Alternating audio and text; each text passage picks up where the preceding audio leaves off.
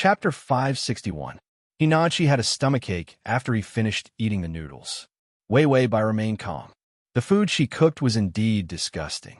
After all, for such a perfect person like her, having a small flaw would make her seem more adorable. Hinachi collapsed and lay down on the sofa. He didn't have time to think about the black material for a while. His mood was not as bad as before. He turned around and saw Wei Wei walking over with a glass of water. He did not know what he was thinking, but he immediately averted his gaze and looked extremely weak. Then, he saw a slender arm reach over and a fair and delicate finger was placed on his forehead. Fortunately, it's not cold. It's not serious. Take some medicine. When the stomachache was serious, the forehead would be very cold. Hinachi stared at her outstretched hand and could not help but look at her. He realized that she was wearing a simple t-shirt. The collar was a little loose, and her delicate neck and exquisite collarbone were exposed. Wei Wei frowned and looked worried. What's wrong? Does it hurt a lot? Hinachi fell silent. He suddenly turned his back to Wei Wei. You can leave. I don't need your sympathy. After saying that, he actually became a little nervous. What was there to be nervous about? He really hated people pointing at him and looking at him sympathetically. After waiting for a while, there was an unusual silence behind him. She really left? Hinachi showed a sneering smile, but his smile didn't have time to bloom. A pair of hands gripped his shoulders and turned him around. Hinachi then saw Wei Wei frowning. There was anger in her eyes as she held the pill and stuffed it directly into his mouth. Hinachi almost choked to death. Wei Wei's hands were nimble. She pinched his chin with one finger and poured a mouthful of water into his mouth with the other hand. Hinachi did not have time to resist and was forced to drink the water and swallow the pill. He coughed. He was so angry that his hair was about to explode. What are you doing? Wei Wei's face was full of anger. Why are you so insensible? Why are you throwing a tantrum when your stomach isn't feeling well? Only a child a few years old would use self-harm to gain attention. Hinachi's eyes were full of lush flames, and his thick eyelashes were trembling nonstop. Who are you calling child? Wasn't this saying that he was childish? Wei frowned. Her fair skin was tinged with a hint of crimson. She lowered her eyes sadly. Nanshi, your brother is lying down. You are the only man in the house now, so take good care of yourself. Don't be willful. Hinachi hated being lectured the most. In the past, to become a singer, his family had to lecture him regardless of whether he knew him or not. Now that he was down and out, someone was actually lecturing him. He reached out and pushed her away, looking at her with an icy expression. Who do you think you are? Do you really think you're my sister-in-law? Who are you to control me? Wei staggered and sat on the ground. She sat there in a daze, but she didn't jump up to confront him in anger. Her long black hair was a little messy and draped over her shoulders. Her fair skin had a clean and clear texture. Her eyes were a little scattered, and she looked at him with a hint of sadness and disappointment. Hinachi was flustered by her gaze. He got up and wanted to pull her up, but when he stretched out his hand, he felt that it was too cowardly. He could only hide it and put his hand in his trouser pocket. Even his words were a little incoherent. My family doesn't acknowledge you at all. Why are you always shamelessly sticking to me? Isn't divorce good? The He family can't give you anything, and you still call yourself my sister-in-law. You're too self-righteous. Chapter 562. He actually wanted her to get out of the He family's mess. Who would avoid him when they saw him? Why was she rushing to her death? She was so down and out that she had to be a hostess. Did she think that she was a superwoman? Wei lowered her head in silence. She couldn't refute him. Hinachi stood there, his tall and thin figure casting a shadow over her. Instead, she looked exceptionally pitiful and lonely. He frowned and didn't know why he felt uncomfortable. You can leave. Don't come back again. He had never liked this sister-in-law. She was just flattering herself. Wei finally moved. She got up from the ground with some difficulty. Then, without saying a word, she picked up her bag. Then, she walked out with light footsteps. Halfway through, she turned back. Hinachi stared at her back view. When he saw that she suddenly turned back, he turned back awkwardly. I'll leave first then. I know that you're in a bad mood, and I'm afraid that you'll do something stupid. Hinachi sneered. There was only coldness on his stunningly handsome face. Wei Wei Bai reached out and put the keys on the table. Then she said softly, "Don't put it under the mattress next time. It's easy for people to find it." With that, she walked out and closed the door. The living room was empty. There was only the ticking sound of the clock that was so calm that it was cruel. Hinachi's upright body slumped. He pursed his thin lips, his handsome eyes drooping. A feeling of loneliness surrounded him. He hated noise, but that didn't mean that he liked a place that was as quiet as a grave. Hinachi turned to look at the door. He turned back awkwardly and couldn't help but mock. "You really think that you're my sister-in-law? I don't care." Besides, she left just like that. It was just a plastic sister-in-law relationship. Outside the door, Wei Wei Bai squatted at the door, holding her forehead. "Is the temperature high?" The system was extremely calm. 38 degrees. Wei Wei Bai, why don't you make it 40 degrees? That would be more convincing. The system retorted, "Do you think you're stock that can rise as you please?" Wei Wei Bai, "I've been out in the cold all night. I've even finished the outline." The system silently took out the earplugs and stuffed them into its ears. Meanwhile, Wei Wei Bai had already started to narrate. "My sister-in-law, who has a beautiful face and a good figure, is kind, gentle, and saintly, worried about her poor brother-in-law day and night and couldn't sleep or eat well. She ran over early in the morning to take care of her miserable brother-in-law. In the end, it was too tiring for her, and she got a fever in his arms. Under the blazing fire, the two of them, no, not even earplugs could stop the host's shameless words. If this had happened in ancient times, this shameless host would have been stuffed 100 times. When it compared itself to its host every day, it felt that it was especially righteous and awe-inspiring. It could even win the Best Moral Model of the Year award. What else could it do with such a host? The earplugs were also in despair. "Wei Wei Bai, too bad Hinachi, that idiot, chased me out, so I had to change my plan. I was so tired that I ended up in front of his house." The system couldn't help but say, "Isn't this a fucking scam?" No matter what, she was still clinging on to Hinachi. Wei Wei Bai smiled sweetly. "Yeah." The system, half an hour after Wei Wei Bai left, Hinachi was pacing around the house. He didn't know what to do. He wasn't in the mood to compose or play the piano. He was afraid to watch the news about his house when he watched TV. He didn't like to play games either. Crossover system. "Adonis, come here and read the at https://www. Sashu.com/crossover system.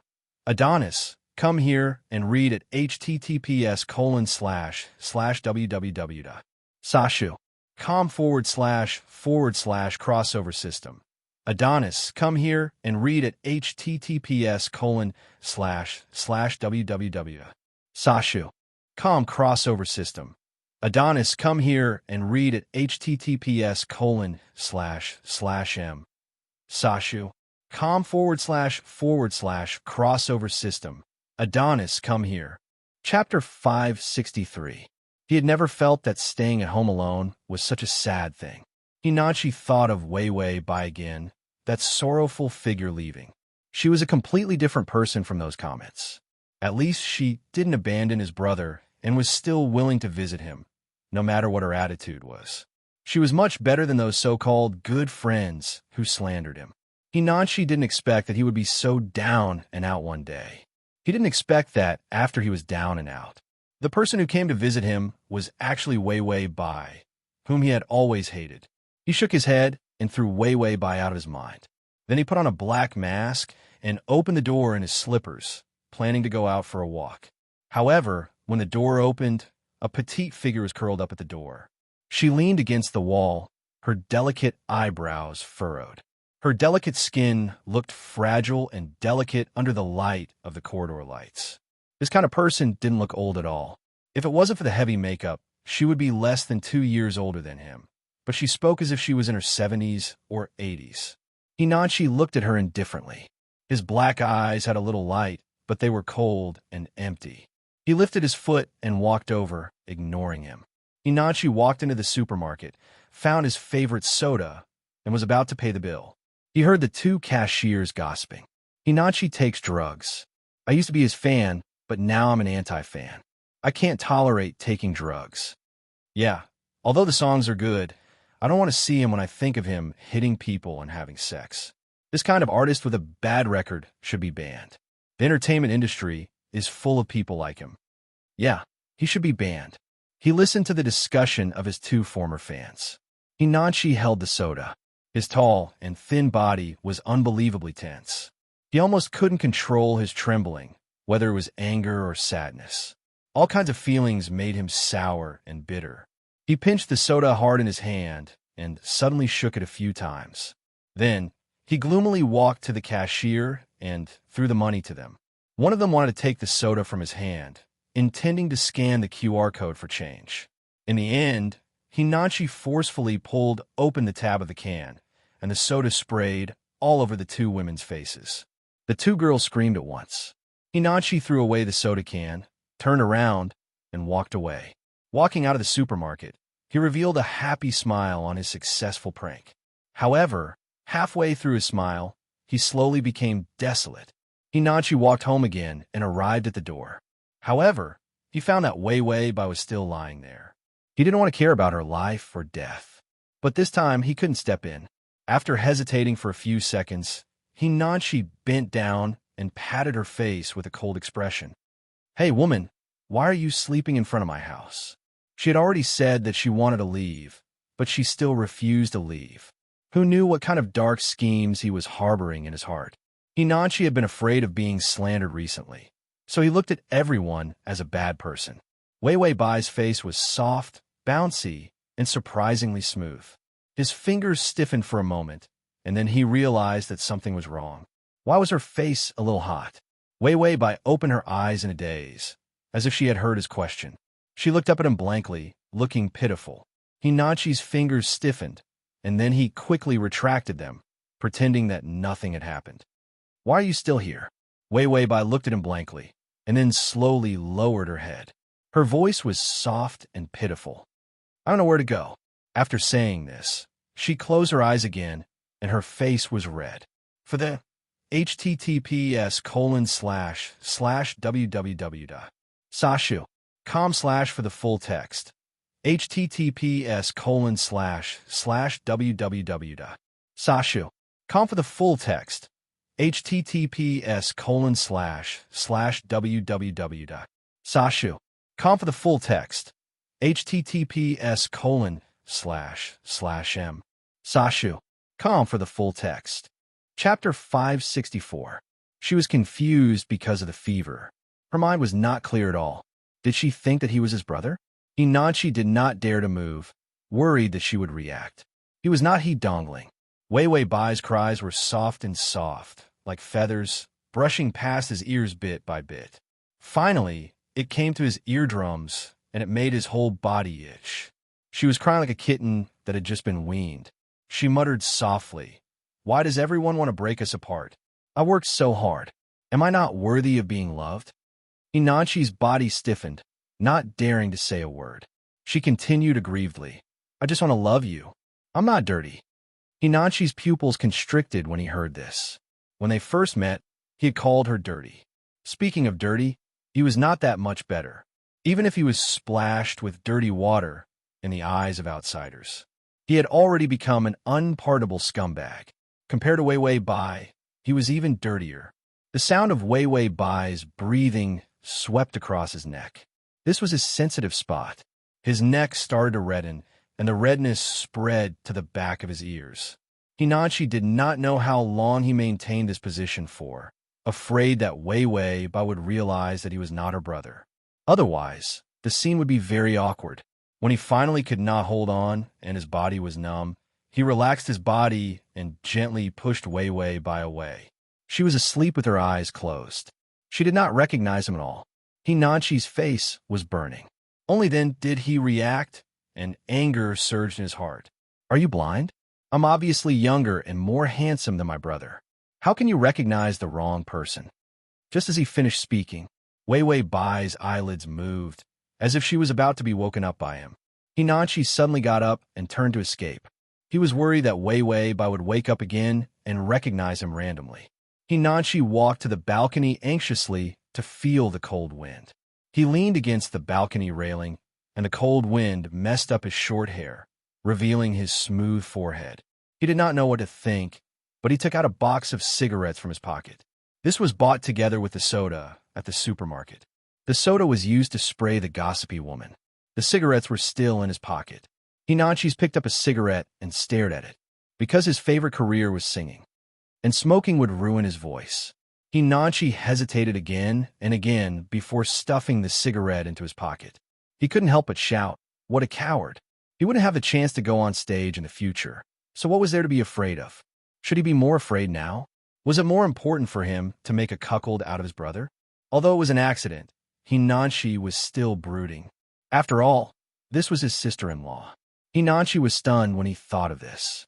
After a long silence, he frowned and said impatiently, "Forget it. Sister-in-law is sister-in-law.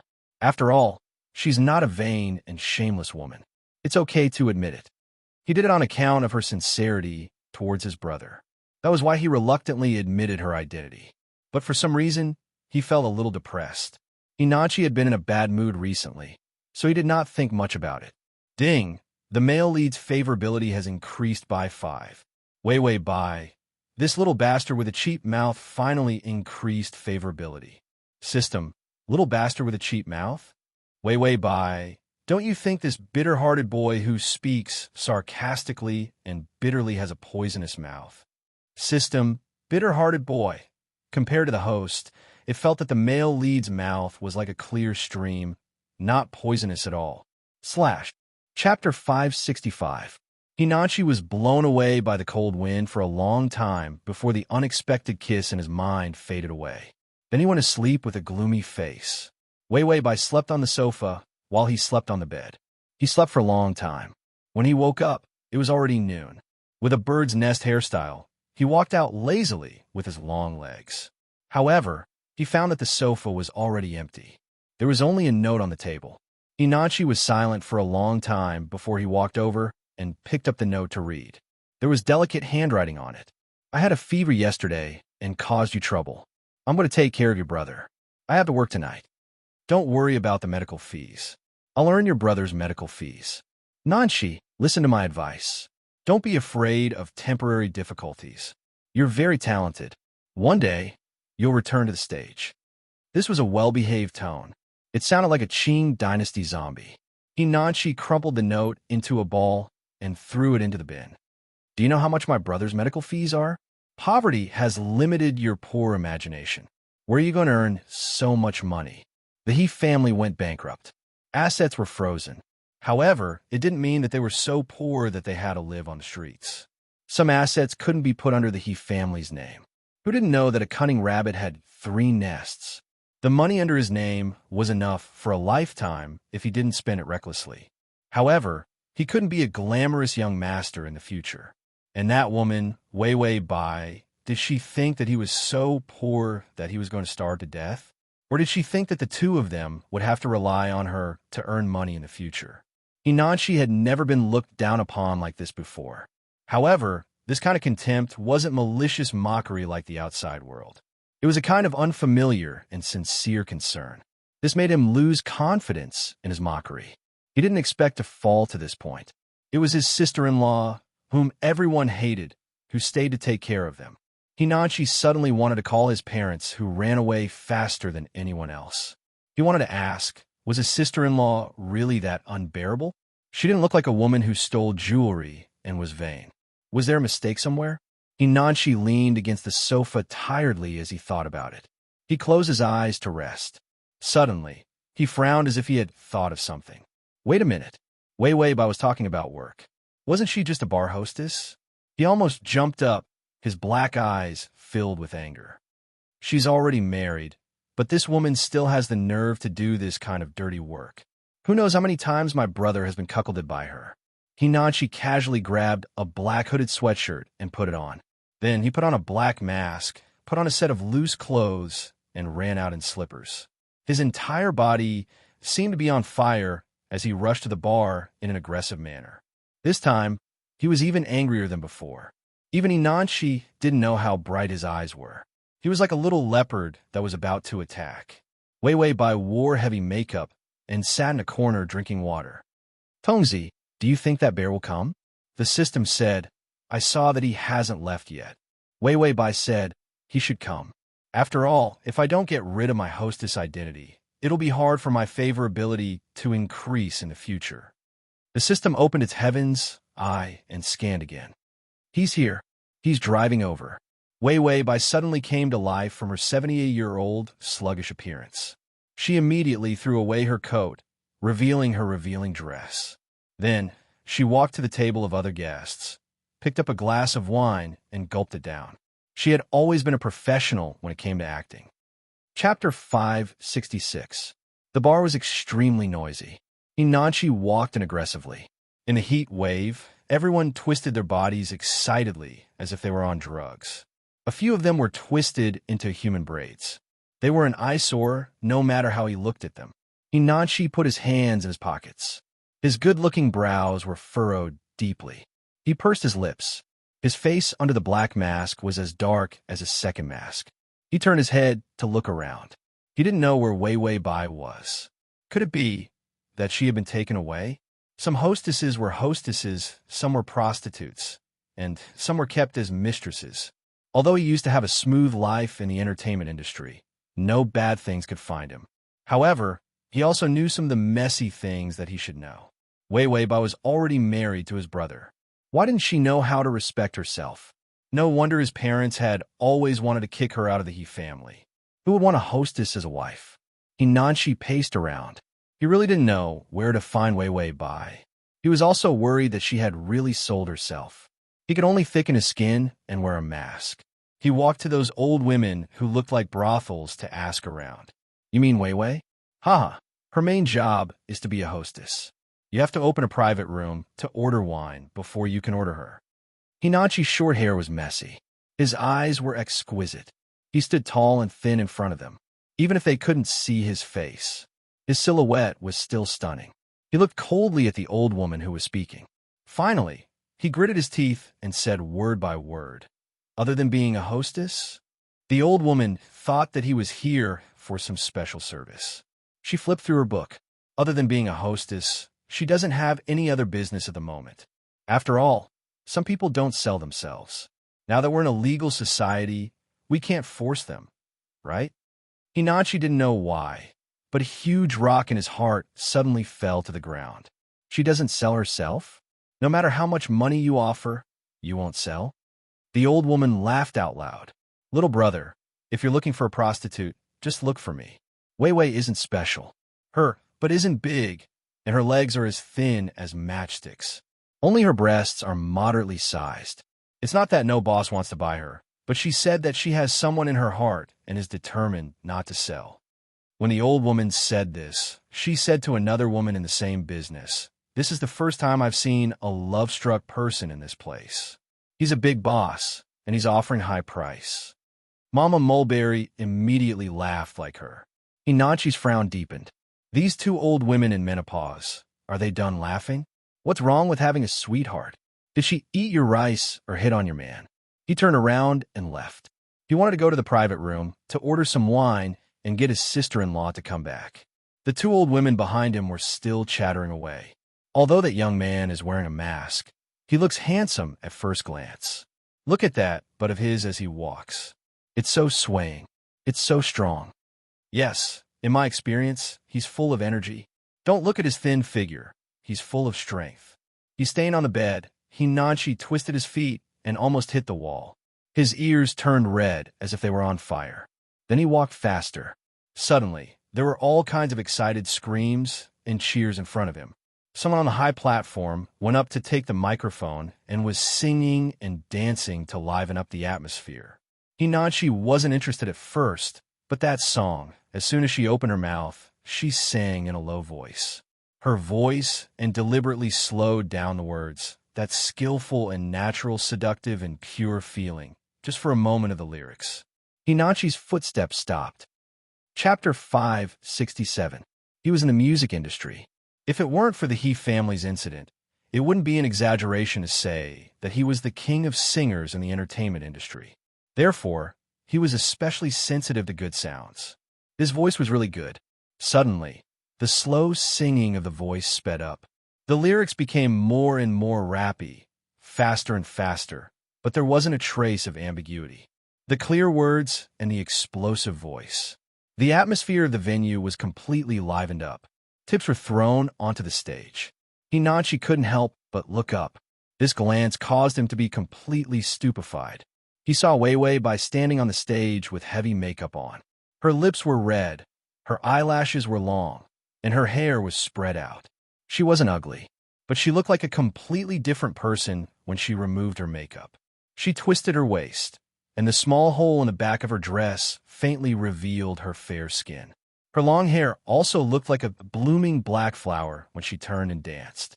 She sang and danced, and her voice was steady, mellow, and beautiful. Every move of hers was hot and seductive. Hinachi had never seen Weiwei Bai like this before. Although the first time he saw her was at a bar, she wasn't this hot then. Later, after she removed her makeup, she took care of dongling with a clean face. She even specially ran over to encourage him.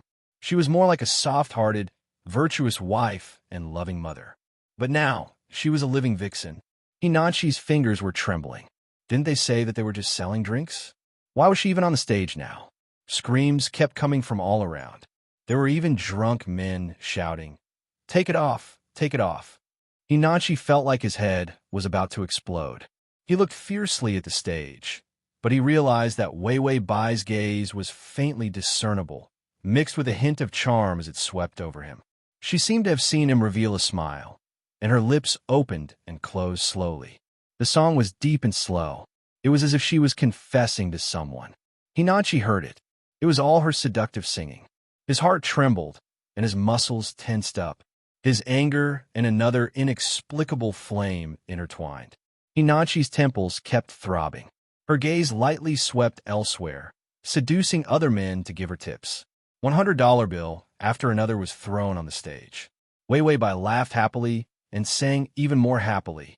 Her dance moves were even more graceful and beautiful. A drunk man next to Hinachi impatiently roared, "Tonight brother will buy you. Let you twist for brother in bed." He immediately looked over and memorized the face of this wretched and stinky man. Then he walked over to the table, picked up a bottle, turned around, and walked a few steps forward until he was behind the man. He raised his hand and smashed the wine bottle on the vulgar man's head. This retaliatory action didn't take more than 10 seconds. Clean and efficient, without a trace of hesitation. The man screamed as blood flowed from his head. Hinachi pushed the man away. Hinachi didn't care about other people's lives and rushed to the stage in anger. Weiwei Bai lifted her leg and did a more difficult dance move. Hinachi just happened to be on the stage. He saw that under her raised leg, there were safety pants under her short skirt, and there was still a large part of her white leg. His footsteps were messed up, and he had difficulty breathing. He felt so uncomfortable that he wanted to tear off his mask. Weiwei Bai. Hinachi wore a mask and shouted in a muffled voice. Weiwei Bai turned her head in confusion. She had red lips, a white face, and long eyelashes. Because of her sweat, her clothes were sticking to her body. That faintly discernible appearance was more impactful than being completely naked. To read the full article phone. Chapter 568. This was his sister-in-law. Hinachi's sister-in-law had actually fallen to the level of coquettishness on stage. What was the point of singing so beautifully? What was the point of dancing so seductively? Was it for those lowly men to fantasize? Was it just for a few notes? Hinachi stepped forward angrily and reached out to grab her arm. Weiwei Bai finally reacted. She dropped the microphone in her hand, and a trace of panic flashed across her eyes. Hinachi's black eyes were filled with irritation. He gritted his teeth and said angrily, "When are you going to fucking stop being cheap? Don't you find it dirty and disgusting to do this work for a few dollars?" Weiwei Bai pursed her lips. Her eyes were watery. She struggled to blink back her tears. She shook his hand forcefully, but found that he was holding on too tightly. "I'm still working. What are you doing? Let go." Weiwei Bai's voice trembled, but her tone was firm. Hinachi sneered, "Work? Do you love this work that much? Sweeping the streets and picking up trash is better than this." You have hands and feet. Do you only know how to sell your body to earn money? Wei Wei Bai's face was pale under the bright lights. There was a kind of sadness that made her lose her soul. Hinachi's heart was stabbed. He turned his head and said coldly, "If you don't leave with me today, don't expect me to acknowledge you as my sister-in-law in the future." He thought that if he said that, Wei Wei Bai would leave with him immediately. But in the next second, his fingers were forcefully pried away by her. Hinachi's heart skipped a beat. He looked over in a panic. He found that Wei Wei Bai was looking at him calmly, but her fingers were clenched tightly. "Go back, Nanshi. This is not a place you should be. You're still young. God, you're still young." Hinachi was so angry that he laughed. She could seduce other men with a smile on her face. When it was his turn, he spoke like a kindergarten Annie. Did he look childish? Hinachi's eyes were burning. His beautiful eyes were so bright that it gave people goosebumps. He strode forward, bending his body, his hand going through her knee, his other hand holding her back. Without any hesitation, he lifted her up by her waist. Wei Wei Bai's entire body was locked in his embrace. Her face touched his chest, and she gasped in pain. His muscles were really tough. Moreover, the lines are perfect, leading to a dress. He was tall and thin, and it was impossible to tell that he had such a good figure. She rubbed her face and said, "Nanshi, put me down. I haven't gotten off work yet. It's too late. You should go back first." Hinachi was so infuriated by this woman that he wanted to vomit blood.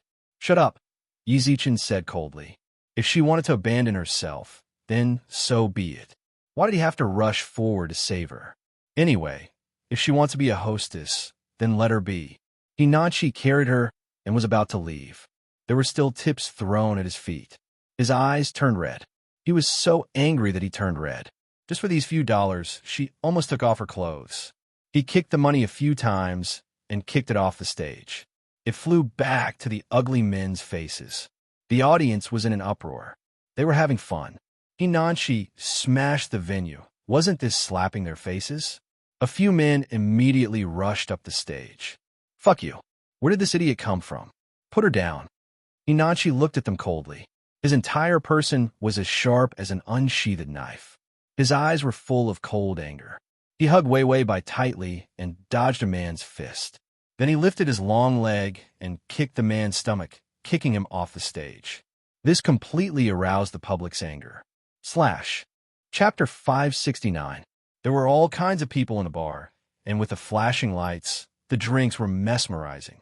This combination stimulated a person's hostility. The people below the stage rolled up their sleeves and rushed up with red eyes, wanting to beat Hinachi, the arrogant brat, to the ground. Hinachi was already in a bad mood, and after being provoked by these people, he kicked them off the stage one by one. He had the aura of a man who could hold back 10,000 men.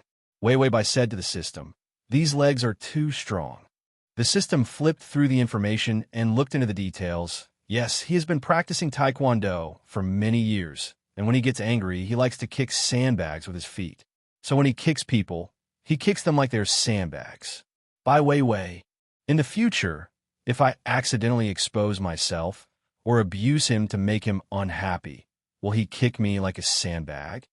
The system said, "It's okay. Beating is a sign of affection, and scolding is a sign of love.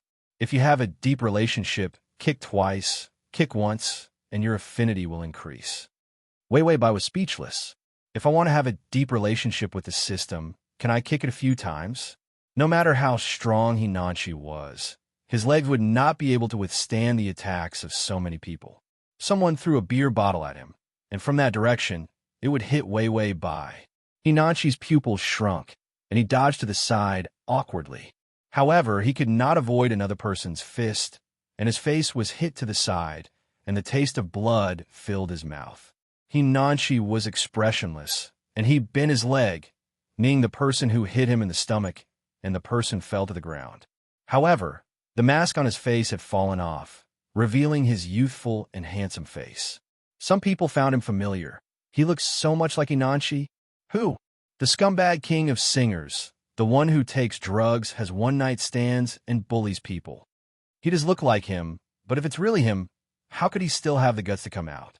Hinachi's expression was stiff and cold. He wanted to pretend to be indifferent, but his body was unable to move. Even Wei Wei Bai pushed him away and left his embrace. He didn't stop her. He couldn't suppress his thoughts and went back to the last time he went on stage. As soon as he opened his mouth to sing, the people below booed. He endured the humiliation and planned to finish the song.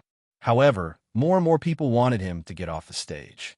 A girl who used to be his die-hard fan ran up the stage with flowers. He thought that he still had supporters and was about to smile. The girl threw the flowers away and threw a rotten egg at his face. "Scumbag, how can you still have the face to sing on stage? Being a fan of yours is a stain on my life." That egg had completely smashed him into a daze. It also completely destroyed his self-confidence. And now, it seemed like the scene from that time had reappeared. The people below the stage cast disdainful glances at him, one after another, informing him one after another. Hey, are you here to see the scum? Hinanshi, the one from the entertainment circle. I used to like his songs. Fuck, it's really him. I thought the news was smearing his reputation. Look at him, he looks like a scumbag." Those people's sarcastic ridicule was like a wave. Hinanshi pursed his lips tightly. He couldn't help but put his hands in his pockets and clench them tightly. A trace of helplessness flashed through his vicious eyes. Although his back was straight, his muscles were still trembling. He was like a child who had done something wrong. In the face of everyone's criticism, he could only stand there blankly, not daring to resist. In the midst of others' ridicule, he wanted to escape, but he couldn't move his legs. Suddenly, a clear, angry shout rang out. "You are the scum. You have an ugly face, a poisonous heart, and a stupid brain. You walk on two legs and look like a human. You haven't learned the quality of a human." Address of the full text: https://www.sashu.com// Download of the full text: https://www.sashu.com. Chapter 570. Hinanshi looked up abruptly, only to see Wei Wei Bai holding a microphone with one hand on her waist and one foot on the stereo. She looked just like a cute shrew. She lashed out at the audience. "You think you're a judge just because you heard some news? What did my brother do to deserve your scolding? Did he commit murder or arson?" "He took drugs," someone bellowed. Wei Wei Bai immediately turned her head, her eyes terrifyingly cold. "Who told you that he took drugs? Did the police, or did you see it?" No one could refute this. After all, they had seen some negative news on the internet and followed the crowd. They had seen that before. Wei Wei Bai pushed her long hair away from her chest. She was no longer as hot and seductive as before. She was like an old hen that only cared about her young, and she began to be aggressive. "You think he took drugs just because you said so? You're better than the police, aren't you? You think you can bully others just because you say so? Have you bullied others to your doorstep? You're all as stupid as pigs. No, even pigs have higher IQ than you. You believe whatever others say? Do you think I don't know what kind of person my brother is? He's kind-hearted and can't even bear to step on an ant. How can such a child bully others? To put it bluntly, you're all jealous of the rich. When you saw his family fall, you rushed up to step on them." Wei Wei Bai held the microphone in her hand and shouted so loudly that everyone within a radius of dozens of meters could hear her clearly. An 18 or 19-year-old composing and singing in fear. For fans, he suffered gastric bleeding. He didn't buy a model or a yacht when he earned money. He used it to build Hope Primary School and donated it to a foundation for the disabled. He didn't create any scandals or persona. He was scolded by you cowards to the International Music Awards. He didn't even get to win glory for the country. Aren't you ashamed? Hinanshi turned to look at her in a daze. Under the lights, her face was sweaty and the cheap cosmetics were a little smudged. Her black eyeliner had faded and her lips were not as red as before. But her eyes were clear and bright. Her thin and weak body rushed to the front of the stage. She blocked him. She defended him. Hinanshi blinked strenuously. His eyes were a little sour. He didn't know what he was feeling, but he seemed to have been waiting for this moment for a long time. Every time someone scolded him, He hoped that someone would stand on his side and go against the world. She had to speak up for him. Ding!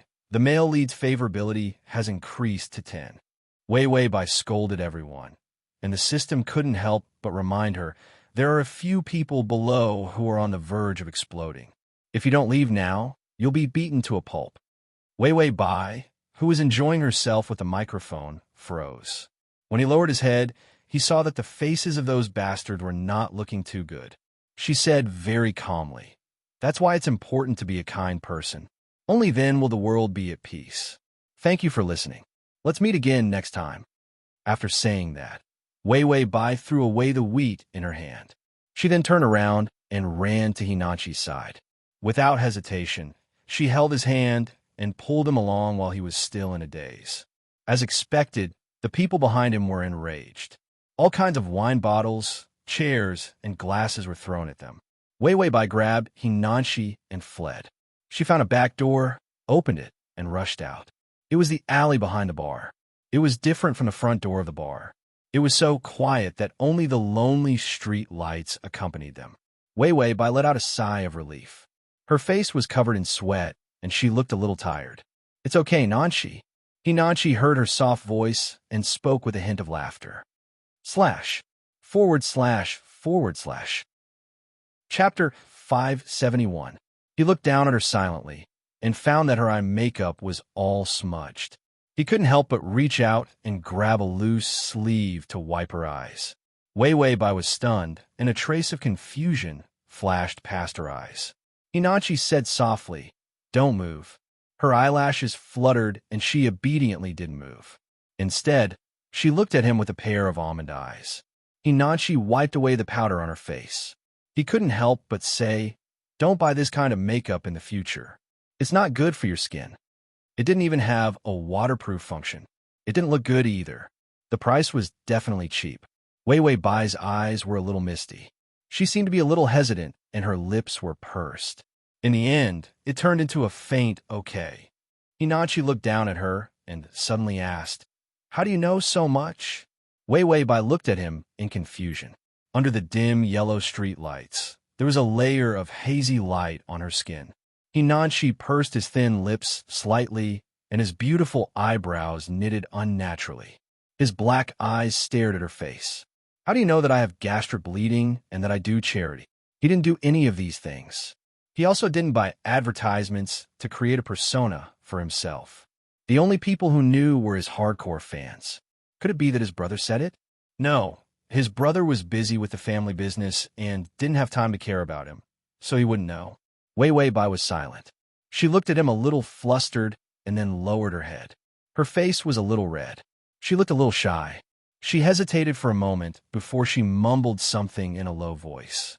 The quiet alley and the estimated street lights shrouded them.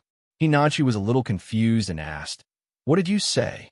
Bai Weiwei raised her head and quickly swept a glance at him.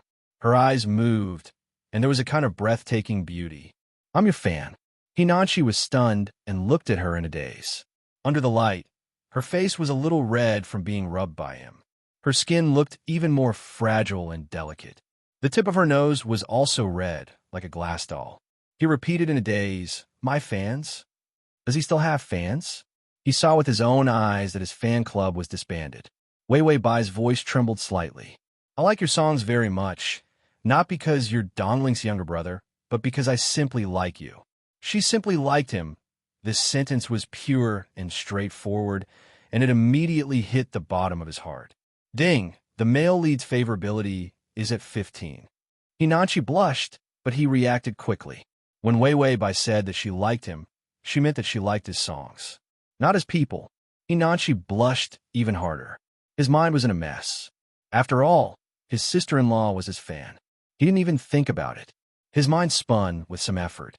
In the past, when he saw his own fans, what should he do to not feel awkward? Hinachi said after a long time, "Do you want me to give you an autograph?" When Wei Wei Bai heard this, she couldn't help but laugh. Halfway through, she was worried that he would feel awkward, so she could only suppress her smile. Her eyes were full of smiles as she said sweetly to him, "Okay." Hinachi's breathing was disorderly for a few beats. His eyes trembled a bit before leaving her smiling face. He didn't know what was wrong with him. His heart was beating very fast. Hinachi instinctively didn't want to think too deeply about it. Suddenly, his phone rang. Hinachi reached out to get his phone, but halfway through, he remembered that he had already turned off his phone at home. He looked up. He saw Wei Wei take out a random smartphone and answer the call. The ringtone was "Sunny Day That Loves You." It was a song that he had composed, and it was also his favorite song. It had been a ringtone for many years. He didn't expect that Wei Wei also liked to use this song as a ringtone. Chapter 572. The smile on her face faded bit by bit, and her tone softened. Dad, this was Wei Wei Bai's father. Hinachi didn't know much about Wei Wei Bai, especially her family. He didn't know what to feel, but he couldn't help but strain his ears to listen. However, he saw Wei Wei Bai turn around and take a few steps forward to distance herself from him. Hinachi looked at her lonely figure. With her back to him, her slender shoulders were tense and trembling. He couldn't help but frown and take a few steps forward. Finally, he heard her soft and gentle voice. Dad, you know my situation. I know that my brother just started university and needs money, but the He family situation, no, I mean next month. Next month, I can send home my salary from the bar. Can I keep some of it this time? Dongling is still lying in the hospital. I want to help. Nanshi is still young and needs living expenses. What the hell? Young? He was 19 years old and still young. Hinachi's footsteps stiffened as he heard her careful conversation with her father. For a moment, his mind was noisy. He felt sad and touched. Even if this woman was stupid and didn't cherish herself, why did she come to drink with him when she couldn't do anything else? But at least she didn't run away just because they were bankrupt. Wei Wei Bai was still trying to fight for living expenses. Dad, I really need money. I don't mean to ignore my brother. I'll support him. The phone in her hand was suddenly snatched away. Wei Wei Bai was shocked. She turned around and saw Hinachi looking at her with a gloomy expression. He roughly knew her status in the family just by listening to a few words. Which daughter would be so humble in front of her father? Moreover, she had a useless brother who was already in university but still needed his sister to support him. Hinachi's mind immediately outlined a strange family that favored boys over girls. He put the phone to his ear and heard a scolding voice coming from the other end. What do you mean? It's fine if you send back so little money every time, but you don't want to send it this time? In Hinachi's dark eyes, a flame of anger ignited. What's so good about the He family? Didn't they go bankrupt? When they weren't bankrupt, their family didn't acknowledge you at all. Didn't your mother-in-law make all the companies reject your job and force you to be a bar hostess?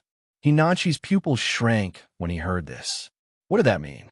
He suddenly looked over and found Wei Wei Bai standing beside him anxiously. Her face was red, and her eyes were red. She looked at him pleadingly with tears in her eyes. He seemed to want to reach out and snatch his phone back. Hinachi reached out with one hand and easily grabbed her wrist. It restrained her from snatching the item. However, the cursing on the other end of the phone did not stop. What's the point of me giving birth to you and raising you? You can't even afford to raise your younger brother. Anyway, you're already a hostess and you're not innocent. What's the point of being a whore and having a chastity? You might as well be a complete whore. This sentence meant that he wanted her to sell her body. Hinachi's mind was a little blank. When he came back to his senses, he could no longer suppress his irritation and anger. What did you say, old fart? The old fart on the other end of the phone was stunned. Who are you? Where's my daughter? Hinachi was so angry that he laughed. He squeezed the words out from between his teeth. Yo, those who know clearly know that she's your daughter, but those that don't would think that you're forcing her into prostitution. What did you ask my sister-in-law to do just now? Be a whore. Chapter 573. You can search Transmigration System, Adonis. Come over to search book www.sashu.com on Baidu to find the Be a Bitch, these 3 words. It was like a burning brand. Every word rolled across the tip of his tongue. All of them were burning with intense pain. Hinachi's eyes were red with anger. Wei Wei Bai is already married into our family. She's part of our family. Who are you to order her around? You're Wei Wei's brother-in-law? Why are you interrupting when I'm lecturing my daughter? I'm still your elder. Hinachi retorted sarcastically. He directly raised the flag of the remnants of feudalism and vividly displayed the feudal ideology of the old society. Your daughter married into the He family. She has nothing to do with your family. She was born a member of the He family and will die a ghost of the He family. The old man said, Ew, Hinachi said. Are you stuttering? Do you know the situation of the He family now? We owe tens of billions. As my sister-in-law, Wei Wei buys at least 5 billion in debt. You insist that she's your daughter. Fine, the father will pay the daughter's debt. Tomorrow, I'll go to your house to collect more than 1 billion in debt. 5 billion? This unfilial daughter owes so much money. Don't call me in the future. With that said, the other party hung up. This was the first time Hinachi had seen such an outrageous father. It was an eye-opener. Wei Wei Bai finally broke free from his hand and reached out to snatch her phone. She anxiously put the phone to her ear and hurriedly explained, Dad, don't be careful of what Nachi says. He's a child who likes to spout nonsense. I'm hanging up. Wei Wei Bai frantically tried to call him again. Hinachi reached out and snatched her phone away. He threw on the floor and raised his foot to stomp on it. Crack! It broke. Wei Wei Bai looked up. She was finally angry. Hinachi, why did you smash my phone? Hinachi put his hands in his pockets. His posture was a little slack. His face was dark. Why do you still acknowledge those vampires as your family? I've never seen such a father. A father who let his daughter be sold. He was worse than a beast. Wei Wei Bai was so angry that she was trembling. Even if he isn't, he is still my father. Hinachi could not understand. What kind of family was this? This must be a vampire and a leech. Hating iron for not becoming steel, Hinachi's heart was filled with a sense of powerlessness. He snorted. It's just a cell phone. I'll compensate you with 10. Wei Wei Bai's eyes flashed with a trace of disappointment. It's not the phone's problem. It's my dad who will misunderstand me and kick me out of the house. Hinachi did not understand why anyone would want to return to that kind of family. He pursed his thin lips and looked at her coldly. Suddenly, he turned around and said through gritted teeth, Up to you. If you want to go back and be exploited and sold, that's your problem. Just consider me a busybody. When he turned his head, there was a hint of grievance in his eyes. Unbearable emotions were rolling in his heart. His good intentions were treated as ill intent. He had only taken a few steps when a corner of his clothes was grabbed and pulled. Hinachi suddenly stopped in his tracks. Her calm and gentle voice came from behind him. I have nowhere to go. Hinachi was a little confused. Nowhere to go. Bai Wei Wei's flat, but suppressed, voice continued to sound. Nanshi, I'm different from you. Since you were young, everyone doted on you and loved you. Even if you're in dire straits now, you still have a home to return to. Although his brother was in a vegetative state, his parents had run away. However, this was all temporary. To Hinachi, the He family was not broken up yet. There was still a place he could return to. To the save button. Chapter 574. Her voice was trembling. But I don't. Of course, I know that my parents don't treat me well. They like my younger brother more, but that's the only place I can go back to. Nanshi. Hinachi was flustered. He pursed his lips tightly, and his face was pale. Don't you still have a He family? She was already married to his brother, wasn't she? Wei Wei Bai fell silent. Hinachi finally reacted.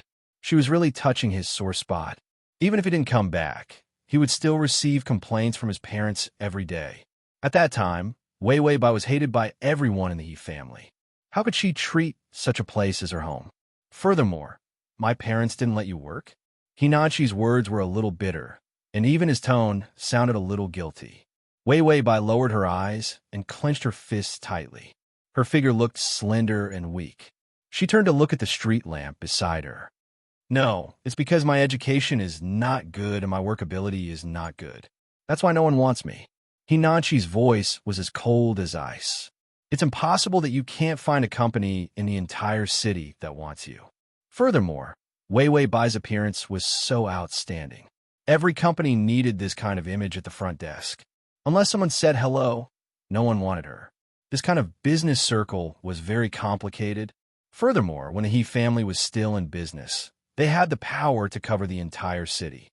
With a call, Wei Wei Bai was blacklisted. Which company, big or small, dared to hire her? Hinanchi was so angry that his liver hurt when he thought of these dirty things. Wei Wei Bai just smiled. Her smile was indescribably helpless, as if she was already used to such treatment. Bun, soft bun, super soft bun. Hinanchi had never seen such a soft bun. She deserved to be bullied to death. Didn't she know how to resist? Hinanchi had a fiery temper, so when he saw Wei Wei Bai's gentle and weak personality, he felt extremely uncomfortable. He turned around and left, saying fiercely, "You're so easy to bully. You're such a big idiot. If you're being oppressed by your weird parents, you should just take it back." Even if he was hated by his parents, there was still his older brother. He could grab hold of his older brother's heart and then fight back. Would she become an evil daughter-in-law? Hinanchi thought of how much she had been bullied. The more he thought about it, the angrier he got. The more he thought about it, the more he felt aggrieved for her. He turned around fiercely, his eyes as fierce as a wolf cub's. There was no sign of Wei Wei Bai behind him. He walked quickly and thought that she had been following him, so he did not look back. In the end, where was he? Hinanchi panicked in his heart. He immediately spread his feet and ran back the way he came. The streets in the middle of the night were extremely cold. A few drops of rain fell on his hair, and then more and more rain fell. Hinanchi couldn't care less about shielding himself from the rain. He pursed his lips tightly and ran around with his body dripping wet. Wei Wei Bai? Wei Wei Bai, where did you go? She couldn't have returned to that weird family of hers and been bullied by her parents, right? Hinanchi panicked and shouted, "Sister-in-law." Amidst the sound of rain, a weak reply was faintly discernible. Hinanchi's ears were sensitive, and he immediately heard it. He turned around and saw a weak figure squatting in the corner in front of him. He rushed over and found Wei Wei Bai squatting in the corner. The rain fell on her body. She buried her head in her knees and shivered all over. Hinanchi's expression was tense. He gritted his teeth, took off his coat, and put it on her. He also put the hood on her. Then he reached out and carried her in his arms. He ran forward in the rain. The person in his arms seemed to be frightened. Her body trembled.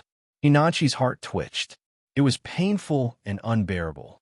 He swallowed the sourness in his throat and said, "I went too far just now, but you really are easy to bully." Wei Wei Bai, Hinanchi's voice, clearer than the rain, sounded again. "So if anyone bullies you in the future, you can tell me. I'll help you bully them back." He hesitated for a moment before saying, "Who told you to be my sister-in-law?" Ding! The male lead's affection has increased to 20. Chapter 575.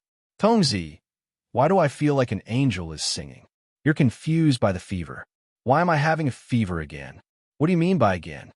Are you talking about the time you put the thermometer in the cup? At most, you're just having a fever. The above was Wei Wei Bai's daily conversation with the system. She only remembered in a daze that she seemed to have messed around with Hinanchi at the bar last night. Then, they were drenched in the rain for a while before they managed to get a taxi home. Then, she had no recollection of it at all. Did Hinanchi do XXO to the unconscious me? Stop. No, nothing at all. You took off your clean clothes yourself and put them on yourself. Then, you climbed into bed yourself. It has nothing to do with your brother-in-law at all. Don't try to frame him. Wei Wei Bai rubbed her temples. Because of the fever, her heart was throbbing. She sighed. I thought that teenagers who have just passed puberty would be more impulsive. Last night, I acted like I was wet and seductive, but he didn't react at all. System. Wet and seductive. Last night, the host had a fever and didn't know how frighteningly red her face was. Hinanchi was so scared that his face turned pale. He fed her medicine and ran to the clinic to give her an injection. Who would be in the mood to be impulsive after such a long time? Wei Wei Bai's limbs were sore and weak. It was a feeling of weakness that was unique to sick people. She sat up with difficulty and was about to get off the bed when she realized that the door was open. Hinanchi walked in with a tray of food. When he saw Wei Wei Bai's feet just touch the ground, he immediately frowned and his heart skipped a beat. He put the tray on the table and rushed in front of her. Your fever has just subsided. Have a good rest. After saying that, he bent over, held her feet, and put them back on the bed. Then, he pulled the blanket over her. His series of actions were very smooth and nimble. Wei Wei Bai had long realized that Nanshi was a very efficient person. Everything he did could only be described as fast. Therefore, she did not notice that when Nanshi grabbed her leg, his fingers stopped trembling for a moment on her ankle, as if he was feeling the delicate sensation of her skin. Nanshi passed the porridge to her. "Just eat some. I don't have an ani now. I'll call and hire another one in the afternoon. Even if you don't like it, you should eat some." Wei Wei Bai took the bowl and looked at him deeply. Nanshi was a little embarrassed to look away. She couldn't help but smile, and her eyes curved up. She actually looked happy and cute. "Thank you, Nancy." Nanshi's face was tense as he humphed. After a long while, he said, "We're on the same side. There's no need to thank me." This was an acknowledgement of her sister-in-law's position. After finishing the porridge, Wei Wei Bai fell asleep again. She had to rest well to have the energy to attack. She was very open-minded and continued to rest. When Nanshi came in after putting the bowl away, he saw Wei Wei Bai sleeping. In the morning light, a layer of golden light shone on her fair face. Gentle and pretty. He suddenly thought of the night before, when she sang and danced confidently on the stage, even if it had a vulgar and noisy feeling that was unique to that occasion. But her voice still penetrated his eardrums clearly. It brought a terrifying and stunning feeling. Nanshi knew that his strength was in composing. Although his singing was good, it was still inferior to Wei Wei Bai's impactful voice. She had such talent. She was actually buried in a bar. Thinking of her family background, Nanshi directly faced the difference in starting points between people for the first time. // Chapter 576. He was able to live a smooth life in the He family and become a little king of singers in the entertainment industry. She, on the other hand, was struggling to make ends meet. She had nothing. Nanshi's heart softened. For the first time, he had a feeling of understanding toward someone. At the same time, another kind of inspiration suddenly surged into his mind. Ever since he was scolded off the stage, he had no inspiration to compose. Today was the first time he had the inspiration to write a song. Another connected room in his room had been transformed into his music room. Nanshi walked in and sat down in front of the piano. He then began to compose a tune with the piano. Gentle melodies were written out one by him. Surprisingly, it was smooth. During this time, he came out and opened the door to let in the cleaning and cooking ants he hired. Then, he continued to compose. Wei Wei Bai woke up in a daze and asked, "Why do I hear an angel singing again?" The system said the male lead is composing a song. Wei Wei Bai strained his ears to listen. He vaguely heard a few gentle melodies from the music room. "It's quite nice. What song is it?" The system stretched its eyes and looked. It's a song based on you." Wei Wei Bai was excited. He slapped the bed and said, "The restlessness of adolescence. He even wrote a song for me. Will 100 favorability be far away?" The system said, "The name of the song is My Sister-in-Law Who Is Like a Loving Mother." Wei Wei Bai was speechless. The system said cheerfully, "Actually, the favorability of kinship can be farmed. Look, the brother-in-law and sister-in-law are like a loving mother and filial son. It's so great." Wei Wei Bai listened and felt that it made sense. Do I have to put on the airs of an old mother and get along with Nanshi, this good boy? The system said, "Of course you can. The highest score for kinship is 90. If you work hard, you might reach 90 easily."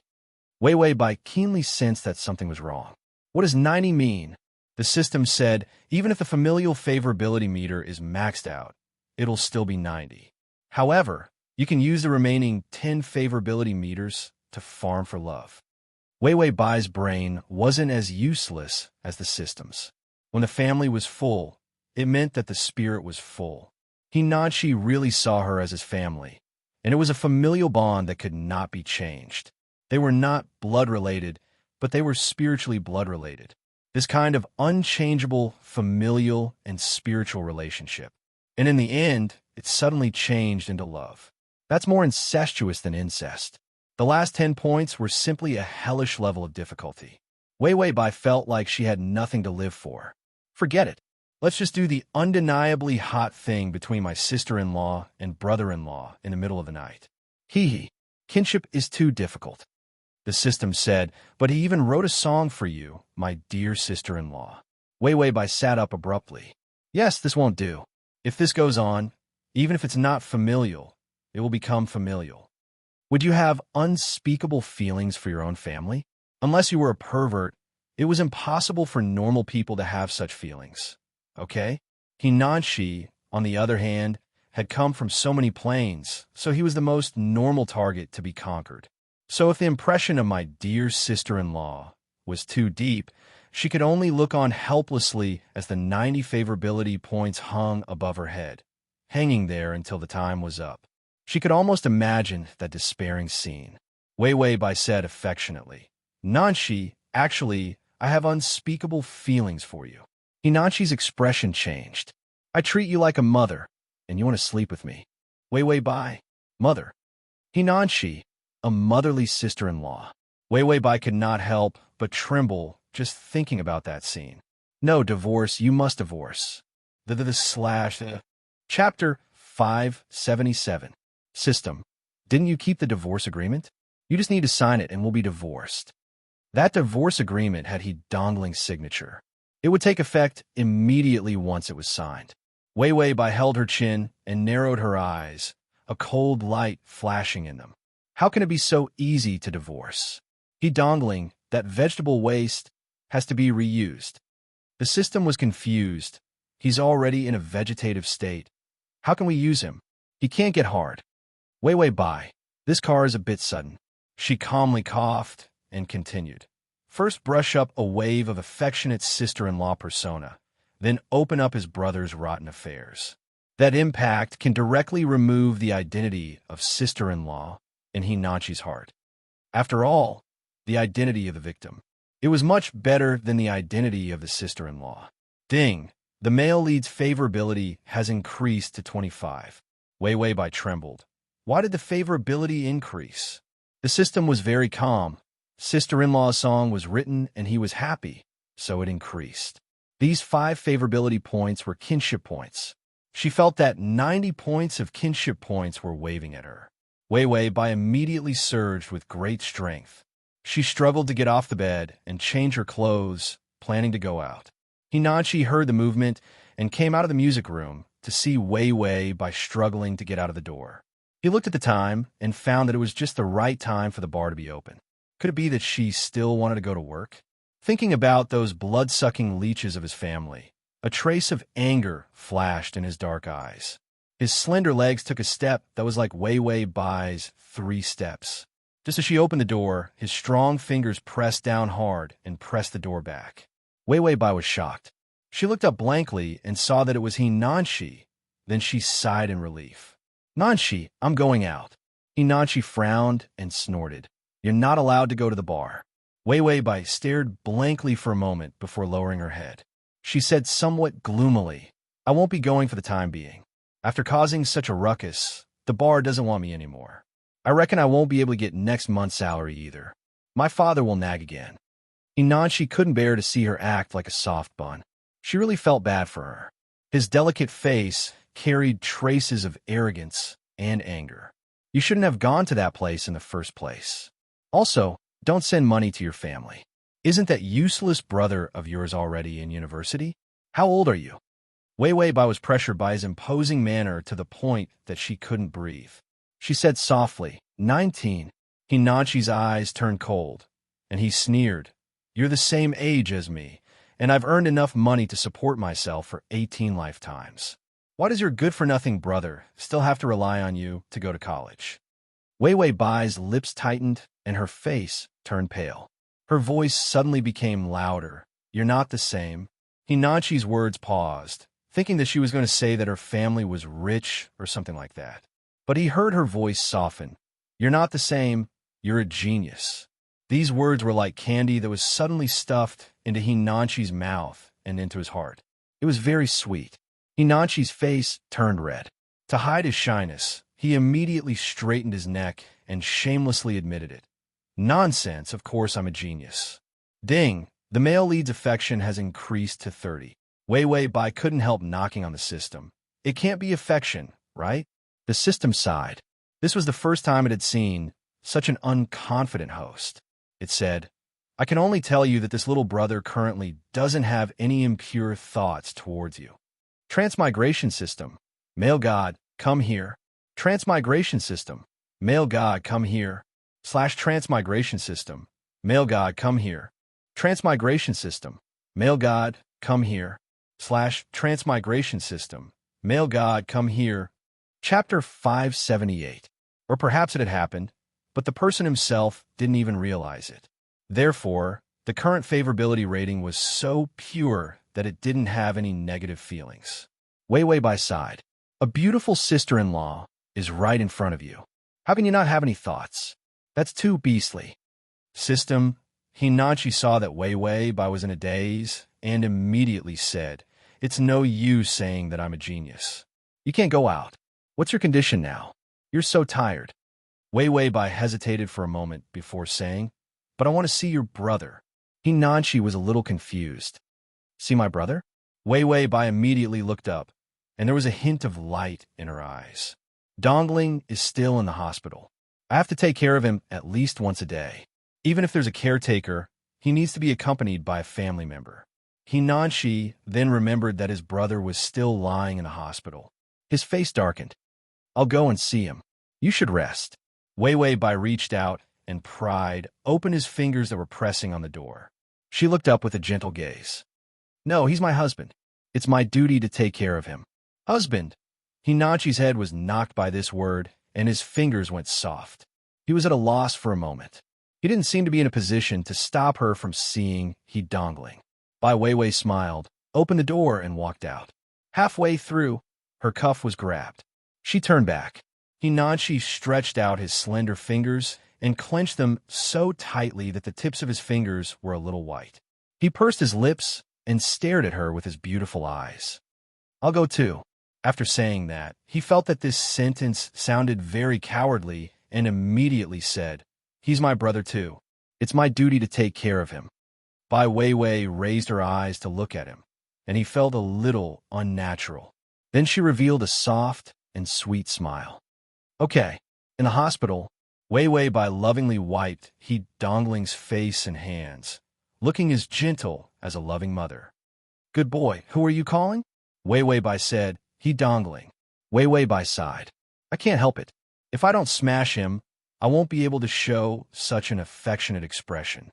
No matter how bad my son is and how much I want to strangle him, I still think he's cute. Cute. Weiwei Bai looked at he Dongling with an even more benevolent expression. The system shuddered as goosebumps appeared all over its body. Hinachi felt that he was unnecessary. He sat at the side and watched with a cold expression as Weiwei Bai wiped his brother with a gentle expression. What right did his parents have to dislike such a good sister-in-law? They did not despise the poor and love the rich. They even went through thick and thin together. If it were him, he wouldn't even be able to wait for it. Hinachi stopped this idea and continued to stay with a black face and a thick face. He should be happy that his brother had such a good wife, but he did not know why he was holding back his anger. Weiwei Bai gave a lot of instructions to the nurse and then said to Hinachi, Let's go to the doctor and find out more about your brother's condition. Hinachi sighed in relief and nodded immediately. He did not know why he felt so suffocated in this room. The two of them went to the doctor, and the doctor nagged a lot. Hinachi was distracted again. He could not help but look at Weiwei Bai. She listened attentively without a trace of impatience. Her side profile was gentle, her eyelashes were long, and her beautiful eyes had a few traces of moisture. Hinachi looked at her, and his gaze deepened. He suddenly stood up. Weiwei Bai looked at him in surprise. Hinachi said with a cold expression, I'm going to the toilet. With that said, he left. He was a little upset and did not know why. He walked to his brother's ward unknowingly. Before he entered, he heard a familiar woman's voice coming from the room. Bastard, you became a vegetable just like that. Have you ever thought about my feelings? When you slept with me, you were so lively. Now, You're like a dead person. Slept with me. Hinanchi froze and then stretched his head out to look. In the end, he saw his father's little lover lowering her head and kissing his brother. Hinanchi felt as if a bolt of lightning had flashed over his head. Nanchi? Wei Wei Bai's voice came from behind. Hinanchi felt as if 10,000 bolts of lightning had flashed over his head. Is at https://www.sashu.com/ Chapter 579. His face flushed red, and his body was as stiff as a rock. He forced himself to say, "I'll let go now." Him pressing down like this was simply the action of a hooligan. Hinanchi let go of her hand awkwardly and then took a few steps back. His face was red, and so were his ears. His legs were weak, and he felt that the ground he was stepping on was not solid. It was as if it would collapse at any time. The sound of the high heels was also far away. Hinanchi knew that he should relax, but he didn't know why, but he felt even more nervous. Wei Wei Bai frowned and asked worriedly, "What's wrong? Are you not feeling well? Your face is red." Hinanchi reached out and quickly rubbed his face. "Red? It's not red, right? The weather is a little hot. Ha ha." Wei Wei Bai heaved a sigh of relief. "It's good that you're fine. Your brother's ward is next door. Why did you drag me here?" After saying that, she was about to open the door and leave. But Hinanchi's extraordinary hearing was activated again.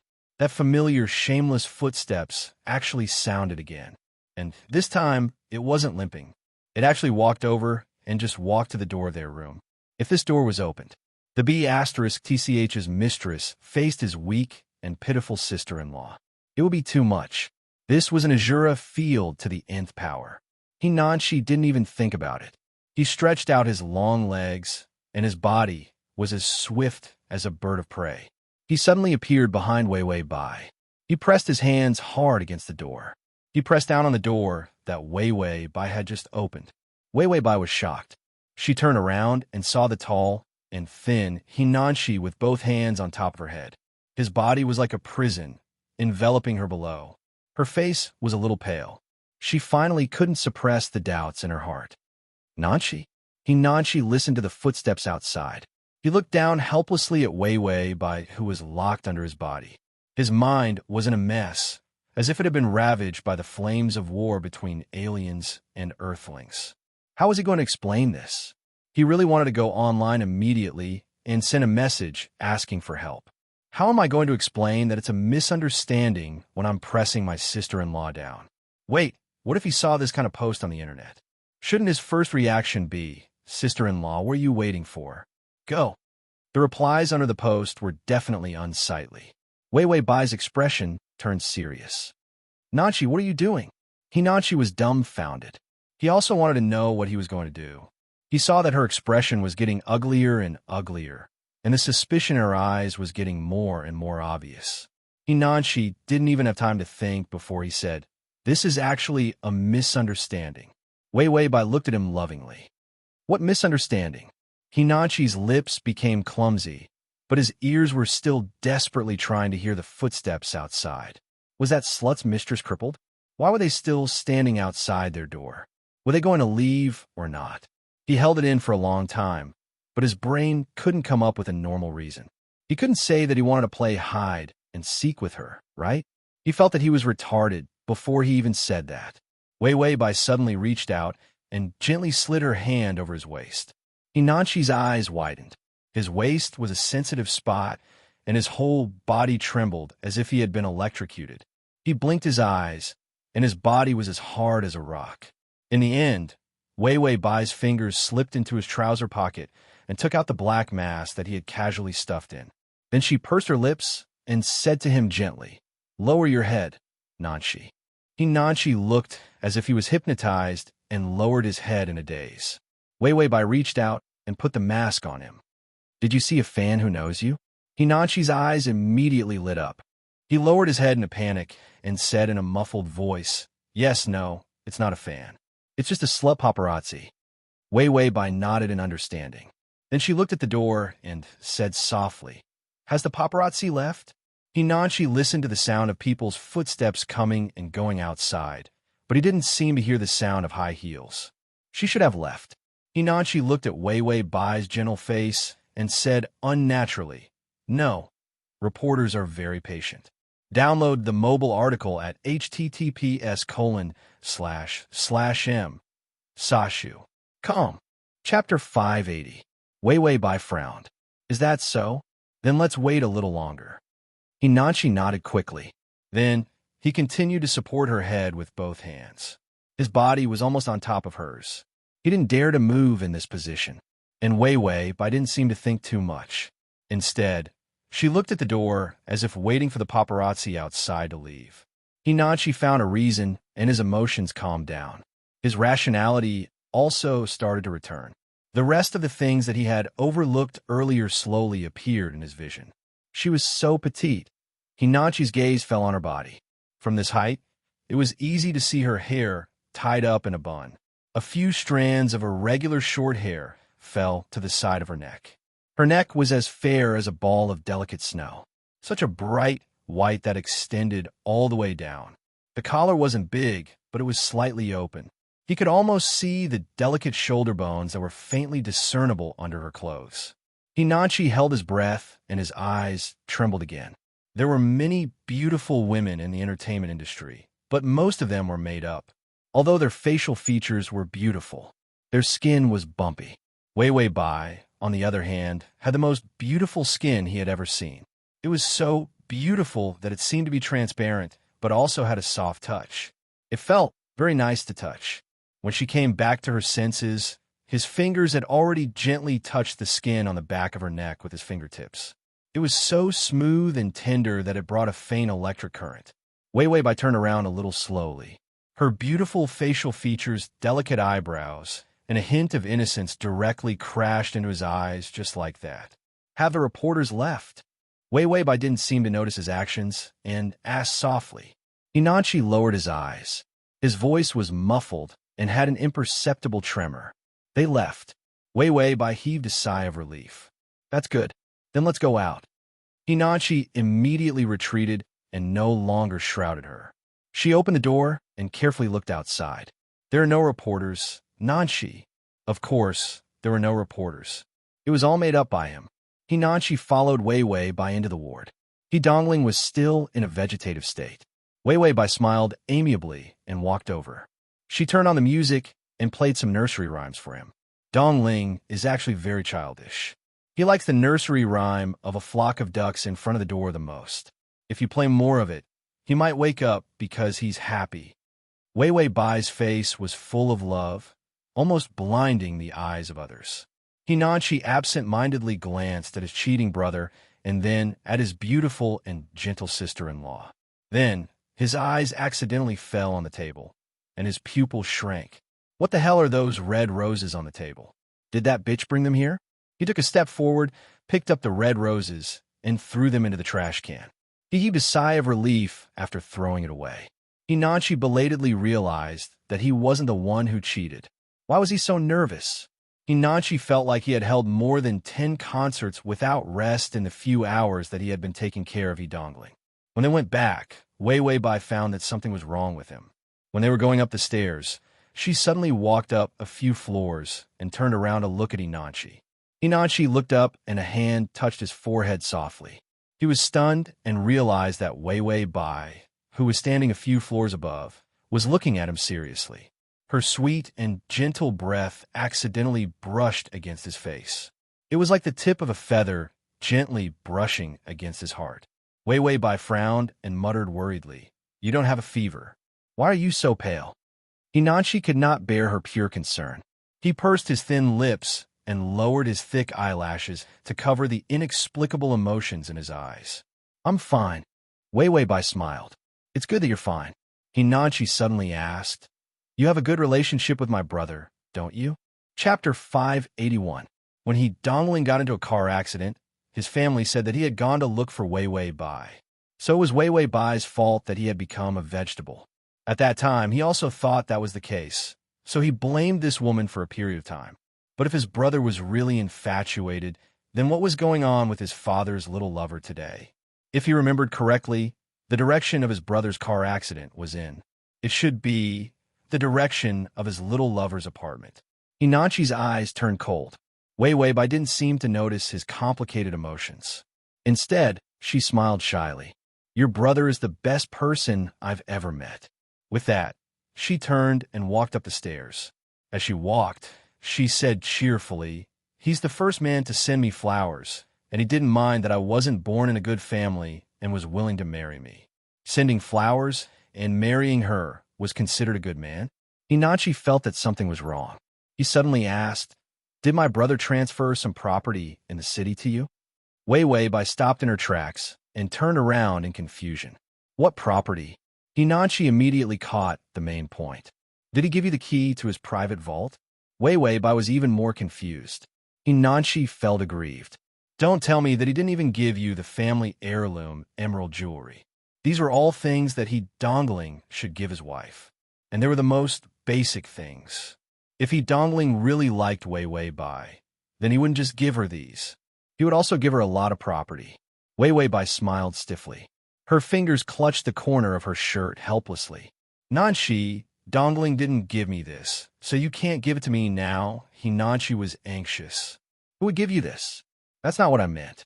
Did she think that he was going to snatch her money? Hinachi furrowed his brows fiercely. His eyes were filled with fire as he said, my brother, if he doesn't give you anything, how is he treating you well? He hadn't said that out loud yet. Wei Weibai softly said, love can't be measured by money. Although Dongling has never given me money, he is indeed very gentle to me. How much was gentleness worth? Who didn't know how to say a few sweet nothings? Hinachi curled his lips coldly. A good man is willing to spend money for you. Those who were unwilling to spend money were scumbags. Wei Weibai added, sometimes, when I was bullied, he would secretly comfort me. Just thinking about it warms my heart. Hinachi felt a chill in his heart when he heard that. Fuck, his woman was being bullied. He immediately kicked the man until half of his body was paralyzed. What the hell was she secretly comforting him for? It was normal for a man to bully someone in front of them, fight back and fight back. Those who couldn't do it were definitely the scumbags of scumbags. Wei Weibai's tone was light. Although he has never given me money or accompanied me to buy things, and is often so busy that I can't see him, and likes to not return home at night, I know that he is busy. I am very considerate of him. He didn't give her money. He didn't give her anything. She couldn't see him, and he didn't return home at night. Was this her husband? This was practically a missing person.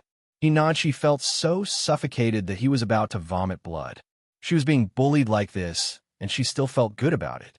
Wei Weibai continued, so, Dongling became like this because of me. I will take care of him for the rest of my life. Even if I have to sell my blood, I will not let him have a bad life. They were already at the door. Hinachi reached out to open the door and stared at her for a while. His expression was tense, as if he was about to explode and beat someone up at any time. // Chapter 582. When Wei Weibai woke up, she saw that the favorability had increased again. She was worried that it was affection. She yawned and opened the bathroom door, only to see Hinachi nervously scrubbing underwear. Hinachi and Wei Weibai looked at each other. Wei Weibai was the first to react. She was like a small animal, carefully retreating. She was worried that she would scare Hinachi. You woke up so early, Nanchi. You can use the bathroom first. After Wei Weibai finished speaking, she gently closed the door. After closing the door, Wei Weibai's smile changed. The restlessness of adolescence. System, is the host's brain filled with yellow waste? How could she immediately understand what he meant by washing his underwear in the morning? Can't he pee in his pants? Wei Weibai was like a worm in the system. If he pees on the bed, he'll be washing sheets. System, that makes sense. When Hinachi saw that the door was closed, his body stiffened for a long time before he came back to his senses. He pursed his lips, took out the underwear that was half washed, and continued to wash it. As he washed, his ears turned red again. It was a burning red that couldn't be cooled down. Beast. He suddenly scolded himself. How could he have such thoughts? He was simply inhumane. After breakfast, Wei Weibai took out a stack of bar recruitment slips. Hinachi saw it and immediately snatched it. What is this? There are all kinds of deceptive words on it, such as free food and lodging and easy job, coupled with a naked girl who was clearly sticking to him. Hinachi was so angry that his eyes turned red. I can't go back to the previous bar, so I plan to find a new job.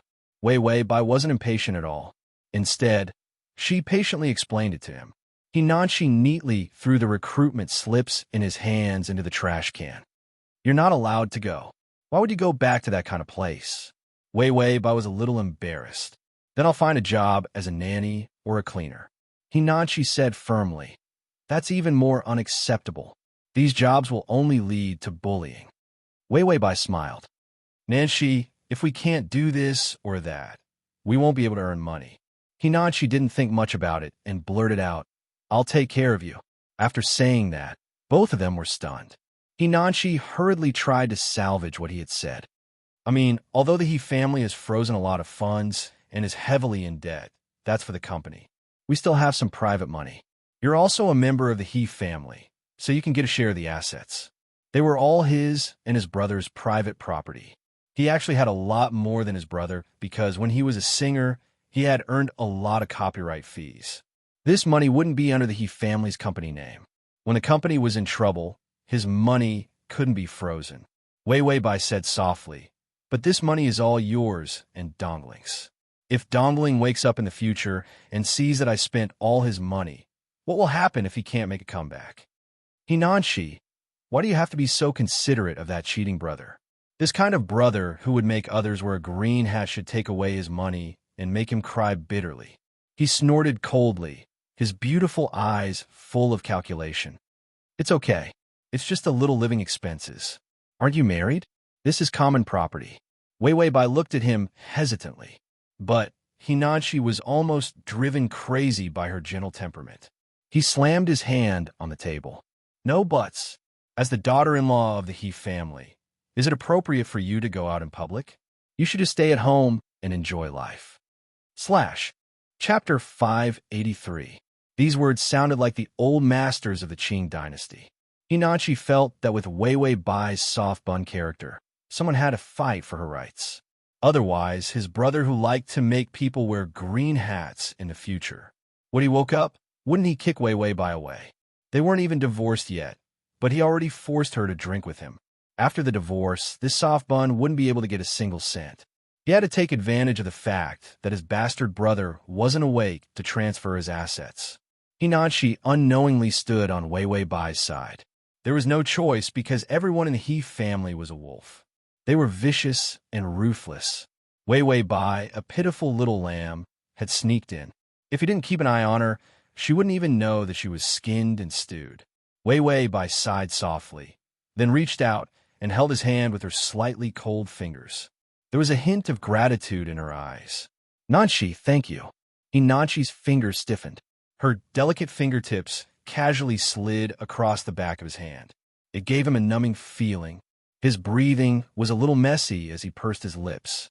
After a long time, he snorted, We're family. There's no need to thank me. Ding! The male lead's favorability is at 38. Hinachi was very motivated to liquidate his brother's assets to benefit his sister-in-law. But when he did, the money wasn't right. When he checked again, most of the wealth was taken away by that little b asterisk TCH's mistress. Hinachi really wanted to strangle He Dongling's neck and beat him up. You didn't give your wife money and gave it all to your mistress. You're such a scumbag fighter. But he was already in a vegetative state. Even if he was beaten to death, he wouldn't wake up to repent. Hinachi held his breath. No, he couldn't let that little b asterisk TCH get away with it. He turned back and glanced at Wei Wei Bai, who was washing vegetables and cooking with a nanny in the kitchen. She sat on a low stool, her fingers holding the vegetables as she focused on choosing. Occasionally, she would look up and smile at the nanny. She was gentle and virtuous. He Dongling did not cherish such a good woman. Ding! The male lead's favorability is at 40. Bai Wei Wei. My posture of washing vegetables looks good, right? Her favorable impression of him increased by a touching amount. The system said, You look good no matter what. Wei Wei Bai, are you poisoned? The system praised her for being frightening. The system, who was rarely in the mood to praise others. Wei Wei Bai, I think I can cheat now. If I don't do it now, I'm worried that when the score rises to 90, it will all be kinship points. He, under her guidance, might have a slightly different image of her. But more than that, he felt pity for his sister-in-law. This level of favorability could be considered familial. The system retorted, "Can you not be so self-righteous when you say that you cheated?" Wei Wei Bai, I was forced to do this. Think about it. Hinachi's father had a mistress and cheated on his mother. Dongling had an affair with that mistress and cheated on me and his father. I could only have an affair with Hinachi and cheated on him so that I wouldn't be at a disadvantage. Was this the Green Hat family? This was an indescribable mess of relationships. The system indicated that its eyes had been contaminated. They were all green and sticky. Hinachi was still racking his brains on how to kill that little bitch. Wei Wei Bai had already made an appointment with that mistress. The old woman's first wife and the fox spirit mistress were about to start a cat fight. After making an appointment, she purposely walked around in front of Hinachi. She was a little absent-minded and even had a hint of panic on her face. Hinachi was about to turn into Sherlock Holmes when he checked the accounts. It was the time when his nerves were the most sensitive. His gaze was deep as he stared at her for a while before suddenly saying, "What's wrong with you?" /download. Chapter 584. Wei Wei Bai looked up and forced a smile. "No, I'll be back soon." Hinachi's expression tensed up, and the light in his eyes turned even colder. This made Wei Wei Bai even more nervous. After a moment of silence, Hinachi nodded slowly. "Okay, I'll wait for you to come back." Wei Wei Bai let out a sigh of relief, then hurriedly walked out. She even forgot to bring her phone. Hinachi walked to the sofa and picked it up. The last call wasn't this that shameless little bitch, the mistress? When Wei Wei Bai walked into the coffee shop, the little lover was touching up her makeup. She wore a red low-cut dress, and her long wavy hair made her look extremely seductive. Wei Wei Bai asked, "What's this little lover's name again?" System, Hu Lijing. Wei Wei Bai, Vixen. Hu Lijing suddenly heard someone calling her, and she raised her head proudly. She saw Wei Wei Bai standing in front of her, wearing a clean t-shirt and long pants. Her hair was tied into a high ponytail, and her face was fair and tender without any makeup. She was so young that she had a clear temperament. Hu Lijing thought for a while before she remembered that this was Wei Wei Bai, the soft bun. Wei Wei Bai didn't let her think too much. After all, the system notified her that Hinachi was about to come online. She had to end this quickly, so she reached out and grabbed the hot coffee on the table. She splashed it all over Hu Lijing's face. The black coffee and the hot temperature made Hu Lijing jump up and scream. "What are you doing?" Wei Wei Bai. Wei Wei Bai didn't have time to listen to her nonsense. There wasn't enough time, so he had to save the time. He immediately rolled up his sleeves and slapped her face twice. Hu Lijing had never seen such a swift and decisive first wife. At least talk before hitting someone. Who would start a fight right away? The system said, "He's here. The male lead has entered the cafe." Wei Wei Bai's cold expression changed, and she looked at her sadly. "I don't believe that you have an affair with Dongling." Hu Lijing, whose face was covered in blood, was dumbfounded. "Why did you fucking come up and beat me up just because you didn't believe me?" She was also angry. She immediately raised her hand and said angrily, "I don't care if you believe it or not. Your husband loves me. What can I do? When he bought me a car, jewelry, and a house, he called me little darling. If it weren't for me, would he have married you?" After saying that, he was about to slap him. In the end, he was caught by someone from behind. Hu Lijing was shocked. She turned around and saw a tall and thin man wearing a mask and loose casual clothes standing behind her. His eyes were frighteningly dark. Then he looked at Wei Wei Bai. She stood there in a daze, her eyes drooping, her expression blank and pained. It seemed like it would shatter at the slightest touch. Hinachi didn't know why, but he also felt a sharp pain in his heart. He pursed his lips and didn't know how to comfort her. Hu Lijing narrowed her eyes. She felt that there was an ambiguous relationship between this adulterous couple. She laughed coldly. "What? Your husband cheated on you, and you found a man to cheat on him. Oh, right. I heard from Dongling that he married you to hide me. That's why he didn't touch you at all. You might even be a virgin." Wei Wei Bai's body trembled. Her eyes were filled with tears, as if she wanted to refute. But her lips trembled, and she couldn't say a word. Hu Lijing was angry after being slapped by her. Seeing Wei Wei Bai's cowardly look, she became angry. He immediately became spirited, and his mouth also became vicious. Why do you think everyone bullies you? It's because dongling connives. The S/the full articles that downloads the S to make it easier for you to read next time. You can click Save. Chapter 585. Wei Wei Bai suddenly said loudly, "You're lying. I don't believe you. He's so gentle to me." Hu Lijing chuckled. "How much is gentleness worth, silly woman? A man who spends money on you is a good man. You think a few sweet words are gentleness? You're too cheap." Wei Wei Bai picked up the coffee on the table and splashed it on her face. Wei Wei Bai then covered her face with her hands. Tears fell from her eyes. How could you do this?" Her words were filled with sorrow. A heart-wrenching sob escaped from his throat. His eyes were filled with despair. She looked up at Inanshi and turned around awkwardly. Suddenly, she turned around and ran out. Hu Lijing didn't want to be splashed with coffee a second time. However, Hinanshi grabbed her hand tightly, and she couldn't run away. Hinanshi took the opportunity to shake her off. His heart was filled with Wei Wei Bai, who had run out. He was worried that she would do something stupid.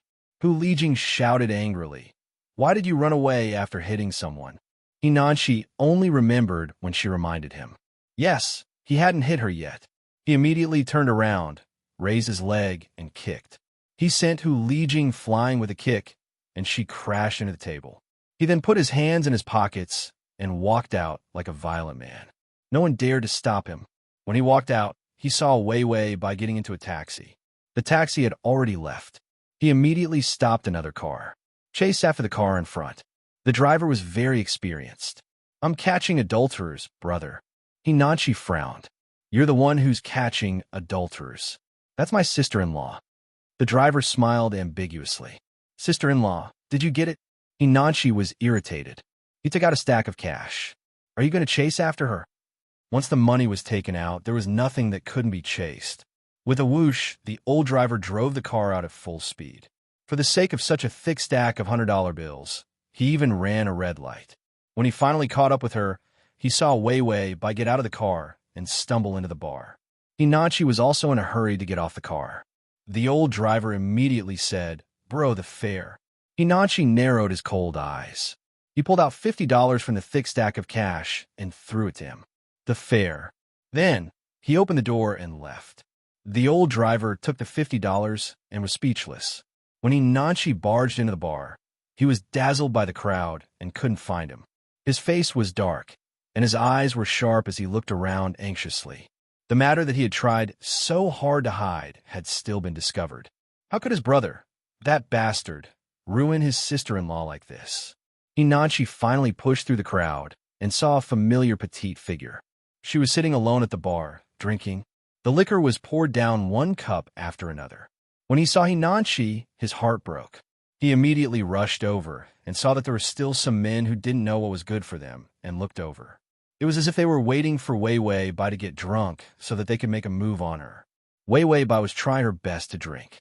Halfway through, the wine glass was snatched away by someone. She looked up drunkenly and saw Hinanshi wearing a mask. His beautiful eyes were full of ice shards. "Let's go back," he said in a muffled voice. Wei Wei Bai drank the liquor. The strong liquor was so spicy that tears welled up in her eyes. Her face was also red, and there was a kind of beauty that made people fall for her. Hinanshi's throat tightened. He hurriedly lowered his eyes and reached out to grab her sleeve. "My brother's not a good person. My brother should be the one suffering. You didn't do anything wrong. Don't torture yourself." Chapter 586. He wanted to keep this a secret, afraid that she would get a divorce. He was even more afraid that she would be sad. Wei Wei Bai revealed an ugly smile. "I'm fine." Hinanshi was made uncomfortable by her appearance. How could she be fine? She still wanted to endure it alone at a time like this. He repeated again, "Let's go home."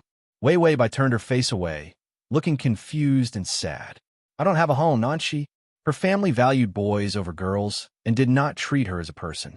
Her husband and the He family had an affair and did not treat her as a person either. She really did not have a home. Hinachi thought of this, and his heart was blocked. All the feelings were mixed together and could not escape or be resolved.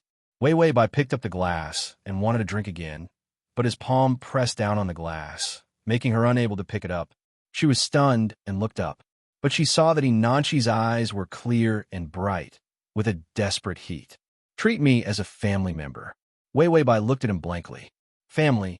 Hinachi held it in for a long time, and could only squeeze out this sentence. "You could be my younger brother. I'll be filial to you, and my home is your home." Wei Wei Bai trembled and hugged the system. "Tongzi, it's really becoming a family member. Even filial piety has come out." The system said, "What a normal male lead." In the previous world, there would be a malevolent male lead at the slightest provocation and a psychopathic male lead. Suddenly, she saw such a cute and normal male lead. She was not used to it. Hinachi saw that her expression was downcast, as if she was not interested in what he said. He suppressed all the complicated thoughts in his heart and did not dare to say them. He did not dare to reveal any of those thoughts that blasphemed her. Wei Wei Bai shook her head. Her voice was a little muffled. "Thank you, Nanchi, but you're not my younger brother." After saying that, she collapsed onto the bar counter and passed out drunk. Hinachi stood stiffly, her words still echoing in his mind. He was not her younger brother. Was she planning to divorce him and disown him as well? Hinachi bent down and picked her up. They left the bar and hailed a cab. Along the way, he hugged her tightly, as if he was worried that someone would snatch her away. Wei Wei Bai lay quietly in his arms. Her soft body was like a cup of water in his hands. The tighter he held it, the more flustered his heart became. Hinachi carried her home. The house was dark and empty. The nanny had gone back long ago, leaving only the two of them here. He didn't think too much about it. He immediately carried her to her room and put her down. He took off his coat and mask and ran to get a towel to wipe Wei Wei Bai's face and hands. Just as he finished wiping, someone suddenly grabbed his hand. Hinachi's fingers froze. He looked over and found Wei Wei Bai staring at him blankly. "You're awake." He paused because Wei Wei Bai's face was full of tears. The tears in her eyes fell drop by drop. She pursed her lips silently and cried in a very suppressed manner. It made one's heart ache when they heard it. "Am I a bad person?" she muttered to herself. Hinachi frowned and was about to refute. He heard her say faintly, "It must be my fault. Otherwise, why would you never touch me?" Never touch me. Hinachi remembered what that little b asterisk tch said. His brother had never touched Wei Wei Bai. He thought it was just nonsense. He didn't expect it to be true. Hinachi's mind was in a daze. This was obviously a tragedy, but the emotions that surged in his heart were similar to joy. He clumsily said, "You're very good, really." Wei Wei Bai looked at him sideways. Her black eyes lit up. Suddenly, she smiled sweetly with a hint of charm. Chapter 587. Wei Wei Bai was silent for a moment. She felt that Hinachi was much more haggard than her. If she had known, she wouldn't have saved on her makeup and put on 2 panda eyes for herself. Wei Wei Bai forced a smile. "Morning, Nanchi." Hinachi looked up at her and immediately looked away. "Don't be sad. My brother is not a good person. Don't hurt yourself. Don't go to the bar to drink alone in the future. You have to protect yourself, and don't let bad men take advantage of you." Wei Wei Bai's expression became sad. She pulled the corners of her lips and smiled. "I'm stupid. I thought that because someone was gentle to me, I thought it was love." Her eyes were confused. "I never doubted Dongling. I believed everything he said. Even if he didn't touch me after we got married, I found many reasons for him." Speaking of this, she couldn't help but turn around and touch her eyes. "But I never thought that I was just a shield for him. It turns out that I'm just a substitute." Speaking of this, the petite figure finally started to tremble. She was indescribably weak. Hinachi opened his mouth. How was he going to comfort her? His heart ached, but he was afraid that he would say something that crossed the line. He was scared of himself now. His mind was not pure at all. He was afraid that he would not be able to control himself and do something that he would regret, just like now when she was so weak. His first reaction was not to comfort her. Instead, he wanted to reach out and hug her. Then his mind was full of sauce. Hinachi racked his brains, but in the end, he still squeezed out polite words. Don't be sad. Don't be angry and hurt your body. Wei Wei Bai suddenly turned around and revealed a teary smile. She pretended to be strong and said, I'm fine. It's okay if he doesn't love me. I already knew that a woman like me would not be loved. This sentence was like a blunt knife, cutting He until he hissed in pain. He opened his mouth to ask her to divorce him, but swallowed it back. Even if that scumbag brother of his didn't love her, would she still continue to like him? Wei Wei Bai's face was pale. Her lips trembled as she revealed a smile that was uglier than crying. I will set him free and let him be with the person he loves. Hinachi's eyelashes trembled. He looked up at Wei Wei Bai in a daze. Wei Wei Bai repeated firmly, I want to divorce him. Hinachi's heart skipped a beat, then dropped again. He couldn't tell if he was upset or happy, but the part of his mind that was clear was aware of it. If she divorced him, he would be able to pursue her. This thought made his nerves finally excited, and his dim eyes brightened. Ding! The male lead's favorability is at 55. With the help of the plant dregs, Wei Wei Bai finally got rid of her identity as a vain hostess. She immediately took the divorce agreement and planned to go to the hospital to sign it in front of the plant scum. After all, he had to go all the way and wait until the signature. He could kick that scumbag he'd dongling away with one kick. Hinachi accompanied her to the hospital worriedly. The whole time, he pursed his lips and his face was dark, but his eyes were shining. When they arrived at the hospital, Wei Wei Bai saw he dongling in a deep sleep. She realized that she really couldn't let him off so easily. So Wei Wei Bai's breath sank into her dantian. Wind blew under her feet, and she looked devastated. She suddenly pounced over and pressed he dongling on top of him. He dongling's eyes widened. I can't breathe, I can't breathe. Wei Wei Bai saw that she still couldn't press him to death, so she could only settle for the second best. She reached out and grabbed his shoulders, shaking him desperately. Dongling, how can you treat me like this? If you don't love me, then don't treat me well. You treat me well and use me. You make me suffer. He dongling was shaken by the strong wind and felt that his hair was about to be flung out. Was it an earthquake or a tsunami? Wei Wei Bai only let go when her hands were sore, causing he dongling to fall back onto the pillow. She looked sad and took out the divorce agreement. I'll set you free, dongling. Hinachi looked at her with pity and heartache. Just as Bai Weiwei was about to sign her name with a pen, a coughing sound was heard. She and Hinachi looked over at the same time and saw that he dongling had opened his eyes and was clutching his chest as he coughed.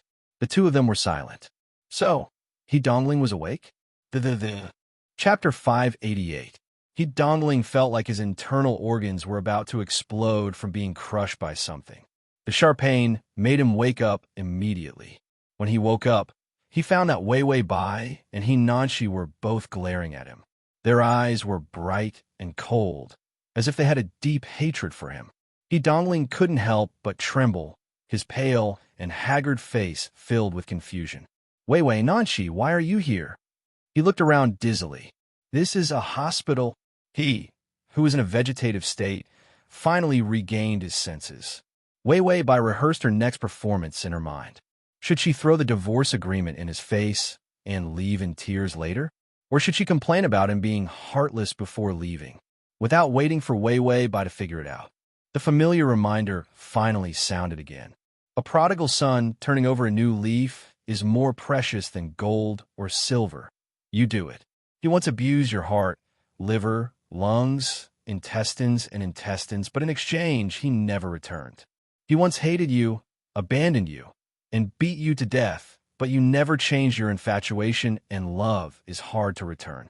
Ah, a prodigal son turning over a new leaf, you're the best. Wei Wei Bai was expressionless, even very calm. Please complete the side mission of the prodigal son turning over a new leaf. Make he dongling cry and fall in love with you. Regret that he abused you. Only when the favorability is above 90 can the mission be considered complete. If the mission fails, both the host and the system will belly dance naked on a stage with 10,000 people for 3 hours. Do you accept the side mission? The countdown has passed. Accept. Wei Wei Bai and the system's stoic face After a moment of silence, Wei Wei Bai said, "Why didn't your heart, liver, lungs, intestines break when you fell, but the side mission reject button?" This side mission punishment was getting weirder and weirder.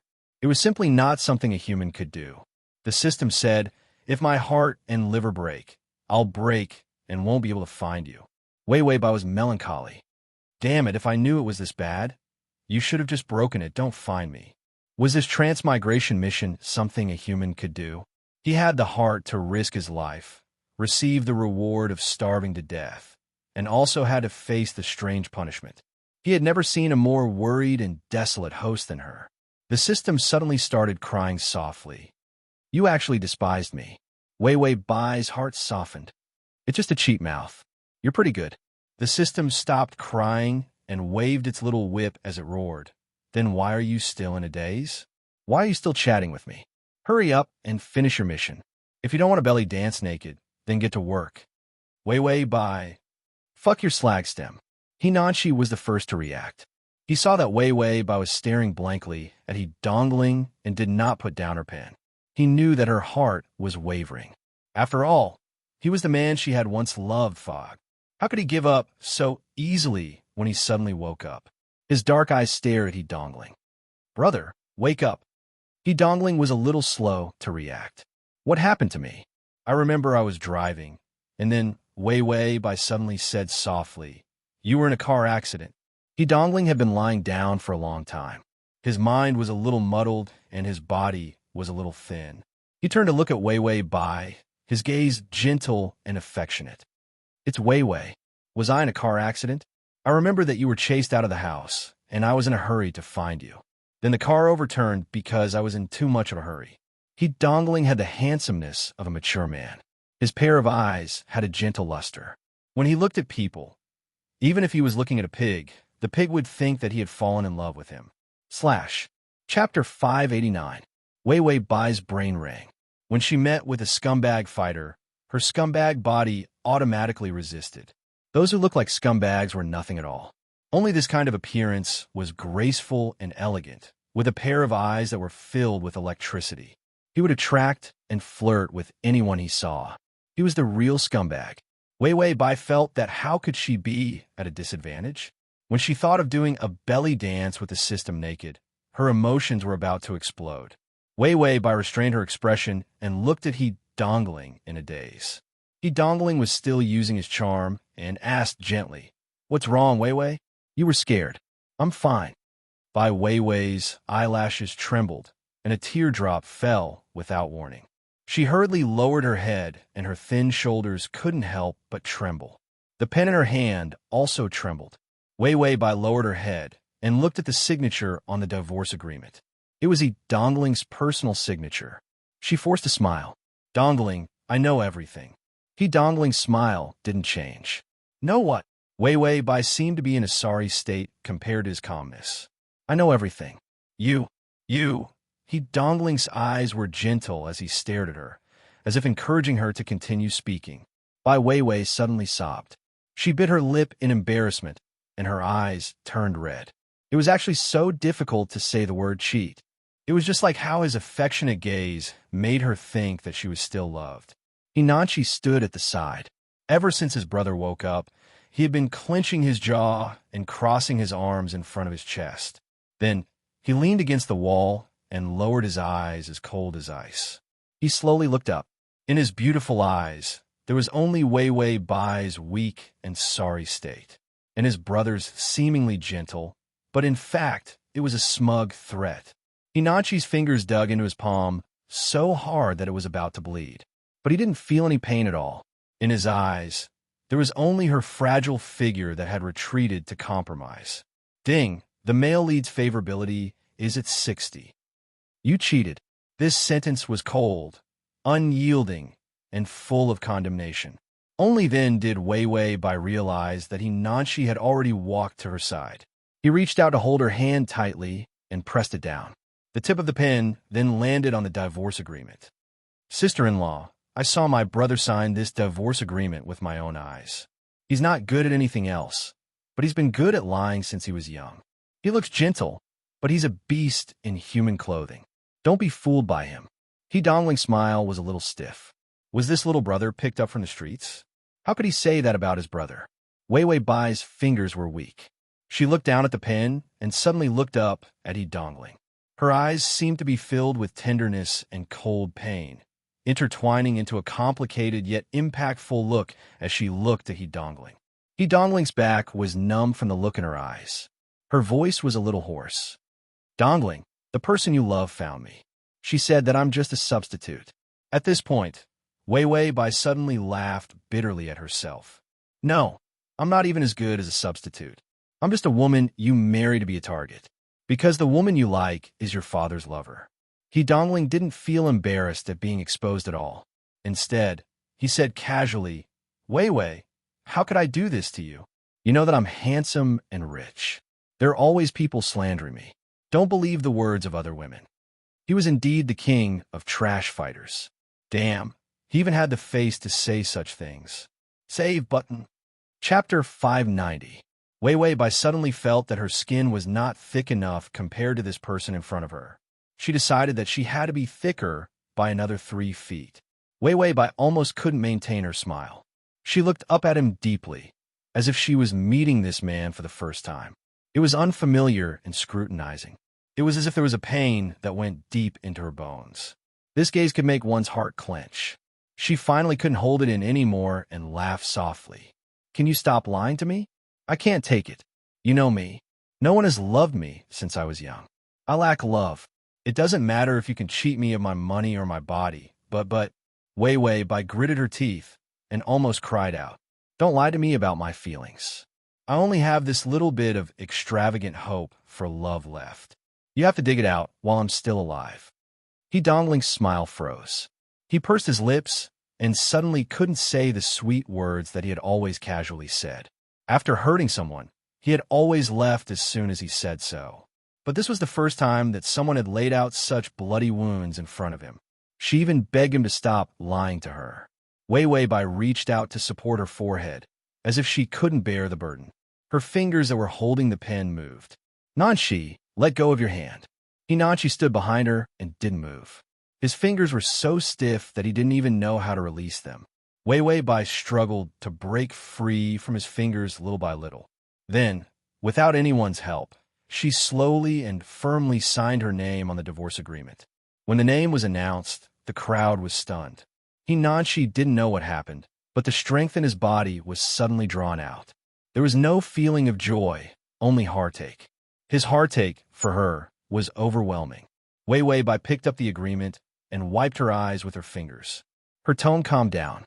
Your parents have already escaped abroad, and your little lover is still here. Your family is no longer an obstacle to you. She took the agreement and walked in front of He Dongling. His pale face had a firm and calm expression. Wei Wei Bai said, The only obstacle now is me. After she finished speaking, she revealed a relieved and tired smile. This is for you. Congratulations. You can finally pursue your true love. After saying that, Wei Wei Bai threw the agreement in his face. He Dongling hissed. His face was in pain. Wei Wei Bai looked at him expressionlessly and said, He Dongling and Wei Wei Bai have nothing to do with each other from now on. After she finished speaking, she glanced at him indifferently without a trace of the tenderness she had in the past. She had also lost the warmth of joy from seeing him. Then she turned around and left without hesitation. He Dongling held the divorce agreement in his hand. His mind was still in a daze as he watched her leave. Was this Wei Wei Bai?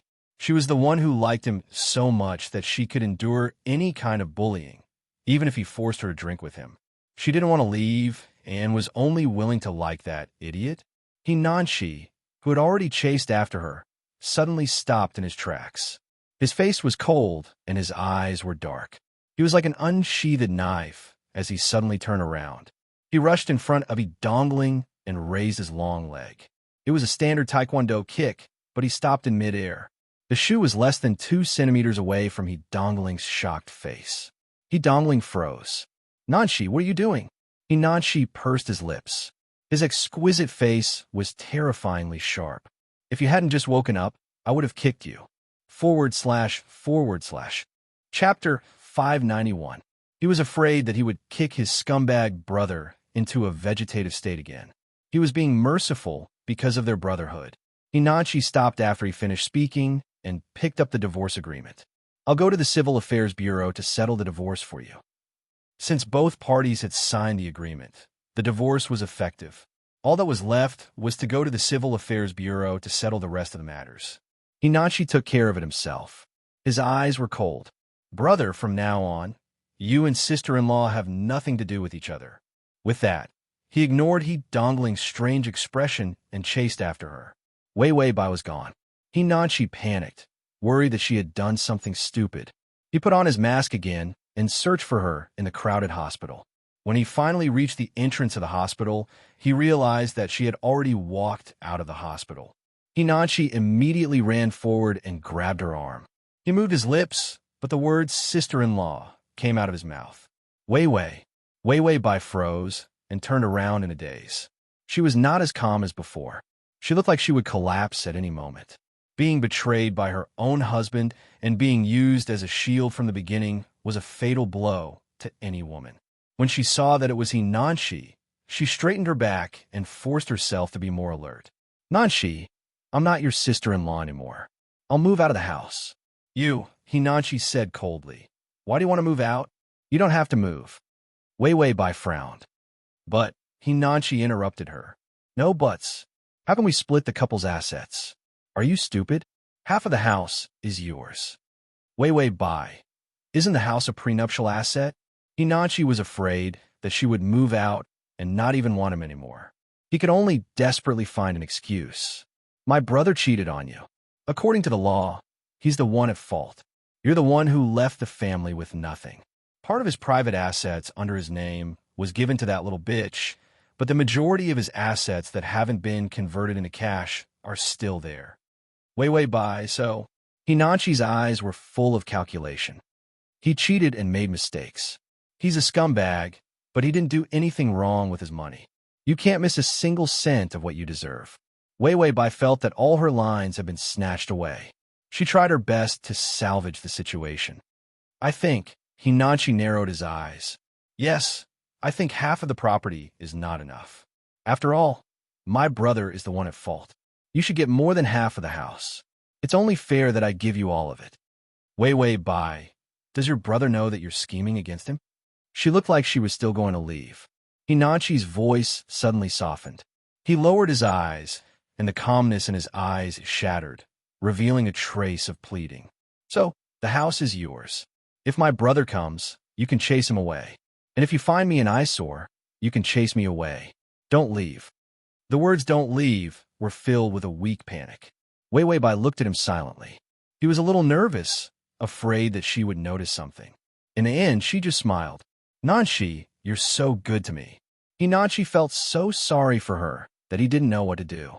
Wei Bai suddenly reached out and gently placed her hand on his chest. Can you hug me? Hinanchi hesitated for a moment. Without waiting for her reaction, he had already reached out and gently pulled her into his arms. Wei Bai quietly leaned on his chest. She held it in, but in the end, she couldn't hold on anymore. She buried her face in his chest and silently soaked his clothes with her tears. Hinanchi's fingers clenched tightly. In the end, he raised his hand and placed it on her back to comfort her. He didn't dare to disturb her, but he was full of strength. His lips moved silently. Don't cry, I'm here. Ding! The male lead's favorability has increased to 65. / save button. Chapter 592. After Wei Bai cried, Hinanchi led her home. Hinanchi tried to brainwash her. This is your home. You don't have to go anywhere. The lawyer has been hired, and he'll give you the property in minutes. You have to take it, or else you'll be an idiot. You've been an idiot once. Don't be an idiot a second time. Wei Bai sighed. Nanshi, you're like an angel sent by the heavens to save me. Hinanchi smiled.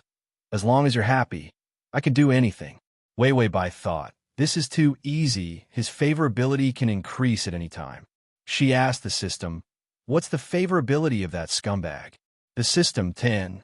Wei Bai said, facing his wife who worked so hard for him, his favorability is so low. He's indeed an extraordinary scumbag. The system, the initial favorability was 5, The remaining 5 points increased when you were crying about the divorce. Wei Wei Bai said, "Sai, scumbags always have the same trick. When you don't love him, he'll feel that it's rare." She thought about it and decided to postpone her flirting with Inanchi. She was worried that if she filled up the favorability, that scumbag's favorability would not increase. She would have to belly dance naked. At that time, no matter how thick-skinned she was, it would be useless. It would be too embarrassing. She could not do it. After Hinanchi returned home, he excitedly led Wei Wei Bai to the music room. "I composed a few more songs. I'll play them for you." Wei Wei Bai could almost see the titles of the songs floating in front of her eyes. "My sister-in-law, who's like a loving mother. A mother's love is a mountain. Not my real mother is better than my real mother. Ah, my love for you is like the yellow river from heaven," Wei Wei Bai thought. "No, I don't want to listen, get lost." Hinanchi's slender fingers gently opened the lid of the piano. He sat down gracefully. Then he began to play the music he had composed. Each and every song was gentle and affectionate. As Wei Wei Bai listened, she felt as if she had returned to her mother's womb. She really wanted to sleep.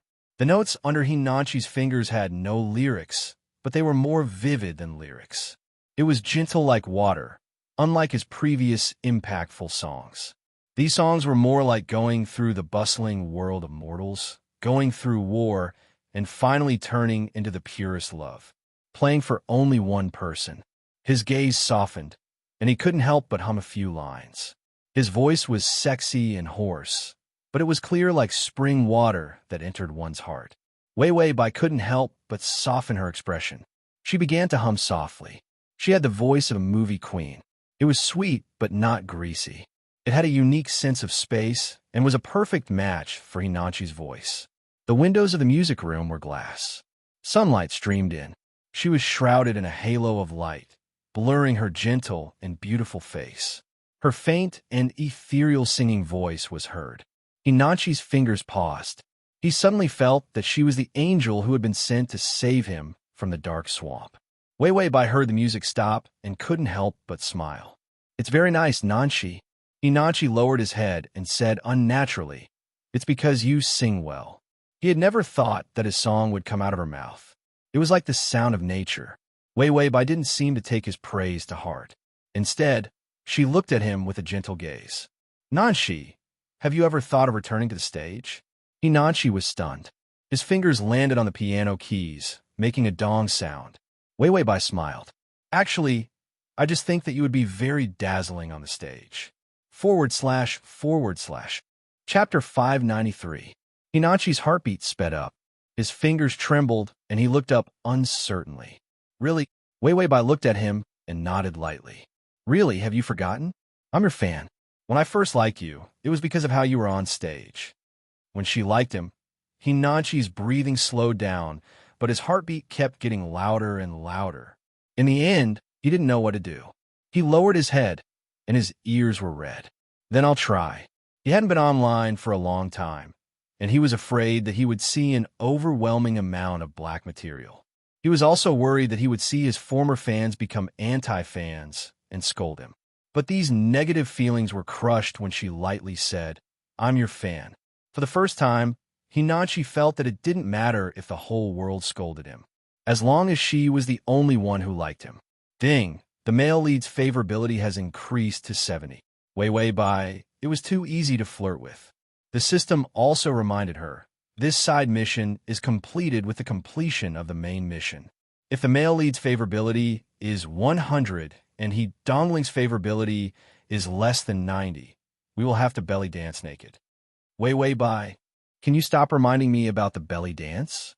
Just hearing it made her feel ashamed. If she really failed and had to dance, she didn't need to transmigrate. She would just find a thread to hang herself. In the following time, Wei Wei Bai carefully didn't dare to flirt with Hinanchi. Hinanchi was young and didn't have enough willpower. He wasn't as experienced as his slag brother. She just casually tricked him, and he impulsively increased his favorability. Hinanchi guarded Wei Wei Bai for a day until she fell asleep.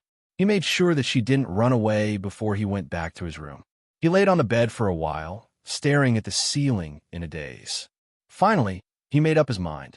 Hinanchi made a phone call to one of the most famous agents in the circle. Hello? I'm Hinachi. What's the matter?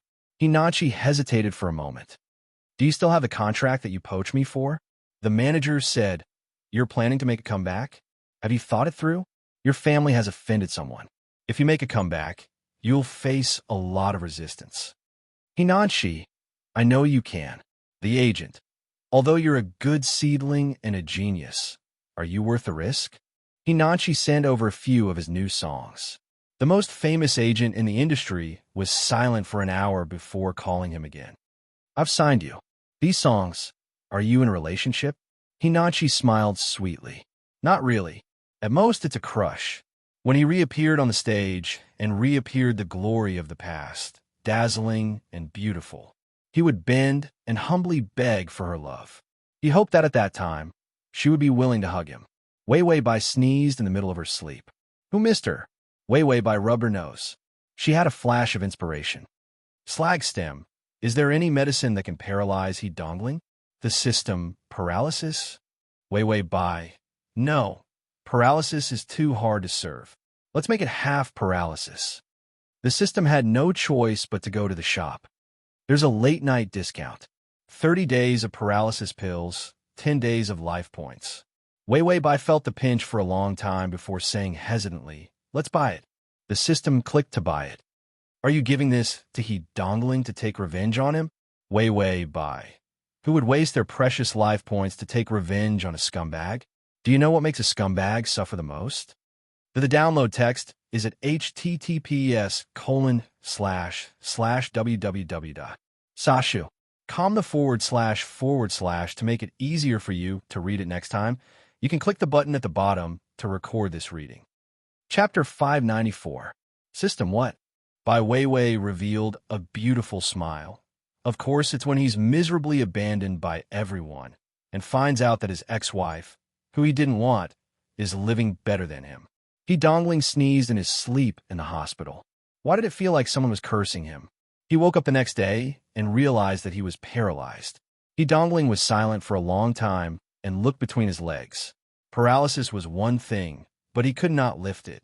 After confirming that he could lift it, he lay back on the bed tiredly. He listened to the doctor's professional jargon and understood it, but without his legs, he would really be disabled in the future. He picked up the phone and called Hu Lijing. Hello. He dongling revealed a gentle smile. Dear, I'm awake. Hu Lijing hesitated for a moment, dongling. He dongling smiled and said, Yes. Hu Lijing, I heard that you're paralyzed. He dongling, who told you that? How did the news spread so quickly? His tone was even gentler. Although I'm paralyzed, the important parts aren't. Hu Lijing hesitated and finally said, Dongling, I just found out that the person the he family offended was actually Ninth Master. I can't afford to offend him. He dongling smile turned cold. So you're leaving me? Hu Lijing smiled unnaturally. Why are you saying it in such a scary way? Your eyes are so attractive, but we all know that you like to play with relationships that end peacefully. He dongling couldn't refute that. He liked a woman every time, but it came and went quickly. As for Hu Lijing, his feelings were still fresh. He hadn't said anything about breaking up, but she said it first. Hu Lijing said, I know that the he family offended someone they shouldn't have, but I didn't know that it was Ninth Master. He's not someone to be trifled with. I'm worried that I'll be implicated, so let's part peacefully. He dongling's eyes were terrifyingly cold, without any of his usual gentleness. He said softly, Fine, I'm tired of playing with you anyway. Hu Lijing laughed out loud. Me too. I'm tired of cheating games. Goodbye then. Thank you for the jewelry and house. Let's meet again. He dongling hung up the phone. After enduring for a while, he finally couldn't take it anymore and threw the phone in his hand. He had always been the one dumping people, but now he was being dumped by a woman. No, there was one more. Only then did he remember Wei Wei Bai's divorce agreement. She rejected him as well. But unlike Hu Lijing, her rejection was much more forceful and heartbreaking. He could even see how she tore apart her feelings bit by bit. Destruction was for him to see. He dongling didn't know why, but he couldn't help but recall the look in her eyes that day. It was full of unwavering determination. He dongling felt a little uncomfortable. He asked someone to bring him a laptop phone. No, He couldn't bear it. She needed someone to suffer with her. Then, he started to freeze Hu Lijing's bank account. As for the property he gave Hu Lijing, he was sorry. He contacted the person who transferred the property at that time. Yes, he got it back. The most expensive jewelry he gave Hu Lijing was paid in installments. He wasn't paying anymore. Goodbye. As for the bags and clothes he bought, he would just give them to her as an overnight fee. He Dongling always had a backup plan. He had been terrifyingly rational since he was young. His parents' feelings for his younger brother couldn't affect him. When he grew up, with a pair of affectionate eyes and a good family background, he had always been successful. Loving someone didn't last long. Chapter 595. Liking something for less than 3 months. He did not care how miserable others were. He only cared about his own happiness. After he woke up, he realized that the He family had offended someone they should not have offended and was forced to such a state. Although he still had some money on hand, he would have to spend it sparingly in the future. He had to take back what he had given away. All right, when Wei Wei Bai got divorced, did she get any assets? Giving her a few $100,000 should be enough for this poor woman to be happy. He Dongling thought coldly. Then he tried to move his leg, but he could not feel anything. Damn, was he really crippled? Wei Wei Bai sent an anonymous message to Hu Lijing. As expected, when Hu Lijing found out that the He family had offended Sire Jiao, she was so scared that she immediately ran away. In fact, when Wei Wei Bai saw the information, she was so scared that she wanted to run away too. Because this Sire Jiao, an old man in his 60s, had great power and all kinds of magical experiences. Although the He family was powerful, they were not enough in front of him. He was completely crushed. He was the invisible boss of this world. And because this big brother was in a high position, he was thinking about hobbies in his old age every day. In his old age, he liked to raise flowers, birds, and so on. He liked to torture people, and he liked to torture handsome men and beautiful women. It was as if he felt that he was old and ugly, so he did not like young and beautiful people. He could not pass the time without torturing them. It was common to see people being crushed. Casually hanging, beating, and pouring cement on people were all trivial matters. What Qing Dynasty's 10 great tortures? He would give people one from time to time, or he would use a fire rod, or roast human flesh, or something. Wei Wei Bai finished reading the information. Is this the ancient times, or the primitive era? Is this not the modern era? A society ruled by law. The system said, the Qing Dynasty's 10 great tortures and fire roasting human flesh are all rumors, but he liked to torture people. The emptiness and loneliness in his old age are real. Pouring cement is also a big fun for him. Wei Wei Bai felt that with this master. No matter how strong the love was, it would be destroyed. So she silently sent a message to Hu Lijing. Sure enough, He Dongling broke up with Hu Lijing. Wei Wei Bai felt that it wasn't worth it for the original owner. He Dongling, this guy, wouldn't be moved at all, even if he had to take a huge risk and marry her as a cover. He Dongling was just being impulsive. Whether it was his love or Hu Lijing's love, it was only temporary. The original owner, an innocent person, was tormented. After dealing with Hu Lijing, Wei Wei Bai started to call for a nurse.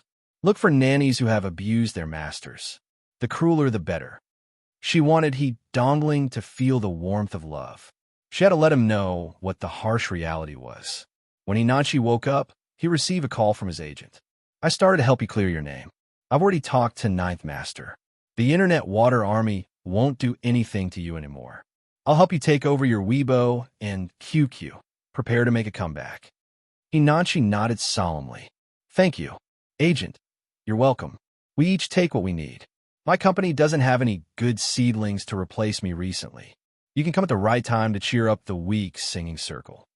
Hinanchi told him a bunch of plans for the future. When he was done, he finally heaved a sigh of relief and hung up the phone. Things went smoother than expected. He bet that the He family had already collapsed. Ninth Master's anger towards his parents for offending him had subsided after he punished them.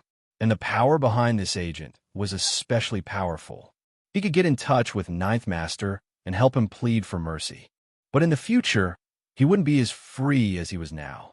After signing with this company and following this agent who only looked at value, Busyness became the main theme of his life. But for her, it was all worth it. Chapter 596. Hinachi walked out. As he had not slept the entire night, his complexion was not good, but his eyes were very bright. Wei Wei Bai was putting on her shoes and getting ready to go out. Hinachi quickly walked over. Wei Wei, where are you going? Wei Wei Bai corrected him. Call me sister. I'm older than you. Hinachi muttered, just a year and a half older. That's not that much older. If Wei Wei Bai did not speak in such an old-fashioned manner, she would look so delicate. Standing next to him, she was simply youthful and beautiful. Compared to his brother, who was a sly old fox, they were a much better match. Wei Wei Bai said, I'm going to look for a job. Hinachi became nervous. What job are you looking for? You're not allowed to go to the bar anymore. Wei Wei Bai smiled. I won't go, but I can't always stay at home. Look at how much weight I've put on. If I let you take care of me, I'll become a pig. Hinachi was a little hesitant, his beautiful eyes fixed on her. He blinked, then lowered his head and said softly, I'm going to start afresh. Wei Wei Bai, ? Seeing that she did not understand, Hinachi pursed his thin lips and said again, I'll stand on the stage again. Wei Wei Bai's eyes lit up, revealing a surprised smile. Really? Nanchi? But soon, she showed a worried expression. But those people on the internet, Hinachi immediately said, those words come and go quickly. I'll clear my name soon. Even if people slander me, I'm not afraid. Who hasn't gone through storms to become a superstar? Wei Wei Bai looked at him with relief, her smile gentle. You've grown up, Nanchi. Hinachi. Why do I feel like I'm my mother? Wei Wei Bai's smile became even more benevolent. Don't let your favorability increase so easily. I don't dance naked. Hinachi suddenly stretched out his hands and placed them on Wei Wei Bai's thin shoulders. Then, he lowered his head and gently kissed her forehead. Wei Wei Bai was caught off guard for a moment and was stunned. Hinachi felt that she finally didn't have a motherly smile like this.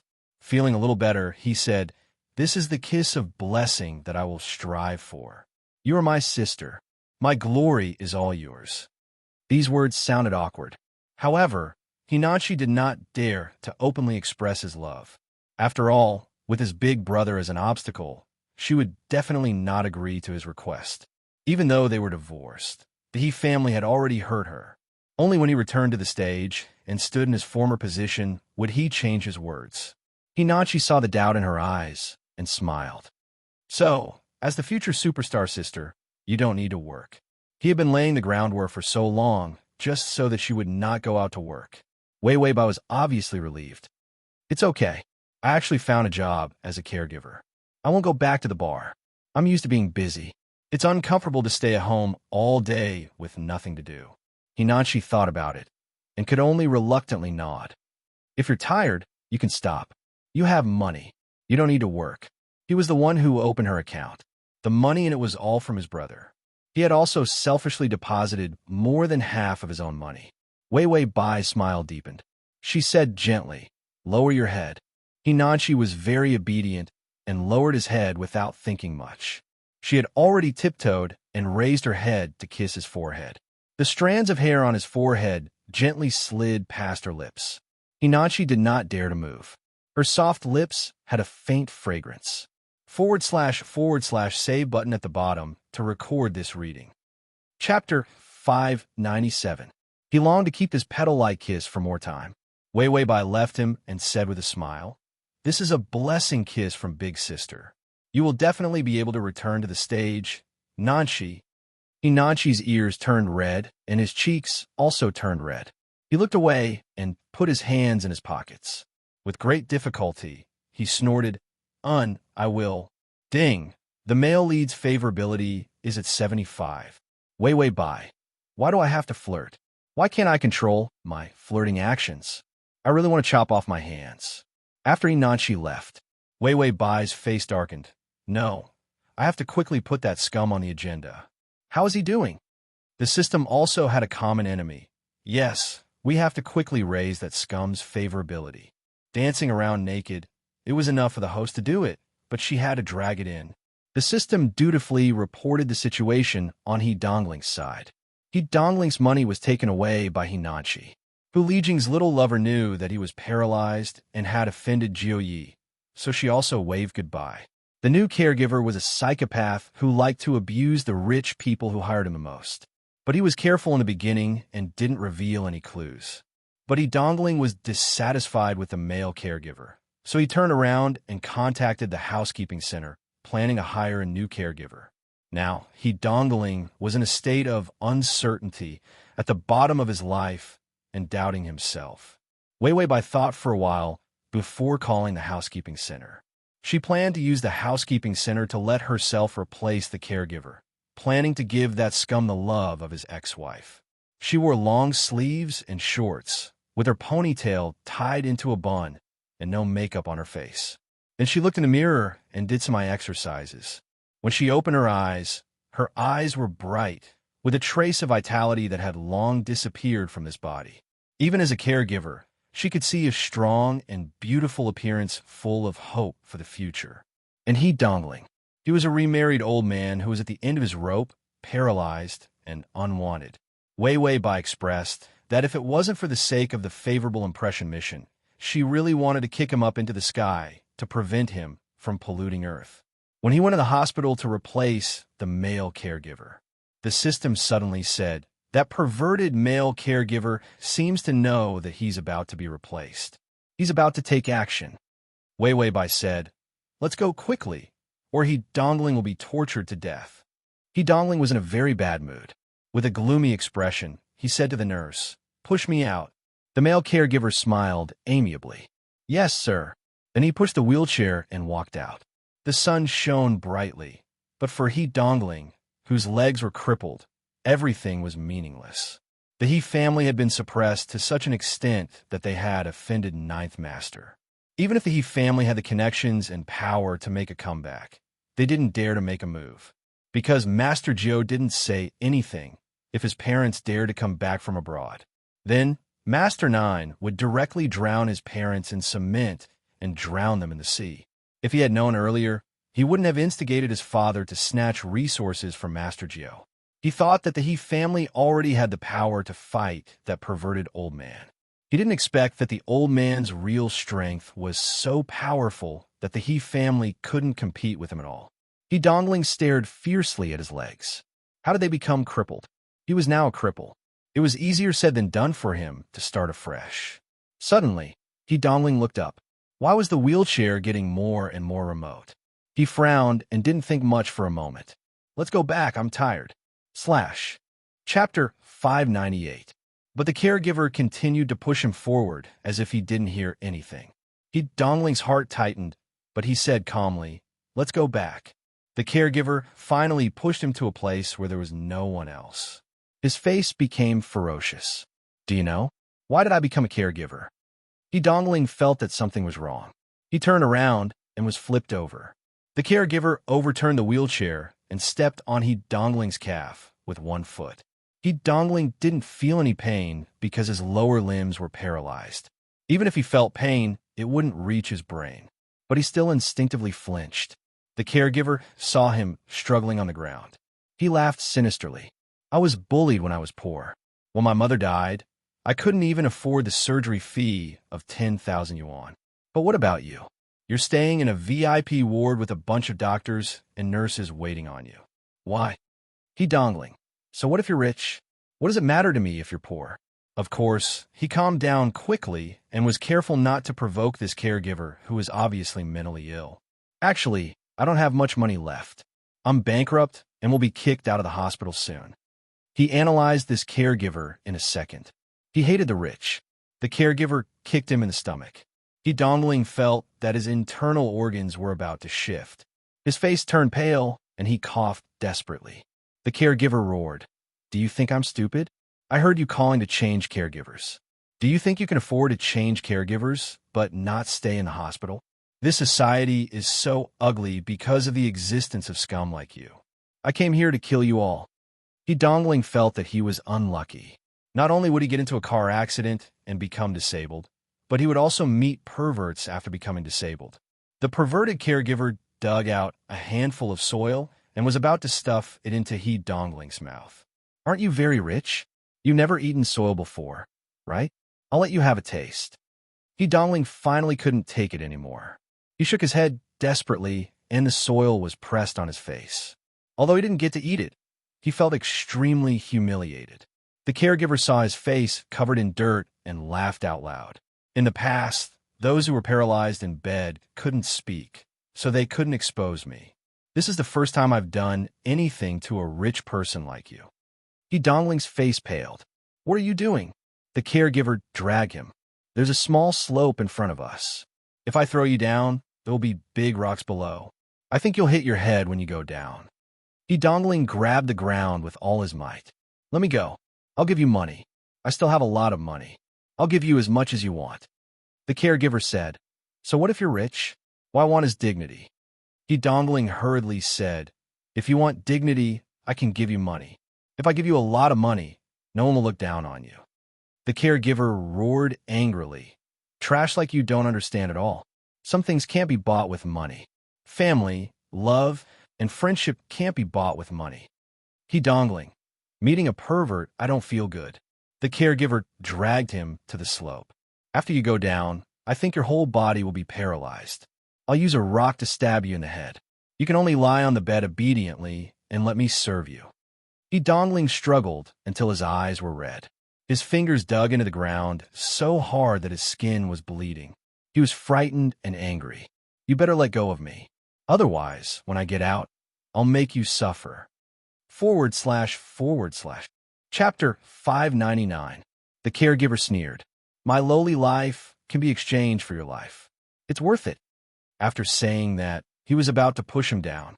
The caregiver had just used his strength when his body suddenly shook. A rock had hit him on the head. He Dongling was on the verge of despair, but the strength that was pulling him was gone. He suddenly looked up. A pair of thin, straight, and fair calves appeared in his bloodshot eyes. Then that pair of legs squatted down. A familiar yet unfamiliar face appeared. Her eyes seemed to be filled with sunlight, and there was a kind of vitality in them. He Dongling, are you okay? He Dongling's desperate heart relaxed. Wei Bai glanced at the caregiver who had been knocked out by her and frowned. If I hadn't happened to pass by, you would have died. After saying that, she didn't care about He Dongling's sorry state. She reached under his armpits and dragged him to the wheelchair. After putting him in the wheelchair with difficulty, she quickly pushed him and said, I already called the police, but when I saw that you were about to be pushed down, I could only knock him out with a rock. He Dongling's lips moved. He felt that Wei Bai's state was unexpected. After losing him and divorcing him, shouldn't she be dispirited and haggard? Why did she look so lively and full of life, like a fresh and tender grass that had just sprouted? He struggled to open his mouth and finally said, I thought you couldn't wait for me to die. Wei Bai paused in her steps. After a moment of silence, she said, Am I such a bad person in your eyes? He Dongling was choked by her words. Wei Bai laughed. That's true. I'm poor and have a lowly job. It's only right that you play with me. I actually hoped that you would understand me. He Dongling had just experienced a life and death situation.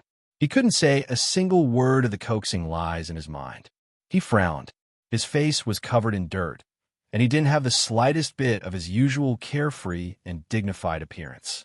I didn't think of you that way. Besides, you used to be very pretty. You weren't that unbearable. Wei Bai's smile twitched. Are you saying that I'm not pretty now? It was rare for He Dongling to be embarrassed. He was actually blocked by her words. He felt that his mind was in a mess. His fingers gripped the armrest of the wheelchair. You're much better than before. She didn't put on makeup, nor did she look at him with adoration. However, she was much more dazzling, as if even her temperament had changed. It brought him a lot of novelty. Wei Bai calmly said, Because the beautiful one from before is dead, and I'm the only one left. He Dongling was pricked by her words and felt a slight pain. This was the first time a woman had told him this in person. He did something wrong to her, and she died once. In the past, he would leave after he was done. Wei Bai was also having an affair with Hu Lijing at that time. He just happened to need a wife to deal with his family. In addition, she might have a rebellious heart and love to play, so he married her. However, after marrying her, he felt that she wasn't presentable.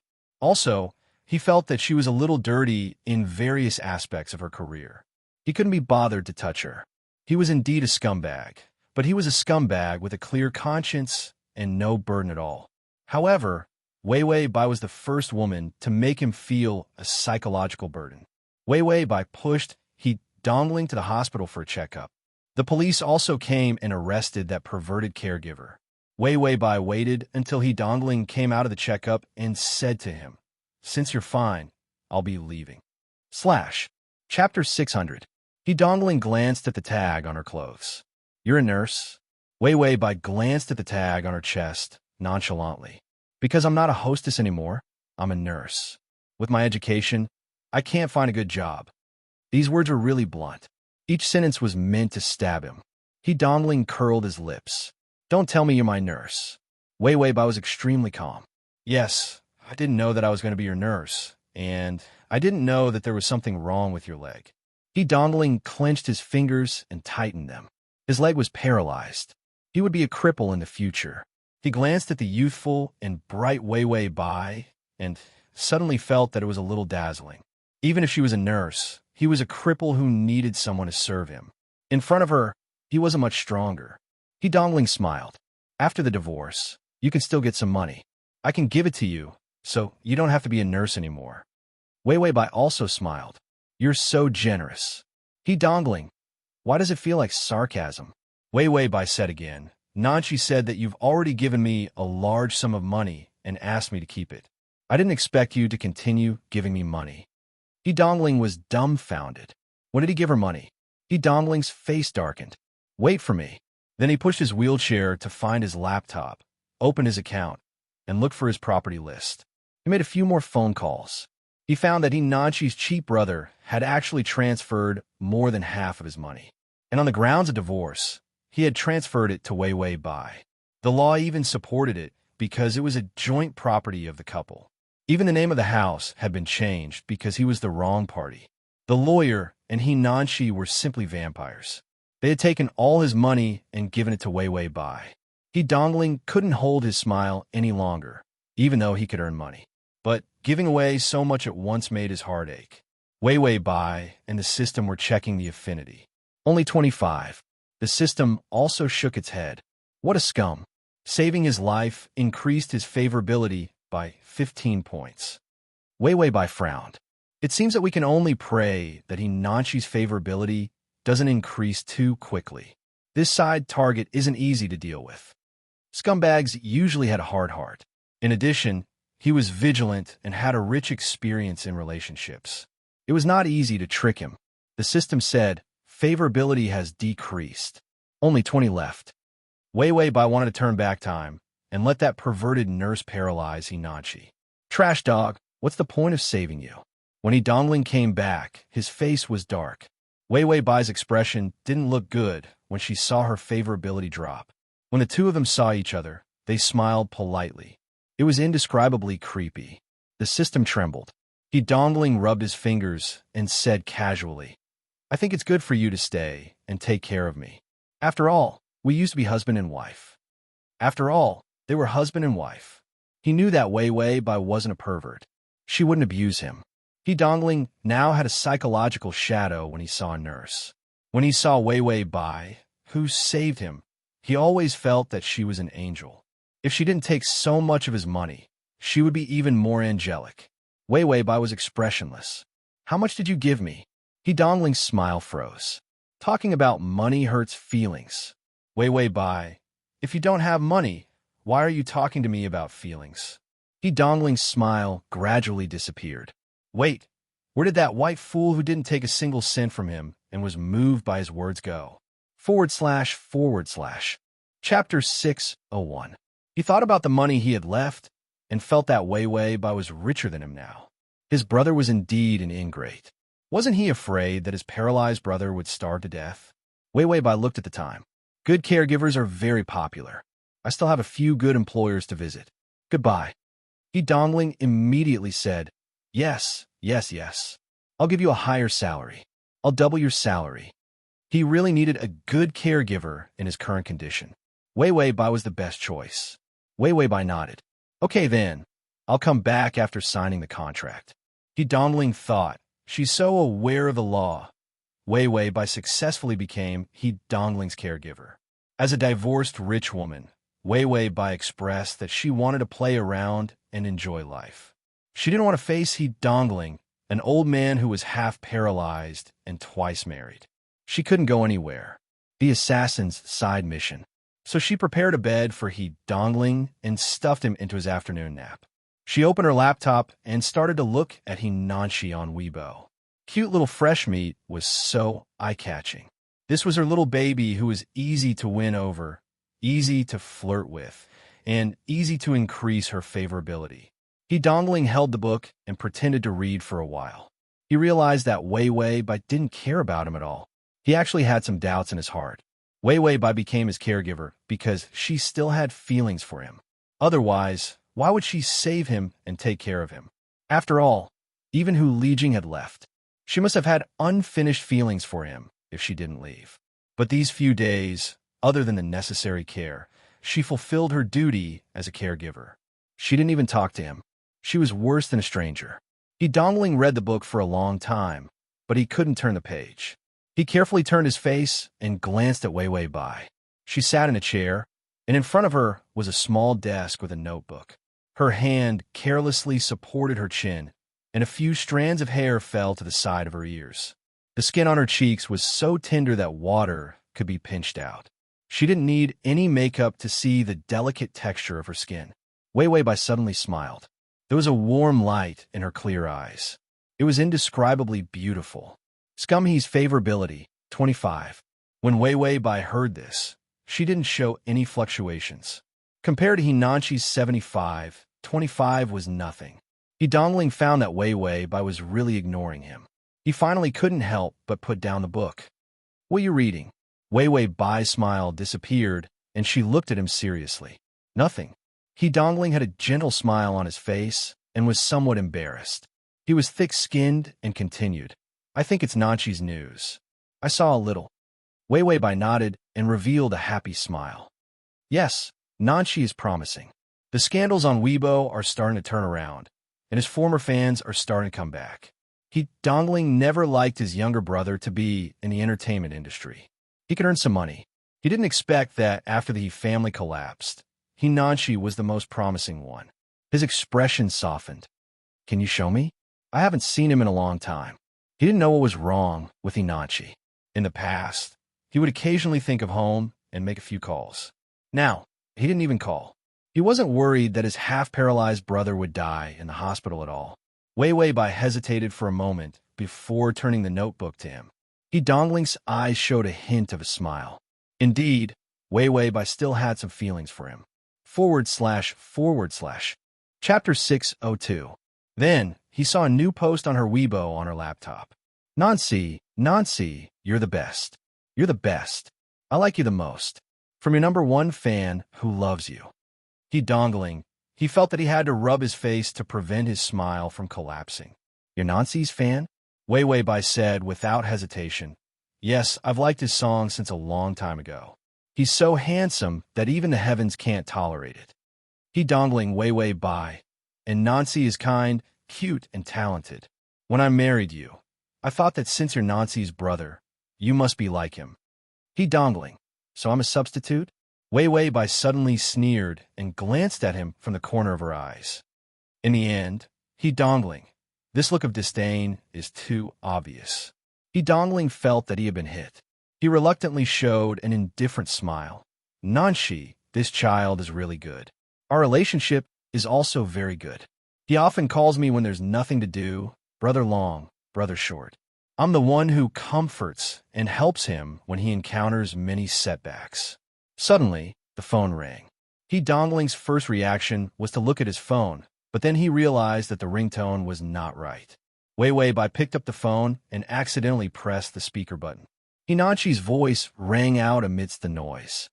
Wei Wei, I'm going to record a show. Wei Wei Bai immediately smiled. Come on, Nancy, you can do it. Hinanshi's voice softened. I was a little nervous at first, but when I heard your voice, I felt like I could defeat the whole world. Wei Wei Bai's eyes also softened. Tell me if you have any difficulties. I'll always cheer you on Weibo. Hinachi said with a smile. I saw it. That #1 fan is you, right? I'm very, very happy to see your message. Wei Wei bye. That's right. Always remember that I am your #1 fan. No matter what kind of situation you are in, I will never leave you. Hinachi was silent for a long time before he said, Yes, I will return to that peak for you. And then he hesitated for a moment before changing his words. Then I'll tell everyone that you're the person I'm most grateful to. She was also his favorite person. Ding, the male lead's favorability is at 80.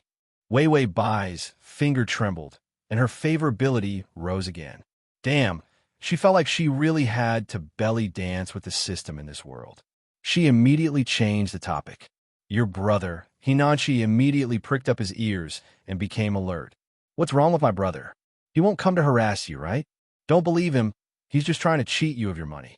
He's a man with hands and feet. He won't starve to death. If you see him, just avoid him. Don't let him stick to you. He Dongling. What's the use of having a brother like you? Wei Wei Bai glanced at He Dongling, who couldn't hold back his smile. She said gently. When he woke up, his legs were paralyzed. Hinachi was stunned. Because he was angry with his brother, he didn't pay much attention to his brother's news. After all, since young, his brother was independent and deceiving people. He was strong and didn't need a family, so it had formed a deep impression of him. So he thought that his brother could take care of himself. Hinachi, I'll go see him when I have time. Although he's very pitiful that he's paralyzed, you don't have to pity him. He still has me. I'll take care of him. Chapter 603. He was worried that Wei Wei Bai's heart would soften when she saw He Dongling paralyzed. He would take care of his brother. She didn't need to. He Dongling. Is this his brother? This is his enemy. Wei Wei Bai. It's okay. You can go to work in peace. After that, she said a few more considerate words to let Hinachi sing in peace and not increase his favorability. After hanging up the phone, she looked at He Dongling's half-smile and continued to look at her laptop expressionlessly. He Dongling couldn't hold a half-smile on his face. He coughed lightly and said sarcastically, You and Hinachi have such a good relationship. Those who don't know would think that the two of you are a couple. Bai Weiwei didn't have the slightest trace of emotion. Only people with filthy hearts think dirty. Dirty, He Dongling. Weiwei Bai snorted. Little guy, if you want to fight with me, I won't kill you. He Dongling suddenly said, I want to drink water. As a nurse, Wei Wei Bai went to pour water. It's too hot. He disliked it. Wei Wei Bai frowned, then lowered her head and blew on it seriously with a focused expression. He Dongling didn't say the disdain that was about to come out of his mouth. She passed the cold water to him. He Dongling didn't drink things that others blew on, but he didn't know how to reject it. It became, You can feed me. Although Wei Wei Bai was impatient, she still fed him. He Dongling took a sip, and his eyes couldn't help but be affectionate. It was like sparkling spring water, clear and gentle. Wei Wei, he started to fire indiscriminately again. Wei Wei Bai said calmly, Extra service, 100 yuan. He Dongling, who was as tender as water, was speechless. Wei Wei Bai took out a small notebook and wrote, This is an extra service for the caregiver. Your hand is not disabled, so feeding you water is a special service. You need a tip. He Dongling's eyes twitched, and the gentleness in them disappeared. Where was the Wei Wei Bai that made his heart ache when he saw her? Who was this? Wei Wei Bai sneered. In the past, I was young and immature. I thought that as long as I liked someone, I could do anything for him, even if I was covered in scars. She sized him up coldly. Now that you're older, you know how to be childish. So what if she likes me? Money is the most important thing. At least, she won't betray me. His tone was filled with disappointment and deep condemnation. He Dongling couldn't use his usual tricks. Even under her disdainful and reproachful gaze, he actually felt a little embarrassed. Wei Wei Bai put down the cup and went back to work. He Dongling pursed his lips. His expression was gloomy, and he couldn't help but cross his fingers. After a long silence, he said, In the past, I let you down. Wei Wei Bai froze in the middle of tidying up the table, and her back stiffened. He Dongling looked at his legs. He still couldn't bear the fact that he had become a cripple. I'm a scumbag. I thought you could afford it, so I made a move on you. He looked over from the corner of his eyes. Wei Wei Bai's shoulders seemed to be trembling. He Dongling's heart twitched. It was only natural for him to be a scumbag. But in front of Wei Wei Bai, he suddenly couldn't be so natural. Maybe it was because most of the people who were scumbags in the past were not good people. It was by Wei Wei who really liked him, B.A. He Dongling said lightly, "I'm sorry." Ding, he scumbag's favorability is at 30. When Wei Wei Bai heard the notification, she retracted her miserable expression and turned around indifferently. "If you're really sorry, then give me more of your property." He Dongling, fast crossing system. Male God, you come here at the /crossover system. Adonis, come here and read the full article at https://www. Sashu, com download Transmigration system. Adonis, come here and read this on your phone. https://m. Sashu, Compto make it easier for you to read it next time. You can click the Chapter 604. Wei Wei Bai was not touched at all. Her tone was even calmer than his. "I heard that you still have 2 houses." He Dongling's mind was alarmed. She didn't even let go of his last bit of wealth. He immediately, very quickly said, "How can you use money to express an apology? How profane of this heavy and sincere apology." Wei Wei Bai almost rolled her eyes. "Don't chat with me if you don't have money. I won't forgive your apology. That's all." After saying that, she walked away in disdain and didn't even look at him. He Dongling was left alone. He Dongling wondered if he had become ugly and if his eyes were blind.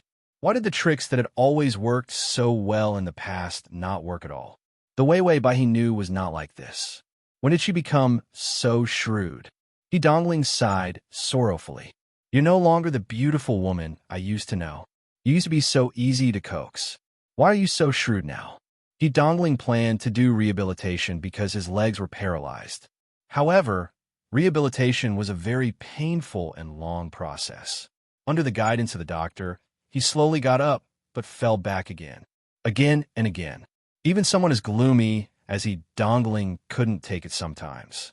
Wei Wei Bai watched silently and came over to help him from time to time. Sometimes, he Dongling would tease her to divert her attention. "Why do you pity me?" Wei Wei Bai looked up at him. That indifferent and calm gaze didn't have a trace of sympathy. He Dongling was so thick-skinned that she felt a little embarrassed. Then Wei Wei Bai revealed a mocking smile. "Do you know what it means to be pitiful?" She dragged him to sit on the chair and said calmly, "Have you seen someone so poor that they have to sell their blood?" He Dongling Wei Wei Bai. "When I was at my poorest, I didn't even have enough blood to sell. I even wanted to sell my kidney. If it weren't for the fact that I went to the bar as an escort, what you would see now would be me missing a kidney." He Dongling, although I didn't really control you, I didn't force you to this extent." Wei Wei Bai said softly, "Your parents forced me." He Dongling's words were stuck in his throat, and he suddenly didn't dare to say anything. "Wei Wei Bai, I was even beaten up by someone with a cloth bag over my head. I couldn't afford the medical fees. I was worried that you would be sad when you saw me, so I didn't dare to go back.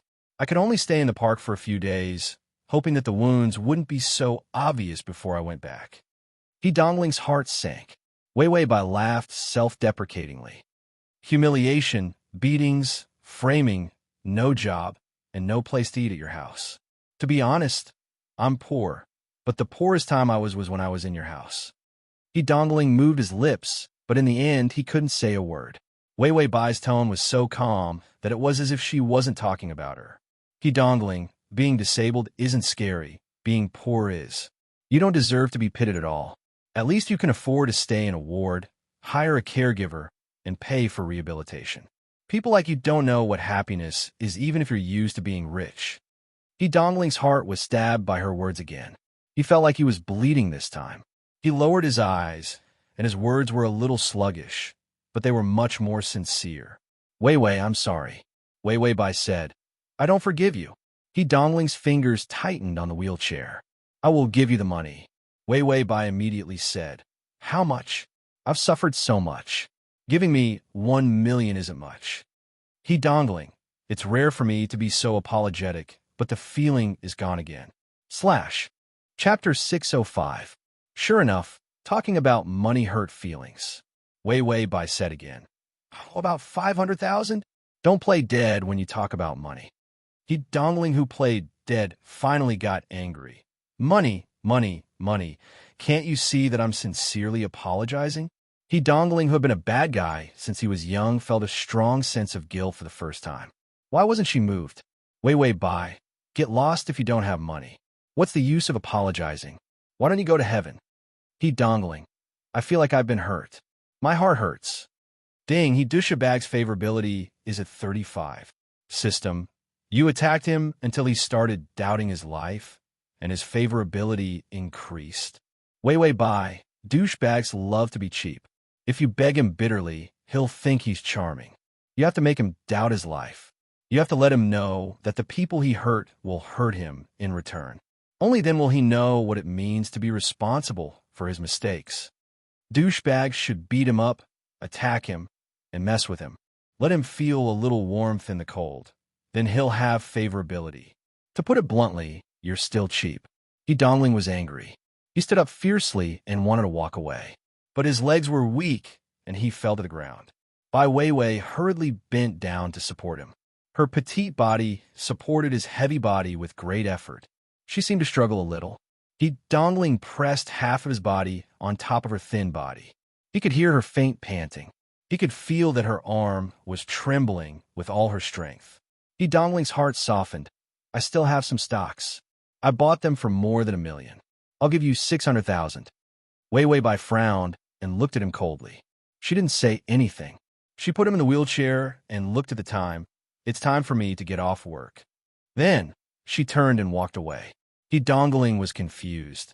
Do you think the money is too little? How about 800,000? Wei Wei Bai stopped in her tracks and turned around. Her eyes were full of ridicule. Do you really think that money can erase everything? He Dongling, the hurt you gave me will be there for the rest of my life. I won't forgive you, no matter how much money you have. With that, she lifted her feet and left. He Dongling looked at the departing figure. He wanted to stand up, but fell back down. His handsome face was a little twisted. Didn't you say that you'd forgive me if I was given 500,000? Why are you suddenly not asking for money? Why was this woman so difficult to deal with? After Wei Wei Bai walked out, she immediately took a taxi to the TV station. She was now a fan of Hinanchi. This was Hinanchi's first interview after his comeback, so she had to support him. She had already bought tickets for the event on the internet. Although she couldn't flirt with Hinanchi, it was still good to have a look when she had time. At the scene of the interview, Hinanchi was wearing a black suit. His thick black short hair was fluffy, his eyes were deep and dark, and his legs were long and straight under his suit pants. He had a tall and slender figure, a natural model's frame. Wearing a black suit, coupled with his youthful feeling between an adult and a teenager, it fused into a kind of handsomeness that made people unable to take their eyes off him. The host had interviewed Hinanchi before. Hinanchi had become famous at a young age, but at that time, he didn't have such a textured temperament. Now he had gone through hardships, but was eye-catching. Hinanchi sat on the single-seater sofa, and the host was opposite him. The questions were all carefully selected. After Hinanchi's comeback, the management company that he signed with had already spoken to everyone. They told them not to push him too far. Moreover, Ninth Master didn't say anything. Everyone gave face to the management company and stopped. At https://www.sashu.com/ to read the full article at https://www.sashu.com/txt download at https://www.sashu.com to read on. Chapter 606. Good comments on the internet, as well as some supportive posts from Hinanchi's real fans, could also appear. Those encouraging words from before, as well as the support of those fans, were not only drowned out by the internet water army. Instead, they were deleted and banned by special forces. This was also the reason why Hinanchi could not find a single fan on the internet who said good things about him. Nanchi, long time no see. I heard that you suffered some blows previously, but now you've finally recovered. The host said with a friendly smile. Hinanchi was calm and elegant. Yes, something happened at home. Now it's settled down. The host said, "Your fans are also worried about you. Your comeback is the best news for them." Hinachi did not show any sarcasm at all. Instead, he answered maturely and generously, "Thank you to them for always supporting me. They are all my motivation for my comeback." Clearly, because of special reasons, he could not see a single supportive fan at all. The two of them had to play their part. The new song this time is really good. Although the album is not out yet, the single has already rushed to the top of the music charts this year. Your fans say that this song has the taste of love. When Hinachi heard this question, his ears hidden under his fluffy short hair could not help but turn red. His voice was still calm. Not yet in love. More than a crush. The host did not expect that the answer was not normal, but a topical one. He immediately asked impatiently, "Crush? Does Nachi have a crush on someone?" Hinachi was a little nervous. He revealed a smile to hide his tense emotions. He wanted to say no. After all, this was a show. It did not matter if he lied. Moreover, it was too early to reveal his feelings. He did not know if it would scare her. However, he could not help but want to reveal his inner thoughts. "I do have a crush." Hinachi laughed. His eyes seemed to be filled with broken stars. "She is my biggest motivation for my comeback. I hope that one day I can tell everyone that I like her." The host looked surprised. "It seems that you really like her." In this kind of situation, the words that were said could not be taken back. Many celebrities had someone they liked. When they were photographed, they would never admit it even if there was evidence, because celebrities still had to rely on their fans to make a living. For celebrities who had someone they liked, their economic benefits would be reduced by more than half. Hinachi actually said that he had a crush on someone at such a crucial moment in his comeback. In fact, it was very disadvantageous to his star path. Hinachi looked at the camera with a smile in his eyes. "Yeah, I like her. I like her so much that I don't even know how to confess." The host wanted to ask who it was. However, Hinachi pursed his thin lips and continued to smile politely. His words perfectly avoided the trap. She didn't want to give the veteran host any chance to talk. Compared to the past, he was much more mature. He was also much more handsome. A unique charm of a mature man began to appear on his body. In the end, the host had no choice but to give up. Everyone followed the rules and asked the preset questions. Then the program ended. The ratings for this episode would be very high. Hinachi greeted the host politely for a while and then thanked the staff behind the scenes. The manager's assistant immediately took the snacks that they had just bought and distributed them to the staff. Hinachi also took small bowls of snacks and handed them to the audience. He had a very kind attitude. Chapter 607. He wanted to return to the stage again. He wanted to stand at the top. He wanted his song to be recognized by everyone and get a lot of investment support. He couldn't be as cold and indifferent as before. Hinachi passed a bowl of snacks to a girl in sunglasses in the front row. Her fingers were slender, and her palm lines were light and clean. She was so beautiful that people wanted to touch her. Hinachi placed the small bowl in her hand. Suddenly, his fingers paused. He looked at this hand. It was a familiar feeling. Hinachi didn't dare to look up. The program was recorded and would only be broadcasted next week. He thought that she wouldn't hear it. Even if she did, it would be next week. That was why he dared to say what he thought. But thinking that she had heard it in front of him, it was no different from a confession. Hinachi's fair and handsome face blushed. He nervously pursed his thin lips and almost couldn't retract his hand. He was so nervous that he didn't know what to do. "Nachi," her clear voice gently entered his ears. Hinachi looked up. His face was red and his breathing was irregular. Wei Bai, who was wearing sunglasses, smiled and said, "You have someone you like. Who is it?" Hinachi didn't know if he was disappointed or relieved that he had escaped a disaster. "I'll tell you next time." Wei Bai was puzzled but happy. "Then you must bring her to see me. I'll help you check. Our Nanchi is so cute. The girl you like must be the best and cutest." Hinachi nodded frantically. "Then I'll go backstage to change first." "Don't go, I'll be back in a while." Because there weren't many people at the front desk, the seats were far away. Some were even staff, so no one could hear their whispered words. Wei Bai pursed her lips and smiled. "Okay." Hinachi immediately turned and left. When he walked to the dressing room, He saw himself in the mirror. His face was red, and the depth in his eyes was filled with unconcealable joy. There was also a sense of loss and loss. He covered his face with his hands and groaned after a long time. Wait for me. You will soon know who I like. Ding. The male lead's favorability is at 80. The system and Wei Wei Bai were speechless. Wei Wei Bai cried out, I don't think I did anything. The favorability points are rising too quickly. The system gave in. I'll go to the mall and see if there's any underwear that can show your butt and cover your front. I'll buy you one then. Wei Wei Bai. Do you need to buy it? Just take a pair of pants and open a big hole in the back to show your butt. The system said, You're the smart one. Wei Wei Bai said, Of course. The system and Wei Wei Bai fell silent at the same time. We're not really going to belly dance, are we? Dumbass Su Tong covered his face. He really wanted to chop off this seductive hand. He nodded. She calmed down backstage and returned to the front desk to look for her. Wei Wei Bai had already left. He was in a daze and immediately called Wei Wei Bai. Wei Wei, where did you go? Wei Wei Bai said, I'm going to the hospital. Hinanchi's eyelashes fluttered. After a moment of silence, he said, Are you going to see my brother? Wei Wei Bai said calmly, I'll be his nurse and take care of him for a while. Hinanchi's fingers trembled and he almost dropped his phone. That was why she insisted on going to work. Only because her brother needed her to take care of him. He suddenly felt that his eyes were a little sore, and his mood began to fall. You still like my brother. Transmigration system. Adonis, come here. Address. http://www.sashu.com/transmigration system. Adonis, come here. Address.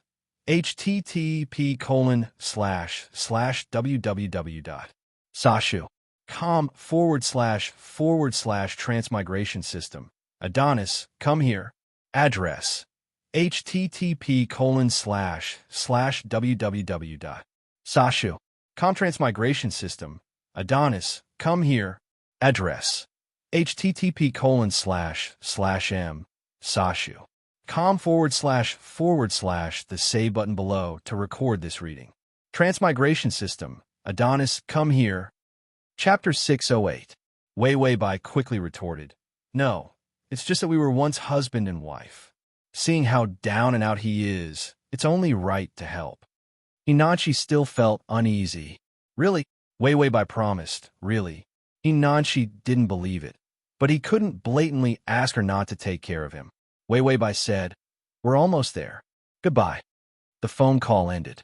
Hinanchi remained in the same position for a long time, the grievance in his eyes thickening. He took a deep breath, but he still couldn't suppress the sour feeling in his heart. Then he called the housekeeping center. I want to find more than 5 caregivers. His brother did need someone to take care of him. But why'd it have to be Wei Wei Bai? Who knew if their old feelings would rekindle as they took care of each other? He knew his brother best. His brother was the best at flirting with girls. He also liked to lie. He was worried that she would be deceived again. Hinanchi stuffed his phone back in his pocket, then put his fingers into his pockets habitually and lowered his head. He was like an abandoned stray dog. I've already grown up. I'm younger and better looking than my brother. I like you more. If you like mature men, I'll be mature soon. He muttered softly, so wait for me. Wei Wei Bai looked at her phone nervously and waited for a long time. Finally, the favorability didn't increase. Bringing up he scum could indeed stop the favorability from increasing. Whether it was the guilt for his brother or the worry that Wei Wei Bai would like his brother again. Hinanchi would feel conflicted. Once conflicted, the favorability wouldn't increase easily in the future. If they offset each other, the favorability would remain stable and wouldn't increase easily. Wei Wei Bai heaved a sigh of relief. Although it was time to get off work, thinking about whether she could get more favorability points, she resigned to fate and went to the hospital to see if he scum was dead. Just as she reached the entrance of the hospital, she saw he scum being pushed out. More than 10 burly men wearing sunglasses and black suits looked like the scene of a triad boss appearing in a Hong Kong film. She was shocked. What was going on? Trash he actually mingled with the underworld? Wei Wei Bai asked the system. The system flipped through the information. These people are all Elder Gio's people. They're here to find trouble. Hinanchi didn't offend Master Gio, so at most, he was implicated. He dongling went against Master Geo directly and woke up in a vegetative state. Master Geo felt that this kind of person needed to be educated, so he sent someone to pick him up. Was this education going to be dissected or filled with cement and sunk into the sea? Actually, she also felt that he jerk did need to be educated. But now that he was dead, was it appropriate to leave her, his ex-widow, to belly dance? He dongling sat in a wheelchair. His face was pale, but his eyes were terrifyingly dark, like a black whirlpool without any light. When he saw Master Geo's men coming, he was actually glad that Wei Wei Bai had left early. Otherwise, it wouldn't be worth it to implicate another person. He dongling couldn't help but rub his fingers together. This was an instinctive action for him to ease his nerves.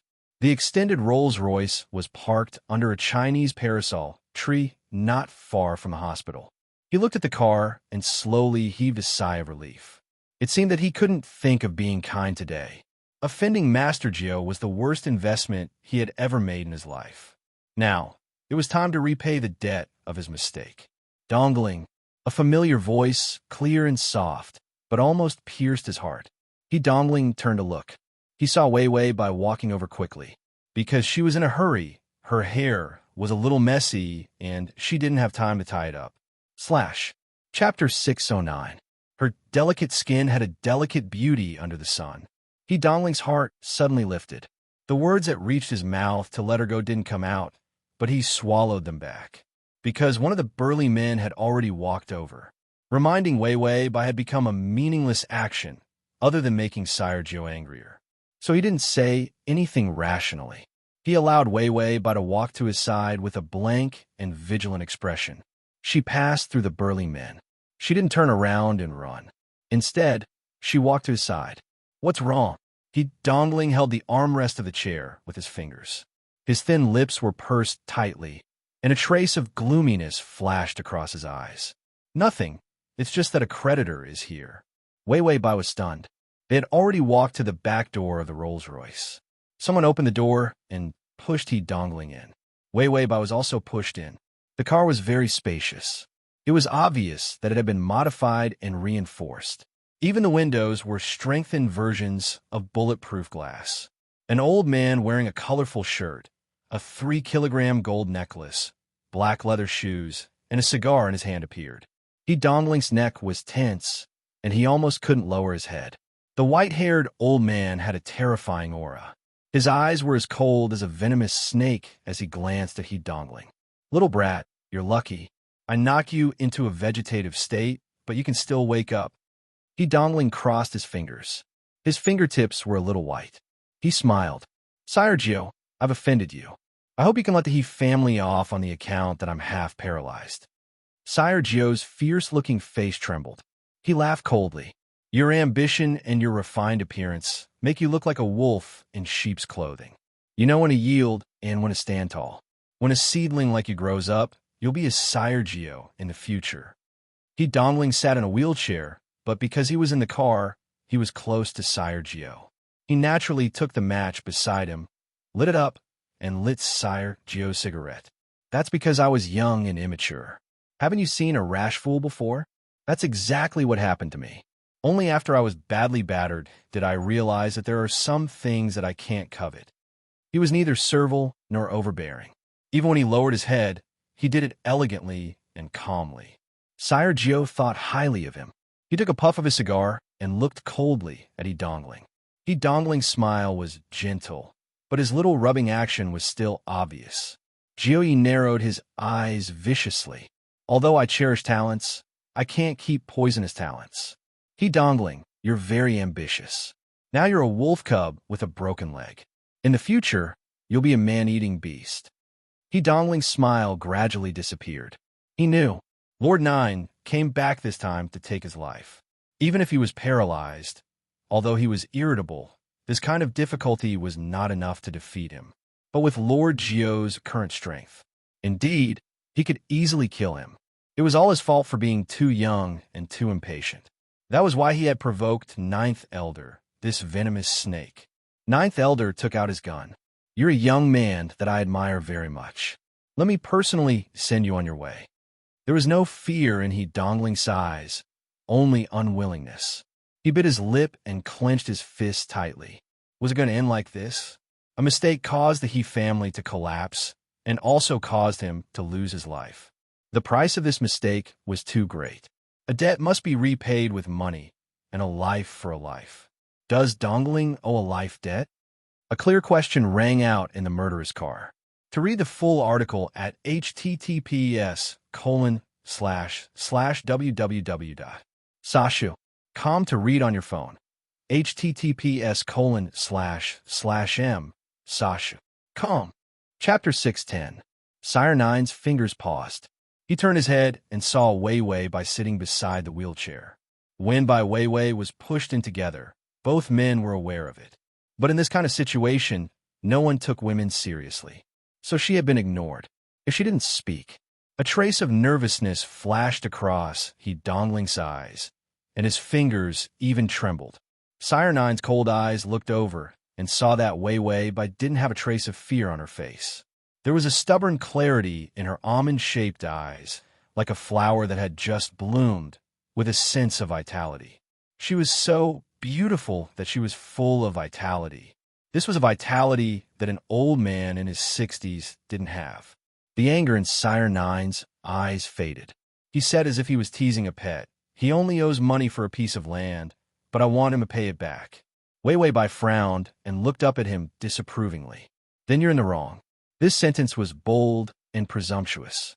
Even if Sire Nine had a gun in his hand, Wei Wei acted like an ordinary person, turning a blind eye and acting sweet. He Dongling suddenly shouted, "Wei Wei, why are you causing trouble? Hurry up and apologize to Sire Nine." His heart was in his mouth. If Wei Wei hadn't been noticed, according to Sire Nine's usual practice, she wouldn't have died. Just like Inanshi. Because she didn't participate in this matter from the beginning to the end, she was only slandered, causing her to suffer a setback in her career. So she would be fine, because she was the same as Inanshi, an innocent person. Wei Wei looked at He Dongling, and a gentle look flashed across her eyes. He Dongling was stunned. That gaze, Wei Wei looked at Sire Nine again. Owning a piece of land is a matter of money. A human life is more important than the sky. Dongling didn't kill anyone, so you can't kill him. Jiu Yi suddenly laughed.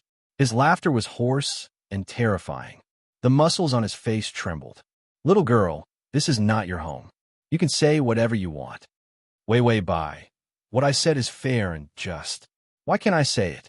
Who needs a life to repay a debt? Why are you so unreasonable?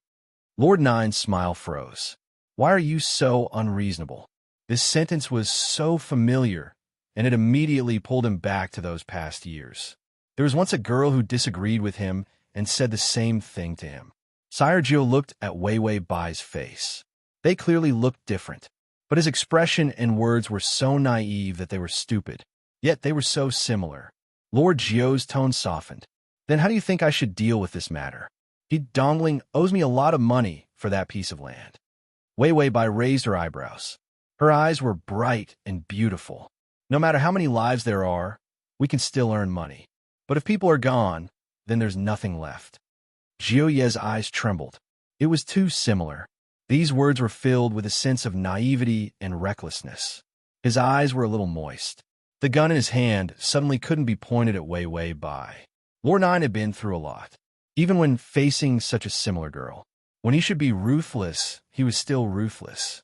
"But I just want him to pay back his life because I'm unreasonable." With that said, Lord Nine raised his gun and was about to shoot at He Dongling. But just as the muzzle of the gun moved in front of He Dongling, Wei was already in front of He Dongling. She was extremely nervous as she faced the muzzle of the gun. A cold light flashed across Lord Nine's eyes. "Little girl, I remember that you should have divorced He Dongling. You should hate him and not save him." He had investigated the He family's matters clearly. // Chapter 611. When He Dongling heard this, he also looked up and saw Wei Bai's tense back. She stubbornly held on. Her muscles were trembling in fear. But she refused to move her body. Wasn't she afraid of death? He Dongling admitted that he was afraid of death. He even let out a sigh of relief when she blocked him. But when he saw her thin body blocking him behind her, all kinds of feelings flashed through his heart, but the shock was the most obvious. Even if they were in love, they still broke up just like that. How could she say that she didn't love him and even risk her life for him? Ding, he slags favorability is at 35. Wei Wei Bai's forehead was covered in sweat. She was so scared that her face was a little pale, but she still revealed a smile. There's no other way. A day as husband and wife means endless kindness. Just like debts have to be repaid, kindness also needs to be repaid. Jiu Yi, kindness? Wei Wei Bai nodded, and her smile became gentle. He is the man I loved. No matter if this relationship is completely unrecognizable or full of holes. To me, when we first met, this love brought me great happiness. Isn't it a kind of kindness for a person to bring you happiness? He dongling held his breath, his thick and cold heart wall. Her words hit him hard in the head. He didn't have time to distinguish whether it was shame or something else. Ding, he slags favorability is at 40. Wei Wei Bai's smile deepened. He doesn't love me, but I loved him. Even if I let it go now, I still hope that the person I love can be happy. Jiu Ye's fierce expression softened. You're really a good child. These words were filled with distant memories. No one knew who he was talking about. Wei Wei Bai let out a sigh of relief. The next moment, Jiu Yi said coldly, "It's a pity that you still have to die. If you like him so much, then let's die together." With that, he pulled the trigger. He Dongling's mind was blank. He pushed Wei Wei Bai hard with both hands, letting her dodge the bullet. He clearly cherished his life the most. He wouldn't even frown if anyone died. Wei Wei Bai was nothing to him. But before his rationality could stop him, his instincts chose to protect Wei Wei Bai. Wei Wei Bai fell to the ground, her face almost disfigured. She quickly looked at He Dongling and found that He Dongling's handsome face was pale, but there was no more bloody hole in his body. Wei Wei Bai said, "Tongzi, you made the right bet. There was no bullet in the first shot." The system was very calm. What's the point of gambling? I already said that there was only one bullet in this ugly old man's gun. That bullet wasn't from the first shot. Jiu Yi laughed again. This time, his laughter had a more hearty feeling. Looks like a wolf cub, like you still has a weakness. I thought you would even betray your parents at critical moments. He Dongling's muscles tensed up. He thought he was going to die. His lips trembled slightly, and he forced himself to maintain his dignity. Jiu Yi, you must be joking. I'm not that heartless. Jiu Yi put away his gun. Seeing that you still have some affection in your heart at critical moments and didn't let your wife take the bullet for you, I'll let you go this time.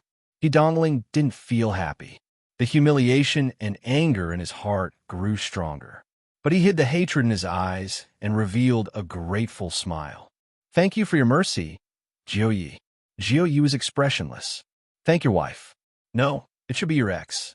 You really have no taste. You gave up a woman who took the bullet for you. He Dongling couldn't help but look at Wei Wei Bai. Chapter 6:12. He found that she had already stood up and hurriedly walked to his side to push his wheelchair. She smiled and said, "Then we won't disturb you. We'll leave first." He Dongling didn't say anything, so she used all her strength to push him out of the car. Jiu Yi suddenly said, "Little girl, you're called Wei Wei Bai, right?" Wei Wei Bai turned around and revealed a cute smile. "Yes, then what's your name?" Jiu Yi paused and was silent for a few seconds before saying, "I'm called Jiu Yi." Wei Wei Bai, what a strange name, then goodbye, Jiu Yi. Jiu Ye's wrinkled face trembled, but in the end, he didn't say anything inappropriate. When Wei Wei Bai got out of the car, he couldn't see her back anymore. Jiu Yi slowly took out a photo from his chest.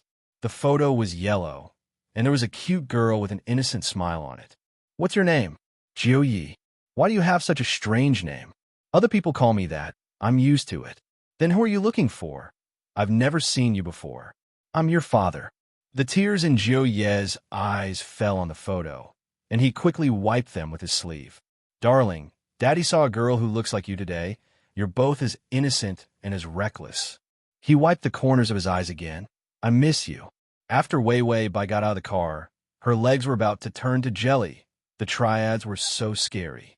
She hurriedly pushed He Dongling as if she was running for her life. taking large strides forward with all her might. When He Dongling confronted Jiu Yi just now, Wei Wei Bai was already desperately looking at Jiu Ye's information that the system gave her. Then, in those short few minutes, she finished reading Jiu Ye's magnificent life.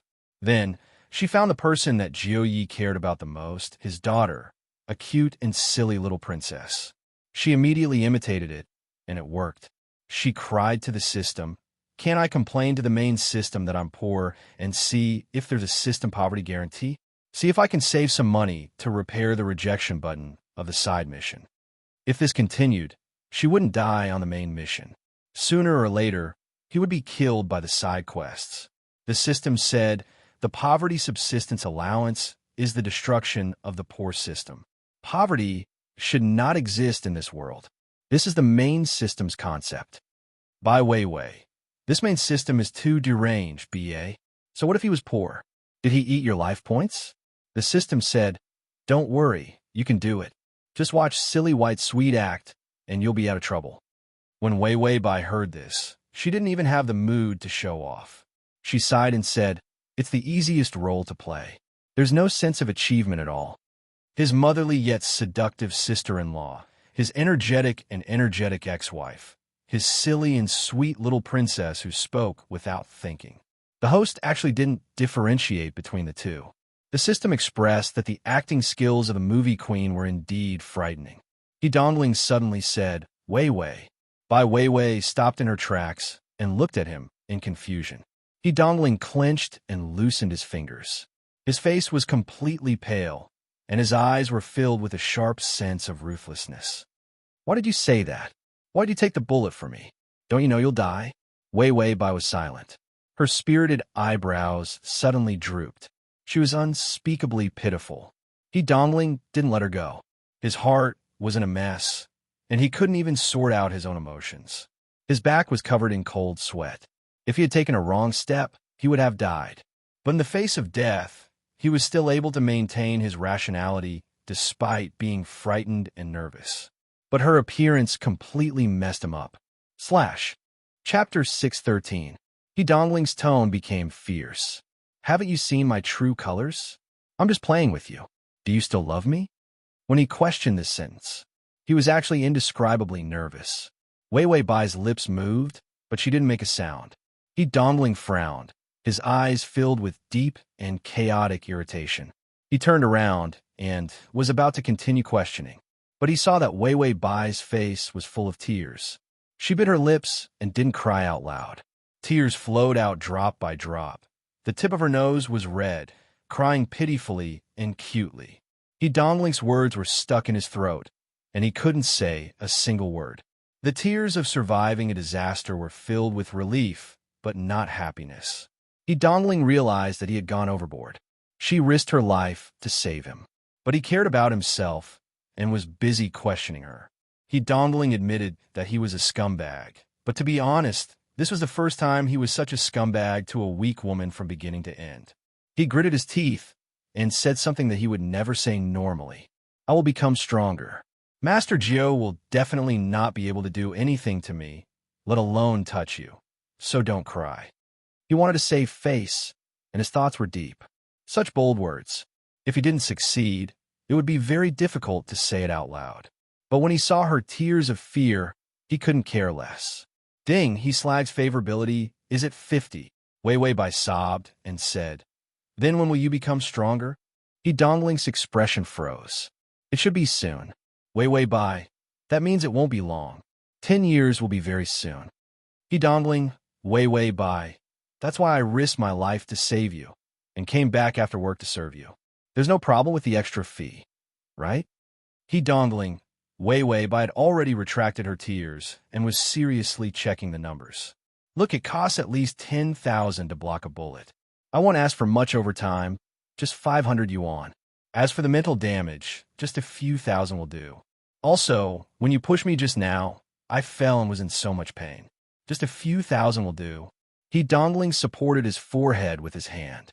His head hurt. "Who am I? Where am I? Where did my beautiful ex-wife, who only wanted true love and didn't want money, go? How I missed the idiot from before. She only remembered to ask for money when he was poor. Why didn't she sympathize with a paralyzed old man like him? It wasn't easy for him to earn money. After he dongling returned to the hospital and transferred the money to Wei Wei Bai, he was suddenly enlightened. His legs had to be rehabilitated, and he had to continue earning money. They had to fight for their rights at all costs. The experience of death did not scare him out of his wits. Instead, it aroused the ruthless and savage desire in his heart. Only those who were above others could control their own lives. He would not allow anyone to point a gun at his head a second time. He fell to the ground again. He dongling was sweating profusely. Wei Wei Bai came over to help him. He dongling watched as she struggled to help him to a chair. Then, she took out a clean towel, wiped his sweat, and poured him a glass of water. He dongling did not resist at all. Instead, he obediently allowed her to do as she pleased. Sometimes, when he looked at her, there would be a hint of undetectable gentleness in his eyes. It was a flash of light. It was not much, but it was very precious. No caregiver was so considerate. There wouldn't be any caregiver who would work overtime after work either. And no caregiver would dare to take a bullet for him. So, she still liked him. Is at https://www.sashu.com// Chapter 614. He dongling smiled proudly and took a sip of water. Ding! He douchebag's favorability is at 55. Wei Wei Bai was surprised. How did the favorability increase? She didn't seem to have done anything. The system said, it's good that it increased. Who cares how it increased? Wei Wei Bai felt that the system was right. As long as it wasn't dancing, it was fine to do anything. He dongling finished showering and was pushed out of the bathroom by the male nurse. Wei Wei Bai's job as a caregiver was to take care of the daily life. She didn't do it, but specially hired a male caregiver for the hospital to do it. He dongling remembered that when they were husband and wife, he was never willing to touch her. So it was natural that she would be shy. He couldn't bear to force her on this. Wei Wei Bai had just liked Hinachi's Weibo when she turned around and saw Hinachi coming out. She gave him the medicine and water. After he dongling took the medicine, he looked up and stared at her seriously. His eyes were heavy with a dark light and a trace of undetectable tenderness. He said in a low voice, Wei Wei. Wei Wei Bai was still thinking about Hinachi's award on Weibo, so she nodded casually. He dongling hesitated. Today is the Mid-Autumn Festival. Wei Wei Bai's eyes drifted to the notebook. Oh, the Mid-Autumn Festival. No wonder there was a lottery on Weibo, and the prize for the 10th place was Doraemon's 2-meter doll. She wanted it. He dongling saw that she was being perfunctory, and his face turned ugly. The words that were about to come out of his mouth also stopped. He was a douchebag, but he cared about his reputation.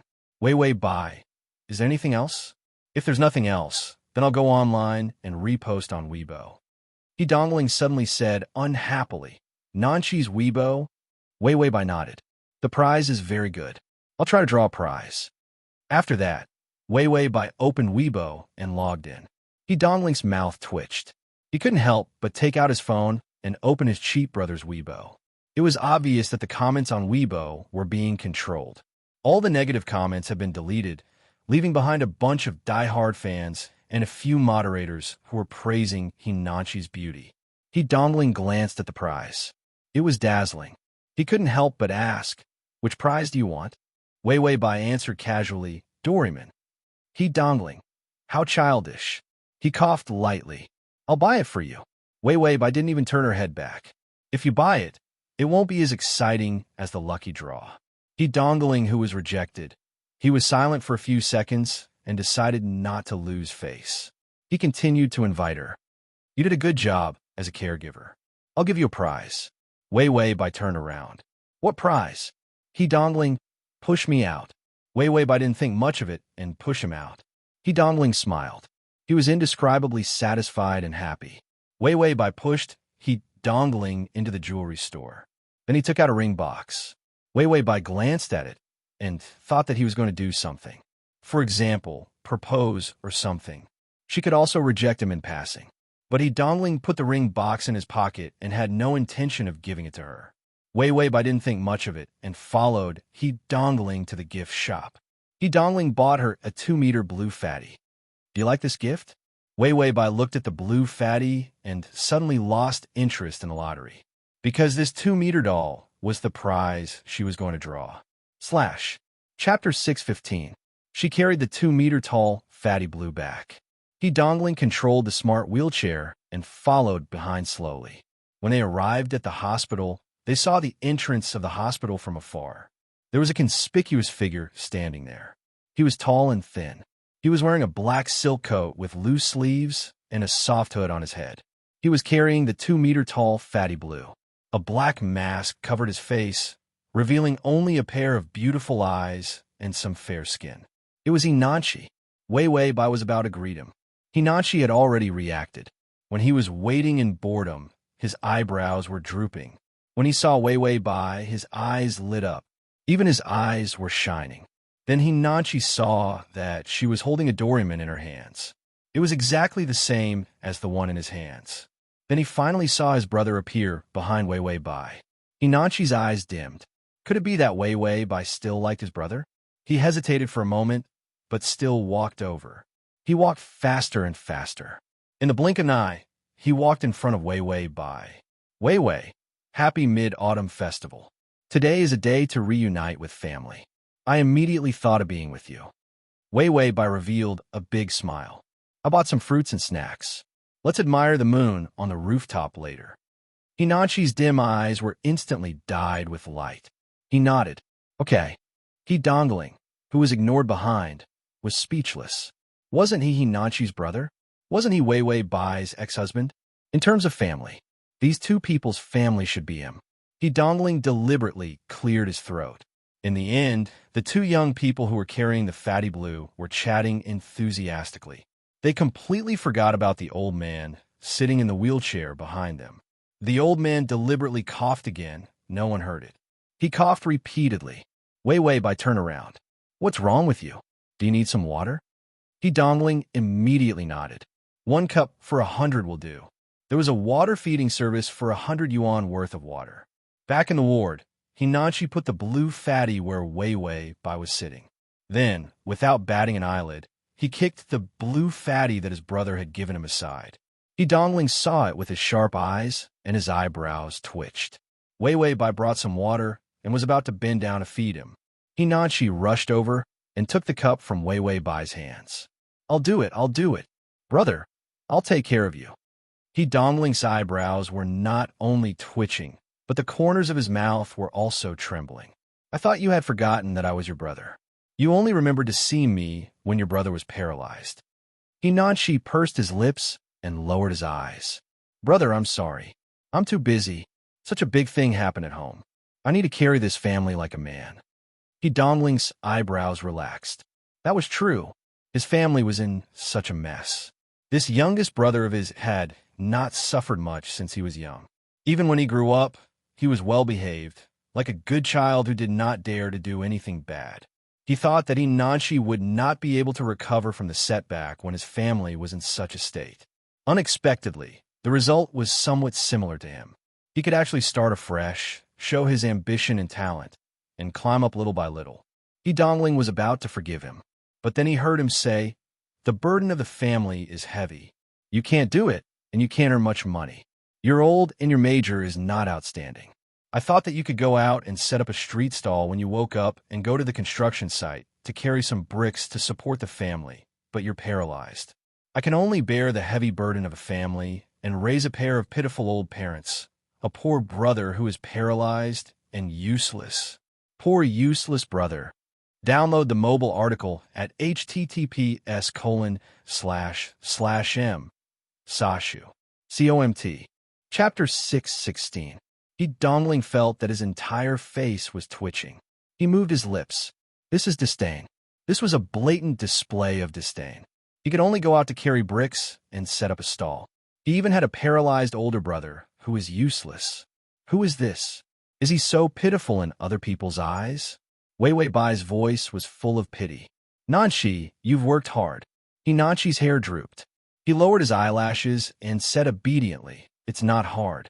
To support my sister, I have to support a half-paralyzed older brother who is useless. He's definitely not suitable to get married again. I'll work hard to earn a lot of money. Wei Wei Bai's expression softened. You don't mind that your brother is paralyzed? Hinanchi said, although he's useless and disabled, he's still my brother. He Dongling, who had no sense of presence at the side, had a curse word that he didn't know if he should say. Hinanchi suddenly smiled gently at his brother. Brother, drink some water. Otherwise, Wei Wei will be worried again. He Dongling's eyes were about to shoot cold arrows. He snorted and drank the water. After drinking the water, Hinanchi put down the cup and spread his hands. Pay up 100 yuan. He Dongling, Hinanchi said, I heard Wei Wei say that this is an extra service and you have to pay for it. You don't even have 100 yuan? You can know it first. He Dongling, he felt that he wasn't half paralyzed, but had a heart attack. He was going to die from anger. Wei Wei Bai was afraid that Hinanchi would anger He Dongling to death. She had to mediate. It's the Mid-Autumn Festival. It's a good time for you brothers to get together. Let's go and admire the moon. Hinanchi said gently to his brother, Brother, are you tired? Your legs are inconvenient and your body is weak. You should rest early. He Dongling also smiled, even more gently than him. You're really considerate of me, but I'm in good health. I just have 2 useless legs. Anyway, I have a lot of money and I'm a noble person. I don't need to walk at all, so it doesn't matter. You're the one who needs to take care of your body. I've heard that there are a lot of actors who suddenly die on the stage. Hinanchi, who are you calling a small-time actress? The 2 brothers chuckled as they looked at each other. Then, they turned their faces away at the same time, revealing expressions of disdain. Wei Wei Bai completely ignored them. As long as one of the favorability didn't increase or decrease, the other didn't. She was as calm as the wind. When they were admiring the full moon, the 3 of them occupied the rooftop of the hospital. A picnic cloth was laid out with snacks, fruits, and a box of mooncakes. The moon was big and round, making the 3 people's faces pale. Bai Weiwei sent Hinanchi to run errands to get the lights. Otherwise, the moonlight effect would be too horrifying. Hinanchi left in a hurry and came back in a hurry. He was so fast that he didn't give He Dongling any time to interact with Wei Wei Bai. He Dongling wanted to say to Wei Wei Bai, but he swallowed the happy Mid-Autumn Festival that he was about to say. Hinanchi passed the cut fruit to Wei Wei Bai. Wei Wei, this is delicious. Eat some. Wei Wei Bai looked at the moon and took it. You eat too. Hinanchi smiled, his eyes full of happiness. He Dongling pursed his lips and didn't say a word. He couldn't ask for food himself, right? That would be too degrading. Hinanchi gave Bai Weiwei a paper towel, as well as the delicious snacks he ate. He gave more than half of them to Bai Weiwei. He Dongling watched from the side, but he didn't get a share. Hinanchi suddenly thought of his cheap brother and handed him a mooncake. Eat some, brother. // save button below to record this reading record. Chapter 617. He Dongling finally relaxed. He finally remembered his brother. He stuffed all the delicious food to his sister-in-law. If it wasn't for the fact that he thought it was impossible, he would have thought that Hinanchi, this blockhead, had been enlightened and liked Wei Wei Bai. Hinanchi was still a good child after all. It was probably because he knew about the terrible things he had done in Wei Wei Bai's pitiful past. That was why he was acting like this. He Dongling picked up the mooncake and was about to eat it when he realized that something was wrong. He took it out of his mouth again. At first glance, it was the 5-kernel mooncake. He hated the filling the most. Wei Wei Bai looked at the moon and realized that the moon in this world was not much bigger than the moon in her reality. So she yawned and wanted to go back to sleep. However, Hinanchi suddenly came over. Sleepy? I'll lend you my shoulder. We'll go down later. Wei Wei Bai nodded. After all, there were still a lot of snacks and fruits. It wouldn't be a waste to let Hinanchi eat them. She gently tilted her head and rested it on Hinanchi's shoulder. The strong shoulder looked very thin, but it was very thick as a pillow. Hinanchi was aware that her head, with a slight force, rested on his shoulder. Long strands of hair fell over his shoulder. The fragrance of the hair was more intoxicating than the moonlight. Hinanchi was so nervous that his ears turned red. His hand holding the fruit couldn't stop trembling. He was worried that Wei Wei Bai would see that something was wrong, so he didn't dare to not move. Wei Wei Bai's breathing slowed down. Light and average. Hinanchi reluctantly glanced sideways at her, and saw her small and straight nose, as well as her bright red and beautiful lips under the moonlight. It was like a stunning beauty, and Inachi's beautiful pupils. Only her face was reflected in them. He couldn't help but smile. How nice. Ding, the male lead's favorability is at 85. The system silently glanced at the shop. Was the underwear that showed her, but still there? Let's take advantage of the discount and buy two. He, Dongling, who was sitting in a wheelchair, looked up and saw their figures leaning against each other. One was petite, while the other was tall and slender. Under the moonlight, they were a perfect match. He, Dongling's eyelids twitched as a trace of doubt flashed through his dark eyes. He pursed his lips and glanced at them again. In this atmosphere, there was always a sour smell in the air. He, Dongling, looked at them as he took a big bite of the mooncake. Disgusting, disgusting. Inachi felt that the temperature was a little cold. Just as he was about to reach out to carry Wei Wei by and go downstairs, he heard a cold voice. Suddenly, a cold voice came from behind. Nanshi, Wei Wei is a good girl. Inachi's fingers froze. He lowered his eyes, knowing that his brother was testing him. But in the end, his expression softened and he replied, Yes, she's very good. In the midst of adversity, deep in the swamp, in a place that was even darker than where he was standing, there was light, pulling him out of hell. In this world, there was no better girl than her. He, Dongling, heard him reply, without hesitation, and his heart tightened. Then he said, I want to marry her again. Inachi, he, Dongling, said, So she's still your sister-in-law? Inachi suddenly asked, Did she agree? He, Dongling, was stumped for a moment before he said, Almost. Inachi let out a sigh of relief, but she didn't agree. I know, brother. There was no intense emotion, nor was there a rush to show anything. Inachi said this very calmly. He, Dongling's test hit cotton, soft and uncomfortable. Inachi carefully reached out and carried Wei Wei by. // Chapter 618. Wei Wei Bai was tired, so she slept soundly. She leaned softly in Inachi's arms, defenseless. Inachi said, Brother, I'll take Wei Wei down first. It's cold here. I'm afraid she'll catch a cold. He, Dongling, nodded. Go ahead. Inachi nodded and strode away. He, Dongling, was left in the same spot for a while. Wait, no one was pushing him downstairs. How's he going to go down? Back in the ward. Inachi put by Wei Wei in the place where relatives were accompanying the bed. The two blue fatties were placed quietly in the corner. Inachi looked at the one given by his brother and wanted to stuff it into the rubbish bin. But the rubbish bin was not big enough to stuff it in. He specially organized a lucky draw. She had once said that she liked cartoons, especially Doraemon. Therefore, he specially picked out a blue fatty with a cute smile for her. But he was afraid that it would be too obvious, so he put on Weibo's lucky draw. The blue fatty was not expensive, but as the first prize, it was too special. Plus, the first prize was not easy to draw, so he specially asked his assistant to buy an Apple laptop as the first prize. The first 9 prizes were very expensive. Only the 10th prize was not eye-catching and expensive.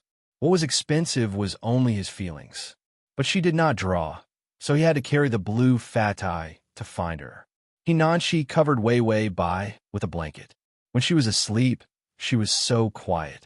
Her weak and pure appearance was like the water he was holding, soft and unrestrained, but clear and attractive. Inachi was a little nervous. His breathing quickened and his face was a little red. She suddenly whispered something softly. He hurriedly tried to listen, but it was just a meaningless sleep talk. She suddenly turned around and brushed her lips past his ear. Her warm breath tickled his ear, tickling his heart. Inachi's brain could not work, and his body was as tense as a rock. With great difficulty, he finally regained his breath. Inachi's eyes were burning, but he was suppressing it. When he saw her fingers poking out from under the blanket, he couldn't help but hold them, wanting to put them back so that she wouldn't catch a cold. After holding her hand, he couldn't help but pinch her soft, boneless fingers. After he was done, he couldn't help but measure the ring finger with his finger. This is where the ring is. Inachi measured her. After knowing her approximate size, he couldn't help but say, You're a little thin. I'll fatten you up in the future. He looked up and saw that she was still sleeping soundly. Hinachi pursed his lips. In the end, he couldn't resist the desire in his heart. He bent down and slowly lowered his head, sucking on her lips. Her lips were soft and plump, just like a flower full of honey. It made him want more.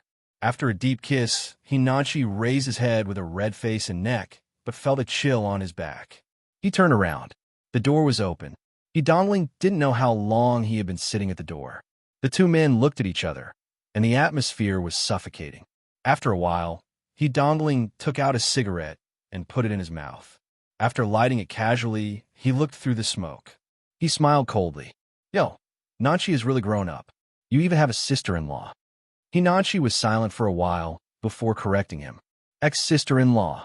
Dongling almost broke the cigarette in his hand. Ex-sister-in-law is also your sister-in-law. You haven't even grown hair yet. How can you let your brother down? Hinachi immediately replied in a low voice. You let her down first. Dongling was speechless. I let her down, so you're going to let me down. Is this the same thing? Chapter 619. Dongling finally thought of a rebuttal. In the end, Hinachi said faintly, I want to marry her. Husband and wife are one. If I let you down, then she let you down. You let her down, so we're even. The system that was eating supper when it was hungry. This bandit logic, full marks. Dongling kept shaking the cigarette in his hand, the smoke forming an S shape. He took a few deep breaths before waving his hand to signal Hinachi to come out. After all, this was a matter between men.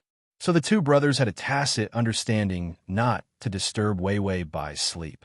When they reached the corridor, Dongling signaled Hinachi to lower his head. Hinachi calmly obeyed and punched him in the face. Hinachi took a few steps back. This punch made his gums bleed. He spat out a mouthful of blood and wiped his mouth with his sleeve expressionlessly. Dongling hit him, and the back of his hand was numb. So you're not going to give up? Hinachi tilted his head. His complexion was fair and clear. His delicate features usually looked a little too feminine, but he suddenly revealed a cold smile. The sharpness and viciousness in his eyes made the soft parts of his face disappear, leaving only unyielding coldness. Brother, you don't want her, but I want her. Dongling took a puff of his cigarette irritably. I'm going back on my word. She's very good. He had played with countless women, but who could be like Weiwei Bai? For him, she endured so many hardships and wasn't afraid. When his family collapsed, she didn't run. When he was paralyzed, although her face was cold, she still stayed by his side. Dongling wasn't stupid. In fact, he was a cold and calculating businessman. He never knew that he had made the most successful business deal. Unexpectedly, he accidentally married Weiwei Bai because of his playfulness. But the biggest failure of business was that he had actually given up on her just like that. Dongling could not bear to give up on Weiwei Bai. There would not be a second one in the future. Hinachi's eyes darkened. He suddenly raised his head and revealed his delicate chin. He said expressionlessly, There's no one in this world who can be taken back just because you say so. I'm young and have a bright future. I like her to death. What can you give her? Dongling pursed his thin lips and narrowed his eyes, which were full of ruthlessness. Hinachi was not afraid at all. He carelessly rubbed the corner of his lips with his finger. A punch in exchange for a kiss. He felt that it was too worth it. I know you, brother. At most, you like her a little. You feel that Weiwei is good to you and won't abandon you when you're in danger. If you get her, you'll get more love. Dongling gritted his teeth. Hinachi, shut up. Hinachi's beautiful eyes drooped down, filled with an unyielding feeling. I don't understand. What right do you have to treat her like this? You feel that she's good, and you're going back on your words and not letting her go.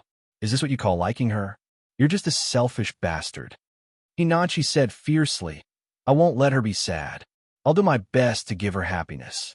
It doesn't matter if she doesn't love me or like me, because I'll give her everything I have, including love. If I'm in dire straits and she abandons me, I'll be glad that I don't implicate her.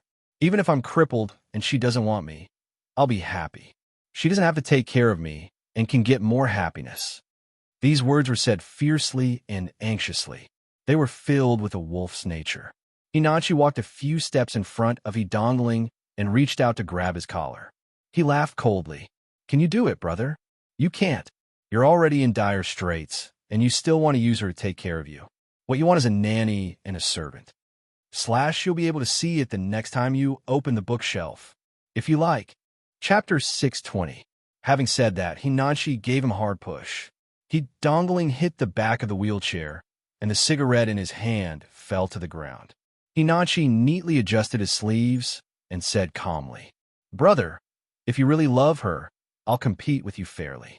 But you're just saying that she's easy to coax, easy to use, and too kind to take care of your feelings. Save it." When he said this, the corners of his mouth curled up, revealing a cold smile. In the past, she was bullied because I wasn't around. Now, I'll kick anyone who bullies her in the head. He dongling coughed. Being pushed by him wasn't light. "Nanshi, I'll say it again. She's your sister-in-law." Hinanchi looked up. Bright tenderness and fierce dominance intertwined in his eyes. "Not to mention my sister-in-law. Even if she's my ancestor, I'll take her back and worship her myself." He dongling was like a bird.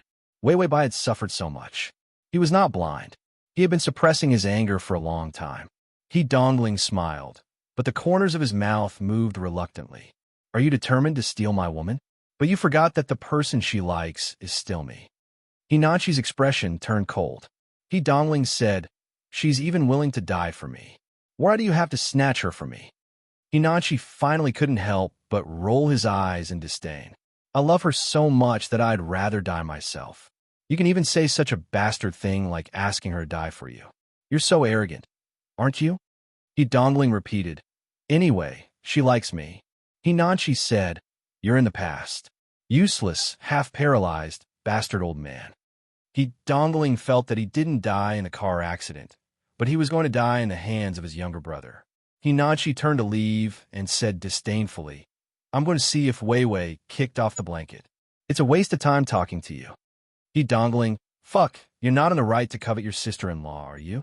Hinanchi came to the ward and saw that Wei Bai was still sleeping in the same position. It was just that his calf had kicked open a corner of the blanket, revealing his bright skin.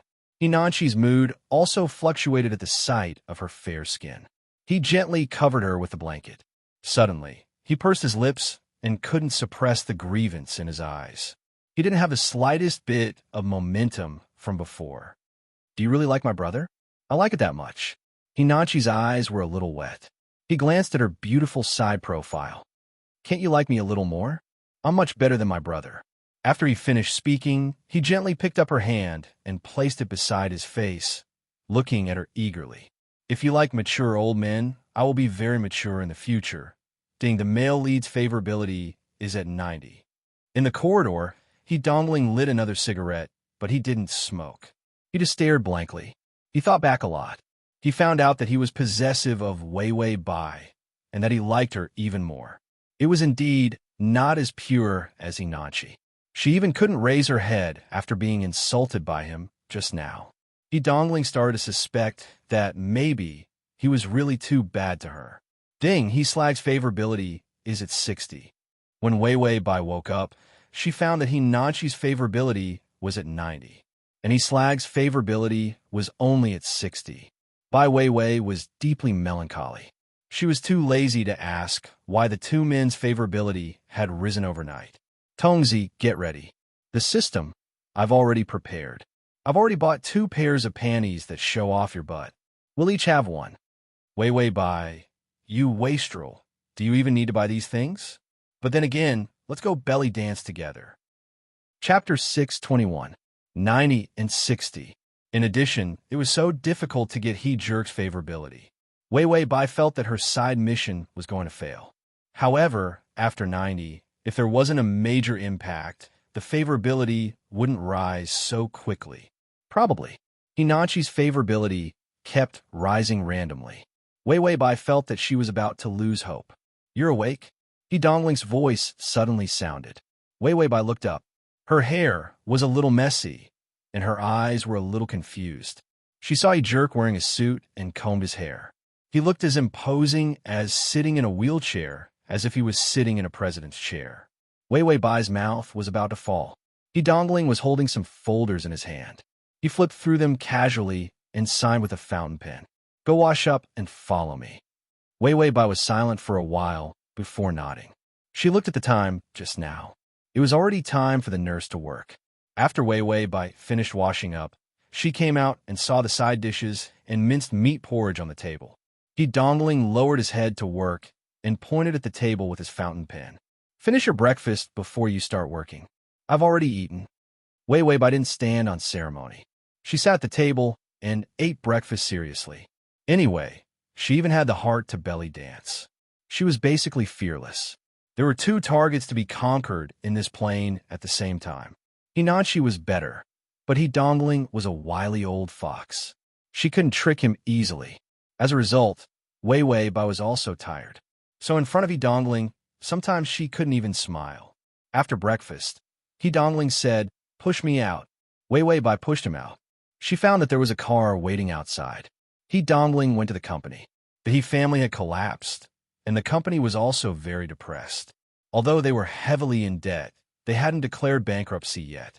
The shell company was leased. The time was not up yet, so he did not take it back.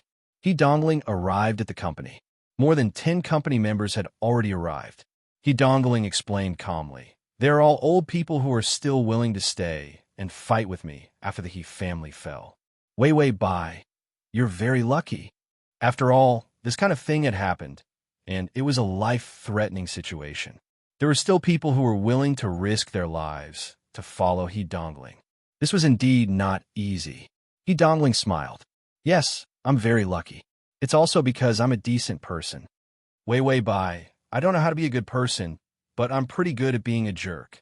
He Dongling entered the company and started the meeting. How to reorganize the company, how to repay the debts, how to make the right promises to get new loans. When He Dongling started to work, his face was serious. Although he was in a wheelchair, it did not affect his calm and elite temperament. A beast in human clothing, a cultured scum. It was indeed the best word to describe He Dongling. This kind of man who looked decent when he worked. It was indeed easy to flirt with women. Unfortunately, Wei Wei Bai was used to seeing this. In addition, she also did this in reality. So she was completely unaffected by this scene. After a day of work, He Dongling suddenly pushed his wheelchair to the floor-to-ceiling glass window.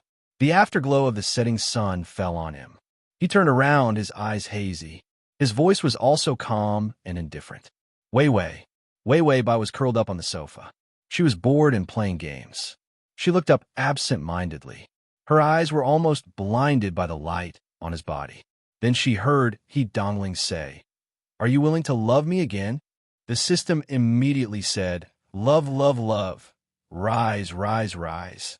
The first sentence was for Wei Wei Bai to say love, and the second sentence was for He Dongling to increase the favorability after saying "I love you." Wei Wei Bai felt that the system was a big fool. / T. Chapter 622. Her heart was as calm as water, but there was a shocked expression on her face. He Dongling's smile deepened, and his voice became mellow. Wei Wei Bai, I was wrong in the past. From now on, I will pick myself up and make the company work again. I did a lot of wrong things in the past. I won't do it again. So, can you forgive me and come back to my side again? Hinachi made him feel a huge sense of crisis. So Wei Wei Bai was also wanted by someone. He had to quickly tighten his grip and hold on to her. Wei Wei Bai was holding her phone. Her fingers were still distracted playing the game. But her eyes were filled with tears and her tone was still stubborn. I don't love you. He Dongling's eyes softened. I know, it's enough that I love you. System, shameless, isn't this stealing the male lead's lines? Wei Wei Bai looked at the unmoving 60 favorability and despised He Dongling in her heart. But she still acted. She stared blankly at her phone, and then, as if she had just reacted, she lightly glanced at He Dongling. This glance contained all kinds of complicated emotions. In the end, she sighed, I'm tired, He Dongling. It's too tiring to love back and forth. I just want to live well. These words were filled with endless sorrow. It made people feel sad and uncomfortable when they heard it. No matter how hard He Dongling's heart was, in front of Wei Wei Bai who could take a bullet for him, his heart softened. I will try my best to make you trust me. I only ask that you give me a chance. Ding, he slags favorability is at 65. Originally, he just wanted to make her turn back. But he didn't know when. But he dongling felt that his oath of eternal love was about to become true. Living with a woman, he almost didn't dare to imagine it in the past. But now, looking at Wei Wei Bai, he found that so many women couldn't even compare to half of her temperament. He thought it would be good to settle down. Wei Wei Bai lowered her head and did not look at him. Her back was indescribably lonely. Let me think about it. I'm in a mess right now. He dongling didn't have time to say a lot of sweet nothings before they were stuck in his mouth. He was silent for a moment. All right, consider it carefully. At least she still had feelings for him. Otherwise, he wouldn't be so hesitant. Wei Wei Bai stared at her phone and complained to the system. What should I do? I'm not fast enough. I'm going to die this round. She looked at the host who had given up on herself and was already planning to belly dance. She didn't even want to conquer scum, and only wanted to play the game. The system indicated that it should first twist its waist and learn how to dance so that it wouldn't look bad when the time came. Wei Wei Bai suddenly said, 65 favorable impression points. Maybe we can still struggle a little. Wei Wei Bai, maybe I should open a big one. The system asked, big what? Is the host starting to get serious? Ding, the male lead's favorability has increased to 92. Wei Wei Bai and the system trembled at the same time. Why did Hinachi's favorability increase again? Wei Wei Bai scrolled through Weibo and found that Hinachi posted a picture on Weibo. The picture was of a soft and white woman's hand and a slender man's hand. Their fingers were intertwined. Wei Wei Bai saw that it was her hand at a glance. There was a sentence attached to the picture. I'll accompany you for the rest of your life. What a rustic literary style. This pretentiousness made Wei Wei Bai's teeth ache. A rustic love line moved her to the point of increasing her favorability by 2 points. Wei Wei Bai said that in the past, she had to die to increase her favorability. Hinachi was such a simple target to increase favorability. She was in despair. Chapter 623. Wei Wei Bai opened the game again and started playing silently. The system was anxious. Didn't you want to open a big game to let he jerk increase his favorability? Wei Wei Bai, what is favorability? Strategy is not as good as dancing. Let's dance together. 65 and 92. The former increased by so much because she had to put in so much effort. The latter, she did not do anything and just went all out. Wei Wei Bai expressed that this mission could not be done. Whoever wanted to do it could do it. The system was also speechless. Then it silently took out a pair of discount pants that it had bought and tried it. If the size was not right, it could be returned within 24 hours. In the following days, he dongling started to get busy. To get rid of the image of a useless old man, he quickly gathered all the remaining resources and started to snatch other people's resources by hook or by crook. Then, this time, he learned his lesson. He did not touch Sire Gio. While working, he was rehabilitating and flirting with Wei Wei Bai from time to time.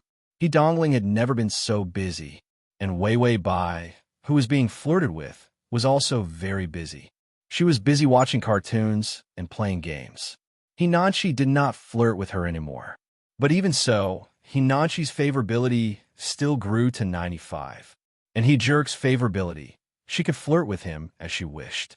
65, unmoved.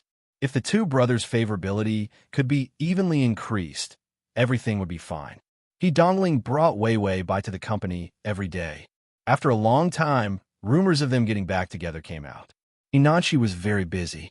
He called Wei Wei Bai every day. But during this period, she did not like his Weibo.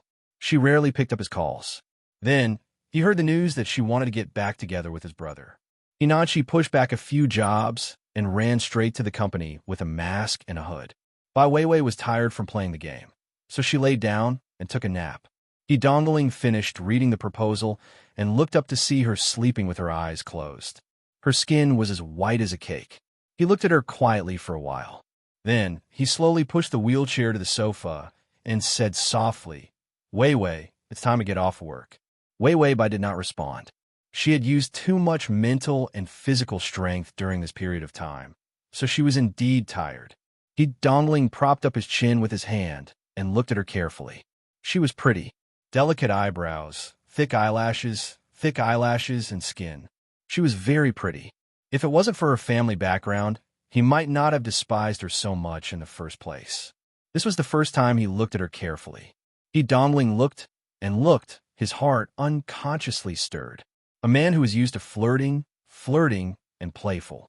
Basically, Hu Lijing. To him, it was more exciting than emotional. Maybe there was a period of time when they worked well together. He Dongling thought that the little lover was not bad and could develop in the long term. But it had nothing to do with being moved. This was the first time he Dongling felt his heart open up so clearly. He was attracted by her sleeping face. He couldn't help but lower his head and get closer and closer to her lips. There was no lust, nor was it a sensory stimulation. He just wanted to touch her. Ding, he Slag's favorability is at 70. He Dongling hesitated 2 centimeters away from her lips. Her breath blew over, making him nervous for a moment. He was nervous about a kiss that he was used to.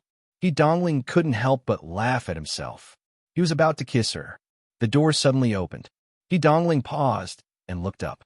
He saw Hinachi's gloomy eyes. / to record this reading record. Chapter 624. He Dongling, who had stopped moving, moved again. Without hesitation, he kissed her in front of Hinachi. Hinachi's heart was torn. Before he could feel the pain, his body had already rushed out. But he was at the door and couldn't stop He Dongling's actions. He Dongling's kiss landed on Wei Bai's back of hand. Wei Bai opened her eyes and looked at He Dongling in confusion. She covered her mouth with her hand. He Dongling didn't feel awkward. Instead, he looked up naturally. "You're awake, Wei Wei." Wei Bai woke up when she heard the sound of her favorability increasing.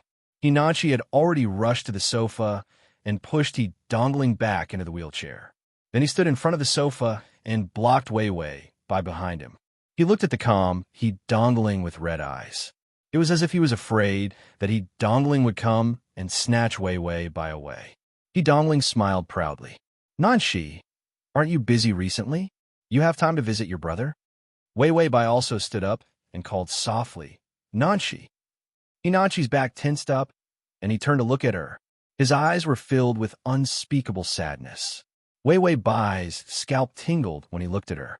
His eyes were full of complaints. It was as if he was an abandoned stray cat or dog that came to wait for her. Hinachi tried hard to blink and suppress the emotions in his eyes. Then he lowered his head and said, "I've been busy recently. I can't accompany you every day, so don't ignore me."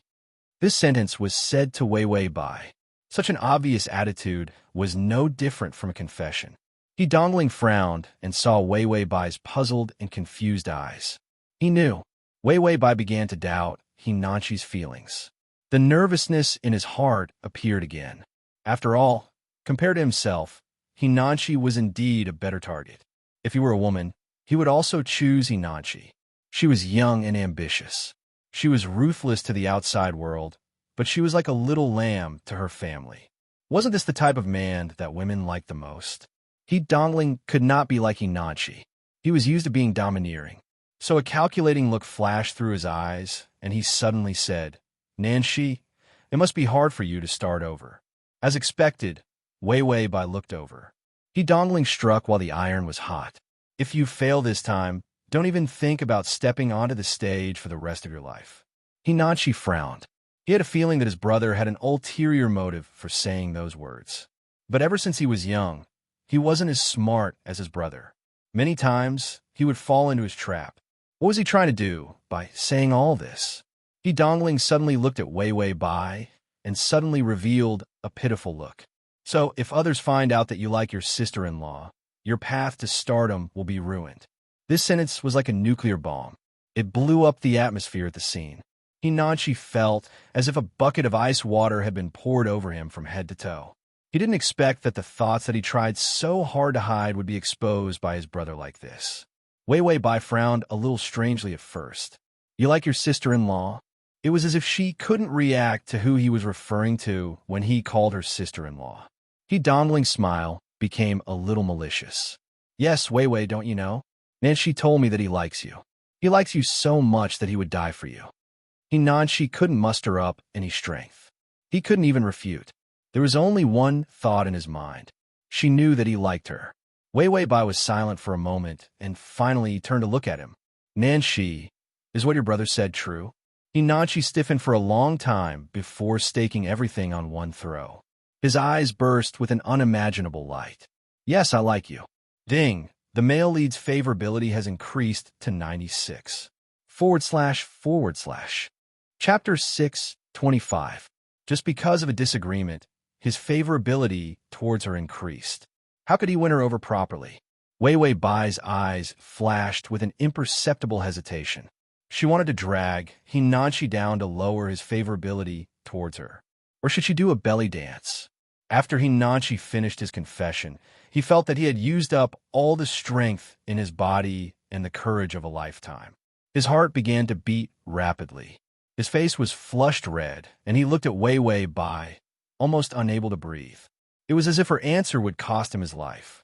He Dongling couldn't help but rub his fingers. He didn't say anything, but he looked at Wei Wei Bai nervously.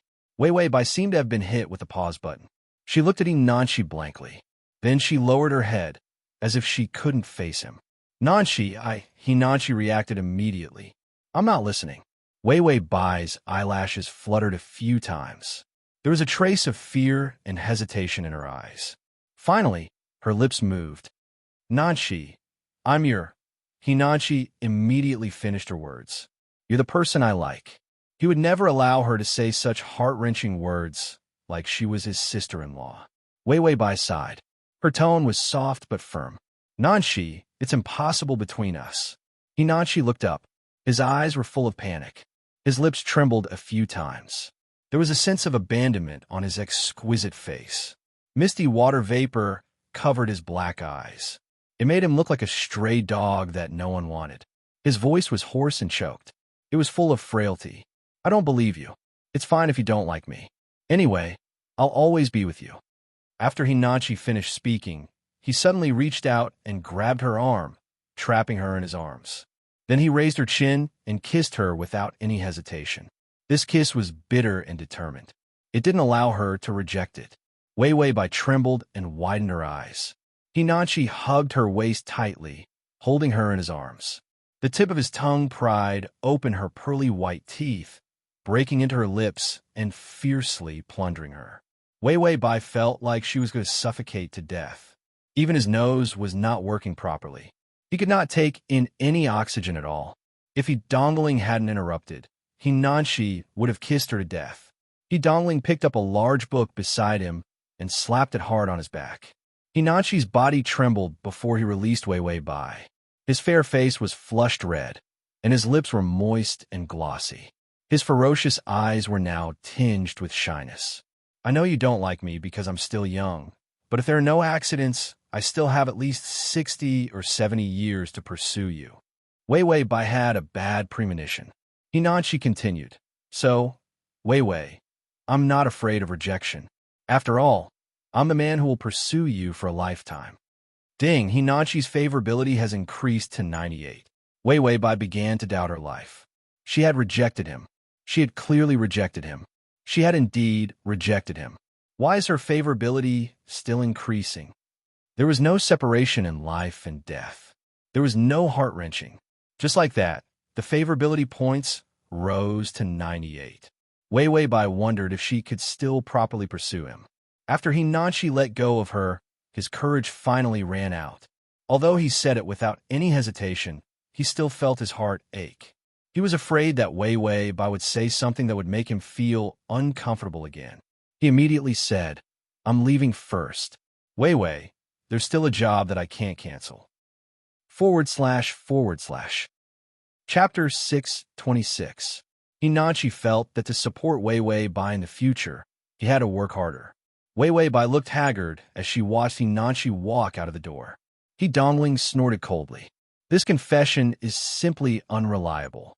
What love? Young people don't have any sense of responsibility. They say they love, and they say they don't love. He wasn't done yet. Hinanchi ran back, panting. He stuck his head out of the door. He said to Wei Wei Bai, all right, my brother is bad, mean, and shameless.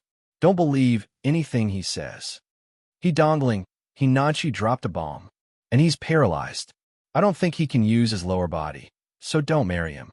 Dongling's veins popped out. Hinanchi wasn't afraid of death. He added another layer of insurance.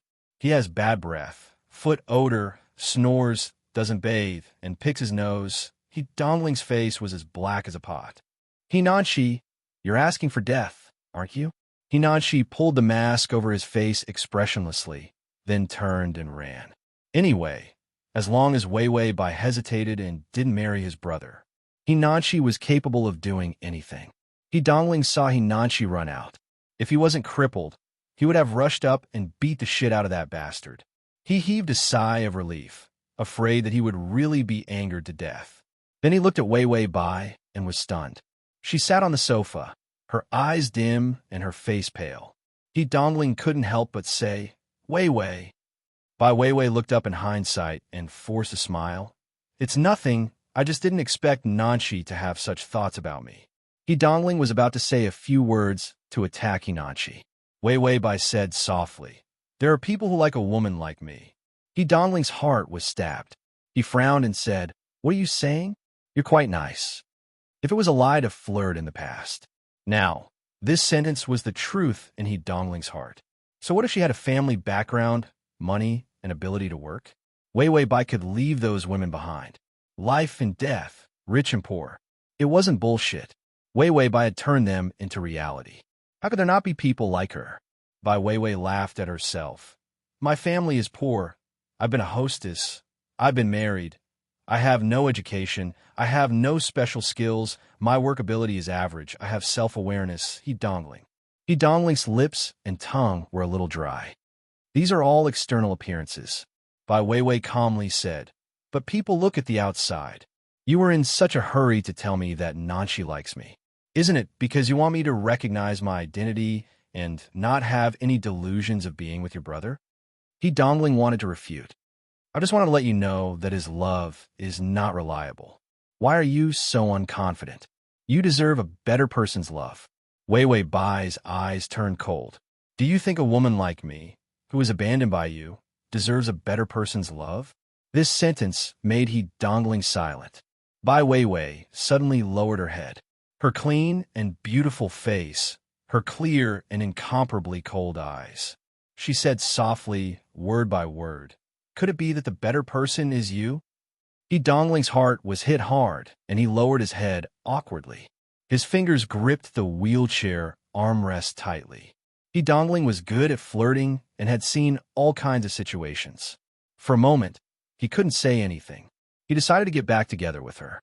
He liked her. That was the truth. But under Wei Bai's cold and calm gaze, he couldn't say a single word. / save button. Chapter 627. He liked her, but how long could this last? Dongling had no confidence in himself. Wei Bai saw his hesitation and couldn't help but laugh at herself. I'm so stupid. What do I expect from you? Dongling heard this and felt like he was hit by a wave, instantly waking him up. She had him in her heart and was waiting for him to turn back. Dongling's lips trembled. Wei Bai was expressionless. I'm going back. It's time for work today. After that, she turned around and left without hesitation. After walking out the door, Wei Bai stood there for a while. System, what's wrong? Wei Bai, waiting for the favorability. Ding! Dongling's favorability is at 75. System, Wei Bai smiled calmly and then walked forward. Dongling looked at the sunset in silence and only remembered to light up a cigarette after a long time. He thought a lot and realized that he did have a special and irreplaceable affection for Wei Bai. He didn't know what would happen in the future, but at least for now, he really liked her. Hinanchi finished his work and was resting in the dressing room. He tiredly held his forehead with his hand. He didn't dare to make the call in the past few days. He was afraid that Wei Bai would refuse to pick up his call. She knew what he was thinking. Initially, he wanted to wait until he was more mature and confident before confessing his feelings. If he confessed now, he wouldn't even have a 10% chance of winning. Hinanchi sighed and still made the call. But no one picked up. Hinanchi's hope turned into disappointment.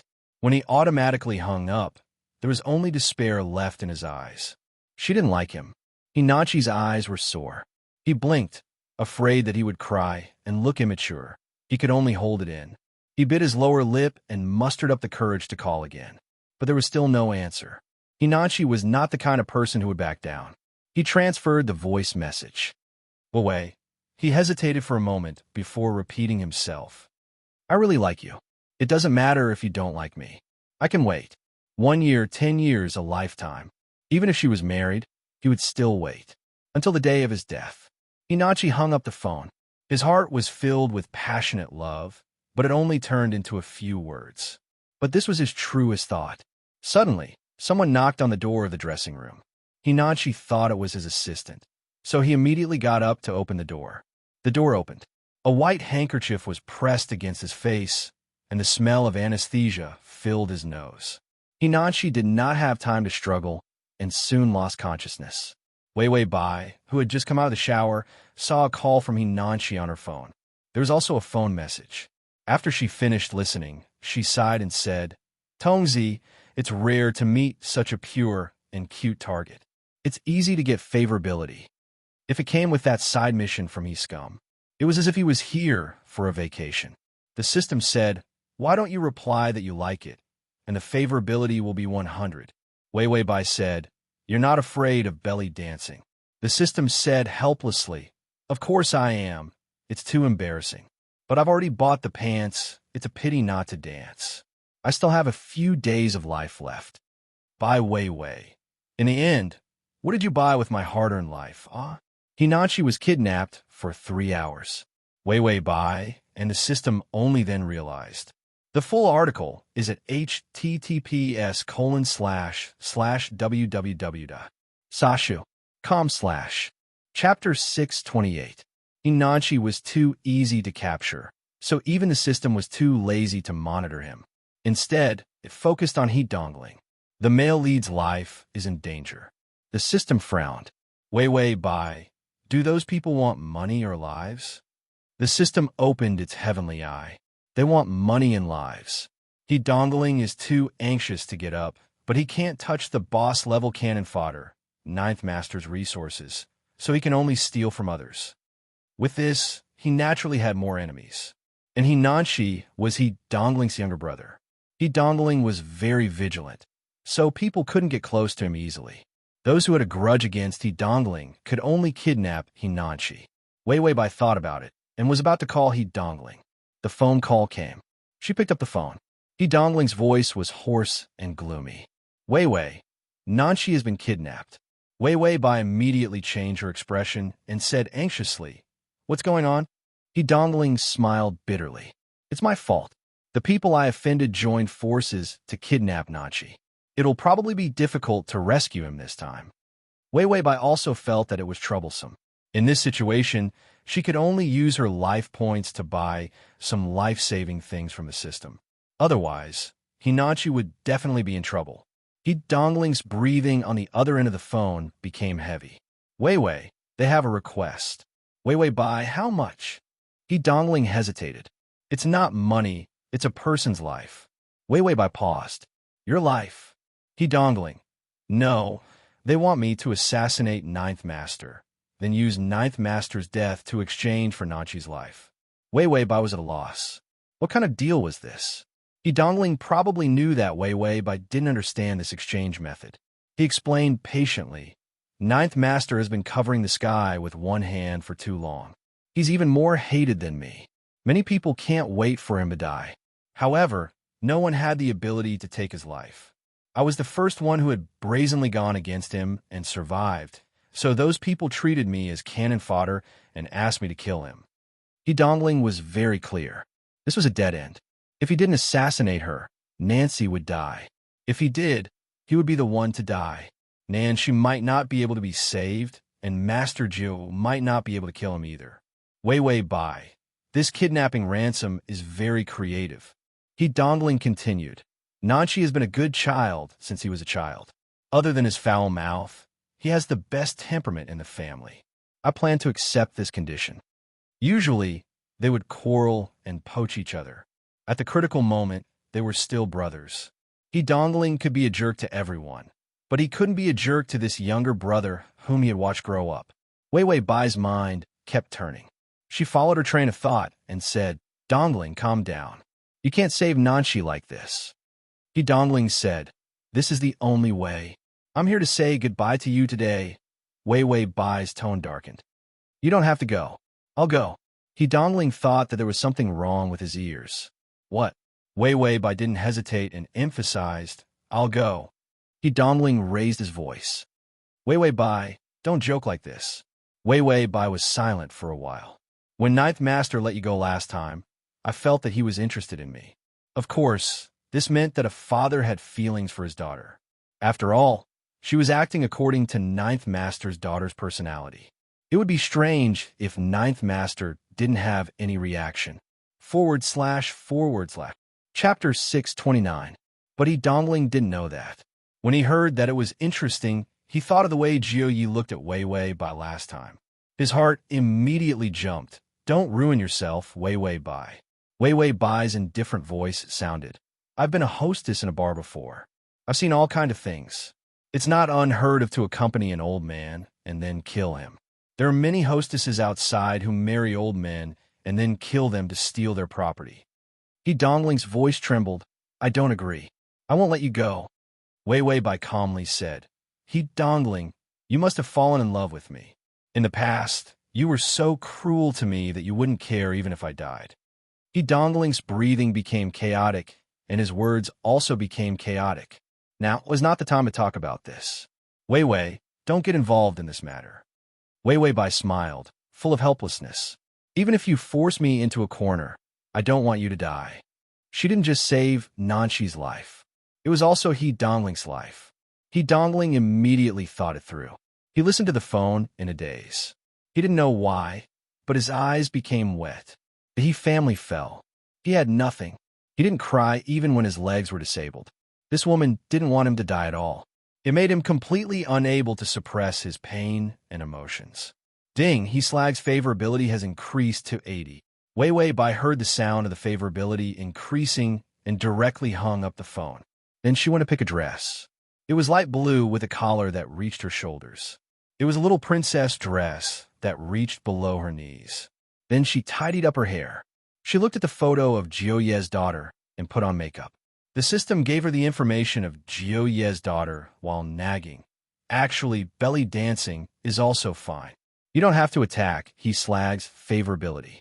To attack the favorability, Wei Wei Bai really started a big game strategy. Assassinating Jiu Yi was simply a matter of minutes. Wei Wei Bai held the lipstick in her hand. I've developed an obsessive-compulsive disorder in so many worlds. If I don't complete the side mission, won't I break my undefeated record? The system said, you can even get obsessive-compulsive disorder from this? Wei Wei Bai. Of course, more importantly, I saw the pants he bought. It's too ugly. I refuse to wear it. He would rather die trying to get the strategy. She would definitely not wear those leopard print pants that exposed her, but in the back and had a chrysanthemum in the front. They could reflect light and had a colorful glitter effect. Wei Wei Bai looked at the information and realized that it was Ninth Master's birthday banquet tonight. All the influential people in the city were there. He Dongling also received an invitation, but because of Inachi's matter, he definitely didn't have time to go. Bai Wei Wei planned to go around and walk around in front of Jiu Yi. He Dongling's favorability was different from Inachi's. Hinachi was the kind of person who would give back dozens of times more favorability if you gave him a good reaction. He Dongling, on the other hand, was the kind of person who needed others to do everything for him, so he would be stingy and willing to increase his favorability. The title of Scum Man, He Dongling, was indeed well-deserved. He Dongling knew that things were not good when he was hung up on. Wei Wei Bai wanted to assassinate Ninth Master, but how could she do it? Even if it was him, he would only be sending himself to death. He only wanted to save Nanshi, so he had no choice but to try without hesitation despite knowing that it was impossible. But why did Wei Wei Bai want to go? She would just be sacrificing herself for nothing. Chapter 630. Idiot. He Dongling was anxious and suddenly stood up. Stand up? His legs suddenly got better. If it was normal times, He Dongling might be very happy. But now, he rushed out anxiously and called the driver to stop Wei Wei Bai. Along the way, he mobilized his men to stop Wei Wei Bai. The news said that Wei Wei Bai was going to attend Master Jio's birthday party. That old man was interested in her. Not to mention the assassination, Wei Wei Bai's face was so popular with Master Jio. That perverted old man wouldn't do anything to her, right? He Dongling rushed to the birthday party. It was held in Master Jio's living room. He also had an invitation, so He Dongling felt that he should be able to stop Wei Wei Bai. When He Dongling got out of the car, he saw Wei Wei Bai had just walked in. He shouted anxiously, "Wei Wei, come back." Wei Wei Bai stopped in her tracks and stood by the door. A lamp was on her head, and the light shone on her body, giving her a hazy and holy light. She smiled, and her eyes were filled with light. She was so beautiful. He Dongling only felt that his heart was beating uncontrollably and his chest hurt from the impact. His voice became hoarse. I like you, I like you." This sentence seemed to be impulsive, but at the same time, it was as if he had gone through a difficult test and should carefully make a confession. Ding, he Slag's favorability is at 85. Wei Wei Bai didn't say anything. She looked at him deeply, then turned and walked in. He Dongling trembled and immediately followed. But He Dongling was stopped at the door. He took out the invitation, but it was useless. It was as if he was deliberately stopped. He Dongling thought about it and felt a chill all over his body. Jiu Yi, that rotten old man, had indeed taken a fancy to Wei Wei Bai. He remembered what she had said. Because she had been a hostess, she didn't care even if an old man coveted her. He Dongling stood outside the door. He couldn't help but take out a cigarette, but his fingers were shaking so much that he couldn't hold it. In the end, he cursed himself, bastard. If it weren't for him, Wei Wei Bai wouldn't have been forced to this point. Hinachi's tears finally fell from his eyes. He wept silently as he struggled to light a cigarette and smoke. His back was like a stray dog, full of despair and haggard. He finished smoking a cigarette and finally raised his head. His eyes were full of gloomy madness and the determination to stake everything on a single throw. He Dongling returned to his car. He made a call and ordered half of his men to go and rescue his brother. The other party might kill the hostage, so he did not dare to act rashly. But He Dongling couldn't care less now. He knew that Wei Wei Bai wouldn't succeed. If he didn't save her now, Wei Wei Bai's corpse would be waiting for him at dawn. Just now, he had repeated hundreds of ways for her to die in his mind. It was a heart-wrenching pain. He Dongling took out his pistol and sat in the backseat of the car.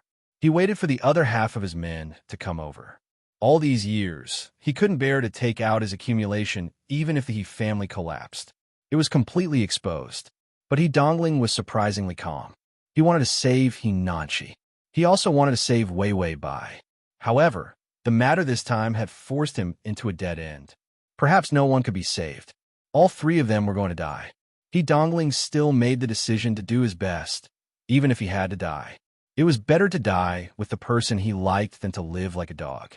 Wasn't this also a kind of happiness? // Chapter 631. When Wei Wei Bai walked in, the banquet had already begun. She asked the system, "What did you buy?"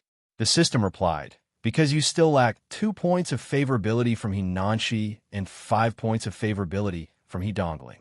So I bought you a 10-minute IQ lowering drug. Within 10 minutes, that awesome cannon fodder Elder Jio's IQ will be as low as if he has no brain." Wei Wei Bai's mouth twitched.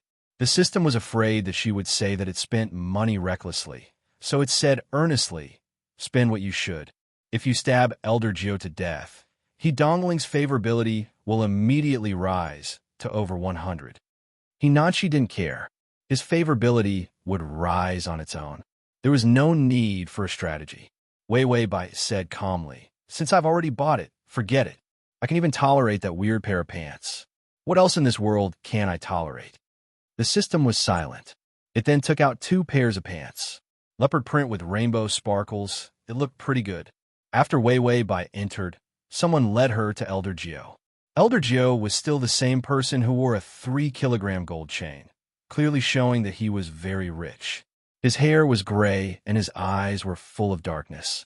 But when he saw Wei Wei Bai, he still had a flash and his eyes were wet.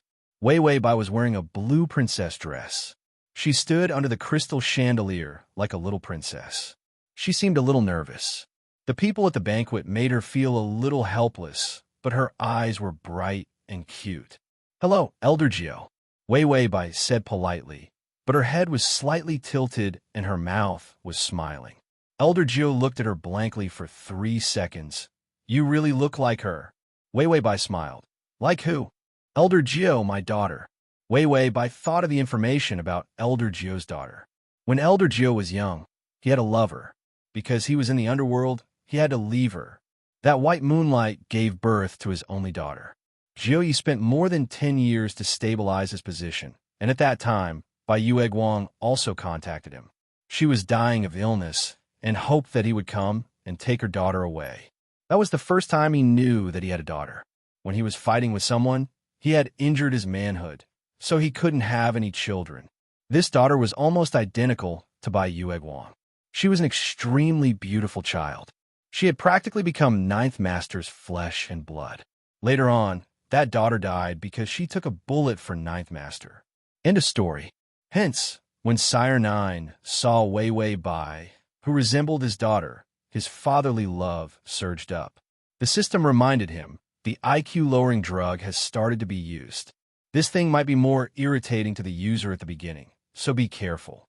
Wei Weibai. I feel like there's a hidden meaning in the system's words. Don't tell me that this thing has some terrible consequences? Elder Geo stretched out his hand, and his gaze turned loving. All the things related to calmness in his mind began to disappear. He kept thinking about how his daughter looked like. That child wasn't raised by him, but by his wife who was separated from him. She was innocent and stubborn, but she liked him very much. He was clearly in the underworld, but she wasn't afraid. However, she tried her best to pull him back on the right track from the underworld. Originally, he had already started to soften and wanted to clear his name. However, her death made him completely lose all hope.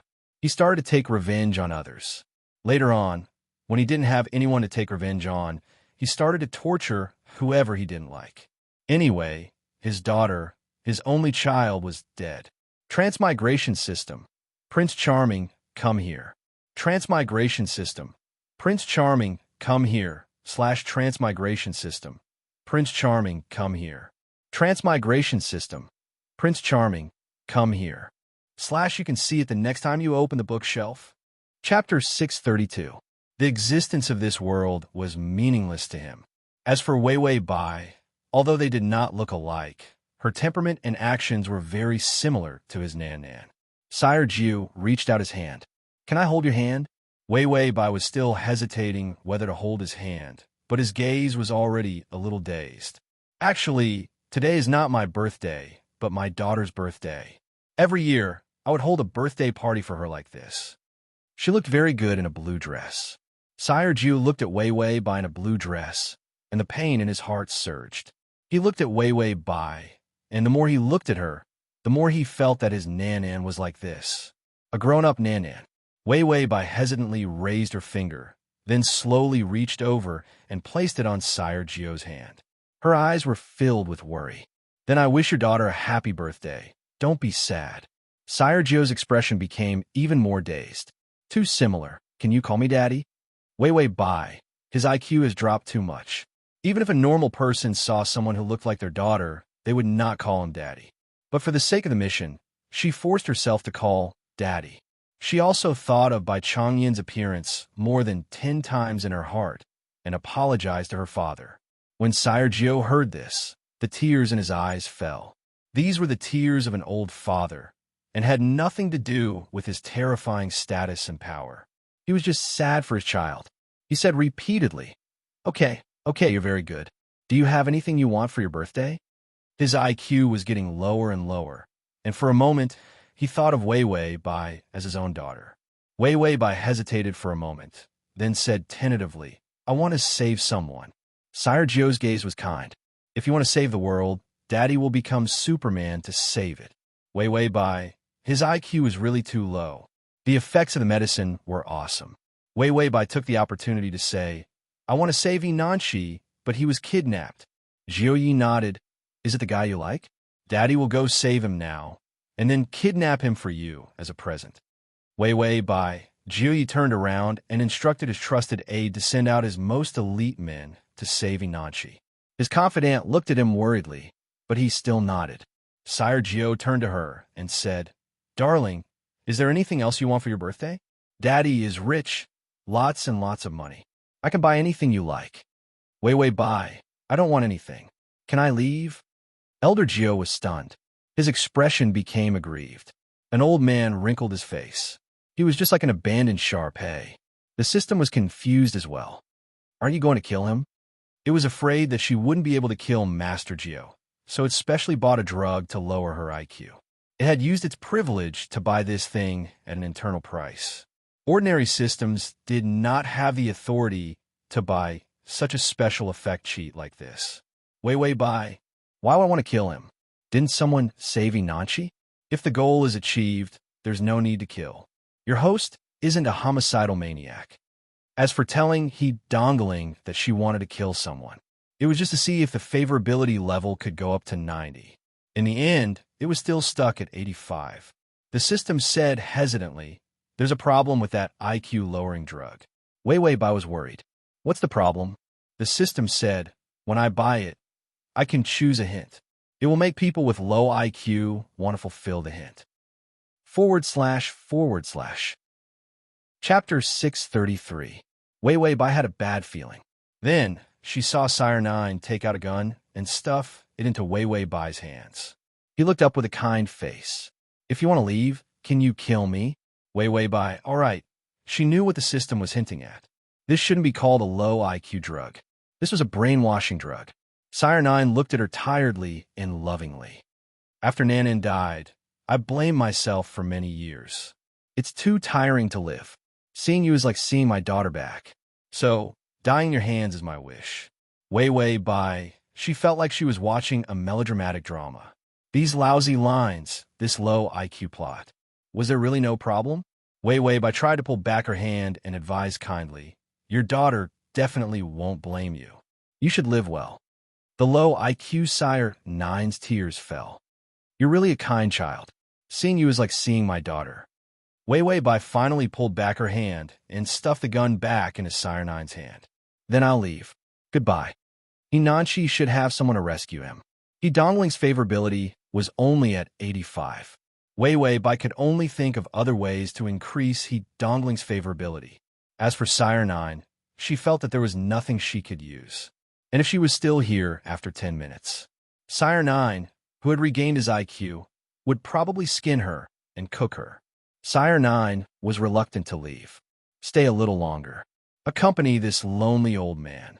Wei Wei Bai, if you stay any longer, once the low IQ drug wears off, it will be the system's turn to be lonely. Because the host was killed by the cannon fodder boss. She turned to leave in a hurry. No, I won't stay. Goodbye. Just as she finished speaking, there was a gunshot behind her. Bai Wei Wei's footsteps stiffened, and she looked back. Master Gio held the gun and fired a shot at his chest. And then, he died. Wei Wei Bai was dumbfounded. What's wrong, Tongzi? The system was speechless for a moment before saying, it's like this. When you passed the gun to him, the muzzle was pointed at his chest, and the safety was off. So when he was about to take the gun, he accidentally fired and killed himself. Wei Wei Bai, what kind of magic is this? How can he accidentally kill himself like this? She couldn't help but say, this IQ-lowering drug is too low. Lord Gio accidentally killed himself.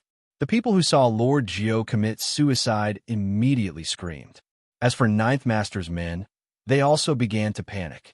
A group of people rushed in front of Master Gio, wanting to save him. Several people rushed over to grab Wei Wei Bai, because Wei Wei Bai was the last person to speak to Ninth Master. With that, Elder Gio committed suicide. So his suicide definitely had something to do with Wei Wei Bai. Wei Wei Bai immediately lifted her skirt and ran. She didn't take 2 steps. Dense gunshots came from the door. A group of people rushed in. They were as aggressive as an army. And the man in the lead had a sinister gaze and a cold expression. It was He Dongling, who looked a little crazy. He had suffered a lot in the outside world. Thinking that Wei Wei Bai might have been sullied by Ninth Master, that old man in his 60s or 70s, his heart ached crazily. Jioye's people immediately pulled out their guns and madly fired at He Dongling. Wei Wei Bai was speechless as she looked at the scene of the gang fighting. She felt that she didn't transmigrate to a normal world in the modern world. She had transmigrated to a gangster film. / Chapter 634. In this day and age, there were actually two groups of people fighting each other with guns and fighting for territory. The system immediately said, "Quickly turn around and leave. Don't get hit by the bullets." Wei Wei Bai nodded. She lowered her body and ran towards the door with an ugly expression. He Dongling anxiously looked for Wei Wei Bai among the flying bullets. He was most afraid that he wouldn't be able to make it in time and would see Wei Wei Bai lying under Sire 9. Wei Wei Bai ran very quickly and was not far away from He Dongling. He Dongling also looked up and saw her. Ecstasy flashed across his face. Wei Wei Bai rushed too quickly and stepped on the cake that was pushed over by the crowd. She pounced over. He Dongling just happened to meet her and reached out to hug her body that had rushed into his arms. However, Wei Wei Bai felt that something just happened to shoot in her back. Then, it rushed into her heart. Wei Wei Bai, the system immediately gave sharp warning. The host's fatal part has been shot. Her life is in great danger. The minimum life guarantee is automatically activated. Ding, system. The body is on the verge of death. The minimum life guarantee will expire in 10 minutes. Please complete the mission and leave this world as soon as possible. If the heart was injured, she would definitely die. The minimum life guarantee was useless. Because of the minimum life guarantee, Wei Wei Bai didn't feel any pain. She just felt a little dizzy and her vision turned black. Even if there was no pain, she could also feel the suffocating premonition of death. She opened her mouth and there was the taste of blood in the depths of her throat. He Dongling hugged her and hurriedly evacuated without thinking. Most of the people in the underworld in this city were at this banquet. After today, more than half of the underworld forces would be lost. He Dongling only hoped that Wei Wei Bai wouldn't be dragged into this. After running out of the door, He Dongling anxiously stuffed Wei Wei Bai into the passenger seat of the car. Then, he hurriedly opened the door on the other side and sat in the driver's seat. Wei Wei, I've already sent people to save Nanchi. Master 9 won't let us off, so let's go abroad tonight, okay? He Dongling's car sped out. He looked at the road as he spoke. Halfway through his sentence, he saw that his fingers were covered in blood. He was not injured, so where did the blood come from? He Dongling stared blankly at his blood-stained fingers. Finally, with trembling fear in his eyes, he looked at Wei Wei Bai. Her head lay limply on the seat. Her face was deathly pale, and her eyes were somewhat unfocused. A large amount of blood burst out from her chest. It was the bullet that had pierced through the heart, causing blood to gush out from the wound. It was a ghastly sight. He Dongling couldn't help but tremble madly. His voice trembled. Wei Wei. Bai Wei Wei didn't say anything. Instead, she struggled to look at him. The corners of her mouth curled up slightly as she smiled. He Dongling was heartbroken by this smile. He finally reacted. This bullet was aimed at him. At that time, she threw herself into his arms and blocked the bullet. He suddenly stepped on the accelerator and the car sped out. Hospital. They had to get to the hospital quickly. Wei Wei Bai suddenly said softly, I'm sleepy. He Dongling said fearfully, Don't sleep. We're almost at the hospital. Wei Wei Bai, I didn't expect to die like this. Stepping on a cake and dying was completely out of Wei Wei Bai's expectations. He Dongling thought that she was saying that dying for him was something that she had never thought of. It hurt her so deeply. Perhaps she was heartbroken, so she had no intention of forgiving him. / for the convenience of your next reading, you can click on the save button. Chapter 635. But at the last moment, she used her own life to save him. He Dongling felt like his entire body was being torn apart. This kind of pain made him want to roar out loud. He couldn't even speak and could only drive to the hospital. Don't sleep. I'll promise you anything.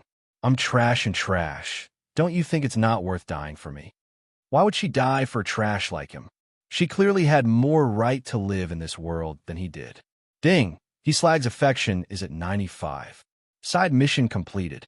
Congratulations to the host for avoiding punishment. Wei Wei Bai gave a weak snort. The system was already counting down. There were only 5 minutes left. The system's tone became hurried. Wei Wei, don't sleep. The affection isn't full yet. If you leave this world now, without the protection of the male lead's 100 affection, your soul may be damaged during transmigration. She still had 150 days of life in the real world. So even if the mission failed, she wouldn't die. But the system was worried that Wei Wei Bai's soul wouldn't be able to handle the consequences of failing. Wei Wei Bai's mind was so heavy that she could immediately fall asleep. Luckily, He Dongling's babbling voice made her find a bit of her reason. She suddenly said, "Nanshi, have you been saved?" With Jiu Yi and He Dongling's people, He Nanchi's chances of being saved greatly increased. And the system didn't remind the male lead that his life was in danger. So Wei Wei Bai felt that he should have been saved. He Dongling pursed his lips. "I've been saved." He didn't have time to answer the phone, so he didn't know He Nanchi's situation. But to appease Wei Wei Bai, he could immediately confirm anything he wasn't sure about. Wei Wei Bai weakly took out her cell phone and dialed He Nanchi's number. She could only pray that He Nanchi's affection would still casually increase. Otherwise, Wei Wei Bai felt that she would really fail the mission this time. The call quickly connected. "Hello, Wei Wei." Wei Wei Bai heaved a sigh of relief and couldn't help but smile. "Yes, Nanshi, I heard your message." Her voice was a little hoarse, but it was almost the same as usual. "Who said I don't like you? How could I bear to let you wait for me for a lifetime?" On the other end of the line, He Nanshi, who had just been saved, was silent. The system was calmly counting down the seconds. 1 minute left. Ding, the male lead's favorability is at 100. When Wei Wei Bai heard the notification that her favorability had increased, her smile deepened. Sure enough, the target of this plane was an angel. Her favorable impression of him still filled up so easily.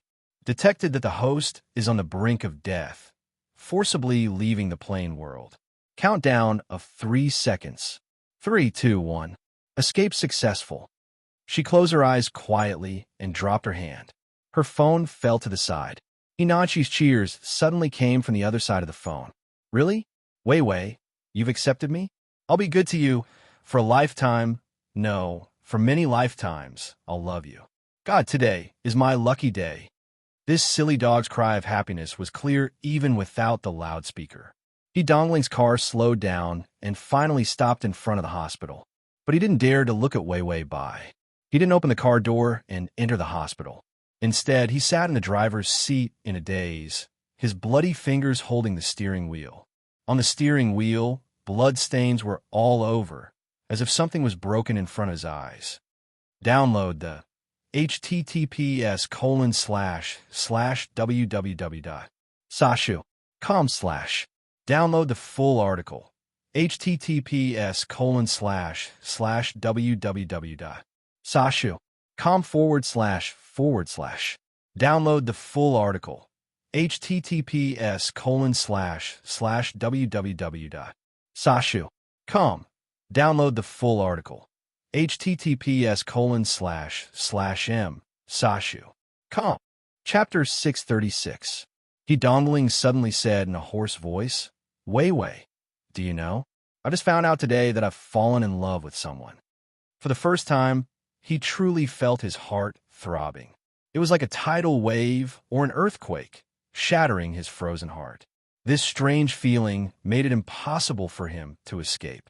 A desperate silence spread in the car. He Dongling slowly stretched out his hand. "If I were to propose to you now, would you be willing? If you're not willing, reject me." Wei Wei Bai maintained the same posture. She did not move. He Dongling continued, "You're silent, which means you agree. If you really want to reject me, you can let go of my hand." He Dongling said and finally held her weak fingers. He leaned his head against the seat, tears flowing from his eyes. He said hoarsely, "You agreed to remarry me. You can't go back on your words." Hinachi's happy voice came from the phone. "You know what? I bought the ring. I was thinking of wooing you for 8 to 10 years before I could use it. All right, I've been looking for a house recently. Don't live at home. If that useless old man is here, he'll make a move on you. But you don't have to worry about him in the future. I won't let him hurt you. I'll do my best to protect you. Wei Wei, what's wrong? Am I scaring you because I'm too happy? I'm too complacent. aren't I? Say something to me. In the car, he dongling held Wei Wei Bai's hand silently. Her hand gradually lost its warmth.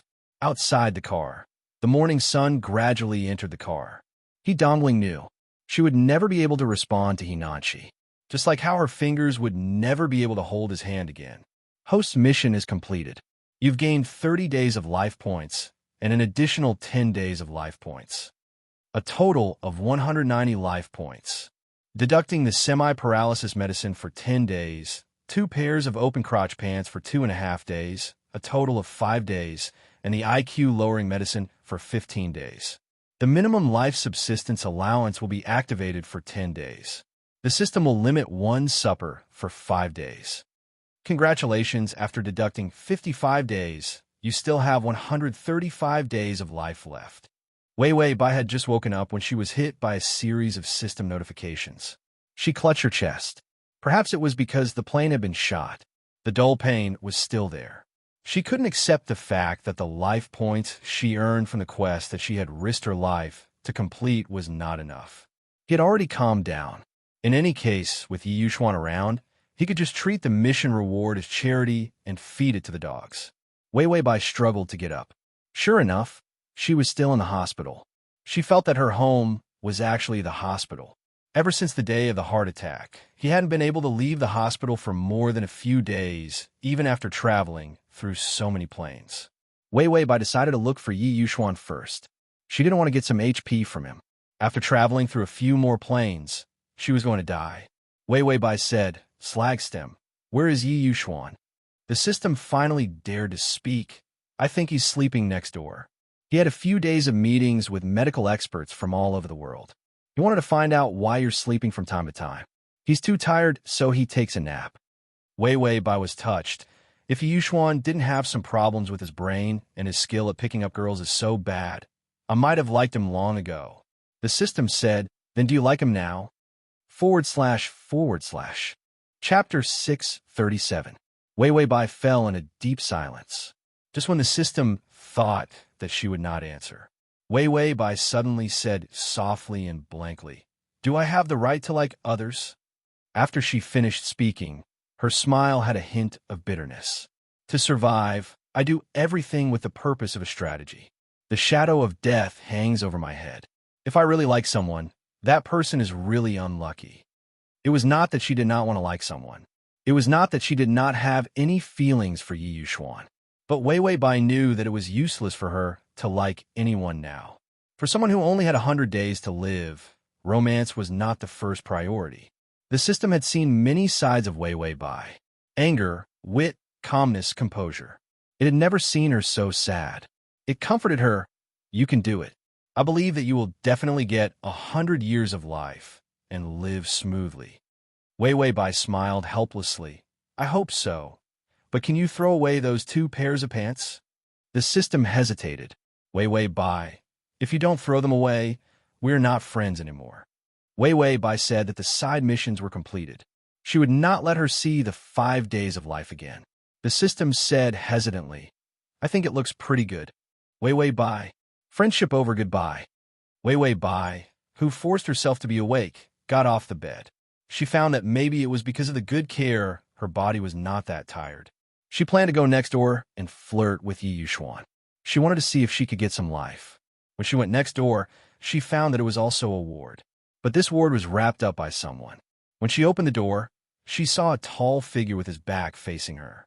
Half of his face was covered by messy short hair, and he was sleeping quietly without making a sound. Wei Wei Bai hesitated for a moment.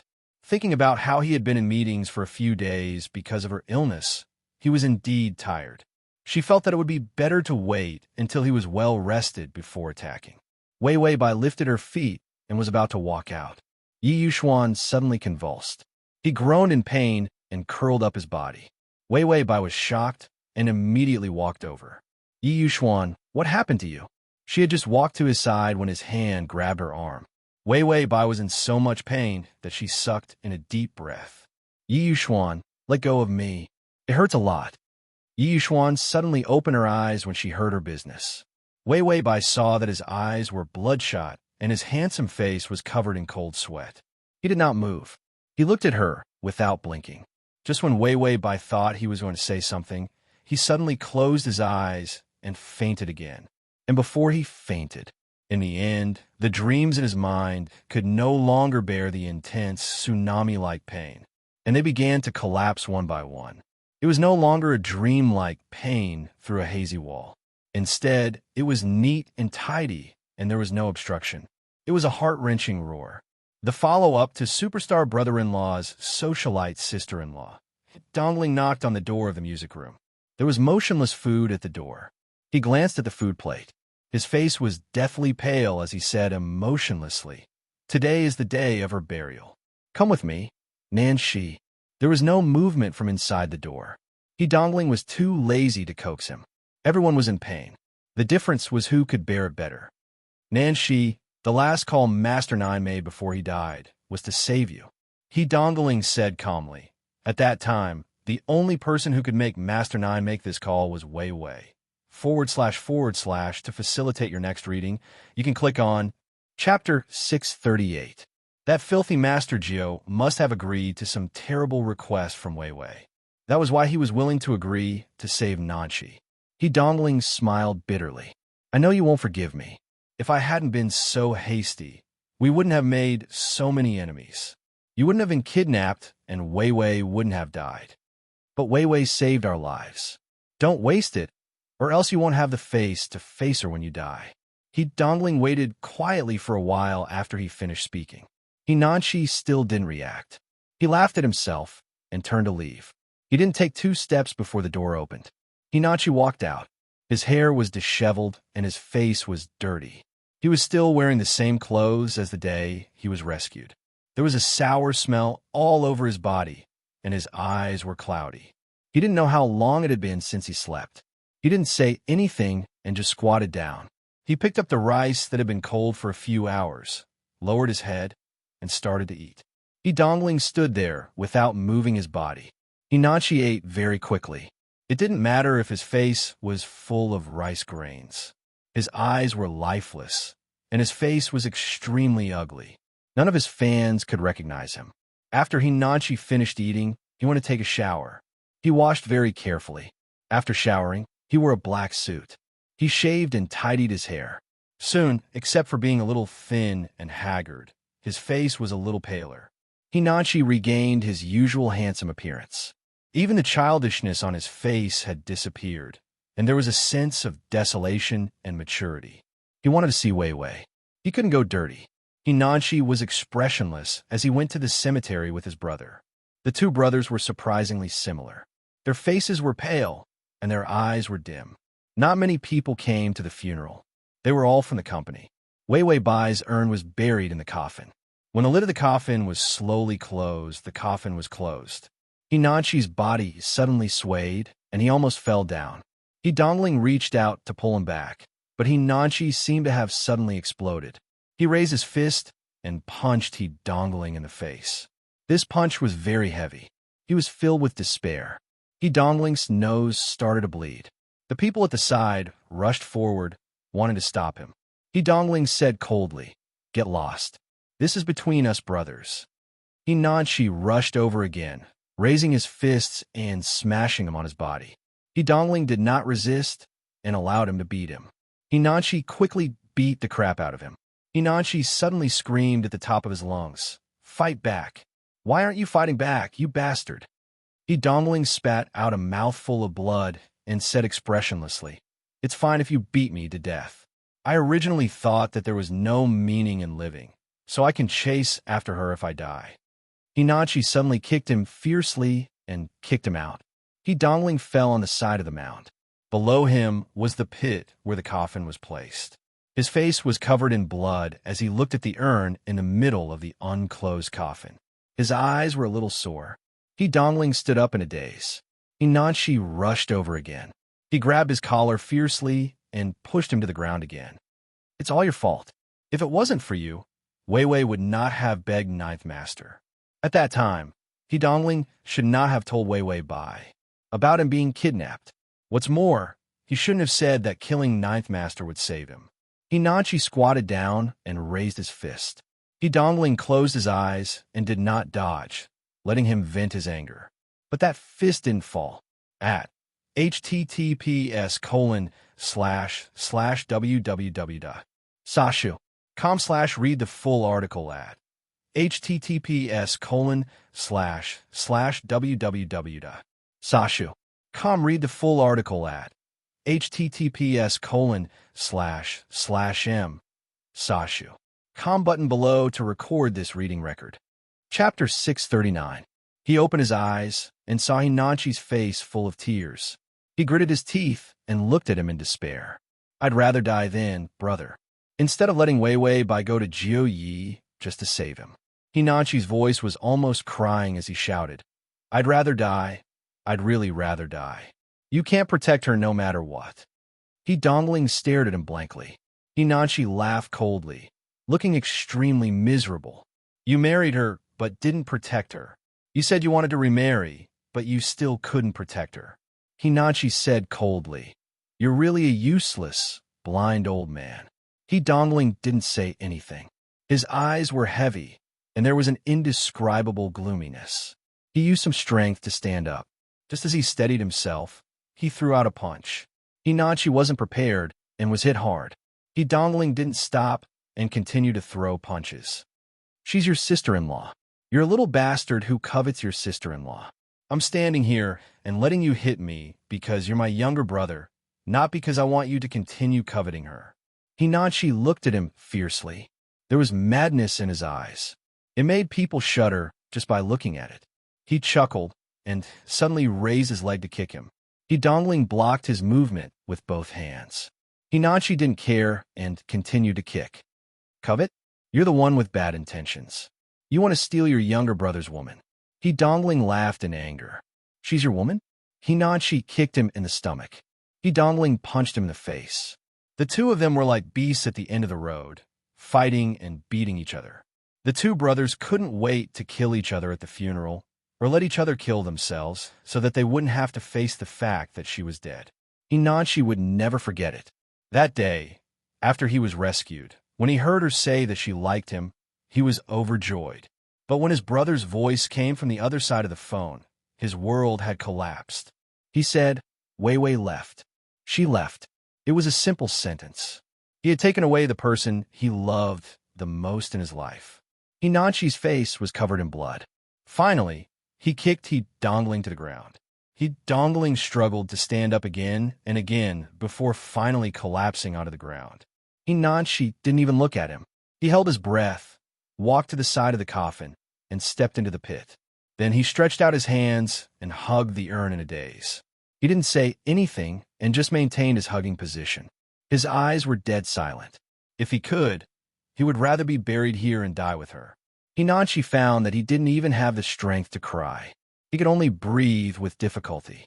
His whole world was filled with suffocating pain.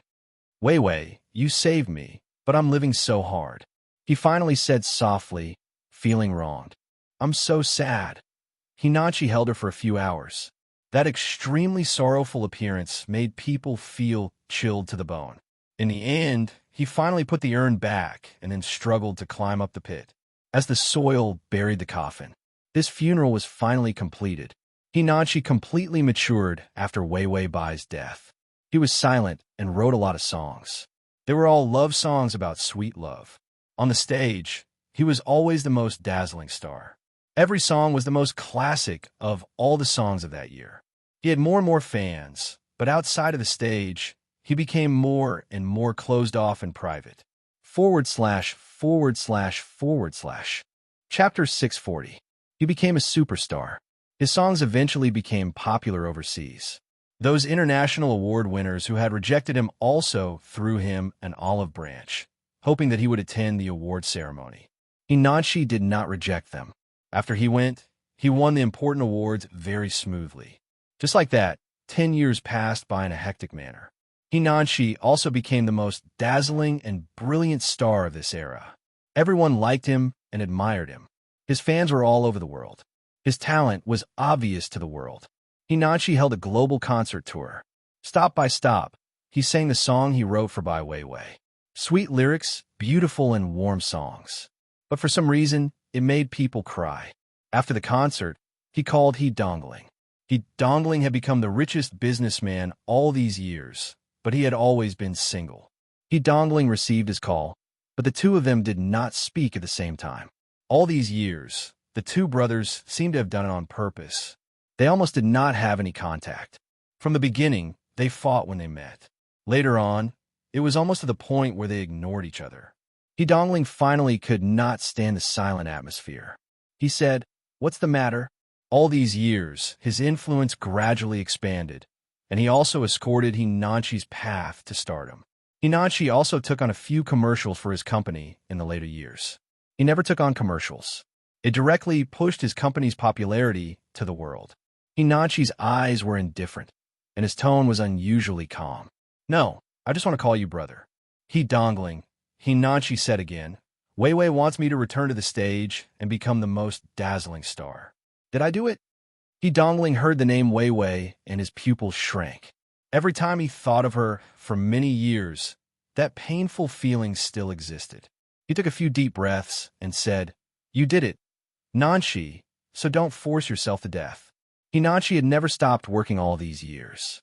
He was practically writing songs with his life. When he was quiet, he was like a walking corpse.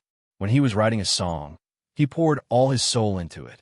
He Dongling sometimes felt that after Wei Wei Bai left, there was no need for him to worry. Hinanchi was just a songwriting and singing machine. His happiness, anger, sorrow, and joy were all gone with that woman. "That's good. I fulfilled Wei Wei's wish." Hinanchi chuckled. "Brother, goodbye." He Dongling looked at the phone, strangely. This call came out of nowhere. Was he just calling to ask him this question? He Dongling put down the phone tiredly.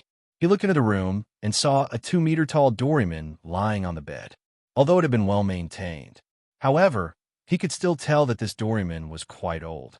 He Dongling walked up to the blue fatty and opened the zipper on the back, revealing a ring box that had lost its luster.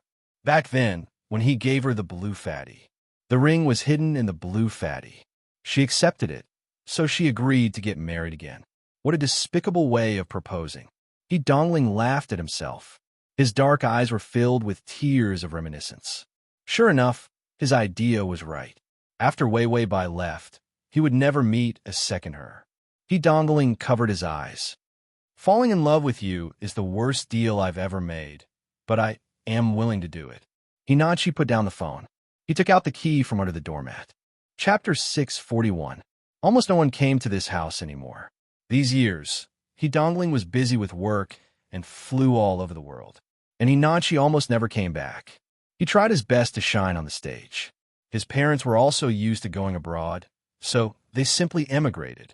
Hinanchi opened the door and looked at the familiar furnishings. Every once in a while, someone from the housekeeping center would come clean, so it was still very clean. Hinanchi walked in and stood there in a daze for a long time, but he realized that the most familiar figure did not rush out. She called him Nanchi. Hinanchi silently put down the luggage in his hand and squatted down silently. "Wei Wei, I've always put the key under the doormat. I was worried that when you came back, you wouldn't be able to enter without the key." As Hinanchi spoke, his voice was choked with sobs. "But you don't seem to have come back." Hinanchi squatted for a while and stood up again. He went to the music room, turned on the piano, and started to play. He still remembered that day. Her ethereal voice directly pulled him into a fantasy and beautiful world. He had never heard such a beautiful voice. If she was still here, he would write songs for her to sing. "Maybe you'll be more popular than me, and you'll also become a super diva. Everyone will be your fan, and you'll be the brightest star." Hinanchi finished playing the piano and started to talk to himself. "But people are unfair. You're clearly better than anyone else, but the one who succeeds is someone else." Hinanchi stood up and went to the bathroom. He turned on the water and filled the bathtub with water. He changed into new clothes, casual and loose clothes with a hooded jacket. After he matured, he didn't dress like this for many years, because this kind of dressing always had the temperament of a teenager. Hinanchi touched the temperature of the water with his hand. "I was afraid that you wouldn't recognize me, so I'm wearing the same clothes that I picked you up at the bar that day." The temperature of the water was just right. Hinanchi lay down quietly. Then He reached for the knife beside him and cut his wrist without hesitation. The wound was terrifyingly deep. If it wasn't for the hand bone blocking the blade, he could cut off his own hand. Blood gushed out. The water in the bathtub was dyed red. Hinanshi lay in the water and quietly closed his eyes. He had already become the most dazzling star. He had fulfilled her wish, so she could finally rest. Hinanshi had been dead since the day Wei Wei Bai died. The only one left in this world was Hinanshi, who lived the dream of Wei Wei Bai. Now that his wish had come true, he could finally close his eyes. It was time to have a good sleep. In her dreams, she smiled and called out softly, "Nanshi." Hinanshi smiled. "Hey, Wei Wei. How nice. How nice. How nice." Yi Yuxuan's lips trembled. The pain made him grit his teeth and groan. It was too painful. This kind of pain was much crazier than any of his previous experiences in the dream. Many fragments broke out of the dream and pierced into his body. The sad and crazy emotions in the dream were almost unbearable. He couldn't open his eyes and move his body. His muscles seemed to be torn apart inch by inch, and his bones began to shatter. The pain of losing his love again and again. It was all squeezed into one body. Yi Yuxuan couldn't breathe and endured it, but he didn't know how long he could hold on. He opened his mouth and called out silently, "Wei Wei Bai, Wei Wei Bai, Wei Wei Bai." Every dream was about her, and every time he couldn't keep her. And read the at https://www.sashu.com/ and read at https://www.sashu.com and read at https://www.sashu.com and read at https://m/sashu.com. Chapter 642. His body slowly calmed down. Give up on this pain of reincarnation. He risked his life to reincarnate, but he still couldn't catch her. It would only leave him with pain. This thought seemed to have been given to him by the person in his dream. Yi Yuxuan knew that his condition was not right. If it wasn't for the fact that he couldn't move, he might not be able to take it and kill himself with his own hands like the man in his dream. When the system saw Yi Yuxuan in this state, it immediately opened the data. Damn you, the isolation of the dream world is not working. After transmigrating too many times, Yi Yuxuan finally couldn't take it anymore. The system was so nervous that its scalp was numb. Yi Yuxuan was done for, and Wei Wei Bai was going to die with him. Wei Wei Bai was confused and said to the system, "What's wrong with him? I'll go call the doctor." Yi Yuxuan looked like he had some kind of acute illness that caused him to be in so much pain. The system shouted, "Don't go." Wei Wei Bai stopped in her tracks, confusion flashing through her eyes. The system was too agitated and revealed the anxiety and worry in its voice. Wei Wei Bai asked, "What's wrong?" The system immediately put away the emotions in its voice. Yi Yuxuan's current state doesn't mean that he has a relapse. Even if the doctor came, it would be useless. Yi Yuxuan's current state showed that he had been abused too much, not to mention that his mind couldn't take it.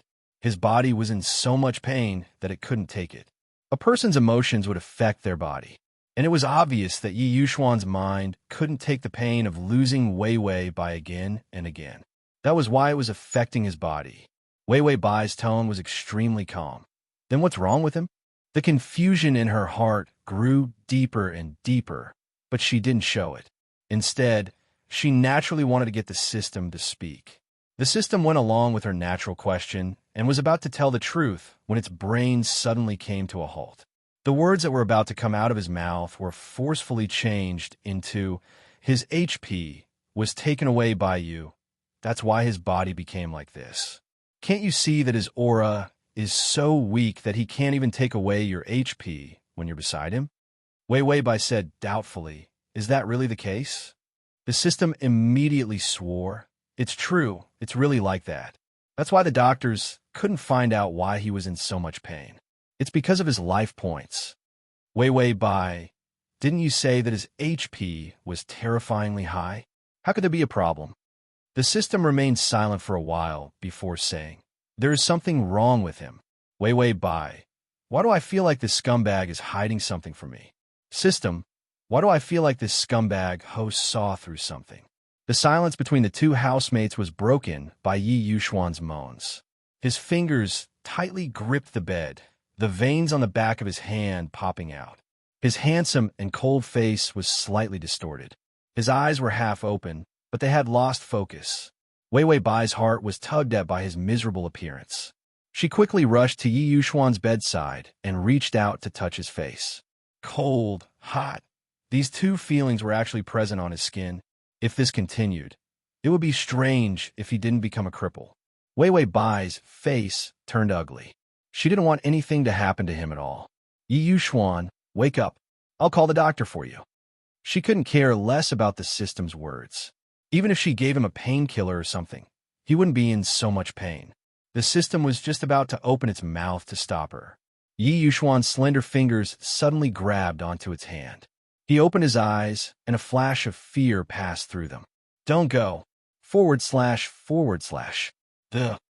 Chapter 643. Wei Wei Bai's hand hurt from his grip, but she couldn't bear to pull it back. She couldn't help but say softly, I'll go find a doctor, okay? Yi Yuxuan tried hard to suppress the pain in his body. His breathing was trembling, and his eyes were watery with pleading. Don't go, stay with me. He had lost her too many times, and despair filled his entire body. Wei Wei Bai felt that Yi Yuxuan was really poisoned. His personality had changed too much in this period of time. She started to suspect that Yi Yuxuan had been transmigrated. The system saw that Yi Yuxuan's body data had been dropping crazily. It watched in fear. This couldn't go on. If the data continued to drop, Yi Yuxuan wouldn't be able to take it and die. It didn't expect that the accumulated feelings from so many planes would force him to this point. The system thought of a device that it gave Wei Wei Bai to block feelings. That was given by the main system, and each host could only have one. Once the identity was bound, it could only block one person. It directly wrote Wei Wei Bai's name, so even if it wanted to block Yi Yuxuan's feelings, there were no conditions. This thing couldn't be bought with life points. The system felt that its brain was about to be tied up, and it finally made a risky decision. Wei Wei climbed onto his body. Wei Wei Bai's hand was about to be broken by Yi Yuxuan's grip when she heard the system's strange request. What am I doing? You can't be fishing for life points at this time, right? Yi Yuxuan is already like this. It's not nice of me to take the chance to fish for life points. Wei Wei Bai saw his miserable state and thought that it was caused by her fishing for life points. So when she lost the emotional shield, those feelings of empathy came out.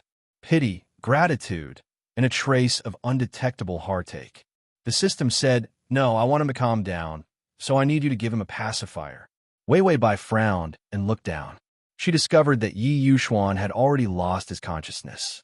His eyes were half closed, but they were cloudy. His black hair was drenched in sweat and covered half of his face. Only his delicate chin and thin lips were exposed, but his hands still held on to her tightly. It was as if he was afraid that she would run away. Wei Wei Bai had no choice but to listen to the system. She climbed on a bed and stayed close to Yi Yuxuan. The system's tone became anxious. No, just climb onto his body and sit on it. Yuba will sit on his thighs. Wei Wei Bai, in the end, she compromised because Yi Yuxuan really wanted to break her hand. She grimaced in pain and crawled between his legs to straddle him. And then? The system hurriedly said, then call his name. Wei Wei Bai asked, Yi Yuxuan? The system said, be more intimate. Wei Wei Bai said, baby. System, treasure your sister.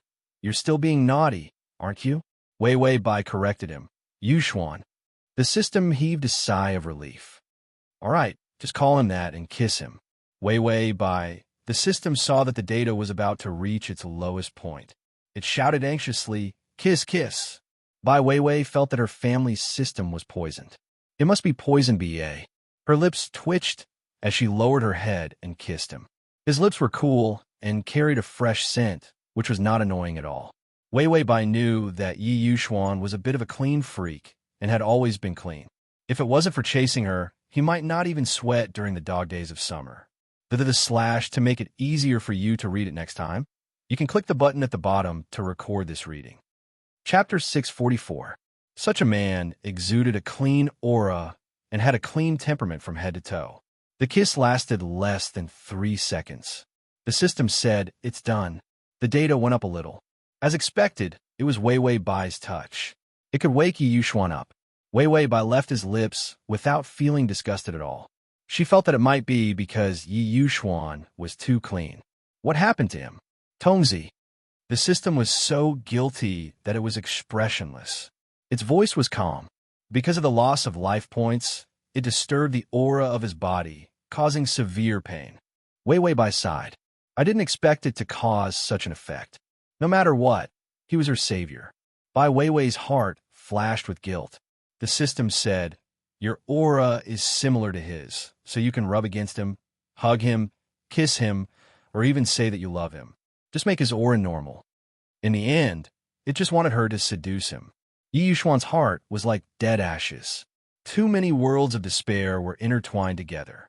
He could barely bear it. He could only use Wei Wei Bai's touch to make him return to reality and not immerse himself in the tragic past. Wei Wei Bai looked at her bruised hand. She didn't have time to doubt the system's words. She had to save her hand first. She looked down at him and stretched out her other hand, gently stroking his wrinkled eyebrows. Yuxuan, I'm Wei Wei. Can you hear me? Her voice was soft like the spring water in March. It was so pleasant that it made people's ears itch.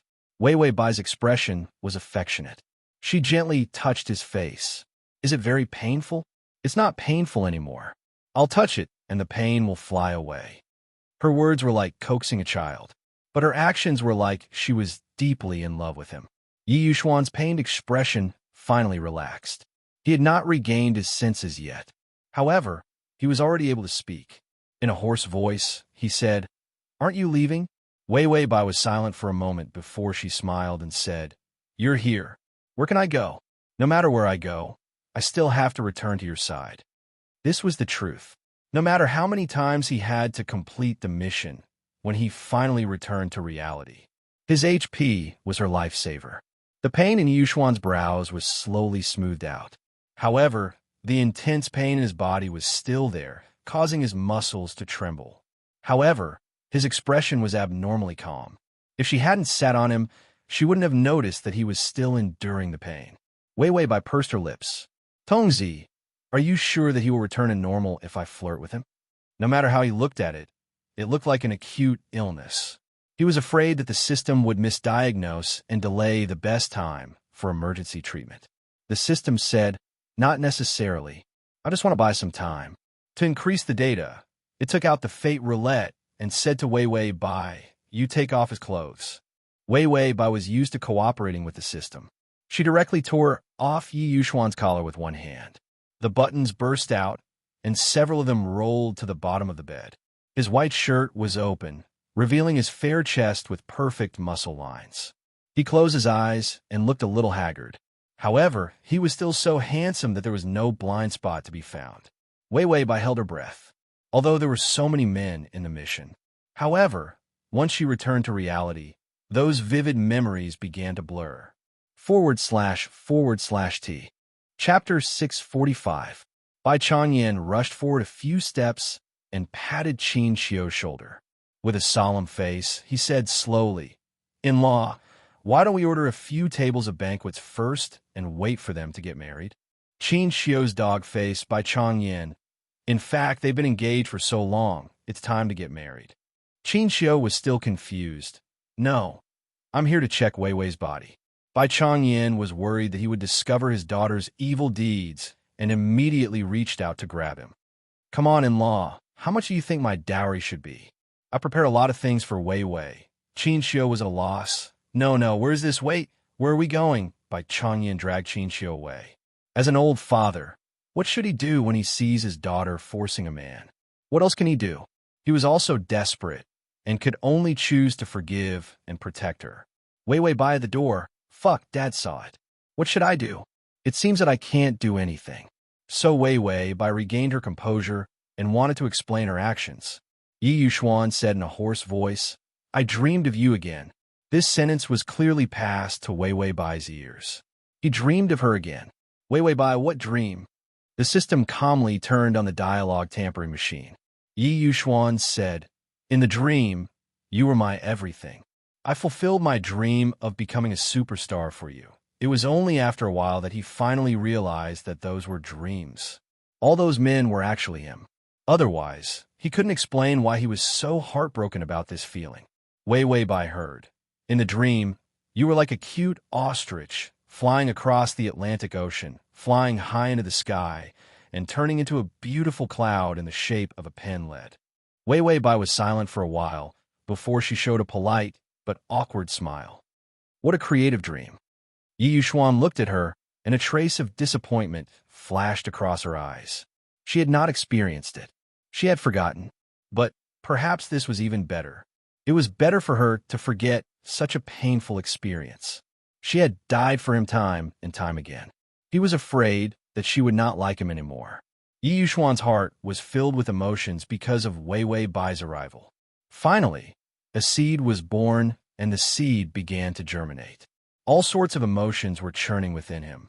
He was at a loss for what to do, but he couldn't help but sink into them. Wei Wei Bai heard the system's reminder. Yi Yuxuan's various body indices are low. The energy feedback has begun. Try to stir up his emotions as soon as possible. Energy feedback commencing. 135 days, 34 days, Wei Wei Bai said. "Give me a newbie gift, Tongzi." The system was shocked. "What's wrong? Your current body can hold 250 days worth of HP." Wei Wei Bai looked at Yi Yuxuan's pale face and the places on his clothes that were soaked with sweat. He looked really haggard and pitiful. Wei Wei Bai's eyes had a gentleness that she did not notice. "No, he looks like he just escaped death. If we forcefully stir up his emotions, who knows if it will flare up again." The system wanted to say something, but stopped. Wei Wei Bai said, "Let's go. I'll work harder. When he's healthy, I'll tease him again." Didn't he see that when she sat on him, he did not move at all? This proved that Yi Yuxuan had been tormented to the point of collapse. If she teased him now, wouldn't she be asking for his life? The system saw that his HP had dropped to 130 and could only open the newbie gift immediately. Chapter 646. You can search Transmigration System. Male God, come to Sashu. Come, in Baidu, to find this. Wei Wei Bai's body slowly approached Yi Yuxuan. In the end, her entire body was lying on his chest. Her long hair was scattered all over his body. Her expression was peaceful. Her eyes were calm and indifferent. "Yi Yuxuan, I'm sleepy. I just want to sleep, so you don't have to stay up all night just to treat me." After she finished speaking, her eyes slowly closed. Yi Yuxuan's heartbeat also sped up a lot. He reached out his hands and gently hugged her, letting her lie on top of him. The sun shone in from outside the window. The two of them peacefully leaned against each other. It was very beautiful. Wei Wei Bai had a headache and wanted to open her eyes. The system's voice reminded her. This mission is to obtain Wake's love. Target, Wake. Completion, 0. Time, 5 months. Wake, why does this name sound like a foreigner? Ding, the male lead's favorability is at -30. -30, Wei Wei Bai felt that this was very challenging. Then she finally saw where she was. A huge white square-like room. In the middle of the room was a huge pool. The pool was filled with red water. The water was tumbling. Several corpses wearing white robes were floating on the water. Wei Wei Bai sat by the pool, holding a form book in her hand. A man's scream finally came from the pool. Then red blood gushed out and was diluted by the pool water. It was like hell on earth. Wei Wei Bai's face was a bit pale. Memory? Slagstem. This scene was a bit heavy. A corpse floated out again. No, it was a very heavy taste. Host, please receive the memory. Wei Wei Bai's mind was filled with a bunch of information. Then she finally knew why the target's name sounded like a foreigner. This wasn't actually a name. It was just a code name. A code name for a test subject. Wei Wei Bai's original body this time was a top student. It was the kind of person who had a photographic memory at 3 years old, skipped middle school at 7, and went to the best university at 11. At 15, she was a research monk who studied super profound things. He had waited until now for 20 years. He was already a world-class expert who specialized in genetic modification. A straight A, his student was too awesome. As a transmigrator, She had to think hard just to look at her data. What exactly were these research terms? Although Wei Wei Bai was also a straight-A student, her focus was on business. When it came to scientific matters like this, it wasn't something that could only be done with intelligence. She had to be a genius. Wei Wei Bai admitted that she was not a genius. Of course, when it came to flirting, she was indeed a genius. The host cooperated with a top laboratory on a secret project. This project was about mermaids. There were mermaids in this plane. There were quite a few of them, and they were very ferocious. They ate shark meat and gnawed on whale bones. Their IQ was also high, and the construction of underwater cities was similar to that of humans. Although they were not as good as humans who could shoot rockets into the sky, the various racial talents of the merfolk were not comparable to humans. The merfolk regarded the ocean as their own territory and did not allow humans to mess around on it. They were not allowed to dump all the dirty water and garbage into the sea. Humans had fought several naval battles with the merfolk and lost all of them. In the sea, human nuclear submarines and warships were not good enough. They were easily dealt with by the merfolk and a bunch of underwater creatures. The ocean was too big. Humans couldn't blow up the entire ocean. So, after a while, the merfolk and humans had a feud, and it was a national feud. Chapter 647. Humans tried everything to get rid of the mermaids. There were so many resources in the sea, but they were all taken by the mermaids. This was almost unbearable for humans. So humans secretly started a plan called King's Destruction. The difference between the mermaids and humans was that they had a strict hierarchy. The lower mermaids would obey the orders of the upper mermaids. One of the mermaids, the pure-blooded king of the mermaids, had the natural right to command. Even if he gave the order, all the mermaids would obey unconditionally. This was their genetic instinct they could not resist. The true pure-blooded king had gone extinct. Humans stole the body of the last pure-blooded king and started cloning. The cloning failed too many times. Then they started again, genetic modification and fusion. Finally, in the hands of Wei Wei Bai, this pure-blooded king mermaid was born. The mermaid hatched from the egg. In just 3 years, it had matured. This mermaid was called Vic. Humans planned to brainwash him into a mermaid that would listen to humans. Then they would let him return to the sea and order all the mermaids to surrender.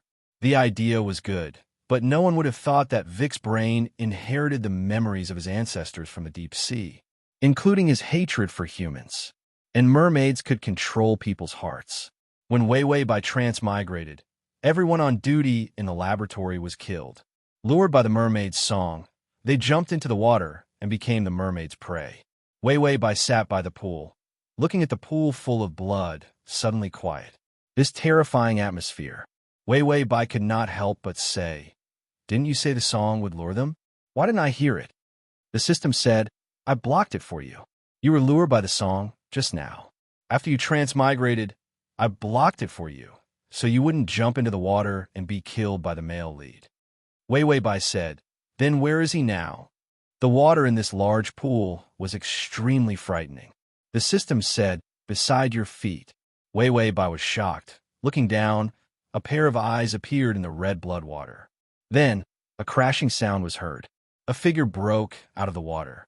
Cold blood splashed onto Wei Wei Bai's body. Wei Wei Bai couldn't help but take a few steps back. Her legs were very weak. When she transmigrated, this body was already weak. She looked up. He saw Vic. His robust upper body had a jade-like luster. His long golden hair, white skin, and blue eyes were all covered with water vapor.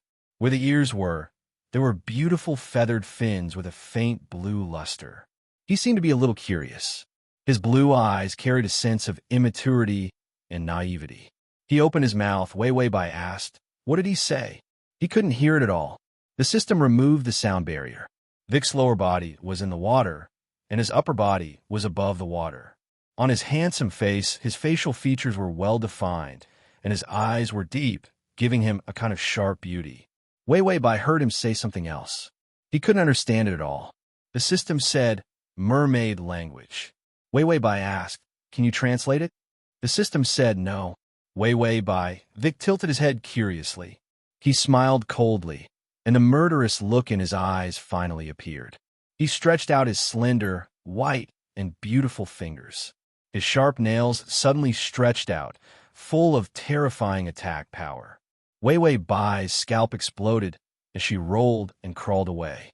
The at https://www.sashu.com/ the full text at https://www.sashu.com/ download text at https://www.sashu.com the at https://m/sashu.com// Chapter 648. Wake moved his body, the water rolled, and he jumped directly to the top of the pool.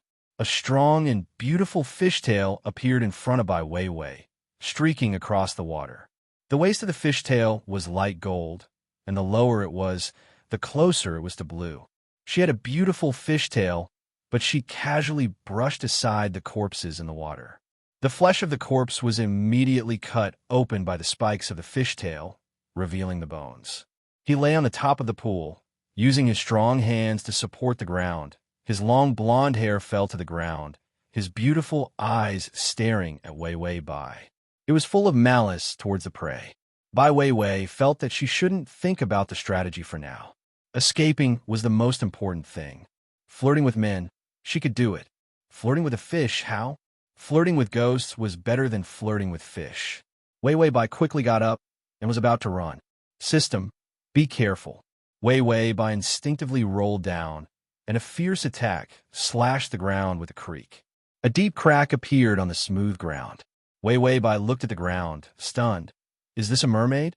This is a cutting machine.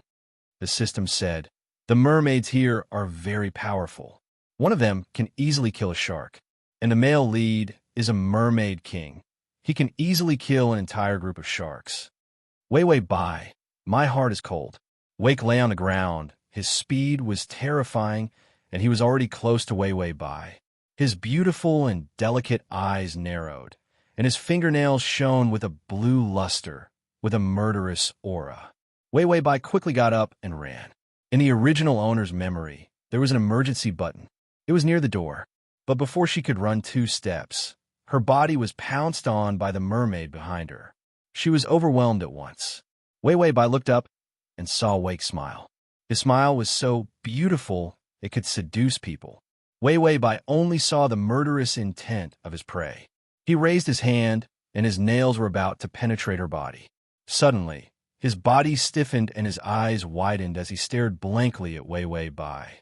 Wei Wei Bai's body stiffened. She didn't dare to move, but she bent her knee and pressed it against his abdomen. That was the mermaid's thing. It was hidden in the reproductive cavity and was not usually exposed. It would only be taken out at critical moments. Wake didn't dare to move. She did not dare to move. However, Wei Wei Bai's body was weak and not as strong as the mermaid's. She could maintain an action for a long time. As time passed, she couldn't help but shift her knees. Wake's blue pupils constricted, his feathery ear fins also moved, and a comfortable expression appeared on his face. Wei Wei Bai tried to move again.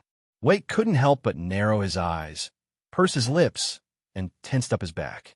Fuck, you shameless and lewd mermaid. If his knees were already like this, wouldn't his hands be flying into the sky? Wei Wei Bai couldn't help but complain to the system.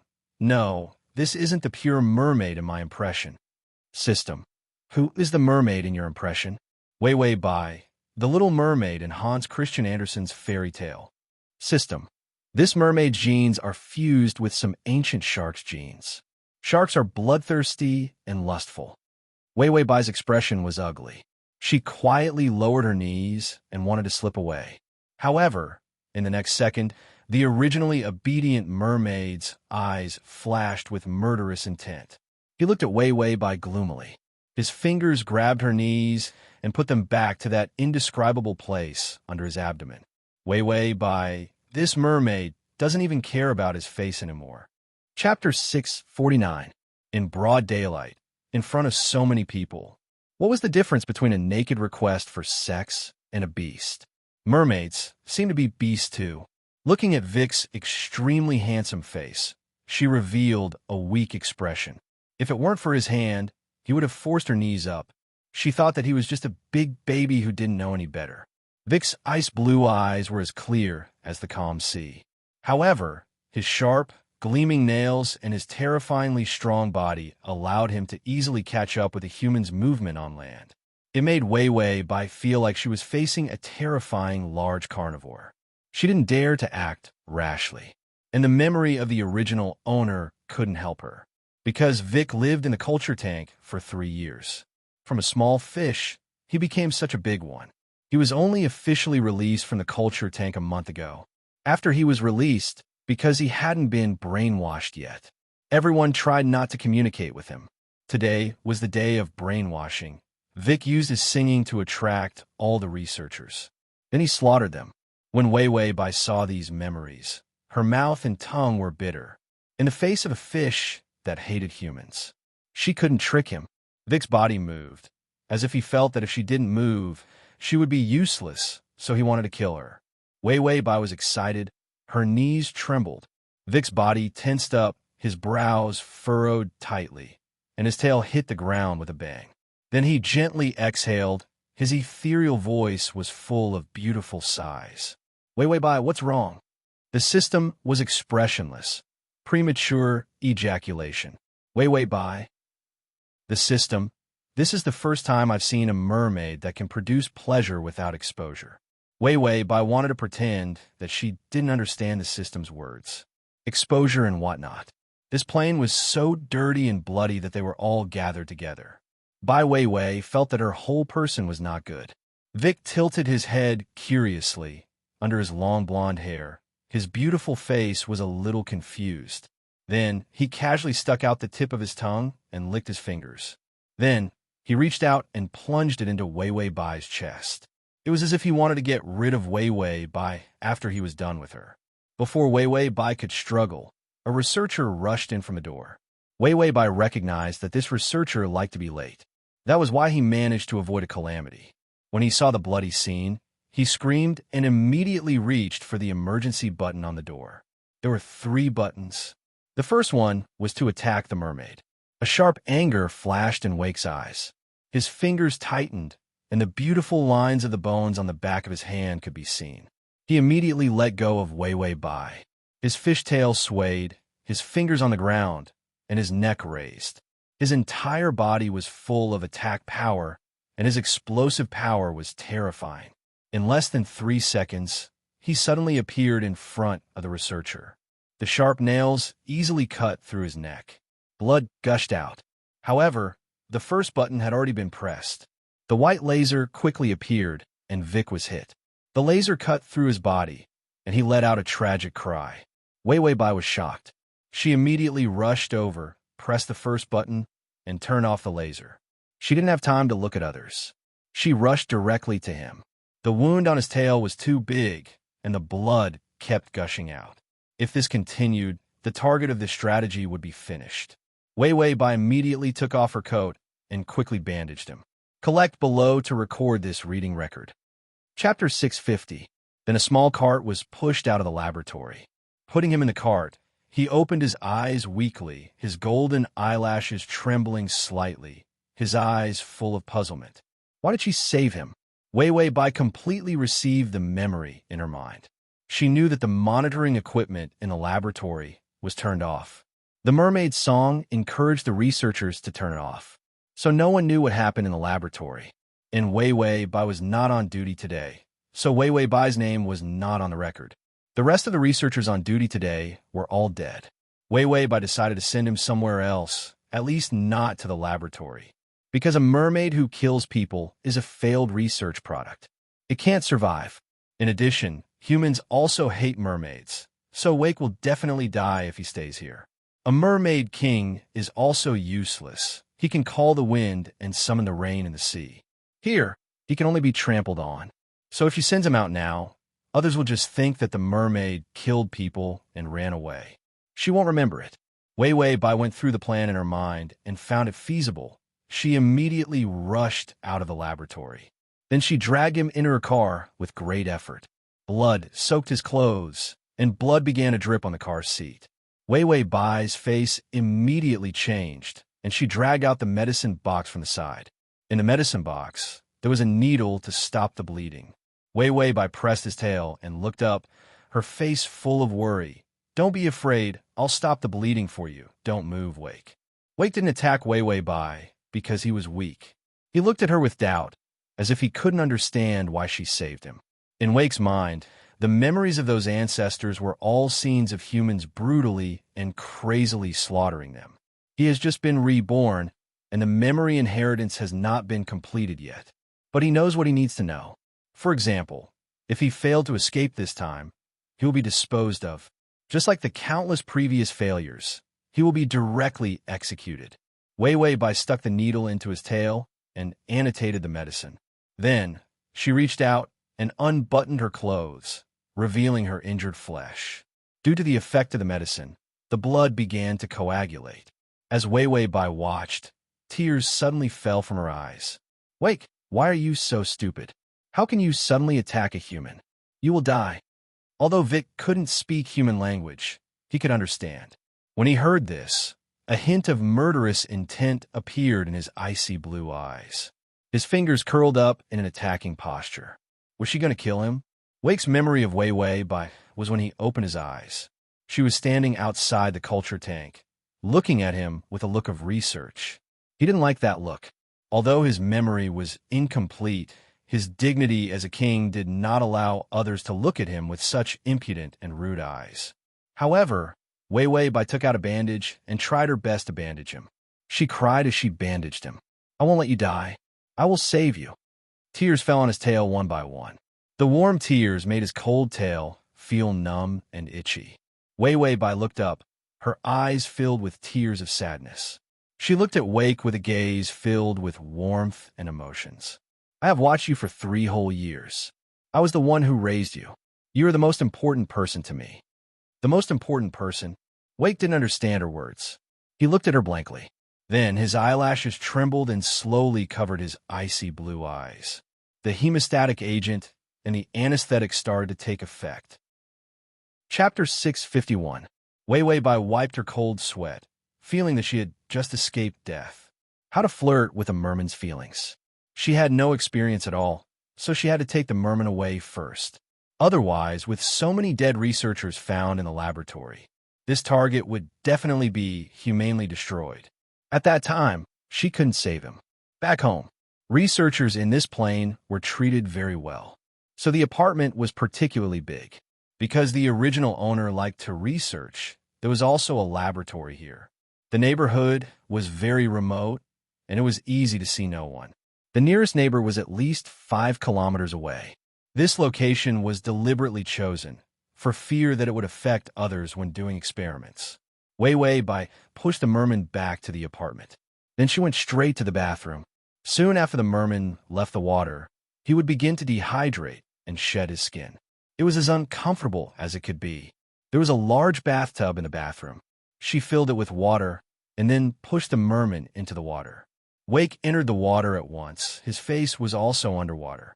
In the transparent water, his golden hair fluttered. His exquisite dreamlike face was in the hair. Impeccable beauty. Wei Wei Bai saw that the wound had begun to heal. The merman's healing ability was very strong.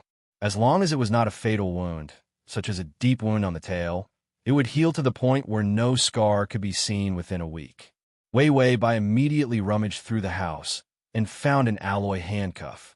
She hurried to the bathroom, pulled up the merman's wrist, handcuffed his wrist, and handcuffed it to the water pipe next to him. Wake fell softly into the water, with only one handcuff outside the bathtub. The effect of the anesthetic was probably only for a few hours. Wei Wei Bai decided to use these few hours to cram in her knowledge about mermen. Although she had the memory, Wei Wei Bai felt that she still needed to find more information. Mermen were not human. They were a species that was not studied clearly. She didn't know how to capture them. Wei Wei Bai said to the system, "Your system is too hardcore. Even human and beast love is okay." System, human and beast love? Wei Wei Bai, aren't mermaids beasts? It's a sea beast. You can't deny it just because it looks like a human.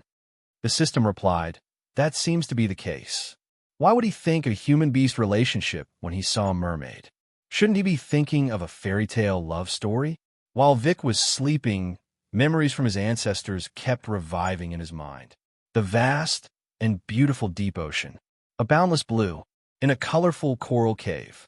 They were the kings of the ocean. They could call the wind and summon the rain. They could bewitch people. He could kill the most terrifying sea beasts with his bare hands. He was the king, the highest leader of his race. All the mermaids had to submit to him. Wake slowly opened his eyes. In the middle of his icy blue pupils, a faint golden color appeared. He saw himself lying in the bathtub, and his wounds were much better. Although Wake was a mermaid, his memory was extremely high. He could remember and learn things that had been added once. He knew things about humans, the things they used, the languages they spoke. He learned this from listening to the voices of the humans outside when he was quietly staying in the culture tank. His hearing was very good. He could hear sound from very far away. That woman, what was she doing now? Wake listened quietly. He found that she seemed to have just entered the door. He didn't know what she was doing. There seemed to be a faint, fishy smell in the air. There was a flash of evil cruelty in Wake's eyes. Read the full article, download the full article, read the full article on Comto. Facilitate your next reading. You can click on the Chapter 652. He slowly emerged from the water, his cold and three-dimensional facial features without any expression. He saw his hands handcuffed to the side of the water pipe, because he had only been out of the culture tank for less than a month. He had not been brainwashed, so there was no time to do a strength test, nor a real intelligence test. So these people did not know that his strength was far beyond that of humans. He could break the handcuffs with just a light squeeze. He even knew why this group of disgusting humans created him. The woman outside had the same purpose: to exterminate the merfolk. Wake lowered his eyelids. His beautiful eyelashes were long and light, with a faint golden light. He was about to cut the handcuffs when the door suddenly opened. Then the woman's gentle voice sounded. Wake! Wake's movements paused, and his ice blue eyes became deep and dark. He looked at Wei Wei Bai. She walked in, dragging a small cart. It was full of delicious fish. The fish was obviously processed, and the meat looked exceptionally delicious. The raw fish was cut into pieces, sprinkled with some special spices, and there was some delicious seasoned kelp on top. Wake's throat was a little dry and itchy. He swallowed his saliva and realized that he was hungry. It was not that there was no fish to eat in the laboratory, but those fish were not fresh or not to his taste. It was the first time he had seen such delicious fish. Wei Wei Bai pushed the car in front of him, her hair tied up, and there was some sweat on her forehead. It seemed that it took a lot of effort to process these things. Are you hungry? Eat some. Wei Wei Bai did not seem to think that he was dangerous, but leaned close to him and said with a smile. The coldness in her eyes was gone. There was no disgusting taste like when she was studying before. Wake's blue eyes looked at her coldly. Then he picked up the food with one hand and slowly put it into his mouth to chew. Wei Wei Bai could almost see that when he ate, his eyes were full of happy bubbles. This was one of the merfolk's favorite foods. But this was freshwater fish. It was not easy to get the merfolk that lived in the sea. Generally, they would not deliberately catch fish in freshwater. That was why they ate sharks. But obviously, this kind of fish was more to the mermaid's taste. Wei Wei Bai opened the medical kit while he was in a good mood. She reached out and touched his fishtail. Wake froze and looked back at Wei Wei Bai coldly. There was a hint of viciousness in his eyes. The tail was the most important part of a mermaid and would not be touched easily. Wei Wei Bai's fingers stiffened, and she turned her head. Her delicate face was no longer as cold as when she was studying it before. Her voice was as soft as a summer breeze. I know your tail is sensitive, but the wound needs to be tended to. Wake held the fish in his hand, as if he was considering whether to stab her to death with his nails or eat first. Wei Wei Bai ignored his frighteningly cold eyes. Instead, she gently touched his wound with her fingers. The force was as light as a feather. Wei Wei Bai showed a pained expression. Does it hurt? Wake's icy blue eyes looked at her coldly and continued to eat his fish. Wei Wei Bai didn't mind and applied the medicine for him. Then she said to him, "I handcuffed you because I was afraid you would move." Wake licked his fingers and took another piece of fish to eat. It was as if he didn't understand Wei Wei Bai's words. Wei Wei Bai suddenly said, "Wake, do you want to go back to the sea?" Chapter 653. Wake's fingers stiffened, the feathery fins near his ears moved, and then he turned to look at her. Those deep eyes were terrifyingly deep. Like the abyss of the sea, there was a terrifying feeling of choosing people to devour. Wei Wei Bai didn't seem to see the murderous intent in his eyes, and reached out to change the water for him. "You belong to the sea. When I first saw you being born, I wanted you to go back to the sea." Wake smiled coldly, full of ridicule.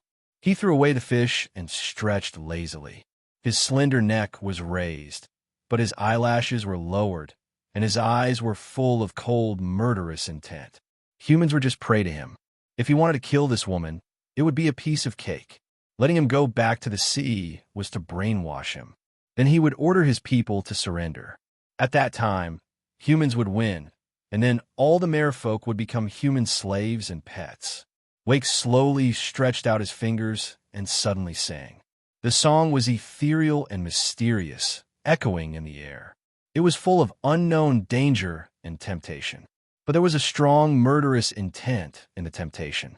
Wei Wei Bai looked at him expressionlessly. Her hearing was blocked, and she couldn't hear whether he was singing or if the perfume was poisonous. Wake looked at her strangely. The merfolk song. Humans couldn't refuse at all, but she didn't feel anything. Wake cut off the handcuffs, and without patience, he wanted to reach out and pierce her heart. Wei Wei Bai suddenly said, "I can let you go back to the sea. If I die, you can only be trapped on land." The sea was the place where all the merfolk had to answer, not to mention the king of the merfolk. Wake paused, hesitated again and again, but still stopped the action of killing her. He opened his thin lips, but he couldn't speak the human language.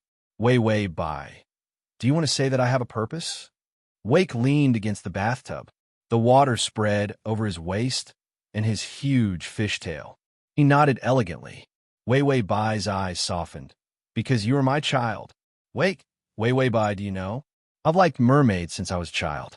I even feel like I was born into the wrong mermaid, not a human." Wake glanced at her indifferently, snorted coldly, and muttered a few words in mermaid language. The system immediately translated, "He said that you're ugly, so you're not qualified to become a mermaid.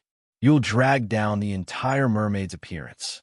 "Wei Wei Bai, I thought you couldn't translate it." Wei Wei Bai had a beautiful smile on her face. She couldn't see the cursing in her heart at all. "My dream is to see the mermaids, touch the mermaids, and protect them." Wake looked at her sideways. His ice blue eyes were filled with cold scrutiny. It was the scrutiny of the king of the deep sea. He was under tremendous pressure. Wei Wei Bai was used to this kind of pressure. After all, she had been beautiful since she was young. Wherever she went, she would shine. He was used to being stared at, so he wasn't afraid of anyone's murderous stares. Her smile gradually faded. Humans have always been killing mermaids, and the pollution of the ocean is getting worse day by day. Every time I see how many mermaids have died in the news, I feel that we are really demons. Wake didn't say anything, lazily supporting his cheek with his arm. He looked at Wei Wei Bai lazily and nobly. He seemed to be waiting for her to finish, and then kill her. Wei Wei Bai didn't seem to feel his murderous aura at all. She naturally tucked a strand of hair behind her ear. Her delicate and clean face was taut. Chapter 654. Her delicate and clean face was taut. "I'll let you be born. I never thought of using you. Even today, I'm going to stop your brainwashing." Today, Wei Wei Bai was not on duty, because although she was the biggest contributor to the study of the merfolk, some of the higher-ups wanted to snatch military merits. They did not let Wei Wei Bai come. Instead, they sent their own people to brainwash the merfolk and accept them. The original owner did not go because she wanted to stop the brainwashing. Instead, she wanted to see the brainwashing process and increase the data of the merfolk in her hands. Wake slowly turned his head and looked at Wei Wei Bai intently. His blue eyes had a circle of golden light, beautiful and cold. Like a clear bead, there was no trace of human emotions. Wei Wei Bai did not continue to forcibly arouse emotions to whitewash herself. It was good to leave some leeway for the merfolk to think about it. Her voice was calm as she finished her words. So, I hope that one day, humans can put down the butcher's knife and get along well with the merfolk. This was almost impossible, but she said it very calmly. Wei Wei Bai met his ice-blue eyes and showed a gentle smile. So, Wake, I won't let you be brainwashed, and I won't let you die, because you are a miracle I created. She stretched out a pale and slender hand, with a few pleading in her eyes. Can I touch you? Wake did not move, and she couldn't see whether he agreed or disagreed. But Bai Weiwei still took the risk of touching him. Her fingers gently caressed his face, which was a work of art. His skin was cold, and his facial lines were too three-dimensional and exquisite. The most beautiful man in human beings was not as good as him. This was a racial talent. After all, the merfolk had always been the spokesperson for beauty. Wei Wei Bai's fingers seemed to have a special magic, which was particularly comfortable. Wake couldn't help but narrow his eyes.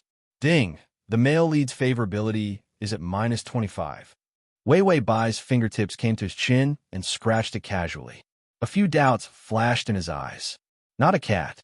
Therefore, he didn't feel anything even if he scratched it. Wei Wei Bai felt that flirting with a cat was better than flirting with a fish. After all, at least she knew what cats liked. Mermaids, in her world, were things of legend. Wei Wei Bai's calm eyes were dyed with traces of hazy yearning. Her slightly ascetic appearance now had the innocence of a little girl. Wake, you're my dream. Wake didn't move, nor did he stop her.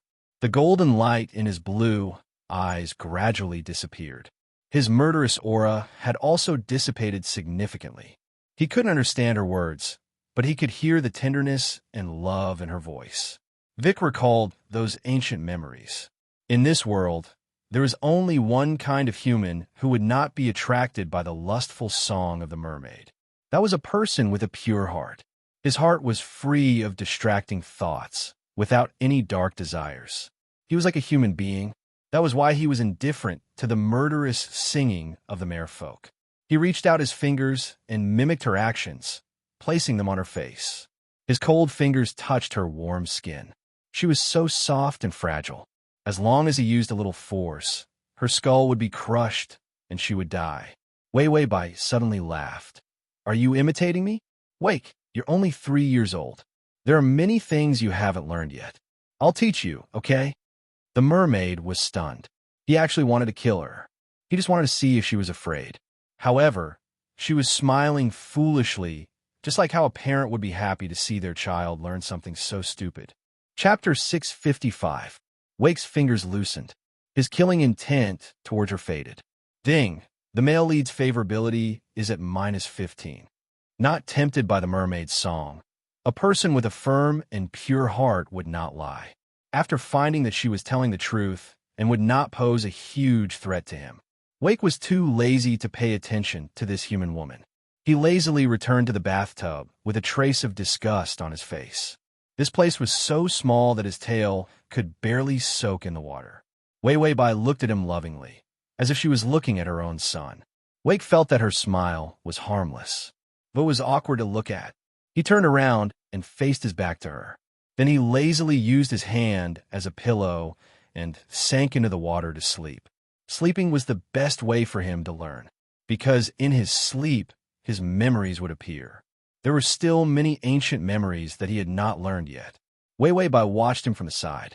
Suddenly his tail slapped and the water splashed onto her. Wake opened his eyes and coldly stared at her. He seemed to be annoyed that she was still here. Wei Wei Bai was covered in water as she stared at him blankly. Her clothes were wet and stuck to her body. The outline of a beautiful body was faintly discernible. Although Wake was only born 3 years ago, his body was growing at an accelerated rate. His body was over 20 years old, which happened to be the strongest and most ferocious age for mermaids.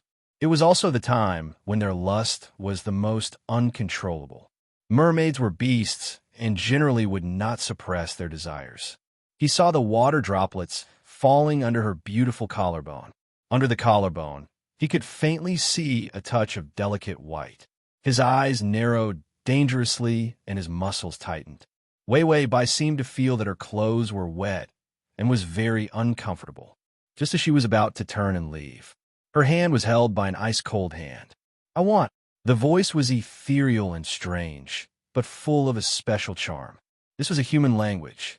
Wei Wei Bai turned around in surprise and saw Wake lying on the edge of the bathtub, looking at her with deep eyes, that deep and sticky feeling of greed.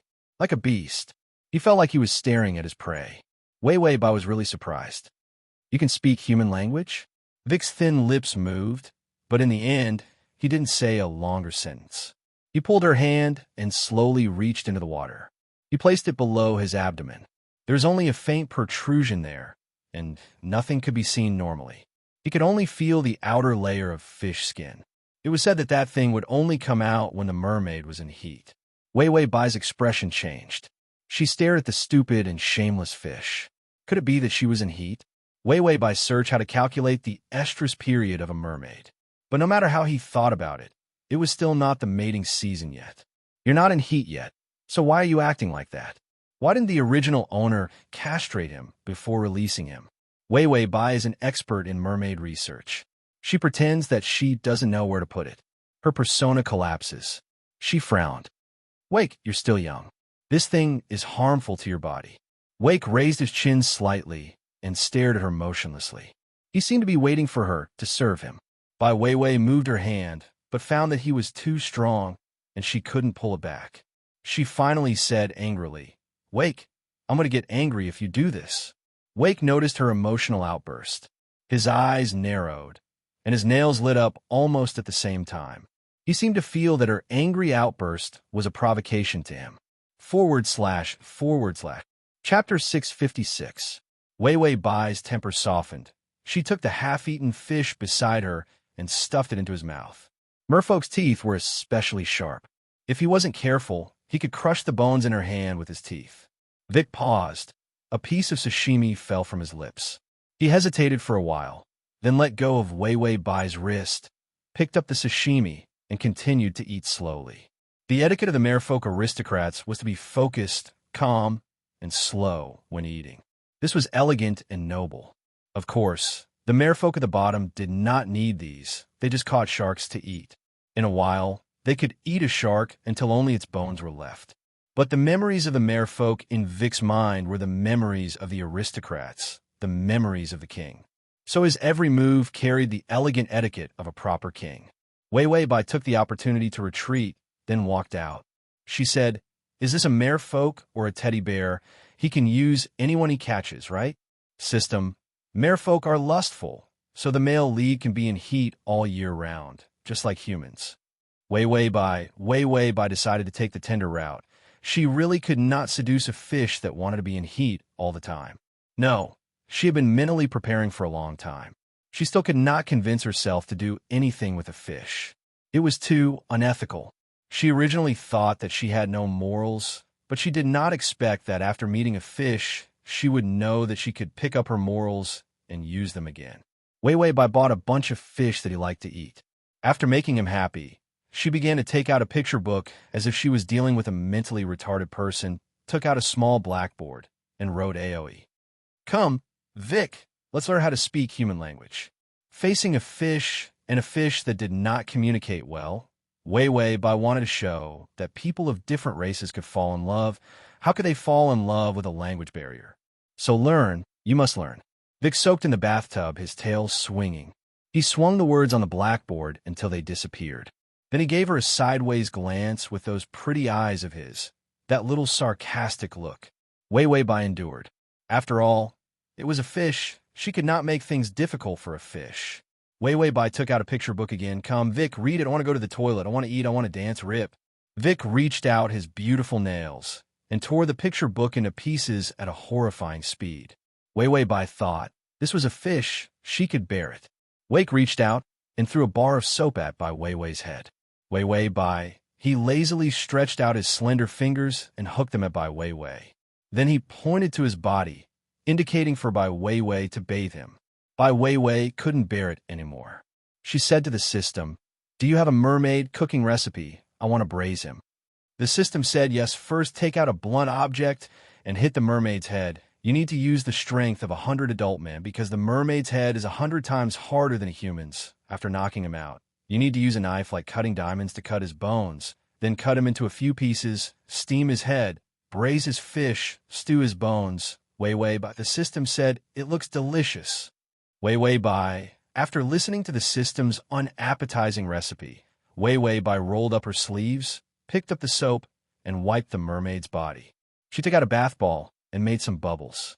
Vic stayed in the bathtub quietly, his head leaning on the edge of the bathtub, looking at Wei Wei Bai lazily. /download to make it easier for you to read next time. You can click Save at the bottom to record this reading. Chapter 657. In the end, she had no choice but to use her ultimate move, the art of seduction. Wei Wei Bai hugged him even tighter, and then carelessly, as if she was careless. Her soft lips brushed past the feather fins at his ears. The beautiful feather fins moved. This was the most sensitive part of the mermaid's body, except for the one below. Wei Wei Bai's warm breath blew on his feather fins. It made his body stiffen. This position was like a cat's chin. If it was touched by someone, even the most ferocious animals would soften. Wake's fingers lost their strength and was hugged by Wei Wei Bai. A numb feeling came from the feather fins. It made him squint his eyes comfortably. Wei Wei Bai deliberately chose the place where the feather fins were and began to speak softly. Wake, don't worry about me. I will be back soon. When I come back, I will immediately take you to the nearest sea area and let you return to the sea. The warm breath kept tickling his sensitive places. The almost transparent blue feather fins began to change color, and a touch of pink appeared. Wei Wei Bai's words were full of sincerity. It was as if she had created him just to put him back into the sea without any conditions. A dark blue color flashed through Wake's eyes, without any emotion. Wei Wei Bai's tone was a little worried. So you have to wait for me at home, understand? Wake, home? He pursed his lips and revealed a sneer. His home was in the sea. How could this woman have the face to think that this narrow and uncomfortable place would be his home? Wei Wei Bai gently released him and found that his claws did not pierce her back. She dodged another bullet. Wei Wei Bai was about to leave, but her arm was pulled by him, and her whole body was dragged into the bathtub. The cold water, with a hint of fishy smell, poured into her mouth and nose. Wei Wei Bai almost choked to death. Although the bathtub was big, this mentally retarded fish was 2 meters long with its tail. It filled the entire bathtub in an instant. After she entered, she practically fell into his arms. Wake's tail flicked. He reached out his long arms and pulled her into his embrace. Wei Wei Bai's cold body and damp breath surrounded her. He moved closer to her and pressed his face against her neck, listening to the sound of blood flowing through her body. Humans were really weak and useless. He bared his sharp teeth and bit down on her neck. Wei Wei Bai felt his teeth sink in her neck and blood flowed out. In an instant, countless images of sharks biting people, crocodiles eating people, and pythons swallowing people flashed through her mind. Because she felt that Vic was no different from those terrifying animals at this moment. Wei Wei Bai wanted to struggle, but a piece of information flashed through her mind, so she held herself back. A trace of surprise flashed in Wake's eyes. She thought he would beg for mercy and fear. He narrowed his blue eyes and bit her harder in a punitive manner. Her body trembled a few times, and her fingers clenched tightly. But he didn't run away. This prey was really obedient. Wake loosened his teeth, and his malice towards her wasn't so great. Ding, the male lead's favorability is at -10.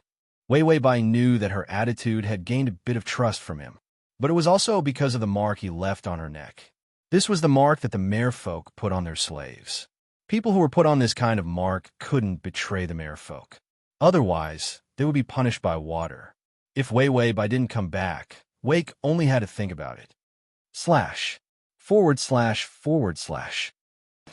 Chapter 658. She might be pierced by water and die while drinking. Isn't this the legendary curse that can choke people to death when drinking water? After the mermaid finished imprinting the slave mark, he threw Wei Wei Bai out of the bathtub, and then he began to change the water. He replaced the water that had just been stained by Wei Wei Bai with clean water. Wei Wei Bai, I feel like I'm being despised by a fish. She reached out and touched her neck, looking confused, because the wound had already healed. The system said, the mermaid's saliva has the effect of healing wounds. Wei Wei Bai, oh. Then she looked at Wake at a loss, and finally said carefully, Wake, you can't bite people's necks so casually in the future. There are many people outside who have weapons. If you attack others, they will hurt you. Wake understood her words. His eyelids lazily lifted, and he glanced at Wei Wei Bai lightly. Then he said, these two words were uttered with some difficulty. In the end, she still heard him speak human language, although it was vague like a dialect from that corner. Wei Wei Bai heard his question and couldn't help but laugh. I won't, never will. This smile was completely different from her usual one. Her usual expression was always calm and unperturbed. She looked delicate and pretty, not the overly gorgeous appearance of mermaids. But when she smiled, she was also dazzlingly beautiful. Wake's eyes were fixed, and he looked at her expressionlessly. Wei Wei Bai had already waved her hand and said to him, okay, I'm going to be late. Wake turned over, turned the fish butt to her, flicked his tail, and splashed the water at her. He thoroughly demonstrated with his body movements what it meant to scram. Wei Wei Bai didn't mind at all. She smiled gently, feeling like she was wearing the halo of a holy mother. She went out, changed her clothes, and tied up her hair. She wore wide-rimmed flat glasses. Then she went out the door, got in the car, and directly exploded. Trash your grandpa's system. Can you give me another person to guide me? Does this stupid fish think that he's the emperor? When did I serve people like this? After serving them, he didn't even give them a smile. Not only that, he even looked at me with disdain. Just because he has a fishtail, he thinks that it's gold and diamonds. Wei Wei Bai concluded, the most important thing is that the favorability didn't increase at all. The system advised, he is indeed the king of mermaids, so he is used to being served. Wei Wei Bai, if he's a king, then am I a eunuch? The system asked, aren't you a slave? The mark just now was the mark of a slave. Wei Wei Bai then remembered that she was carrying a curse that choked her to death by drinking water. She ferociously searched for a silk scarf and tied it around her neck. Although the wound on her neck had healed, there were still bite marks left behind. Wei Wei Bai drove to the laboratory. When I get to 100, I'll grill him and turn him into a mermaid kebab. I'll sprinkle some pepper and sesame seeds to feed the dogs. The system silently wiped its cold sweat. It seemed that conquering mermaids was still too much for the host. Wei Wei Bai went to the laboratory as a courtesy visit. The military had already surrounded the place. Because the king of mermaids was missing and so many researchers had died. So recently, everyone was on tenterhooks. For a while, no one suspected Wei Wei Bai. Plus, she went to work normally, so the suspicion was even lower. Wei Wei Bai finished her work and was about to leave when Chun Mo, a researcher in the same laboratory, came over. The button. Chapter 659. He was the most popular person in this laboratory. Elegant, witty, with military power behind him. So he was very popular. Except for Wei Wei Bai, the original owner was a mentally retarded top student who didn't care about anything other than research. So Wei Wei Bai was just a nodding acquaintance to the people in the laboratory. Chun Mo said, Wei Wei, are you getting off work? Wei Wei Bai stopped in her tracks, raised her head, and nodded expressionlessly. Chun Mo's smile had a trace of regret. I don't know who rescued the mermaid, but it took 3 years and countless resources to give birth to the mermaid. It is indeed a failure. A murderous mermaid was a failure, even if it was the blood of a purebred king. It couldn't become the kind of mermaid that humans wanted. Therefore, Vic was marked as a failed mermaid in the military and in the laboratory. They were just waiting to find this mermaid and execute him.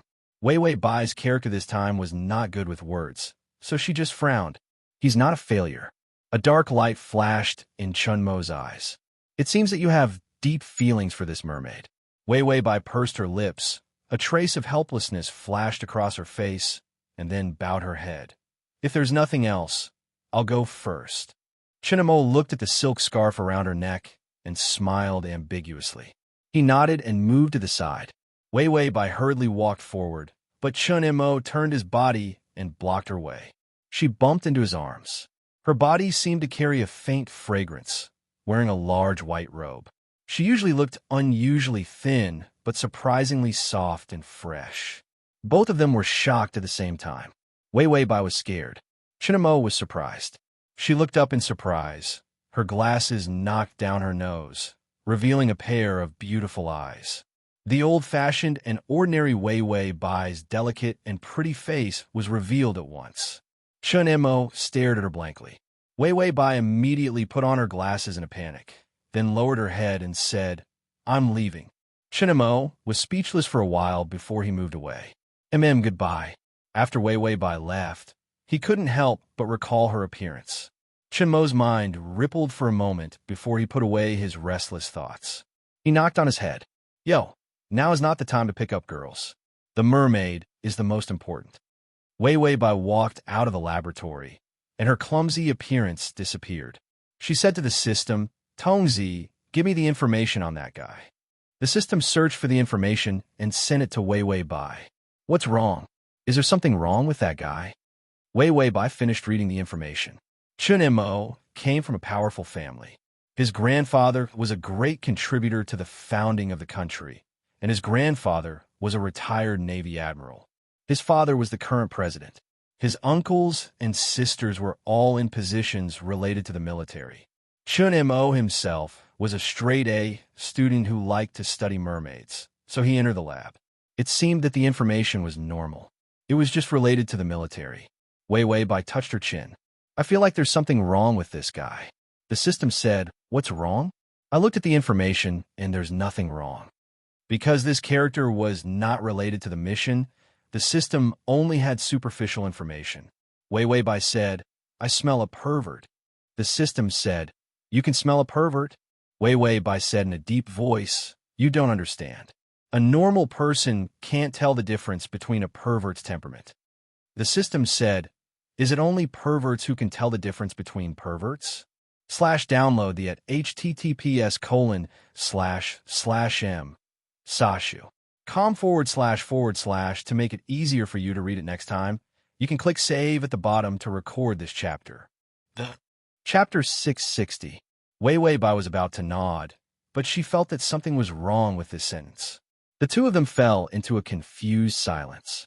When she got home, she opened the bathroom door. In the bathtub, the mermaid was gone.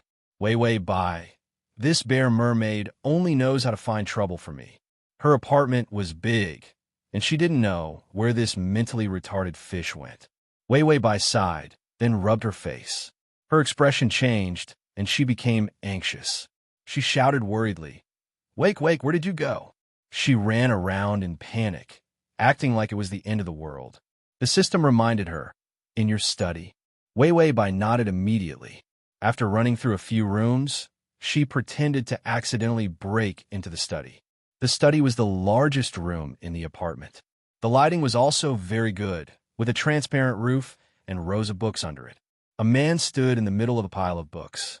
His blonde hair almost reached his ankles. His naked body had a golden ratio, and his beautiful muscles were so perfect that there was not a single flaw to be found. He flipped through the books in his hands, flipping one book after another. When Wei Wei Bai opened the door, she was startled.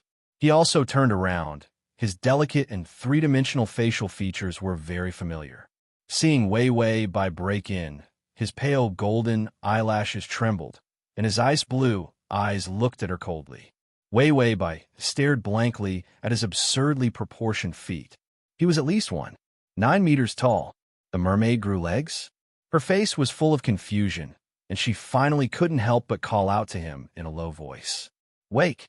Wake leaned against the bookshelf, the brown bookshelf, the sunlight from the glass roof, sprinkling on his beautiful body.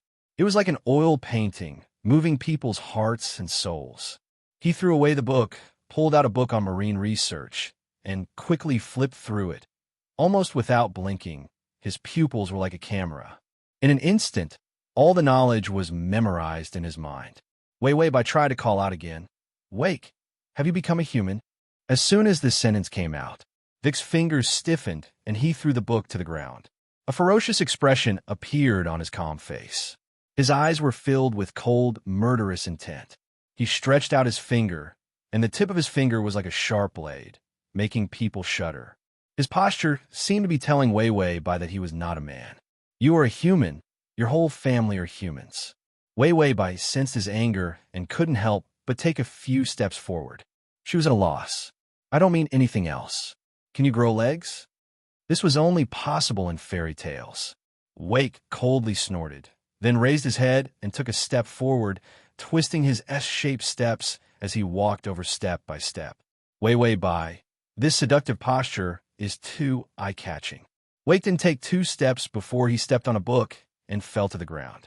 Wei Wei Bai, too lame. If it weren't for the fact that she had to maintain her image, she would probably be laughing her head off right now. Wake frowned. It was his first time turning into a leg, and he was not used to it at all. If it wasn't because the bathtub was too small and uncomfortable, he wouldn't have turned into a leg to come out. Suddenly, a pair of soft hands gently caressed his hands. The woman's voice was calm and gentle. You can't walk like this. Come, I'll take you. He looked up and saw a smile in her eyes. But it was not ridicule, no malice, pure and clear softness. It was like water, calm sea water. Wake didn't know why. Maybe because she had been marked as a slave and relaxed his guard. He reached out and held her fingers. Fast crossing system.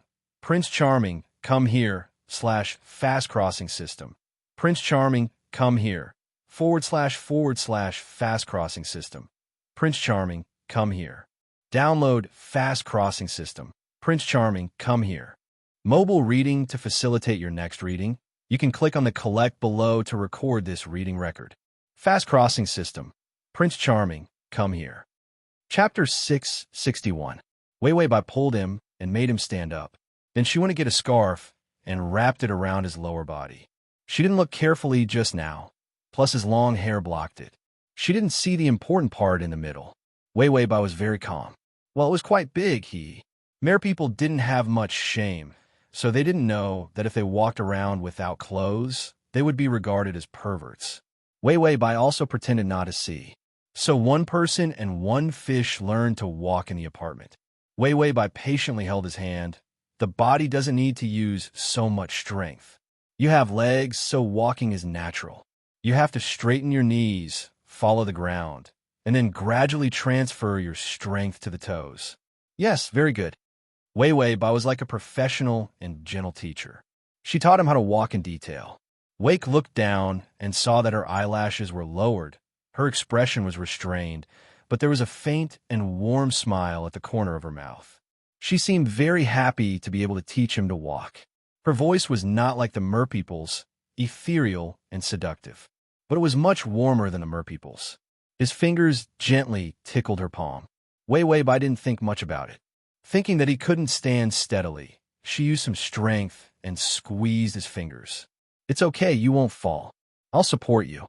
After Wake was born in the culture tank, he had almost never communicated with any creatures. Except for when he dreamed, he could get the memories given by his ancestors. He didn't have anything. The only human he had ever seen was also far away from him, because he hadn't been brainwashed and hadn't undergone a comprehensive examination. They didn't know if he was mutated or if he had any infectious diseases. The very vigilant humans didn't give him any chance to contact the outside world. So the first time he came into contact with other creatures was when he killed people that day. The cold smell of blood was very unpleasant. Meat was also not to the merpeople's taste. There were too many bones, not as good as sharks. He didn't like it. But Wei Wei Bai was the first human he met with a living person's body temperature. She was the one who created him. That was what everyone said when they were in the culture tank.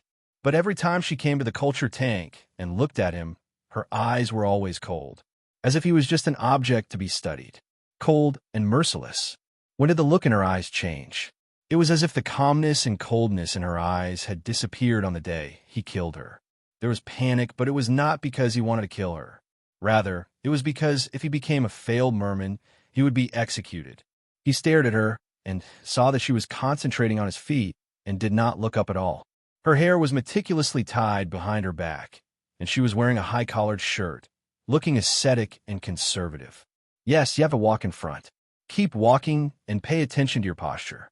It was as if she was leading her own child, without the slightest bit of impatience. Wake's eyes softened. He suddenly withdrew his hand and pinched her chin. She raised her head with a hint of confusion in her eyes. Wake said faintly, "Just like that. Don't change your appearance. Don't become the cold Wei Wei Bai of the past." He didn't like that. Wei Wei Bai? Just like what? After Wake said this inexplicable sentence, he let go of his hand and concentrated on walking. Ding! The male lead's favorability is at -5. Wake learned things very quickly. It took him an hour to walk like a human. Seeing that he could walk, Wei Wei Bai was happier than him. Full text //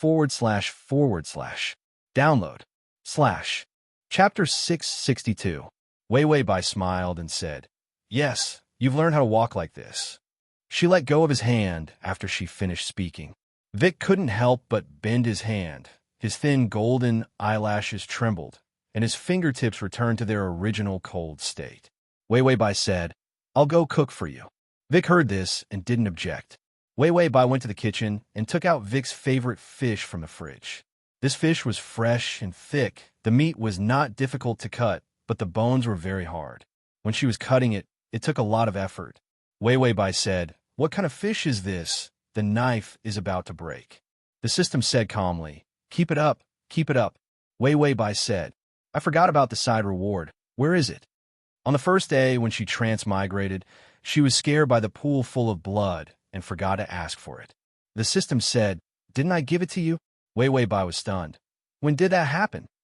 The system said, "The mermaid's singing shield means that when the mermaid sings, you can automatically block out the singing without being affected." Wei Wei Bai said, "This is the reward?"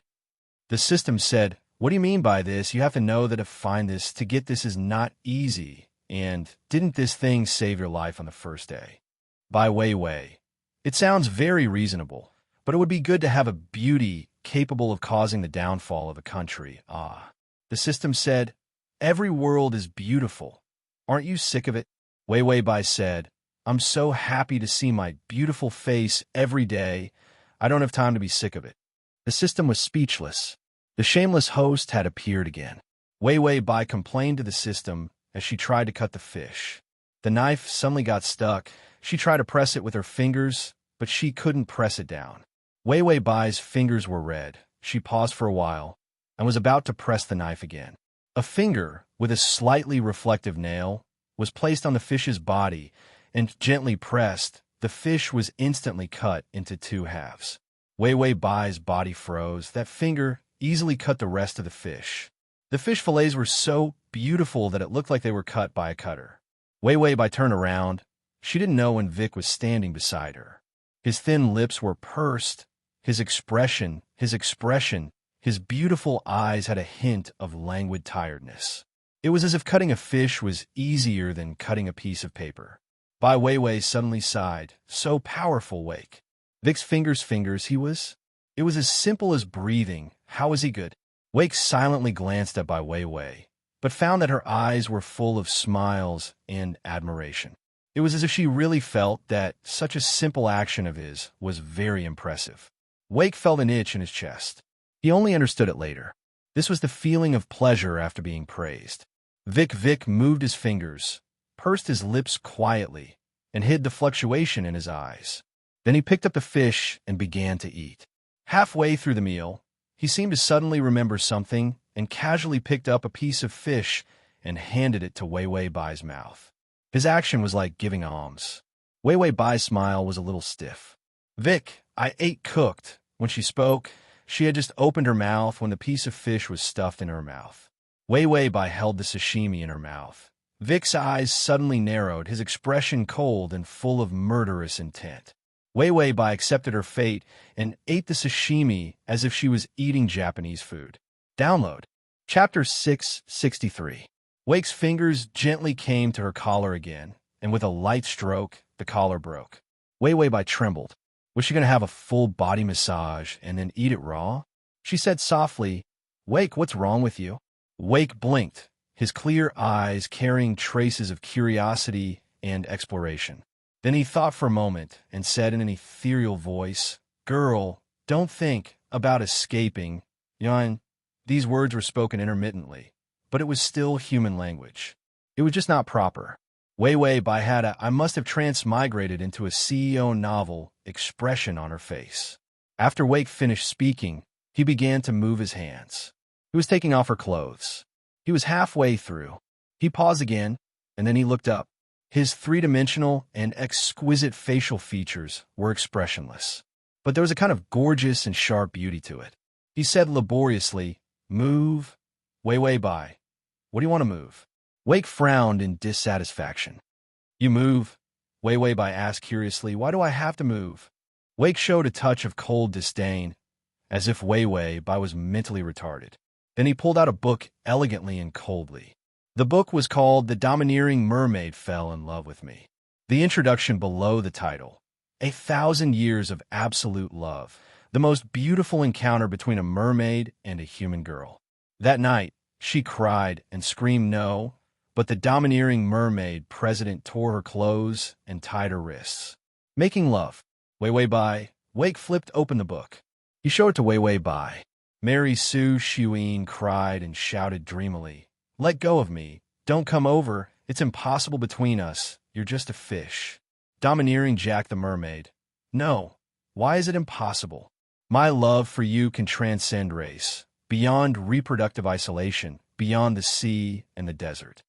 Ah, what a refreshing novel. The Domineering Mermaid Fell in Love with Me.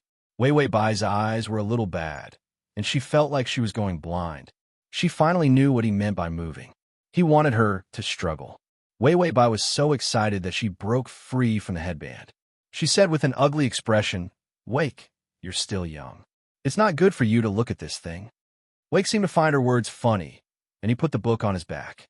The evaluation was written on the back of the book. The best way for humans and mermaids to get along is in this book. Wei Wei Bai, she said she wanted to eat sashimi to calm down.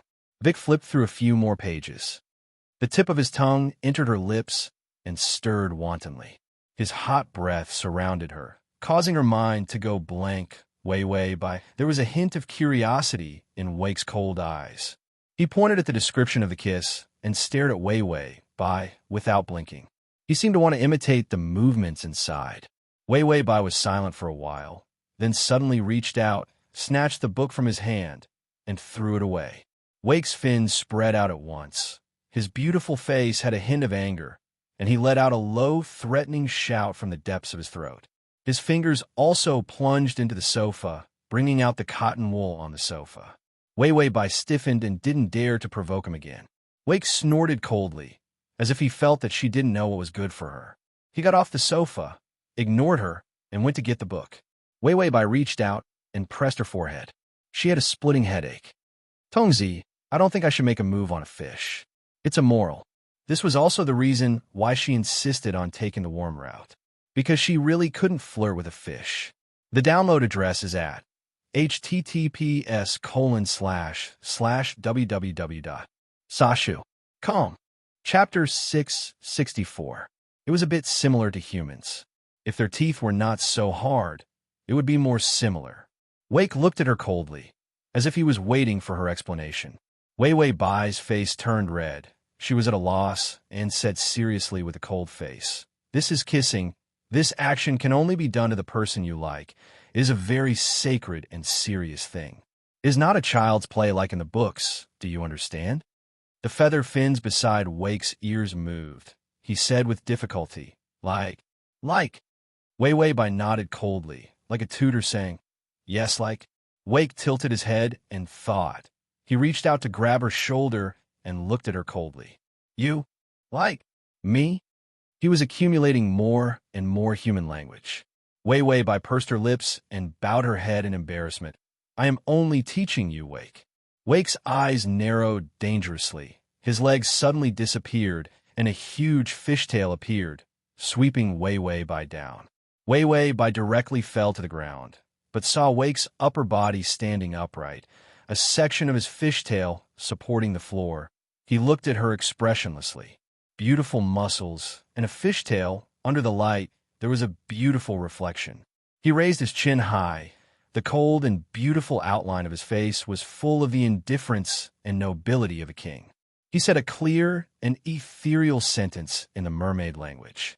The system translated, "You can only kiss me if you like me."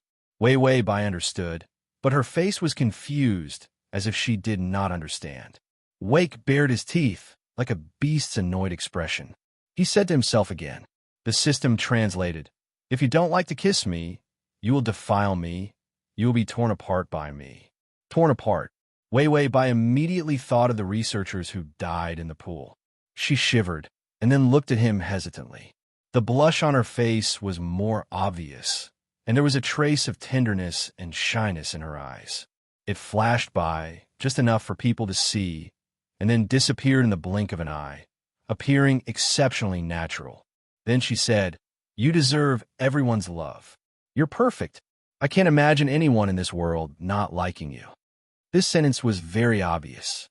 Everyone liked him, including her. After Wei Wei Bai finished speaking, she helplessly reached out to support her glasses, only to find that she had already taken off her glasses when she got home. Now, he was even more at a loss. She immediately turned around. "Your fishtail is back. Hurry up and go back to the bathroom." After she finished speaking, she had only taken 2 steps when something suddenly hit her foot heavily. Her legs turned to jelly, and she rolled onto the ground again. A fishtail wrapped around her, and Wake instantly pressed down on her. He looked at her coldly, his movements aggressive. As he approached her, he sniffed her hair and neck, as if he was looking for a place to lower his mouth. Then he stared at her lips. It was watery and looked delicious. Vic lowered his head, wanting to imitate her actions and kiss her. But then he thought of what she had said, that he could only kiss her if he liked her. His heart was numb and itchy, but Vic ignored this feeling. He wouldn't like her. She was human, so he couldn't kiss her. He couldn't kiss her even if it was comfortable. Vic frowned unhappily. He could only open his mouth, bare his teeth, and bite her neck again. This was the place where the mark was, so he had to bite deeper. That way, she wouldn't be able to escape. Ding! The male lead's favorability has increased to 5. Wei Wei Bai hissed in pain, and Vic unconsciously softened his strength. Chapter 665. Then he left her neck and licked the blood from his mouth. Unexpectedly, his face appeared 3-dimensional and exquisite, with a trace of evil. Wei Wei Bai covered her neck and lay on top of him, so fragile that he could easily control her. Wake curled his lips in satisfaction, then left her and crawled into the bathroom. After his fishtail came out, he couldn't stay in a place without water for too long. After entering the bathtub, Wake immersed himself in the water. He opened his eyes and looked at the things on the water. Wei Wei Bai walked into the bathroom and leaned over the bathtub. Her delicate face, in the light of the water, had a clear beauty. There was still shyness and helplessness in her eyes, and her tone was worried. "Wake, have a good rest. I've already contacted a car. I'll take you out tomorrow." Wake stared at her, only to realize that she was going to take him back to the sea. If he returned to the sea, what would she do? Humans were the species that mermaids hated the most. Wake was no exception. In his memory, there were cruel scenes of humans slaughtering mermaids. Mermaids resisted, humans attacked. Or mermaids attacked, humans resisted. It was a hatred that would not rest until one of them was dead. Wake actually didn't believe that she would take him away at first, because he was a mermaid. Just like how he hated her, shouldn't she hate him as well? Wei Wei Bai still whispered, "If you go back to the sea, no one can hurt you, and I don't have to worry." Wake didn't say anything. He lay quietly in the water, his long blonde hair floating in the water with the luster of colored glass.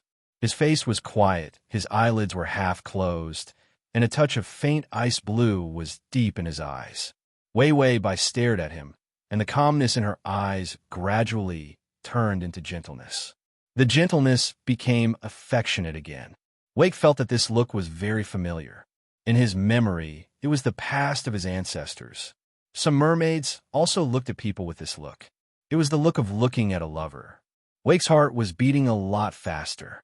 Being looked at like this, would his heart beat uncontrollably? Wake was puzzled and silent. Would humans really like mermaids? As Wei Wei Bai spoke, her eyes slowly closed. She leaned against the side of the bathtub and fell asleep with her head resting on the bathtub. Her breathing was light and steady. Not long after, the sound of water splashing came from the bathtub.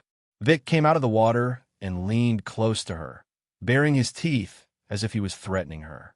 But she fell asleep without realizing it. Vic reached out, his fingernails sharp, and stopped just before he reached her face. She still had no reaction. Wake retracted his hand, and his long wet hair fell on his chest. He coldly curled the corners of his mouth and said in the language of the merfolk, "Fragile humans are not worth me bringing into the sea. Such a fragile and unwary human being would only end up dead if they entered the sea. After sending him to the sea tomorrow, she would complete the contract. He had no choice but to kill her. Because humans who were marked by the merfolk couldn't survive on land, the humans would not let her go. Rather than being killed by someone else, he might as well let him, the master, do it." Wake dived into the water again and closed his eyes quietly, but after a while, he opened them again. His chest felt extremely tight. This kind of discomfort was similar to irritability, but it was more complicated than irritability. But he didn't know why he felt so uncomfortable. Wake shook his fishtail and frowned in distress. Why did he feel uncomfortable? Wasn't he supposed to return to a high? And in a place he didn't know, a crisp reminder sounded. Ding! The male lead's favorability is at 10. Chapter 666. When Wei Bai woke up, she found herself lying outside the bathtub. It was impossible for her to wake up, be carried to bed by a man, and be covered with a blanket while he was at it. She was still woken up by splashing water. Wei Bai's head and face were full of bath water. When she sat up in a daze, she saw Vic looking at her with a cold and noble face. She looked at him too. Her brain couldn't work for a while, and her eyes were covered with mist. Vic was dissatisfied and swung his tail at her face again. Wei Bai silently reached out to wipe the water before she woke up. Then she resigned to her fate and went to prepare breakfast. While preparing, she said to the system, "My life is so hard. Tongzi, can't you change to a target who likes to do their own housework?" This broken merman didn't know anything. He was picky about food. He made a mess in the bathroom. In the end, she still had to clean up. Wei Bai expressed that if the host also had a favorability, she would definitely have a favorability of -100 for Vic. The system said, "The target of the mission is random. If I could choose, I wouldn't choose you as the host." Wei Bai, the system, it spilled the beans. Wei showed a kind smile. "I think there are still similarities between the two of us. If I could choose, would I choose you, this broken system with nothing to do? Come on, let's hurt each other and sway together." Wei Bai and the system looked at each other with disdain. After feeding the merman breakfast, Wei Bai looked at her phone and found that the car she contacted had arrived. Wei Bai came to the bathroom and showed a smile with some reluctance in her eyes. "Vic, the car is here. It's a confidential service, so don't worry about anyone knowing about your existence." Vic held his delicate chin and stared at her calmly, without a trace of emotion. Wei Bai couldn't help but wipe the corners of her eyes. "After you return to the sea, keep swimming to the deepest part of the ocean, where your people are." Vic was silent. He heard the car arrive outside the door. She didn't lie to him. She wanted to send him back to the sea. Although Wei Bai was smiling, her expression was extremely sad. "I can't accompany you. I don't have a fishtail to follow you back to the sea. Although your body has matured, it has only been a month since you came out of the culture tank. I'm worried that you won't be able to adapt to life in the sea. What if other mermaids bully you?" As she spoke, she pulled out a luggage bag. He took out the things inside. "This is a mermaid stun baton. If a bad mermaid wants to bully you, electrocute him. This is the mermaid snack, dried fish. I bought a few bottles for you. If you're hungry, you can eat it. This is a mermaid." She rambled on like an old mother, instructing her son, who was on a long journey. "Vic, I don't need anything but dried fish." His blue eyes looked at her indifferently, but under the calmness, there was a different feeling. Not being able to experience the worries of others was a strange feeling to him. The ancient memories of the merfolk taught him a variety of survival skills and a variety of profound knowledge, and the ability to command other mermaids. But there were no mermaids who could teach him what feelings were, what warmth and love were. And Wei Bai's mutterings were obviously things he didn't need. But it didn't make him impatient. Vic lowered his eyes and bent his fingers under the water. Before returning to the sea, he should kill this slave. Chapter 667. Wei Bai. Wake, did you hear that? Wake just had the intention to kill when he heard her call. He didn't know if it was because of a guilty conscience, but his heart tightened and he quickly released his fingers, worried that his bad thoughts would be known by her. This action was only for a moment, and a strange doubt appeared on Wake's delicate face. If he wanted to kill her, he could kill her. Why would he feel guilty? Wei Bai carried the mermaid's luggage. Okay, let's go. Wake stood up when he heard this, and the water fell from his body. Those bright muscles, beautiful abs, and slender limbs were all on display. He made human legs again. Mermaids didn't seem to be able to make legs. That's what her mermaid information said. Perhaps it was because of Vic's genetic mutation that he was able to produce a pair of legs that were as beautiful as a model's. Wei Bai's expression didn't change, and she brought over a set of men's clothes. She had just bought it to prevent this shameless mermaid from going out in broad daylight and scaring people. She smiled like an old woman. Come, I'll dress you. Wake glanced at her indifferently and disdainfully, then stretched out his claws, grabbed the clothes, and quickly put them on. When he killed people, he cut up the bodies of those researchers. While he was at it, he remembered the shape of the clothes they were wearing. He also remembered the order in which they were put on. A simple t-shirt, worn by this heaven-defying clothes rack, made him look like a top model of Fashion Week. His blonde hair was tied up and fell behind him, and his beautiful ice-blue eyes carried the deep indifference of the deep ocean. When he didn't move, you would believe that he was a prince of any country. Wei Bai, who was used to seeing beautiful eyes, was actually stunned.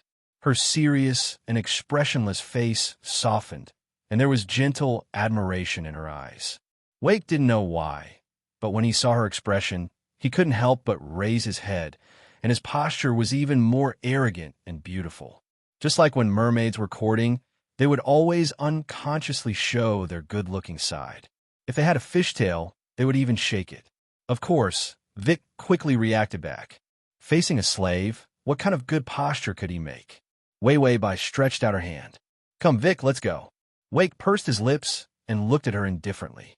He reached out his hand, but when he was about to place it on hers, he took it away.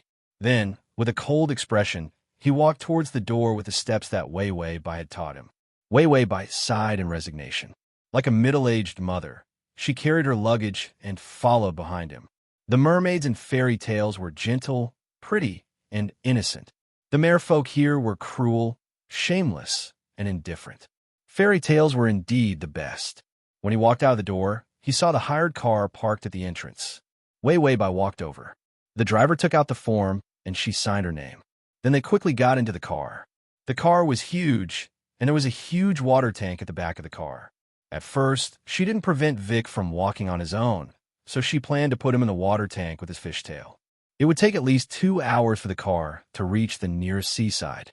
And it was not enough to reach the seaside, because the seaside was a military defense, so he could only hire a boat to go to the deep sea before he could go to the sea. The car arrived at the port smoothly. Wei Bai jumped out of the car, and Vic followed. The sound of the waves was like an ancient song, echoing in his ears. There was a hint of excitement in Vic's eyes. It was the smell of the sea, the wind blowing from the sea, and the familiar sound of the waves. // Chapter 668.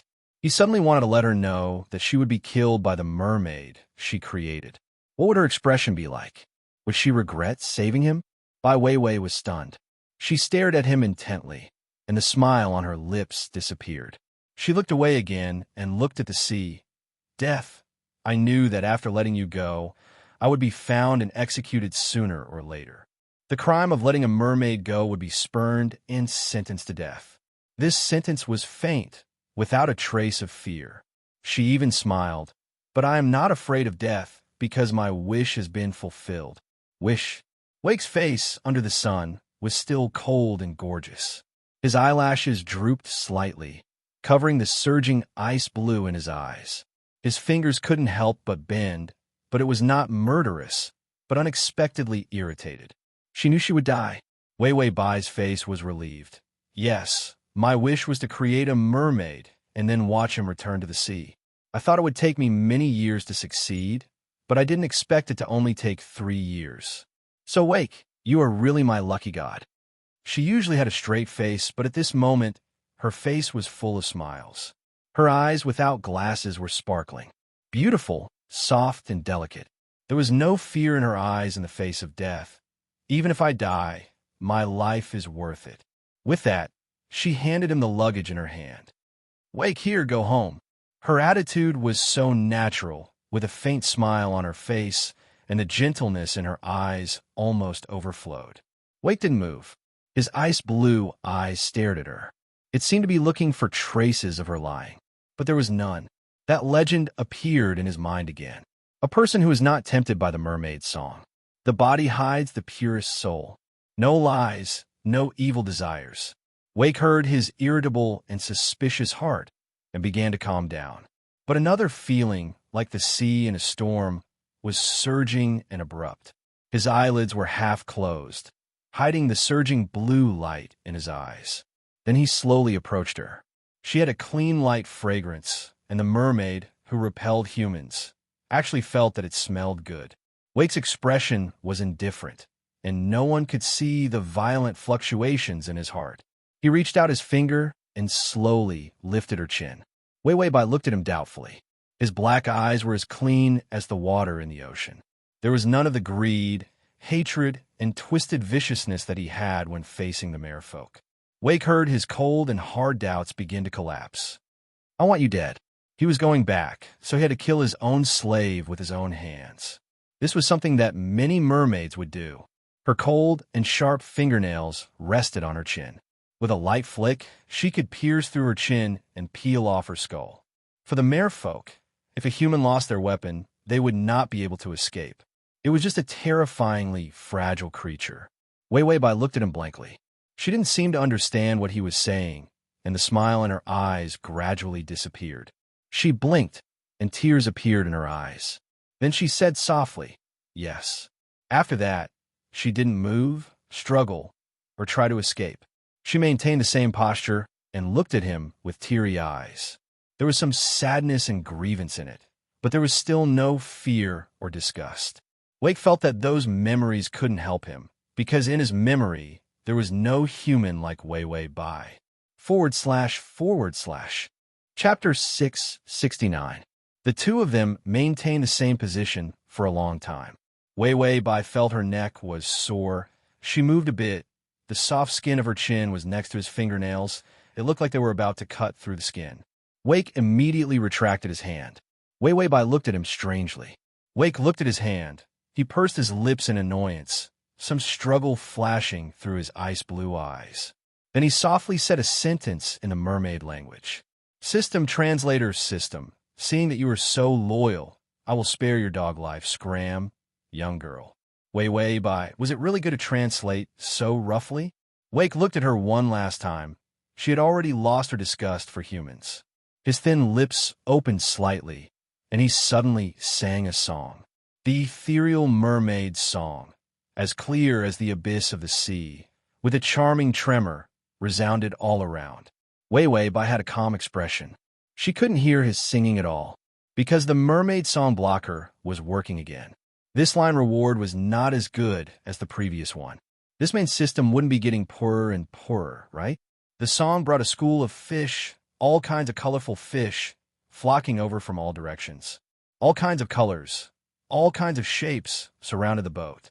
Then they began to dance back and forth. It was so beautiful that it made people feel like they were in a dream.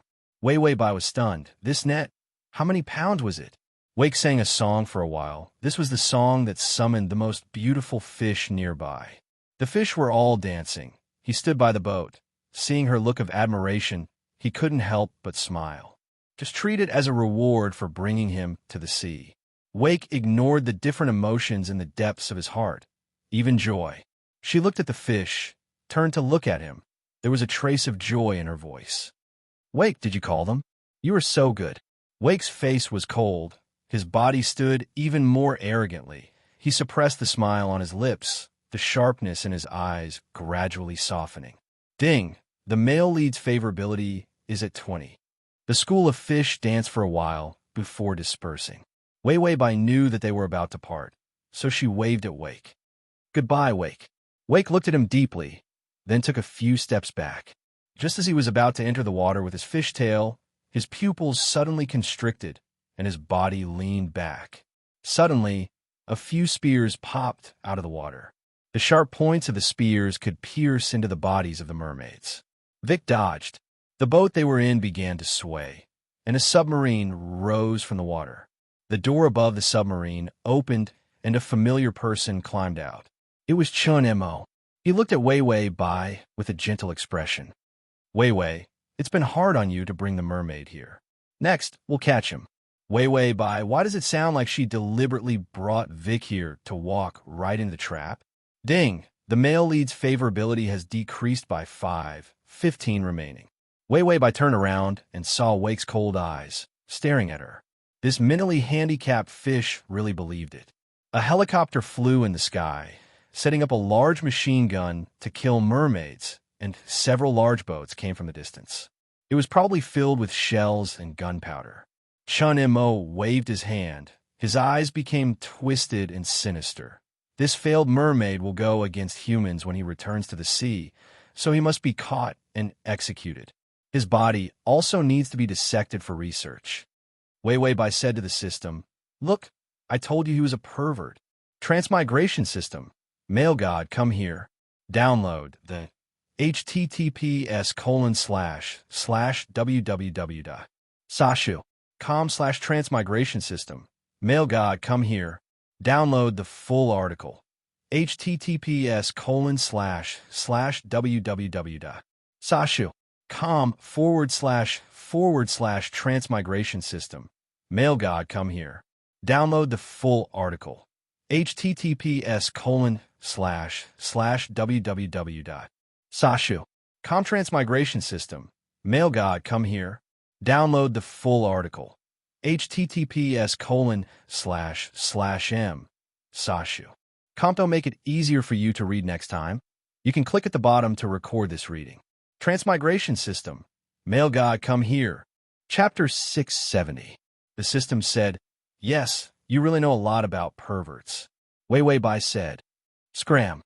Wasn't this implying that she was a pervert too?" Large spears were set up, and all of them were aimed at their pitiful little boat. Dozens of the spears that were used to kill the merfolk were thrown at the boat. Vic's entire body stood upright, his fishtail supporting his upper body. A golden light appeared in his blue eyes. The waves rolled, and he let out a long howl, sharp and full of anger. Then he rushed out and knocked away a few of the merfolk spears. A spear stabbed into Wei Wei Bai's foot and pierced a big hole. Wei Wei Bai's legs were about to go soft, and she would become a roasted fish if she wasn't careful. Vic came to her side, grabbed her hand, and flung her away. Another spear just happened to shoot through the place where Wei Wei Bai was standing just now. Wei Wei Bai sat on the ground. Her buttocks were hurting badly. She looked up and saw that Vic had just lowered his head.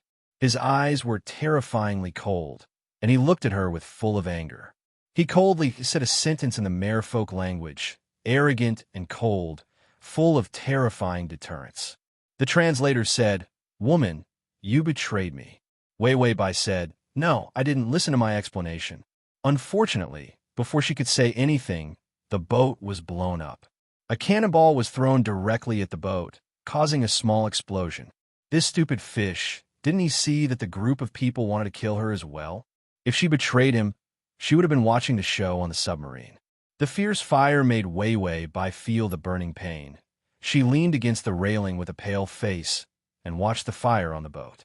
The merfolk's back was facing the fire. His golden hair was flying in the wind, and his ice-blue pupils had almost turned golden.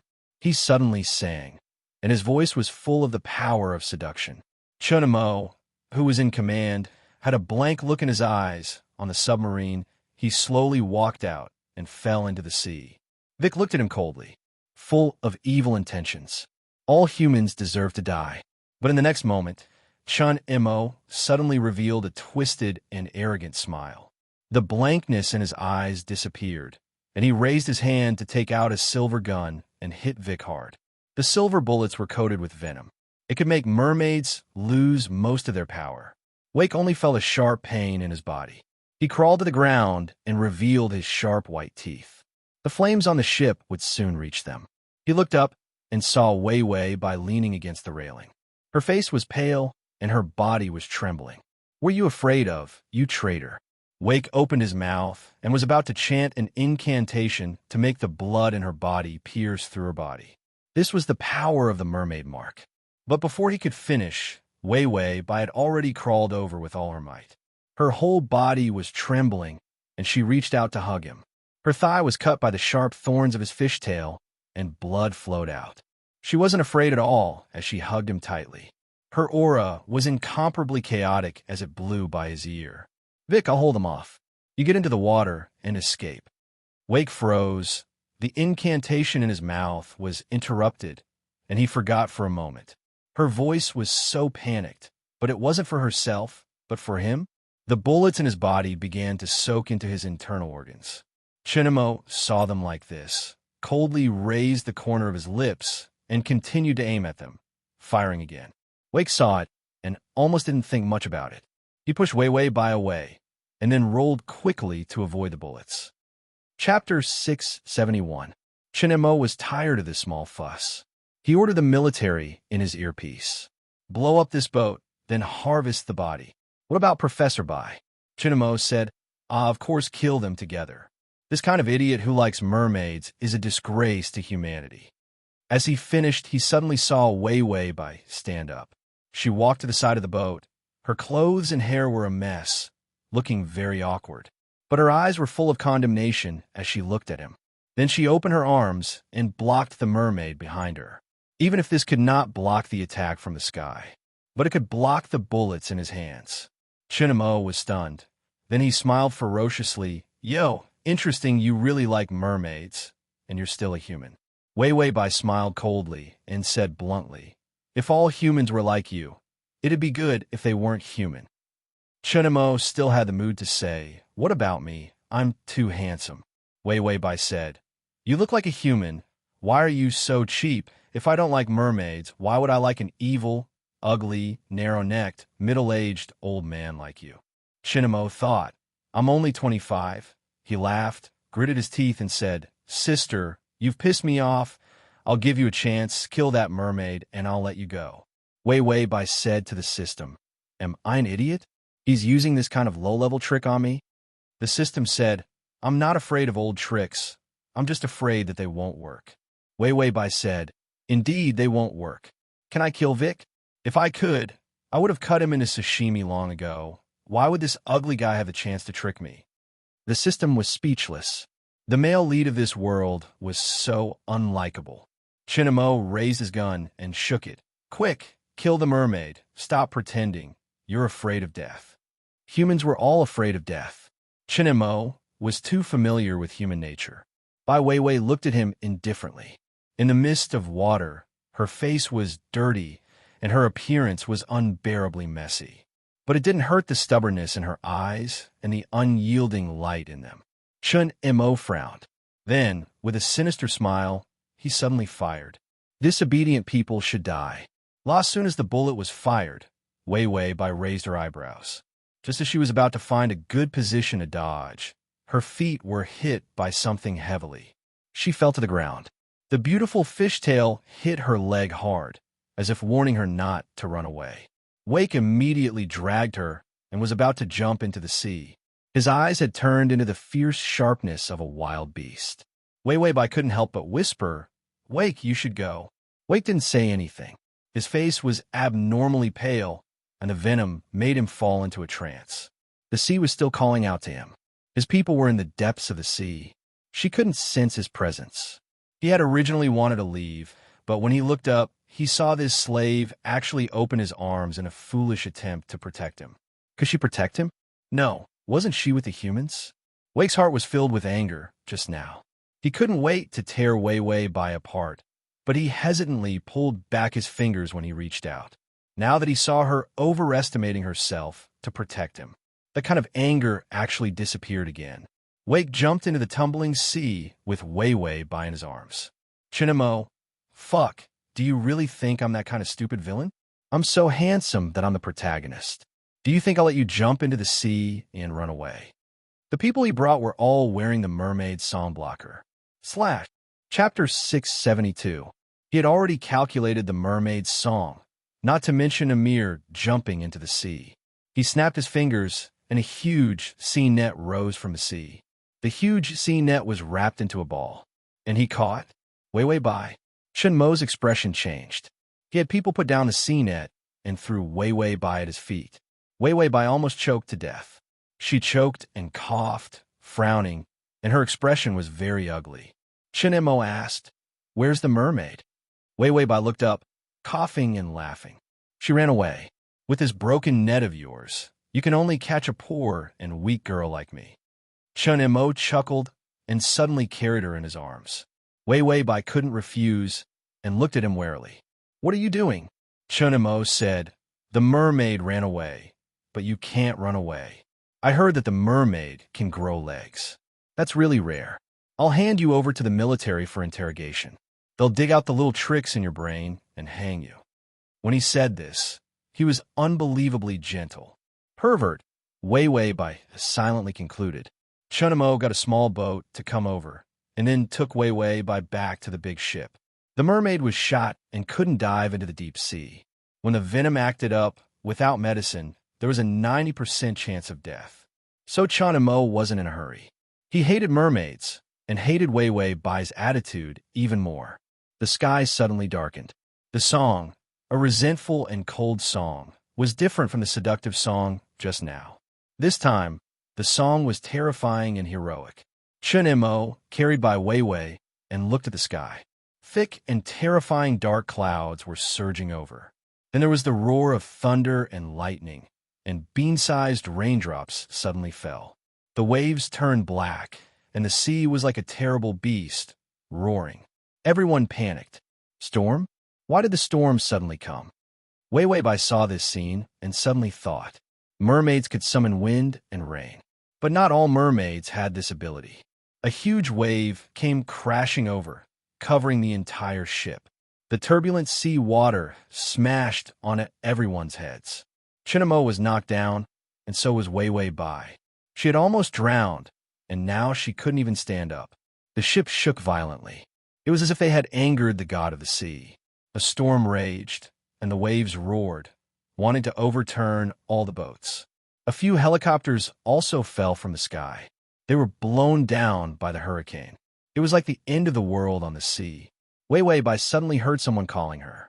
She used all her strength to carefully stand up. She grabbed the railing and walked step by step, as if she was looking for something on the sea. In the billowing black water, a golden light appeared.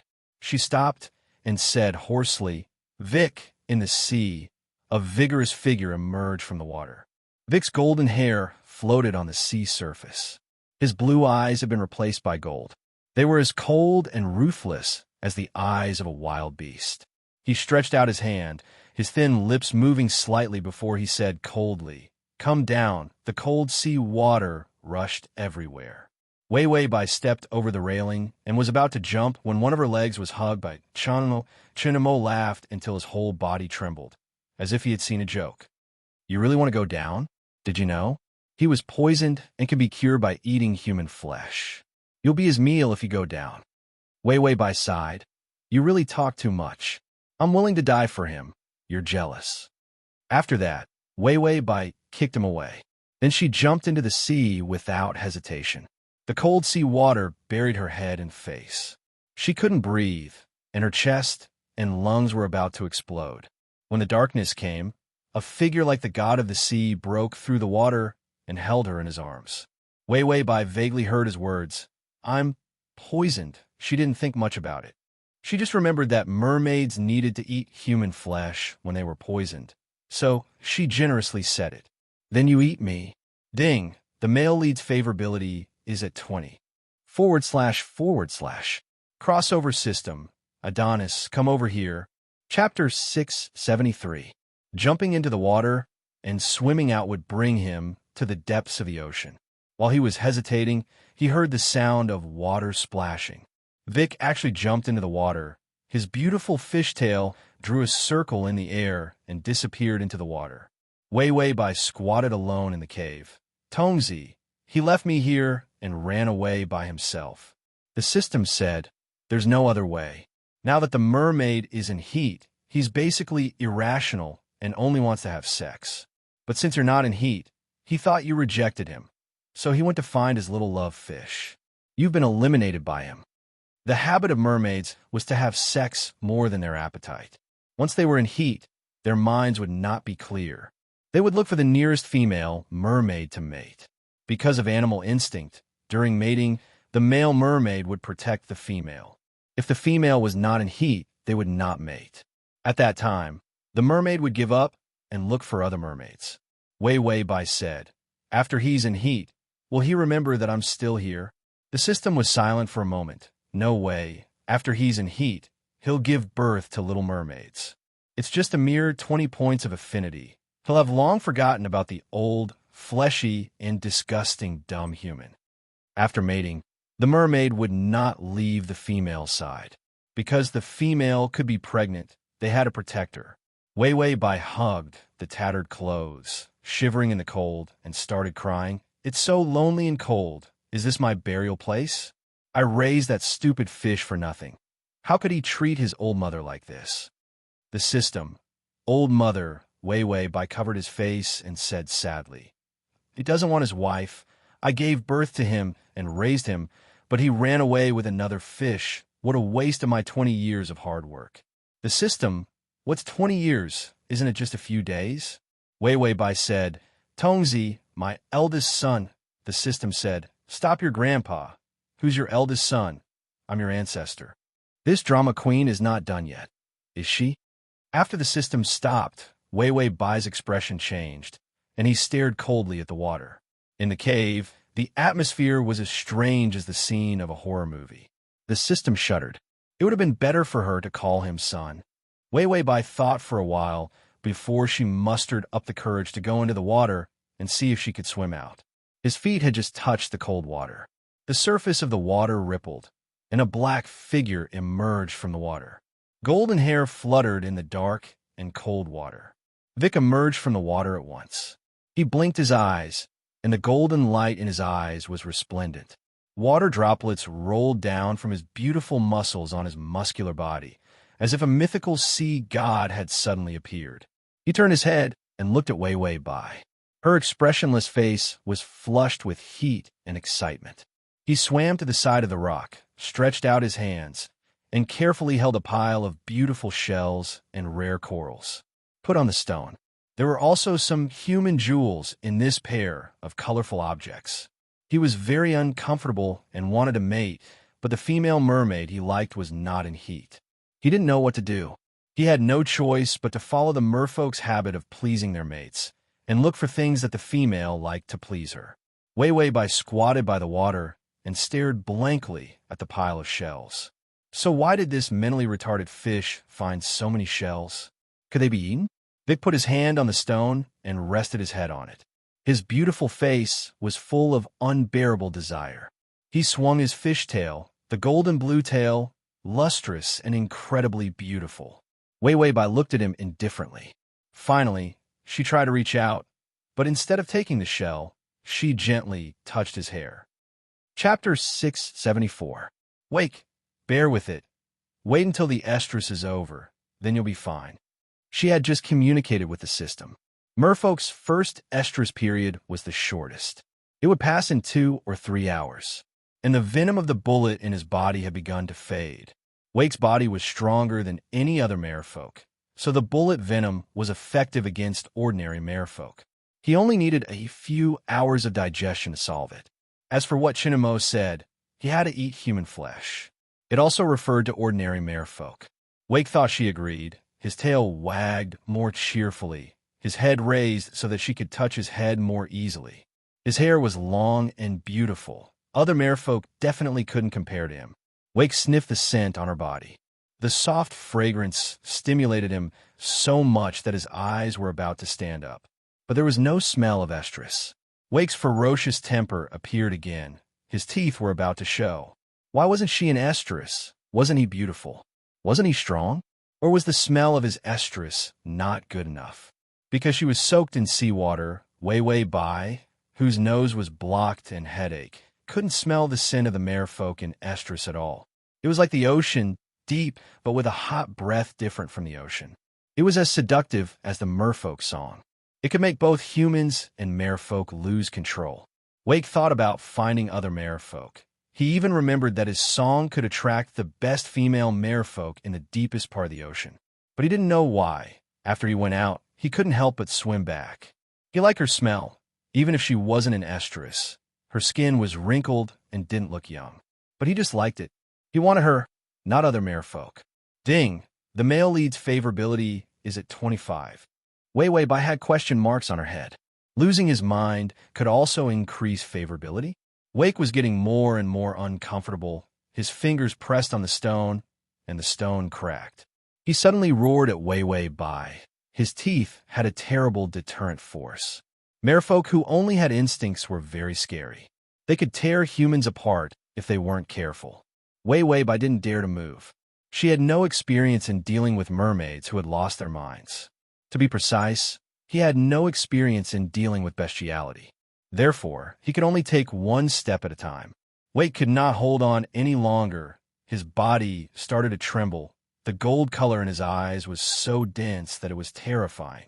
Estrus to this point was a form of torture for the merfolk. They could mate even if they weren't in heat. She just couldn't give birth to a little mermaid.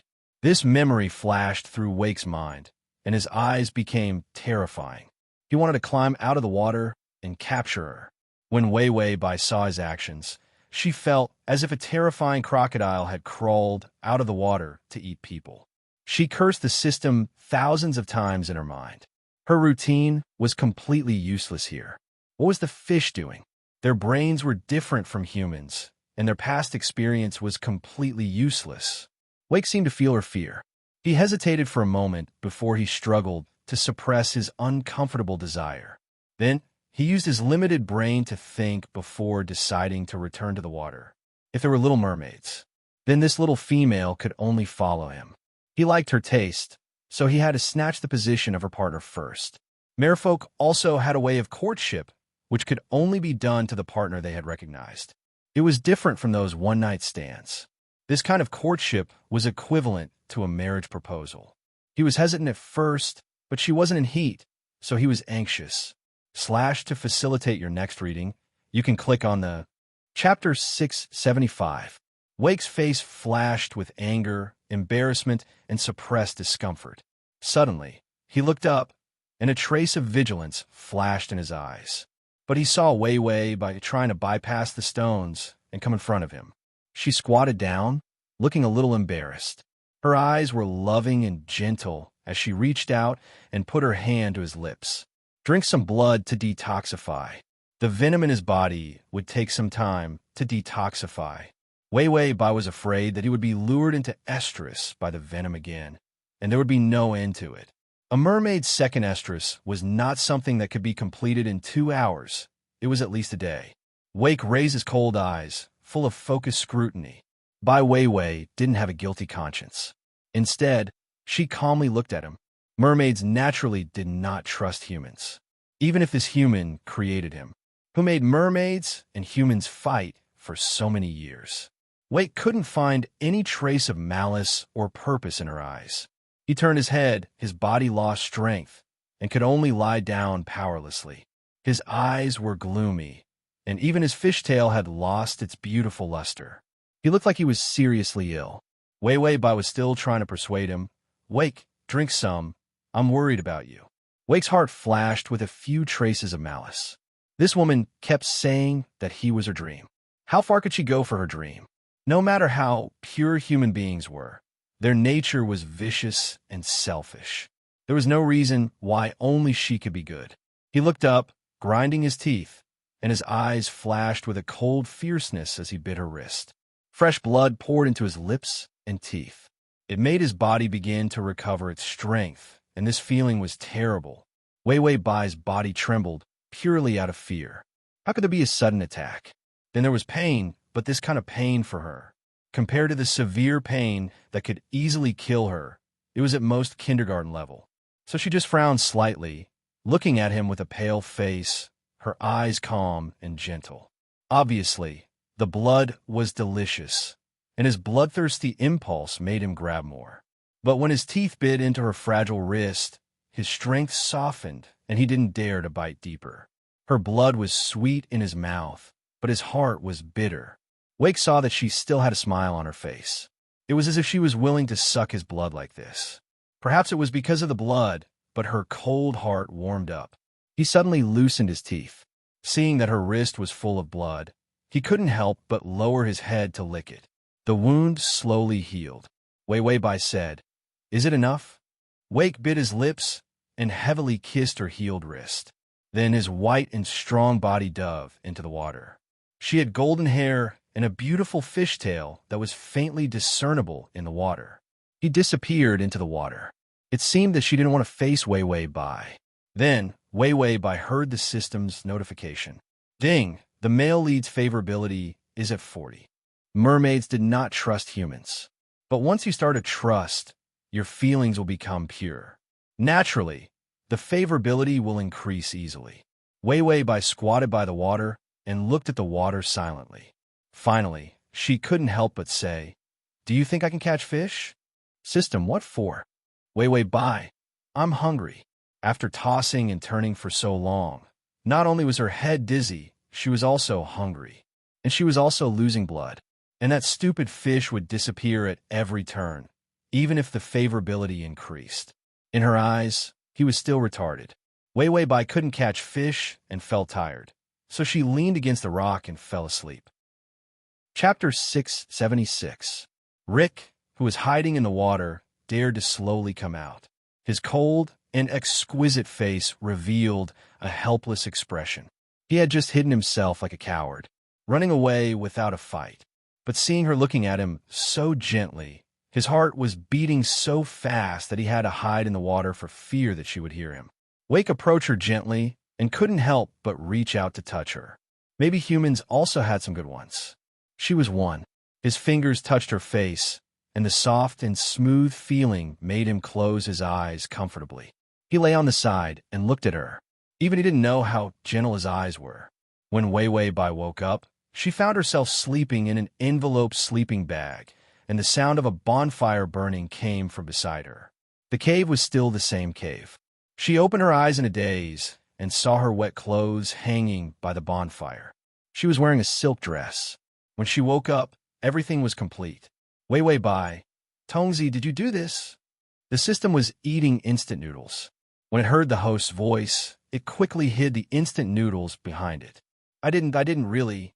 Wei Bai, after the system finished speaking, it realized that the host didn't find out that it was secretly eating. It was just about to change the topic. There was the sound of breaking water again. Wake walked out of the water, his upper body bare, wearing a pair of trousers, and walked out of the water in the appearance of a human. "You're awake."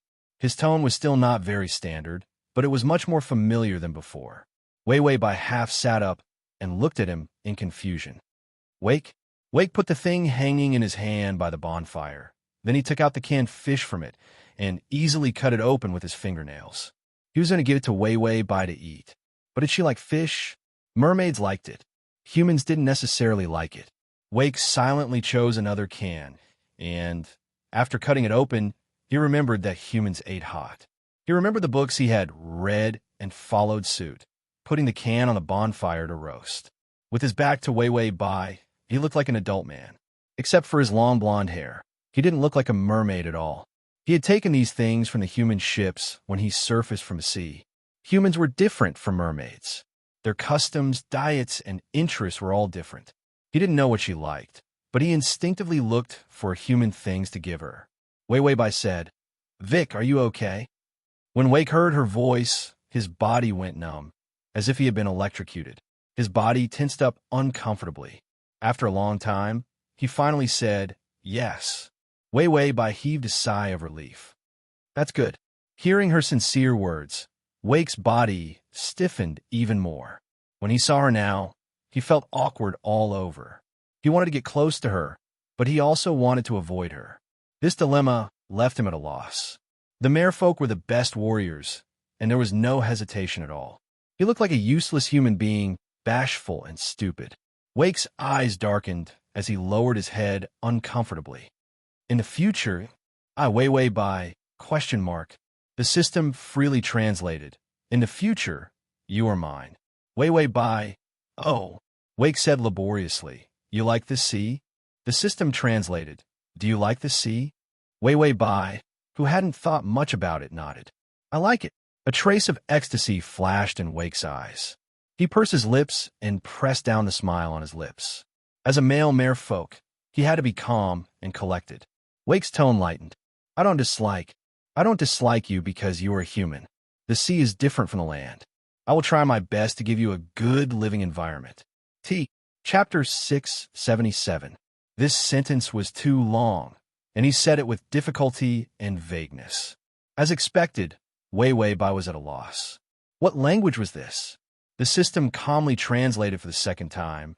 I don't mind that you are an old, ugly, useless, and disgusting human. The sea is different from the ugly and dirty land you live on. It is your honor to live in the sea. Kneel down and accept the decree, old woman. Weiwei Bai, MMP, is there really no problem with this translation? Why do I feel that the translated sentence is much longer? Wake turned his back, not daring to look back. He said with a cold face and a dry tone, the mermaid dance. You saw the king's courtship mermaid dance. No other mermaid dares to want you. Only I want you. I will take responsibility. This sentence was indeed too long. Weiwei Bai's eyes went blank. What the hell is this talking about? The system translated, you peeked in my body when I wasn't paying attention. Weiwei Bai, shut up. She didn't want to listen to the translation. The translation didn't have a single good word. She tried to calm down the anger in her body, and then showed a strategy, a standard warm smile. Her voice was sweet and light. Well, whatever Wake says. The strategy was to follow whatever he said. It was fine even if she didn't understand. It was fine as long as the favorability increased. Weiwei Bai gritted her teeth and thought that sooner or later she would steam this fish. How was she old? She was in the prime of her life. Wake suddenly turned his head. He thought that she would hesitate, even for a second. But she didn't even hesitate. His eyes were still burning with the light of the bonfire, and the indifference on his face couldn't help but distort. He reached out and grabbed her arm. His ice-blue eyes stared at her. He emphasized each word and said, you are my partner.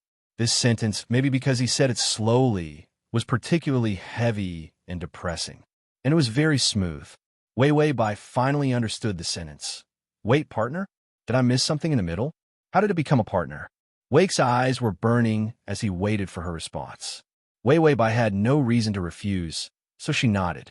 She was already a slave, so she didn't need the title of companion. And the partner that the mermaid was talking about might be a partner. When Wake saw her nod, his mind went blank for a moment. He thought that it was only because he had danced the courtship dance that he had to give her an explanation. But the moment she nodded, his brain seemed to explode with fireworks. It was like a hurricane or a tsunami. His calmness was easily shattered. Wake held her hand tightly. His lips and tongue were stuck together, and he couldn't speak. His muscles were so nervous that they kept trembling. In hindsight, he realized that he was ecstatic. Ding! The male lead's favorability is at 50. Weiwei Bai couldn't help but say to the system, this favorability increase is a bit fast.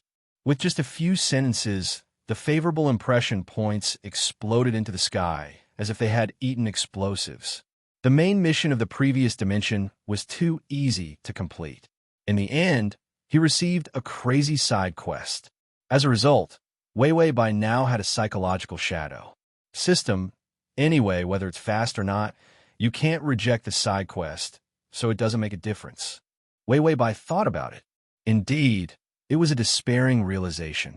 Wake's blue eyes turned to gold because of excitement. His cold, thin lips moved again. This time it was authentic mermaid language. It was ethereal with a deep hoarseness. As if he was chanting, he said, you can't betray me, or you will suffer the backlash of the ocean. You can't leave me, or you will be buried in the depths of the ocean forever. You can't go back on your promise to form a contract with me, or I will forever lock you in the abyss 30,000 meters below so that you will never see the light of the sun. This was the curse from the Mermaid King. Wake looked at her ignorant soft eyes. Her eyes were clear and pure as she looked at him without any defense against him. She didn't know that he was cursing her. The curse from a Mermaid King would accompany her forever. Once she tried to leave, she would be cursed and stay in the ocean forever. ///// Chapter 678. Wei Wei Bai heard him say a lot of things and couldn't help but knock on the translation machine. The translation machine was simple and neat. Don't try to run, or I'll break your legs. Wei Wei Bai. Isn't this translation too short? And she couldn't run now, even if she wanted to. This cave in the sea, without the guidance of a mermaid, she couldn't get out at all. Wake saw her pursing her bright red lips, her eyelashes covering her eyes, casting a shadow under her eyes, as if she was thinking about something. Although she didn't know the curse and didn't understand the language of mermaids. But Wake still felt guilty. Because the curse was a terrible thing, no one would use it on someone close to them. His ice blue eyes, like the sea surface blown by a breeze, floated a few glimmers. Maybe it was to reduce this sense of guilt. He reached out, passed through her long hair, and held her face. Then he lowered his head, his eyes dark with gold, and whispered a few words on her white neck. These were the words to remove the slave mark. Then he gently swept over her like a feather and kissed her slave mark. The mark slowly faded. Wei Wei Bai didn't dare to move, thinking of Wake's sharp teeth, for fear that he would bite off her neck if he used force. Wake made sure that the mark was gone, and then showed a relieved smile. Then he let go of her and handed the warm food to Wei Wei Bai. Wei Wei Bai was so hungry that she was about to faint. She ate whatever Wake gave her. It didn't matter if it was a little burnt. Wake watched her eat in small bites, and a doting smile flashed in his eyes. The system felt like it saw the daily life of a cat and a poop picker. As the one being fed, its host had no sense of shame at all and ate very happily. So the system also learned from the host's thick skin, secretly took out the half-barrel of instant noodles that it had hidden, and carefully ate. Don't make a sound, so as not to be heard. After eating, it was time to rest. As a male mermaid, because he had a partner, his instinctive genes were stimulated. For example, protecting their mate, giving their mate the best cave, and giving her the most beautiful shells and corals were the most basic things that a male should do. Although Vic was a mermaid who came out of culture tank, he had never seen how a mermaid treated his female in reality. But the memories gave him a lot of guidance. Including the marriage ceremony, they had to go to a special location, find a mermaid sorcerer, and complete the marriage ceremony. Only then could they mark each other as partners. This was different from humans. Human marriage certificates were held together by a weak sense of trust and morality. As for the merfolk's marriage mark, it would accompany them for a lifetime in life and death. If one side betrayed the other side could punish them. Vic couldn't wait to mark her with his mate's mark. Wei Wei Bai was tidying up her clothes. She felt that she would not stay in this place for too long. He would definitely get rheumatism if he stayed in such a humid place for too long. Suddenly, she heard the sound of water splashing. She looked up and saw that Vic had turned back into a merman. His tall and slender body was submerged in the water. His beautiful blue eyes were looking at her deeply. "I will come back." He stammered this sentence, barely speaking smoothly. Wei Wei Bai nodded with a smile. "I'll wait for you." Vic's throat moved. His expression was indescribably happy. Ding! The male lead's favorability is at 55. Wei Wei Bai shivered. This was abnormal. The favorability was rising so fast, she felt like she was going to be struck by lightning in the next second. Vic disappeared in the water. Slack. Chapter 679. Wei Wei Bai asked the system in fear. "I must have miscalculated. The speed of the increase in favorability is not normal. It's different from the previous increases in favorability. In the past, if there were no major changes, favorability would not fluctuate so easily." The system said, "I didn't miscalculate." It flipped through its database and also felt that the favorability was increasing too quickly. Originally, it was very difficult to conquer the target of this plane. Mermaids saw humans as mortal enemies. How could it be that easy to increase favorability? As it flipped through, it suddenly saw Yi Yuxuan's folder. The system's mouth twitched. Damn, the effect of the plane barrier on the Chosen One was getting weaker and weaker. It looked deeply at the clueless Wei Wei Bai. It hid the folder even deeper. No wonder the favorability was increasing so quickly. It was because the emotional fragments that belonged to Yi Yuxuan seemed to resonate with Yi Yuxuan. This also explained why the dream barrier started to lose its effect on Yi Yuxuan. The system's face was gloomy. There was nothing good in the warehouse that could stop Yi Yuxuan, who was getting stronger. If this went on, one day Yi Yuxuan would explode. It could not control it. Wei Wei Bai suddenly said softly, "Tongzi, we've known each other for so long. Just tell me the truth. You're not hiding anything from me, right?" She had been suspicious for a long time. The system trembled and almost shook out Yi Yuxuan. Its facial muscles twitched and its voice trembled. Aye. Wei Wei Bai was on full alert. She narrowed her eyes coldly. "What are you hiding from me?" The system finally confessed. "I ate 2 bowls of instant noodles. Because there was a discount, I couldn't help but buy 1 for free." Wei Wei Bai gritted her teeth. "How much life points do you have, you wastrel?" The system said, 3 days. Wei Wei Bai said, "Will you die if you don't eat?" The system was silent for a while, then said pitifully, "Yes." The system didn't need to eat, but it did not dare to eat too much. Before it was bound to Wei Wei Bai, any snack would cost more than 100 life points. Wei Wei Bai, she could not reply. Poverty made us unrecognizable. In the end, Wei Wei Bai sighed, "Then eat less. You'll be stuck in the door if you're too fat." The system said obediently, "Okay." The system and love suddenly showed a fake smile at the same time. Bai Wei Wei, such an obedient lowly slag stem. I feel like there's a trick, System, the host is so easily fooled. Something's not right. After a while, he came out of the sea. He held a pearl clam in his hand and carefully handed it to Bai Wei Wei. Bai Wei Wei took a look curiously. Inside, there was a pearl shining with a rainbow Mary Sue light. Wake picked up the pearl and motioned for Bai Wei Wei to lower her head. Wei Wei Bai did not think much of it. Just as she lowered her head, the pearl was stuffed into her mouth. It rolled down her throat and into her stomach. Wei Wei Bai, I feel like I'm having indigestion. Wei Bai watched her eat and stretched out his strong hands. Come down. Wei Wei Bai knew that he just meant to leave. Her feet touched the water and she was about to go down. Wake, however, quickly swam to her side and gently held her feet so that she could borrow his strength to lightly fall into the water and directly into his embrace. Wei Wei Bai was held by him. He could not help but put his face close to her hair. Because it was soaked in seawater, there was a damp smell of the sea. This smell was attractive to mermaids. Wei Bai closed his eyes comfortably and then plunged into the water. Wei Wei Bai was ready to choke on the water, but when she entered the water, she found that the cold water was warm. /mobile. Chapter 680.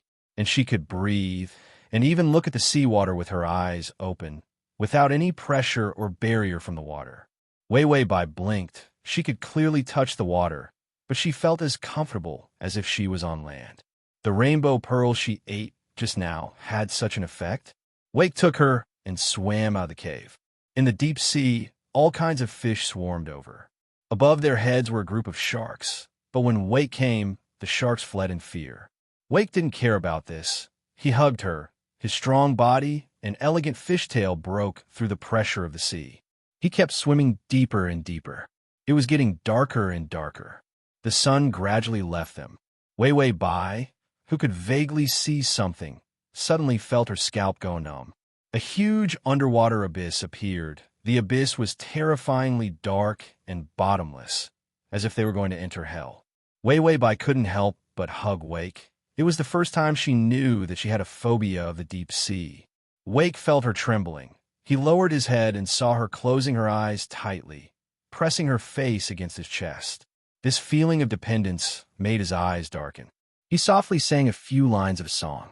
In the cold and dark sea, there were huge white jellyfish emitting light. They appeared in groups. They were like dandelions blooming on the dark land. The beauty was strange and dreamy. He said softly, Wei Wei. This name, when spoken in human language, sounded gentle and smooth. He kept it in his mouth, afraid that this name would melt. Wei Wei Bai opened her eyes and saw the sea full of glowing jellyfish. It was the first time she saw such a beautiful underwater world. The abyss was not so scary. The entire underwater abyss was filled with white jellyfish light. Wake's cold and exquisite face couldn't help but reveal a doting smile. His hand gently stroked her hair, and then he accelerated his swimming speed, plunging into the abyss of the sea. Wei Wei Bai didn't know how long she had been swimming, but a strange underwater world appeared. Countless fish of all shapes and sizes swam in schools. And under the fish, a huge city appeared. Unlike human cities, this city looked colorful and was filled with houses built with different colors of coral reefs. The houses were also round, flat, tall, and all kinds of shapes. Just as Vic was about to swim over, a large group of mermaids of various colors rushed over. The leader looked a little old, with long gray hair and a wrinkled face. When he saw Vic, his face flashed with joy. Then, he immediately lowered his head and stretched out his hands in a gesture of submission. All the mermaids instantly submitted. Wake's expression turned cold. He was like a high and mighty emperor. His words were like orders. Mermaid, prepare the best dark sorcerer. I want to get married. The leader raised his head in shock, then looked at the person in his arms. Human? He said with trembling lips, Your Majesty, this is a human.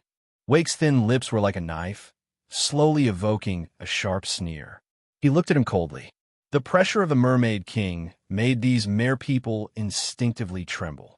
Even if Vic ordered them to die at this moment, they could only follow his orders and commit suicide. All the mermaids began to tremble, not daring to raise their heads to look at him. Vic softly spat out a word, Get lost. All the mermaids turned around and quickly left. Vic then took Wei Wei Bai into the city. Then he put her in a super large pearl clam and said in human language with difficulty, Wait for me. /collect below to record this reading record. Chapter 681. Wei Wei Bai was still in a daze, but he had already turned and left. Less than a minute after he left, her pearl muscle was surrounded by a bunch of mermaids. They looked at Wei Wei Bai with hostility, as if they were looking at a piece of braised pork, as if they wanted to stuff her into their mouths. Wei Wei Bai thought about the fights between humans and mermaids. She hugged her knees, surrounded by mermaids who hated her. She felt like a little cabbage that accidentally entered a lion's den. No matter how she looked at it, it didn't feel right. Wei Wei Bai said, Tongzi, this group of mermaids looks like they want to eat me. Although humans were not in the mermaids' diet, they were not picky when necessary. The system said, they don't look like they want to eat you, but they already plan to eat you. As soon as the system finished speaking, a stunningly beautiful mermaid came in front of Wei Wei Bai. Her clear eyes were filled with frost. She raised her head and snorted coldly. The system calmly translated, Human, get back to where you came from, or I will kill you. Wei Wei Bai said excitedly to the system, Is this a jealous female antagonist online? System, why are you so excited, host? Wei Wei Bai said, How long has it been since I saw a woman go against me? I miss it so much. After so many worlds, she finally saw a woman who came to fight for a man. Wei Wei Bai adjusted her state. She looked up casually, her eyes cold and mocking, the corners of her mouth slightly curved, her delicate face suddenly showing traces of coldness. She reached out her white fingers and gently tucked a strand of hair behind her ear. Then she said gently, Yo, your man likes me. What can I do? I am also very desperate. The mermaid could also understand human language. She was stunned. Maybe it was because she had never seen a woman who could say such shameless words. Her eyes were burning with anger. She suddenly said in human language, You are not worthy of our king. Wei Wei Bai smiled and suddenly came down from the pearl clam. She walked in front of the mermaid and raised her beautiful chin with a finger. You don't know, do you? It was your family's king that cried and begged me to be with him. I don't want to either. There are so many men who like me. Why should I be with a fish like him? Shock flashed through the mermaid's eyes. No, impossible. Wei Wei Bai raised her eyebrows. Why? Haven't you seen a woman as popular as me? I don't blame you for being ignorant. System, look at how bitchy she is. The host is the standard evil supporting female lead. Come online. The mermaid's eyes turned cold. She raised her fingers in anger, and her sharp nails were about to tear this reckless human into pieces. Wei Wei Bai calculated the timing and fell backwards awkwardly. She fell into the soft pearl muscle unscathed. Then she saw a tall figure appear behind the mermaid. His fingers firmly grasped the mermaid's hand, and his ice-blue eyes flashed with anger. Wei Wei Bai saw him and immediately put on a posture of being pushed and bullied. She looked at him weakly. Wake's face turned cold. His cold nails directly cut through the mermaid's wrist, crippling her entire arm. He then threw her aside. System, I feel like I'm watching an old soap opera where the female lead is bullied by the evil supporting female lead. Wei Wei Bai, I haven't seen a man-stealing woman come online for a long time. I'm so excited. I can't control myself when I'm excited. Let's play the role of a white lotus. The system was silent for a while before saying, these days, no one would be fooled. Wei Wei Bai nodded. Of course. It's so old-fashioned. Those who would be fooled would be stupid. The is at https://m/sashu.com// the button at the bottom to record your reading record. Chapter 682. It was so obvious that she was pretending to be bullied.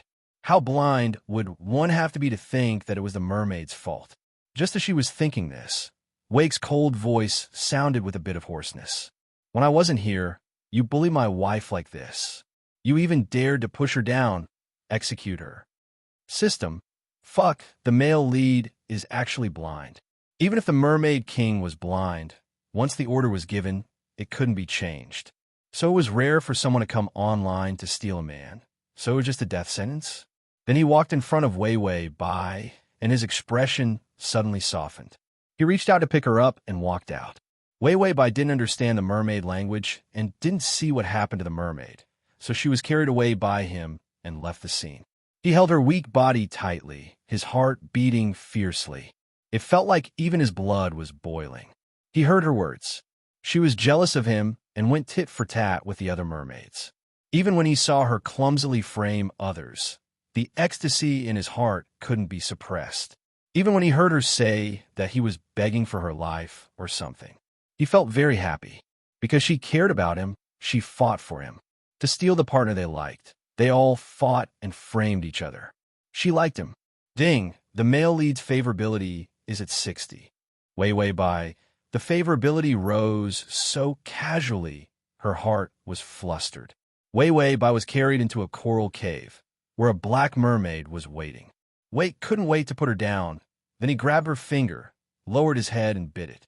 Beads of blood oozed out. The blood dripped into the black mermaid's palm. Then Wake also dripped his own blood on it. The two drops of blood floated up and merged into one, turning into a complex pattern. The black mermaid put the pattern in Wei Wei Bai's hand, and it merged into her skin and disappeared. Wake also caught the same pattern. The black mermaid said, "The contract is complete." Wake's deep and delicate eyebrows softened, and he showed a stunning smile. A hurried and simple wedding contract ceremony. Before he completed it, he didn't know how flustered his heart was.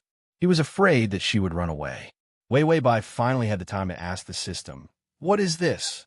The system said, "The marriage contract." Wei Wei Bai, "So, she married a fish so casually?"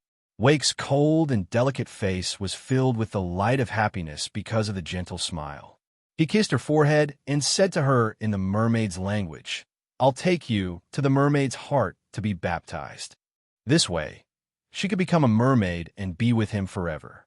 Wei Wei Bai couldn't understand what he was saying, but she heard the voice of the side quest. "Ding, please complete the mermaid's heart research project. Steal the mermaid's heart and return to the mainland to study the secrets of the mermaid's heart. Before you complete the side mission, you're not allowed to complete the main mission. Also, you must ensure that your affinity with the main mission does not exceed 65. Side mission failed. Host, please happily appear 10,000 meters under the sea and be crushed into a meat patty without any protective measures." Wei Wei Bai. Wake was very excited and immediately ran to the mermaid's heart with her in his arms. But that place was full of mermaid guards. A noble mermaid had been waiting there for a long time. He was almost lying on the ground. Your Majesty, humans can't go in. The mermaid's heart is the support point of the ocean. If something happens, we're finished. Wake's footsteps paused. His ice-blue eyes were calm and full of coldness. His voice was ethereal and cold. I believe her. She is my wife. The noble said, Please, Your Majesty, humans can't be trusted. Wake's eyes softened. I believe her. If something happens to the mermaid's heart, I will take all the responsibility. After that, he carried Wei Wei Bai into the most important holy place of the mermaids. The place where the mermaid's heart was placed. No human could enter here. Wei Wei Bai was the first one. Address of the full text. https://www.sashu. Download address of the collect below to record this reading record. Quick. Chapter 683. Wei Wei Bai was still digesting the information about the mermaid's heart. She didn't understand the mermaid's language at all, and she had never heard of the mermaid's heart. Wake took her hand and walked to a dark blue sea. He looked up and waved his hand casually. A huge shadow appeared above his head. Wei Wei Bai couldn't help but look up. A huge blue whale swam slowly. Wake picked up Wei Wei Bai, swung his fishtail, and swam up to the back of the blue whale. The blue whale sped up and swam through a complicated sea area to the central area. All kinds of strange undersea plants grew. The blue whale cried, and Wake said to Wei Wei Bai, Wait for me. Wei Wei Bai stared blankly at the information about the mermaid's heart. Her mind was blank. She just nodded instinctively and showed a perfunctory smile. When Wake jumped down from the blue whale and plunged deeper into the sea, she finally couldn't help but explode at the system. Did this side quest eat arsenic? Is it trying to poison me to death? What was the mermaid's heart? It was the support point of the mermaid empire. If it was taken away, there would be a big earthquake here in minutes. To put it bluntly, it was to calm the sea. Once it was taken away, there would be a big riot. Even if it could be taken away, what was the secret? If there were 10,000 secrets in the mermaid's heart, would she die of old age in the plane? No, it seemed that she didn't need to die of old age. She would die in a few months. Wei Wei Bai's fingers were trembling. She felt that these planes, whether it was the favorability or the side quest, they were all screwed up. Her past experience was useless. The system was silent for a moment before saying, the side quest will automatically adjust its difficulty. When it feels that it should be difficult, it will be especially difficult. Wei Wei Bai gritted her teeth. When it should be difficult, how difficult is it? There must be a standard. The system's tone was angry. How would I know what the main neurotic system is thinking? If it wants to raise the difficulty level, it can do so. If it doesn't want to raise the difficulty level, it can also let you sing a song to pass. Wei Wei Bai, I think we'll die in the mission sooner or later.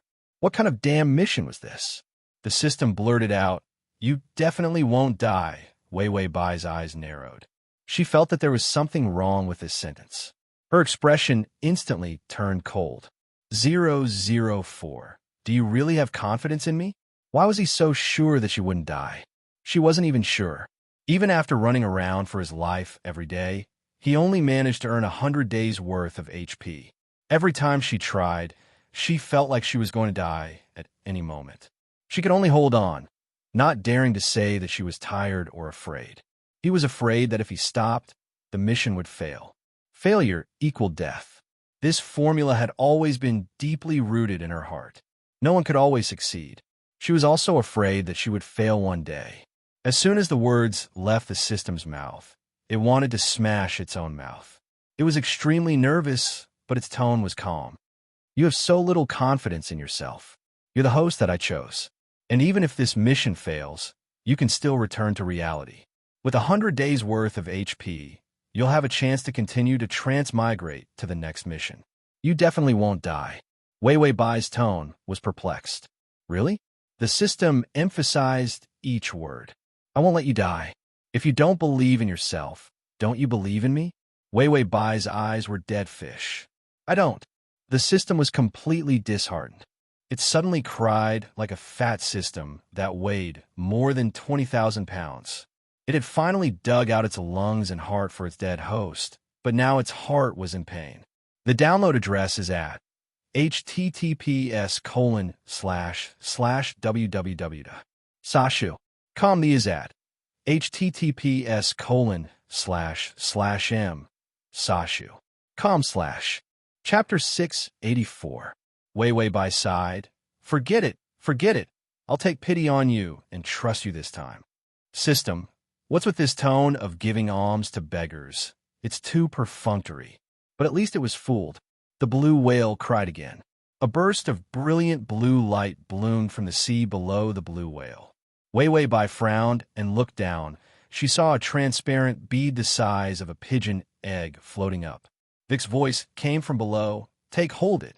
Wei Wei Bai reached out, and the weightless, beautiful crystal bead came into her hand. The information about the mermaid's heart appeared in her mind. The mermaid's heart was placed in the center of the empire's Eye of the Sea. The Eye of the Sea was dangerous and dark. Only the most powerful mermaids would dare to enter. Mermaids would not touch the mermaid's heart either. Not being able to touch it was one thing, but the most important thing was that after the mermaid's heart was taken out, the empire would start to experience earthquakes. They could not bear such a loss. If they wanted to take out the mermaid's heart, they would need something as powerful as it to suppress the Eye of the Sea. Something as powerful as that. Wei Wei Bai looked down and found that Vic was standing in the middle of the sea. His golden hair fluttered in the water. His delicate and three-dimensional features were calm and gentle, like a god of the sea. He was standing in the middle of the most terrifying and deep Eye of the Sea, and could be pulled down by the torrents below at any time. He was not frightened at all and did not move. The system looked as well. The male lead is very powerful. He is now replacing the mermaid's heart to suppress the entire Eye of the Sea. Wei Wei Bai said, "Do you think that if we take the mermaid's heart and run now, he will chase after us?" The system said, "Once he chases, the earthquake in the sea will come. He probably won't chase after us." Wei Wei Bai held the bead and thought for a while. Then this is the best opportunity. Once this opportunity was missed, the side mission would basically be declared a failure. It would be impossible to find another opportunity like this to take the mermaid's heart in the future. The system thought for a moment and nodded. Yes, this is the best opportunity. The two of them reached an agreement and then lowered their heads to look at the mermaid standing below. Wake stood in the middle of the Eye of the Sea. His body was floating. He gently raised his slender neck and looked at Wei Wei Bai. The mermaid's heart could make wishes. As long as Wei Wei Bai made a wish to become a mermaid, she could be with him forever. From now on, they would live happily ever after in the sea. Wake pursed his lips with some restraint, but his eyes were filled with a happy smile. He whispered the incantation from his ancient memories. Only the king knew the incantation to activate the mermaid's heart's wish function. Wei Wei Bai heard a special language. It was not a human language, but it sounded directly in her mind. "Make a wish, and I will fulfill it." Below, Wake said with difficulty, "Merfolk, change, become a mermaid." This was the wish he asked her to make. Wei Wei Bai held the mermaid's heart and sat on the back of the whale. Her skin was originally clean, and it looked even more crystal clear in the water. She looked down at him lightly and suddenly said, "Wake, I'm sorry. I don't want to stay in the sea. Let's break up." This sentence was as sharp as a knife. It pierced Wake's heart in an instant. He didn't feel any pain for a while, but looked at her somewhat helplessly, as if he couldn't understand her words. // Chapter 685. Wake blinked. His blue eyes were full of confusion. Wei Wei Bai held up the mermaid's heart, bowed her head, and leaned her forehead against the bead. A beautiful blue light enveloped her, and she softly made her wish, "Please come back to the land with me. Please come back to the land with me." Wake's blue eyes turned gold because of the sudden emotional outburst. His power immediately stirred up the sea. Back to the land, she didn't want him anymore. The mermaid's eyes turned terrifying and desolate. He looked at Wei Wei Bai and roared in human language. "Stay, stay, Wei Wei."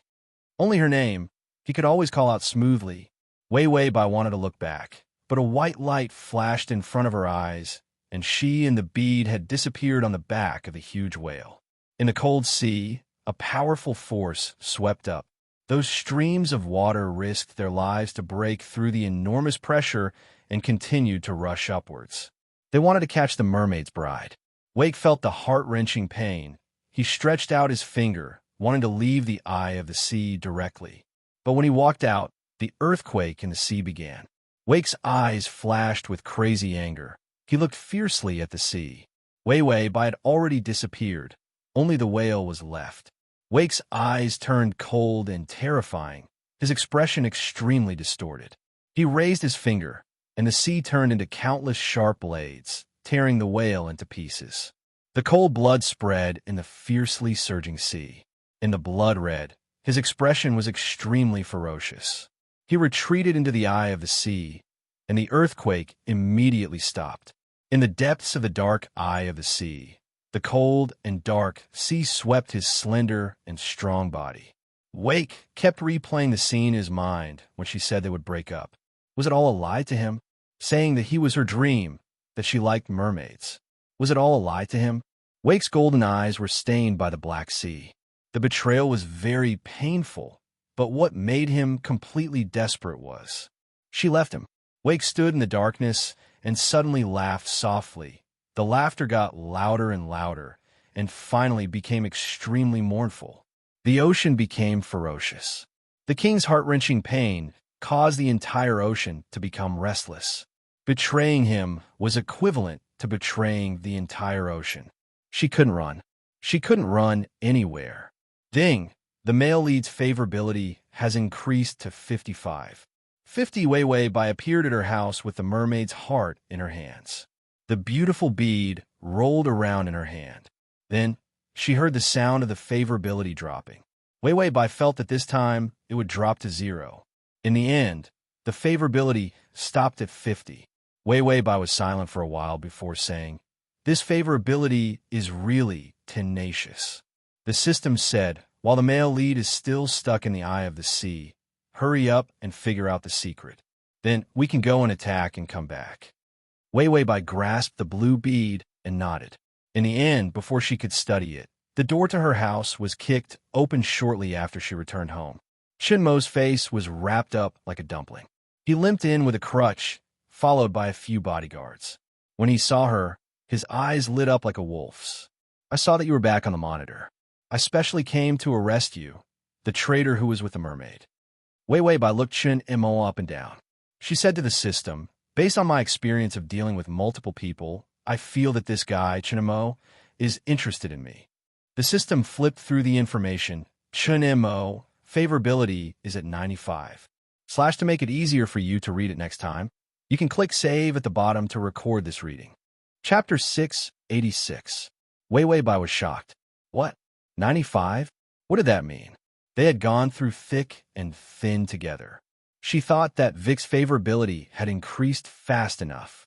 But what was up with this guy's favorability? What did she do to get 95?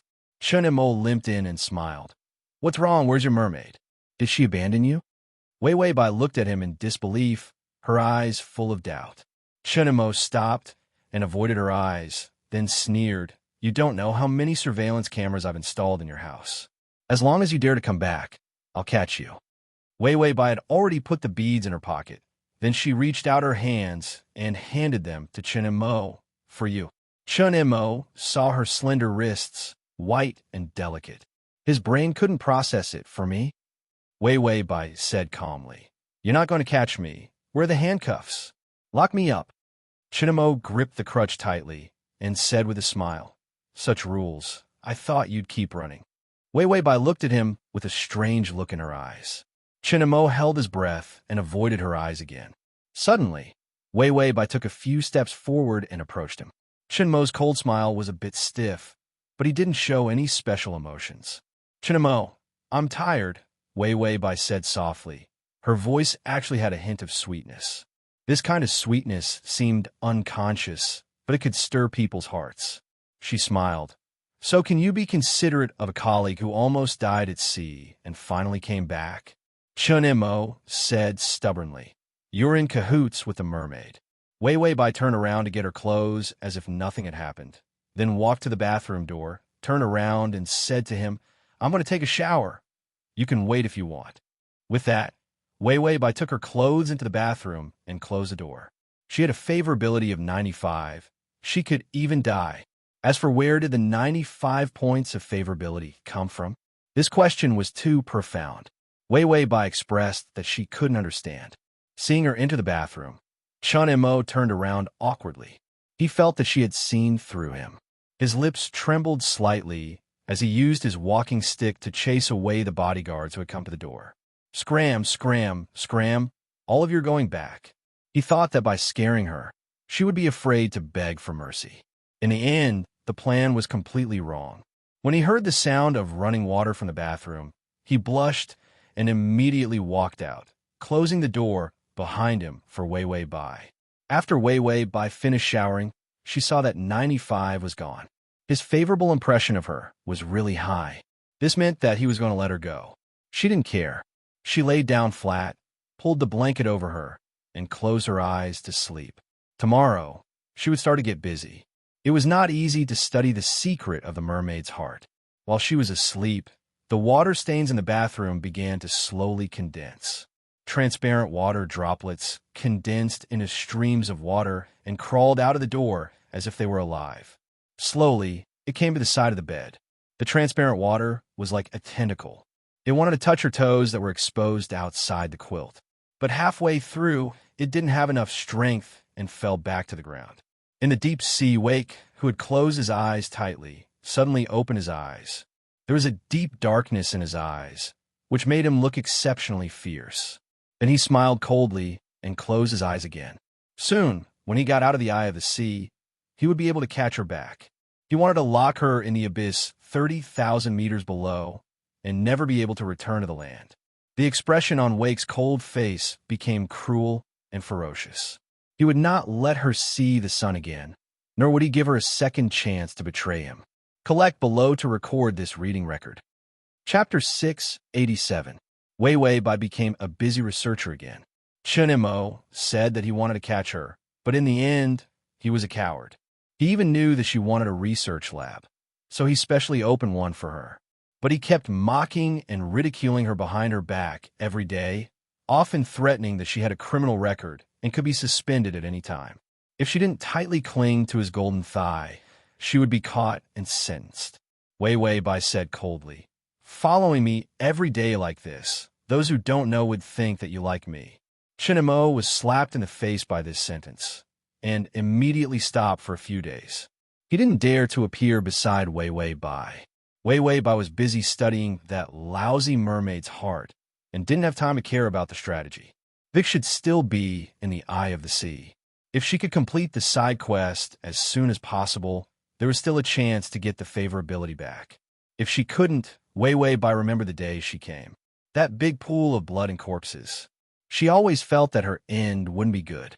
The system didn't add insult to injury, but was busy collecting information on the mermaid's heart. This side quest was crazy to the point of fuck it. The system sometimes wondered if the main system found something, which was why it was jumping around like this. Wei Wei Bai was still the best mermaid research expert. She was afraid that the mermaid's heart would be discovered, so she used the excuse of creating another mermaid king to fool the people in the laboratory. A mermaid king had been born, although it was judged to have failed because of murder. But it was indeed the most perfect mermaid in the laboratory. Wei Wei Bai studied the mermaid's heart.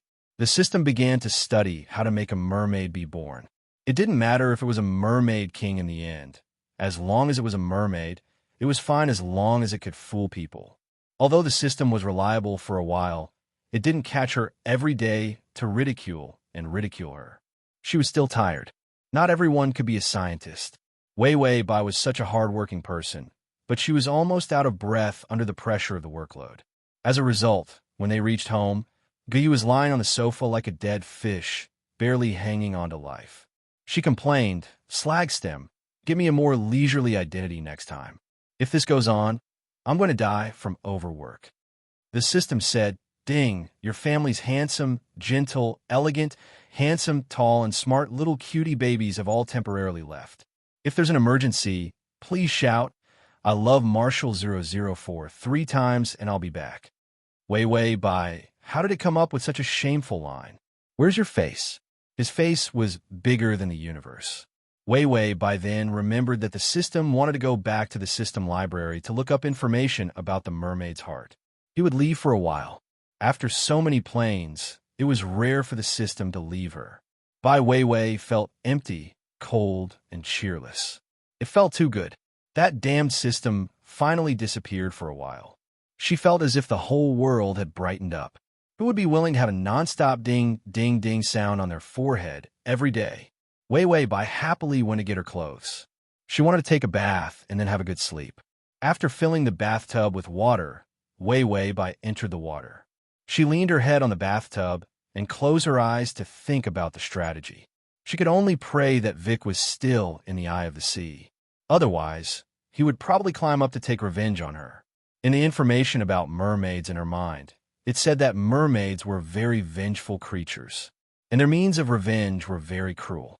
Download the https://www.sashu.com/download the full article. https://www.sashu.com download the full article. https://www.sashu.com download the full article. https://m Sashu. COMT. Chapter 688. Weiwei Bai tried hard to recall the scene just now. After a moment of silence, she said, "This human language is too good." When she left the ocean, didn't that stupid fish only know how to speak one word at a time? But today, when he spoke the human language, he was even more fluent than her. Also, Weiwei Bai rubbed her red cheeks. This is so uncomfortable. She ran away halfway, not afraid of her endocrine disorder. The system had just returned to see its host lying on the bed, looking like she was about to ascend to heaven. "What's wrong? Did you miss me?" Weiwei Bai said, "Why aren't you dead if I miss you?" The system whimpered, "You dead person, you're so cruel." Weiwei Bai, every time she thought that the system had reached its limit of disgusting her, it would always come up with a way to disgust her even more. Weiwei Bai rubbed her temples. "There's a problem. Can Vic control water?" The system said, "He can as long as he completely awakens the ability of the Mermaid King." Weiwei Bai said, "I don't think I should take a shower. If he did this every time she took a shower, she would be killed sooner or later." The system said, "Why don't you take a shower? It's not like the male lead can appear through your water pipe and come to you." Weiwei Bai was silent. Then the system was silent as well. At the bottom of the sea, in the deepest eye of the sea, the violent water flow stirred up, and a tall figure appeared. His eyes were colder than the darkness in the eye of the sea. He didn't have enough strength. He looked at his hand and thought of the softness he had just touched. He slowly closed his eyes and continued to recharge. The power to control water could make him appear anywhere in this world as an incarnation of water. But this required a huge amount of strength. He still couldn't hold on for too long, and the eye of the sea needed him. This was the price he had to pay for trusting humans. No, it was the price he had to pay for trusting her. The system flipped through the information on the mermaid's heart. Because there are too many planes, the information on each plane is incomplete. The library only has a portion of the plane's information. Weiwei Bai was already flipping through the information. The mermaid's heart, the mermaid's heart. She repeated it several times and finally saw the information about the mermaid's heart. The fragmented information was all about the ancient information of the mermaid's heart. The origin of the mermaid's heart was the heart of the Mermaid King. That heart required both great sorrow and strong love to form. This was the story of the king of the mermaid's heart. When he was young, he saved a princess in a storm and put her on the beach. The prince from the neighboring country had just arrived, and the princess opened her eyes, thinking that it was the prince who had saved her. She fell for him at first sight.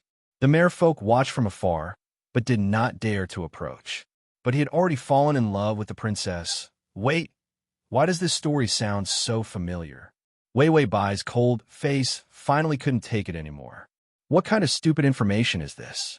Even if you want to make things up, You can't just use some random fairy tale to trick me. Wasn't this Anderson's fairy tale of the Little Mermaid? Even a 3-year-old child would have heard of it.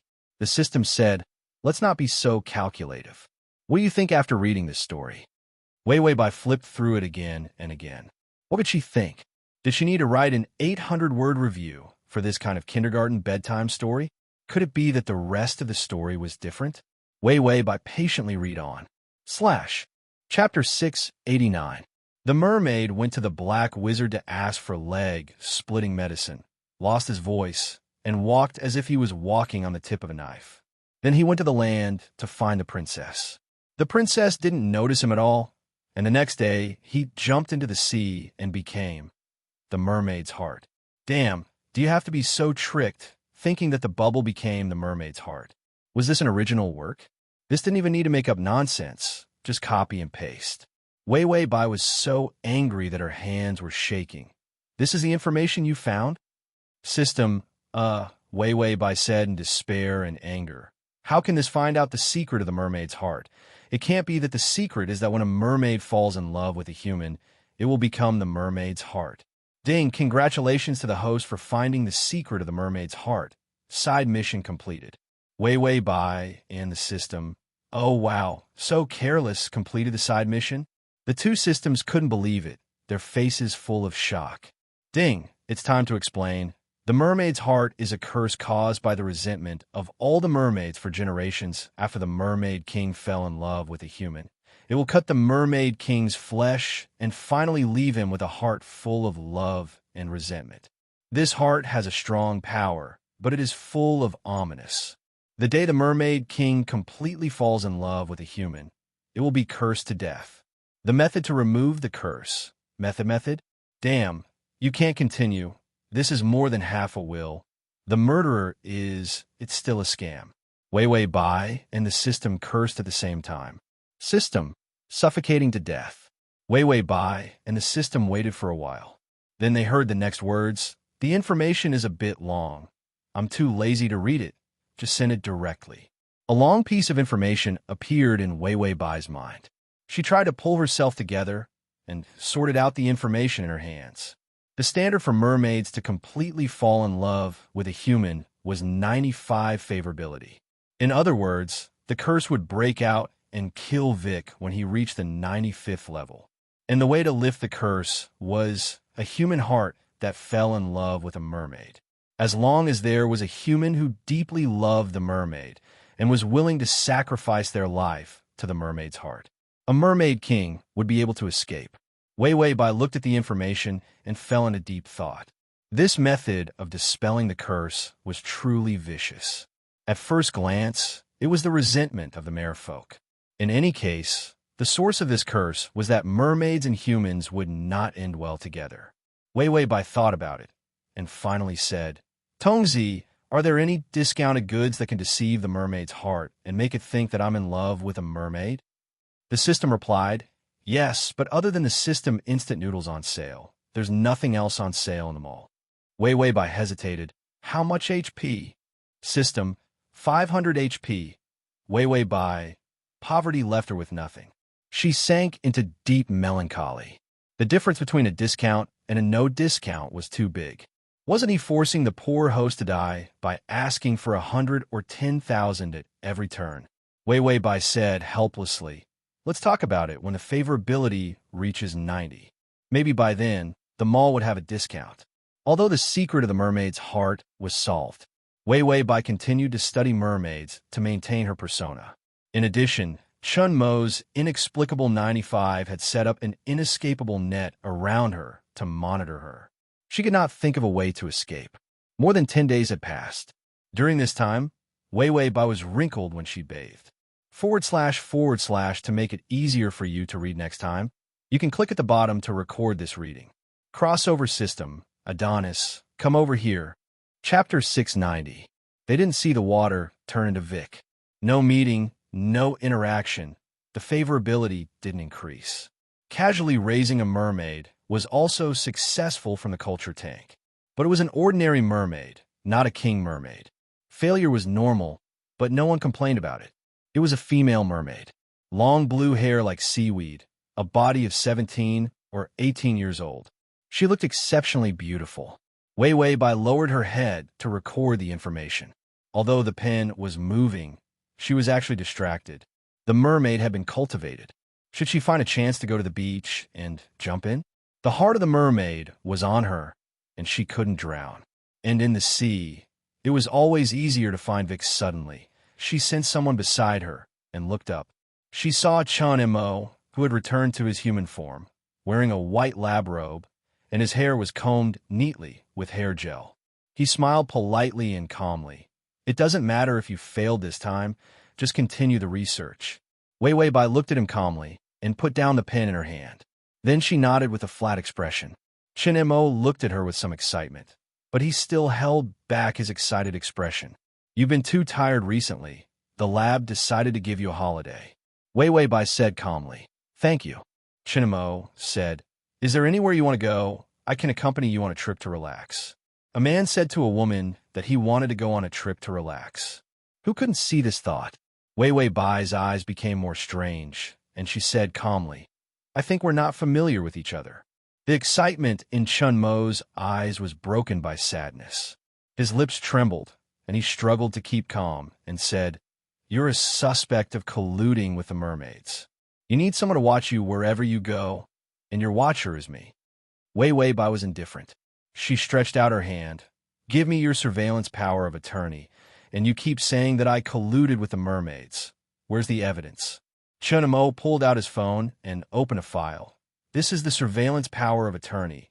As for the evidence of your collusion with the mermaids. Could she say that he burned it? When she went out to sea with the mermaids, the surveillance along the way, and so on. Take pictures of their route. Also, when she went out to sea to rent a boat, she used her own ID card. This kind of criminal was extremely stupid. After he got ashore and was still in the hospital, he asked his brother to get the first-hand information. They were all destroyed. He still remembered his brother's mocking words. What's wrong? Are you in love? Why would you do such a thing that doesn't benefit yourself? This incident made him the laughingstock of his family. Chun Mo replied calmly, I would have arrested you a long time ago if I had the evidence. You're now a suspect, so keeping an eye on you is the most important thing. Wei Wei Bai was completely unable to take his words seriously when faced with his favorable impression of 95 points. If it was someone with a more normal character, she might let down her guard if he had a favorable impression of 95 points. But was Chun Mo a normal person? 95 favorable impression points suddenly shot up. She had asked the system. Before she came, his favorability towards the original owner was -5. After that, they only met a few times, and their favorability was maintained within the safe range of 10. Until the last time they went out to sea to catch the mermaids. There were guns and storms. Coupled with her kick, his head had hit the railing and he had a concussion. After that, his favorability was at 95 points. This kind of increase in favorability Bai Weiwei used her own rich experience to analyze. Was Chun Mo a super masochist or a pervert? Download the https://www.sashu.com/download the full article. https://www.sashu.com download the full article. https://www.sashu.com download the full article. https://m.sashu.com// the Chapter 691. The former caused the favorability to rise. The latter was abnormal. Wasn't it normal for favorability to rise randomly? Wei Wei Bai looked at him from the corner of her eyes, then said, I want to go to sea. Chun Mo said, Go to sea? Didn't the mermaid abandon you? Why are you going to sea? Wei Wei Bai must have been abandoned by the mermaid for her to come back so suddenly. Wei Wei Bai pointed at the newly created mermaid, set her free. Chun Mo frowned. The mermaid has a grudge against us, Wei Wei Bai. Wei Wei Bai's serious face showed a trace of soft sadness. Why do we have to hurt each other? Humans and mermaids don't have to kill each other. This mermaid has bad genes and needs to return to the sea to survive. She is a sin that I created. Whenever I think of her being destroyed, it hurts so much. The system said, "You're so pretentious that I can't eat." Wei Wei Bai said, "That's good. It saves on life." Chen Mo's frown slowly relaxed. "You're so kind." Wei Wei Bai sighed. "Forget it. I won't force it if it doesn't work. It's just that I'll probably live in a nightmare of guilt for the rest of my life." She turned to leave after saying that. Chen suddenly stopped her. "I'll go to sea with you. It takes a lot of power to set a mermaid free. I'll go to sea with you. Then you can set her free." Wei Wei Bai suddenly turned around. A trace of disbelief flashed in her eyes. Then she showed a happy smile. "Thank you." Chinamo was petrified on the spot, his heart beating like thunder. He couldn't stop bouncing around. Ever since that day, she jumped into the sea without hesitation just to save that mermaid. It broke the stubborn impression he had for many years that people were selfish and ugly. She became his imagination of goodness and beauty. It also made him find the feeling of living. He had seen too many bloody killings and dirty deals. When he was in complete despair, he saw Wei Wei Bai. She was like the only ray of sunshine in his life. Wei Wei Bai, who didn't know that she had turned into a ray of light, began to pack her luggage. The next day, they boarded the military ship that Chen Mo called for. On the boat was the mermaid who had just been born. In the middle of the sea, Wei Wei Bai came to the water trough where the mermaid was placed and gently said to her, "Go back to the sea." The mermaid cried out weakly. Wei Wei Bai knew that Chen Mo was behind her, so she could only maintain her persona and continue. "It's not that I don't want you anymore. You're the best mermaid I've ever created." The water in the trough suddenly shook, as if it was about to overflow. Wei Wei Bai did not notice and continued to maintain her persona. "I like you very much. I originally wanted to continue raising you, but your body is weak and you need the nourishment of the sea." The water in the sink began to become sharp and ferocious. It silently turned into a water chain that wanted to crawl out of the sink. But Chen Mo walked over. "Wei Wei, let's release it. It'll be dark if we wait any longer." Wei Wei Bai nodded. Just as she turned around and was about to leave, she felt a wet touch on her cheek. Chen Mo lowered his head and waited for her to turn around. His lips had just touched her soft cheek when he heard her words. From afar, it looked like an intimate kiss. Behind her, the mermaid's sharp scream suddenly rang out. Wei Wei Bai was shocked. She turned around and saw that the water trough was full of terrifying blood. The beautiful mermaid from just now was torn to pieces, and the eyeballs on her ferocious head were gouged out. How savage! The water in the trough was like the ghosts in horror movies desperately running out of the trough. The water turned into sharp, transparent knives, cutting the cabin and breaking the walls of the ship. In an instant, it came under Wei Wei Bai, wrapped around her ankles, and pulled her under the broken cabin in an instant. Chen Mo shouted, "Wei Wei." He reached out to pull her, but the water seemed to have a grudge against him. It turned into sharp water arrows, and all of them attacked him. Chen Mo's expression changed, and he immediately rolled to one side. Wei Wei Bai also lost her chance to escape and was swept away by the water. The water still had the blood of the dead mermaid, making her extremely uncomfortable. Her whole body was pulled into the sea. In the sea, a pair of ferocious golden eyes appeared in front of her. In the hazy mist, his sharp, thin lips slowly curled up. "Tell me, who is your favorite mermaid?" Chapter 692.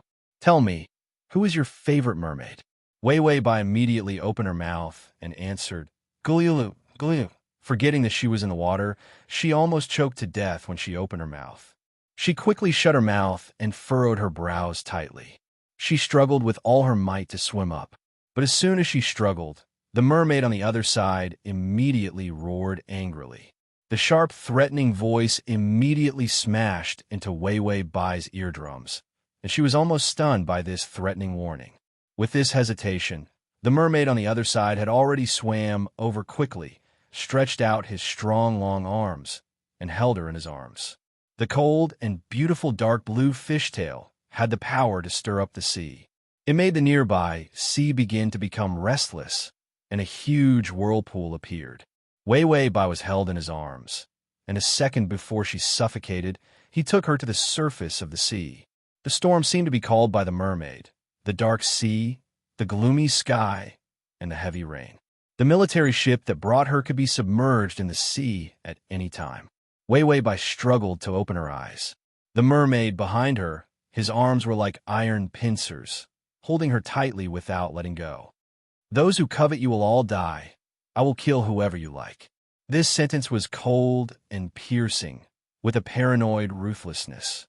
Wei Wei Bai was cold in the sea and couldn't help but shiver. Wake thought she was afraid. His sharp fingers grabbed her waist and said fiercely, "You too. Humans who betray me will be cursed by the sea. You can't escape where there is water." As long as she returned to the sea would report to him. Even on land, as long as she came into contact with water. He could also sense her breath and know where she was. This was the power of the curse when he first put it down. Wake would rather this curse was not used. His nails cut her clothes, and when he was about to cut her skin, he hesitated. In the end, he stopped this dangerous action, and his fingers became gentle again on her waist. The mermaid's heart automatically returned to Vic's hand because it encountered the seawater. After Wake got the mermaid's heart, he reached out to cover her mouth and nose and stuffed a deep-sea pearl into her mouth. Wei Wei Bai swallowed the pearl. "I feel like I'm going to have stomach stones sooner or later." Vic grabbed her waist with one hand and plunged into the sea. His speed was like lightning, and he reached the deep sea in an instant. The ocean was getting deeper and deeper. In the end, Wei Wei Bai was a little confused. How long had they been swimming? Wei Wei Bai raised her head and struggled to raise her neck. She saw that his delicate and beautiful jaw was tense, and his golden eyes were filled with hostility. She tried to connect with him. "Wake, in fact, the mermaid I like is you." This sentence caused his swimming speed to slow down. But soon he sped up. In the dark sea, countless shining deep-sea fish floated around them. An even more terrifying deep-sea abyss appeared, as if some monster was waiting to eat people. Wei Wei Bai once again felt that the deep sea was terrifying, but Wake seemed to see the destination. His thin lips gently hooked up, revealing a grin. Then he took Wei Wei Bai down. This was the most inescapable place in the ocean. Only mermaids could reach this place, and even humans couldn't come here. The deep sea 30,000 meters below sea level. Wake saw the cave he made and swam in. The upper layer of the cave was dry, and many gems were thrown in. After he took her in, he threw her on the dry seaweed. Then he changed his legs and walked naked in front of Wei Wei Bai.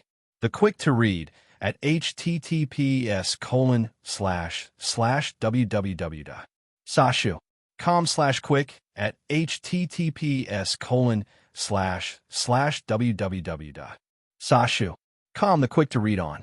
The quick. Chapter 693. Those words had simply shattered his cold and hard fortress.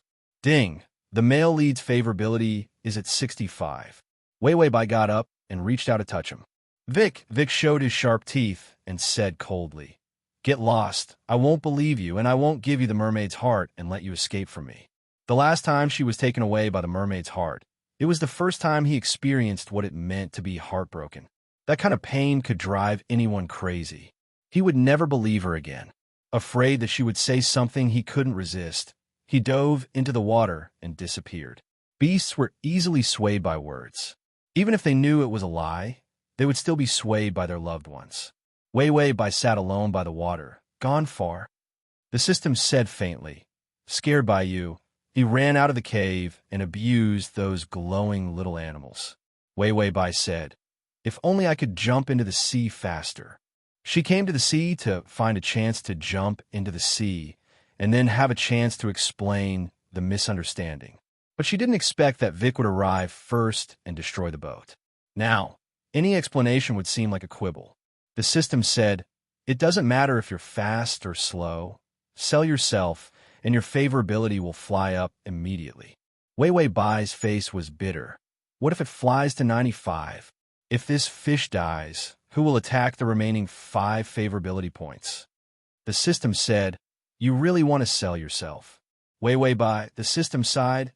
"I still remember in your first world, you were so desperate because of your first kiss, but now you're taking the initiative to want to have sex." Wei Wei Bai, the system let out a fatherly laugh. Our family's Wei Wei has also grown up. Wei Wei Bai, she was so disgusted that she didn't know how to respond. Wei Wei Bai forcefully changed the topic. Is the thing that deceived the mermaid's heart discounted? The system glanced at the price and said, it has increased. It has increased from 500 to 1,000 HP. Wei Wei Bai, there must be something wrong with this shopping mall. They can give discounts and raise prices as they please. The prices are just random. The system asked, what if there's no discount? Wei Wei Bai, what else can I do? I'll go sell myself. You go and see if there are any tycoon systems in the system world. See if you can sell me for 1,000,000 or so HP. The system said, you're so ugly, you can't be sold for a good price. Wei Wei Bai, then turn off the blocker.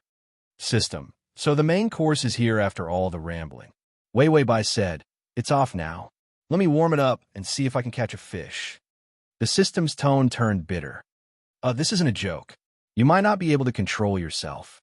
Wei Wei Bai, then go sell yourself.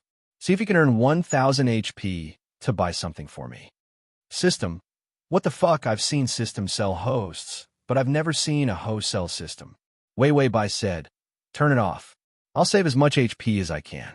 Besides, after so many planes, I've never experienced what it means to be tempted. Acting comes from real life. The system said, why does it have to do with acting? Wei Wei Bai said, I've experienced what it feels like to be tempted. Later on, when I meet a worthy opponent, I'll be able to better portray the illusion of being tempted. The system fell silent and finally sighed. Forget it. As long as you can handle it, I'll turn off the blocker for you. But don't do it again. Before there was an emotional blocker who knew how many hosts had gone crazy. No matter how cold and ruthless a person was, they would not be able to withstand the torture of so many planes. Besides, Wei Wei Bai was not cold at all. / Chapter 694. Wake poked a lot of fish to death and wanted to take it back for Wei Wei Bai to eat. The environment here was harsh, not as comfortable and luxurious as the shallow sea area, where there was everything. But it was the safest because only here no one could come. Ordinary mermaids could not dive here. Not to mention humans, there was no human submarine that could dive to this depth. It was just him and her. Wake showed a reassuring smile, but when he thought of her words just now, his heart suddenly hurt. He pinched the fish in his hand into minced meat. In the dark, deep sea, the mermaid's cold and deep facial features looked unusually cruel. She was still delusional to lie to him. Don't dream. Wei Wei Bai had just let the system remove the shield when a slender figure appeared in the water next to her. It was Wake. His black hair floated on the surface of the water, like a terrible ghost, coldly looking at by Wei Wei. Wei Wei Bai felt a little nervous. She pinched a water plant in her fingers to ease her tension. You're back. Wei Wei Bai showed a gentle smile and said. Wake's brows furrowed even deeper. He reached out and threw a strangely shaped, raw fish at her feet. Wei Wei Bai's smiling face was a little tight, but she didn't say anything. Wake's eyes were gloomy. His voice was cold. Eat it. Wei Wei Bai's mouth twitched. She glanced at the fish. Flat body, dead fish eyes, a few wriggling tentacles from time to time spitting out a few mouthfuls of mud. She felt that if she ate it, she would die from the poison. Wake showed a cruel smile. He suddenly climbed out of the water, his beautiful tail slapping the water, full of irritation. Didn't you say that you like me? I'm the most special? Then why didn't you eat the fish I caught? Wei Wei Bai picked up the fish and looked at its dead fish eyes. Then the fish was scared and turned green. Wei Wei Bai, you're going to poison her. Is this a version of Wu Dalong? Come, Dawei, eat the fish. Wei Wei Bai's face stiffened. She accepted her fate and put the fish back. However, the fish suddenly grew 4 legs and rushed into the water. Seeing her frightened look, Vic was full of malicious sarcasm, as if his prank had succeeded. It seems that your love is nothing more than that. After he finished speaking, he stretched out his hand, and the fish that had just escaped appeared in his hand again. Pooh! The fish was crushed into minced meat in his hands. Then he came in front of her and put a ball of minced meat in front of her mouth. Eat it. This is your punishment for betraying me. She did not love him. She only knew how to deceive him. He would rather she hate him to death and not give him a good face than let him continue to sink deeper and deeper into this lie. Wei Wei Bai knocked on the system. Are you sure you turned off the signal blocker? The system replied, I did. Are you used to it? Are you aware that your love for the male lead is like an uncontrollable tsunami? Wei Wei Bai, I don't love him yet. I seem to dislike him more and more. Shut up in a dark room and not do anything serious. What's with forcing people to eat raw, minced fish? This lousy fish can't be loved. Wei Wei Bai pursed her lips. Because of anger, her pale face was tinged with a few traces of red. It was shockingly gorgeous. Just when Vic thought she was going to be angry, she suddenly lowered her head and sucked on the tip of his finger. There was a little bit of minced meat on it. Sharp nails, a light fishy smell, sweet minced fish. Her tentative action unconsciously used more force. The tip of her tongue sucked on his fingertip, and her teeth gently knocked on his finger. Vic's whole body was completely frozen. His heart was like a drum, beating wildly. His fingers were numb. Only the touch of her lips and tongue was frighteningly clear. Wei Wei Bai looked up faintly. Her eyes were a little red, and her delicate face was actually flirtatious at this time. Compared to those most enchanting female mermaids, she was tens of thousands of times more attractive. Wei Wei Bai let go of his fingertip. As if she did not know how seductive she was, there was a hint of pleading in her tone. Vic, let's not mess around, okay? I really like you. Vic's heartbeat suddenly stopped and quieted down. He felt that he was finished. Her seduction made him utterly defeated. Ding! The male lead's favorability is at 75. Full text // download / Chapter 695. Humans were indeed the best at deceiving others. Wake remembered that he had heard a lot about how cunning humans were. His Adam's apple bobbed. His fingers trembled so much that his fingernails almost scratched her lips. Almost instinctively, he pulled his hand back. Then he turned around, went to the water, and began to wash his hands. He washed the fish in his hands clean, and he wanted to wash away the feeling of her kissing his fingers. It would be great if he could wash away his feelings as well. Although the system said that the emotional shield was turned off, Wei Wei Bai couldn't feel it at all now. She wondered if it was because they had too little contact.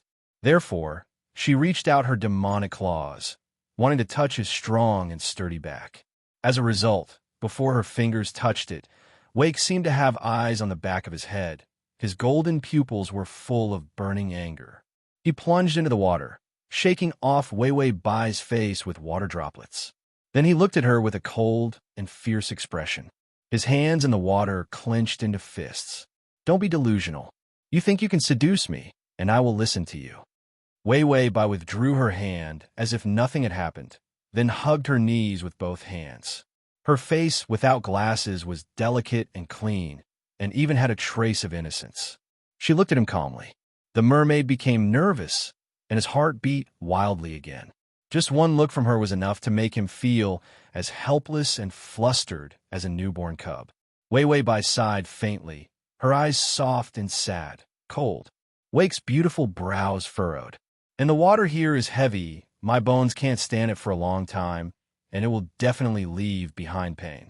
Wake pursed his thin lips, clenched his teeth tightly, and refused to respond. Did she think that he would still feel sorry for her? Wei Wei Bai put her face on her knees again, looking very pitiful, and looked at him with watery eyes. And I'm hungry. Humans eat raw all the time. They will definitely get gastric problems. Wake soaked in the water, his hair floating around, looking like a delicate, lifeless sculpture. In fact, he was similar to a sculpture now, to resist the weak compromise in his heart. He used all his strength to reject Wei Wei Bai's words.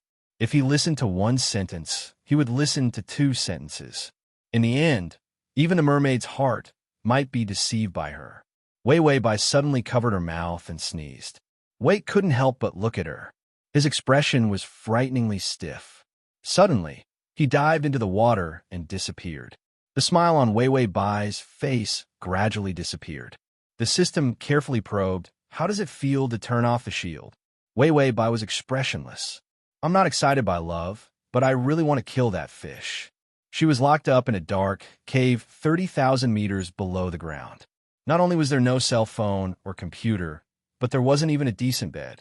Moreover, there was nothing to eat even if he was hungry. Even if the clothes were wet, there was no way to change them. It was so exciting to be locked up in a small black room. She felt like she had been thrown into a coal pit to dig for coal. What happened to the ferocious mermaids? She had only shown a little seductive action, and he had run away as if she was going to force herself on him. Wake floated to the shallow sea area, where the mermaids lived were closer to human society. There were also many kinds of human things. Indeed, human beings were different from mermaids. They couldn't stay in the water for a long time. Wake ordered the mermaids to collect a lot of human things. The mermaid's heart was thrown back into the eye of the sea. The bottom of the sea was still peaceful, but there were a lot of gossip and rumors. /mobile. Chapter 696. His keen ears caught a mermaid whispering in the distance. His Majesty is collecting human supplies, most of which are for women. Could it be that the human who betrayed His Majesty is back? Impossible. If she really came back, she would be torn to pieces by him. Also, we mermaids hate betrayal the most. If we can forgive betrayal, it's more true love than true love. Wake listened to some messy discussions. His face was getting darker and darker. He pulled a pile of human supplies and plunged directly into the deep sea. In the dark sea, his calm face finally showed a trace of vulnerability. The cold sea water couldn't calm the fire in his chest. He stayed quietly in the deep sea, his golden eyes looking at his fishtail. He thought that when he caught her, that man kissed her. That was a human like her. Therefore, she actually preferred humans over mermaids. Even if he could change his legs, he wasn't human. Wake was in a daze for a while before he suddenly remembered that Wei Bai was hungry. He hurriedly swam down again. He was afraid that she would really get stomach problems from hunger. Wei Bai had already fallen asleep. When Wake quietly emerged from the water, he saw her lying alone on the seaweed. Her messy long hair was scattered on one side, revealing white, almost transparent skin, which was indescribably lovable. Wake hurriedly changed his legs and climbed out of the water wet. Then he took out all the human things. Because of the special packaging method, they didn't get wet. Vic made the bed for the humans. This cave was very big, so big that it was like a maze. The place where she stayed was only the outermost small area. After making the bed, setting up the cabinet, he took out some human books. She liked books on biological research, and she also had them. There were also human favorite foods, which were all kept warm in insulated boxes. Wake wasn't impatient at all. After everything was done, his mood actually improved. She would live here for a long time until she was really willing to like him. Only then would he dare to take the mermaid's heart and let her make a wish again. They were already married, so he actually had the right to punish her. When she had betrayed him, he had wanted to torture her many times, but he had given up in the end. Wake carefully picked up Wei Bai and placed her on the bed. Wei Bai frowned. It was unknown what she was dreaming of, but her body kept trembling. He touched her face, which was covered in sweat. A trace of worry appeared in Wake's calm eyes. Just as he was about to wake her up, his fingers froze. He had always given in to her. Sooner or later, he would be cunningly used by her. Vic hardened his heart and turned to leave. Before he could take 2 steps, he couldn't help but turn back. He saw that Wei Bai had curled up into a ball, and her face had turned extremely pale. Wake was stunned for a moment, but he still turned around and came to her side. His voice was calm. "Wake up. Did you have a nightmare?" Wei Bai pursed her lips and didn't say anything. She didn't wake up, but she looked so fragile that it made one's heart ache. Wake stared at her blankly. His fingers finally couldn't help but reach out to hug her. She seemed to have found someone to rely on. She burrowed into his arms and rested her head on his shoulder, sobbing softly. Her voice was so broken that Wake couldn't bear it. He hesitated for a moment, then suddenly opened his mouth and sang.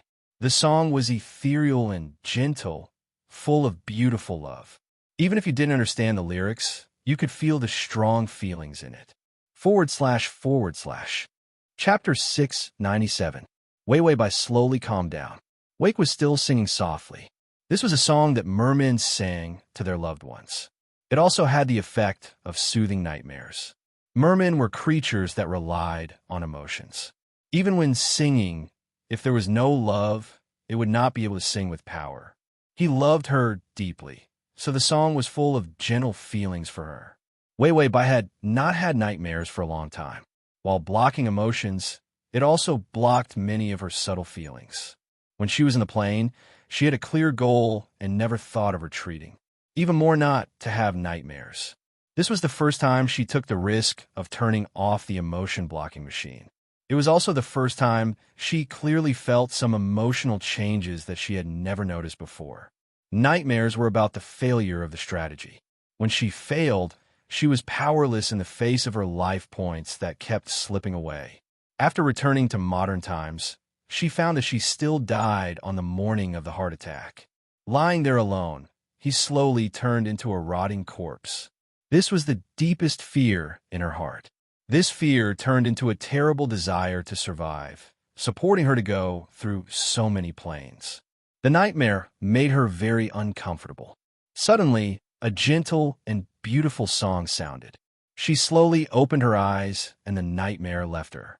With her eyes half closed, she saw Wake holding her, his fingers stroking her hair soothingly, softly singing a song like a lullaby. She stared at him blankly. Wake sensed that she was awake and quickly closed his mouth. He did not have time to put away the gentle love in his expression, looking a little embarrassed. Wei Wei Bai smiled at him. This smile might not have been carefully calculated, but it was full of sweet feelings. She reached out, hugged him, and rested her head on his shoulder. Then she did not speak, closed her eyes, and continued to sleep peacefully. At this moment, the embrace of this stupid fish became the warmest home for her to resist the nightmare. Wake stiffened and heard her breathing gradually calm down. He finally relaxed and exhaled, then like a thief, softly sang the song again. Her smile just now. So cute. Ding, the male lead's favorability is 80. The host has turned off the emotion blocking device. Emotions fluctuate. Please manually turn on the blocker. The system faced the main system's automatic reminder. It chose not to see it. Then it said to itself, "It's not fun to be moved. You'll get hurt." So it would not happen again. From a moment it chose her as its host, it had the idea of protecting her life, even if it had to sacrifice everything. The system glanced at the wheel above its head. In the end, it sighed and no longer made a sound. Then, he looked at his own storage unit and couldn't help but cry out loud. He finished his instant noodles and sobbed. Wei Wei Bai's life. The bed was very comfortable. He was afraid that it would be too cold, so he set up a large stove on the stone wall. From time to time, he would roast a few sweet potatoes. Didn't have a phone, was books, was reading, was also, was book, was had were things. He was like the mermaid version of Mr. Snail. Was she? When she fell asleep at night, something would appear. Bai Weiwei belatedly realized that he was punishing her betrayal, so he couldn't be nice to her. // Chapter 698. Bai Weiwei sighed at the system. This is too straightforward. Look at other people's betrayal punishments. At the drop of a hat, it's digging out the heart and womb. Otherwise, it's killing your whole family and giving you a one-stop sexual abuse service. This Merfolk Emperor with Merfolk blood, why didn't she learn anything? The system trembled. Who treats betrayal so cruelly? Why haven't I seen it? Wei Wei Bai silently raised the book in her hand.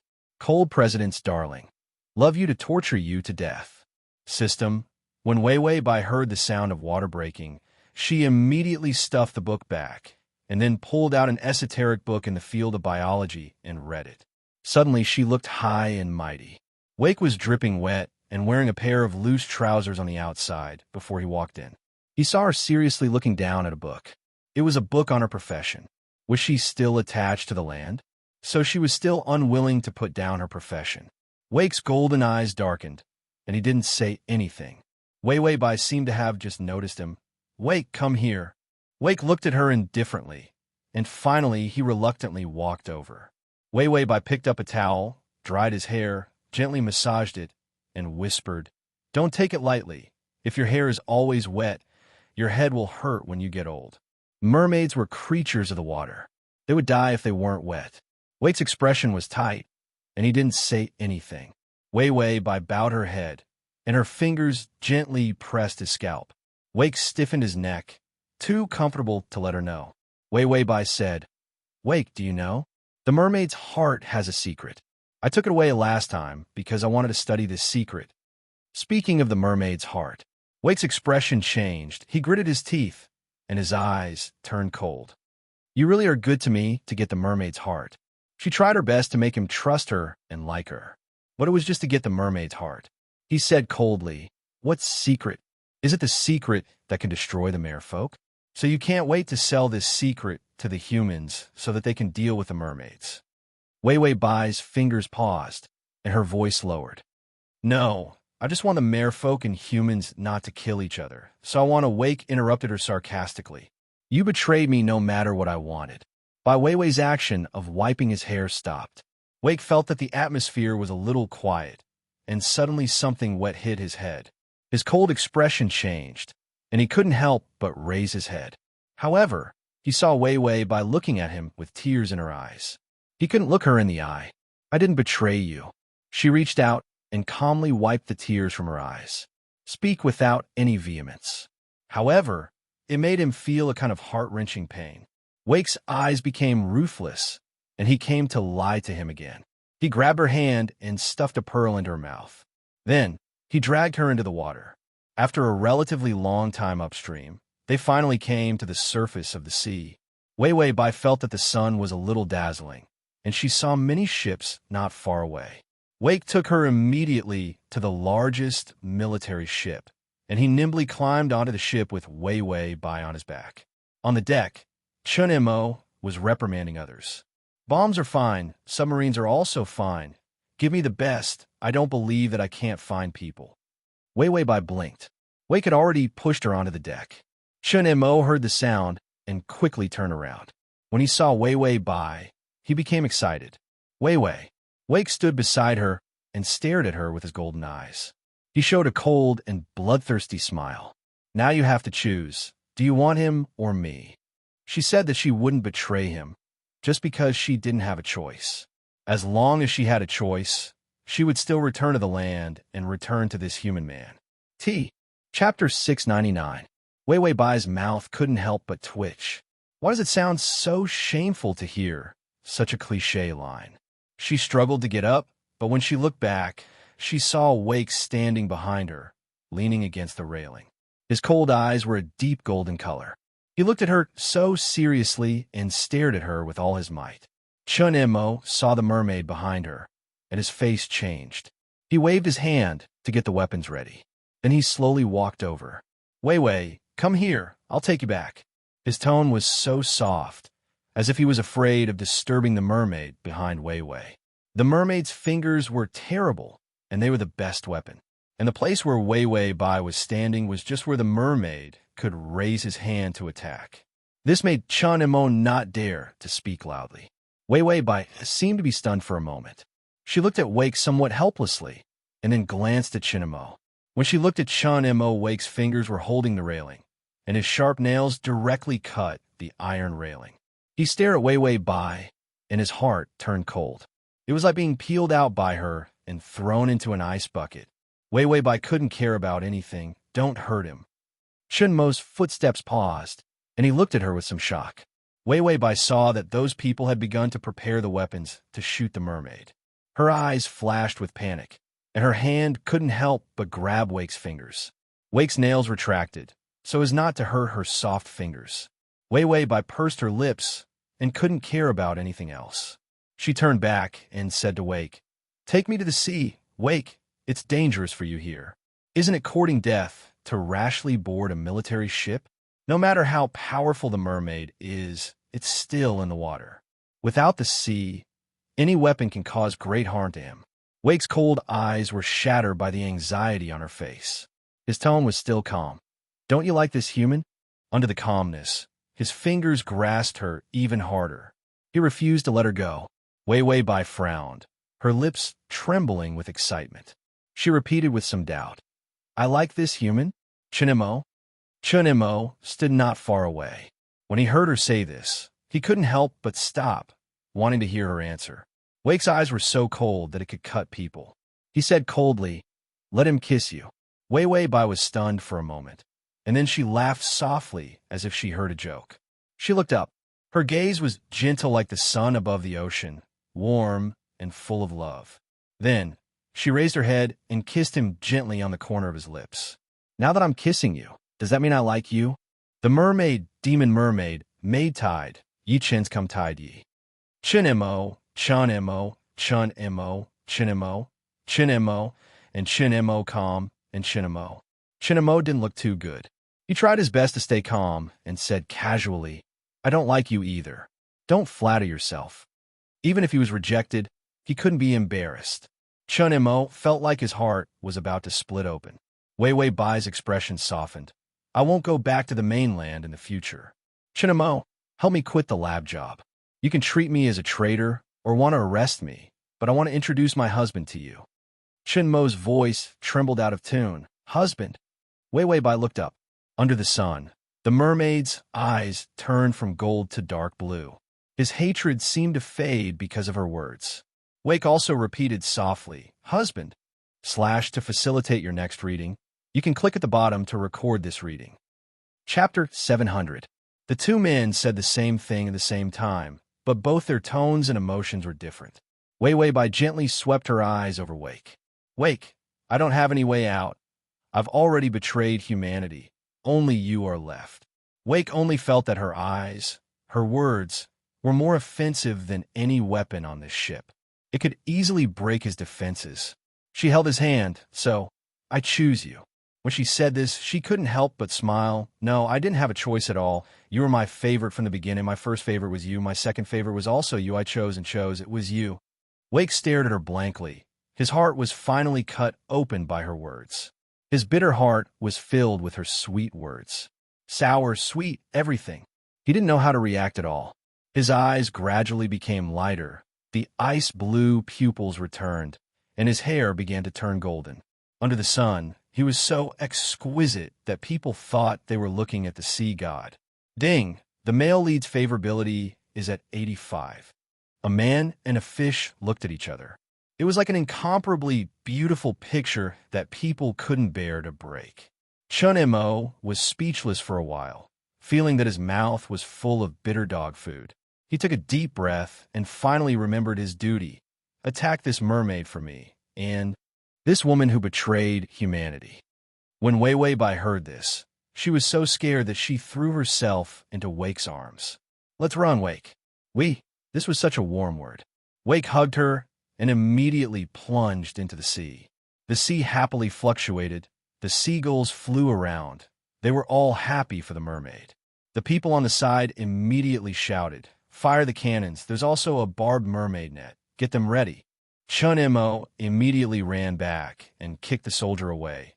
He shouted, "Who told you to fire the cannons? Do you know how dangerous it is?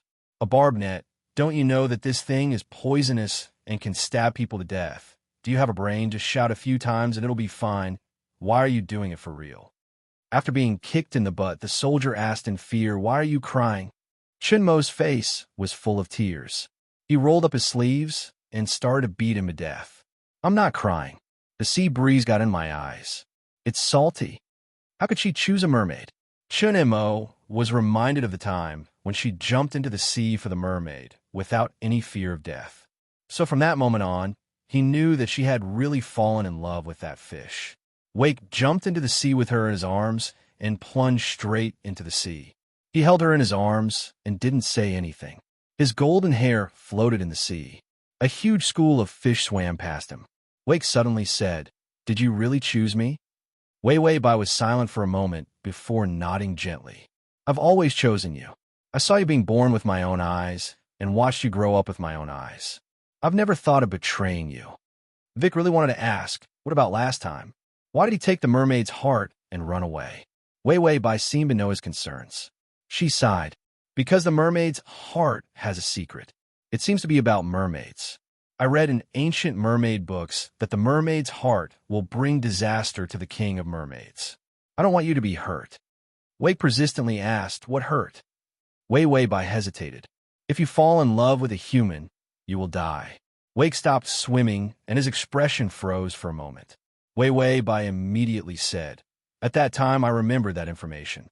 That's why I took the mermaid's heart and ran away. I want to take it and study it." Collect below to record this reading record. Chapter 293, Balrog Serpent. Inside the Eternal Throne, the apex powerhouses of the War God's Temple were currently observing the situation inside the 12 trials, and they were all very shocked to discover that Shi Feng actually wielded a magic weapon. What an amazing little guy. He isn't even a Tier 1 swordsman, yet he is actually able to master a magic weapon. Moreover, he has even released its power to such a degree. Controller of a magic weapon. Dominator of a mysterious flame. Moreover, his control over his own power has obviously crossed that threshold. He sure knows how to surprise us time after time. Yes, it would have been fine if it were just the magic weapon and mysterious flame, but he has even reached such a level of control over his own power already. Many of those who have attained a Tier 3 class can't even achieve such a degree of control. It seems he won't have any problems clearing the 6th trial. With such great potential hidden in him, if he had come to us a little later, he might have been able to clear even the 7th trial. Such a pity. The threshold these NPC big shots were referring to was simply one's ability to display 50% of one's own combat power. However, none of these NPCs knew that, in the past, Shi Feng had once been a Tier 3 Sword King. Back then, Shi Feng was capable of displaying up to 80% of his personal combat power. If not for his weak physique limiting his brain's development potential and also the quality of his own equipment being a problem, Shi Feng would have long since been promoted to a Tier 4 Sword Emperor. This can't be helped. Who would have known the endless abyss would break the seal so quickly? There is no point feeling pity over the matter. We old folks should make some preparations for when the trial ends as well. Otherwise, we'll break our backs from overwork later. The Lords of the Silver Thrones unanimously acknowledged Shi Feng's potential. However, in regard to Shi Feng's managing to clear the 7th trial, they held no hope towards it at all. The reason being, it had been over a millennium since the 7th trial had been cleared. Inside the 12 trials, the stage for the 6th trial was a cave of lava similar to the Flame God's cave. However, the fire-type mana here was far purer than in the Flame God's cave. Shi Feng currently stood inside this cave, and the molten hot lava around him was making bubbling sounds as it flowed through the cave. If Shi Feng did not possess 20 points in fire resistance, allowing him a certain degree of immunity to heat, he would have long since been cooked by the scalding hot temperatures. Any average player that came here might already be half dead before they even started battling. Before Shi Feng could fully observe the terrain inside the cave, a gigantic flame-covered snake over 20 meters long emerged from the molten lava. Balrog Serpent, Special Elite. Level 20. HP 150. 000/150. 000. Even if Shi Feng did not know exactly how powerful this Balrog Serpent was, he had no doubt whatsoever that this serpent had a very high resistance towards fire-type attacks. Let's use you as a test for my new weapons.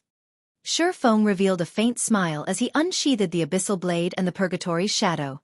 However, he did not directly charge at the Balrog Serpent, as that was something only an idiot would do. Before charging into battle, experts would first try to understand as much as they could about their opponent. Hence, Shi Feng simply stood still and calmly observed the Balrog Serpent's every action, familiarizing himself with the giant serpent's movement patterns. The Balrog Serpent was also no idiot itself. It obviously knew that it was much stronger than Shi Feng, and that its HP was tens of times higher than Shi Feng's as well. So instead of giving Shi Feng time to study it, the Balrog Serpent immediately widened its mouth and sent fireballs flying one after another at Shi Feng. Shi Feng's feet moved, his body instantly reacting and leaving behind an afterimage as he effortlessly dodged these incoming fireballs. Not giving up, the Balrog Serpent continued bombarding Shi Feng with a stream of fireballs. If 3 were not enough, then 5. If 5 were not enough, then 10. Soon, the space within the cave was packed with fireballs.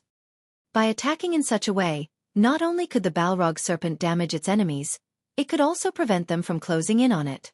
Faced with such a method of attack that combined both offense and defense, average players would definitely grow helpless and suffer the bombardment of these dozens of fireballs. Shi Feng, however, was no average player. In the face of all these fireballs, instead of retreating, he chose to advance without the slightest shred of hesitation.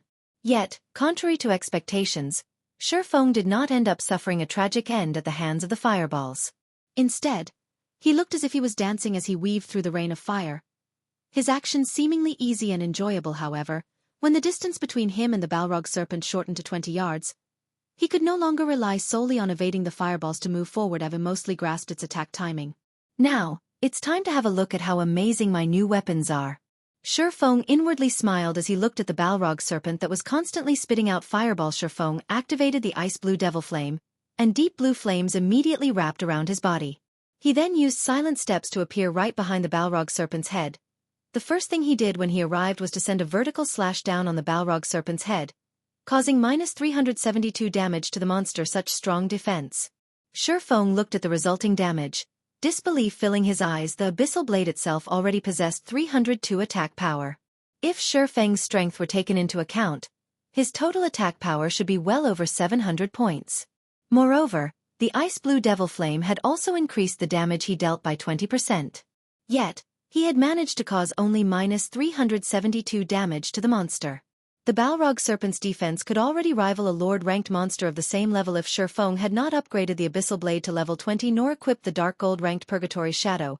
Shurfeng might not even be able to deal -150 damage to the Balrog serpent right now at this moment. Shurfeng felt fortunate that he had not rushed before to start the 6th trial. Otherwise, his chances of victory would have been lower than 20%. However, although Shurfeng had allowed this thought to linger in his mind for a moment, his attacks on the Balrog serpent never stopped immediately after his first sword strike. Shurfeng followed up by using Thundering Flash. 3 electric arcs dove into the flaming Balrog serpent, piercing its gigantic body and causing damages of -554, -1,528, and -1,125. The damage he dealt was much higher than before. Simultaneously, he had also inflicted a damage amplification debuff that lasted 20 seconds on the Balrog serpent, following which, Shurfeng continued with a chop, the attack achieving a critical hit and dealing close to -2,000 damage. When Shurfeng landed on the ground, he immediately followed up with a flurry of sword slashes. The abyssal blade now had a 40% chance to deal a critical hit, so Shurfeng could deal a critical hit with almost every other attack from this series of attacks. The Balrog serpent had lost over 7,000 HP. However, the giant serpent had 150,000 HP. Shurfeng would need to repeat such a burst of attacks at least 20 more times in order to completely kill it. Originally, Shurfeng felt quite happy with the damage he was dealing. At this rate, even if he did not activate Black Emperor, he still possessed a very high chance of killing the Balrog serpent. Unfortunately, that happiness was short-lived. The reason being, Shurfeng soon discovered that the Balrog serpent's HP was rapidly returning to full. It was actually recovering 500 HP every second. That amount was even higher than a single one of Shurfeng's normal attacks. If Shurfeng remained idle, the Balrog serpent would fully recover in less than 20 seconds. Meanwhile, the Balrog serpent immediately sent its tail swiping at Shurfeng. Finally reacting to Shurfeng's attack, Shurfeng hurriedly used parry to block the attack. Although he suffered no damage from the Balrog serpent's tail strike, he was forced to retreat 3 steps, with his hands growing numb from the force of the impact as well. In terms of destructive power, the Balrog serpent was definitely superior to the Chimera. The Balrog serpent was also much faster. Shurfeng had actually been forced to use parry because he could not dodge in time. Currently, Shurfeng's parry was at level 7, so it had a cooldown of 21 seconds. Aside from parry, Shurfeng also had Defensive Blade, a skill that had both offensive and defensive capabilities. Currently, Defensive Blade was at level 6, and it had a cooldown of 2 minutes. Although its cooldown was much longer than parry, it allowed Shurfeng to completely block 4 melee attacks and 8 ranged attacks. He would also be immune to charge attacks. Just as the dozens of fireballs were about to hit him, Shurfeng jumped into the air, dodging them completely. Right after that, the Balrog serpent swiped its tail at Shurfeng again.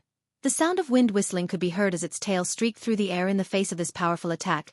Shurfeng showed no signs of weaknesses. Immediately, he countered the attack with the level 7 Thunderflame explosion. When sword and tail collided, sparks of flame scattered in all directions. The Balrog serpent's tail was knocked back, the monster itself receiving over -400 damage from the brief clash. On the other hand, Shurfeng landed heavily onto the ground, his feet sinking partly into the molten lava. A damage of over -700 points also appeared above his head. As expected, in a direct confrontation, Shurfeng was definitely a lot weaker than the Balrog serpent. However, Shurfeng was probably the only player in God's domain right now who dared to actually fight a special elite monster in such a way. Chapter 294, Storm of Swords. Although Shi Feng lost against the Balrog serpent in a direct confrontation, Thunderflame Explosion, the skill he used, wasn't just a powerful destructive skill. It was also a control skill. However, the Balrog serpent was a special elite monster. It possessed a degree of resistance towards control skills, hence, the level 7 Thunderflame Explosion, which would originally place enemies hit by it in a fainted state for 5 seconds, only managed to incapacitate the Balrog serpent for 5 seconds for average players. 5 seconds might not seem like a long time. For Shi Feng, however, it was plenty of time. Wind Blade. Shi Feng instantly arrived before the Balrog serpent. Simultaneously, his attack speed received a 30% increase. However, Shi Feng was still not satisfied with this. He then proceeded to activate the additional skill of the Purgatory's Shadow. Purgatory Power. When activated, increases attack speed by 100% and damage dealt by 30% for 15 seconds cooldown. 2 minutes. Shi Feng then activated 9 dragons/12 phantoms of the Abyssal Blade suddenly appeared, floating around Shi Feng. Each phantom was capable of dealing 40% damage for 30 seconds. However, it had a long cooldown of 5 minutes. Shi Feng brandished his 2 swords using his full strength. In addition to the 12 Abyssal Blade phantoms he was controlling, a total of 14 swords surrounded and madly attacked the Balrog serpent within moments. The cave was filled with sword images dancing around. 14, 28, 56, 112. Countless sword images flashed in the air, forming a storm of swords that devoured the Balrog serpent whole. Shi Feng's swords slashed at the Balrog serpent's body one after another, each strike causing close to -500 damage. Moreover, close to half of this barrage of attacks achieved a critical hit, each dealing close to -1000 damage to the monster. Meanwhile, each of the phantoms of the Abyssal Blade had also managed to deal over -200 damage to the Balrog serpent. The total damage of the 12 phantoms was even more frightening than that of Shi Feng himself. As if the floodgates to the Balrog serpent's 150,000 HP had been opened, the Balrog serpent lost HP incessantly within a short 5 seconds. The Balrog serpent's HP had already fallen to 61%. When the Balrog serpent regained consciousness, it immediately released an enraged roar. At this moment, however, Shi Feng pointed the Abyssal Blade at the Balrog serpent. Now is still not the time for you to wake up. Shi Feng cast Abyssal Bind on the Balrog serpent right away. If he were to allow the Balrog serpent to start retaliating, his previous efforts would all go to waste in the blink of an eye. 9 pitch-black chains emerged from the ground, quickly wrapping around and binding the Balrog serpent. Meanwhile, the Balrog serpent could do nothing but roar in anger as it helplessly watched sword after sword piercing its own body, continuously reaping its HP. The Abyssal Bind had a duration of 4 seconds. Moreover, the Balrog serpent's resistance towards control skills was completely ineffective against it. The Abyssal Bind's effective duration was not reduced in the slightest. In addition, the Abyssal Bind reduced the Balrog serpent's defense by 100%, rendering the Balrog serpent's innately powerful defense utterly useless now. Each of Shi Feng's sword strikes dealt over -800 damage, with the occasional triple critical hit dealing over -2500 damage. A series of splendid numbers appeared above the Balrog serpent's head. Before the eye-catching number of -2500 disappeared, a damage of over -1700 points appeared on top of it.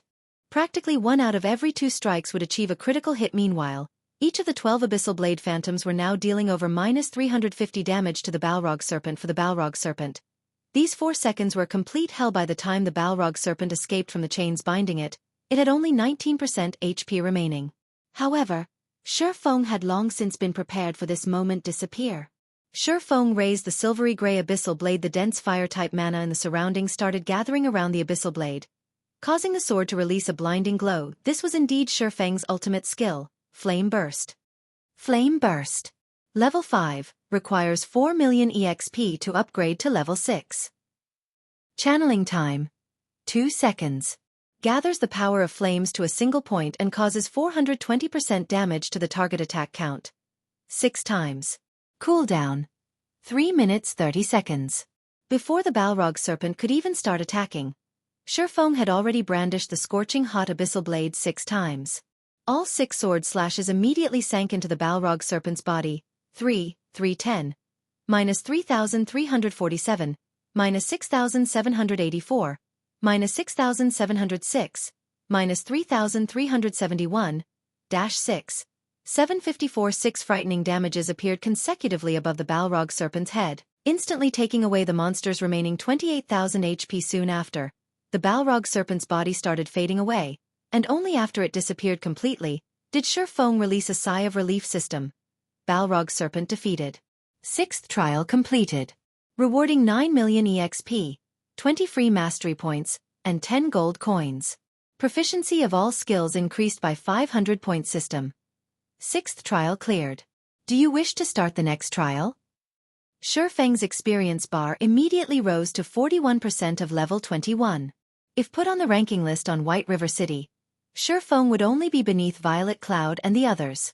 However, he was still 2 levels behind Blackie, the current top-ranking player of White River City. Finally, I've passed the requirement. Should I try to take on the 7th trial though? Shurfeng looked at the system interface showing the trial's prompt. Privately, Shurfeng had the notion to take the challenge now that he had cleared the 6th trial. It signified that his task was already over. He had no need to brave the dangers and accept the next trial at all. Moreover, if he happened to lose his life in the next trial, he would definitely suffer a heavy penalty. It absolutely wouldn't be limited to just losing a single level. Truth be told, however, Shurfeng felt confident about his chances at clearing the 7th trial. After all, he had not even unveiled the Black Emperor inheritance when he fought the Balrog serpent. He definitely had the necessary strength to challenge the 7th trial. After clearing the 6th trial, Shurfeng obtained an additional 1,600 merit points. If he were to clear the 7th trial, he could obtain another 3,200 merit points, bringing his total to 4,800 merit points.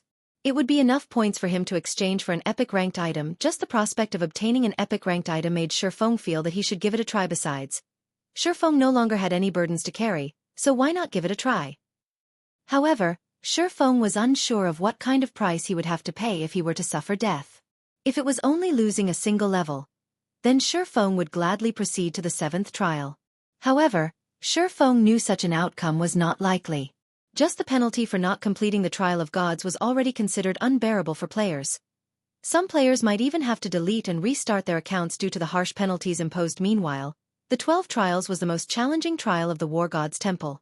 It would be an insult to the War God's Temple if the punishment for dying was only the loss of a single level. Just as Shurfeng was hesitating, his system communicator rang.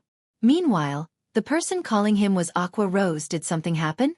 Shurfeng asked. Previously, Shurfeng had already told Aqua Rose that he did not wish to be disturbed as he was about to do a quest, and that, unless there was something big happening, she shouldn't try to contact him. Based on Aqua Rose's serious personality, if it wasn't an extremely important matter, then she definitely wouldn't try to contact him. Hence Shurfeng's question. Dark Star has suddenly declared an all-out war against us, and several hundreds of our guild members have already been killed by members of Dark Star while they were out grinding. Moreover, the core team, led by Fire Dance, has also been trapped by Dark Star inside the Silverleaf Forest. Although we've already sent reinforcements, they were blocked by members of Dark Star outside the forest. What I'm trying to say is that, guild leader, you need to immediately contact Gentle Snow and have her send some people to help contain Dark Star so that our members can take the opportunity to save Fire Dance and the others. Aqua Rose was extremely anxious at this moment. They had already failed to break through the encirclement of Dark Star around the Silverleaf Forest multiple times now.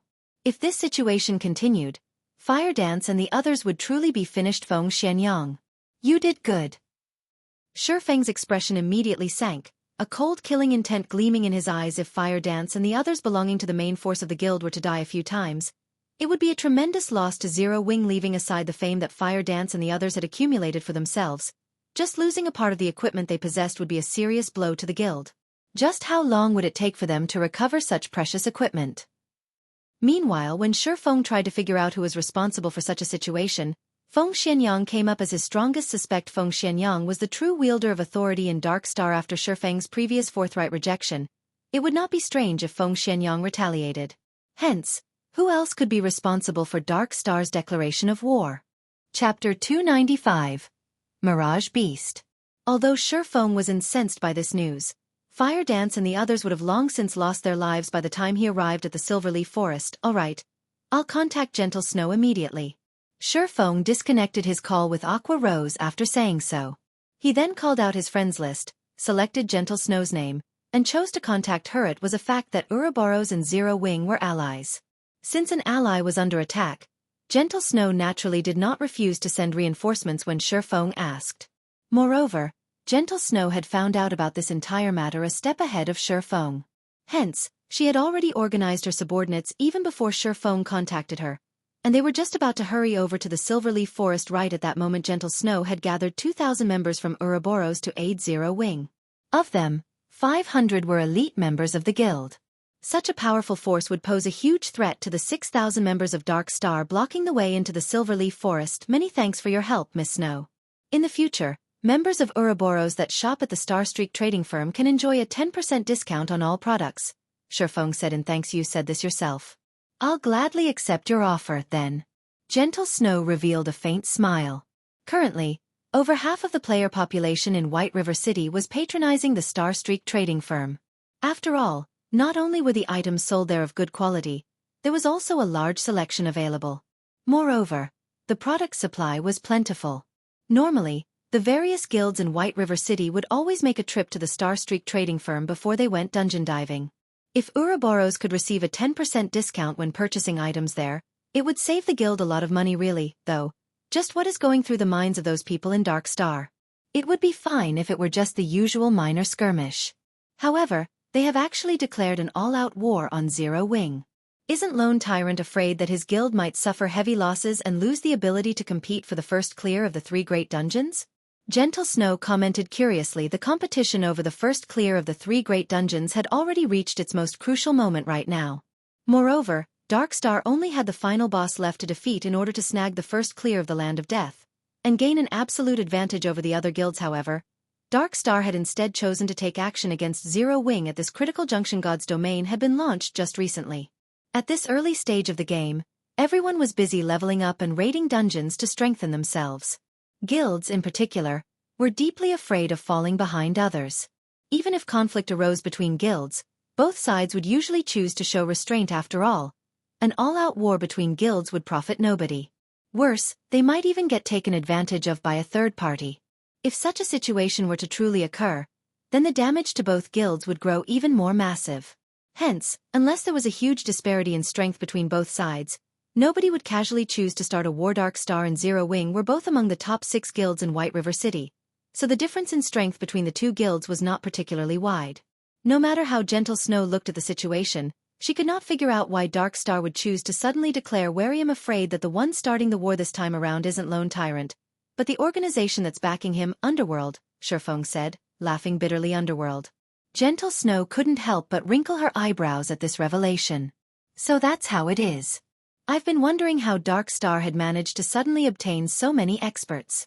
It turns out the mysterious power supporting Dark Star is Underworld. However, how did you manage to find out about this?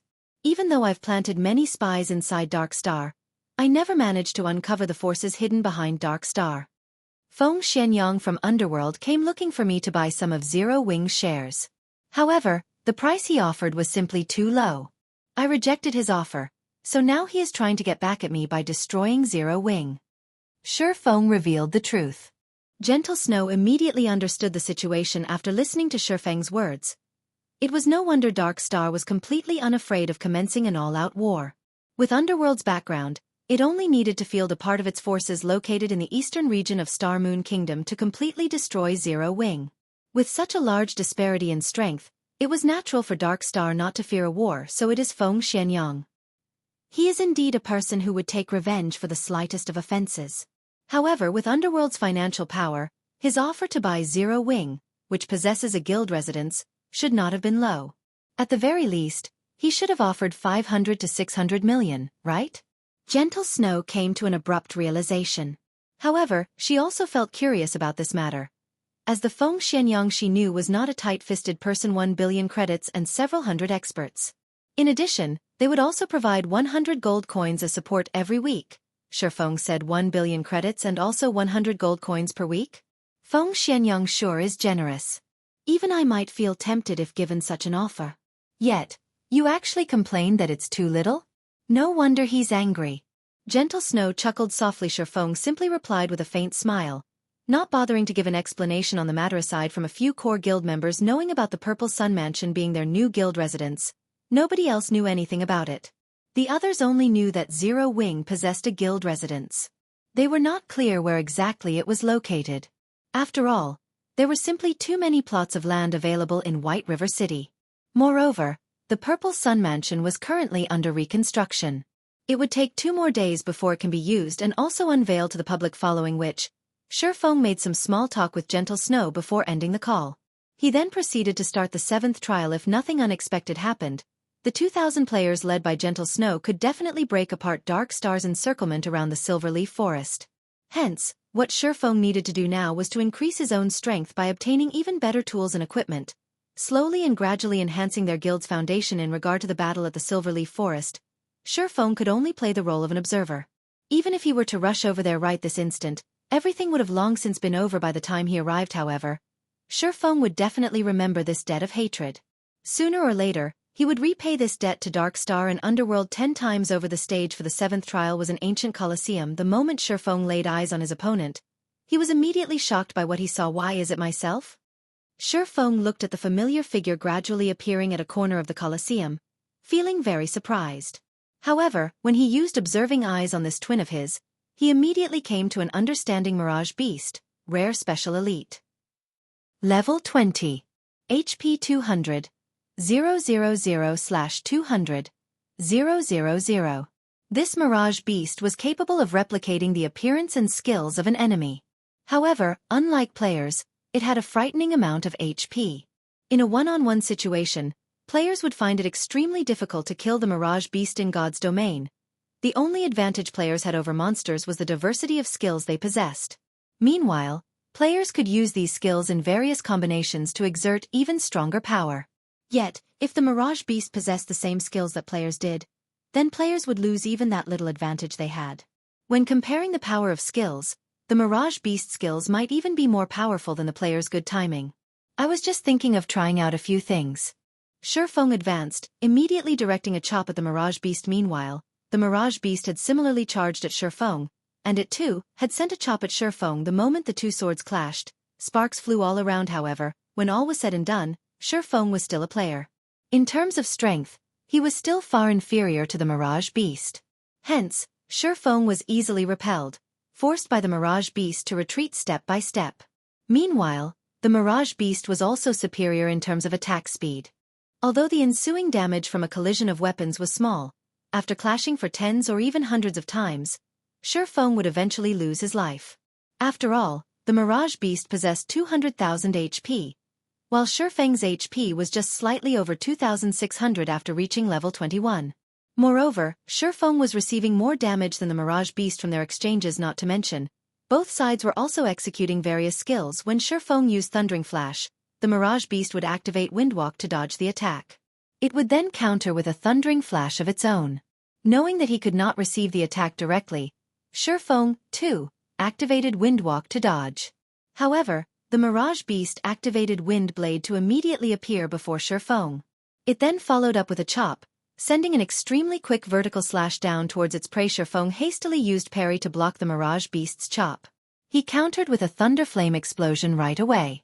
In the end, however, the Mirage Beast used parry to fend off the powerful attack. Shifeng then followed up with a Flame Burst, which was promptly countered with a defensive blade by the Mirage Beast. The exchange between both sides was extremely intense. After a dozen seconds or so, Shifeng's HP had fallen to 60%. On the other hand, the Mirage Beast had lost only a negligible amount of HP. Just the Mirage Beast's battle recovery negated most of the damage Shifeng had caused, as expected of the 7th trial. Even the monster's normal attacks and skills are used with such viciousness. However, instead of feeling afraid, a sense of excitement was bubbling within Shifeng at the moment. However, do you know this move? Shifeng looked at the Mirage Beast, a faint smile appearing on his face. He then proceeded to activate the Black Emperor Inheritance. Dark Fog immediately started emerging from the Abyssal Blade and then entered Shifeng's body. Chapter 296. Perfect Combination. Although the Mirage Beast was capable of duplicating a player's every skill, Shifeng had already obtained a clear understanding of the Mirage Beast during this short period of time. Shifeng had previously activated the Ice Blue Devil Flame after starting the battle. Yet, the Mirage Beast had not done so. The Ice Blue Devil Flame was not a skill Shifeng had learned. Instead, it was an additional effect provided by the item known as the Ice Blue Devil Flame. Hence, Shifeng could say with certainty that the Mirage Beast was incapable of duplicating the additional skills of a player's equipment. The moment the Dark Fog, which emanated from the Abyssal Blade, started permeating Shifeng's body. A faint silvery gray aura of death emerged on the surface of his body. Immediately, he charged at the Mirage Beast, while simultaneously activating 9 Dragon's Slash. The 12 Abyssal Blade Phantoms promptly started attacking the Mirage Beast the moment they came into existence. When the Mirage Beast saw the 12 Phantoms striking at it, it cleverly chose not to block them. Instead, it bombarded Shifeng with a thunder flame explosion. As long as Shifeng died, the 12 Abyssal Blade Phantoms would naturally disappear along with him. Seeing the Mirage Beast's actions, Shifeng simply revealed a calm smile. Rather than dodge the attack, however, Shifeng chose to activate Defensive Blade and proceeded to assault the Mirage Beast's Vital Point. Defensive Blade provided Shifeng with complete immunity to 4 melee attacks. He could simply allow the Mirage Beast's attack to connect without needing to defend using his sword at all. Meanwhile, Shifeng's twin swords had also landed on the Mirage Beast's body previously. In order to block Shifeng's Thunderflame explosion, the Mirage Beast had used up its own defensive blade. Hence, it had no choice but to endure Shifeng's attacks. Right now Shifeng took this chance to make 7 consecutive slashes on the Mirage Beast's body. His normal attacks caused over -500 damage, while critical hits dealt over -1000 damage. Meanwhile, each of the Abyssal Blade Phantoms could also inflict over -200 damage. Out of the 7 sword strikes Shifeng landed on the Mirage Beast, for achieved a critical hit. Coupling those sword strikes with the attacks of the Abyssal Blade Phantoms, Shifeng dealt over -7000 damage within this brief moment. It was a very impressive amount of damage. However, the Mirage Beast, which had taken on Shifeng's appearance, simply gave Shifeng a smile of disdain. The Mirage Beast looked as if it was saying, "This is your limit." The Mirage Beast had 200,000 HP, so -7000 damage was only a scratch to it. It would be perfectly fine again once it rubbed some spit on its wounds. On the other hand, now that Shifeng no longer possessed any life-saving skills, only death awaited. Hema high HP is really a great asset. Shifeng sighed when he looked at the Mirage Beast's HP bar. In the next moment though, Shifeng revealed a smile saying, "However, you are still 10 years too early if you think you can overpower me just with this asset of yours alone." Shifeng activated the Purgatory Shadow's additional skill, Purgatory Power, increasing his attack speed by 100% and damage by 30% for 15 seconds. Shifeng then pointed the Abyssal Blade at the Mirage Beast, charging at him. Abyssal Bind. 9 chilling chains instantly emerged from the ground, wrapping around and restraining the Mirage Beast. Abyssal Bind had a duration of 4 seconds. Despite being sealed, however, the Mirage Beast showed no signs of panic at all. It did not even try to resist in the slightest. Instead, it revealed a mocking expression as it looked at Shifeng, as if telling Shifeng to slash it as much as he wanted to. Previously, Shifeng had only managed to take away around 7000 of its HP after attacking it for slightly over a second. Even if the Mirage Beast allowed Shifeng free reign for 4 full seconds, the most it would lose was around 30,000 HP. That was not even a quarter of its total HP. Moreover, after Shifeng exhausted all his skills, he would also lose his means of dealing bursts of damage with neither life-saving skills nor bursting skills. The end result was obvious. Hence, the Mirage Beast felt very assured of its victory. Since the very beginning, this human never had a chance of defeating it. However, the Mirage Beast quickly discovered that reality was much crueler than fantasy. The Abyssal Bind indeed had a duration of only 4 seconds. However, the skill also possessed the effect of reducing its target's defense by 100%, and this allowed Shifeng's damage to abruptly soar. Now, each of Shifeng's normal attacks could deal over -700 damage. Miraculously, one of his attacks even triggered the Doom Curse, one of the Abyssal Blade's effects. Instantly, the Mirage Beast had its attributes reduced by 30%, and its maximum HP fell from 200,000 to 140,000. Engulfed by the storm of swords, the Mirage Beast's HP fell crazily. Shifeng also achieved critical hits with his attacks one after another, stacking layer upon layer of death aura around his body. In this situation, the 9 Dragon Slash could be said to be a perfect match for the Black Emperor inheritance. After activating the 9 Dragon Slash, Shifeng would not be lacking in death auras at all. Before the 4 seconds were up, the Mirage Beast's HP had already gone below the 70% threshold. Just as the Abyssal Bind was about to lose effect, and the Mirage Beast was about to regain its freedom, Shifeng abruptly leaped into the air and switched sword techniques. Simultaneously, he used 10 of the 30 layers of death aura he had accumulated to reduce the Thunderflame explosion's cooldown. The level 7 Thunderflame explosion had a cooldown of 30 seconds. Meanwhile, each layer of death aura could reduce a skill's cooldown by 3 seconds. After using 10 layers of death aura, Thunderflame explosion could be used again. However, Shifeng was still not done. He then used the remaining 20 layers of death aura on himself, instantly increasing all his basic attributes by 40%, and attack speed and movement speed by 20% for 10 seconds after receiving this new buff. Shifeng executed Thunderflame Explosion, bombarding the Mirage Beast's head and sending sparks of flame flying all around. A damage of over -1,300 points appeared above the Mirage Beast's head, and the monster was placed into a fainted state for 3 seconds. Unless a monster was completely immune to control skills, powerful experts could usually restrain said monster continuously until death.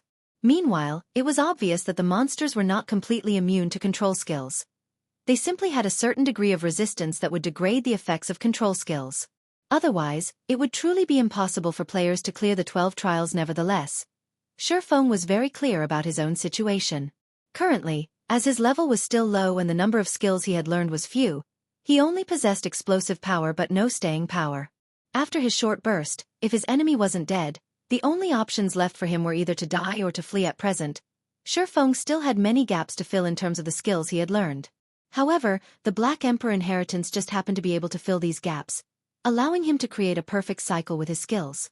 Without the Black Emperor inheritance, Shifeng would not have dared to challenge the 7th trial at all. The only pity was that the effects of the Black Emperor inheritance could only be used on the skills Shifeng had personally learned. It could not be used on the additional skills that came with equipment or weapons. If it were actually possible to do so, it would simply be too overpowered. Throughout the fainted debuff's 3-second duration, Shifeng had not only dealt a ton of damage himself, he had also managed to collect over 20 layers of death aura, thanks to the 9-dragon slash. When the Mirage Beast was about to regain consciousness, Shifeng spent another 10 layers of death aura to reset the cooldown of Thunderflame Explosion, before promptly using it on the Mirage Beast again. This time, however, the fainted debuff of Thunderflame Explosion was less effective on the Mirage Beast. The debuff's duration was less than 3 seconds now. However, Shifeng did not care about this matter, because at this time, he was drowning in the pleasure he felt from brandishing his 2 swords. He felt that this was the true combat method a swordsman should have, and it was a combat method he had always been pursuing. Excessive strength easily gave rise to gaps. Instead of mindlessly trying to deal as much damage as possible, the true way to battle was to combine and coordinate one's skills to attack steadily like flowing water. In this way, Shifeng continually used Thunderflame Explosion to incapacitate the Mirage Beast. Although the fainted debuff's effect grew weaker and weaker each time, the Mirage Beast's remaining 140,000 HP was still forcefully wiped out by Shifeng's perfect control. Ultimately, the Mirage Beast remained helpless until the very end. The various big shots present in the Eternal Throne also could not help but be shocked by this result. They had never imagined that Shifeng had such strength within him. System. Mirage Beast defeated. 7th trial completed. Rewarding 15 million EXP, 30 free mastery points, and 10 gold coins. Proficiency of all skills increased by 800 points. System. 7th trial cleared. Do you wish to start the next trial? The moment Shifeng received 15 million EXP, he instantly leveled up twice to level 23. Currently, only Blackie had reached level 23 throughout the entire White River City. However, Blackie had spent several days in order to go from level 21 to level 23. On the other hand, Shifeng had taken less than 10 seconds to do so.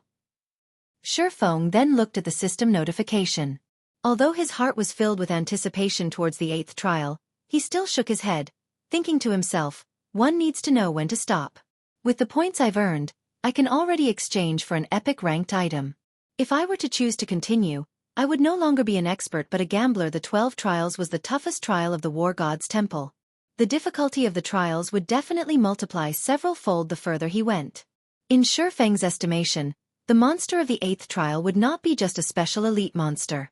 Instead, it was highly possible for it to be a chieftain-ranked monster. A chieftain was much more powerful than a mere special elite. Aside from having even more HP, it would also possess a much greater resistance to control skills. Chieftain-ranked monsters also possess team wipe skills, and a single mistake would mean the end for Shifeng. Moreover, Shifeng did not possess the slightest idea what kind of monster he would be facing in the 8th trial. If it was a chieftain-ranked monster that he was completely unfamiliar with, then he practically had no chance of successfully killing it. The ability to make calm analyses was also a prerequisite to becoming an expert in God's domain. As a first-rate expert, Shifeng naturally knew when to decisively give up, following which, Shifeng selected no in reply to the system's prompt. He was then teleported out of the 12 trials. Chapter 297, Stigmata. Interesting. Truly interesting. Sitting on a silver throne, Eucharis voiced his praise as he looked at Shifeng. Your performance has completely surpassed our expectations. It is also for this reason that we have decided to reward you with an additional 2,000 merit points. It was also a fact that the last time someone managed to clear the 7th trial was over a millennium ago system. Rewarding 2,000 War Gods Temple merit points, that's generous of them. An expression of joy appeared on Shifeng's face with 1,500 merit points. Shifeng could afford to exchange for a dark gold ranked item. Meanwhile, 4,000 merit points would be equivalent to an epic ranked item. Hence, the additional 2,000 merit points he received right now was truly a big harvest since you've already passed our test. Walk to the center of the chamber. We will give you the strength necessary to locate the 7 treasures. Eucharis said. Shifeng then strode to the center of the eternal throne. There were countless divine runes inscribed on the floor there, joined together to form a huge magic array. Meanwhile, the 50 silver thrones were hovering around this magic array, the thrones themselves apparently connected somehow with this magic array. Let us begin, then, Eucharis said as he looked at his companions. The lords of the silver thrones nodded their heads and promptly stood up. Immediately after, the mana inside the eternal throne started churning. The mana density here was no less than at the god's grave. Meanwhile, this thick mana clustered around the magic array, forming 50 dense-looking fluid balls. Each one of these fluid balls was the size of a basin. These balls of liquid mana were definitely the densest mana Shifeng had ever seen in all his years of playing God's domain. At this time, Eucharis had also turned his head to look at one of the lords of the golden thrones. My lord, the preparations are completed, Eucharis said respectfully. It is still not enough. The phantom sitting in a golden throne said in a low tone. Eucharis was confused by these words. The liquid mana they had formed was several hundred times more precious than even 7 luminaries crystals, and each and every drop had taken the 50 of them great efforts to form, not to mention 50 basin-sized liquid mana. Such an amount of liquid mana was more than enough to cast a silver stigmata. It is rare to find good talent. Let us lend a hand as well, the phantom sitting in a golden throne said to his 8 other companions. Very well then. A person capable of passing the 7th trial is indeed worthy of the 9 of us taking action. The other 8 lords of the golden thrones nodded their heads in reply to their companion's suggestion. They then stood from their seats, floating in mid-air as they started to condense mana as well. In the blink of an eye, 9 house-sized balls of liquid mana appeared in the air above the thrones in the eternal throne. Eucharis and the others were shocked by this sight. Never would they have imagined that these 9 lords would actually take action and work together to cast a stigmata for a minor existence like Shifeng. This was the first time since the appearance of that absolute genius thousands of years ago. As for Shifeng, at this moment, he could no longer keep his mouth closed in regard to liquid mana. Shifeng had seen this item before in the past. Mages considered it a priceless treasure. Even when offered epic ranked items in trade, mage players would not be willing to part with the liquid mana they possessed. Just the basin-sized balls of liquid mana that each of the lords of the silver thrones had formed had already given Shifeng a great shock. Now, the 9 peerless existences floating in front of the golden thrones had actually managed to each form a house-sized ball of liquid mana. Judging based on sizes, the total liquid mana summoned by the 50 people from before did not amount to even 1/10 of a single house. In the next moment, all of the liquid mana summoned was injected into the magic array. The divine runes engraved into the chamber started lighting up one after another, and within moments, every single divine rune inside the grand chamber was giving off a golden glow. In the center of the eternal throne, a golden divine pattern took form. This divine pattern then melded with Shifeng's body. Shifeng immediately felt his body being filled up with an infinite amount of power, his mind clear as day, as if he knew everything there was to know in the world. However, this feeling only lasted for a few short seconds before it completely dissipated. Meanwhile, Shifeng's pupils, which were originally pitch black in color, had also turned golden for a brief moment. Although his pupils regained their original color, careful observation would reveal innumerable bright stars flashing within them, looking just like the starry skies at night. System. Congratulations! Player has obtained golden stigmata. Reputation with the War God's Temple increased by 3,000 points. The seal on the Endless Abyss has been broken. If we wish to reseal the Endless Abyss, we need the assistance of the 7 treasures, which the gods had bestowed upon the human race. However, the 7 treasures have been missing for hundreds of years now, scattered throughout this large continent. A few of these 7 treasures have even been damaged.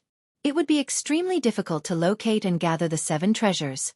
However, with the stigmata that we have engraved into your body, your task of locating the 7 treasures should become much easier. As long as you come within a certain range of one of the 7 treasures, the stigmata will produce a response to notify you of it. If you happen to come across one of the 7 treasures that is damaged, the stigmata can also aid you in repairing it. Now that our part here is done, We will move to suppress the endless abyss. The fate of the entire continent will depend on you now. I pray that you will be able to gather the 7 treasures as soon as possible. System, Legendary Ranked Main Storyline Quest, 7 Treasures, Accepted Quest Details. The 7 treasures have been scattered throughout the continent. Player is required to gather the 7 treasures within 2 years. Otherwise, the endless abyss will break through the war god's temple suppression and plunge all inhabitants of God's domain into misery and suffering, turning the continent into the playground of darkness. If player is unable to complete this quest, player's level will drop by 30, all attributes will be permanently reduced by 70%, and all EXP gained will be reduced by 90%. The system really is ruthless. If I can't complete this quest, this account would definitely have to be scrapped. Fortunately, I have 2 years to complete it. Sure Feng inwardly clicked his tongue when he read the system notification, however. Just what is this stigmata thing? Sure Feng wondered as there was nothing new on his body or in his bag. He then opened his status bar to take a look. As expected, there was an additional column labeled Stigmata. Their golden stigmata automatically perceives the presence of the 7 treasures within a radius of 5,000 yards. Detect can be used once a day to search for the specific location of the 7 treasures within a radius of 50,000 yards. In addition, player will receive Stigmata's power, providing player with ignore levels plus 20 and all resistances plus 40. For every increase in 5 levels, all attributes of player will increase by 5 points, in addition to receiving 10 free attribute points and 10 free mastery points. Player will also receive the skill Omniscient Eyes. Omniscient Eyes, a pair of eyes that can see through everything and find out all information. Nothing is capable of hiding from the Omniscient Eyes. The Omniscient Eyes have a perception range of 100 yards. Duration 1 minute. Cooldown 10 minutes. Such amazing effects. Sure Feng's excitement after looking at the effects of the golden stigmata was indescribable. For starters, the additional 40 points in all resistances meant that he could ignore most of the environmental factors of many terrains. He would also receive reduced damage from spells. When battling against magic-type monsters, he could easily take on the role of an EMD. However, the most amazing part about the golden stigmata would still have to be the increase in attributes. The golden stigmata was unlike the abyssal blade, whereby Sure Feng would receive 2 additional free attribute points every time he leveled up. However, the golden stigmata would provide Sure Feng with an average of 7 basic attribute points per level, 2 points of which were even free attribute points. This was definitely a huge increase. Moreover, the golden stigmata also provided Sure Feng with a powerful identification skill.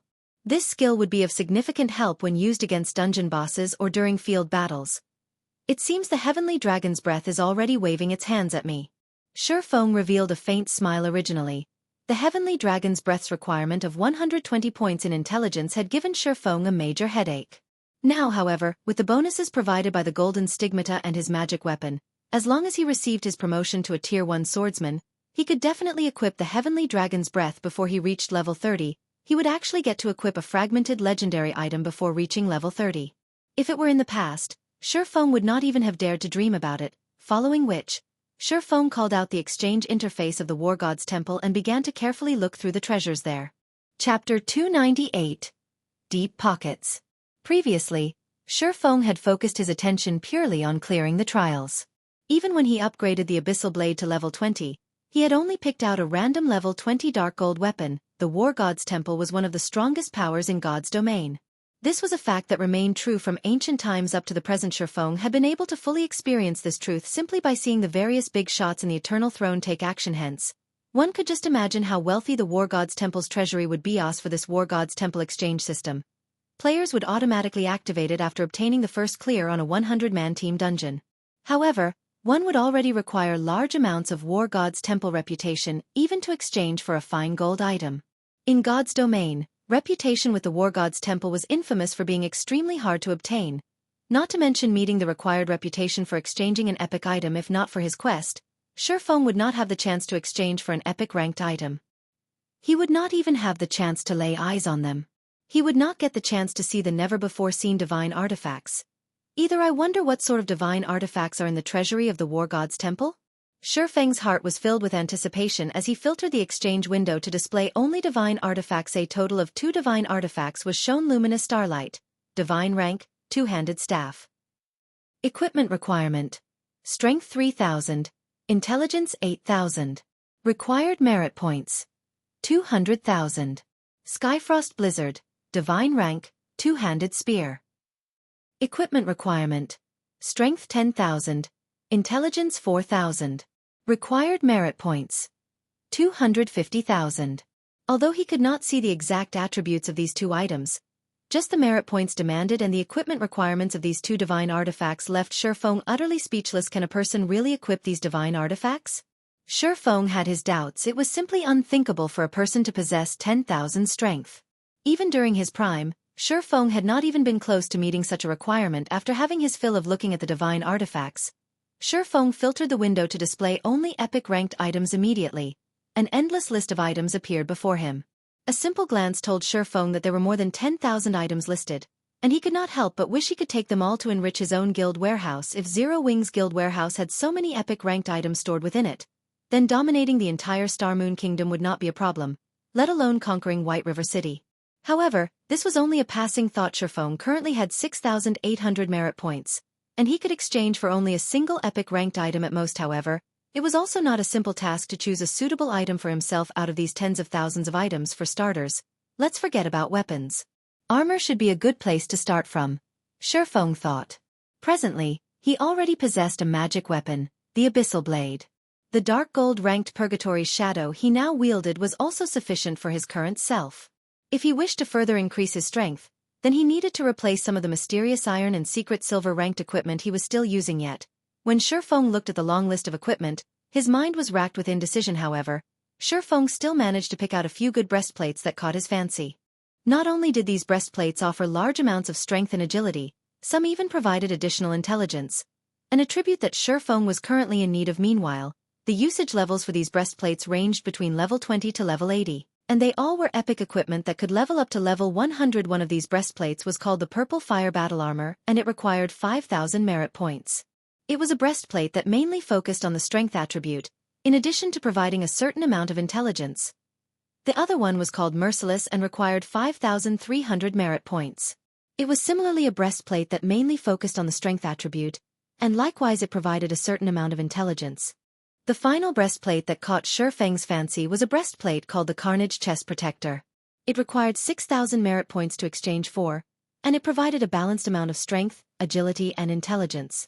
The design of the breastplate was also very good, and it was also Shifeng's favorite out of the three breastplates. However, if he were to exchange for the Carnage Chest Protector, he would not be able to do much with his remaining merit points. Let's take a look at some other items for now. After some contemplation, Shifeng filtered the exchange window to display ornaments that had a minimum equipment requirement of level 20.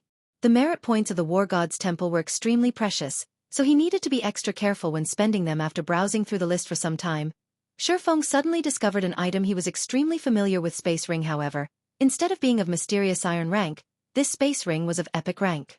It was capable of storing up to 2,000 slots of items and cost 4,500 merit points. However, it would simply be a luxury to spend 4,500 merit points on this item, and Shifeng was definitely not willing to waste his precious merit points to purchase it. Isn't this the ring mentioned in the legends? Why is it categorized under epic ranked items? Shifeng noticed another ring he was familiar with, 7 Luminaries Ring. Shifeng had done his fair share of research on the history of God's domain during his past life. The 7 Luminaries Ring was a ring crafted by one of the ancient gods, the Twilight Goddess. 7 formidable powers were sealed inside this ring, and each one of these 7 powers could match the power of a god. Meanwhile, the 7 Luminaries Ring allowed the simultaneous use of these 7 powers. Even a mere mortal would have the power to destroy heaven and earth when equipped with this ring. Rumor had it that the legendary god Slayer possessed the 7 Luminaries Ring, and it was precisely because of this ring that he had the power to kill gods. Is it a replica? Shifeng did not believe that the War God's Temple possessed the real 7 Luminaries Ring, the reason being, an epic ranked item would not be powerful enough to decimate heaven and earth. Even a divine artifact did not have that strength. According to Shifeng's understanding, the 7 Luminaries Ring was a true godly relic. However, even a replica was an extremely rare find. To put it bluntly, replicas were weaker copies of the real deal. Although the replica 7 Luminaries Ring would not possess the power to decimate heaven and earth, at the very least, it could still be used to beat some tigers and kill some wolves. It should still have the original features, albeit greatly watered-down versions of them. Shifeng then looked at the merit points required, discovering that the ring actually cost 8,000 merit points. It was worth almost half of a fragmented legendary item. Are you kidding me? Is this the brand effect? Shifeng couldn't help but inwardly curse the war god's temple. It was simply a replica. The other epic ranked rings only cost 6,000 points, at most. So on what basis would a replica be worth 8,000 points? 8,000 merit points. It seems I won't be able to exchange for it. Shifeng sighed. Although he coveted the 7 luminaries ring greatly, he had only 6,800 merit points, following which, after taking his time looking through the myriad items, he still did not find anything that he fancied. Ultimately, he ended up choosing the Carnage chest protector. As for the 7 luminaries ring, he could only slowly accumulate merit points and exchange for it in the future system. 6,000 merit points are required to exchange for the Carnage chest protector.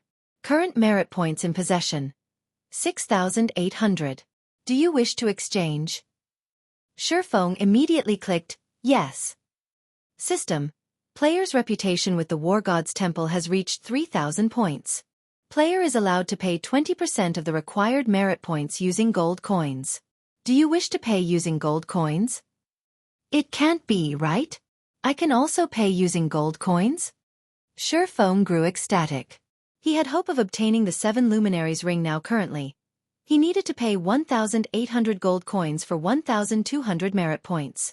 This meant that each merit point was equivalent to 1 gold 50 silvers. Such a price was much more expensive than just simply buying epic ranked items on the market, where one epic ranked item was worth only around 1,000 gold. If 6,000 merit points were converted to gold coins, that would be a total of 9,000 gold. This price was at least 8 to 9 times more expensive than the markets. The system was truly Blackheart, however.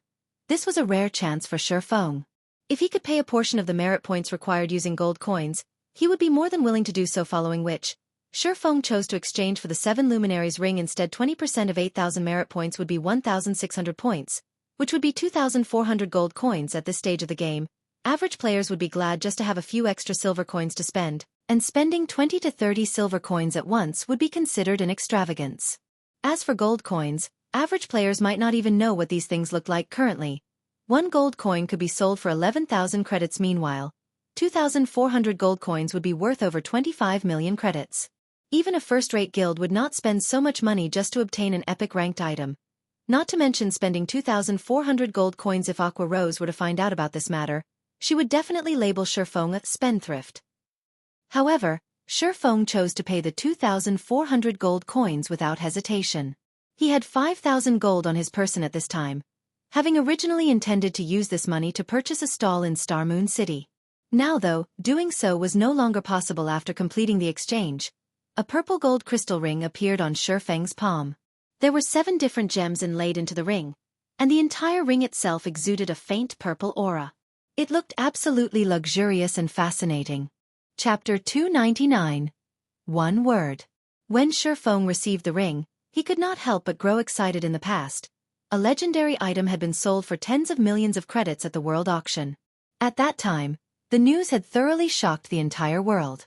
Many people felt that the person who purchased the legendary item was a complete fool.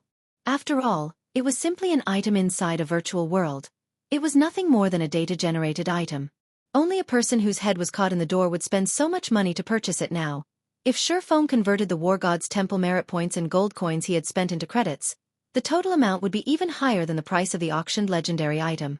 More importantly, he had spent such a large sum just to obtain an epic item, which was 2 ranks lower than a legendary item. However, even if Shifeng were called a fool several hundred times over, he would still be willing to do what he had done without hesitation. He was only afraid that he would not get such a chance back then. Countless people had ridiculed the person who purchased the legendary item as a big fool. Later on, however, that person became the guild leader of King's Return, Odin. King's Return was a super guild, and the territories it occupied surpassed even an empire. Meanwhile, as the guild leader of such an amazing guild, Odin was an existence that made everyone feel fear and respect. The wealth and status he possessed was simply unimaginable. Did anyone laugh at him after that? The answer was no. Instead, the target of people's ridicule shifted to the fool who had sold the legendary item in the first place. At that time, not to mention several tens of million, even if traded using a city with a population of several millions, it would still have been a losing transaction. Meanwhile, the 7 luminaries ring was a godly relic mentioned in legends, although the one Shifeng had was only a replica. Replicas could still be divided into different categories if one took a replica of a fine gold item and a replica of an epic item and placed them side by side, without even making an in-depth comparison. One could already tell which one was the better item. After all, there was already a huge gap between the calibers of the two items. Moreover, the higher the quality of the target of replication, the greater the difficulty in replicating it. One could not produce a replica simply by wishing for it. The difficulty of producing an epic item that was the replica of a godly relic was much higher than simply producing a normal epic item. The difficulty of doing so might even rival the difficulty of producing a legendary item. The person who produced this ring must be a truly amazing forging sage. If the materials and energy used were of higher quality, the final product might even have become a legendary item. Shifeng was a forger himself, so he naturally could tell just how amazing the forger that managed to produce the 7 Luminaries ring was. The replica of a godly relic would definitely not have been easy to produce. Even a Grandmaster forger would not be able to produce one. It would only be possible for a forging sage 7 Luminaries ring, replica, ring, epic rank. Level 20, Level 80, Current Level, 23. Equipment Requirement. Strength 200. Attributes will be adjusted according to user's level. Strength plus 45. Agility plus 35. Intelligence plus 35, Endurance plus 30, Vitality plus 30, Damage plus 10%, Maximum HP plus 15%, Ignore levels plus 10, All skills plus 2 levels. All items level requirement reduced by 5 levels. Additional skill dash. 7 Luminaries aura. There are 7 different auras: Earth, Water, Wind, Fire, Time, Illusion, and Space. Only one aura can be used each time, and there will be a cooldown of 1 minute when changing between auras. Aura of Earth. Level 1 requires 1 million EXP to upgrade to Level 2. Defense increased by 30%. Damage taken reduced by 20%. Activatable skill dash. Absolute defense. Provides immunity to 7 attacks. Cooldown 1 minute 30 seconds. Aura of Water. Level 1 requires 1 million EXP to upgrade to Level 2. Received healing increased by 30%. Cast consumption reduced by 20%. Activatable skill dash. Life Bloom. Heal selected target for 10% HP every second for 30 seconds. Cooldown 1 minute 30 seconds. Aura of Wind. Level 1 requires 1 million EXP to upgrade to Level 2. Movement speed increased by 20%. Attack speed increased by 20%. Agility increased by 15%. Activatable skill dash. Wind Rider. Enables temporary flight and movement speed increase of 100% for 15 seconds. Cooldown 2 minutes. Aura of Fire. Level 1 requires 1 million EXP to upgrade to Level 2. Damage increased by 30%. Target's defense reduced by 20%. Activatable skill dash. Firestorm. Inflicts 500% damage within a range of 10 by 10 yards for 5 seconds. Cooldown 5 minutes. Aura of Time. Level 1 requires 2 million EXP to upgrade to Level 2. Cooldown of all skills reduced by 20%. Enemies within a 100-yard radius will have their movement speed and attack speed reduced by 20%. And cooldown of skills increased by 20%. Activatable skill dash. Absolute Time. Prevents enemies within a range of 50 by 50 yards from using any skills or tools for 20 seconds. Cooldown 3 minutes. Aura of Illusion. Level 1 requires 2 million EXP to upgrade to Level 2. All attributes increased by 20%. Enemies within a 100-yard radius will have all their attributes reduced by 20%. Activatable skill dash. Fantasy World. Immunity to all magic damage and 10% of magic damage received will be converted to healing to recover players' HP for 10 seconds. Cooldown 3 minutes. Aura of Space. Level 1 requires 2 million EXP to upgrade to Level 2. Immunity to all control and restricting effects. Activatable skill dash. Space Movement. Instantly move to any location within a radius of 300,000 yards. Cooldown 10 minutes. As expected of a godly relic's replica. Even if it is only at epic rank, apart from the basic attributes it provides being inferior to a legendary item, its other aspects are much stronger. Shifeng's surprise reached its limits after he read the attributes of the 7 Luminaries ring. This was the first time Shifeng was seeing the exact abilities of the 7 Luminaries ring at this moment.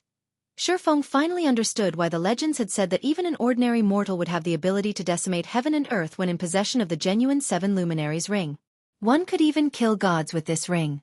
Meanwhile, the 7 luminaries ring in Shifeng's hand was only a replica. It was also only at epic rank, and it was tens of thousands of miles away from being comparable to the genuine article. However, even if it was only an epic-ranked replica, in Shifeng's eyes, it was already a miniature godly relic. It could easily outshine any other epic item. It would be great if I could upgrade this epic-ranked 7 luminaries ring to legendary rank. Shifeng could not help but start fantasizing. If he could raise the 7 luminaries ring's rank to legendary, then its value would become immeasurable. At that time, only divine artifacts would be able to suppress it. After Shifeng equipped the 7 luminaries ring, his attributes greatly increased. His intelligence reached 91 points, only a small distance short of 120 points. I can use the aura of earth when acting as an MT, aura of water when acting as a healer, aura of wind when hunting or escaping, aura of fire when battling, aura of time and aura of illusion when fighting in a team battle, and aura of space when I'm in a hurry. This ring covers almost every possible situation. It truly is the most powerful epic item. Shifeng had mostly grasped the uses of the 7 auras in the 7 luminaries ring. It really made one wonder just how powerful the genuine godly relic was. Just as Shifeng was fantasizing about the genuine godly relic, he suddenly thought of another matter. If he used the aura of space, he could still make it if he hurried to the Silverleaf Forest right now. After all, a distance of 300,000 yards could generally cover 2 regions. Shifeng could first teleport to Stream Fort from White River City. Afterwards, he only needed to pass through 4 regions in order to arrive at the Silverleaf Forest. Under normal circumstances, even if Shifeng ran with all his might, he would still need around 5 hours to travel across these 4 regions. However, now that Shifeng could instantly travel across 2 regions, he might even arrive at the Silverleaf Forest before Gentle Snow's reinforcements did. Thinking so, Shifeng immediately departed from the War God's Temple and headed towards the teleportation hall of Starmoon City. Chapter 300. Midway Interception. The Silverleaf Forest, also called the Silver Forest by players, was a place filled with monsters ranging from level 18 to level 25. It was a rich land. As to why it was called rich, it was because the monsters here were a great source for high-quality leather. These leathers were important materials used in the production of bags and leather armor. Moreover, the monsters here also dropped high-quality meat. Most importantly, however, there were a total of 14 field bosses present in this Silverleaf Forest. Field bosses were one of the main sources of income for guilds. Also, unlike team dungeons, which would reset only once every 3 days, field bosses respawned daily. The improvement these field bosses could bring to a guild's equipment was quite significant. Was also the reason why Fire Dance had led Zero Wing's core team here to kill field bosses. Now, however, the Silverleaf Forest swarmed with members of Dark Star. These players were grouped into smaller teams of a dozen or so players and larger teams with as many as 100 or so players.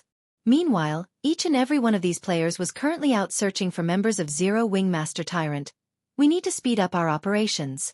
If we wait until Gentle Snow's people arrive, it will be difficult if we wish to wipe out Zero Wing's main force, Southwolf said as he looked at Lone Tyrant. For her to actually willingly send out reinforcements, it seems that woman really does have a deep relationship with Zero Wing.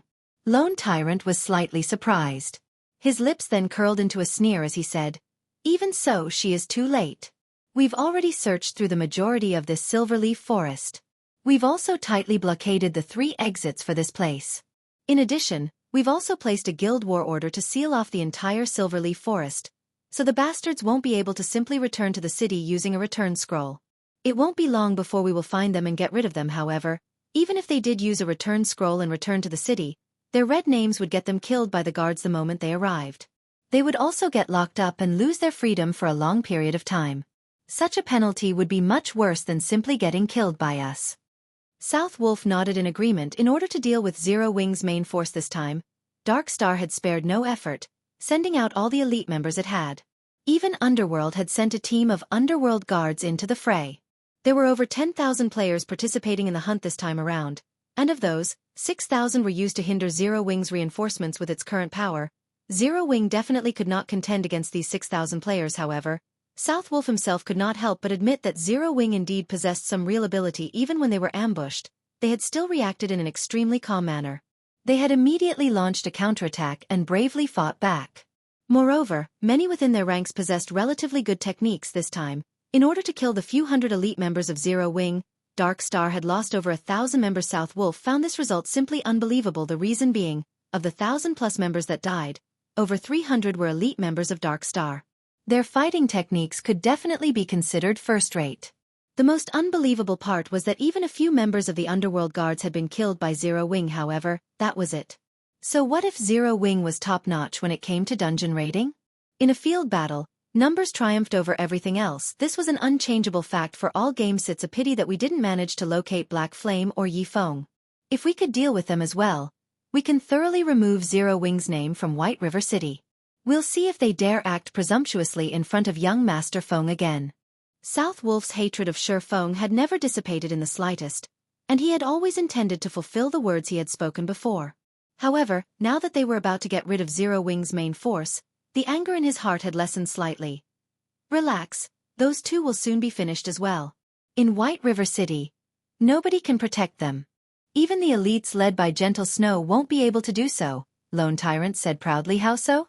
Asked South Wolf, somewhat surprised. If Zero Wing can make allies, why can't Dark Star do so as well? Lone Tyrant softly chuckled. Allies? This was the first time South Wolf was hearing about this. Of course you wouldn't know about this matter. This is a heavily guarded secret of Dark Star. I made this alliance precisely to forestall Gentle Snow's intervention, and also to prevent them from joining together with Zero Wing to deal with us, Lone Tyrant said pridefully, as if he had full control over everything.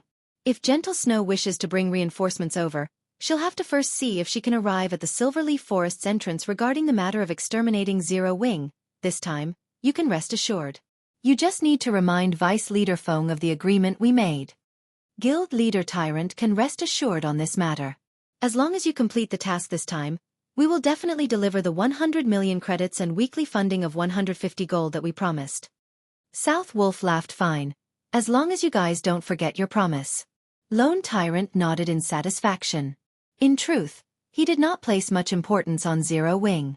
When Feng Xianyang had asked him to deal with Black Flame and Zero Wing, Lone Tyrant had simply agreed, not giving the request much thought. After all, Lone Tyrant had never acknowledged Zero Wing as Dark Star's opponent.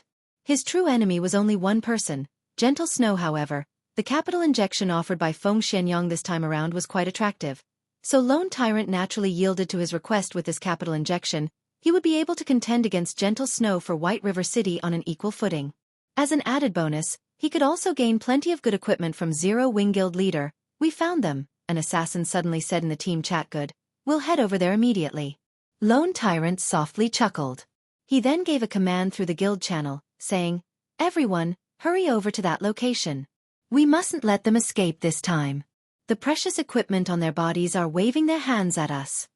Immediately, all the members of Dark Star that had come to the Silverleaf Forest cheered loudly. They had long since been drooling over Zero Wing's precious equipment.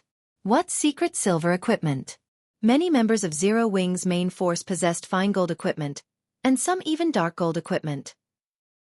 Meanwhile, at one of the dense thickets of the Silverleaf Forest, space suddenly ruptured. One man walked out from this rupture in space, and this person was none other than Shi Feng, who had arrived using space movement. Space movement sure is convenient. Too bad it has a slightly long cooldown. Shi Feng was liking the 7 luminaries ring more and more now. Shi Feng had taken less than an hour to get here from Star Moon City, even arriving ahead of Gentle Snow. Just as Shi Feng was about to contact Fire Dance, a call came from Gentle Snow. We got ambushed by 500 or so elite players, so it may be a little later before we can reach the Silverleaf Forest, Gentle Snow apologized. Ambushed? Shi Feng was surprised. To actually muster so much manpower, that Lone Tyrant sure came prepared. We weren't ambushed by players from Dark Star. Gentle Snow shook her head. No? Is it Underworld then? Shi Feng couldn't help but feel amazed by Underworld's strength. It definitely should not be easy to field so many players for this hunt. Yet, they were actually able to deploy another 500 plus elites to hinder Gentle Snow. The organization known as Underworld really possessed a powerful framework. No. They're elites from World Dominators. My guess is that Dark Star has already joined hands with World Dominators.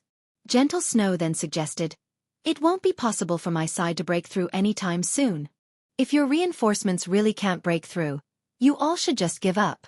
If we wait until World Dominators' troops head over there and carry out a pincer attack against you, then Zero Wing will truly be finished. I know. Shi Feng fully understood the situation now. Dark Star wasn't planning on just giving a huge blow to Zero Wing this time. Instead, they intended to wipe out Zero Wing, removing it as a threat completely. Chapter 301, Fangs. The reinforcements form Ouroboros definitely won't make it now. Zero Wing's forces had also been blocked at the outer perimeter of the Silverleaf Forest according to Shifeng's understanding. Dark Star currently had over 3,000 members searching inside the Silverleaf Forest, including practically all of Dark Star's elites. The 6,000 or so players blockading the outer perimeter were merely cannon fodder if this stalemate continued. World dominators might succeed in carrying out a pincer attack with Dark Star, annihilating Zero Wing's forces. Aqua, would it be possible to break through on your side? Shifeng contacted Aqua Rose and asked with the current numbers we have at hand. Definitely not. However, I've already mentioned this matter in the guild channel and have sent for more members to hurry over. We should be able to gather another 3,000 members in half an hour. The level and quality of equipment of our guild members are much higher than Dark Star's, so as long as we can join with these 3,000 members, we can break through their blockade, Aqua Rose said confidently. She had faith in their guild's combat prowess. Although Zero Wing had far fewer members than Dark Star, with Dark Star having well over 30,000 members, there wasn't much of a difference in the number of elite players each guild possessed of Dark Star's 30,000 members. More than 10,000 were newbies around level 10. Meanwhile, the elites that managed to reach level 16 only numbered around 6,000. On the other hand, despite recruiting only a small amount of players, their member count only hovering slightly above 5,000, there were actually over 4,000 elites in Zero Wing who were over level 16. If other guilds discovered this fact, they would be shocked.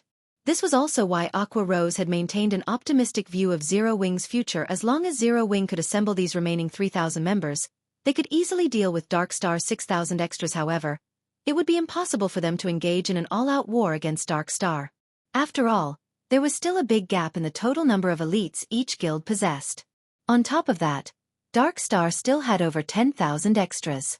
Even if their combat prowess was weak, they could still overwhelm and kill Zero Wing's elites using the advantage of numbers. I understand. World Dominators is currently hindering Gentle Snow's group. You should stop trying to break through into the Silverleaf Forest from your side. Instead, turn around and begin a pincer attack on World Dominators. Let's take this chance to kick them out of White River City. Shifeng issued his commands after some thought. However, Shifeng's words had shocked Aqua Rose into a daze. Guild leader, we're here to save people. Wouldn't it be a bad idea to start a war with World Dominators right now? Aqua Rose asked worriedly. World Dominators was a first-rate guild. Although the main force of World Dominators was not based in White River City, they still should not be taken lightly. Just like Ouroboros, even though their main force was based outside of White River City, they were still the top guild in White River City. Moreover, wasn't World Dominators similarly one of the top 6 guilds in White River City? If Zero Wing headed over and attacked the members of World Dominators right now, it would be a declaration of war. Dealing with Dark Star was already a huge headache. If they had to face another one of the top 6 guilds in White River City, how could Zero Wing continue mingling in White River City? It'll be all right. Just go. Remember, the moment you arrive, immediately use a guild war order to seal the location. Don't allow anyone from World Dominators to use a return scroll to leave that area, and make sure you kill every single one of those bastards. Teach them that there is a price to pay if they wish to take advantage of Zero Wing. Shifeng growled murderously. Although Shifeng advocated a low-profile and secretive development, that did not mean that he would receive enemies with a smile, even when said enemy banged on their front door. Whether it was Dark Star or World Dominators, if they really thought Zero Wing was a sickly animal that they could easily bully, they should get ready to pay a heavy price. But what do we do about Fire Dance? And the others? There are still more than 50 players with them, and they are all the cream of the crop of our guild. Now that they are all red names, if they die, our guild will suffer tremendous losses. Although Aqua Rose could discern Shifeng's rage and killing intent from the tone of his voice, she still tried to dissuade him. I'll save Fire Dance and the others. Shifeng answered with absolute confidence. Aqua Rose sighed at Shifeng's answer. However, she no longer chose to pursue the matter, and instead, she said, "Fine, but as the guild leader of Zero Wing, don't you think you should say a few words to your fellow guild members as well? You haven't expressed your intentions since Dark Star declared war against us. Although nobody in the guild has said anything about it, considering the weight of this incident and the declaration of war against World Dominators, how can you stay silent?" After the war with Dark Star began, both murderous intentions and excitement swept through everyone in Zero Wing. Many in the guild had expressed their eagerness for vengeance, speaking in the guild channel about how they were going to teach the bastards from Dark Star a lesson and show Dark Star know how amazing Zero Wing was. However, as the intensity of the battle between both guilds grew, and the number of deaths increased, the atmosphere in Zero Wing became heavy.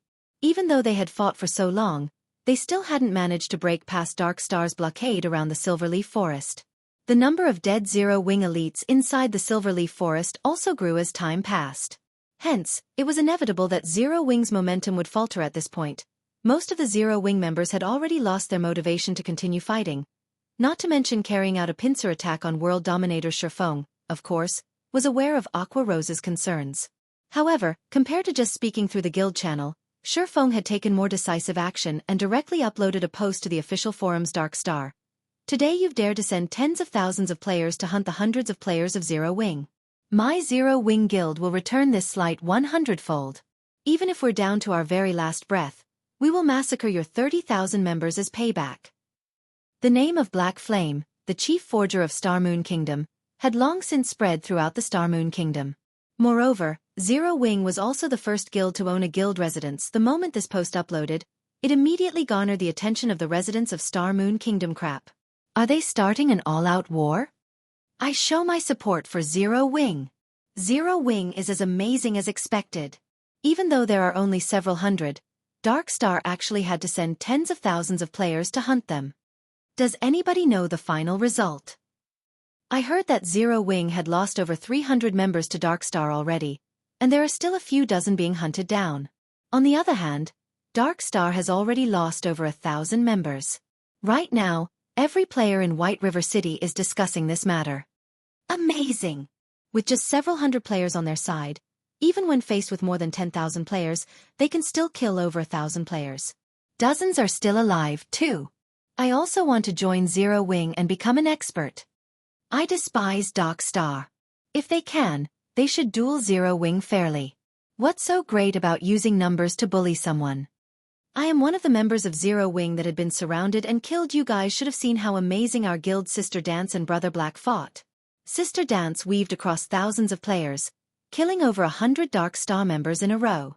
Brother Black's spells instantly vaporized hundreds of Dark Star members the moment it landed. I have a video recording of the battle, so come to Zero Wing's forum section if you want to have a look at it.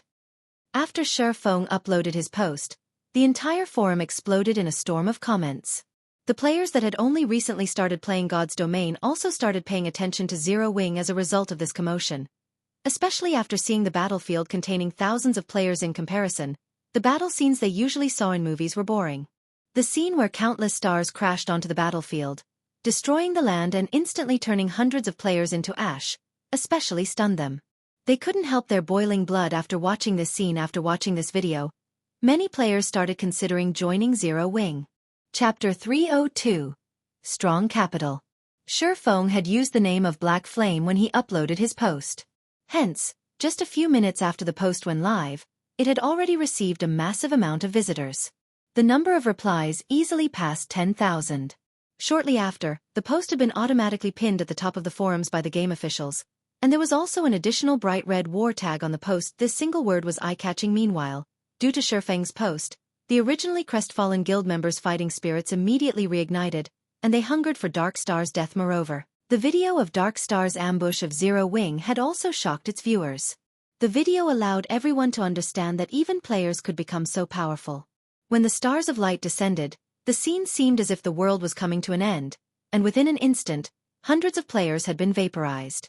Even players outside of the spell's damage range were not spared as the wind generated by the spell's impact sent them flying. Seeing the power of this skill, everyone finally understood why Blackie had such a high level. While everyone else struggled to kill a single monster, Blackie could simply lure several hundred monsters and kill all of them with a single move. How could anybody hope to compare to such a leveling speed? After watching this video, countless players started dreaming of the day that they, too, could possess such power. Such a skill was far more useful than any piece of quality equipment. Dark Star, just you wait. I will kill everyone who tries to block our way. That's right. Brother Black and Sister Dance are waiting for us right now. How can we be so shameful? Aren't they just 6,000 monkeys? Even if I have to die 10 times over, I will extinguish Dark Star. The members of Zero Wing all released spirited battle cries as they glared at the members of Dark Star blocking their path. As long as Aqua Rose gave the command, they would charge and take action. However, just as they turned their gazes to Aqua Rose, Zero Wing's vice leader, Shifeng's voice suddenly dominated the guild channel. I'm sure everyone is clear about what has happened today. Dark Star has declared all-out war against us, and they wish to wipe our names from White River City. Although we, Zero Wing, have just started our journey and the member count of our guild cannot compare to the other guilds in White River City, Dark Star has actually started a war with us, thinking that we are easy to bully. What do you all think we should do about this? Kill them all. That's right. Why should we fear fighting back? Now let's show those bastards that, if they wish to swallow us whole, they should prepare to lose a few teeth. Since everyone is going to try their best, as the guild leader, I cannot be stingy. Before the battle, I sent for someone to retrieve some battle tools stored inside the guild warehouse. Everyone should now look for Vice Leader Aqua Rose for your share. Also, for those who participate in today's battle, you will gain 10 guild points for each enemy you kill. Those who manage to accumulate 10 kills will be rewarded 1 piece of secret silver equipment, while those who kill 50 will get a piece of fine gold equipment. If you manage to kill 100, you will even receive a private room in the guild residence. Even if you die in battle, you will still receive 10 guild points as compensation. The moment Shurfeng finished his monologue, everyone's hearts beat fervently, and their eyes glowed with excitement. Zero Wing's administration was very thorough, and one could only use guild points to exchange for items from the guild warehouse. However, it was extremely difficult for members to earn guild points. If converted to coins, each guild point was worth around 30 copper. Meanwhile, trading them for a level 10 bronze equipment required 30 guild points, which would be 9 silver coins. Currently, level 10 bronze equipment only sold for around 7 to 8 silver coins on the market. To put it simply, it was not a worthwhile exchange. It was also for this reason that another batch of players had withdrawn from the guild. In fact, this was something Shurfeng and Aqua Rose had already taken into consideration. If the guild sold equipment cheaper than market price, then many members would try to take advantage of this fact to trade for guild equipment to resell elsewhere. They could then use the money to buy guild points again. Hence, the high prices were set to prevent an outflow of guild equipment and items. However, after the emergence of the guild residence and the additional benefit of renting private rooms, everyone in the guild no longer had a disfavorable opinion of the guild's administration. On the contrary, they all felt that the administration was extremely fair. Private rooms were something ordinary players dared not even dream of obtaining in other guilds. After all, the land in White River City and each guild residence could only contain a limited number of private rooms. Meanwhile, the higher-ups of the guild would surely occupy these rooms. Ordinary members would never be able to enjoy this benefit. Yet, Zero Wing had defied all expectations and actually opened up a few private rooms for ordinary members. Ordinary members of Zero Wing could actually rent these private rooms for a low cost of only 2 guild points per day. Although the price was slightly higher than staying a night at a hotel, unlike hotels, one could accumulate double EXP buffs from private rooms. With this feature, it was definitely worth spending a few extra copper coins. The members present in this battle also heard of the benefits provided by other guilds. Although other guilds also provided rewards and compensation to its members for killing and dying in battle, the amount offered was far worse than Shurfeng's 10 guild points equaled 3 silver coins. There were 3,000 members participating in this battle.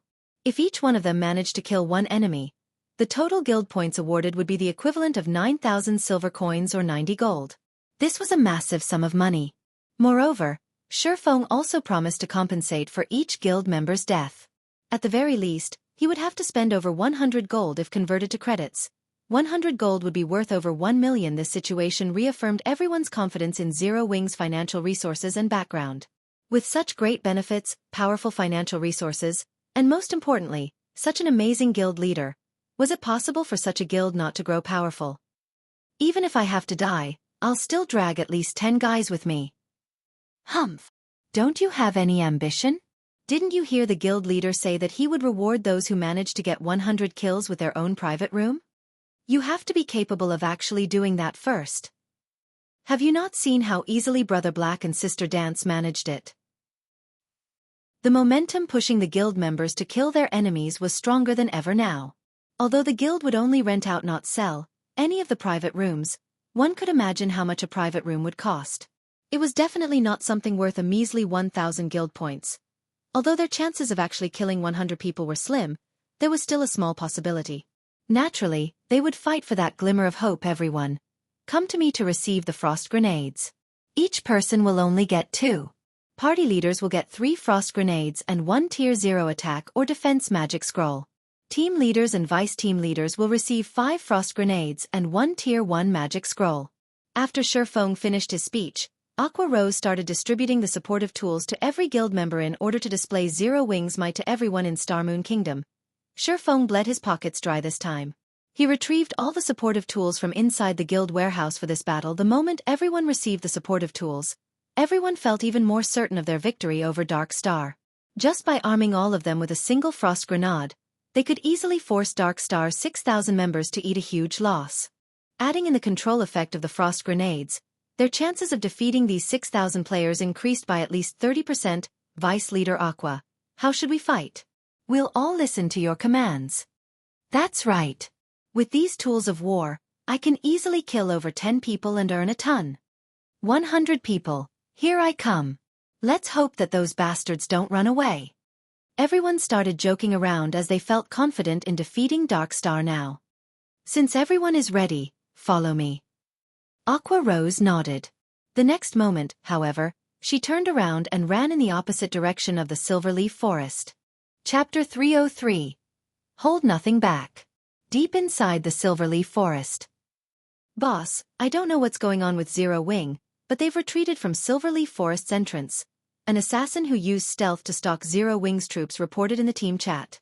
It seems that they're giving up on trying to get in. Ha ha ha. That black flame made such a bold statement. Yet, now, he's fleeing with his tail between his legs? If we upload this news to the forums, he will definitely become a laughingstock. South Wolf laughed loudly when he received this report. Lone Tyrant's lips curled into a sneer as well, saying contemptuously, Zero Wing is just a gathering of nobodies. Since the very beginning, they have never stood a chance at victory. They should consider themselves lucky. If they waited until we finished wiping out Zero Wing's core team, we would have turned around and begun a pincer attack on them with world dominators. At that time, even their remaining 3,000 to 4,000 members would have no hope, and Zero Wing would utterly disappear from White River City. Guild Leader Tyrant is as amazing as expected. It turns out that you had such a plan readied as well. No wonder you are an expert capable of competing with Gentle Snow over White River City. Not only do you possess extraordinary strength, but your intellect is also at the top of White River City. South Wolf flattered as he came to a realization. As long as you can remove Zero Wing's name from White River City, the only obstacle in your way will be Ouroboros. However, with Dark Star and World Dominators working together, even the team led by Gentle Snow would no longer pose a threat.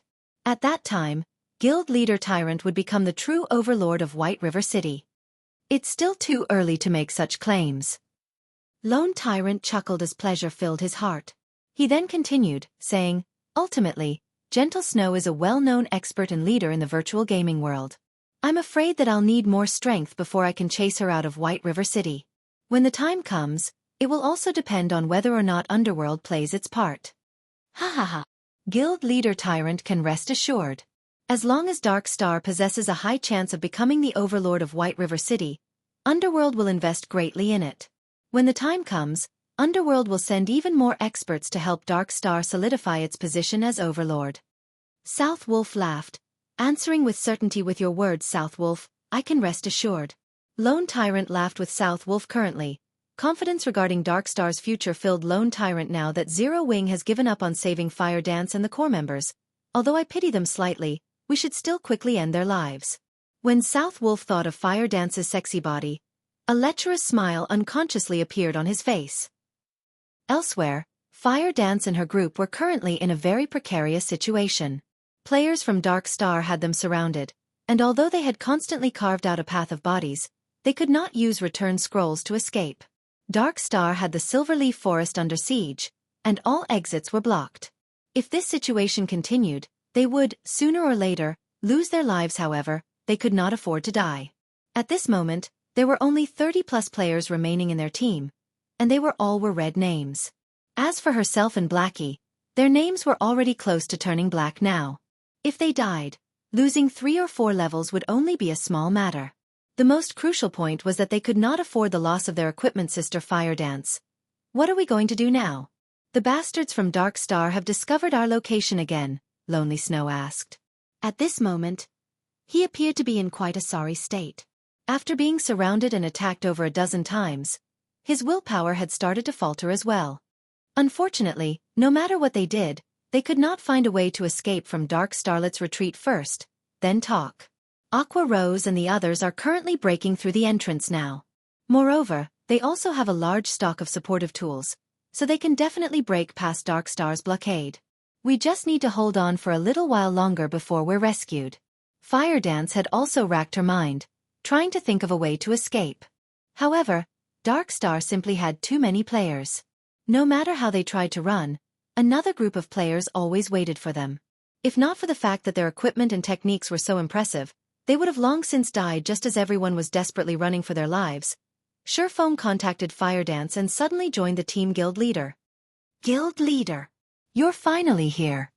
A glimmer of hope immediately flared in Blackie's heart when he noticed Surefong join the team. Blackie's opinion of Surefong had reached blind worship long ago, and he believed that there was nothing that Surefong could not accomplish. In fact, Blackie wasn't alone in having such an opinion.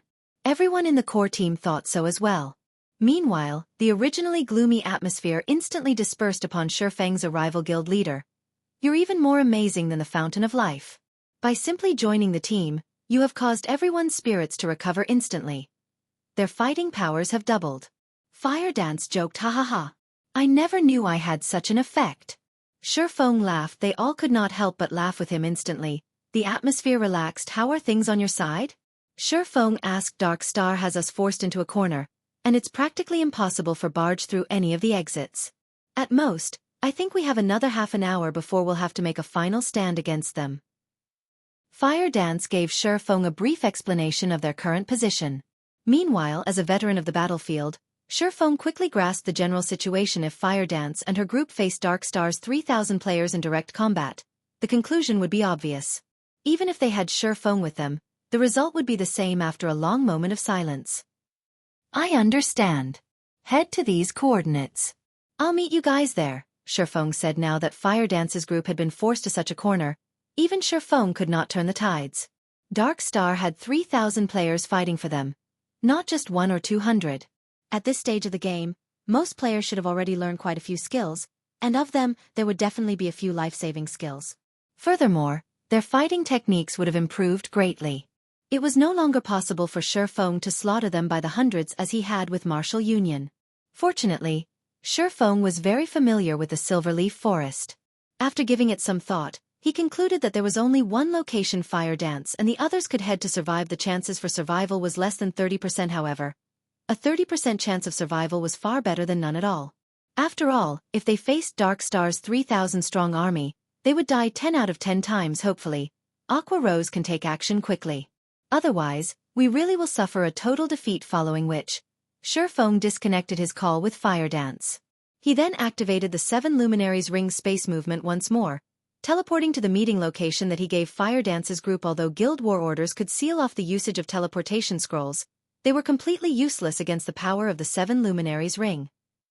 On the gravel road leading to the Silverleaf Forest, the players from World Dominators had already started battling the players from Ouroboros. Throughout their battle, both sides had constantly sent for more reinforcements, involving more and more players in the fray. Both sides were first-rate guilds with extraordinary backgrounds. To hinder Gentle Snow's advance, World Dominators had sent over 10,000 players to this fight. Meanwhile, Gentle Snow had even more players on her side. Currently, her army had increased to over 14,000 players. The intensity of the battle between these two guilds far outstripped the battle between Dark Star and Zero Wing. This massive encounter had shocked many players in White River City. Just what was happening in White River City? Why were 4 of the top 6 guilds in White River City battling it out against each other? Moreover, it wasn't just a minor skirmish between guilds. These 4 guilds had actually started a full-fledged war against each other, where only one side would rest when the other was obliterated. Such a situation was simply unimaginable in other cities. Players were still in the initial stages of God's Domain, and currently, every guild in God's Domain fully occupied themselves with raiding dungeons and development. Yet, these 4 guilds in White River City actually dared to start a full-fledged war. Regardless of which side won or lost, they would all be losers in God's Domain. Snow, this war is getting out of hand. Both sides have already incurred over 1,000 fatalities. If this situation continues, Emperor's Light and the Assassins' Alliance might be tempted to take advantage of the situation. I think we should retreat for now. After fighting for so long, we have fulfilled our duty to Zero Wing. Zhao Yueru urged as she looked at Gentle Snow, who currently issued commands. Chapter 304. Ferocious Beasts Released. In reply to Zhao Yueru's suggestion, Gentle Snow merely shook her head and revealed a smile. Not bothering to give any additional explanations, are we just going to continue fighting like this? Although we have the advantage right now, if we wish to repel world dominators, our losses will be immense. We might very well ruin the great advantage we have in White River City. Snow, you should know that the people of Star Moon City have long since had an opinion of you. If we lose the advantage we have in White River City, they will take advantage of the situation and cause you trouble. Zhao Yueru could not make sense of Gentle Snow's thoughts. Although they were good friends with Black Flame, it wasn't enough of a reason to destroy the influence they had obtained through painstaking efforts. The fight between their two guilds was no longer a simple skirmish, but a war that involved over 10,000 people without sufficient benefits. One should never start a war. War was not a child's game. Not only were they required to give out rewards and compensation to the participants, but they also needed to pay for many other expenditures. To put it plainly, war was just a way for players to waste money. Though, it would not have mattered as much if they could pay these expenses using credits. After all, their families in the real world were both wealthy and influential. They could easily ignore such insignificant expenses. However, what they were not spending credits, but coins, a commodity that could not be easily obtained. If they continued fighting this war, the advantage they previously held over the other guilds in White River City would fall behind significantly. Zhao Yueru knew that Gentle Snow was a person who spoke of righteousness and possessed high morals. If it were for a personal matter, she would never allow her companions to fight in such a desperate war. It was also the reason many experts willingly followed and respected her, even if it were for personal reasons. Gentle Snow absolutely would not drag in the entirety of Ouroboros in White River City. Is Zero Wing truly worth the effort to attempt to win this battle and protect them? Zhao Yueru asked in confusion. Yes. I believe my own foresight. Gentle Snow's crystal-clear eyes glowed with firm confidence. In truth, Gentle Snow wanted to say that she believed in Black Flame and Yi Feng's potential. In addition, there was also a great power hidden behind Black Flame. Even to this moment, Gentle Snow had yet to glean any important information about Black Flame. Not only could he form a connection with the Star Streak trading firm, but he was also allowed to sell his products there. This was definitely not a feat that any ordinary power could help achieve. At the very least, to this day, Gentle Snow had yet to find any other guild successfully forming a relationship with the NPCs of a trading firm. Moreover, the experts in Zero Wing had practically appeared from thin air. If one claimed that no power supported Zero Wing from behind, then how was it even possible for a recently established guild like Zero Wing to draw in so many experts? Hence, Gentle Snow felt confident that she had made the right decision. However, if Gentle Snow discovered that Shifeng had simply recruited people in Jinhai City who had been experts in the past, just what would her expression be? As the desperate battle between Ouroboros and World Dominators continued, the vice leader of World Dominators, Blood Halberd, experienced a slight headache. Has that Gentle Snow gone insane? Isn't she just helping out some foreign guild? Is there a need to try so desperately? Blood Halberd appeared disappointed and confused as he looked at the casualty report he had received. As of this moment, they had lost over 1,500 players. Just the compensation they had to pay out had already reached astronomical amounts. The more Blood Halberd read the death toll written in the report, the darker his expression became. No matter how he considered things, World Dominators would undertake a huge loss this time. Guild leader Tyrant, World Dominators has incurred an immense loss due to your great plan. If you don't compensate us appropriately, don't blame me if the relationship between our guilds turns sour. Blood Halberd was furious now. He felt that Lone Tyrant had used him as cannon fodder. Vice Leader Blood, please calm your anger. This entire incident was purely an accident. I did not expect Gentle Snow to be a madman. Rest assured, I will definitely compensate you for your losses.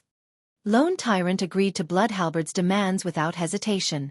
Or to put it in another way, he did not dare hesitate. Although Dark Star was powerful in White River City, it was still weaker than Ouroboros. If a misunderstanding occurred with World Dominators, it would be a disaster if they joined hands with Ouroboros to deal with Dark Star. Hence, Lone Tyrant had no choice but to compensate them. After all, he was the one who had requested World Dominators to hinder Ouroboros. However, Lone Tyrant's heart ached when he thought about how he needed to compensate for over 1,500 deaths fine. Since Guild Leader Tyrant has made such a promise, I won't say anything more. While Blood Halberd and Lone Tyrant conversed, Aqua Rose and the members of Zero Wing finally arrived at the battlefield between Ouroboros and World Dominator. Sits up to all of you now. Shifeng spoke in the guild channel. Guild leader, leave it to us. At worst, we will just have to die once. No matter what, we are going to teach world dominators that, if they wish to join hands with Dark Star to face us, they better not think of leaving unscathed. Right. Since they wish to start a war, we will show them that anybody who dares provoke Zero Wing will suffer the consequences. Energy filled the 3,000+ members of Zero Wing that had hurried to the battlefield. The moment Shifeng gave the order, they would instantly transform into ferocious beasts and tear apart their enemies. Good. Listen to my command. Assassins, your job is to use stealth and sneak over to World Dominator's healers. Shield warriors, guardian knights, berserkers, and swordsmen, all of you are to charge into the heart of World Dominators and break their formation. Healers, follow the group closely and keep everyone in the unit alive. As for ranged attackers, block their path of retreat.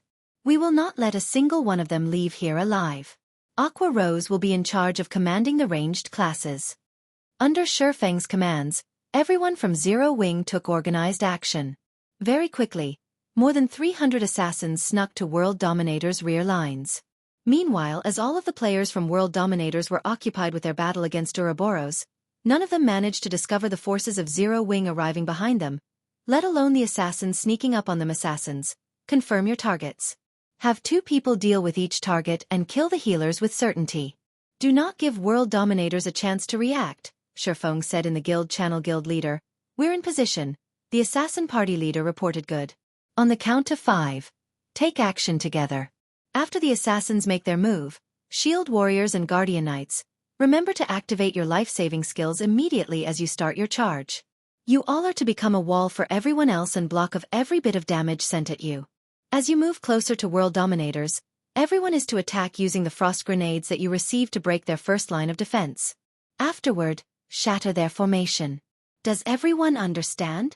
Shifeng said, following which, as Shifeng started his countdown, everyone began to grow nervous. It was especially true for the assassins tasked with launching the first attacks. Meanwhile, the healers of World Dominators stood comfortably in their positions as they carried out their duties.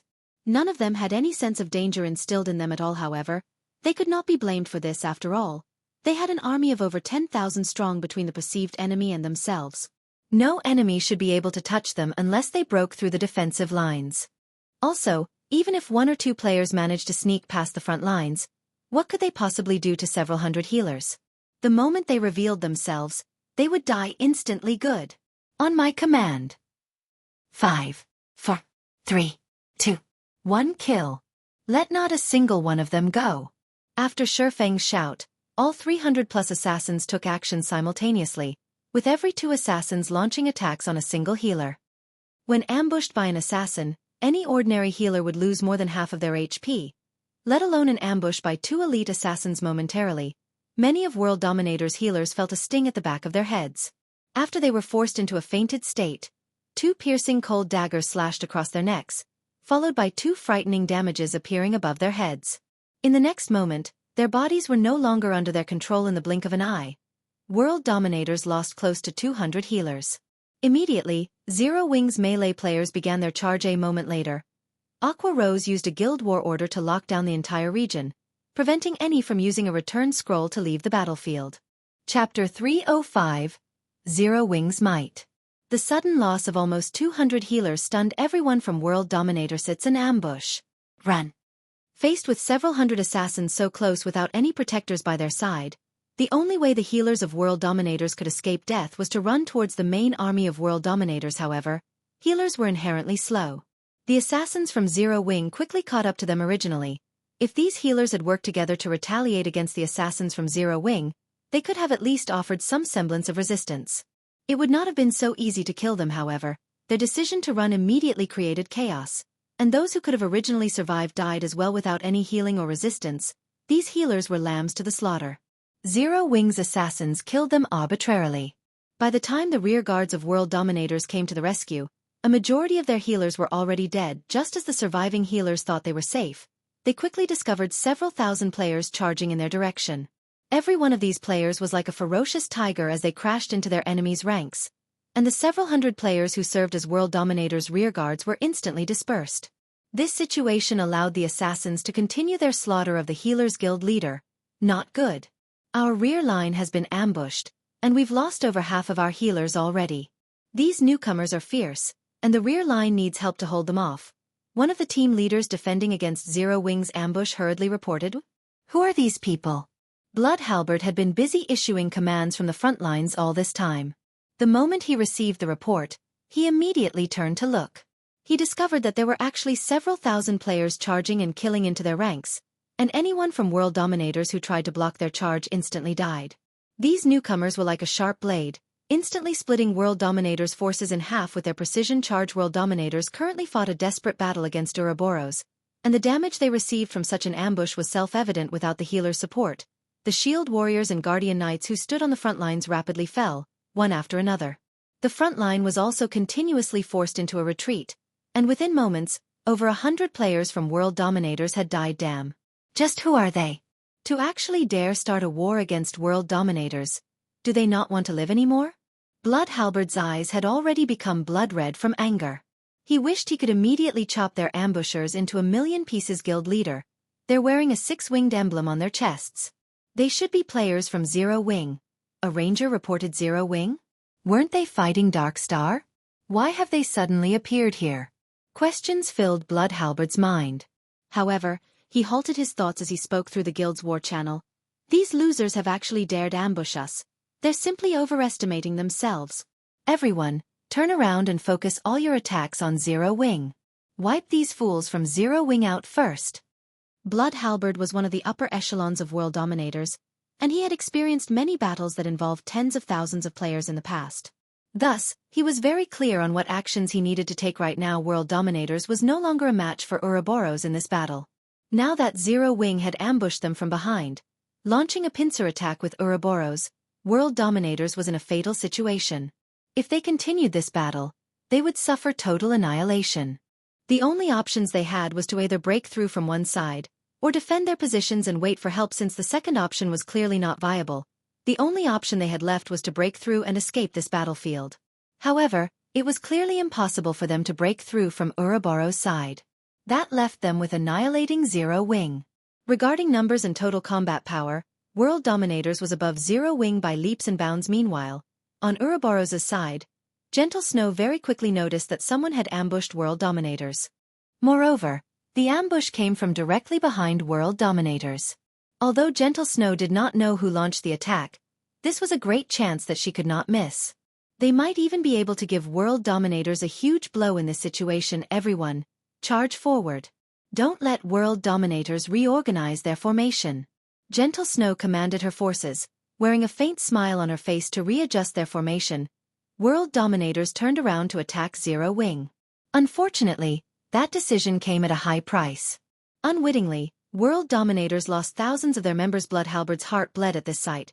Although they had fought Ouroboros for a long time, they had only lost around 1,000 or so players. Now, in just a few short minutes, they lost several times that amount. Kill. Annihilate Zero Wing. Blood Halberd bellowed through the guild channel as he pointed his sword at Zero Wing's 3,000 members. Currently, World Dominators still had close to 10,000 players alive. It would be an easy task for them to deal with just 3,000 players. Both sides immediately entered a desperate struggle, flames and arrows filling the skies. A few independent players that stood a distance away were thoroughly shocked when they witnessed this scene. This battle was far more realistic and shocking than any movie they had watched before. Sounds of smashing and swords clashing filled the surroundings.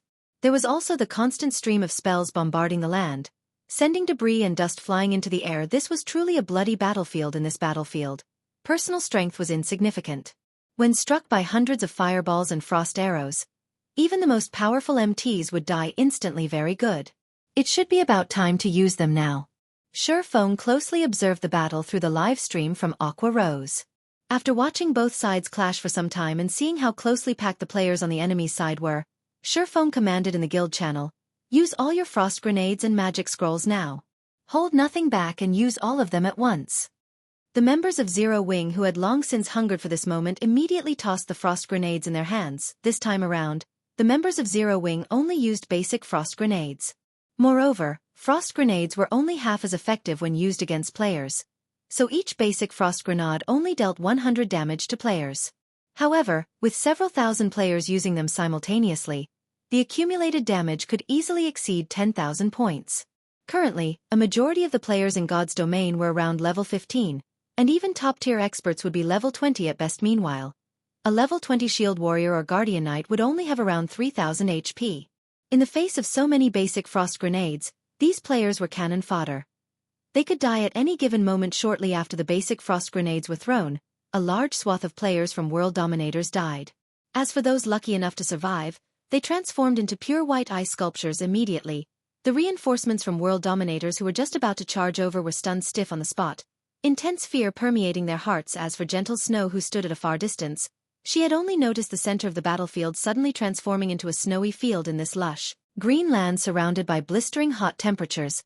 This white contrast made for relatively beautiful scenery. However, Blood Halberd was not in the mood to appreciate this pleasing sight. Zero Wing's combined frost grenade attack had instantly killed over 1,000 players. Adding in the follow-up control effect of the frost grenades and Ouroboros' continuous assault from behind, the death toll in this brief moment was at least 3,000. Moreover, even without this wave of frost grenades, Blood Halberd had discovered something very important. Although Zero Wing only had around 3,000 members, a large majority of them were elite players. Not only did they possess high levels, but their equipment was also of good quality. With these two advantages, these players could easily take on 2 to 3 average players. If the 10,000 or so players of World Dominators faced off against 3,000 average players, it would not take them very long to annihilate the latter and break out of this pincer attack. However, it was a completely different story if they faced 3,000 elite players. There was absolutely no way to break through this hurdle in a short time. Not to mention, they also had to pay a huge price to do so. It was the same situation when World Dominators had initially hindered Ouroboros' advance towards the Silverleaf Forest. At that time, they had only used several hundred elite players to block Ouroboros' army of 2,000 players. Now that World Dominators faced 3,000 elite players, in addition to the previous frost grenade attack, Blood Halberd began to consider suicide. If he had known about this earlier, he would have chosen to break through the pincer attack through Ouroboros' side.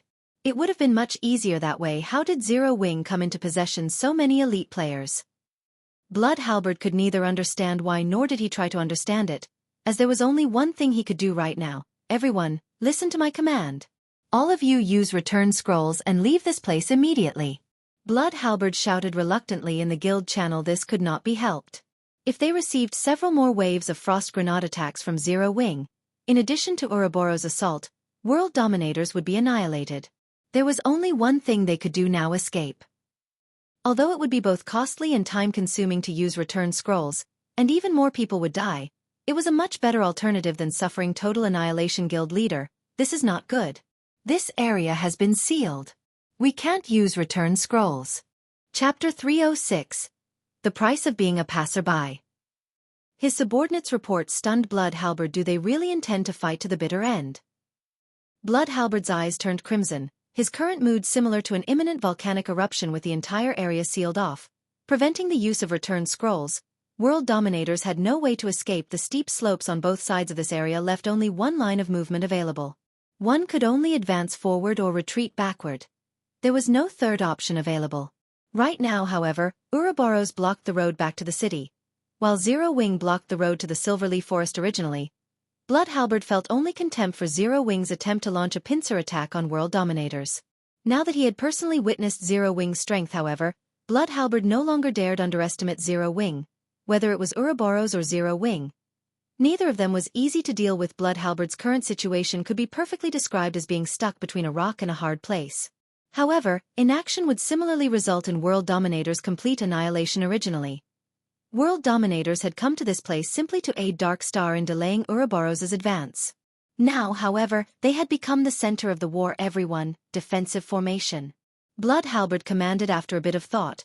Not daring to delay any longer, the members of World Dominators immediately formed a circle to repel attacks from both sides and reduce their losses. Meanwhile, Blood Halberd sent out a communication request to Lone Tyrant. Originally, Lone Tyrant was still joyous over locating Fire Dance's group. However, he suddenly received an urgent call from Blood Halberd Vice Leader Blood. I will definitely send over the compensation after this entire matter is dealt with. Please stop rushing me, Lone Tyrant said, slightly annoyed. Compensation? Blood Halberd's anger boiled over when he heard this word. Originally, Dark Star was the one responsible for dealing with Zero Wing. However, World Dominators now had to handle both Zero Wing and Ouroboros. placing Bloodhalberd's guild in such a dangerous situation. Was this something mere compensation could make up for? Guild leader Tyrant, I promise to help you delay Ouroboros, not to start an all-out war with them. Now, not only have you let Zero Wing's forces run away, you're even making world dominators face two guilds at once. Meanwhile, you, Guild Leader Tyrant, only know how to utter the word compensation? Guild Leader Tyrant, you're good. You're very good. The more Bloodhalberd spoke, the angrier he got. He felt that Lone Tyrant had plotted against world dominators all this time. First, Lone Tyrant had let them fight it out with Ouroboros. Then, he had allowed Zero Wing's forces to escape. In order to escape, Zero Wing could only pass through the area where world dominators and Ouroboros were fighting. In the end, Zero Wing had no choice but to start a fight with world dominators. With this plan, Lone Tyrant could kill 3 birds with 1 stone. Success meant that 3 of the top 6 guilds in White River City would receive a huge blow. With Dark Star the only beneficiary of this chaos, Lone Tyrant was certain that there was a misunderstanding the moment he heard Bloodhalberd's words. After all, he had not intentionally allowed Zero Wing to escape. Instead, the players from Zero Wing had left on their own, and they just happened to encounter world dominators on their way back, which resulted in world dominators suffering a pincer attack. Everything was simply a coincidence. As for Zero Wing's decision to directly oppose world dominators, any normal person would not do that currently. Dark Star was in an all-out war with Zero Wing, a war that would end only when one side was completely annihilated. Just before, Black Flame had even publicly declared that he would make Dark Star pay the price of 30,000 people. So, why would they suddenly go and provoke a first-rate guild like world dominators?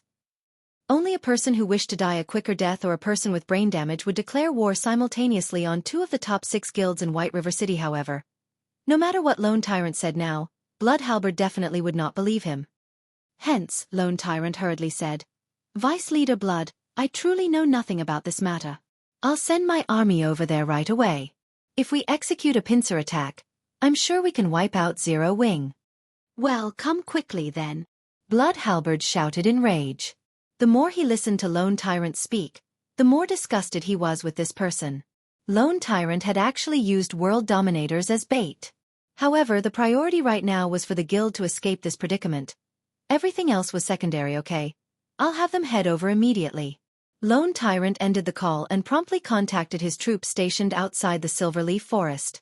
Of the 6,000 players there, Lone Tyrant sent 5,000 over to deal with Zero Wing, while the remaining 1,000 stayed behind to continue blocking the exits of the Silverleaf Forest. However, as time slowly passed, World Dominator situation turned grimmer and grimmer. Zero Wing's 3,000 elites were incredibly zealous.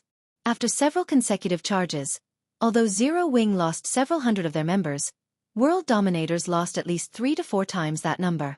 Not to mention, Ouroboros was also madly assaulting them on the other side. After gathering up his courage, one of the team leaders of the elite teams, Lonely, walked up to Bloodhalberd and asked in a soft tone, Guild Leader, if this situation continues, we'll definitely be finished. Are the reinforcements from Dark Star not here yet?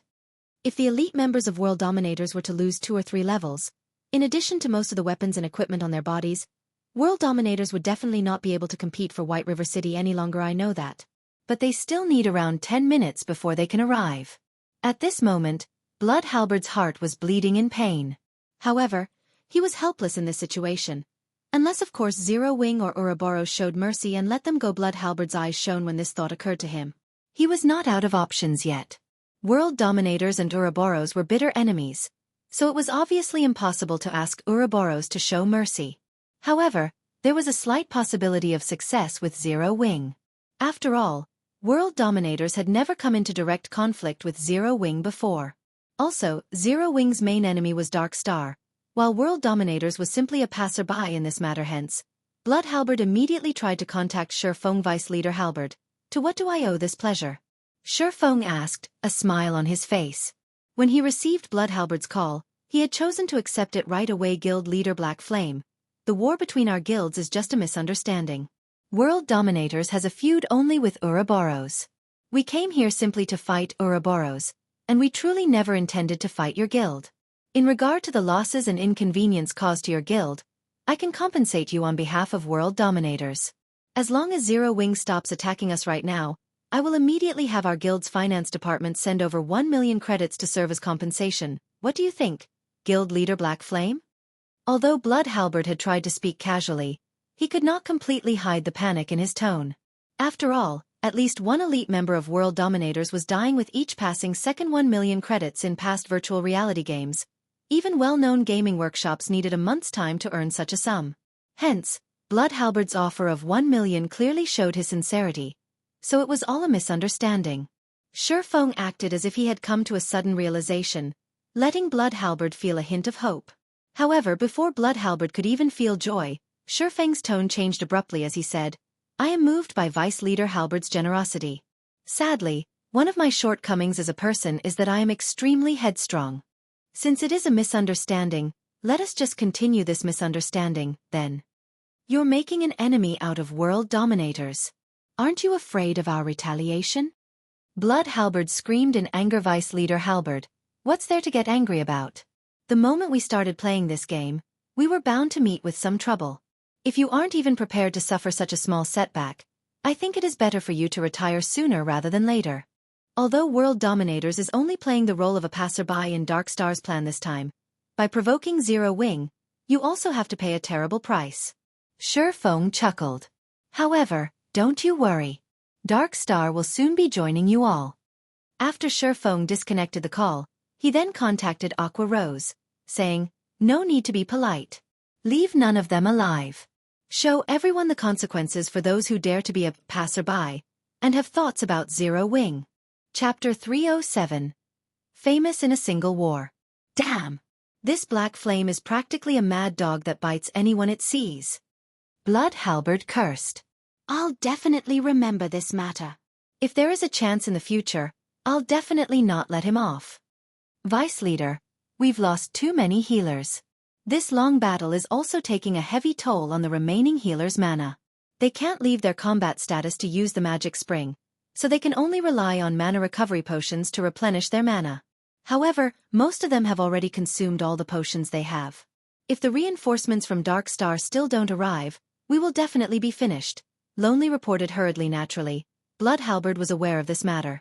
Before Zero Wing's intervention, World Dominators had been able to split its healers into two teams, with one team healing the players at the front and the other falling back to replenish their mana, and rotate them accordingly. However, Zero Wing's ambush had taken out over half of World Dominators' healers.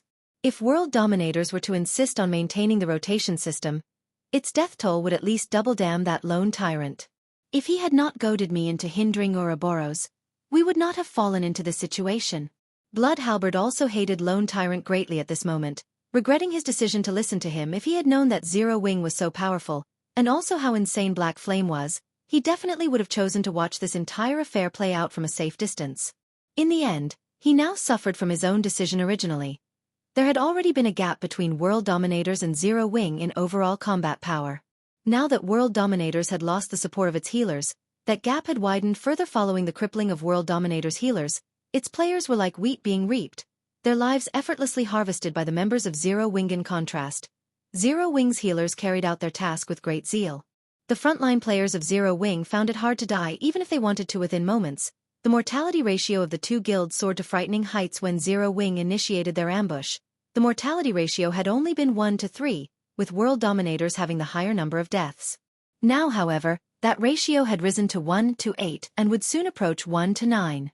In other words, for every player Zero Wing lost, World Dominators would lose 8 or 9 players on the other front. The players from Ouroboros were fighting valiantly as well, and they had succeeded in pushing the original mortality ratio of 1 to 1. 2 up to the current ratio of 1 to 3. No, we can't wait any longer. At this rate, we'll be completely annihilated by the time the reinforcements from Dark Star arrive. Both anger and grief filled Blood Halberd at this moment. World Dominators had started this war with over 10,000 members.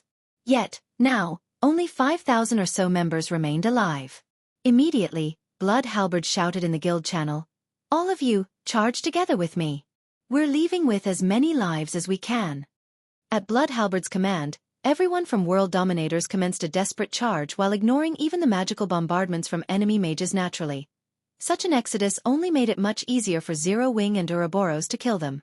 The price these two guilds had to pay also lessened greatly. However, with 5,000 plus players desperately trying to escape en masse, it was also impossible for the two guilds to kill every single one of them in the end. Less than 500 of the 10,000-plus members world dominators had started this war with made it out alive. Everyone else died after suffering such a massive loss. World dominators no longer had any chance of competing for dominance in White River City. Zero Wing really is amazing. Although they only number around 3,000 or so, a large majority of them are actually elite players.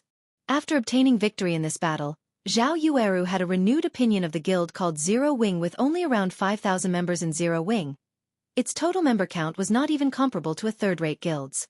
However, after Zhao Yueru witnessed the combat power its 3,000-plus members displayed in this battle, she no longer found it strange for Zero Wing to be considered one of the top 6 guilds in White River City.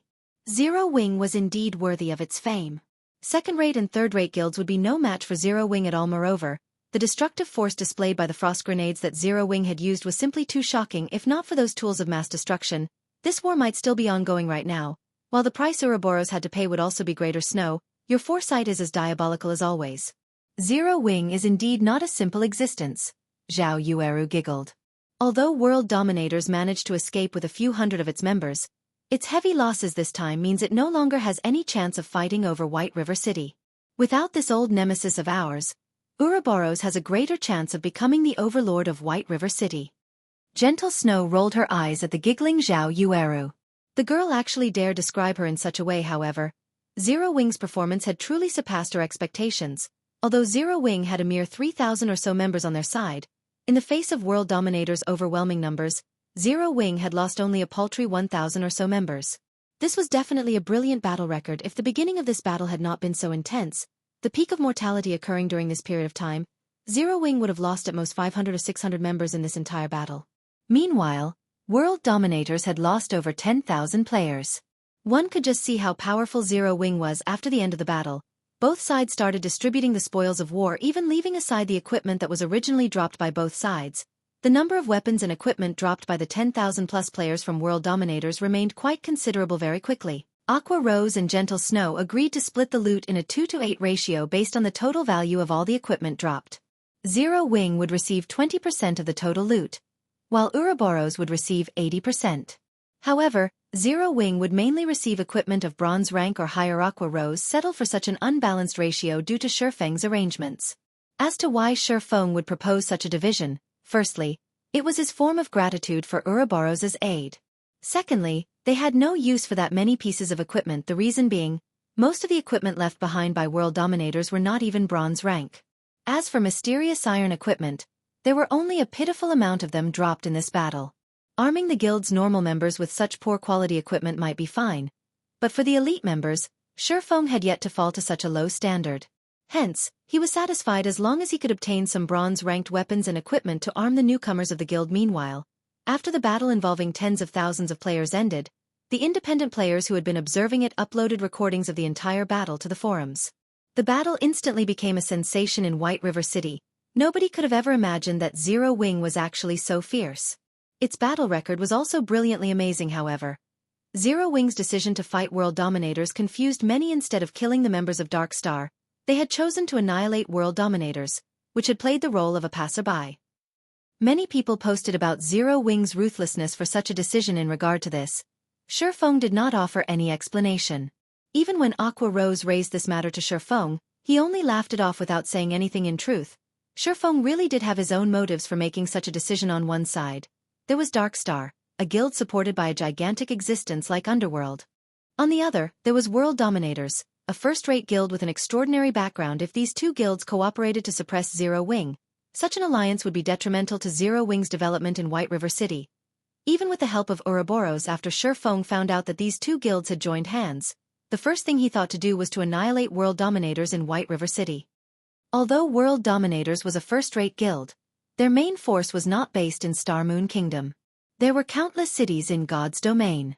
After World Dominators spread its forces widely, it had only a few experts in each city. The guild would only make a small investment in a small city like White River City. However, everything would change if World Dominators truly had a good chance of becoming the overlord of White River City. At such a time, the guild would definitely increase its investments greatly, and then, World Dominators' power in White River City would grow several-fold, making it even harder to deal with. In the past, Blood Halberd had achieved amazing feats in White River City. He also had the help of a first-rate expert like Lonely, so he had managed to develop the guild to the point where it had the possibility of becoming the overlord of White River City. As a result, world dominators had boosted the number of experts and funding it sent over, in order to solidify its influence over White River City. Thus, the guild's power in White River City greatly increased, and it became even more powerful than the current Ouroboros. Now that world dominators had decided to oppose Zero Wing, Shifeng definitely could not allow it to develop in White River City. Otherwise, they would have to face a powerful foe in the future. This was also the reason why Feng Xianyang decided to annihilate Zero Wing without hesitation. After Shifeng rejected Feng Xuanyang's proposal, although Feng Xuanyang's decision was due in part to his vicious personality, the more important reason was how very great a potential a guild that possessed a guild residence had. If he did not destroy Zero Wing while the guild was still in its infancy, he would be raising a tiger to serve as his future enemy. Shifeng's actions were exactly the same as Feng Xuanyang's. He was killing a powerful opponent that was still in its cradle. Meanwhile, world dominators starting a fight with Ouroboros at a place with only one escape route was the perfect chance for Shifeng to do so. Naturally, Shifeng would not let such a rare chance get away. Shortly after the battle with world dominators ended, Fire Dance and the others also arrived at the location Shifeng had appointed guild leader. We've already arrived at the location you specified. What are we supposed to do next? Fire Dance said in the team chat after confirming her group's location. Chapter 308. Black Flame and Yi Feng. Good, I'll head over there now, Shifeng said. Standing atop a tree, he inspected his surroundings before jumping off the tree and proceeding towards the meeting point. Now that Fire Dance and the others had accomplished the difficult first step, what remained depended solely on luck. If his plan worked, then Fire Dance's group would succeed in escaping. As for directly confronting Dark Star, choosing to face over 3,000 elites from Dark Star was simply suicidal. Oh? Someone's coming over. While Shifeng was traversing the forest, his keen five senses suddenly picked up on movement a short distance away.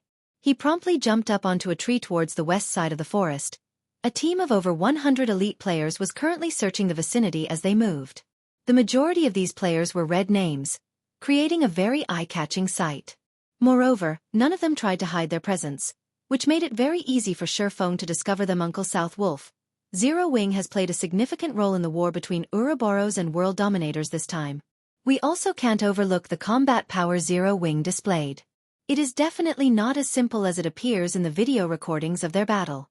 If Zero Wing had not suddenly ambushed world dominators from behind, world dominators would not have lost so overwhelmingly. Now, world dominators in White River City is only an empty shell of its past self. Blood Halberd is also continuously lambasting Lone Tyrant with a barrage of curses. However, since Lone Tyrant does not dare to become hostile with Blood Halberd, he has no choice but to suffer in silence.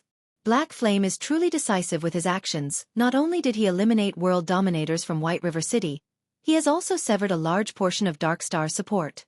In addition, the post he made before declaring war on Dark Star has led to the war between Zero Wing and world dominators receiving widespread attention.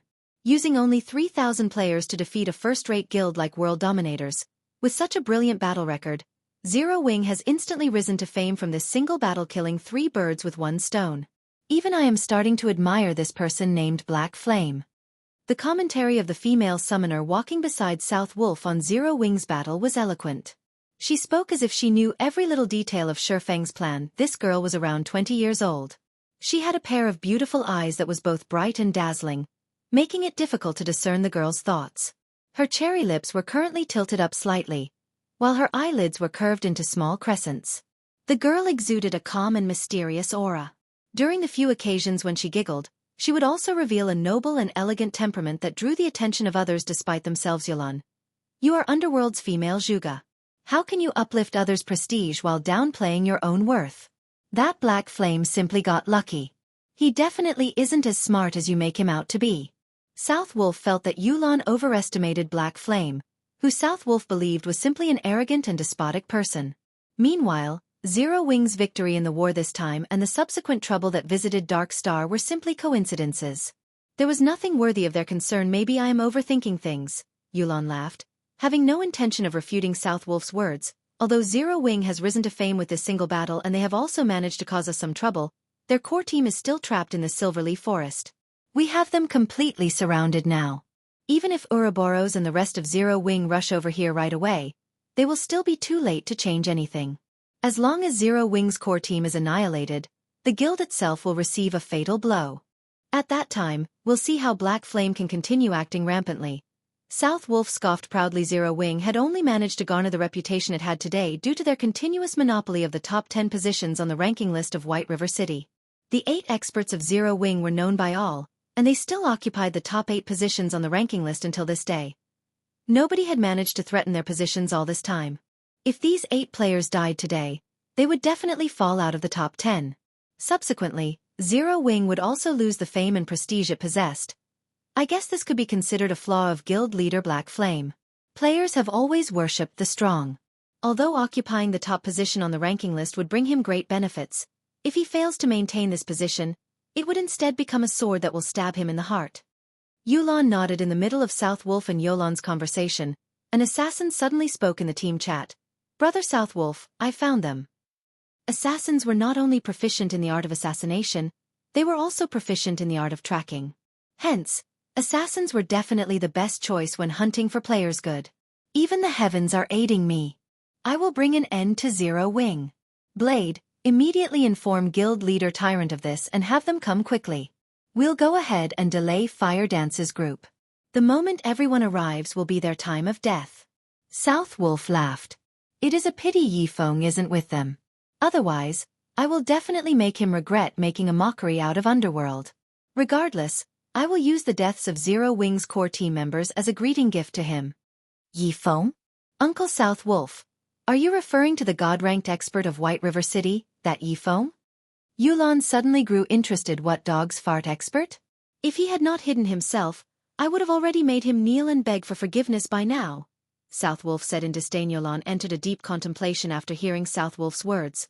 Suddenly, a smile appeared on her face and a hint of joy glimmered in her eyes. It was as if she had found a new toy to play with.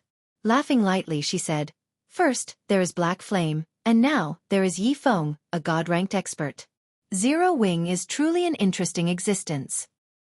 Just as South Wolf's group was closing in on Fire Dance and the others, Shifeng hid himself within the dense treetops, waiting for South Wolf's group to approach him. "Guild leader, we're ready," Fire Dance said through the team chat. "Good. Fire Dance, you and the other assassins sneak over to their healers and prepare an ambush. Make sure to maintain a certain distance from their group and be careful of detection. Although it is unlikely that any of them have learned a stealth erasing skill, we cannot rule out even the slightest possibility. Wait until they have entered Blackie's attack range. Then make your move. No matter what, do not let them discover our tracks," Shifeng said quietly. After Shifeng had discovered South Wolf's group, he had immediately contacted Fire Dance and ordered them to ready themselves to get rid of these players. Shifeng had chosen to do so mainly because it was of utmost importance that Dark Star not find out where they were going. South Wolf's elite team consisted of over 100 players. All of them possessed relatively good quality equipment. Although there were a few bronze equipment mixed in, most of them were using mysterious iron equipment.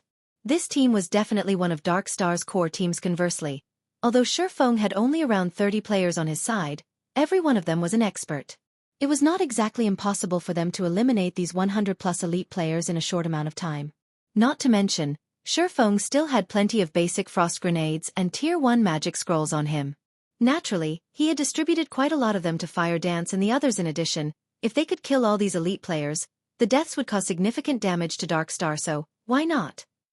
"Leave it to me." Saying so, Fire Dance immediately led 5 assassins and snuck over. Although South Wolf's group consisted of 100-plus elite players, their levels were only around level 17, with level 19 being the highest. Meanwhile, Fire Dance was currently level 21. Fire Dance's techniques and equipment also surpassed these elite players by leaps and bounds. All these factors combined allowed Fire Dance to effortlessly sneak up on the enemy's healers. The 5 other assassins accompanying Fire Dance were not weaklings, either. They were all core members of Zero Wing, sporting equipment of mysterious iron rank or above, and were also at level 20 right now. When they snuck up on the healers of Dark Star, none of them were detected, so when South Wolf and his group walked into Blackie's attack range, they all remained unaware of the looming danger kill. Shifeng commanded through the team chat, and immediately, everyone sprang into action. Chapter 309, Boss Ranked MT. The 10 healers from Dark Star did not detect the presence of the 6 figures swiftly closing in on them at all. Fire Dance was extremely quick. She crossed the distance of 8 yards within an instant. The level 19 cleric that Fire Dance approached had no clue whatsoever. The cleric did not sense even a threat of danger as a snowy cold dagger stabbed into the back of his head. Before the cleric could even feel pain, another dagger, this one scorching hot, slashed his neck after placing the level 19 cleric in a fainted state. Fire Dance immediately followed up with a flurry of attacks backstab. Shadow Strike. Quadruple Assassinate. A series of frightening damages appeared above the cleric's head. Fire Dance was currently using the pair of fine gold-ranked daggers she had received from Sure Feng. In addition, the equipment she wore consisted of fine gold and even dark gold items.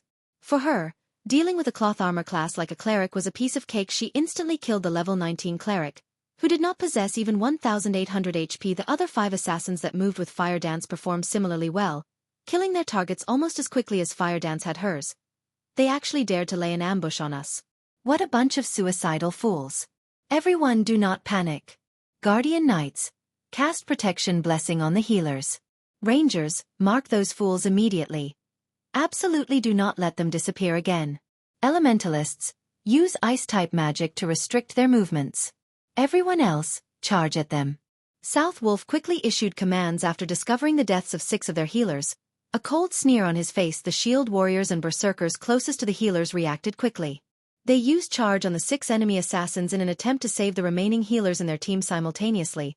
The Guardian Knights of Dark Star cast protection blessing on the 4 remaining healers, reducing the physical damage they received by 50%. One could not help but admit that the Dark Star elites were truly skilled players.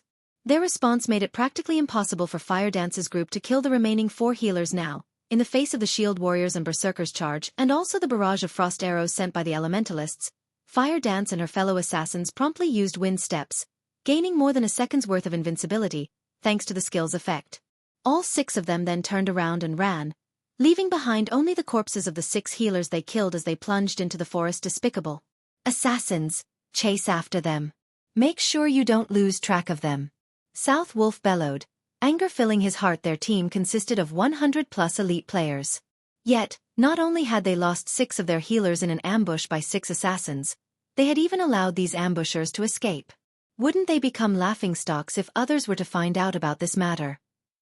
Before the elites of Dark Star could set off in pursuit of Fire Dance's group, the female summoner Yulan suddenly shouted loudly, "Do not chase after them!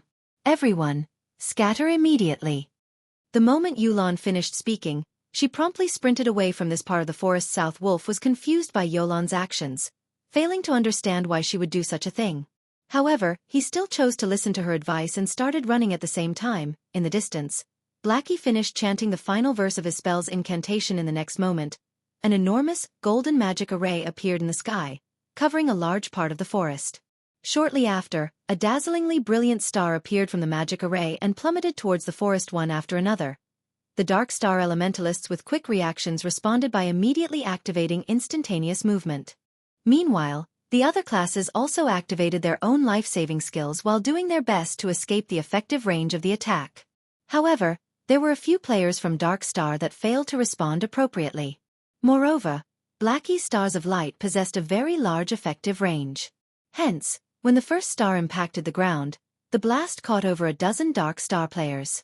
The continuous bombardment of the stars of light easily wiped out even shield warriors that possessed more than 3,000 HP. To put it simply, all those within the stars of light's effective range died. What an amazing skill. Now that I'm seeing it in person, this skill is extraordinary as expected. Aside from Black Flame and Yi Feng, the top ranker of White River City cannot be taken lightly, either. Although Yulan had managed to avoid the bombardment of the stars of light, she still could not help but marvel at the terrifying destructive power of the skill. Yulan, if not for your reminder, we would have lost more than just a dozen or so members. At this moment, South Wolf had yet to recover from his shock. After all, he had originally been standing at ground zero of the attack. If he had not escaped as quickly as he had, he might have been among the dozen or so players who had died. Uncle South Wolf, please contact Guild Leader Tyrant immediately and have them on the lookout in their vicinity. Make sure they don't split up, as the ambushers from Zero Wing are definitely not limited to just those 6, Yulan said in the team chat after surveying her surroundings. Yulan, you worry too much. Although we have lost some of our people, this team of ours consists entirely of Dark Star's elite. Fire Dance's group has only around 30 or so members remaining.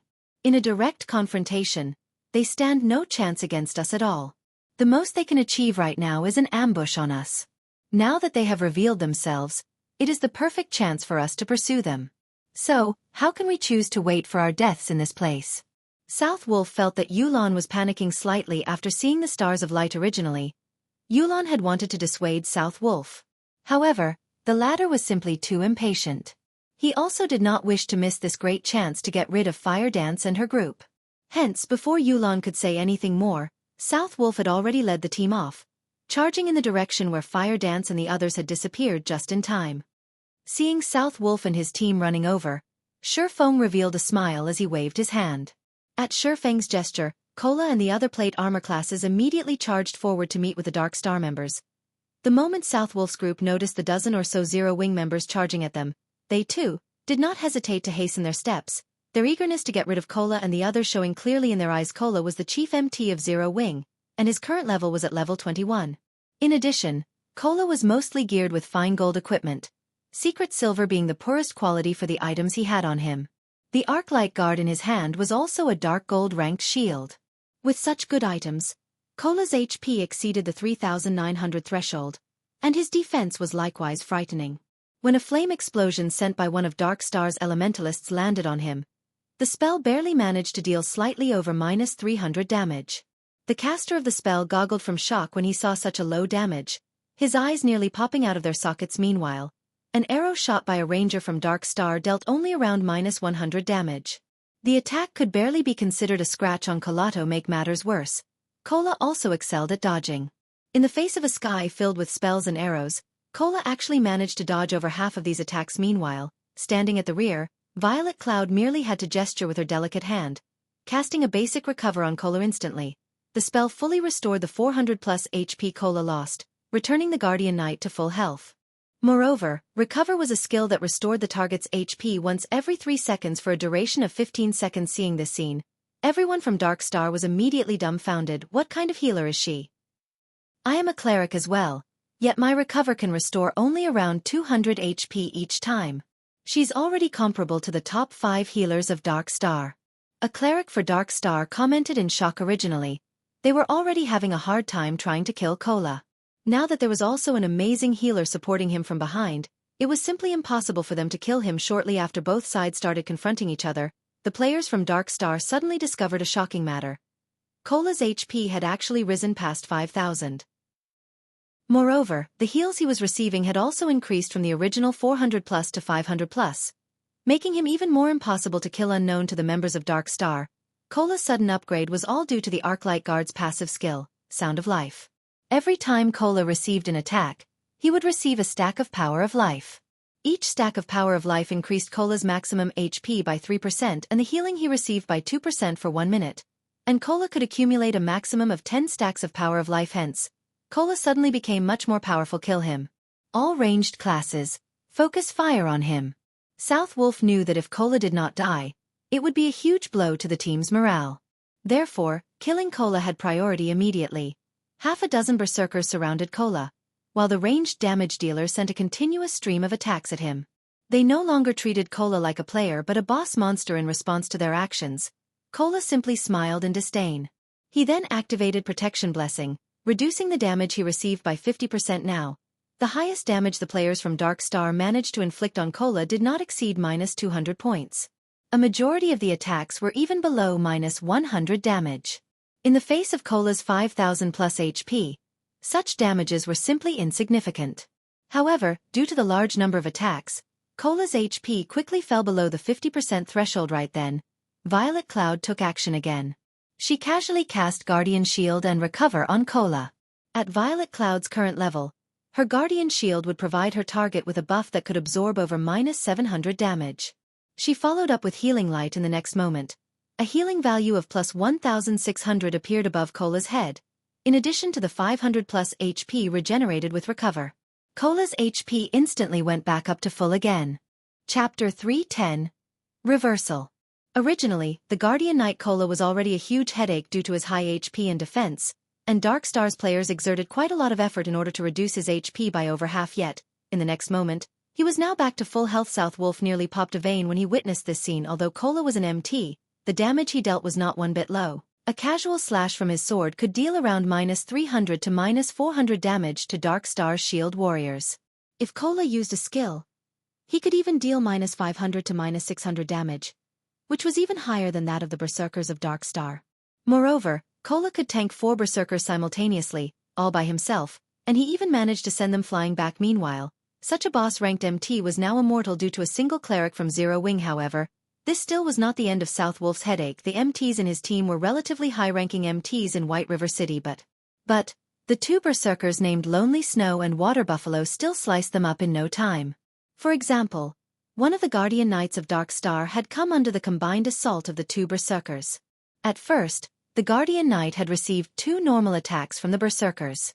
Unfortunately, both attacks had achieved a critical hit, with Lonely Snow dealing over -1,400 damage and Water Buffalo dealing over -1,300 damage. Without leaving any gaps, the 2 then followed up with Beheaded, both of their skills dealing over -1,000 damage each. As a result, even though the Guardian Knight had 2 healers focusing on him, his 3,000 HP was still reaped away within an instant. Meanwhile, Fire Dance was even more amazing than the 2 Berserkers. After dishing out a flurry of attacks, she followed up with a 7-star Eviscerate that achieved a critical hit, dealing over -2,300 damage. Within moments, one more Guardian Knight of Dark Star died. South Wolf had even begun to suspect that the members of Zero Wing were no longer playing the same game Dark Star's players were. After all, whether it was Zero Wing's MT, healer, or DPS, all of them were so powerful. On the other hand, the players of Dark Star were like paper, dying from just a touch. With merely a brief exchange, South Wolf's team had already lost 9 members. It should be known that all these players were core members of Dark Star. They were not random noobs that could be found anywhere on the streets of White River City. Each and every one of them was a skilled player, and they all had a good sense for battle. Although they were not comparable to experts, neither were they far from one. Yet, even so, these elite players still died with barely any resistance as the battle continued. The players from Dark Star grew more and more frightened. They had yet to kill a single player of Zero Wing, even until now. This was definitely a huge psychological blow to the elites of Dark Star. Don't panic. We outnumber them thrice over. Assassins and Rangers, take out their healers first. As long as the healers are dead, the others will soon follow, even if their combat power is superior. South Wolf was no idiot, and he immediately sought to utilize Dark Star's advantage Zerg tactics. It was the easiest tactic for obtaining victory in any virtual reality game. As South Wolf had the numerical advantage, he could afford to divide his troops into 2 groups, one to pin down the enemy forces, and another to circle around and strike at the enemy's weak point very quickly. Over 20 assassins and rangers from Dark Star flanked Zero Wing's forces and immediately charged towards Violet Cloud's group of 5 healers. Contrary to expectations, however, even when Violet Cloud's group noticed Dark Star's players charging towards them, none of them chose to run away. Instead, they continued healing their allies at the front, paying no attention to their attackers at all. In regard to the healers' lack of reaction, Dark Star's players did not give it too much thought. They simply continued charging forward, having concluded that Zero Wing's healers had already given up on escaping. When there was only a short distance of 8 yards between the assassins and Violet Cloud's group, an intermediate frost grenade suddenly landed, exploding in the midst of the assassins. Dark Star's rangers, who stood 30 yards away, also received an intermediate frost grenade of their own in the blink of an eye. Both groups were frozen solid. A damage of -400 also appeared above each of their heads. Although the 8 assassins immediately used Vanish to escape the freezing effect, they were still unable to advance as an ice wall appeared, blocking the path between them and Violet Cloud's group. Meanwhile, the person responsible for casting this ice wall was one of the 5 demon generals that Shi Feng had recruited. Ice Queen Su Qianliu. Ice wall was the perfect skill for this scenario without magic immunity. If the assassins were to charge into the ice wall, their movement speeds would slow to a crawl. At that time, their fates would be as good as sealed. Although Ice Wall had a short duration of only 2 to 3 seconds, it still provided the healers with a brief, but important, moment of respite. As for the Rangers of Dark Star, none of them had any skills that could be used to dispel the effects of control skills, and neither did any of them possess any life-saving skills. Hence, they could do nothing but stand there and watch. At this moment, Shi Feng used silent steps and suddenly appeared behind these frozen Rangers. To Shi Feng, a group of immobile players was entirely negligible. Shi Feng was currently at level 23. He was also equipped with the newly acquired 7 Luminaries ring, and had recently received the Golden Stigmata. His overall attributes surpassed these elite players many-fold. Moreover, Shi Feng currently had the Aura of Fire activated, the aura effect increasing his damage by 30% while also reducing his target's defense by 30% immediately. Feng sent a level 8 thundering flash at the group of rangers. Green arcs of lightning crackled as they instantly pierced the bodies of these rangers. Damages of -1,102, -1,528, and -2,140 appeared above each of the 12 rangers' heads. Although none of Feng's attacks had achieved a critical hit, these rangers had only around 2,000 HP. Meanwhile, Feng's thundering flash had dealt more than -4,700 damage in total, far surpassing the rangers' maximum HP. The members of Dark Star saw Feng killing all those rangers with a single strike each, and every one of the witnesses was completely dumbfounded. Their jaw hanging wide open. South Wolf nearly had his eyes pop out of their own sockets. The 12 rangers simultaneously collapsed to the ground, their actions in complete unison. In the next moment, piles of weapons and equipment were scattered around their bodies. In this chaotic battlefield, this scene was both striking and shocking. The 12 rangers were all either level 18 or level 19 players. Most of the equipment they used was also level 15 mysterious iron equipment, and every one of them had more than 2,000 HP yet. They were killed off so easily. Moreover, it wasn't just one person that got killed but an entire group. For a moment, South Wolf believed that he was dreaming. He even considered giving one of his subordinates a slap and then asking said subordinate if it hurt, to confirm whether or not this was a dream. As for the assassins of Dark Star who had been waiting for the ice wall to disappear, after witnessing this unforgettable scene, they had completely forgotten their original task of dealing with Violet Cloud's group of healers. They idly stood there as they watched their ranger companions die, their minds empty of all thought. They then swallowed a big gulp of saliva as they suddenly recalled an important matter. With the number of murders they had committed so far, if they died as well, not only would they lose 2 to 3 levels, they would even lose all the equipment on their bodies. Watching from a distance, Blackie was similarly astonished by the instant deaths of the 12 elite players. However, he had long since grown inured to Feng's horror-inducing feats, so he quickly regained his composure and threw a basic frost grenade at the still-dazed assassins of Dark Star, freezing them once more. This time, none of the assassins could use Vanish to remove the freezing effect on them. Hence, they could only obediently stay frozen, following which, Blackie chanted an incantation and used Hellflame. One could easily imagine the might of a Hellflame that was powered by the epic-ranked staff Mavis's guard. Damages of over -1,000 points immediately appeared above these assassins' heads, and within 3 seconds, all of these assassins turned into ashes, leaving behind a pile of shining weapons and equipment. However, this was still not the end. After Feng had dealt with Dark Star's rangers, he then cast Firestorm, the activatable skill of the Aura of Fire, at the heart of the battlefield. Firestorm inflicts 500% damage within a range of 10 by 10 yards for 5 seconds cooldown. 5 minutes. In terms of damage, Firestorm did not lose out to Stars of Light by much. However, it had a much smaller effective range currently. Cola was surrounded by plenty of Dark Star's elite players. Before anyone could react, a storm of flames suddenly emerged above them, and the HP of all of Dark Star's players within 10 yards of Cola fell at a crazy rate. Although Shield Warriors and Guardian Knights were classes with high HP and defense, Feng's equipment was simply too amazing, which resulted in his current attack power being well over 800 points. With such a high base value, even though the Shield Warriors and Guardian Knights of Dark Star possessed plenty of damage reduction items, they still received more than -2,000 DPS.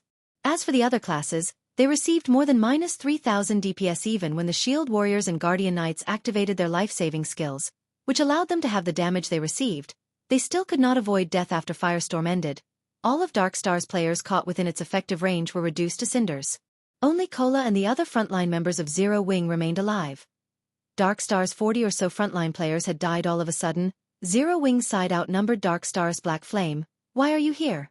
South Wolf instantly recognized the person responsible for killing the majority of Dark Star's players.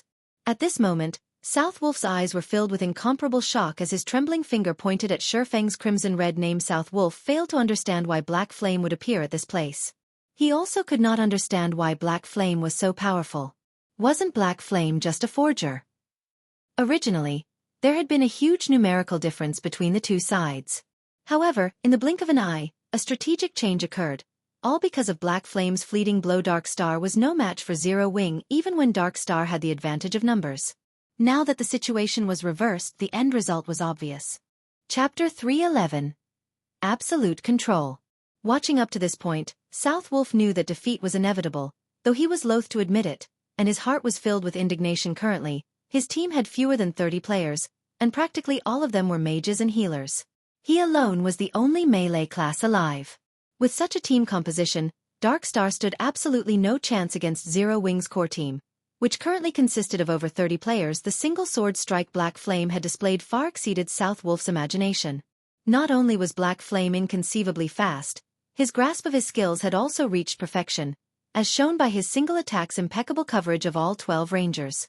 Such a feat required one to possess excellent control over the skill itself and the angle of attack as well. South Wolf was no fool.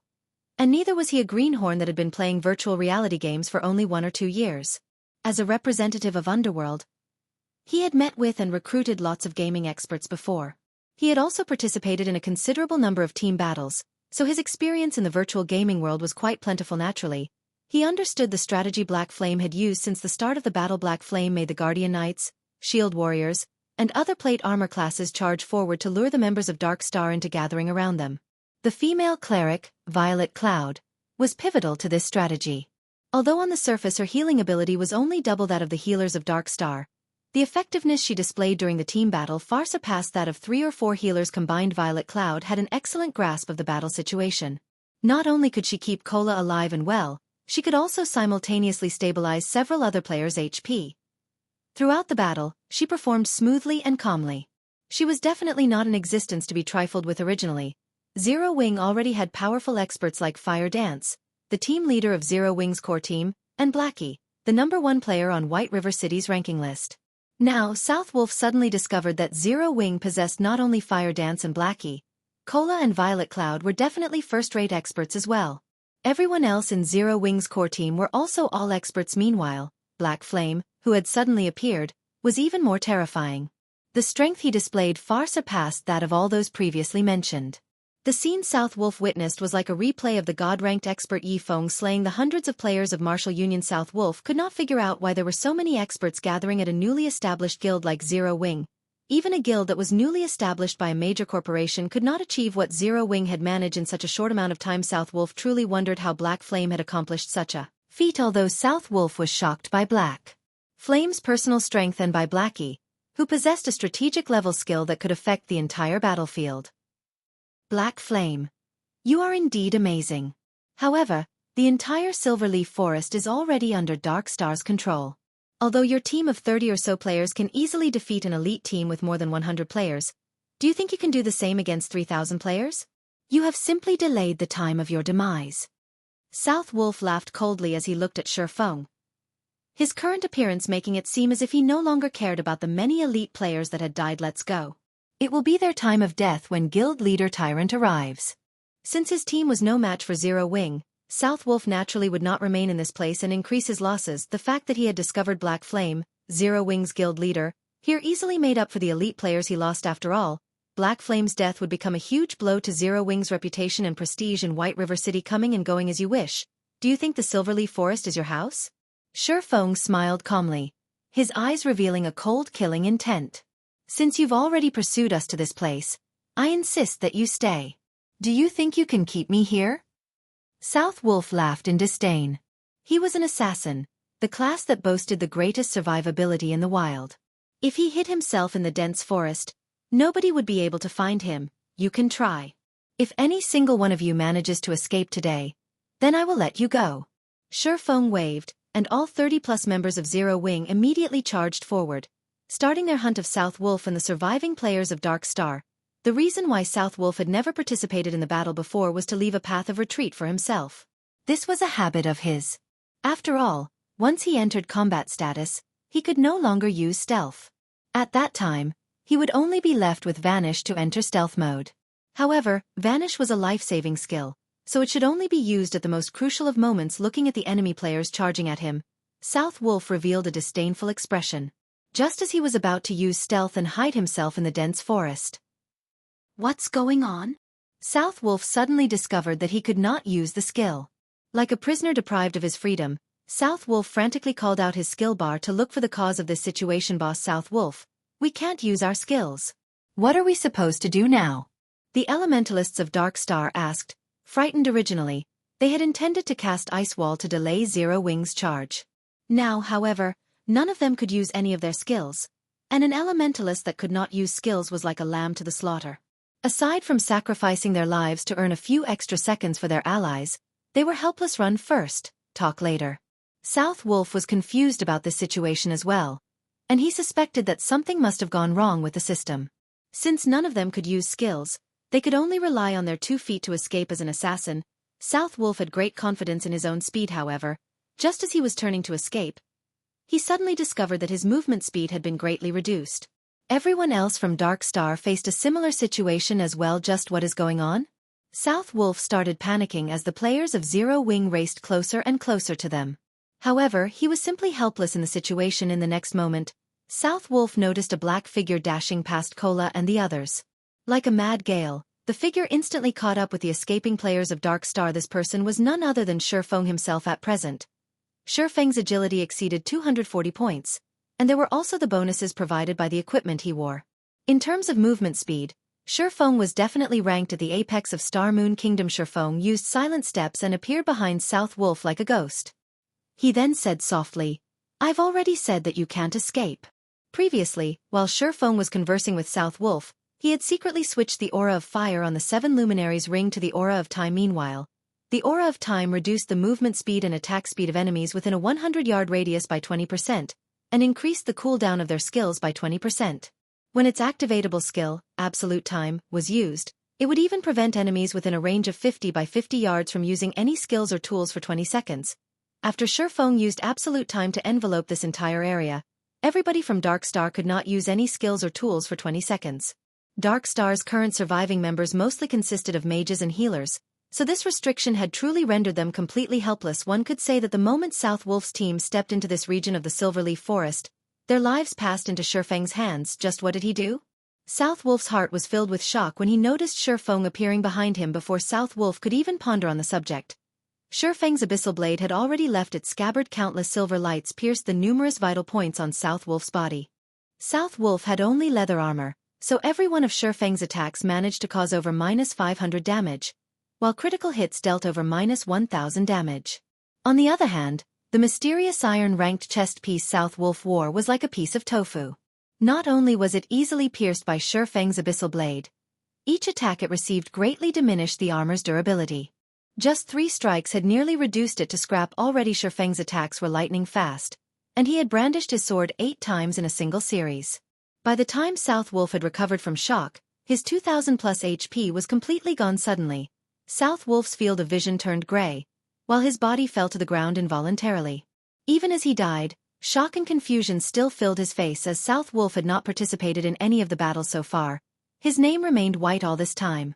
After he died, only one piece of equipment dropped by his body. He also lost only a single level. However, were Shifeng's attacks as simple as they looked? The reason why Shifeng had chosen not to use any skills, and had instead carried out only normal attacks, was to destroy the equipment on South Wolf's body. When South Wolf died, nearly half of the equipment on his body had already turned to scrap. Now that he had dropped yet another piece of equipment, he had definitely suffered heavy losses. Chapter 312. Diving into danger alone. After South Wolf died, the members of Dark Star were like headless flies. Frightened and scared, they fled in all directions. Zero Wing's berserker Lonely Snow swiftly closed the gap between him and an elementalist of Dark Star to 20 yards before using charge to instantly catch up to and incapacitate the elementalist. After that, Lonely Snow used Thunderclap, Violent Strike, Suppression, and Whirlwind Slash in rapid succession, making quick work of the elementalist. Following closely, everyone else from Zero Wing took action as well against a group of mages and healers that could use neither skills nor tools. In addition to the fact that these classes were innately slow runners, the members of Zero Wing required no time at all to finish off the surviving Dark Star members. As these players died, they left behind piles of weapons and equipment. Haha! What a fun battle! Those bastards from Dark Star think that they are so amazing, but now, all of them are dead. Cola laughed loudly as he looked at the weapons and equipment scattered all over the ground. The frustration he had accumulated from continuously running away was completely swept away. Now Fire Dance nodded her head in agreement, a faint smile appearing on her face. She then said with a light chuckle, "This battle was indeed a good stress reliever. None of us died this time, while Dark Star lost over 100 players. After this battle, Dark Star will have to reorganize their plans to pursue us." If they could deal with a team of over 100 elite players in such a short time, it also signified that Dark Star would be simply sending its members to their deaths if a team had fewer than 200 or 300 players. In order to reduce its losses, Dark Star would definitely consolidate its teams and at least double or triple the member count of each team at this moment. Blackie and the others were laughing without restraint as well. After all, they were able to kill over 100 elite members of Dark Star. This would, without a doubt, be a huge blow to Dark Star. Collect the loot. Dark Star will be arriving here soon. Sherfone commanded. The loot they obtained from killing the 100+ elite members of Dark Star was extremely bountiful. They had collected close to 1,000 weapons and equipment, and a majority of them were even mysterious iron rank. The harvest they got from the single battle far exceeded even the harvest Aqua Rose obtained from the battle that involved tens of thousands of players. Even Sherfone was somewhat moved by this harvest kill and plunder just from this battle. They had obtained the resources required to arm an elite team of 100 players. This was precisely the reason why, in the past, many large guilds preferred to kill and plunder the core teams of smaller guilds. Not only could they increase their guild's fame and prestige by doing so, they could also make a huge profit. They could upgrade their weapons and equipment much faster this way. Compared to raiding dungeons and killing bosses, however, the harvest from this battle was still insufficient to offset the losses Zero Wing had suffered. After all, the weapons and equipment of Dark Star's elites were inferior to those of Zero Wing's elite members, not to mention those of Zero Wing's core members. Every core member of Zero Wing possessed quite a few pieces of secret silver-ranked weapons and equipment, and some even possessed fine gold and dark gold-ranked weapons and equipment. Guild leader, why aren't you leaving? Fire Dance looked curiously at Sherfone, who had jumped onto a large tree. You guys go first. I'll hold down the fort. Sherfone was not a lord who would sit comfortably in his throne while his subordinates fought.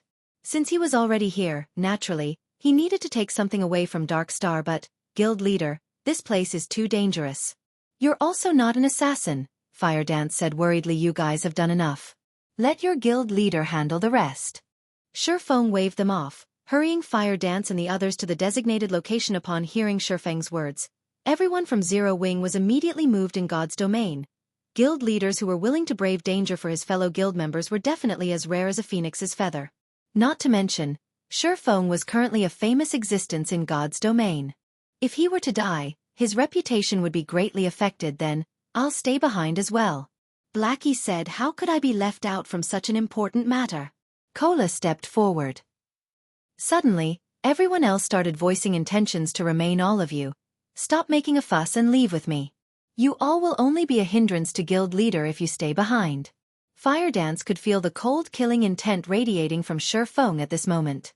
She knew that he could no longer hold himself back. She then raised her head and looked at Sherfone, saying, Guild leader, you have to be careful. Rest assured, I know my own limits. Sherfone laughed. He then retrieved a basic stealth scroll from his bag. This scroll allowed players to enter stealth mode. The stealth scroll's effect had a duration of 1 hour, and as long as players did not carry out any attacks during this period of time, the scroll would remain in effect. Shortly after Fire Dance and the others departed, Yulon came hurrying over to this place with a huge team of more than 300 players. Sure enough, all of them died. Yulon sighed softly when she saw the ground littered with corpses. However, she was not surprised by this outcome. Obviously, the ambush before was meant to lure them into a trap. However, South Wolf had been too eager for success, which resulted in a team wipe, as she had expected. Revive them, Yulon said to the healers in her team immediately. The 30+ healers in the team started using resurrection skills. If players died outside of a dungeon, there were 2 methods for them to revive. The first method was to revive back at the cemetery. However, players were required to wait for half an hour before they could do so. The other method was to have one of the healer classes use a resurrection skill. Players could be revived immediately using this method. However, upon resurrection, players would have to wait another 10 minutes before resurrection skills could be used on them again. A short while later, all 100+ elite players had been revived. Meanwhile, after being resurrected, South Wolf felt fortunate over the fact that he was not a red name. He had only lost 1 piece of equipment and fallen by 1 level after he died. Yet, when he discovered that most of the equipment he wore had been turned to scrap, he nearly went insane. South Wolf had been using level 15 mysterious iron set equipment, which could be obtained only from a level 15 team dungeon. In order to obtain the complete set, South Wolf had expended a huge amount of time and effort. Now, however, all of them were destroyed. Unlike field bosses, team dungeons reset only once every 3 days, and there were only a limited number of level 15 team dungeons within the region of White River City. Gathering the complete set had taken South Wolf 2 cycles. If he wished to obtain the set once again, he would have to wait through another 2 cycles. At this moment, Lone Tyrant arrived at the scene. He then asked, South Wolf, what happened here? How did all of you die? South Wolf was someone from Underworld, so he did not particularly care how many players from Dark Star had died. He cared more about himself instead. However, the same could not be said for Lone Tyrant. The strength of Dark Star determined his future as its guild leader. Now, more than 100 elites from his guild had died for no reason. The worst part was that these elites had lost most, if not all, of their weapons and equipment. The levels they lost could be recovered, but it would not be as easy to recover the equipment. We were lured into an ambush unprepared, and all of us got killed. However, I discovered something even more important. I don't know how he managed it, but Black Flame is now with the core team of Zero Wing. He has also become a red name at this point, so this is the perfect chance for us to destroy Zero Wing. Although Black Flame is very powerful, we should have no problems dealing with all of them if we send in a team of 300 to 400 players.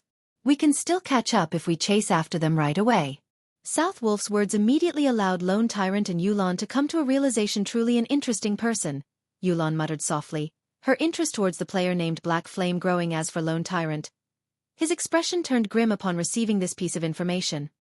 Obviously, with Black Flame commanding Zero Wing's core team, their combat power had increased to frightening heights. Also, from South Wolf's description of the one-sided battle that took place before, Lone Tyrant also learned that Black Flame was a great expert.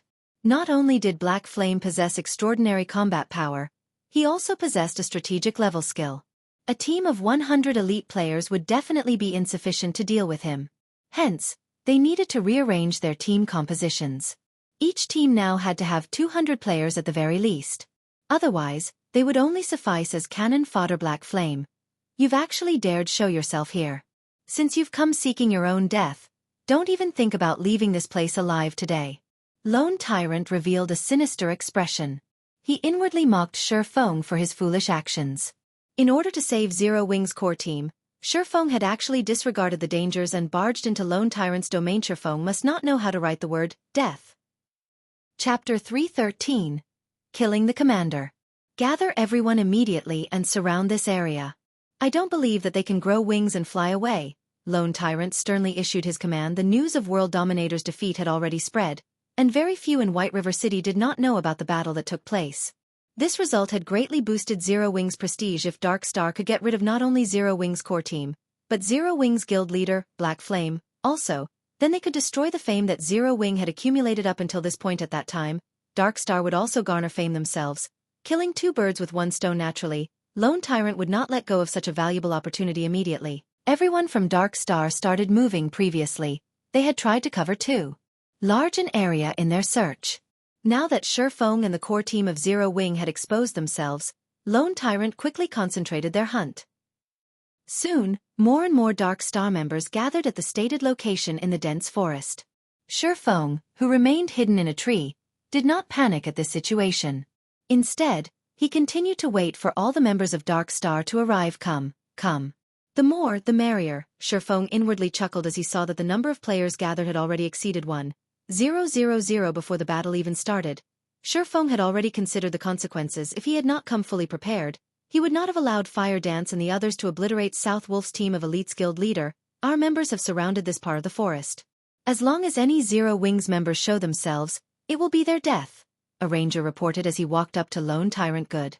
Start shrinking the encirclement. Lone Tyrant laughed satisfyingly. He then looked towards Ming Sha, the team leader of the Underworld Guards, and respectfully said, "In a moment, we will have to rely on Brother Ming Sha and your men to take care of the experts from Zero Wing. Rest assured, young Master Feng sent us to deal with Fire Dance and her team of experts.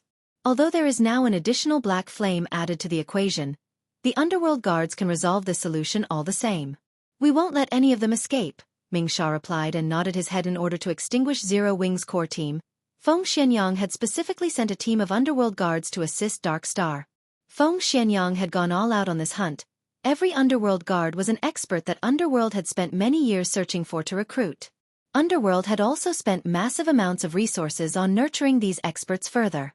Compared to Absolute Heaven, the top-tier assassin that Shifeng faced before, these Underworld Guards were stronger, not weaker. Meanwhile, Feng Xianyang had sent a team of 20 of such guards. One could just imagine the frightening might this team possessed. Even a 100-man elite team from Dark Star was no match for this team. Also, the leader, Ming Sha, was an expert among experts. In the virtual gaming world, he ranked near the top. Regarding pure combat techniques, he was on the same level as the snow goddess, Gentle Snow. However, as Gentle Snow was in possession of a huge amount of resources, in terms of equipment, Ming Sha was definitely no match for her originally. Feng Xianyang had arranged for Ming Sha to go to White River City to deal with Yi Feng. However, Yi Feng was simply too elusive, as if he had completely vanished from White River City. Hence, Feng Xianyang sent Ming Sha to deal with the top experts of Zero Wing, such as Fire Dance and Black Yi. In regards to Ming Sha's strength, Lone Tyrant had personally experienced its power. Even though he was clearly above Ming Sha in terms of levels, and his equipment was of higher quality, he still suffered defeat at Ming Sha's hands in less than 20 exchanges. On the other hand, he had only managed to reduce Ming Sha's HP by 1/10. Meanwhile, after taking some time to focus on upgrades, Ming Sha's equipment could now compare to Lone Tyrant's. Now, Ming Sha was mostly geared with several pieces of level 15 secret silver set equipment and fine gold equipment. He also wielded a level 15 fine gold greatsword, the Bone Shatterer. His equipment certainly ranked at the very top of White River City. Lone Tyrant had estimated that, if he fought Ming Sha now, he would last 10 exchanges at most before his defeat. Now that he had so many players surrounding this area and a powerful team of experts like the Underworld Guard supporting him, even a top-tier assassin like Fire Dance could not escape. Just as Lone Tyrant felt confident and was about to declare that he would annihilate everyone from Zero Wing, a figure suddenly appeared in the top of a nearby tree. Someone's there. Ming Sha, who possessed acute senses, immediately discovered the figure. As Ming Sha turned his sights to the intruder, everyone similarly followed his line of sight. Indeed, in the top of the tree, they discovered a person quietly watching them. Black Flame. South Wolf immediately recognized the figure, his eyes burning with rage as he revealed this person's identity. At South Wolf's reminder, everyone finally realized Shifeng's identity. After all, Black Flame had always been a mysterious existence, and most players had never actually seen Black Flame before. Now that this intruder had revealed himself, everyone from Dark Star discovered that Black Flame was just an ordinary-looking middle-aged man. He did not even possess the type of aura that a guild leader should have. No matter how they looked at him, he was only an ordinary man. So, it is guild leader Black Flame. I didn't expect you to show yourself here. Since you have refused to walk the path towards heaven and have instead barged your way down to hell, today will be the day that you die. Lone Tyrant laughed coldly. He then commanded, "Everyone kill him." Immediately, over 1,000 players from Dark Star surrounded and charged at Shifeng. Their encirclement was tightly packed, and not even a fly could get past them. Faced with over 1,000 players charging at him, Shifeng did not panic in the slightest. Instead, his eyes emanated a chilling glow as he glared down at Lone Tyrant, smiling faintly. It was as if these 1,000+ players meant nothing to him. Meanwhile, as the recipient of this gaze, Lone Tyrant's heart inadvertently quivered. However, Lone Tyrant quickly dispelled this feeling because he did not believe Shifeng could do anything to him while so many players surrounded him. In the next moment, however, Shifeng vanished from the treetop in everyone's sight. This is not good. He's trying to escape. Quickly use flare. Lone Tyrant hurriedly shouted. The Rangers quickly used flare upon receiving Lone Tyrant's command, brightly illuminating the surrounding area. Within the effective range of flare, all stealth-type skills would lose their effects. Yet, even after tens of flares had been launched, Shifeng's figure still could not be found. What the players of Dark Star did not know was that, after Shifeng had activated the Ring of Nothingness, his first task was not to escape, but to leap forward and charge towards the tree closest to Lone Tyrant. Hence, the flares used to seal his path of escape served no purpose whatsoever. Damn it. He plans to kill his way over. Use flare and shine guild leader Tyrant surroundings. When Yulan recalled the faint smile on Black Flame's face as he pinned Lone Tyrant with a glare, she instinctively felt that Shifeng aimed to kill the commander. Only by doing could Shifeng possibly redeem Zero Wing's fame and prestige.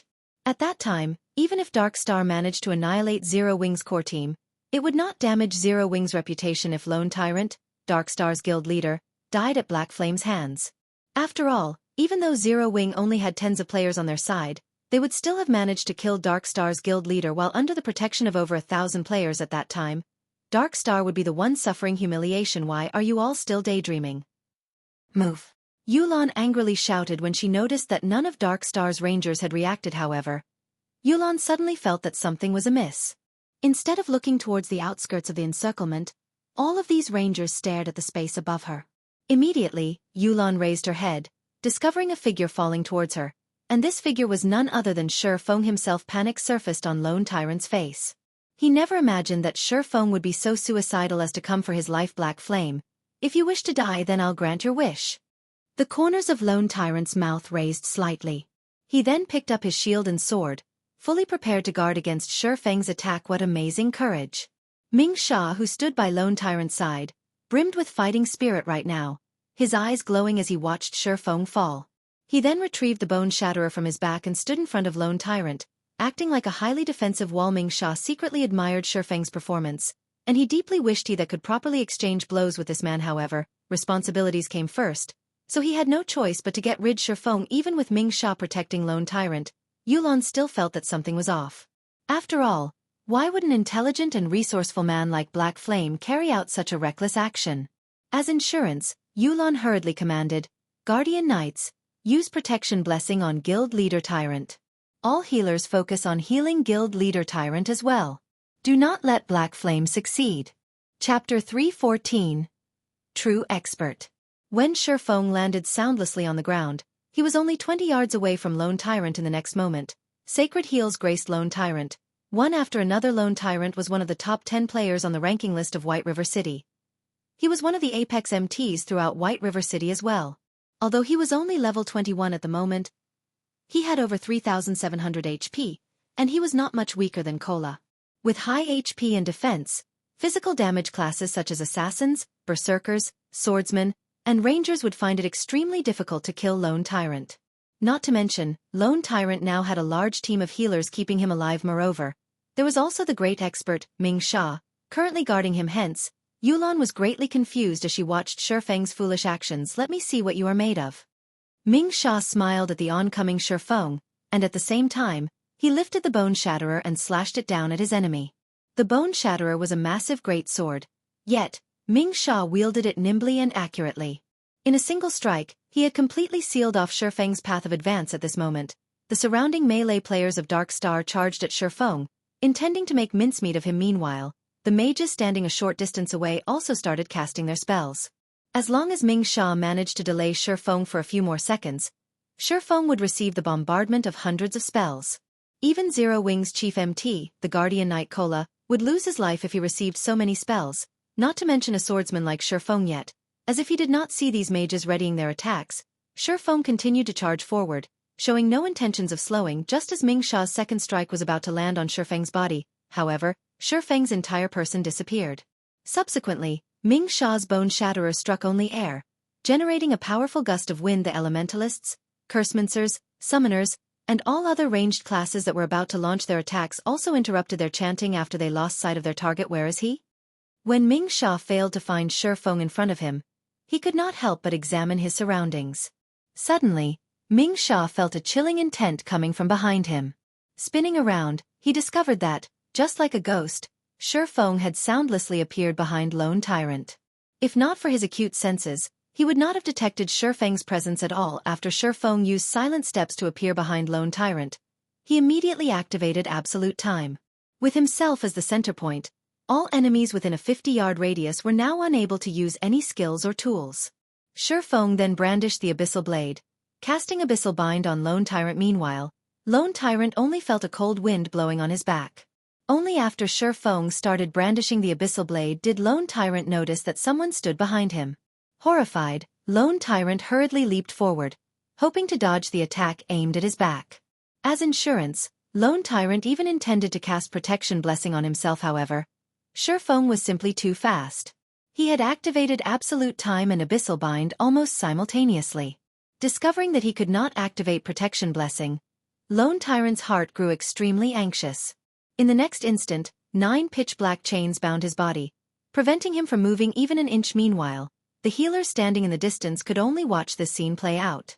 With their skills locked, the most they could do was provide moral support.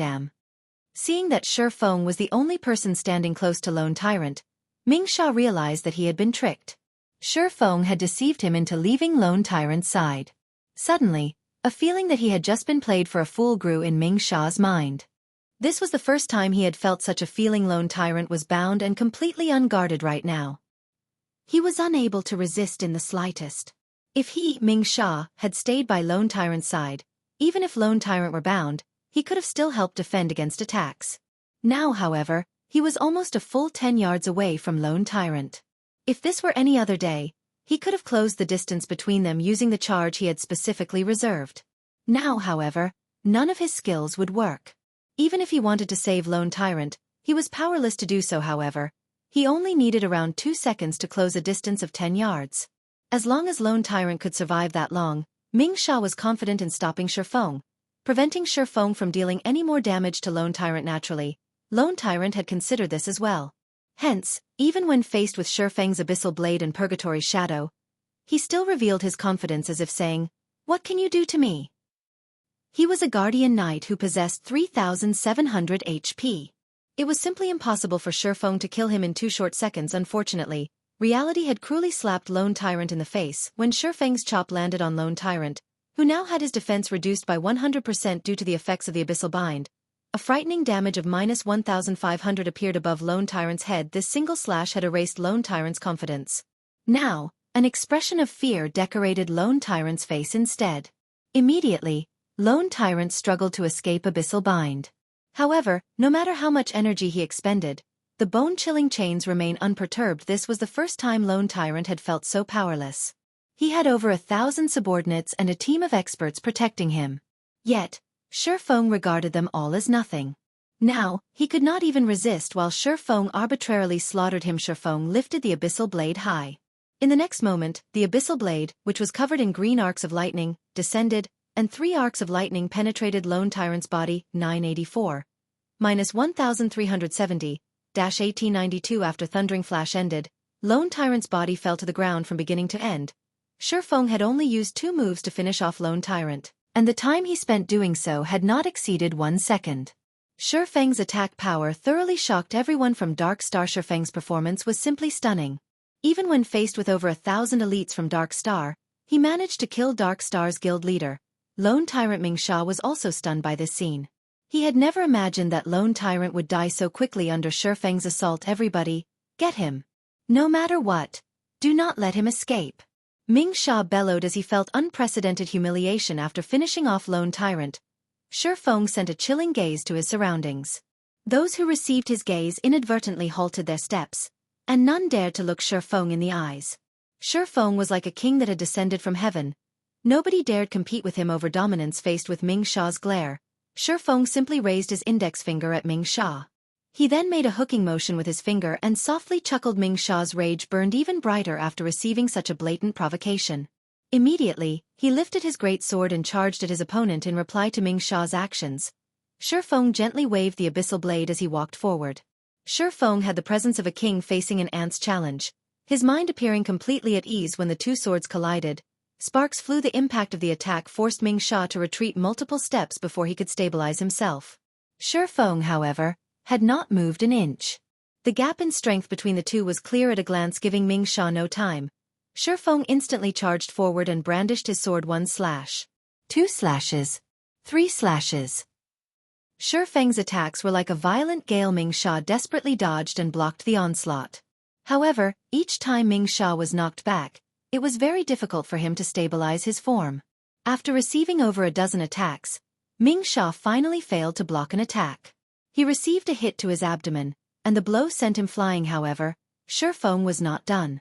Shifeng's feet suddenly exerted an explosive force, creating a deep pit in the ground as his body shot towards Ming Sha like an artillery shell while his body remained in midair. Ming Sha was unable to exert any force to retaliate or dodge. The moment Shifeng shot past Ming Sha, he brandished his swords multiple times. Each and every attack struck Ming Sha's vital points, all of them causing over -600 damage. In the blink of an eye, Ming Sha's life was no more. The scene dumbfounded the audience from Dark Star. What they had witnessed was simply Shifeng flying past Ming Sha, followed by silvery sword streaks wrapping around Ming Sha's body. By the time Shifeng passed Ming Sha's body, Ming Sha was already dead. Meanwhile, after Shifeng dove into the dense forest, with a few leaps, his figure completely vanished. At this time, some of Dark Star's members finally responded and rushed in the direction Shifeng had disappeared. "Yolan, do we chase after him?" South Wolf worriedly asked as he looked to Yulan. South Wolf was very clear about just how powerful Ming Sha was. Yet, such a powerful expert still died at Shi Feng's hands. Moreover, from beginning to end, Shi Feng had not used any skills in the exchange with Ming Sha. He relied purely on techniques to kill his opponent. This was something that South Wolf had never dared to imagine possible in the past. Now, however, South Wolf finally realized what a true expert was. Yulan shook her head and released a soft sigh, saying, "No.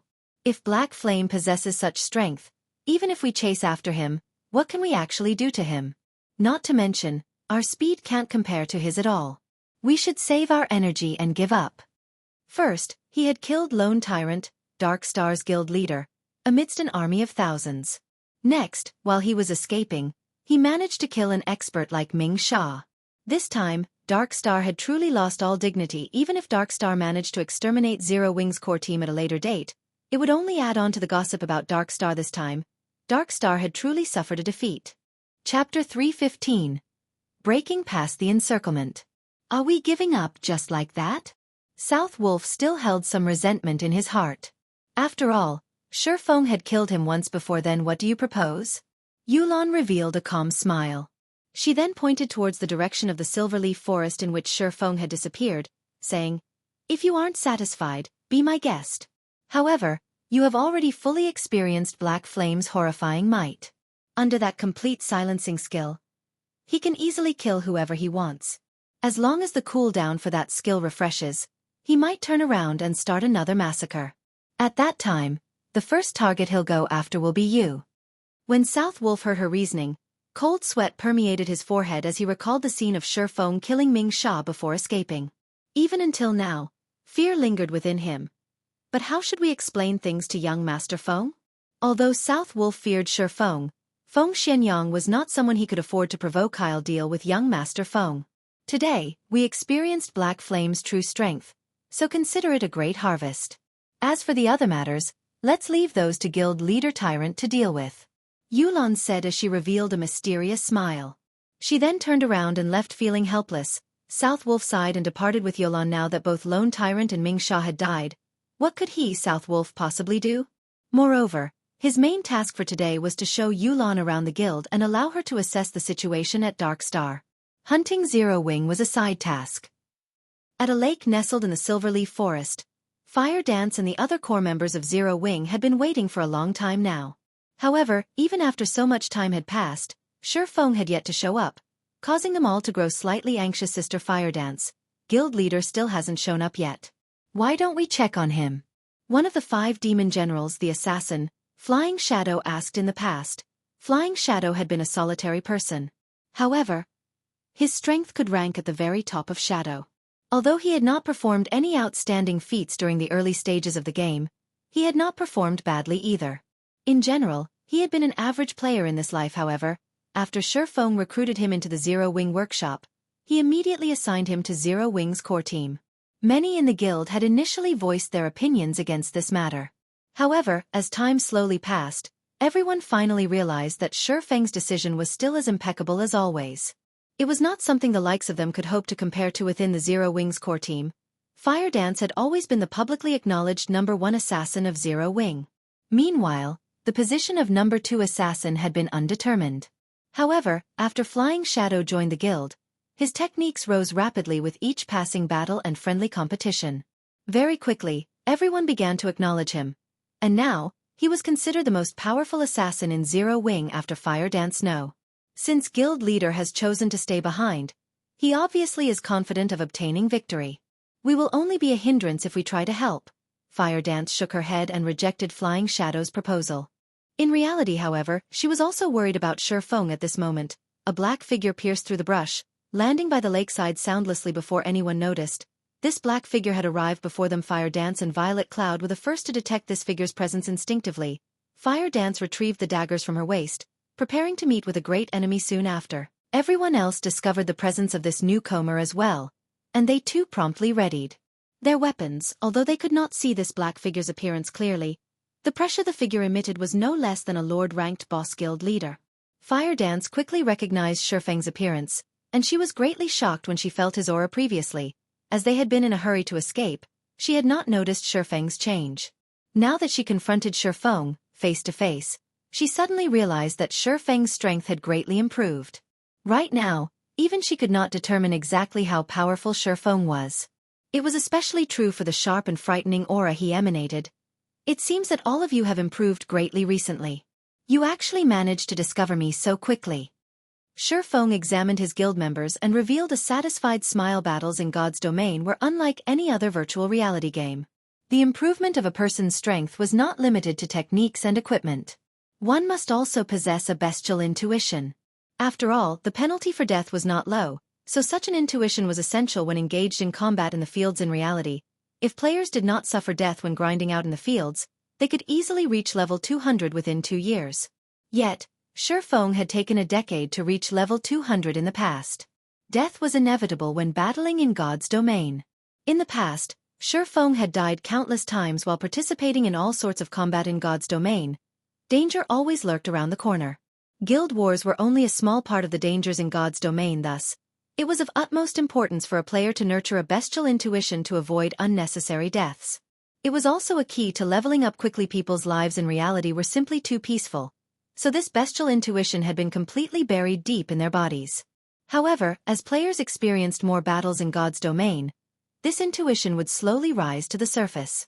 Meanwhile, the rate at which players improved also correlated to how strong their intuition became, and this was one of the main factors differentiating average players from experts. Shifeng chose to appear so stealthily to test everyone's intuition, and the result had not disappointed him. Compared to several days ago, everyone present had improved greatly. Though when compared to Fire Dance and Violet Cloud, everyone else's improvement paled slightly. Nevertheless, they were still much stronger than the average elite player. After Shifeng finished evaluating everyone's strengths, he then said with a smile, "All right, let's leave this place. Follow me." Leave. This was exactly what everyone had constantly tried to do. However, it was simply too difficult to accomplish. Currently, Dark Star's forces locked down the Silverleaf Forest. With their team of slightly more than 30, it was impossible to fight their way out of the forest in the next moment. However, Shifeng gave everyone an underwater breathing potion. This potion allowed players to breathe underwater for half an hour. Following which, Shifeng gulped down the breathing potion and jumped into the lake. He then dove into the depths of the lake. The team copied Shifeng's actions, drinking the breathing potion and jumping into the lake as well. This lake was not just a pool of stagnant water. Instead, it connected to the other lakes found in the Silverleaf Forest. A player in the past had accidentally stumbled on this particular secret. This player had only managed to discover this secret as he tried to catch the silver carp found in the Silverleaf Forest. The silver carp was a precious cooking ingredient, and its flavor far surpassed the carp found in the real world. Moreover, after eating the dishes made using the silver carp, there was a very small chance for players to receive a permanent increase of 1 point to a basic attribute. Players could receive up to a total of 20 attribute points through consuming these delicacies. Unfortunately, the attribute rewarded was always random. Even so, players still valued the silver carp. Many players who were gourmands and wished to increase their strength would willingly spend a massive sum of money to purchase silver carp. So, silver carp had always been short in supply, and their prices had steadily increased over time. Back in the day, plenty of players would come to the Silverleaf Forest to fish for the silver carp. There was also no lack of bloodbaths due to competition over these silver carp as well. Shifeng led everyone through one underwater tunnel after another, gradually distancing themselves from Dark Star's encirclement. However, Dark Star still held Silverleaf Forest's exits. So, it was impossible for them to depart from the forest safely. A guild war order could seal an area for 24 hours. During this period, no one could use return scrolls in this area. In addition, if enemy guild members logged out of the game while in this area, they would receive very harsh punishment. This punishment was far more severe than even the penalty for death, as it was meant to prevent players from abusing this method to avoid the war. However, guild war orders had a cooldown time of 2 natural days. In God's domain, that would be 96 hours. Hence, after players managed to endure and survive through the guild war order's effective period of 24 hours, they could return directly to the city using a return scroll. Shifeng intended to take advantage of these underwater tunnels before anyone discovered their existence. By doing so, they could escape Dark Star surveillance and wait out the seal of the Guild War Order. Dark Star had a lot of members inside the Silverleaf Forest.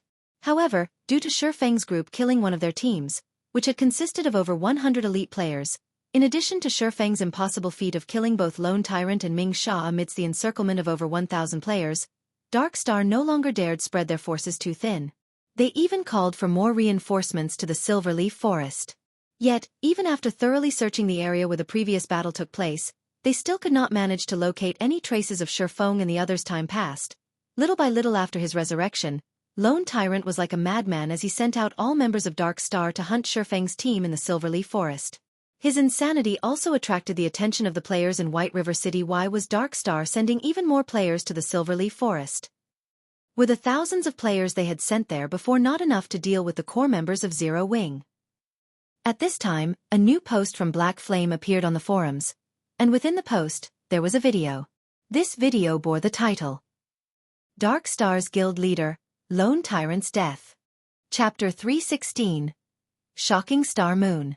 The confrontation between Dark Star and Zero Wing had already become explosively popular on the forums previously. Using the name Black Flame, Shifeng had declared that he would exact vengeance against Dark Star in response.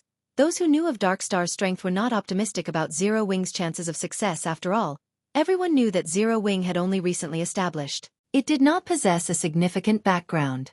However, Zero Wing was still the first guild in Star Moon Kingdom to possess a guild residence, so most considered it to have great potential. If it spent a few more months developing, it might become an existence that surpassed even Dark Star. At the moment though, it was simply too early for Zero Wing to go against Dark Star yet. Sometime later, such remarks about Zero Wing completely disappeared. World Dominators, veteran first-rate guild, had actually suffered defeat. Moreover, the guild had been eliminated from the competition for dominance over White River City. Zero Wing had played a significant role in achieving this feat, so it was apparent that Zero Wing was not as weak as everyone had imagined. Hence, the moment the video of Shifeng killing Dark Star's guild leader, Lone Tyrant, uploaded, its popularity instantly grew. In particular, the scene where Shifeng indifferently faced off against an army of over 1,000 elites and managed to kill Lone Tyrant by himself garnered huge amounts of attention. Shifeng's actions made it seem as if killing the enemy commander while surrounded by an army as simple as taking something out of his pockets. Scene that was only possible in storybooks had actually occurred in reality. In the face of Shifeng, the guild leader of Dark Star was like a little kid. Even as Lone Tyrant died, he had not offered the least bit of resistance. On the other hand, just a glance from Shifeng caused the thousands of players of Dark Star to freeze in fright. At that time, Shifeng was like a king. Before him, everybody else could only submit. Also, the scene in which Shifeng killed Ming Sha as he departed was even more amazing. Anybody could tell at a glance that the berserker Ming Sha was not just an ordinary expert. Yet, even so, Shifeng killed him effortlessly.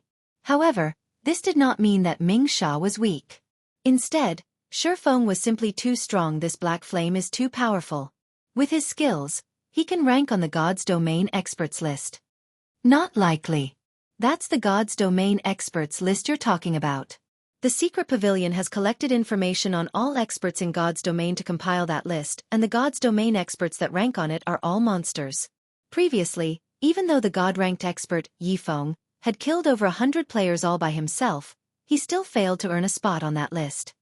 The Secret Pavilion was famous in the virtual gaming world, and one could find the Secret Pavilion's presence in practically every virtual reality game available. The experts list compiled by the Secret Pavilion was also well received by many players.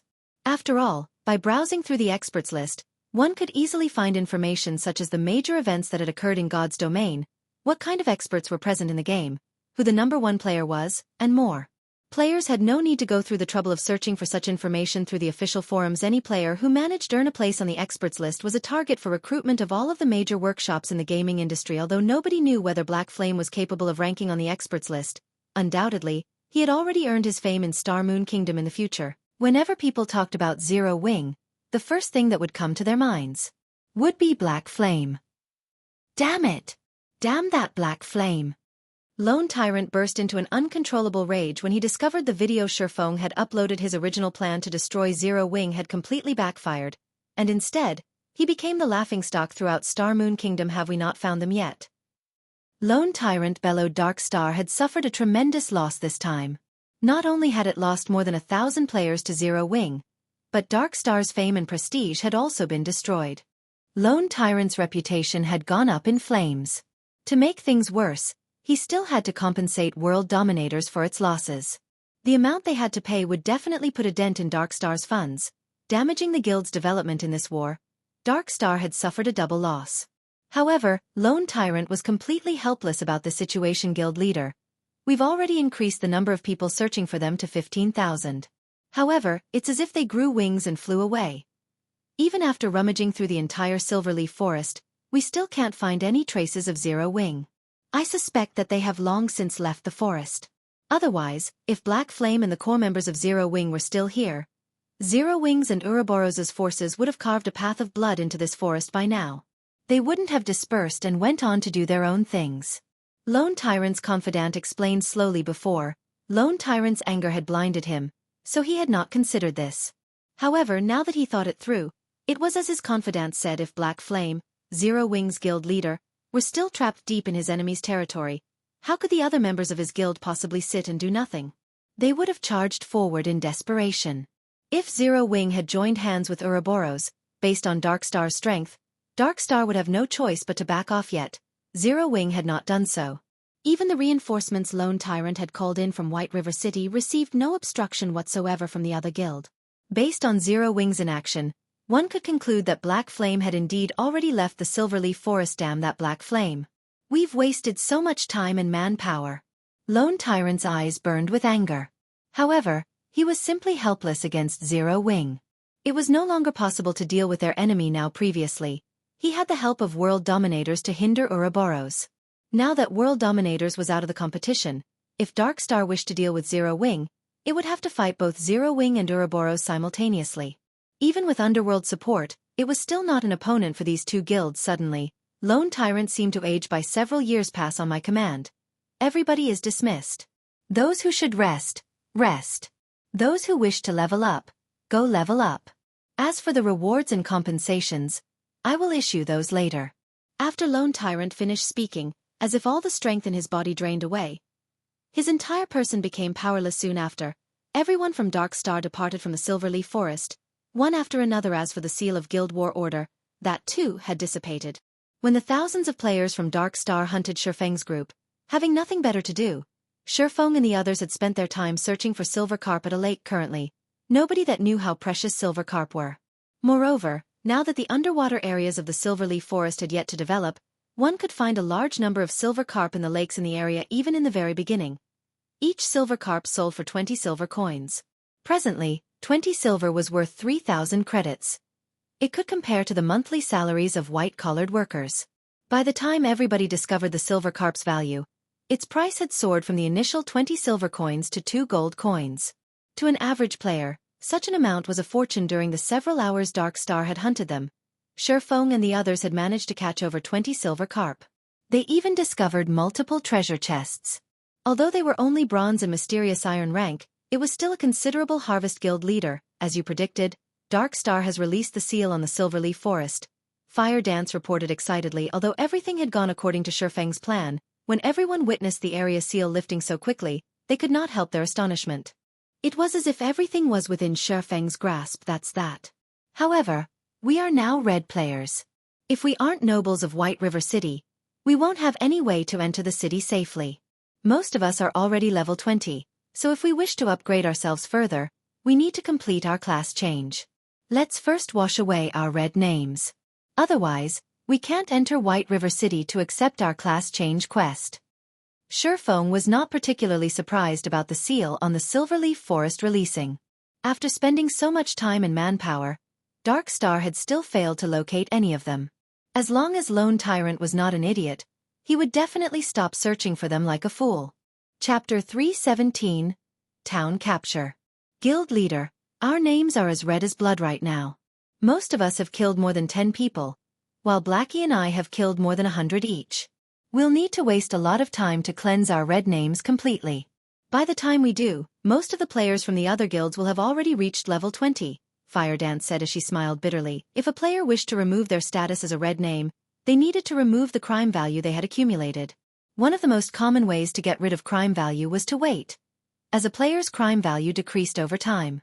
However, if one's crime value was excessively high, they needed to punish evil and promote righteousness. However, although killing NPCs such as villains, criminals, and bandits would significantly reduce a player's crime value, there was no other benefit for doing so.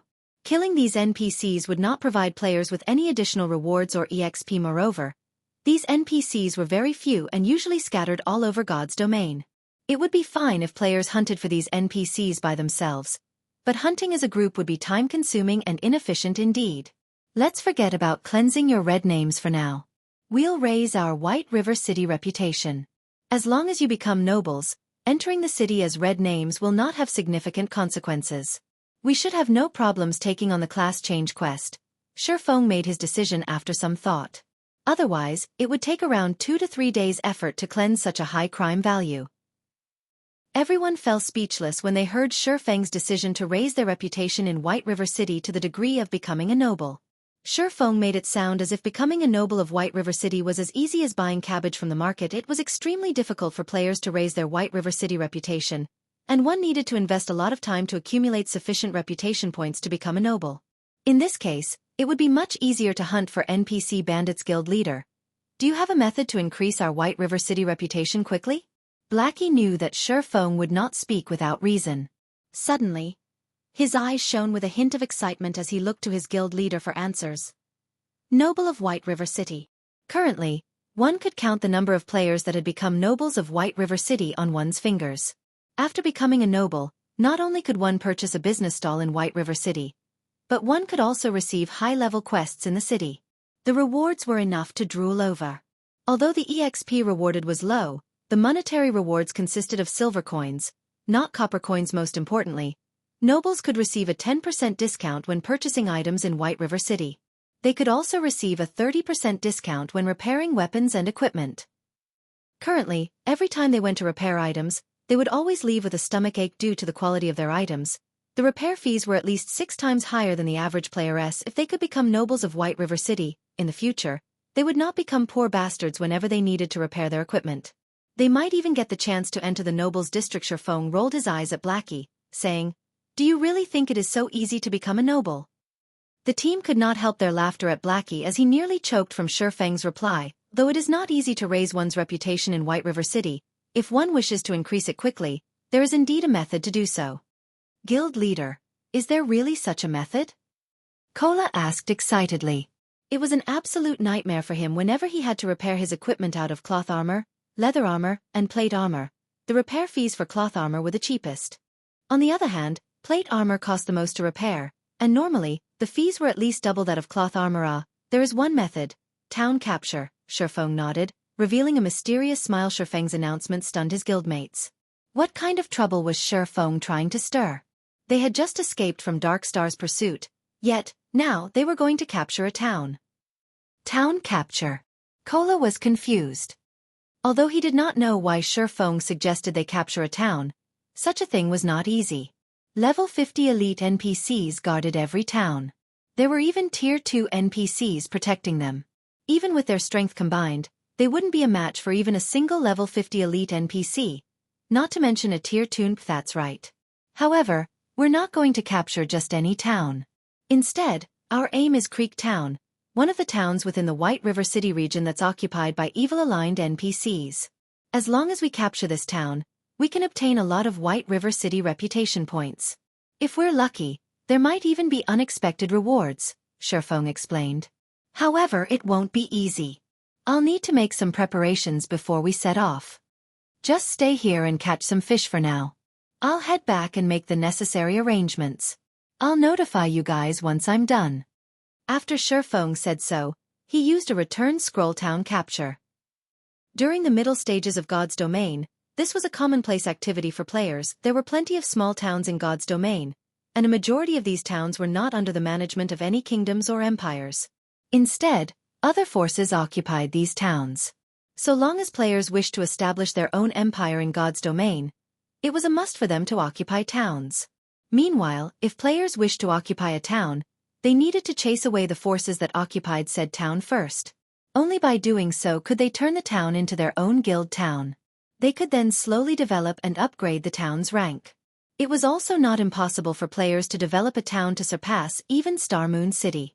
However, the conditions for doing so were extremely demanding, so it was very difficult for players to succeed. Moreover, capturing a town was easier said than done. Even if the current number 1 guild in White River City, Ouroboros, went all out, they should not have any clue of how to capture a town. It should be impossible for Ouroboros to capture even the most bordered and resource-poor town on top of that. Now that Shifeng had unsealed the endless abyss, towns had upgraded their overall strength in preparation for the assault from demonic beasts, making it even more challenging for players to capture a town. However, Creek Town, the town Shifeng had chosen as his target, was slightly special. There was a hidden quest in White River City that would greatly reduce the overall strength of Creek Town. If the town were weakened, capture would become far easier. However, in order to accept this hidden quest, at the very minimum, one must first become a Viscount of White River City. Fortunately, Shifeng just happened to be just that. After Shifeng returned to White River City, he suddenly became the focus of the entire city. Any players who saw him immediately began whispering to companions or strangers by their sides. Shifeng was a celebrity right now, and everyone in White River City knew about him. Although part of the reason why Shifeng attracted so much attention was due to his blood-red name, the actual cause for his fame was due to the name Black Flame. The video of the battle in the Silverleaf Forest was extremely exciting. The scene where Shifeng had leaped high into the air to finish off Ming Sha was particularly unforgettable. Countless players had tried to mimic Shifeng's actions. Unfortunately, average players could, at most, jump 2 to 3 meters high. Compared to Shifeng, who had managed to reach a height of 8 meters, the gap between them was simply too massive. Moreover, Shifeng had brandished his sword 6 times while in mid-air, and every strike accurately landed on Ming Sha's vital points. Through their attempts to mimic Shifeng's actions, everyone's admiration for him grew. Everyone knew that a player's basic attributes determined the gap between them and others. Only after making a comparison did they know just how wide the gap was between them and Shifeng guild leader Black Flame. When will Zero Wing hold another mass recruitment? I've been waiting to join Zero Wing for a long time now. A level 17 male swordsman asked loudly. That's right. This little girl wishes to join Zero Wing as well. Big brother Black Flame, please tell this little sister when you'll recruit again.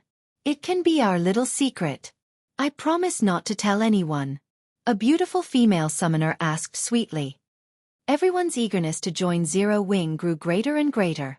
If Zero Wing had not announced to the public that it had temporarily halted recruitment in order to fine-tune the management of the guild, the stampede of players might have trampled Zero Wing's recruitment area. By now the crowd's enthusiasm started to make even Shifeng grow afraid. Without a better choice, he said, everyone can rest assured that Zero Wing will definitely recruit for more members. Moreover, we will have even more slots available during the next recruitment. As for the time and venue, the recruitment will be held in 3 days at Zero Wing's guild residence. I hope that everyone will show up for the registration when the time comes. Finished speaking, Shifeng hurriedly escaped. If he remained any longer, he might not be able to get away in 3 days? Great. I can use that time to improve my techniques and strength. I will definitely pass the test and become a member of Zero Wing. After receiving a specific time, everyone grew even more enthusiastic. They all swore to join Zero Wing no matter what in their minds. Zero Wing stood out like a sacred temple of experts: Assassin Fire Dance, Guardian Night Cola, Elementalist Aqua Rose, Berserker Lonely Snow, Cursemancer Black Cloud, Cleric Violet Cloud, Swordsman Black Flame, Swordsman Yifeng, and many other experts all belonged to Zero Wing. These experts possessed brilliant battle records in God's domain, and they were far stronger than other guilds' experts. Chapter 318, Bloodhand. Shifeng's return immediately attracted the attention of the various powers in White River City. When these powers learned about Shifeng's return, in addition, his blood-red-colored name, they knew that Dark Star's encirclement had failed. Dark Star had dispatched over 10,000 members during this encounter. Yet, they still failed to annihilate Zero Wing's core members. This conclusion had greatly boosted Zero Wing's fame. Moreover, Lone Tyrant's death at Shifeng's hands had also been a huge blow to Dark Star's reputation, excluding World Dominators, which had already been eliminated from the competition for the dominance over White River City. Dark Star's current reputation ranked at the very bottom of the top 6 guilds of White River City.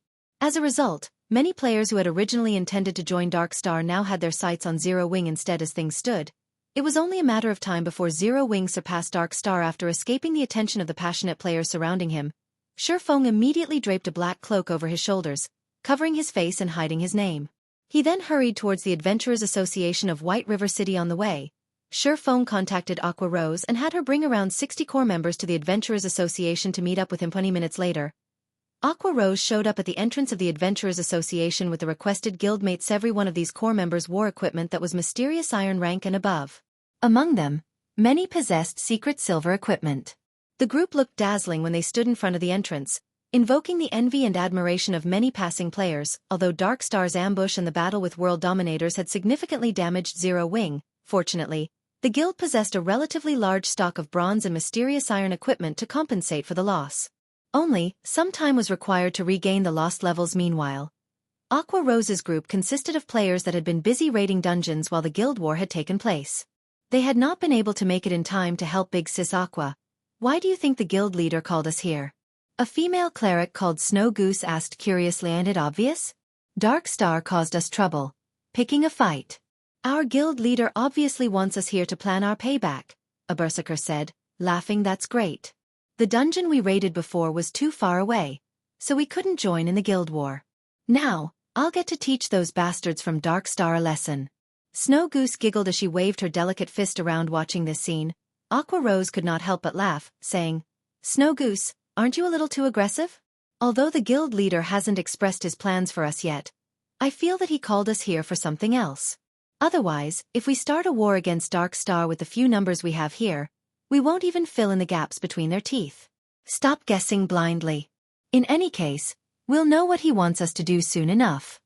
Hearing that their guild leader had called them here for something else, Snow Goose's mood dampened slightly. The others also revealed disappointed expressions. Sherfong finally arrived after Aqua Rose and the others had waited at the Adventurers Association's entrance for a short while. "Guild leader, why are you still wearing a cloak?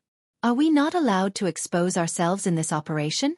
Should we leave and sneak back over here?" Aqua Rose could not help her confusion when she saw Sherfong hiding his face. At this moment, Sherfong looked like a wanted criminal who was afraid of being discovered. "I hadn't intended to use it. However, being too famous doesn't help me either. If I removed my cloak, I don't think I will get further than the front door of the Adventurers Association," Sherfong said, laughing bitterly. "Forget about it.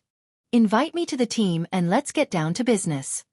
From Sherfeng's brief explanation, Aqua Rose imagined the comical scene of a horde of players mobbing Sherfong.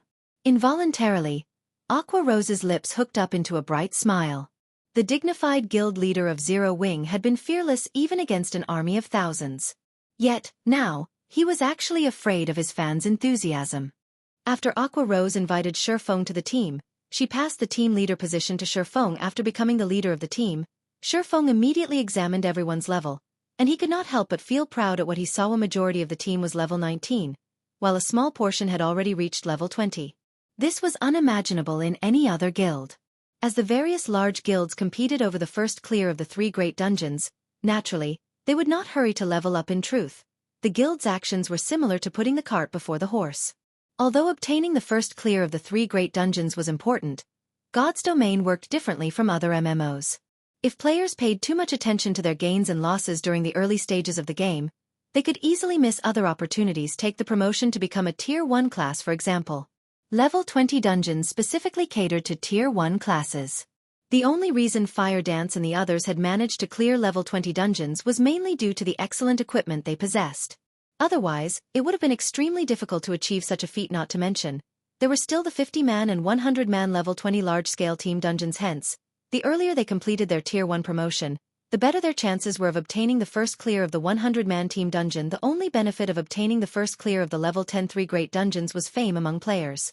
By obtaining the first clear of a level 20, 100-man team dungeon, however, not only could they increase their fame, but they could also encounter a great opportunity. "Let's head to the second floor," Sherfong said in the team chat. Normally, nobody visited the second floor of the Adventurers Association. This place did not receive individual guild players. Instead, this place was exclusive to guild team Sister Aqua. "Why do you think the guild leader has led us here?" Snow Goose asked curiously. "I don't know." Aqua Rose shook her head. She, too, could not see through their guild leader, Sherfong. However, it was precisely because of this that she had chosen to join Zero Wing. She then continued, "However, this is where guilds come to take on large-scale quests. I wonder what kind of great quest the guild leader plans to accept?" At this time, Sherfong sat in front of the VIP counter. With a smile, the beautiful receptionist behind the counter asked, "Lord Viscount, how may I be of service today?" "I wish to take on a guild crusade quest," Sherfong requested. "Okay. However, as the Zero Wing Guild is only a 3-star guild, there are only 4 locations available for a crusade. May I know which location Lord Viscount desires? The receptionist listed the 4 locations. They were rather remote towns, barren wastelands. However, dark forces occupied each location. Without 2,000 to 3,000 level 30 tier 1 players, one should not even consider capturing it. Of course, this was only in the case for attacking normally. If it were a crusade, however, the difficulty of capturing the town would significantly decrease. Even so, it was still extremely difficult. If one attempted to capture these towns with only 100 players around level 20, it would be Suicide Creek Town then. Shurfeng was very familiar with the crusade quests available in White River City. He chose Creek Town, which was occupied by the Bloodhand Association. Without hesitation, among the many dark forces in the White River City region, the Bloodhand Association was one of the weakest and smallest powers. It ranked at the very bottom.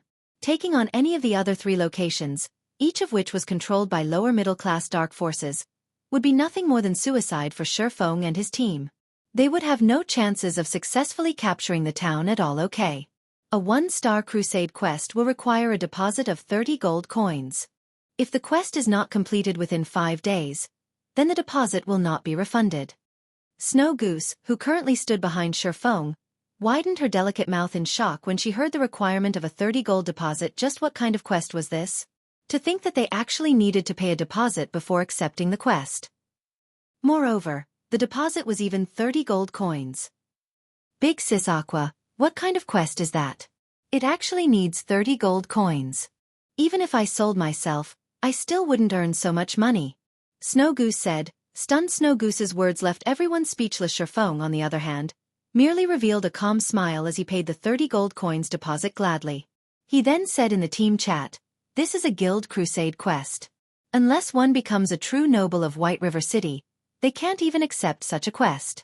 Moreover, 30 gold coins is actually very cheap." Cheap. Everyone was truly speechless this time. At this stage of the game, 30 gold coins was practically the maximum a third-rate guild would possess. If they could not complete this crusade quest, those 30 gold coins would be gone forever. Chapter 319. Windbreaker. After Shurfeng accepted the 1-star guild crusade quest, he led everyone to the Twilight Temple. The Twilight Temple was a main hub for healer classes here. Clerics, oracles, and druids could take on quests that rewarded high-level skills related to their class's guild leader. What are we doing here? Aqua Rose asked, confused. We looking for assistance. Shurfeng smiled faintly, not bothering to explain further. After entering the main hall of the Twilight Temple, they saw level 180 elite guards crowding the temple. This hall also contained the statue of the Twilight Goddess, below which stood a level 200 priest dressed in Redan Oracle advanced to priest after reaching tier 2. To Shurfeng and the others, a level 200 priest was an existence that they could only revere. At this moment, however, this priest dressed in red took the initiative to walk up to Shurfeng and welcome him. Greetings, Lord Viscount, the priest said, fawning. Greetings, esteemed Lord Priest. I wish to purchase some water of life. Do you have some here? Shurfeng asked softly. The water of life was the spring water taken from the fountain of eternal life. It was sacred medicine in God's domain that could heal any wound in an instant. It could even regenerate a person's lost limbs. So the water of life was extremely valuable. To NPCs, the water of life held great importance. The Twilight Temple worshipped the Twilight Goddess. Meanwhile, the fountain of eternal life was a godly relic that the Twilight Goddess had bestowed upon the Twilight Temple. Hence, throughout God's domain, only the Twilight Temple could possibly obtain the water of life. Lord Viscount, water of life is precious. This is a gift of the Twilight Goddess to we humans, and every drop is a treasure. It is not something a priest like myself can give to others casually, so I beg for Lord Viscount's forgiveness, the priest said, appearing slightly angry. However, a Viscount was a person of relatively high status in White River City. Even if Shurfeng's request angered the priest still had to endure and hold it in. If any other player stood in Shurfeng's place right now, the priest might have thrown them out of the temple already. Naturally, Shurfeng knew this. Although he had guessed that his identity as a Viscount would not get him the water of life, the priest's unwavering refusal still shocked him slightly. Shurfeng then activated the golden stigmata and looked at the priest, asking, "Will this not do?" Suddenly, twinkling golden stars appeared in Shurfeng's dark pupils. His body began to emanate a terrifying aura. In the face of this aura, the priest felt even his soul tremble. The priest was the manager of this Twilight Temple, so it was only natural that he would possess vast knowledge regarding God's domain. Stigmata were the war god's temple's symbol of supremacy, and they were categorized into 3 different colors: silver, gold, and purple. A person capable of controlling a golden stigmata was definitely a core character of the War God's Temple. Is it really not possible? Shi Feng asked again. In truth, he was not confident in obtaining the Water of Life. If players wished to purchase the Water of Life from the Twilight Temple, the prerequisite was sufficient status among humans. As to what degree of status, even Shi Feng was unsure. However, characters like Weissman, the controller of a city, could definitely purchase some. Shi Feng was not a city lord, so if he wished to purchase the Water of Life, he could only try his other identities. If it were not possible to obtain any, he would have to look for other assistants to help him with the crusade quest instead. After he gained sufficient status in the future, he would return and purchase Water of Life. After some struggling, the priest finally opened his mouth and said, "Lord Viscount, with your esteemed status, you can purchase 1 drop. "Okay, I'll take it," Shi Feng replied, slightly excited. However, his excitement confused the members of Zero Wing behind him. Wasn't it just a single drop of Water of Life? Yet, it actually caused their usually calm and indifferent guild leader to grow excited. Could this Water of Life possibly be an epic item? That will be 300 gold, Lord Viscount. The priest carefully took out a small crystal vial from his pocket. Within this vial, there was a single droplet of dark blue liquid. Aqua Rose immediately revealed a shocked expression when she heard the required price of 300 gold. The others were stunned as well. However, Shi Feng was not surprised by this price. Instead, he handed over 300 gold to the priest without hesitation. His actions even seemed a little impatient. Aqua Rose was speechless when she heard the price for a drop of Water of Life. There was not a single guild in God's domain that could possibly afford such an amount. Hence, when she saw Shi Feng hand over 300 gold to the priest, her disbelief was overwhelming. Although Aqua Rose had long since known that Shi Feng was rich, she never thought his fortune was this vast. No wonder guild leader said that 30 gold was cheap before.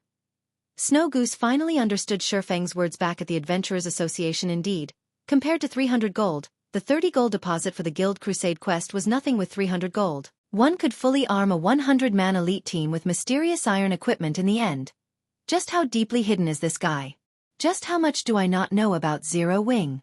Aqua Rose shifted her gaze to Shi Feng, a complicated feeling possessing her heart. If Lone Tyrant of Dark Star knew about this, he would definitely regret making an enemy out of Zero Wing. Wars between guilds were mainly competitions in financial power. Meanwhile, by showing off its own financial power, Dark Star had simply shown off its slight skill in front of an expert. However, what Aqua Rose did not know was that Dark Star could have caused Shi Feng some significant problems had they really annihilated Zero Wing's core team. After all, Blackie wielded an epic ranked staff. The others also possessed excellent dark gold items. If Dark Star had managed to obtain these items, the consequences would have been unimaginably dire. After Shi Feng obtained the Water of Life, he hurried over to a simple and crude-looking house located in the slums of White River City. In this house lived a middle-aged man with only a single arm. Originally, this man had been a powerful Tier 2 sword master. However, during the Great Demon War, he had lost one of his arms, and subsequently, his strength deteriorated, reverting to an ordinary citizen. This man was Kite. Even before he had lost his arm, Kite had not been very famous in Star Moon Kingdom.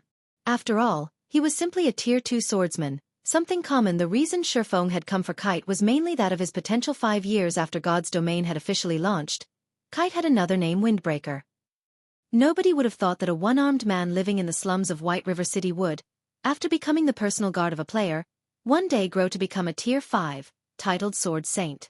The more shocking matter was the fact that the owner of this Windbreaker was actually just an independent player with subpar techniques, and this player was simply a lifestyle player. However, due to the presence of this Tier 5 titled Sword Saint, this insignificant, independent player had actually become an existence that nobody dared to provoke casually. The same went for the first-rate guilds at that time. Many first-rate guilds and super guilds had also offered astronomical prices in order to recruit this independent player. Moreover, the prices they offered were much higher than what they would usually offer when recruiting a Tier 5 expert. The reason being, NPCs were different from players. NPCs of the same rank were much more powerful than players, not to mention a Tier 5 Sword Saint that received a title. Kite's strength far surpassed other ordinary Tier 5 Sword Saints. If ranked according to tiers, a title Sword Saint could be considered a Tier 5 class, and only Tier 6 God-ranked players could possibly suppress this Windbreaker. Esteemed Lord Viscount, how may I be of service to you? Kite asked in a tone that was neither servile nor overbearing when he saw Shi Feng entering his house. Although he had become a cripple with low status, His bearing was completely different when compared to the priest back at the Twilight Temple. Chapter 320, Personal Guard. When Shifeng saw Kite's depressing state, Shifeng wondered just how much determination that independent player, Drunk Xiao, had when he decided to recruit Kite as his personal guard and invest in grooming swordsmen. However, reality had proven that Drunk Xiao certainly had impressive foresight when choosing a personal guard. Players relied on two things: foresight and luck. If a player made the wrong choice, they could only blame themselves for being dull and impatient before placing an NPC under their command. Players had absolutely no access to said NPC's data. They would have no access even if they took in an NPC as a normal guard. In the case of Anna, Shifeng could only view her data because she was an assistant provided due to an epic quest. Anna belonged to Shifeng completely, so she fit under the category of a personal guard. After becoming a Viscount, players were given 2 slots for personal guards and 48 slots for normal guards. These slots were precious, as after signing the contract with an NPC, players were required to pay a considerable fee should they ever wish to dissolve the contract. If it were merely dissolving the contract for normal guards, most players could afford the fee. After all, normal guards were incapable of growth. As a player's strength grew, sooner or later, they would have to replace these normal guards. However, personal guards were a different story. Personal guards could grow with a player. Even if it were Shifeng, he would not dare dissolve contracts of personal guards casually, as the price was simply too high. Hence, after players became Viscounts, they would be very careful when selecting their personal guards. They absolutely would not waste these 2 slots. However, leaving it empty was also unwise. Even if one accepted personal guards with slightly lower potential, these personal guards could be of great help when properly developed, especially when leveling up. Moreover, the sooner one started nurturing a personal guard, the stronger they could become later on. Also, players could not simply recruit any NPC they wished. For example, players could not recruit NPCs directly affiliated to the various kingdoms, empires, or the several strongest powers of God's domain. In other words, the NPCs must not be affiliated with any powers. In addition, the stronger the NPC was, the harder it was for a player to put them under their command. Hence, thoughts such as recruiting a level 200 Tier 5 NPC should be kept to one's dreams. In the past, Drunk Xiao's decision to accept Kite as his personal guard relied on both foresight and luck. It was not a feat normal people could repeat in this life. However, Shifeng had decided that he needed to obtain the NPC named Kite no matter what. Mr. Kite, I have just recently become a Viscount of White River City, and currently, I am trying to recruit guards for myself. I wonder if you would be interested? Shifeng asked. Kite looked a little excited when he heard Shifeng's offer. However, when he looked at the empty space where his right arm used to be, he sighed and said, "My lord, you too can see for yourself. I am but a cripple now, so I have no way to serve as one of my lord's guard." I realize Mr. Kite's concerns. I had heard that Mr. Kite became a Tier 2 swordmaster at an early age. During the Great Demon War, you have even managed to injure a Tier 3 demon heavily, though at the cost of your sword arm. Today, I have come to recruit you as my guard, so of course I have come prepared. Do you know what this is? Shifeng smiled as he retrieved a small, crystalline bottle. Within the crystalline bottle, there was a single droplet of dark blue liquid. Just by looking through the crystal wall of the bottle, one could already feel the boundless life energy coming from this droplet. Water of life. Kite immediately recognized this liquid, a hint of emotion appearing on his stone-cold face.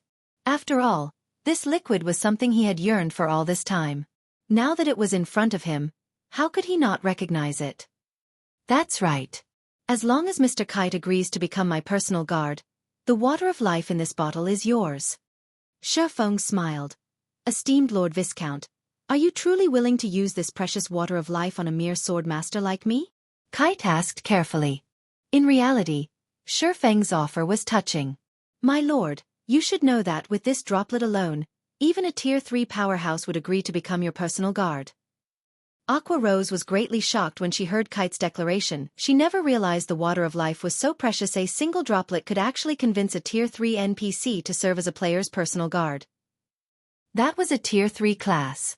Players revered even Tier 2 classes, let alone Tier 3 classes. If their guild could have a Tier 3 NPC as a guard, they could simply annihilate anyone who provoked them. Unfortunately, Aqua Rose's thoughts were too good to be true. Although the water of life could be enough to recruit a Tier 3 powerhouse, Shifeng was simply too weak right now. He would not be able to recruit a Tier 3 NPC, even if he wanted to. Of course, I already know that, Mr. Kite. However, I value your potential even more. Based on your firm and unyielding will and the fact that you have not fallen to become a demon kin yet, I believe that you will one day become an apex powerhouse on the continent. Shifeng affirmed. Shifeng's words were not without justification. One should never provoke a demon. Shifeng had simply met with the phantom of a Tier 4 great demon, and as a result, he bore its curse. If Charlene, a Tier 3 divine official, had not dispelled the curse for him, he would have had no choice but to delete and restart a new account. Meanwhile, Kite had fought a real Tier 3 demon, so how could he have avoided receiving its curse? A demon's power was the evilest force that could corrode a human spirit. However, after suffering the demon's curse for so many years, although Kite had lost his powers, he continued to live normally. He had not turned into a demon kin. If Kite had not possessed a firm and unyielding will, the demon's power would have devoured him long ago. Mr. Kite, I wonder if you are willing to become my guard? Shifeng asked seriously. Since Lord Viscount is willing to accept a cripple like myself, how could I possibly reject my lord's good intentions? From today onwards, my lord will be my only master. I swear allegiance. Kite dropped to a knee in front of Shifeng, receiving the water of life respectfully. System. Do you wish to assign Kite as your personal guard? Shifeng clicked, agree. Following which, Kite's data appeared in Shifeng's NPC managing interface. Kite, Yifeng's personal guard. Gender: male. Age: 39. Loyalty: 90. Charm: 60. Physique: 40. Wisdom: 81. Growth potential: 26. Class: Tier 1 swordsman. Level: 30.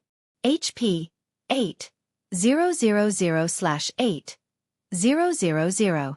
Attack power: 600 to 720. Defense: 3100. Attributes: Strength 125, Agility 130, Endurance 200, Intelligence 90, Vitality 180. Although Shifeng had mentally prepared himself, when he looked at Kite's data, his heart could not help but twitch. Setting aside Kite's other attributes, his growth potential was only at 26 points. This number was simply maddening. Shifeng truly wondered how Drunk Xiao had managed to endure and nurture Kite in the past. Common ranked personal guards had 0 to 30 growth potential. Basically, no one wanted such personal guards. Bronze ranked personal guards had 31 to 50 growth potential. These were the lowest ranked personal guard players would usually possess. Mysterious iron ranked personal guards had 51 to 70 growth potential. Meeting personal guards of such rank was rare. Normally, one required honed foresight and had to carry out long-term observation to find such guards. Secret silver-ranked personal guards had 71 to 80 growth potential. Such personal guards were extremely rare. Normally, players that managed to obtain these NPCs would treat them like their own babies. Fine gold-ranked personal guards had 81 to 90 growth potential. These individuals were as rare as a phoenix's feather. Dark gold-ranked personal guards had 91 to 100 growth potential. If a player managed to recruit such a personal guard, as long as developed properly, the player's strength no longer mattered. As for epic-ranked personal guards, which were above dark gold rank, Shifeng had never actually seen one before. He also did not know how powerful epic-ranked personal guards were. However, it would not be unusual if such a god transcended the realm of normal men, achieving godhood. Chapter 321. NPC Army. After Kite became Shifeng's personal guard, he opened the crystalline bottle and drank the water of life within. When Aqua Rose saw Kite drink the droplet of water of life, which cost 300 gold, she could not hide her pained expression. As for the other guild members, they too gulped at the sight. 300 gold. It was enough to outfit a 20-man team with secret silver equipment fully. Yet, their guild leader spent that 300 gold on an ordinary-looking and crippled NPC. They could not help their envy. However, Shifeng paid no attention to the others' thoughts. In the past, Drunk Xiao had become a famous character throughout God's domain due to his personal guard.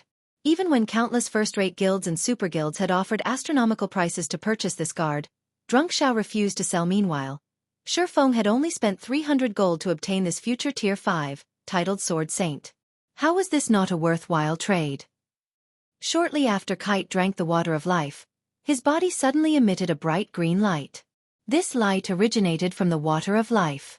Not only did it possess frightening healing powers, but it could also remove all abnormal statuses. A few moments later, Kite's body expelled a cloud of dark gas, and following its removal, Kite's originally pale complexion turned rosy red.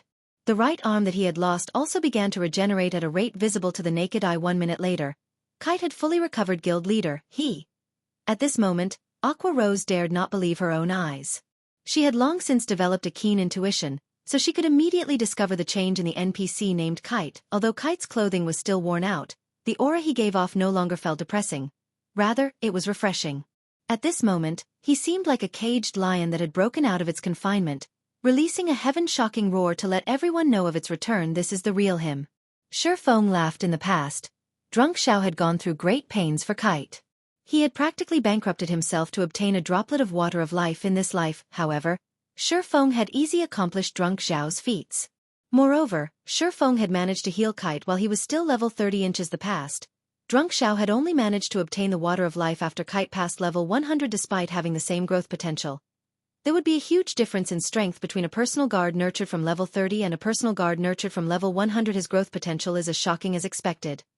Shifeng could not help but mutter happily when he examined Kite's data again. Kite, Yifeng's personal guard. Gender: male. Age: 39. Loyalty: 90. Charm: 75. Physique: 95. Wisdom: 88.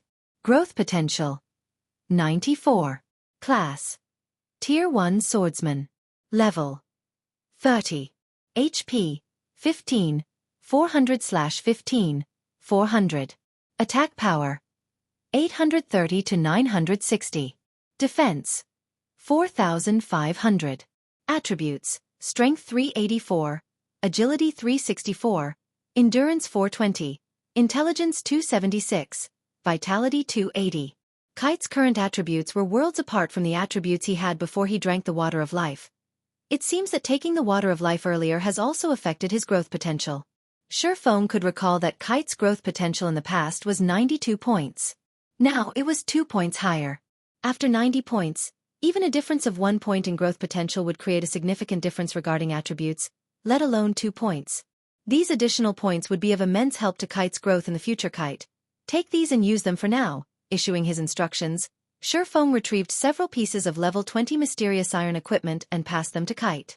Although they were somewhat incompatible for the level 30 swordsman, they were all Shifeng had at the moment. After all, Zero Wing had yet to start raiding level 20 team dungeons. They had only raided the level 25-man party dungeons. After Kite equipped the level 20 mysterious iron items, he appeared valiant and extraordinary. His attributes also increased significantly. His HP broke through the 18,000 threshold. His attack power increased past 1,400 points, and defense reached 6,000 points. Kite's defense far surpassed even Zero Wing's Chief MT, Cola. Kite was practically a boss monster now. Let's go. We still have to recruit some more people. Shifeng then led everyone to the Mercenary Alliance. The Mercenary Alliance was the best place for players to recruit normal guards. The NPCs of the Mercenary Alliance were all well trained, and they were far more reliable than the NPCs players recruited randomly from the streets. Normal guards were different from personal guards. Players were required to pay for their services, and the prices varied depending on the strength of the NPC. With Shifeng's current level, the strongest guards he could recruit were level 50 Tier 1 NPCs. A normal level 50 guard cost 5 silver coins per day, and the payment would be due once every 10 days. A level 50 tier guard cost 30 silver coins per day with payment due once every 10 days as well. The difference between a normal guard and a Tier 1 guard was like the difference between a common monster and an elite monster. Thus, the price of a Tier 1 guard was 6 times higher than a normal guard. Some Tier 1 guards that were more powerful would cost even more. After arriving at the Mercenary Alliance, Shifeng signed a contract with 48 level 50 Tier 1 NPCs. Among them, some were melee classes, some were ranged classes, and some were healers. Of the 48 NPCs, there were 6 NPCs in particular that were more powerful than the others. They were Tier 1 advanced guards, and they cost 50 silver coins per day. Shifeng had hired these guards for 1 month, and the fee totaled to 468 gold. Shifeng's financial power completely eclipsed all the guilds in White River City. Afterward, Shifeng led the 48 NPCs and walked through the streets, the group of level 50 Tier 1 guards looking valiant and mighty. Many players even consciously moved out of the way, not daring to block the path of this small army of powerful NPCs. Crap. Why are there so many Tier 1 NPCs? Did something happen in White River City? No, look. Some of them aren't NPCs, but players. Aren't they members of Zero Wing? Where are they heading? The players quickly discovered the problem. This small army of NPCs and the members of Zero Wing were actually together. Moreover, all of these NPCs were level 50 Tier 1 NPCs. With such a large NPC army, who, in White River City, would dare make an enemy of Zero Wing?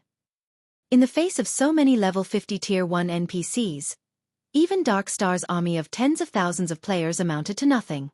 The level suppression alone would leave the players of Dark Star completely helpless. Not to mention, these Tier 1 NPCs also possessed many powerful skills in their arsenal. Zero Wing is too amazing. I heard that Zero Wing is going to recruit members again in 3 days. I will definitely have to apply. The number of players gathered on the street continued to increase, and many started recording this majestic scene.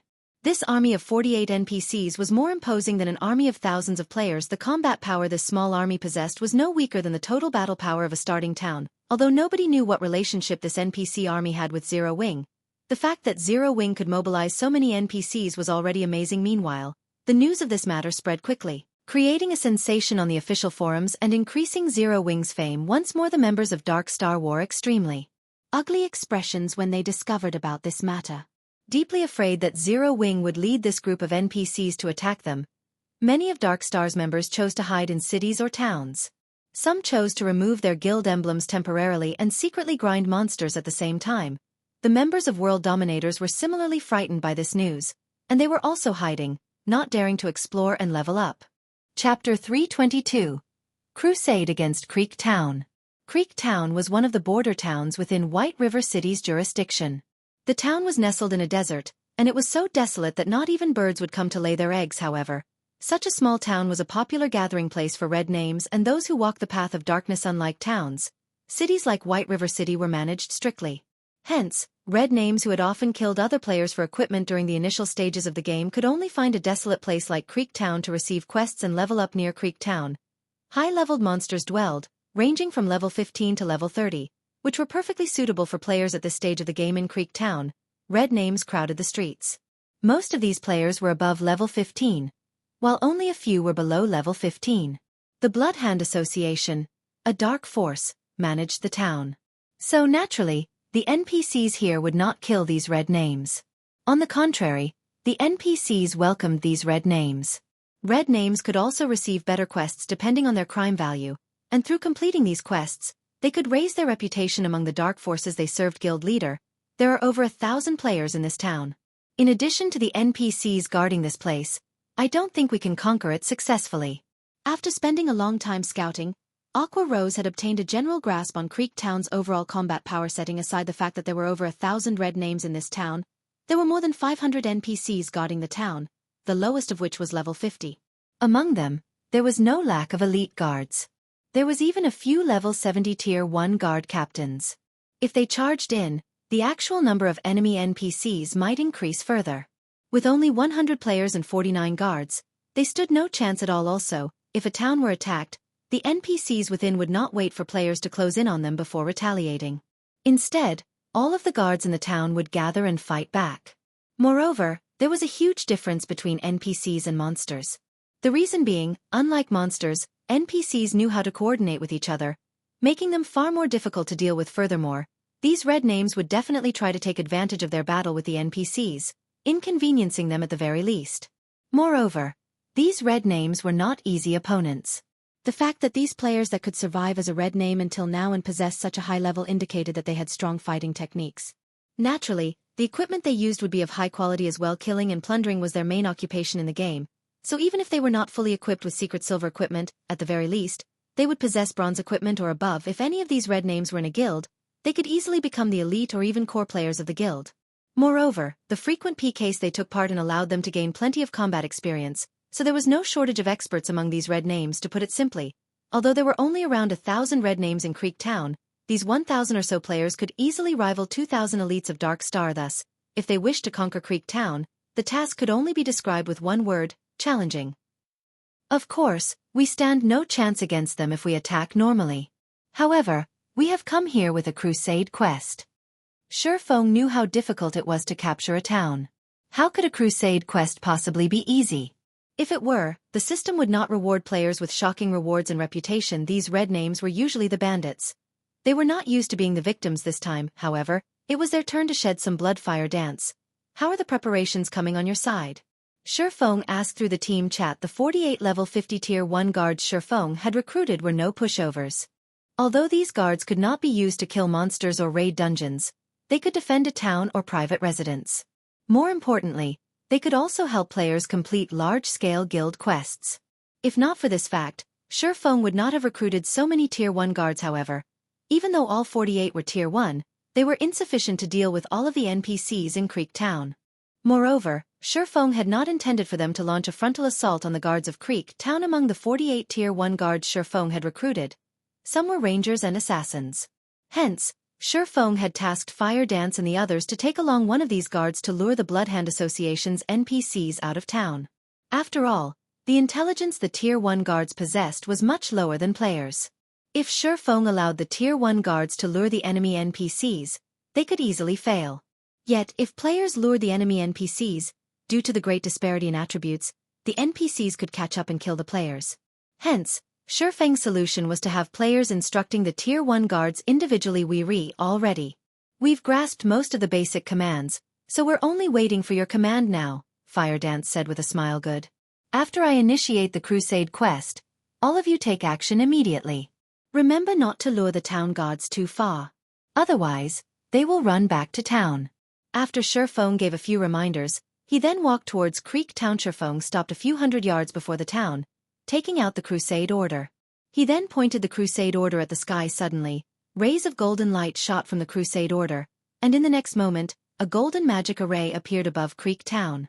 In the evening sky, this magic array was extremely conspicuous, and it quickly attracted the attention of many players inside the town. A short moment later, the magic elements of this array burst open, and one after another, golden ripples spread from this magic array, enveloping the entire region of Creek Town. At this moment, if viewed from the outside, a protective golden dome appeared, covering Creek Town. Creek Town System Announcement. Zero Wing has started a crusade against Creek Town. Unrelated parties, please leave immediately. Creek Town System Announcement. Zero Wing has started a crusade against Creek Town. Unrelated parties, please leave immediately. Creek Town System Announcement. Zero Wing has started a crusade against Creek Town. Unrelated parties, please leave immediately. The crusade announcement repeated 3 times, and all of the red names in Creek Town were shocked by this notification. There was actually a guild that dared to capture a red name town. Shortly after, all of the players belonging to the dark forces in Creek Town received another message. However, the message this time was from the Bloodhound Association. The message stated that, as long as they could successfully defend the town, all players would receive bountiful rewards. Moreover, players would receive achievement points for each enemy they killed. After the battle was over, players could exchange these achievement points for weapons and equipment. Zero Wing sure is kind. They have actually come to gift us money. Do they think they are amazing?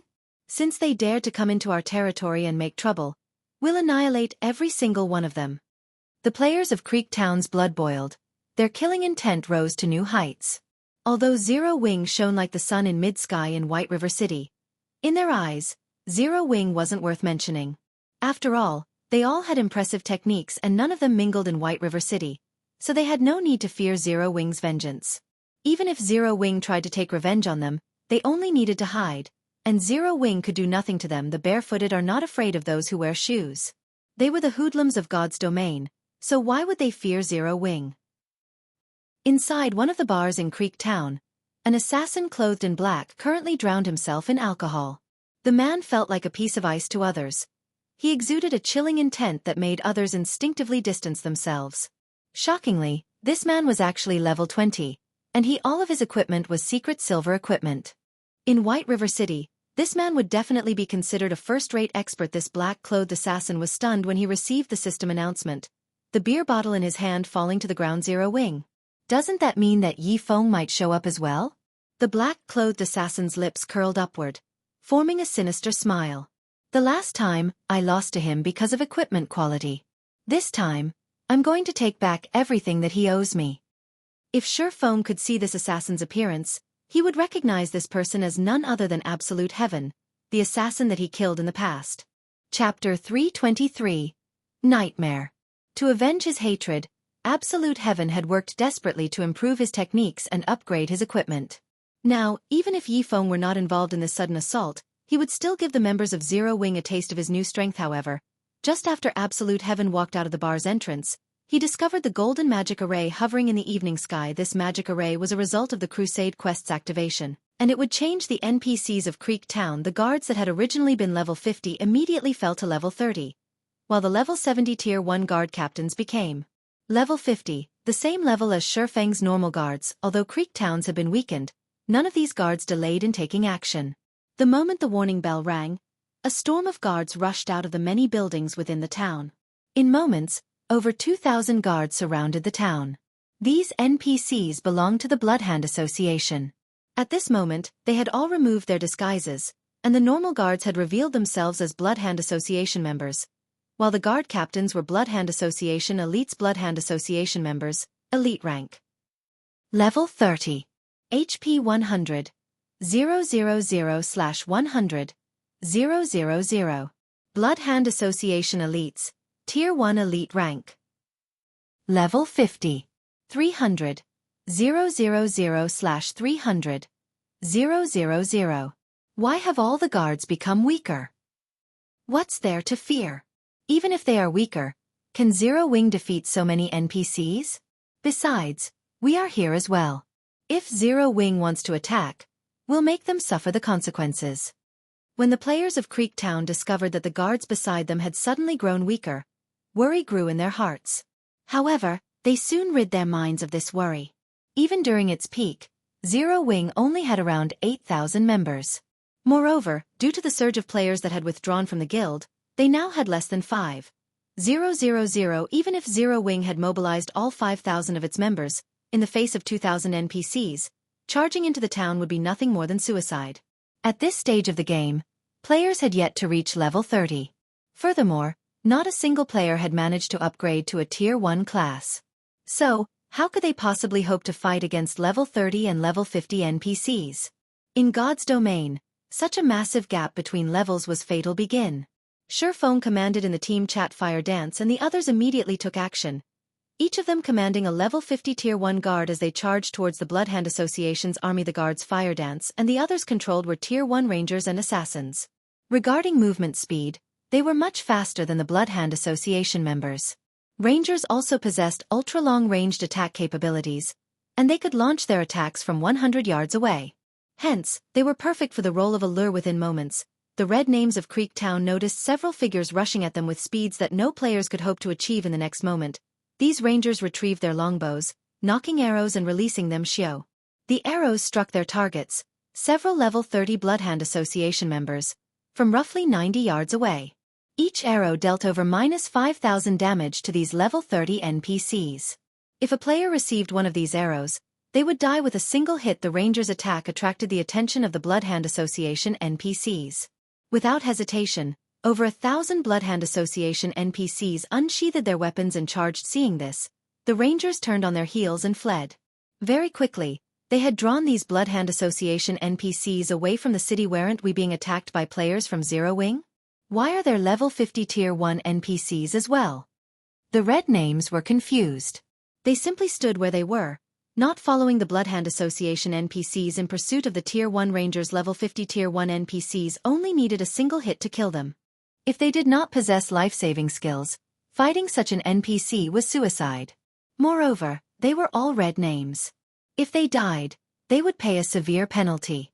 At the very minimum, they would lose 2 to 3 levels and a majority of their equipment. Naturally, they had to weigh the costs and benefits before they took action. Not to mention, they had never intended to charge with the NPCs since the very beginning. Instead, they had planned to take advantage of the confusion while the Bloodhand Association NPCs and Zero Wing clashed. Now, however, those NPC guards had lured away all of the Bloodhand Association NPCs.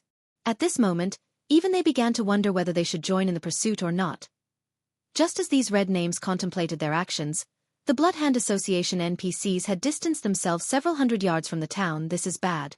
The Bloodhand Association NPCs are gone. One of the red names realized the situation and shouted, "We need to go help them. If Zero Wing manages to kite and kill them, we'll be finished." This player's words shook everyone to attention. Unfortunately, these red names were neither a single group nor of a single heart. Most importantly, they all understood that the first person to charge into battle would also be the first person to leave. Even though they had realized how serious their predicament was, none of them were willing to take action first. Instead, they all chose to stay put and do nothing at all. None of these red names had discovered that, at this time, Shi Feng had already led the remaining 40 level 50 tier 1 NPCs in a charge from another direction. When capturing a town, the NPCs were not the most troublesome obstacle. Instead, it was the players residing in said town. If the players and NPCs inside the town were allowed to cooperate, without absolute strength, it would be impossible to capture the town successfully. Hence, the most important thing Shi Feng needed to do right now was to get rid of the players. Only then would it be the NPCs' turn to die. After players died, they had to wait half an hour before they could revive at the graveyard. Furthermore, if these red names died, even if they had the determination to continue fighting, they would not have the strength to present a challenge. The penalty they suffered was simply too severe. Although the 40 level 50 tier 1 guards did not possess as much HP as the Bloodhand Association elites, they still had over 100,000 HP each. Moreover, the opponents they faced right now were not NPCs, but players. It would only take a single attack to kill a player instantly. When all 40 tier 1 guards charged at the red names of Creek Town, they were like a group of ferocious beasts as they killed everything in their path. Although there were many red names in Creek Town, they were completely unable to defend themselves against these guards. Shield warriors and guardian knights could take 2 hits at most. In the blink of an eye, red names died, one after another, littering the ground with bodies and equipment. In contrast, although the red names attacked continuously, due to the level suppression of over 30 levels, the damage the red names managed to deal was negligible. 1,000 level 20 players were required to take down a single tier 1 guard, let alone 40 guards, with the 40 guards sharing the damage from the enemy players. Their battle recovery alone made up for the HP they lost. Not to mention, among the 40 guards, there were also clerics and other healer classes. A casual heal from one of these NPCs could replenish over 10,000 HP within tens of seconds. Over 200 red names of Creek Town died. While all 40 guards that Shi Feng led still had full HP, the disparity in strength caused the red names to despair. These NPC guards are too strong. We need to retreat and meet up with the Bloodhand Association NPCs. You bastards from Zero Wing are shameless. You actually brought level 50 tier 1 NPCs to capture a town. If you have the strength to face us, don't use those NPC guards and fight us fairly. The red names cursed Shi Feng at the others as they fought the NPCs. Shi Feng could only chuckle at their words. Immediately, he instructed the NPC mages to cast their AoE spells. Suddenly, rain of fire descended from the sky. In the next moment, thunderbolts struck down at the red names. When cast by the tier 1 mages, the tier 1 AoE spells could display their true might. The red names of Creek Town died in batches. After several AoE spells landed, the battlefield fell quiet. Of all the red names that had resided in Creek Town, only 400 or so remained. While everyone else was dead, this scene not only shocked the players of the town, but Aqua Rose and the others were also stunned. A single wave of AoE spells became a nightmare for the red players of Creek Town Run. Nobody knew who shouted, but every surviving red name agreed wholeheartedly as they fled in all directions. Let's start the slaughter. A majority of these red names wear mysterious iron equipment. Killing one of them will profit us more than killing a small boss. Such an opportunity will be rare in the future, Shi Feng laughed, following which, with Aqua Rose in the lead, both players and NPCs chased and killed the fleeing red names. When Shi Feng was the last remaining on the high slope, he suddenly opened his mouth and said, "Now that no one is around, you can come out, right?" Shortly after the battle began, Shi Feng faintly sensed someone spying on them from nearby. Moreover, the gaze that he felt contained a cold, killing intent. However, it was only a feeling, so Shi Feng had not paid too much attention to it after his team left. However, this feeling became much clearer. He then activated the Golden Stigmata's skill, Omniscient Eyes. The skill allowed him to perceive everything within 100 yards, and all stealth effects were useless in the face of this skill. And as expected, Shi Feng discovered an assassin slowly creeping up on him from behind. However, even after Shi Feng spoke, the assassin continued to hide. "Do you think I am playing a trick on you?" Shi Feng unsheathed the abyssal blade and immediately sent a thundering flash behind him. 3 green arcs of lightning streaked across the air. In the next moment, a black figure suddenly appeared and swiftly dodged the attack. It was none other than the assassin that Shi Feng had killed before. Absolute Heaven. At this moment, shock filled Absolute Heaven's chilling gaze. Someone was actually capable of discovering his presence from such a long distance away. This was the first time he had encountered such a situation. Chapter 324. Times have changed. So it's him. After not seeing him for some time, his techniques and equipment have improved quite a lot. No wonder he could get so close to me before my senses picked up on him. Absolute Heaven had left a deep impression on Shifeng during the time Shifeng had searched for the ice blue devil flame. This expert assassin had very nearly killed him. Afterward, Absolute Heaven had ambushed him again when he led Blackie and Lonely Snow to level up. At that time, Shifeng's life had hung on by a thread since Shifeng started playing God's domain in this life. Although he had made plenty of enemies, Absolute Heaven was the only person who had almost taken his life after such a long time. Absolute Heaven would definitely be much stronger now that he had accustomed himself with the combat style of God's domain. If Absolute Heaven had not been careless and underestimated Black Flame, Shifeng's alternate identity, by not concealing his killing intent, Absolute Heaven might have successfully ambushed Shifeng. Now that I know you're there, you aren't going to escape? Shifeng revealed a calm smile as he turned to Absolute Heaven. Escape? Absolute Heaven revealed a hint of arrogance on his chilling face. I admit that you're strong. It is as expected of the guild leader of Zero Wing, Black Flame. According to my estimation, your strength should be on par with Yifeng. Last time, Yifeng only managed to kill me because of my own impatience. It was my mistake to use all of my skills on Yifeng so early in the fight. Otherwise, with his strength, he could not even dream of killing me. Now, although I have revealed myself, do you really think that you can kill me while I still possess all of my skills? Indeed, it is as you say. Unless all of your skills are on cooldown, it will not be easy to kill a top-tier assassin like yourself. Shifeng acknowledged Absolute Heaven's power. However, times had changed.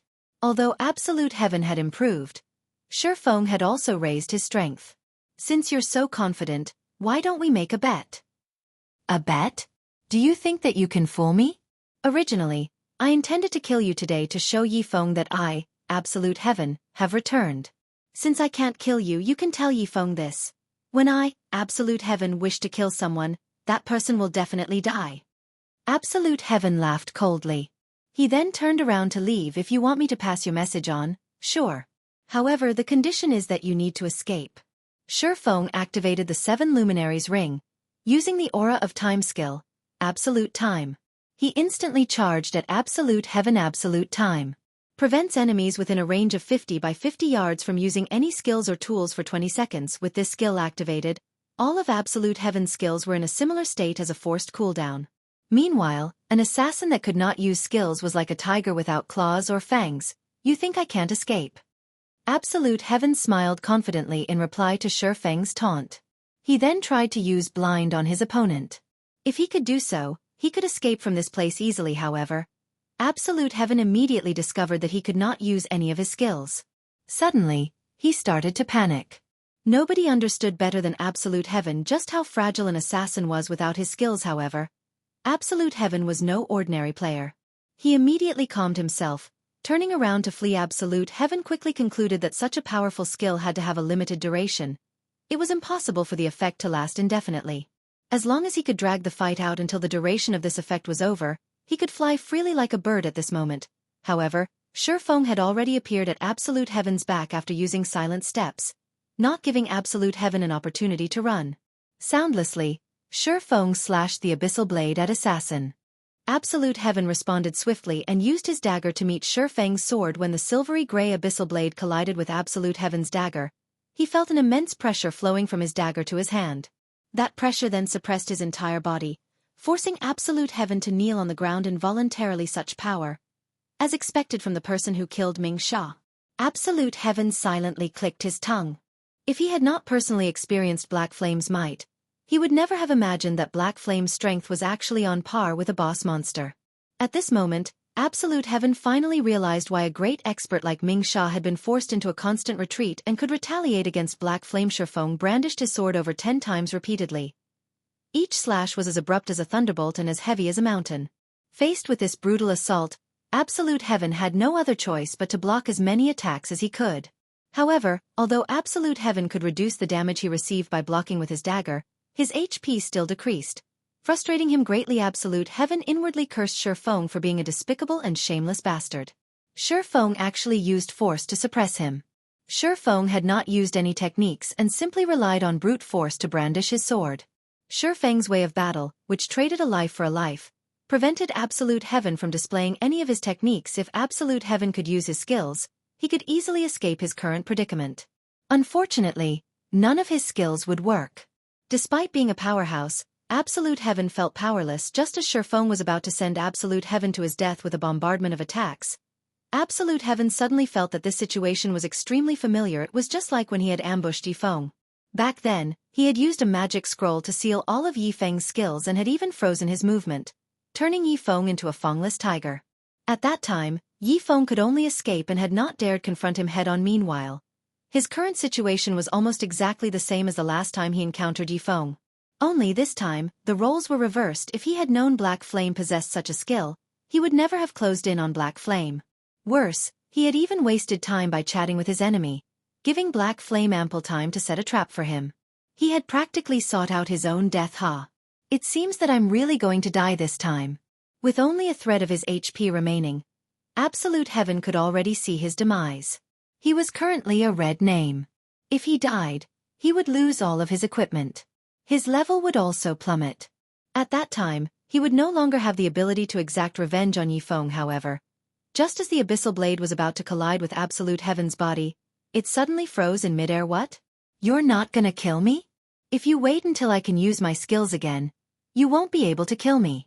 Absolute Heaven laughed coldly as he watched Shi Feng curiously. As I said before, I want to make a bet with you, but you thought that I only said those words to fool you and kill you.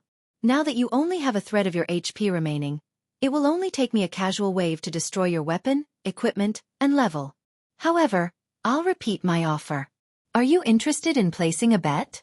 Shi Feng asked, smiling as he returned the abyssal blade to its sheath. It seems that you're really not trying to cheat me. Then was the fight your way of proving that you wish not to kill me, but to make a bet instead? Absolute Heaven asked, greatly confused by Shi Feng's actions. He could not figure out just what was going through Shi Feng's mind. Of course. Otherwise, why do you think I would even bother fighting you? Does it look like I have too much time on my hands? Shi Feng laughed bitterly. Absolute Heaven was suddenly rendered speechless. What? You still don't believe me? Shi Feng's expression turned cold. No. I believe you. Tell me then. What do you want to bet? At this moment, Absolute Heaven grew interested in the bet Shi Feng proposed. Bet your life. Shi Feng said straightforwardly. Bet my life? Isn't my life already in your hands? Absolute Heaven nearly cursed at Shi Feng. Shi Feng shook his head, then slowly he said, you previously mentioned that, as long as you can use your skills, you can escape from me easily. Isn't that right? That's right. Absolute Heaven answered without hesitation. Although Absolute Heaven had already witnessed Shi Feng's frightening strength, he was still confident that he could flee from this battle. Simply put, I don't believe you. So, let's make a bet. While you can fully utilize all of your skills, we'll see whether or not you can escape. What do you think? Shi Feng asked with a smile. Chapter 325, Life and Death. Are you toying with me? Absolute Heaven glared at Shi Feng, trying to figure out just what was going through Shi Feng's mind. However, no matter how he examined his opponent, he still could not see through Shi Feng, who had currently disguised himself using the demon mask. Absolute Heaven could only see a middle-aged man with a faint smile in front of him. No matter how hard Absolute Heaven racked his mind, he just could not figure out what Shi Feng was trying to do. After nearly taking his life, Shi Feng suggested gambling his life away. Was there a need for so much trouble? Wouldn't it be easier just to finish him right now? Why would I toy with you? Shi Feng laughed. Fine. I'll make the bet. What will happen if I survive? What if I die? For his own pride and honor, Absolute Heaven refused to die. If you escape safely, I'll do one thing for you. If you die, you'll have to do one thing for me. How about it? At this moment, Shi Feng finally revealed his true intentions. He had done everything so far all for the single goal. One thing, huh? Absolute Heaven considered it carefully. After giving it some thought, he looked at Shi Feng and said, if I ask you to kill Yi Feng, will you do it?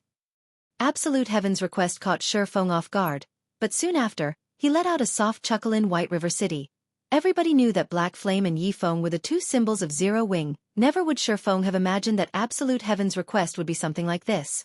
He had to admit that Absolute Heaven was indeed ruthless. If the public learned that Black Flame had killed Yi Feng, it would greatly affect Zero Wing's reputation. At the same time, it would also affect Black Flame and Yi Feng's reputations. However, be it Black Flame or Yi Feng, only a few core members of Zero Wing knew that both identities belonged to a single person, which was Shi Feng himself. Meanwhile, Absolute Heaven requested that he kill himself. The difficulty of this request was indeed quite high. What?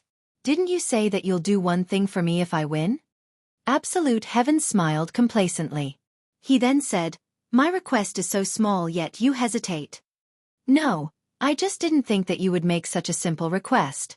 Originally, I thought you would want to kill me once. After all, I am the guild leader of Zero Wing, and Feng Xianyang of Underworld possess a deep hatred of me. As long as you manage to kill me and pass on the recording to the higher-ups of Underworld, you will receive Underworld's attention. Your position in the organization will soar as well, Shi Feng mentioned. If Black Flame died, the prestige that Zero Wing had managed to accumulate due to his efforts would crumble at this moment. Absolute Heaven suddenly came to a realization. He had actually forgotten about such a possibility. The loss and humiliation Dark Star had suffered caused Feng Xuanyang's hatred of Zero Wing to soar. The guild he had nurtured with so much effort had actually fallen into such a state. Naturally, he would not let Zero Wing off the hook.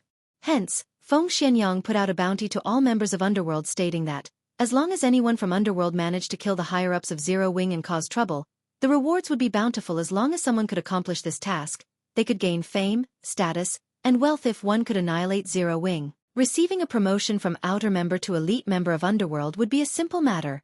There were not many elite members in Underworld. They were few and far between, but those who obtained the prestigious title would also become influential in reality. Every day, there were countless outer members in Underworld working as hard as they could to become official members. Only after becoming an official member could one possibly become an elite member. If he, Absolute Heaven, could kill Black Flame, the guild leader of Zero Wing, there might actually have a chance at receiving the promotion to that elite group. Even if it were not possible, at the very least, he could still become an official member. All right, then. I agree to the bet. Let's start after I have fully recovered. Absolute Heaven directly agreed. After a few moments, Absolute Heaven's HP and stamina recovered completely. Shi Feng then took out a gold coin, suggesting, I'll toss this gold coin into the air. The battle will start the moment the coin reaches maximum altitude and begins to fall. How about it? Okay. Absolute Heaven was momentarily speechless when he saw Shi Feng use a gold coin as a starting signal. Was he not afraid of losing the gold coin? Currently, Absolute Heaven only had around 20 silver coins in his pockets. Even so, he was considered relatively wealthy. Yet, Shi Feng had actually taken out 5 times that amount and treated it like a toy. Comparisons are indeed odious.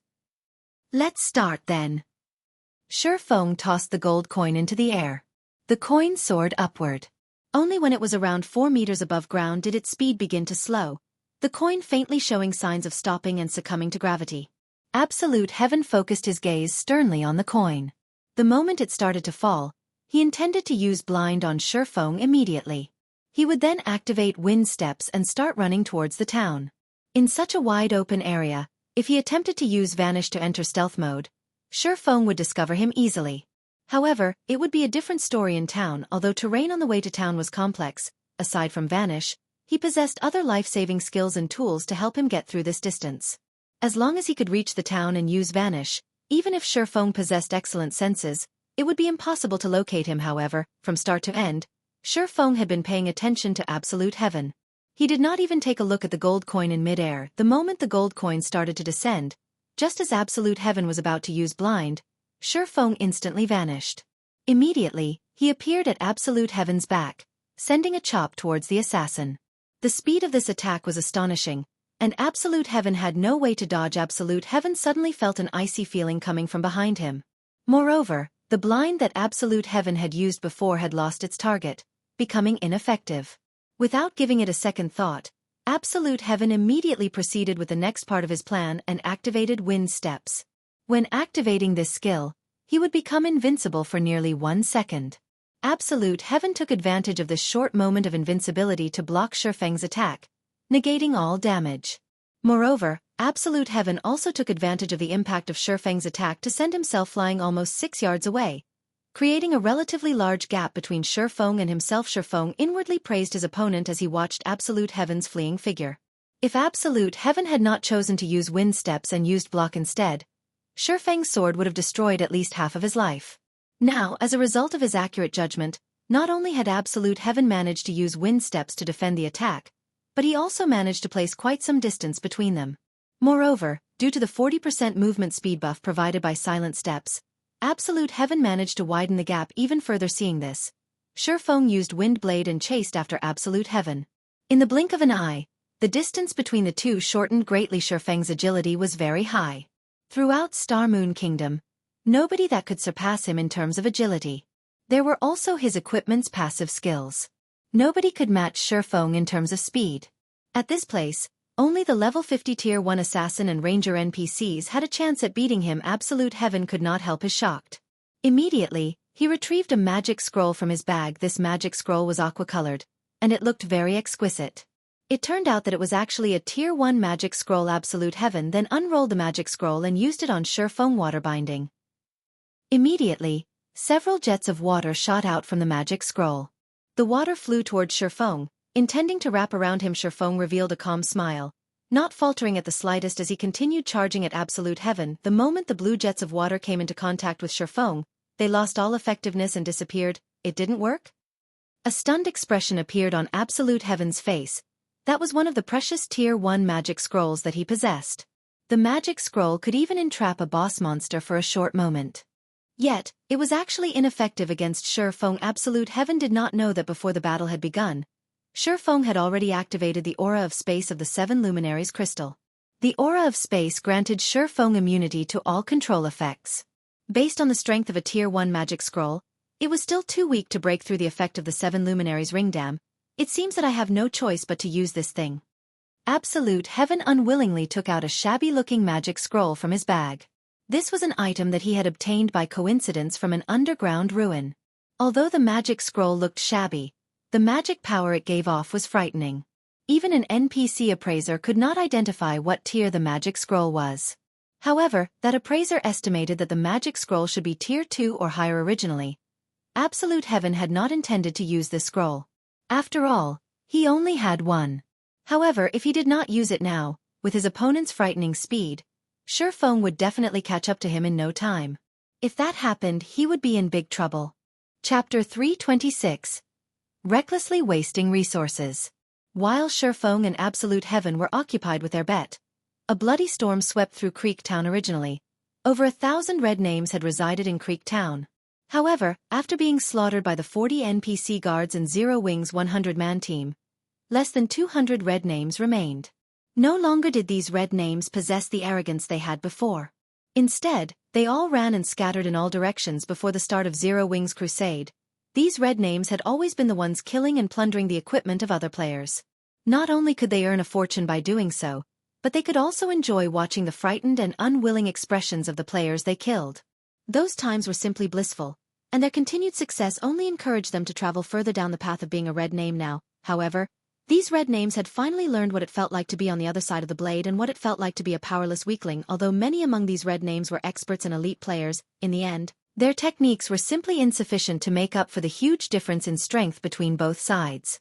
After all, no matter how fierce an ant was, it would never be a match against a mighty lion. Since Zero Wing doesn't plan to let us live, we should fight to the bitter end. A Cursemancer appealed to the other red names when he realized that they could no longer escape. Some of the red names considered the Cursemancer's suggestion rational, and many of them decided to cooperate with each other to retaliate against Zero Wing. However, just as they turned around, one of the Tier 1 Elementalist guards launched a flame explosion, instantly killing the Cursemancer who had attempted to rally his allies. Following closely, one Tier 1 Berserker guard used Flame Charge and arrived before 4 red names. The Berserker then used Whirlwind Slash, killing all 4 in a single attack. After the players died, a pile of equipment littered the ground around the 4 players' lifeless bodies. Seeing this, the red names who had originally thought of staying behind immediately changed their minds. Without hesitation, they all turned and fled towards the Bloodhand Association's NPCs who Zero Wing had previously lured away. Although they had the option of retreating from the town, desert surrounded Creek Town. They would simply become easy targets without any cover. Only by reuniting with the Bloodhand Association's NPCs would they have a chance for survival. If they died right now, they would lose several days' worth of effort. Even if they had already familiarized themselves with the combat style of God's domain, they would still need around 4 days to recover the lost levels. Not to mention, they would also lose a majority of the equipment they owned. These consequences frightened them greatly. Hence, these red names ran desperately towards the Bloodhand Association's NPCs. Unfortunately, the Tier 1 NPC guards Shifeng had hired had very high movement speeds. Aside from assassins, none of the other red names could outrun these Tier 1 NPCs. Moreover, faced with these level 50 NPCs, the stealth of these level 20 assassins was completely useless. They only had a higher chance of escaping due to their high movement speeds. Big Sis Aqua, we have really hit it big this time. The items these red names have dropped are all bronze rank and above, with a majority being mysterious iron rank. If we sell all of these weapons and equipment for credits, we can buy a large house at the city center. Snow Goose exclaimed as she picked up the items dropped by the red names alongside the NPC guards. You little money grubber. If we sell these items for credits, we'll only suffer a loss. God's domain has only recently begun, so both equipment and coins are currently scarce.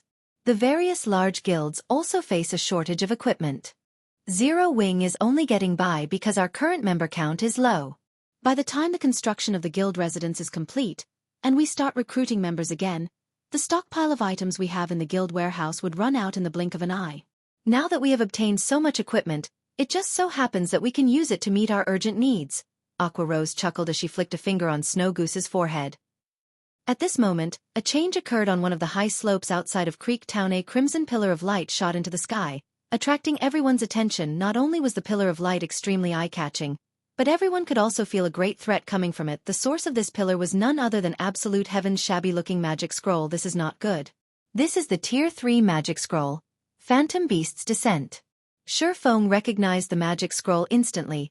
The might of a Tier 3 magic scroll could not be underestimated. Even when Shifeng was at his prime, he would still have suffered greatly if struck by the skill contained within a Tier 3 magic scroll, let alone the current him who was not even a Tier 1 class. Fortunately, the skill contained within Phantom Beast's Descent magic scroll was not a pure attack-type skill. Instead, it was a summoning skill. The Phantom Beast's Descent was capable of summoning a powerful Phantom Beast to fight alongside its summoner. Suddenly, a black magic array in the shape of a 7-pointed star appeared in the sky. Just as Shifeng was about to kill Absolute Heaven, the magic array fired a black ray of light towards Shifeng. Shifeng dared not be careless. Immediately, he activated Defensive Blade. Boom. Boom. Boom. After 3 consecutive bombardments, a large crater occupied the originally flat slope. If Shifeng had not activated Defensive Blade, becoming immune to 9 ranged attacks or 4 melee attacks, he might have died in the center of the crater. A giant tiger sat quietly beside Absolute Heaven.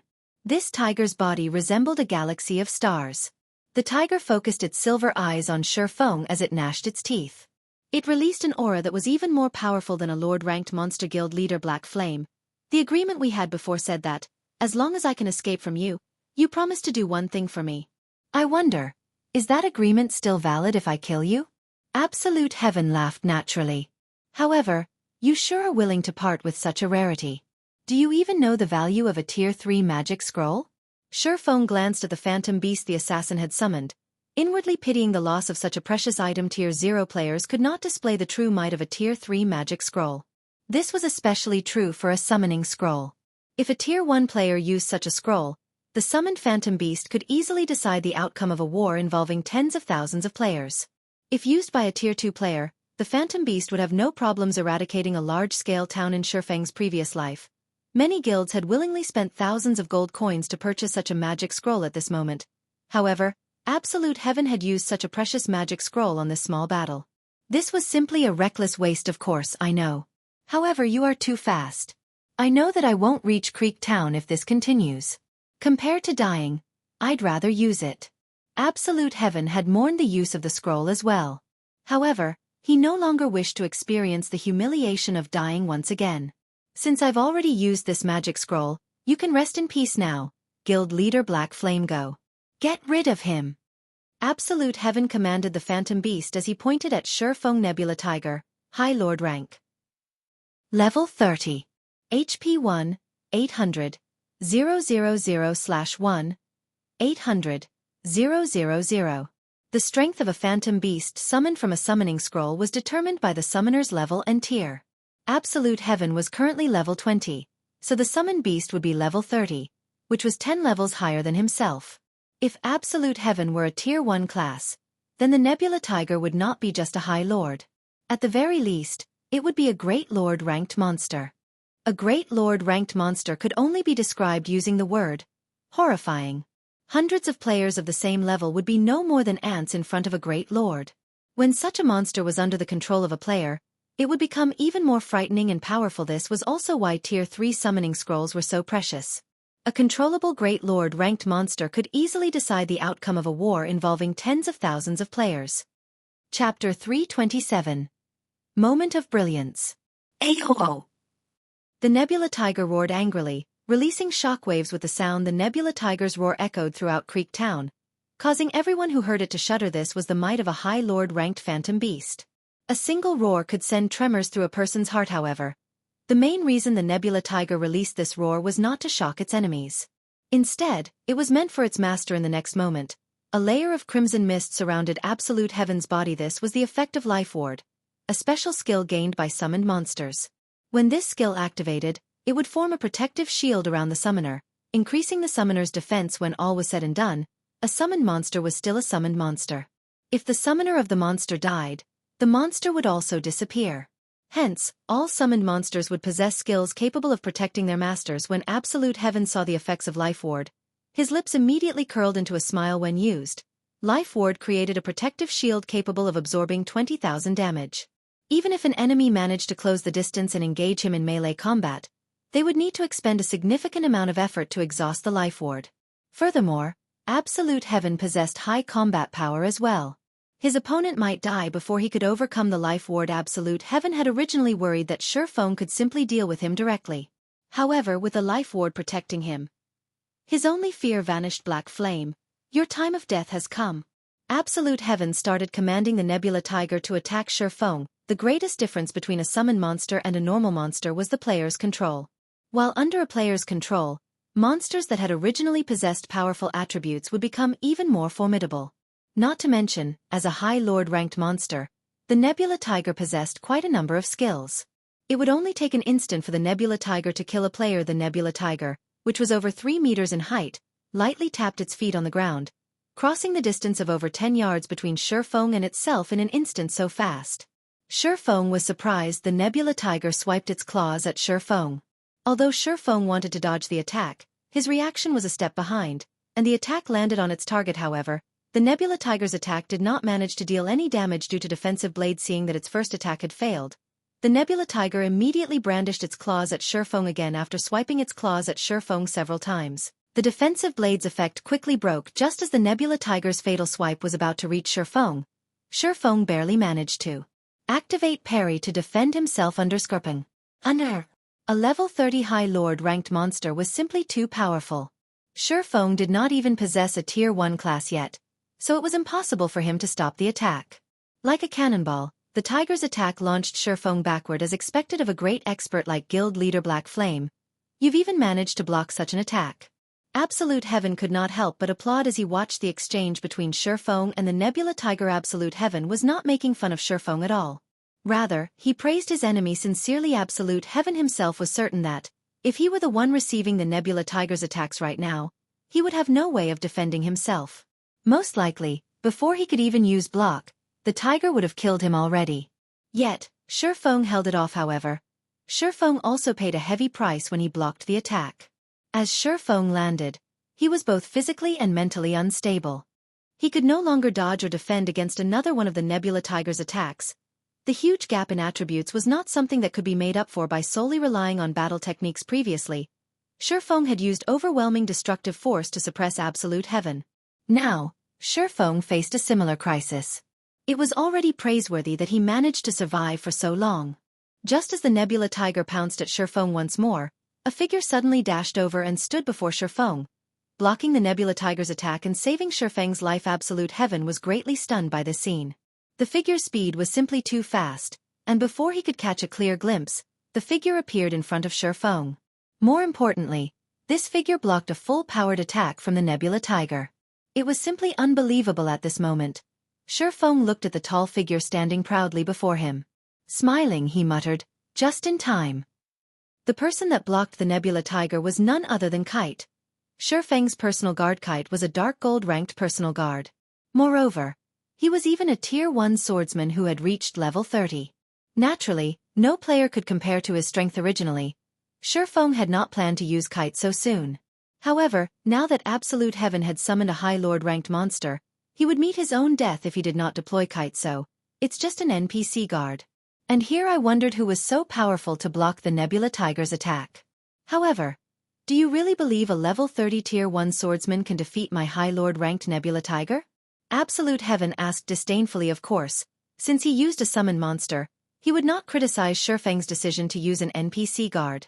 Even so, he was still confident that his Nebula Tiger was stronger than Shifeng's personal guard. Although both were level 30, the Nebula Tiger was far more powerful than a tier 1 NPC. In his eyes, Shifeng had done nothing more than delay the inevitable. I admit that Kite is not a match for the Nebula Tiger, but he can hold it back for some time. Now, let's find out which will happen first, your death or Kite's. Shifeng revealed a faint smile. He then charged towards Absolute Heaven. When all was said and done, Kite was still a tier 1 NPC. Although he could not defeat the High Lord ranked Nebula Tiger, he would have no problems delaying the monster for some time. Otherwise, he would not deserve the rank of Dark Gold. Although the Nebula Tiger tried to chase after Shifeng, Kite once more stopped the monster in its path, annoying the beast greatly. In just a moment, Shifeng swiftly arrived before Absolute Heaven. Absolute Heaven knew that with Kite present, the Nebula Tiger could not do anything to Shifeng. Hence he commanded, "Get rid of that guard first." Absolute Heaven still possessed the life ward that would absorb 20,000 damage. He did not believe that Shifeng could kill him so easily. Moreover, he did not intend to confront Shifeng directly after giving his command. Absolute Heaven immediately turned and ran, not giving Shifeng any chance to attack. Absolute Heaven knew that even if the Nebula Tiger failed to kill Shifeng, as long as he could escape and hide inside the town, Shifeng would lose the bet. After the Nebula Tiger switched its targets, Kite's HP started to decrease madly. After all, the Nebula Tiger was a High Lord ranked monster. Both its attack power and movement speed were terrifying, and even Kite would sometimes fail to block the beast's attack. Whenever he was struck, he would lose close to 3,000 HP. Meanwhile, Kite only had slightly more than 18,000 HP. However, Kite was not an ordinary guard. With a single cross slash, he managed to deal close to minus 10,000 damage. He then followed up with Frozen Slash, Windwalk, and other skills that either reduced the Nebula Tiger's movement speed or increased his own movement speed, making it harder for the Nebula Tiger to hit him. When the Tiger used Heaven's Splitting Claw, Kite used Triple Spin Attack, a tier 1 swordsman skill. When used, the skill made the user invincible for 1.5 seconds while attacking the enemy 3 times. Moreover, 60% of the damage dealt would even be used to recover the user's HP. Unfortunately, Triple Spin Attack had a long cooldown of 1 minute. Kite landed one slash after another on the Nebula Tiger, and every hit dealt over minus 2,000 damage. In the blink of an eye, Kite had recovered all the HP he had lost. Absolute Heaven was baffled by this scene. He had not expected Kite to be so powerful that he could actually contend with the Nebula Tiger. If the Nebula Tiger had not possessed a frightening 1,800,000 HP, Absolute Heaven suspected that Kite might actually succeed in killing the monster. Absolute Heaven came to the conclusion that the Nebula Tiger could not finish off Kite in a short amount of time. Hence, the only way out for him right now was to escape into Creek Town. However, Shifeng no longer gave Absolute Heaven any chances. When only a few yards stood between him and Absolute Heaven, he used Abyssal Bind on the assassin. Knowing that the situation had turned out of his favor, Absolute Heaven used Vanish without hesitation, causing Abyssal Bind to lose its target. Moreover, Vanish allowed him to enter a state of forced stealth for 3 seconds. During this period, even if Absolute Heaven received any damage, he would only break stealth temporarily before automatically re-entering stealth once again. Shifeng simply revealed a smile at his opponent's actions. Shifeng then used Earth Splitter. A sword aura immediately rushed towards the location where Absolute Heaven had stood, the attack revealing Absolute Heaven momentarily before he disappeared again. Although it was only an instant, Shifeng had enough time to lock onto Absolute Heaven's position. Shifeng then used space movement, appearing directly above the assassin. Thunderflame explosion. Lighting and fire descended from the skies, landing directly on Absolute Heaven's head. Absolute Heaven responded quickly to the incoming attack and threw himself forward.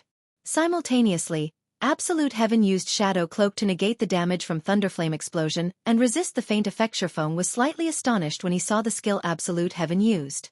He never expected for Absolute Heaven to have learned even Shadow Cloak. It was no wonder why Absolute Heaven was so confident of escaping Shadow Cloak allowed the user to become immune to all magic damage and control effects for 5 seconds. It was the perfect skill for escaping, however. Shifeng immediately switched the aura of space to the aura of fire, increasing his damage by 30% and decreasing his target's defense by 30%. He then cast Firestorm at the location where Absolute Heaven had disappeared from. Again, Firestorm inflicts 500% damage within a range of 10 by 10 yards for 5 seconds. Although Firestorm would not deal any damage to Absolute Heaven, it could still expose Absolute Heaven. Sure enough, Absolute Heaven's figure appeared once again after the attack landed. Moreover, while Absolute Heaven remained within the effective range of Firestorm, it was impossible for him to re-enter stealth. Shifeng advanced and charged at Absolute Heaven. Simultaneously, he had activated Purgatory Power, greatly increasing his attack speed and damage. He then used Flame Burst at the escaping Absolute Heaven covered in flames. The abyssal blade in Shifeng's hand was like a miniature sun. Shifeng brandished his sword 6 times at Absolute Heaven, striking the protective shield repeatedly. Every strike dealt over -4,000 damage. His critical hits dealt close to -9,000 damage, even though the life ward protecting Absolute Heaven could absorb up to 20,000 damage. In the face of Flame Burst, Shifeng sliced the protective shield apart like paper. His subsequent attack after breaking the shield struck Absolute Heaven's back. The secret silver equipment Absolute Heaven wore also lost more than half of its durability from the attack. To Absolute Heaven's disbelief, his HP, which had been over 2,000, plummeted to 0. The assassin's body fell to the ground, his weapons and equipment scattered around his body. Although everything seemed to have happened slowly, in reality, it only lasted an instant. The battle stunned the Zero Wing members who watched from a distance. At this moment, no words could describe their feelings. It turned out that a battle between players in God's domain could also be so frightening. It was a battle that shook them to their core. From the appearance of the red pillar of light to the end of the battle, less than 20 seconds had passed. First, there was the confrontation between the High Lord ranked monster and the Tier 1 NPC swordsman, and then, there was the chasing battle. The spectating members of Zero Wing had only managed to catch the afterimages of 2 figures running towards town, with one escaping while the other pursued. As the battle continued, the appearance of lightning and fire dazzled the eyes. Finally, after the momentary appearance of a miniature sun, one person lay flat on the ground with items strewn around his lifeless body. On the other side, the battle between the Nebula Tiger and Kite also came to an end. Now that its master was dead, the Nebula Tiger transformed into light particles and disappeared. Only Kite remained, standing there quietly and covered in numerous wounds. Meanwhile, the land surrounding Kite was in a miserable state. Pits and cracks surrounded him. One could just imagine how fierce the battle had been. Chapter 328 Harvest after the battle. After the battle with Absolute Heaven came to an end, Shifeng sighed in relief. If not for the 7 Luminaries ring, he might really have let the cunning Absolute Heaven get away. This was how God's domain worked. When players attempted to gain some achievements and make a name for themselves, they were like a boat traveling against the current. Either they advanced forward or were forced backward. Today's glory might very well become tomorrow's laughingstock. Although Absolute Heaven's growth was impressive, there was still a considerable gap between him and Shifeng. Soon after, Shifeng looted the items the assassin had dropped. Shifeng was inwardly astonished when he examined Absolute Heaven's items. The equipment Absolute Heaven dropped was top tier even among secret silver equipment. Meanwhile, the daggers he dropped were fine gold rank. With these items, even among the core members of Zero Wing, Absolute Heaven could still reach the middle ranks. Among the assassins, only Fire Dance and Flying Shadow surpassed Absolute Heaven. Absolute Heaven was a lone wolf. Yet, even without relying on the support of a guild or an organization, he still obtained such quality items for himself. He was already an expert standing at the peak of White River City.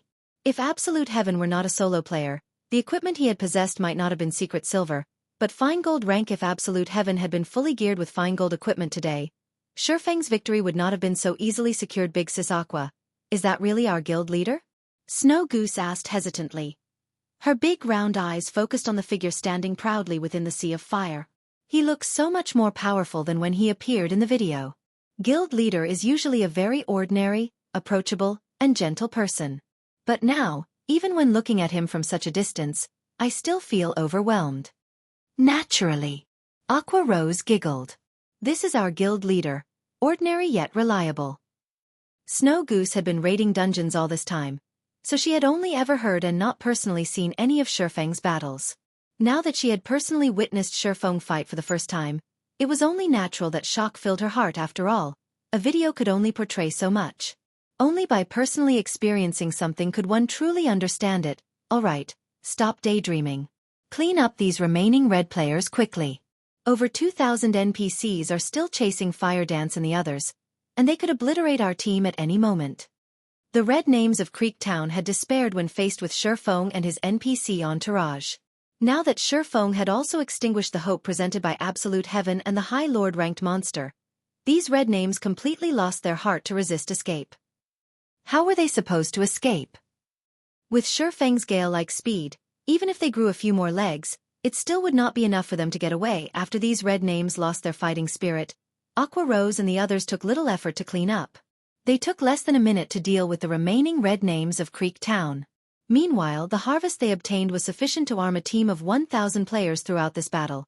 Although a few of their members had died and lost a level, when compared to the harvest they obtained, such loss was practically negligible. The items they obtained had easily made up for the total losses Zero Wing had suffered with surplus. Aqua Rose was overjoyed when she examined their harvest. As the manager of Zero Wing's daily affairs, she was very clear about what these items represented. With the addition of this batch of items, after Zero Wing finished recruiting new members, they could arm a large batch of elite players, pushing Zero Wing's combat power to a whole other level. At that time, even if Dark Star declared another war on Zero Wing, they could still deal with it without needing Ouroboros' assistance. Guild leader, we've dealt with all the red names. We can start cooperating with Fire Dance and the others to kill the Bloodhound Association NPCs now, Aqua Rose happily reported through the team chat. Okay. Follow the plan and kill those Bloodhound Association NPCs. Be careful not to lure too many at once. Those NPCs are more sensitive than field monsters, Shurfeng said. Oh right. Send me a healer. I need someone revived. I'm a cleric. I'll go. Snow Goose hurriedly shouted in the team chat, excitedly waving her hands. Seeing the girl's reaction, Aqua Rose indulgently said, Fine, off you go then. In any case, the Tier 1 guards will be responsible for killing those NPCs. Our role is to supply support. The Bloodhound Association NPCs were all level 30 and above, while the members of Zero Wing were only around level 20. Among those present, only Shurfeng and Blackie possessed 10 ignore levels. Everyone else could only deal minute amounts of damage to these NPCs. The most they could do was use some control skills on these Bloodhound Association NPCs. Although these Bloodhound Association NPCs possessed a certain degree of intelligence, it was only slightly higher than normal field monsters. Otherwise, Fire Dance's group could not have lured them away. What Aqua Rose's group needed to do was to lure the Bloodhound Association NPCs away in small batches and kill them separately. With a strength of 40 level 50 Tier 1 guards, they could easily take care of up to 300 level 30 Bloodhound Association NPCs each time. With a massive difference of 20 levels, the attacks of the Bloodhound Association NPCs would only deal damage in the double digits to a Tier 1 Shield Warrior guard. Meanwhile, a level 50 Tier 1 Shield Warrior possessed over 200,000 HP. Even if dozens of Bloodhound Association NPCs attacked simultaneously, the total damage would only be a tickle to a level 50 Tier 1 Shield Warrior. The Shield Warrior's battle recovery alone could restore most of the HP lost. Not to mention, there were still the Tier 1 healers waiting in the wings. However, NPCs were different from monsters. The NPCs of the Bloodhound Association were very organized when they fought. The warriors that served as meat shields would stand in front, and the mages would attack from behind, coordinating their attacks with the melee fighters. The healers standing at the rear would also spam heals on the tanks. There was even one time where an assassin from the Bloodhound Association had circled and ambushed Aqua Rose's group. If Cola had not reacted quickly and immediately aggroed the NPC assassin, the team would have lost at least one member to the NPC compared to everyone else who the NPC suppressed. Blackie was free and unfettered as he sent spell after spell at the Bloodhound Association. The Mavis's guard Blackie wielded allowed him to ignore the massive level difference completely, and each one of Blackie's attacks could deal around -700 to -800 damage to these level 30 elite NPCs. When Blackie used Stars of Light, the result was simply earth-shaking. A damage of over -1000 appeared above every enemy NPC caught within the skill's range. Moreover, with each successive bombardment, the damage of the Stars of Light increased by 10%. The skill had a duration of 15 seconds, and by the time the 15th bombardment landed, the enemy NPCs were already receiving over -6000 damage each. Some of the attacks even achieved critical hits, dealing over -10,000 damage to the enemy NPCs. These level 30 elite NPCs only had 100,000 HP. They stood no chance against Blackie's Stars of Light after Stars of Light ended. Over 200 level 30 elite NPCs fell to the ground lifelessly. Suddenly, everyone's experience bars started increasing madly. Some even leveled from level 19 to level 20. Even Blackie, who was currently level 23, saw a huge increase in his experience bar even though the EXP was shared with over 100 players. Each person still obtained a frightening amount originally. Everyone had only come here to kill these NPCs for the purpose of completing the Crusade quest. Now that they had discovered the wealth of EXP in front of them, everyone started working even more enthusiastically after killing several waves of NPCs. Everyone managed to level up to level 20 or above. Blackie even reached level 24. Everyone's leveling speed was simply frightening. Ha ha ha. Sister Aqua, at the rate we're leveling, Zero Wing will fully occupy the top 100 spots on the White River City ranking list. Blackie laughed. That's a nice idea. All this time, that leveling madman Lone Tyrant had held the 9th position on the ranking list. Although Guild Leader had killed him once back in the Silverleaf Forest, he had only fallen to 10th place. Seeing that Dark Star is so adamant in challenging us, if we kick Lone Tyrant out of the top 100 of the ranking list, it would be a massive blow to both Lone Tyrant's and Dark Star's reputation. Moreover, we would also elevate Zero Wing's fame and prestige, killing two birds with one stone. Aqua Rose revealed a playful smile when she considered this interesting idea. Let's kick Lone Tyrant out of the ranking list. Chapter 329. You don't have a choice. Sherfong could not stop his smile when he heard Aqua Rose's words. In actuality, it would be a simple task for Sherfong to let Zero Wing fully occupy the top 100 spots on the White River City ranking list. The only reason he had not done so yet was that he was afraid of attracting too much attention and the public's enmity. After all, Zero Wing was currently only a small guild. If a small guild like theirs overstepped their bounds, every guild in White River City would most likely team up and retaliate against them. However, Zero Wing was no longer a weak guild. Even if Zero Wing pulled such a huge stunt, it would only shock the other guilds. They would not feel insulted or humiliated. Hence, Sherfong made no attempt to stop his guild members' actions. The ranking list was the only glory for Lone Tyrant. Even if he had to exceed the level 20 limit for the first clear of the 3 great dungeons, he still had to maintain his position within the top 10 of the ranking list. Lone Tyrant's obsession with the ranking list was apparent. Gentle Snow, on the other hand, was different. To secure the first clear of the 3 great dungeons, Gentle Snow had frozen her experience bar at 99% of level 20. She paid absolutely no attention to the ranking list at all. After all, her title of Snow Goddess had originated not from her high level, but her strength instead. However, Lone Tyrant was not like Gentle Snow. He had relied solely on the ranking list to gain the fame he currently possessed. It was why he worked desperately hard to maintain his spot within the top 10 of the ranking list. Although Sherfong had killed Lone Tyrant once already, robbing him of a level, he had managed to recover the lost EXP quickly. After all, he had large groups of players to help him level up. Currently, he had once again reached level 21, though he still required large amounts of EXP to reach level 22. While Aqua Rose and the others swiftly leveled from killing the NPCs of the Bloodhand Association, the cleric, Snow Goose, resurrected Absolute Heaven. At this moment, Absolute Heaven was overcome with disappointment. Not only had he lost most of the items he had on him, but he had also fallen to level 16. He no longer possessed the high spirits he had before. I've won this bet of ours. Do you have anything to say? Sherfong asked lightly as he looked at the crestfallen Absolute Heaven. Absolute Heaven glared at Sherfong, clearly irritated, before turning his head away, tacitly agreeing to Sherfeng's words. Hee. It seems that someone is pouting after losing. What an unmanly person, Snow Goose softly muttered contemptuously after discerning the general situation. Absolute Heaven was suddenly livid upon hearing her comment.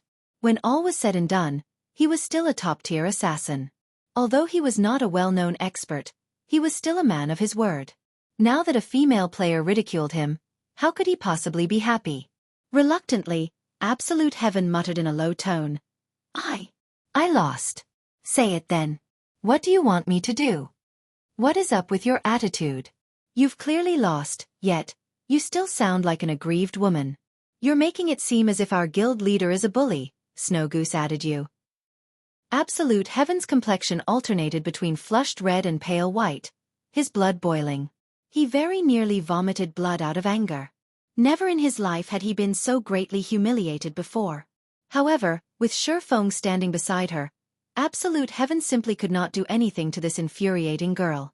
Before he died, He had not been a match for Shi Feng. Now that he had fallen to level 16 and lost most of his items, it was impossible for him to escape Shi Feng's grasp at this moment. Shi Feng spoke. All right, Snow Goose. Absolute Heaven is a top-tier expert assassin. If you continue speaking of him this way, his little heart might not handle it. No matter what, you should at least show him some respect. Oh! Snow Goose smiled and nodded. Absolute Heaven nearly fainted from anger seeing Absolute Heaven's ashen complexion. Shi Feng smiled faintly and said, Since you've acknowledged your loss, I'll make it simple. I don't need you to do anything difficult. Just help me collect all the information relating to Underworld in God's domain. You're insane. That's Underworld you're talking about. If they find out that I leaked important information, they will hunt me down. Absolute Heaven never thought that Shi Feng would actually aim for such a thing. Oh? I didn't think you would really have such information. The assassin's reaction surprised Shi Feng. His demand had only been casual. After all, Absolute Heaven was only an outer member of Underworld. How could he possibly possess all the important information relating to the organization? Logically, only those belonging to Underworld's middle management or above should possess the information he was looking for. Absolute Heaven was momentarily stunned. Immediately after he bellowed, Black Flame, you deceived me. Absolute Heaven had always thought of joining Underworld's core upper management. Hence, he had collected plenty of information regarding Underworld so that he would have an easier time climbing the ranks of the organization. After becoming an outer member, he had met with Feng Xianyang through South Wolf's introduction. Feng Xianyang even gave him one of the reserved spots for becoming an Underworld guard after learning of his skill. With his new status as an Underworld guard reservist, Absolute Heaven managed to obtain even more information about Underworld in God's domain. Shi Feng had played him so easily. Since you have the information, hand it over to me.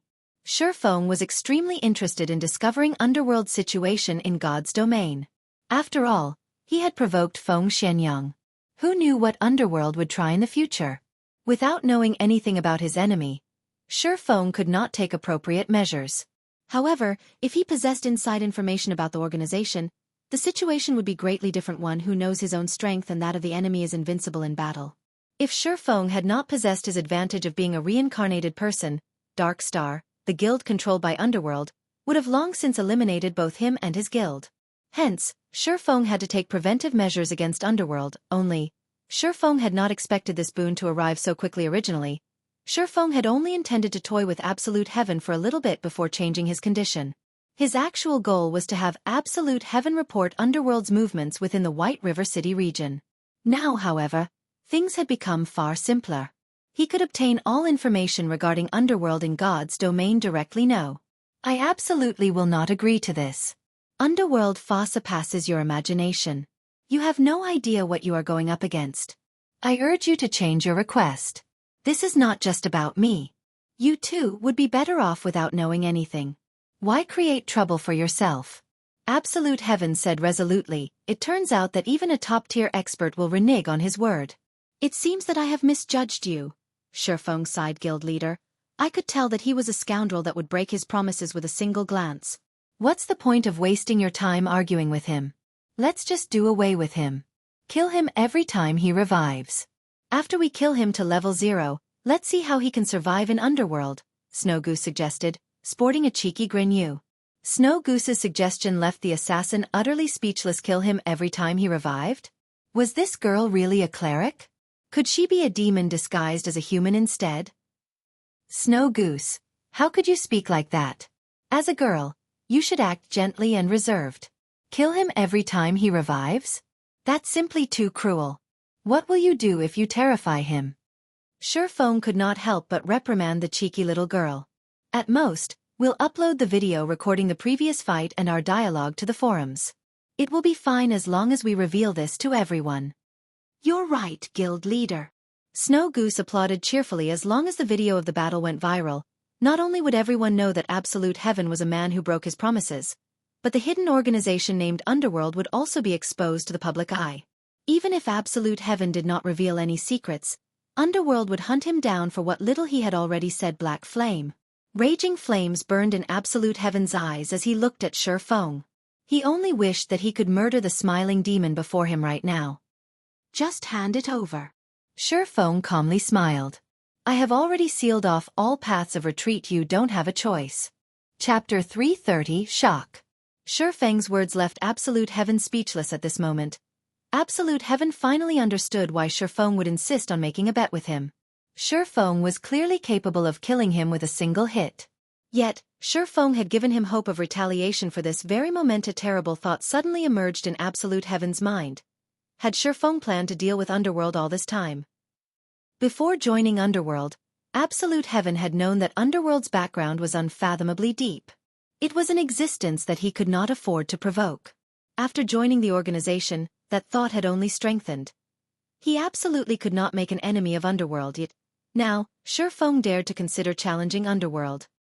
He simply did not know how to differentiate between life and death. It would have been fine if only Shifeng did not know how to differentiate between life and death. Yet, Shifeng intended to drag him down as well. Moreover, the swordsman left him with no other options. Shifeng was eviler than a demon. When Absolute Heaven saw that Shifeng's finger was about to click the upload video button, he lowered his head and helplessly said, "Fine. However, I have a condition. No one can know that I gave you this information. You can rest assured on this point. Since I have asked you to do such a thing for me, I will not make things difficult for you. I won't let anyone but myself look at the information relating to Underworld," Shifeng assured and nodded. Absolute Heaven's worries were unfounded.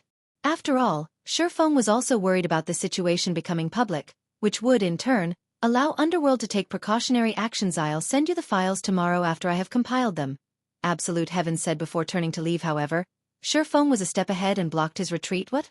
Worried that I'll deceive you? You currently have information to use against me. What tricks could I possibly play on you?" Absolute Heaven laughed bitterly. "You overthinking things. I'm just returning the items you dropped when you died. As for your levels, with your strength you should recover quickly." Shifeng then took out the items he had looted from Absolute Heaven and returned them to their original owner. After some hesitation, Absolute Heaven finally decided to receive the items before leaving. "Guild leader, are we really going to start a war with that mysterious organization named Underworld?" Snow Goose asked. Based on Absolute Heaven's words, Snow Goose could discern just how terrifying Underworld was. Even a top-tier expert like Absolute Heaven was afraid when talking about it. Furthermore, a powerful guild like Darkstar was just a puppet of Underworld.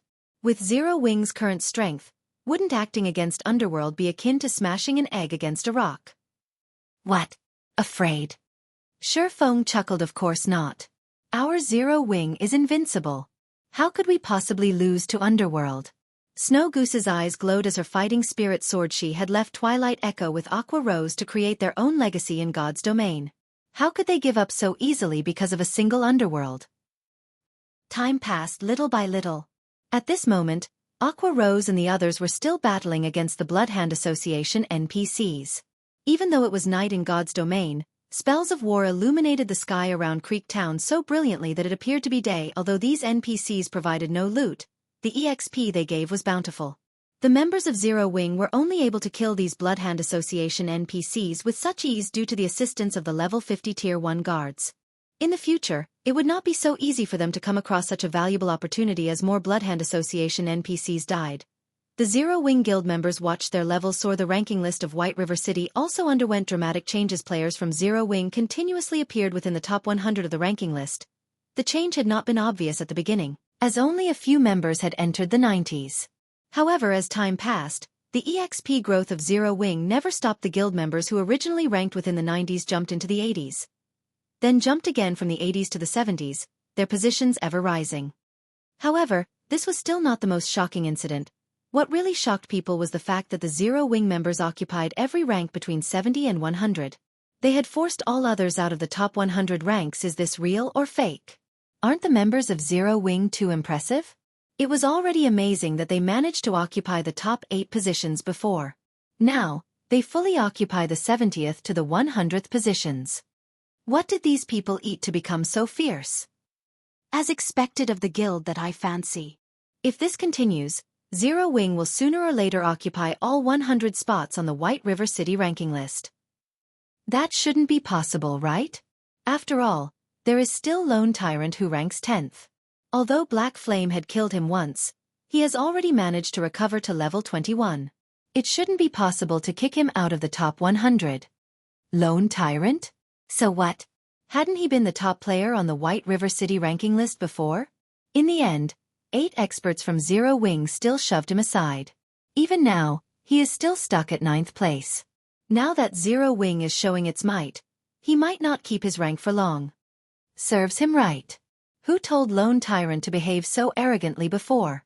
He had dared to ambush and made an enemy of Zero Wing. Now, Zero Wing is merely teaching Lone Tyrant a lesson, letting him know that his pride is worth nothing to Zero Wing. They can surpass him any time they want to. Everyone was very concerned about the sudden emergence of the Zero Wing members on the ranking list, and they all began to voice their suggestions and opinions. Many felt that this was Zero Wing's retaliation towards Dark Star. The timing of this situation was simply too coincidental, being only a few hours after Dark Star's war with Zero Wing had ended. Moreover, Zero Wing also declared that Dark Star would pay for their actions. However, nobody ever thought that Zero Wing would take action so quickly. If Zero Wing really succeeds, this will become a true legend in God's domain. Not even first-rate guilds have managed to occupy the ranking list of a city. Zero Wing rocks. Go, Zero Wing. Kick Lone Tyrant out of the ranking list. Everyone in White River City highly anticipated the arrival of a legend, creating a huge commotion over this matter. The thought of a single guild monopolizing the entire ranking list had sent shivers down their spines. At that time, if they joined such a guild and wore the 6-winged emblem on their chests, they would definitely become the targets of everyone's admiration. On the other hand, while the casual players in White River City were very excited over this matter, the many guilds were not happy at all. It had been an earth-shaking matter when Zero Wing had occupied the top 8 positions on the ranking list. Yet, now, Zero Wing was actually trying to occupy the top 100 positions of the ranking list. Just how were they, the other guilds, supposed to continue competing in White River City? Inside the Silverleaf Forest, leading a team of several hundred players, Lone Tyrant was desperately leveling up. Can someone tell me just what is going on? Lone Tyrant demanded, irritated. He had spared no effort to raise his own level. Yet now, as if on steroids, the members of Zero Wing leveled at a rate many times faster than himself. Based on the Zero Wing members' current leveling speed, it was only a matter of time before they surpassed him. Unfortunately, nobody could answer Lone Tyrant's question. "Yuri, a bunch of trash. Go, investigate immediately. They must have found a good grinding spot. Once you find them, send someone to eliminate them. I will never allow these people to surpass me." Lone Tyrant commanded the guild members of Dark Star. The only reason he had managed to lead Dark Star to its current status in White River City was that of his previous occupancy of the White River City ranking list's #1 position. However, due to Blackie and the others, he was no longer the top player in the region.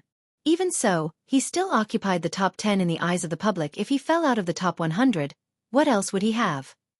Aside from his identity as the guild leader of Dark Star, there was nothing special about him. Although Lone Tyrant was quite powerful, he knew that he could not compare with top-tier experts. If not for the massive support from Underworld, Dark Star would not have developed to its present state. Lone Tyrant knew that, after the siege on Zero Wing had failed, Underworld started to look down on him. If he lost his only merit as well, based on how Underworld conducted business, he would not keep his position as guild leader for long. Chapter 331. Hidden Warehouse. Considering the events up to this point, Lone Tyrant grew worried. Hurry. Lure more monsters. Those bastards from Zero Wing are dreaming if they think they can surpass me and kick me out of the ranking list. I won't give this position away. Lone Tyrant commanded once more, a bloody glow flashing in his eyes. Soon after, a group of rangers and assassins left to carry out his orders and lure more monsters. The mages of Dark Star also promptly increased their attack rate, using more AoE skills than before. As for Lone Tyrant, who was not in a team with his guild members, he began methodically kill-stealing the low HP monsters, taking the majority of the monsters' EXP for himself rather than sharing with his comrades. This leveling method was extremely extravagant. Even a party of experts continuously grinding monsters could not compare to Lone Tyrant's current leveling speed. Unfortunately, Lone Tyrant did not know that the monsters he and the members of Zero Wing grinded were on entirely different levels. Lone Tyrant only grinded level 20 common monsters at the moment, so he received no bonus EXP for killing them. On the other hand, Zero Wing's 100-man team was killing level 30 elite NPCs. Originally, these elite NPCs had provided an abundance of EXP. They also gained the bonus EXP rewarded for killing a monster that was 10 levels higher.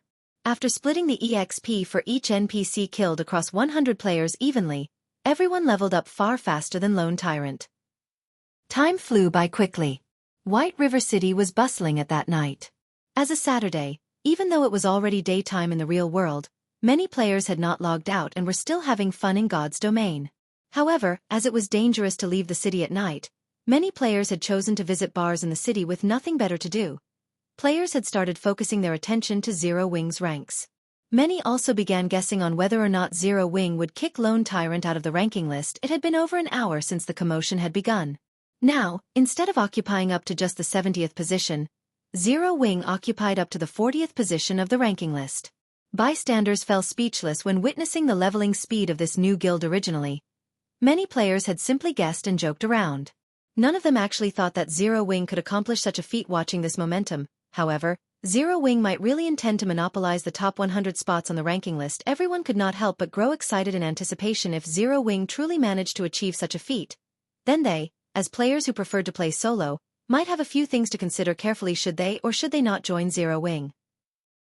Inside one of the bars in White River City, the members of the Holy Grail Knights were currently drinking in celebration today. They had managed to raid a level 15, 20-man hard mode dungeon, the Bloodfang Fort. They also obtained quite a load of equipment and materials from the raid brother Warwolf. That Zero Wing sure is godly, huh? First, they defeated world dominators. After that, they managed to kill Dark Star's Lone Tyrant. Now, they are even planning to kick Lone Tyrant out of the top 10 and monopolize the ranking list. Soon, they might even rule White River City.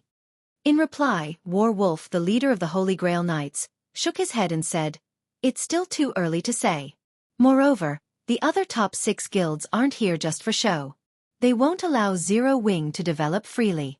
Although, it is true that I have underestimated Zero Wing before." Moments after Warwolf started speaking, a few cloaked players walked into the bar.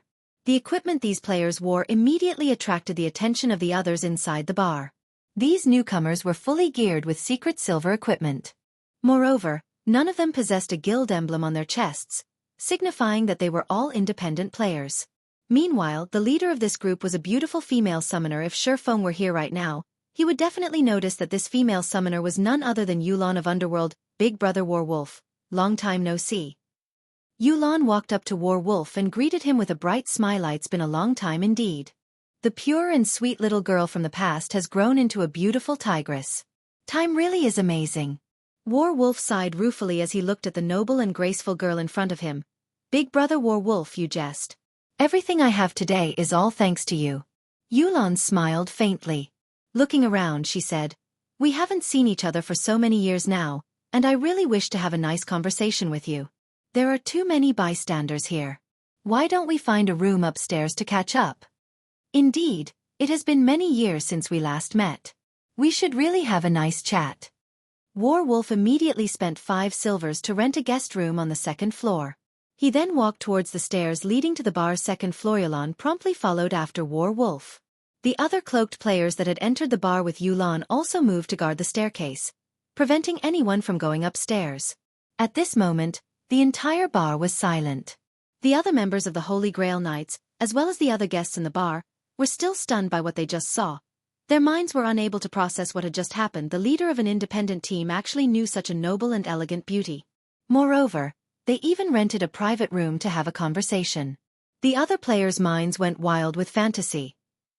A short distance away from Creek Town, Aqua Rose and the other members of Zero Wing still grinded the Bloodhand Association's NPCs relentlessly.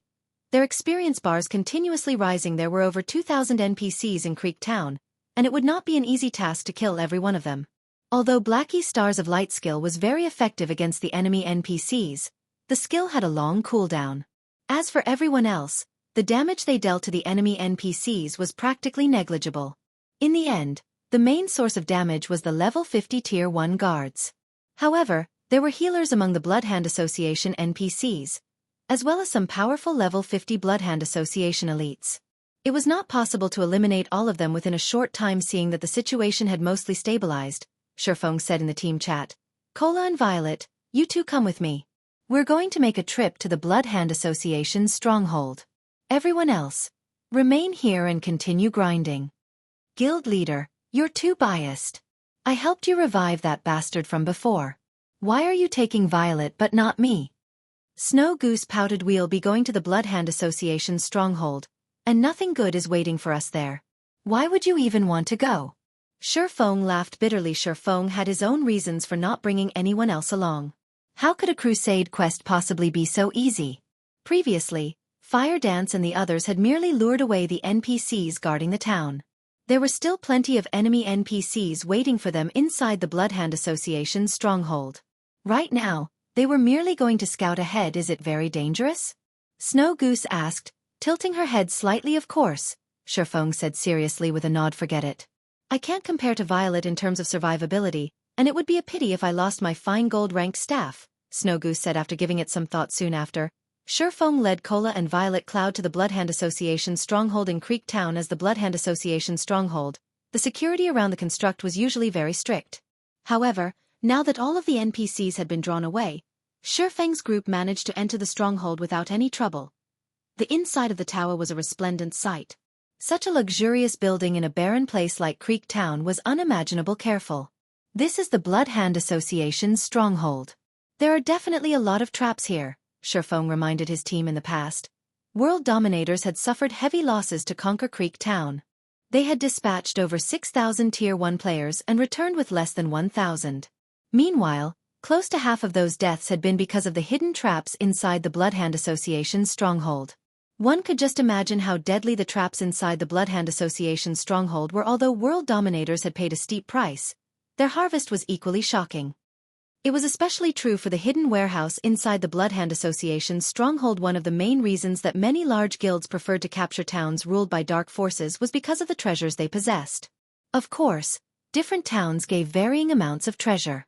In this case, the Bloodhound Association possessed a significantly large treasury. Even though the loot available was limited due to Crusade Quest, the final sum was still sufficient to move even Shifeng's heart. Otherwise, who would be so foolish as to spend 30 gold coins to take on a Crusade Quest? Moreover, only a Viscount or someone of higher status could accept such a quest. Chapter 332. Encountering a magic weapon once again. Inside of the Bloodhound Association's stronghold, it was like a maze. There were also many level 30 Bloodhound Association knights patrolling the construct. These NPCs wore red leather armor and wielded spears. They also had 200,000 HP. Moreover, these NPCs always moved in groups of 10, and their coordination made them extremely difficult to deal with. If Shifeng and the others recklessly charged into a group of these NPCs, even with a Tier 1 swordsman like Kite protecting them, the result would be the same. These knights would eliminate them in an instant. In fact, even if Shifeng's group were strong enough to fight these Bloodhound Association knights, they would still meet their deaths if they chose to confront these NPCs. This was due to the many hidden traps and mechanisms throughout the stronghold. In the past, world dominators had paid a steep price because of these traps. Naturally, Shifeng would not behave as recklessly as world dominators had in the past. Hence, he would always detour and bypass any knights they met, avoiding a confrontation with the NPCs at all costs. In any case, the paths in this stronghold all connected in one way or another. As long as one was careful, it was possible to find the Bloodhound Association's hidden warehouse without engaging in combat. Finally, after a long time, Shifeng's group arrived before a pair of tightly sealed stone doors. 2 words were etched into the wall next to the doors. Control room. This was where all of the traps within the Bloodhound Association's stronghold were controlled. As long as they disabled these traps, they would have nothing to worry about as they traveled through the construct. Just after Cola forced open the heavy stone doors, the group immediately discovered an old one-eyed man dressed in black robes inside the control room. The old man held a redwood staff as he manipulated a magic array. Inca Richter, Tier 1 Elementalist. Level 30. HP 1, 000, 000/1,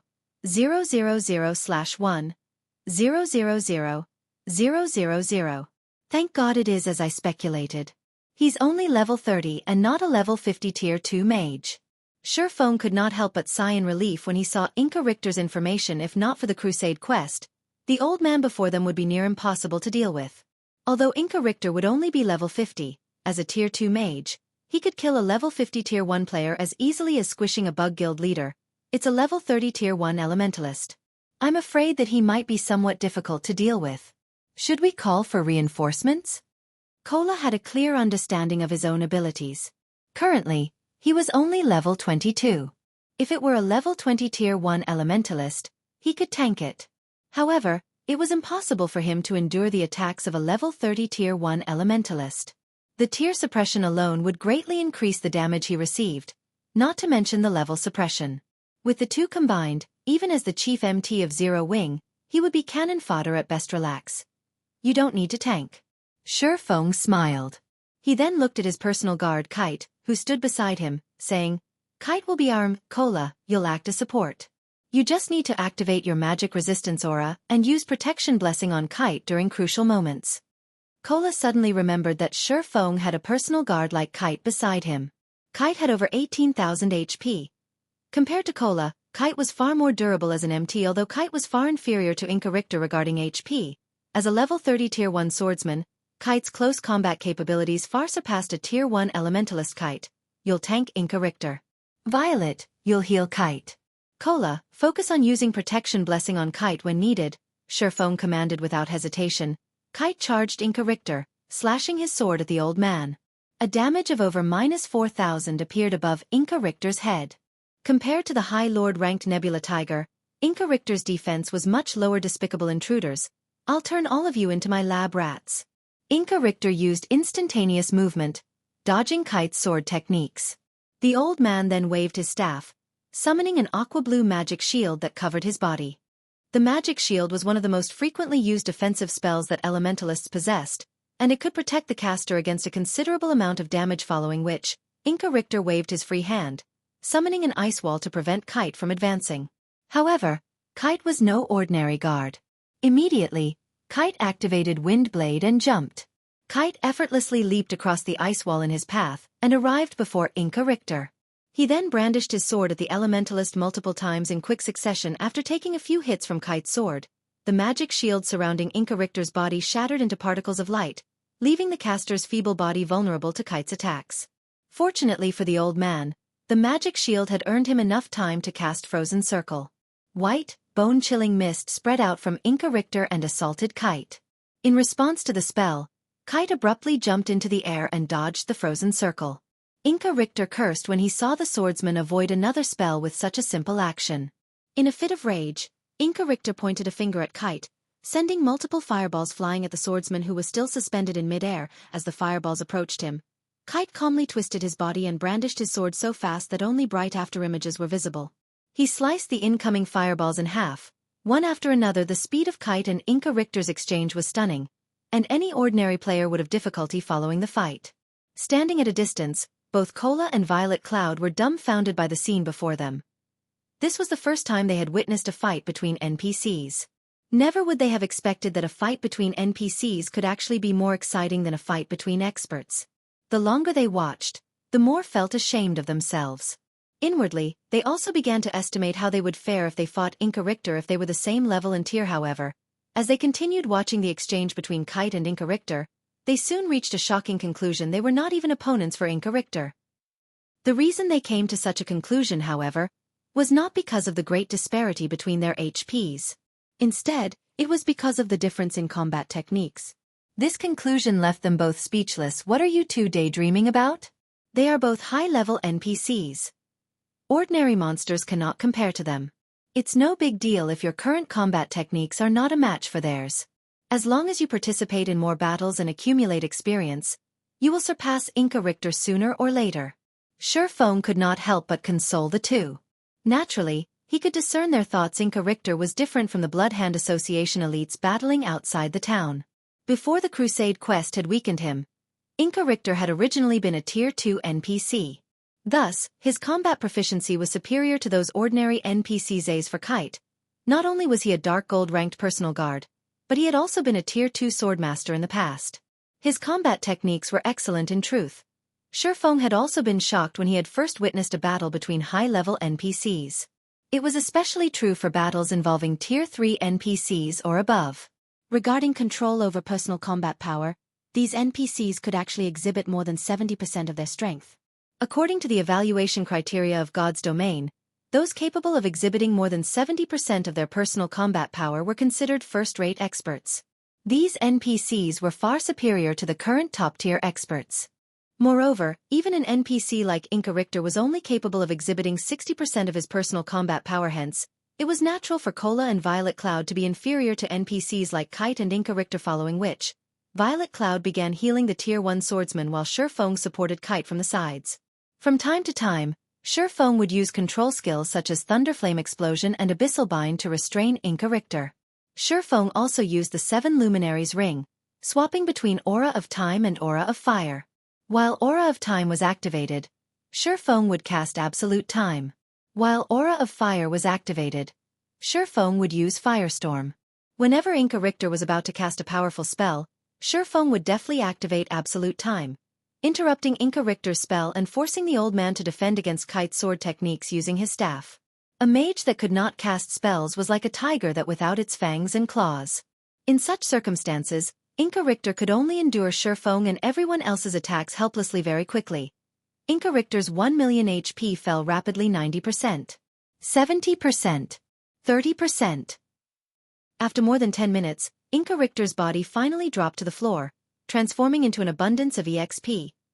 Shifeng reached level 24 with the sudden influx of EXP following which, Shifeng turned off all of the traps within the Bloodhand Association stronghold. Now that there were no more traps, it would be much easier to deal with the enemy NPCs suddenly. Kola excitedly ran toward Shifeng's side and asked, "Guild leader, I found a key beside this old man's body. What do you think this is?" "A key."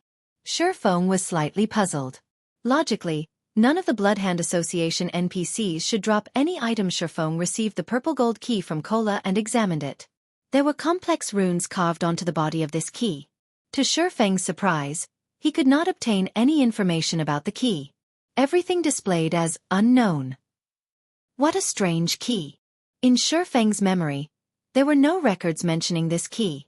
However, since Inca Richter had dropped it, it should be extraordinary. It seems that we will have to look for an appraiser after we return to White River City. When considering unknown items, Shifeng suddenly remembered the additional skill of his golden stigmata. Omniscient Eyes. The Omniscient Eyes could obtain all information on any items.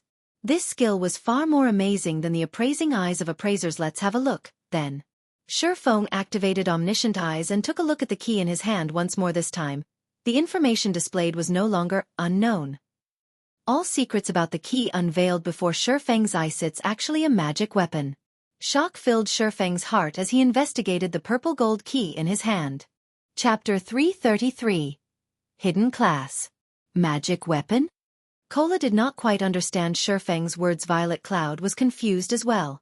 Shifting her gaze to Shifeng, she hoped to find out from Shifeng what a magic weapon was their first time hearing the term magic weapon. A magic weapon isn't an orthodox weapon. You can think of it as a double-edged sword of tremendous power. It can either raise a player's combat power to frightening heights, or completely ruin them, Shifeng explained, smiling.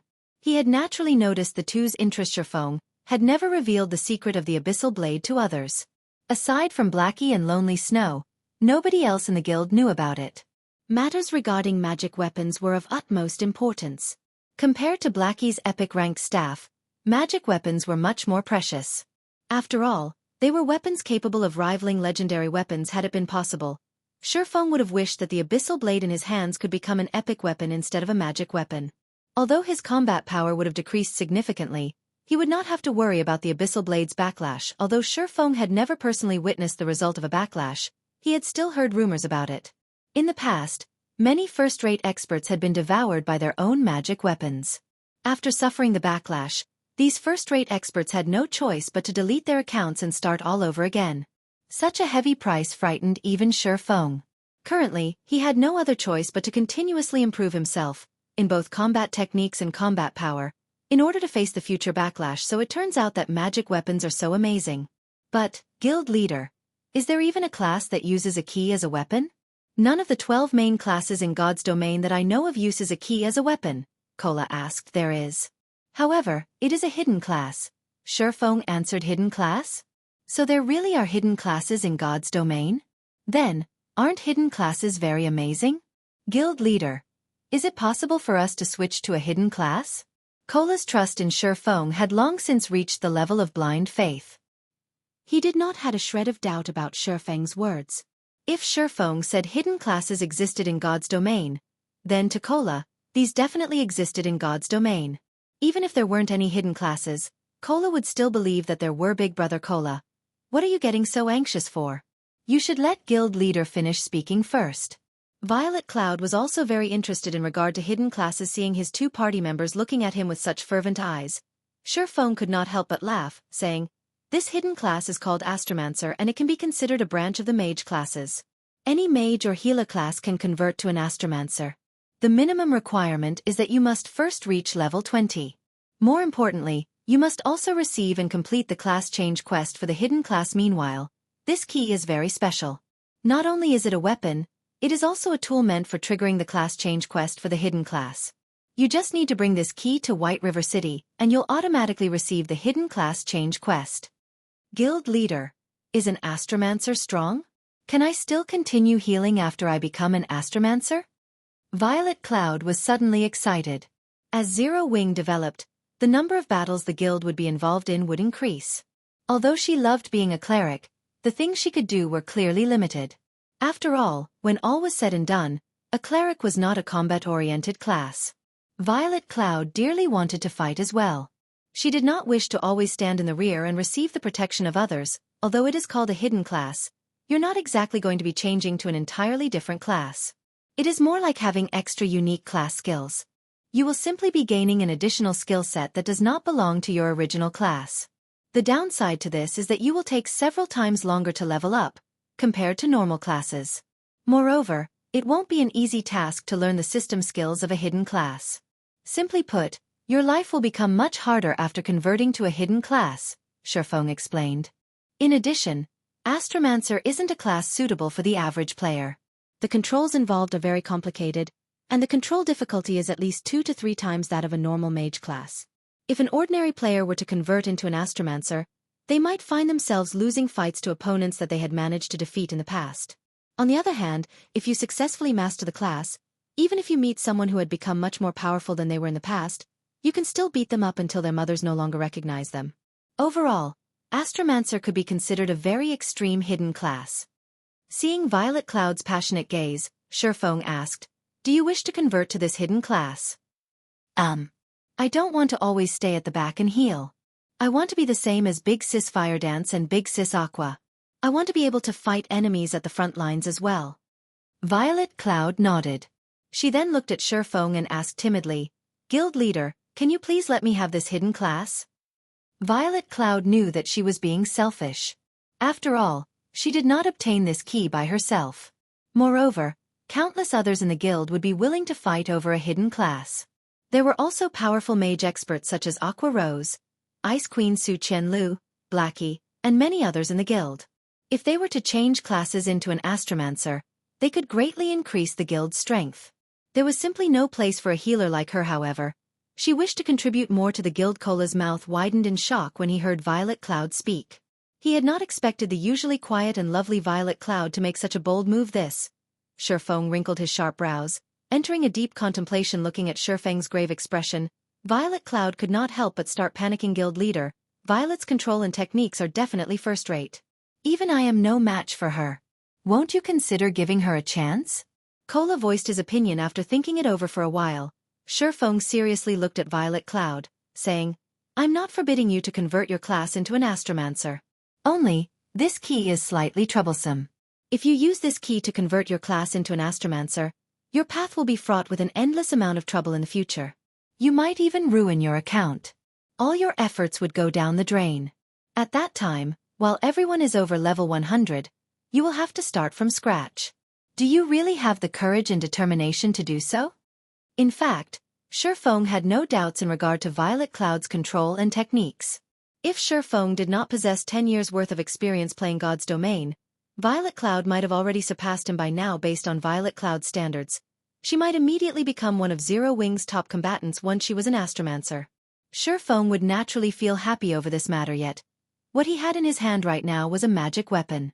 If the weapon were a legendary weapon and not a magic weapon, he would willingly give it to Violet Cloud without hesitation as long as she wanted it. A magic weapon, on the other hand, had pros and cons that Shurfeng was very clear about. As long as a player unsealed a magic weapon and became its controller, then they would inevitably have to face the backlash of the magic weapon one day. Based on the current situation, the disadvantages of giving Violet Cloud the magic weapon greatly outweighed the advantages. Most importantly, Not every player could handle the pressure of having to start all over again. Guild leader, I'm not afraid of trouble. I only hope that I can do more for the guild. Even if I end up back in square one because of this item, I will have no regrets. At the very least, I would have contributed greatly towards the guild's current development. Violet Cloud looked at Shifeng, her eyes shining with conviction. Faced with Violet Cloud's gaze, Shifeng abruptly recalled how he had been back then, and burst out in sudden laughter. That's right. What's there to be afraid of? It's just a restart at worst. The worry that filled Shifeng's heart disappeared. He then handed the key to Violet Cloud. This key is still sealed. After returning to White River City, go look for someone who can unseal it. After it is unsealed, you will automatically receive the Tier 1 Hidden Class Change quest. Thank you, Guild Leader. I definitely won't let you down. Violet Cloud sincerely thanked Shifeng as she excitedly received the purple gold key. Chapter 334. Occupying the ranking list. After Violet Cloud received the key, her heart could not help but pound in anticipation. She wished that she could quickly return to the city, undo the seal on this key, and become an important combat power for Zero Wing as soon as possible. Although the guilds in White River City currently appeared to be at peace on the surface, beneath that surface were surging undercurrents. Nobody knew what kind of plans these guilds were concocting. This was especially true for Dark Star and World Dominators. No matter how one looked at it, they were not guilds that would give up after suffering only 1 or 2 defeats. Yet, despite Zero Wing maintaining such a high profile, these two guilds had actually done nothing at all. How could their lack of a response not give rise to suspicions? Although Violet Cloud did not know what these two guilds were planning, she was sure of one thing. As long as Zero Wing became sufficiently strong, no matter what sort of tricks or means those two guilds used, all would be rendered useless. Star's reminiscence? Violet Cloud softly muttered after checking the information of the key in her hand. Star's reminiscence, magic weapon. A key belonging to the ancient and great Star Sage, Reigns.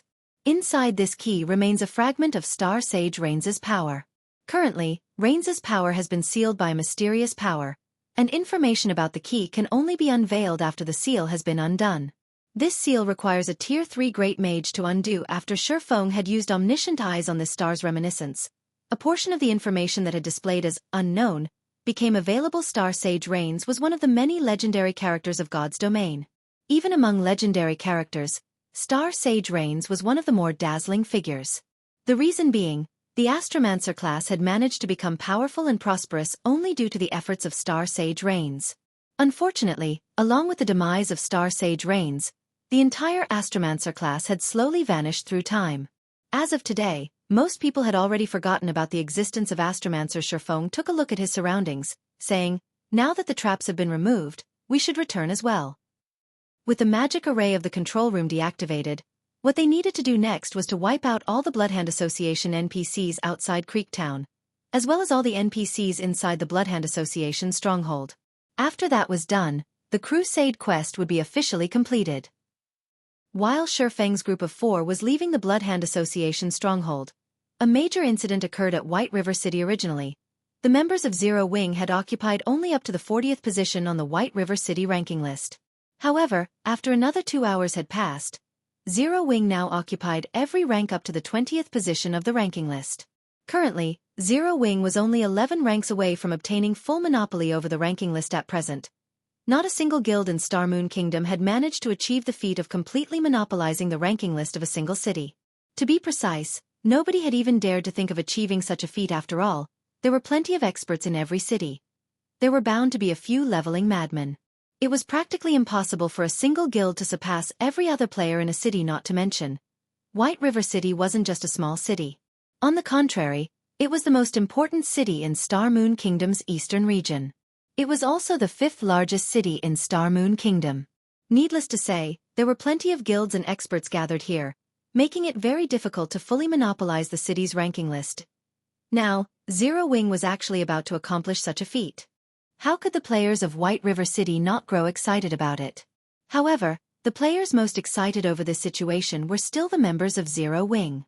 At this moment, many members of Zero Wing started cheering loudly on the streets as they tracked the ranking list, showing their fervent support for Aqua Rose and the others, of course.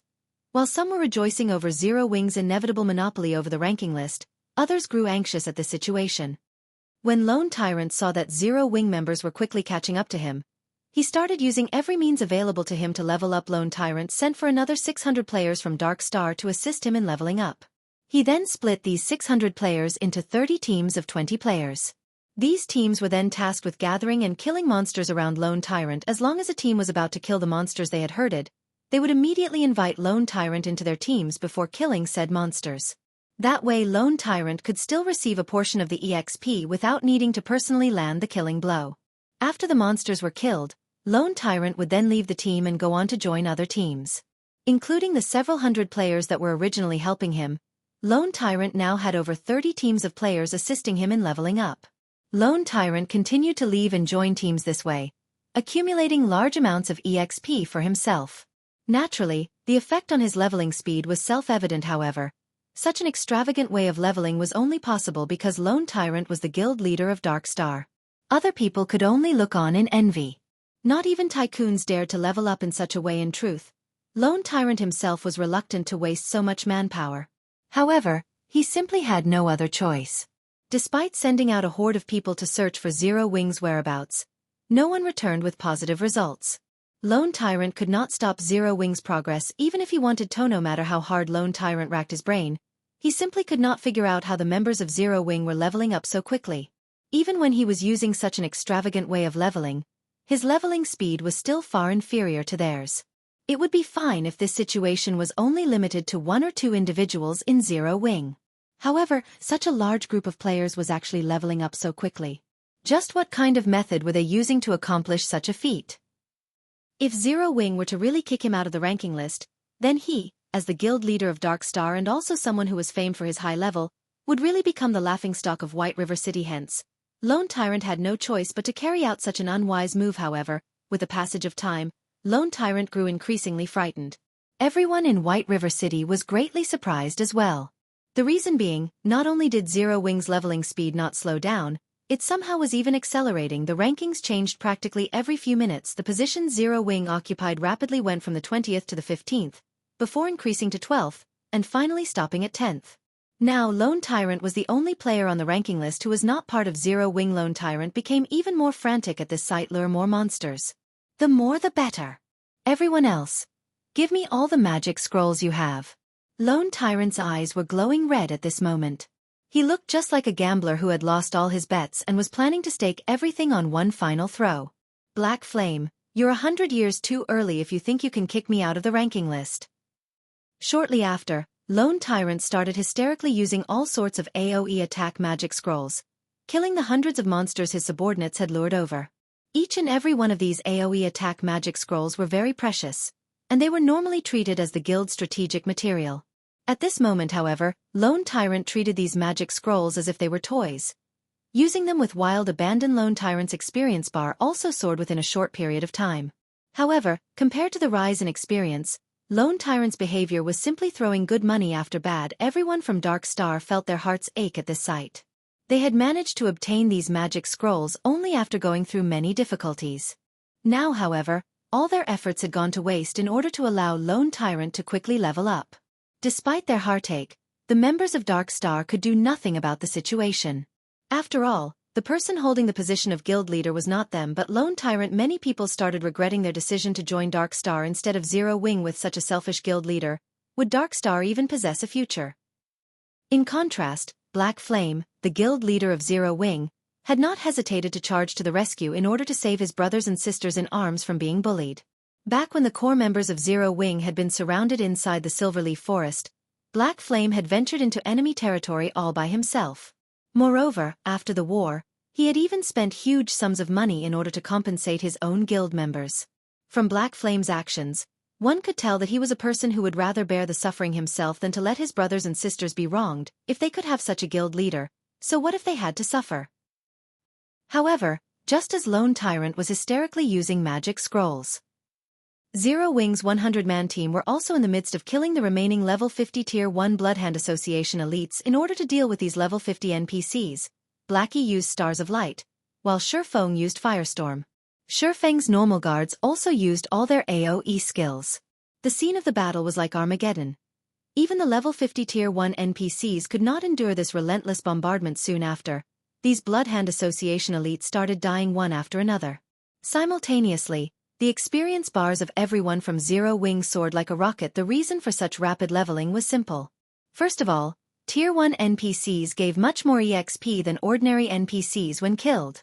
Second, most of the members of Zero Wing were only level 20, while the rest were only a few levels higher, so the bonus EXP they could obtain from killing a level 50 NPC was munificent. When both of these factors were combined, the levels of Zero Wing's 100-man team naturally increased by leaps and bounds after several tens of Bloodhand Association elites died. Everyone from Zero Wing had risen to level 21 or above, instantly monopolizing all 100 spots on the White River City ranking list at this moment. Every player in White River City fell silent. Zero Wing had done it. Zero Wing had actually fully occupied the top 100 spots of the White River City ranking list. The sight stunned Lone Tyrant. He even forgot to use the magic scroll in his hands at the same time. A series of system notifications sounded throughout the entire Star Moon Kingdom. Chapter 335. Experts Gathering at White River City. Star Moon Kingdom Region System Announcement.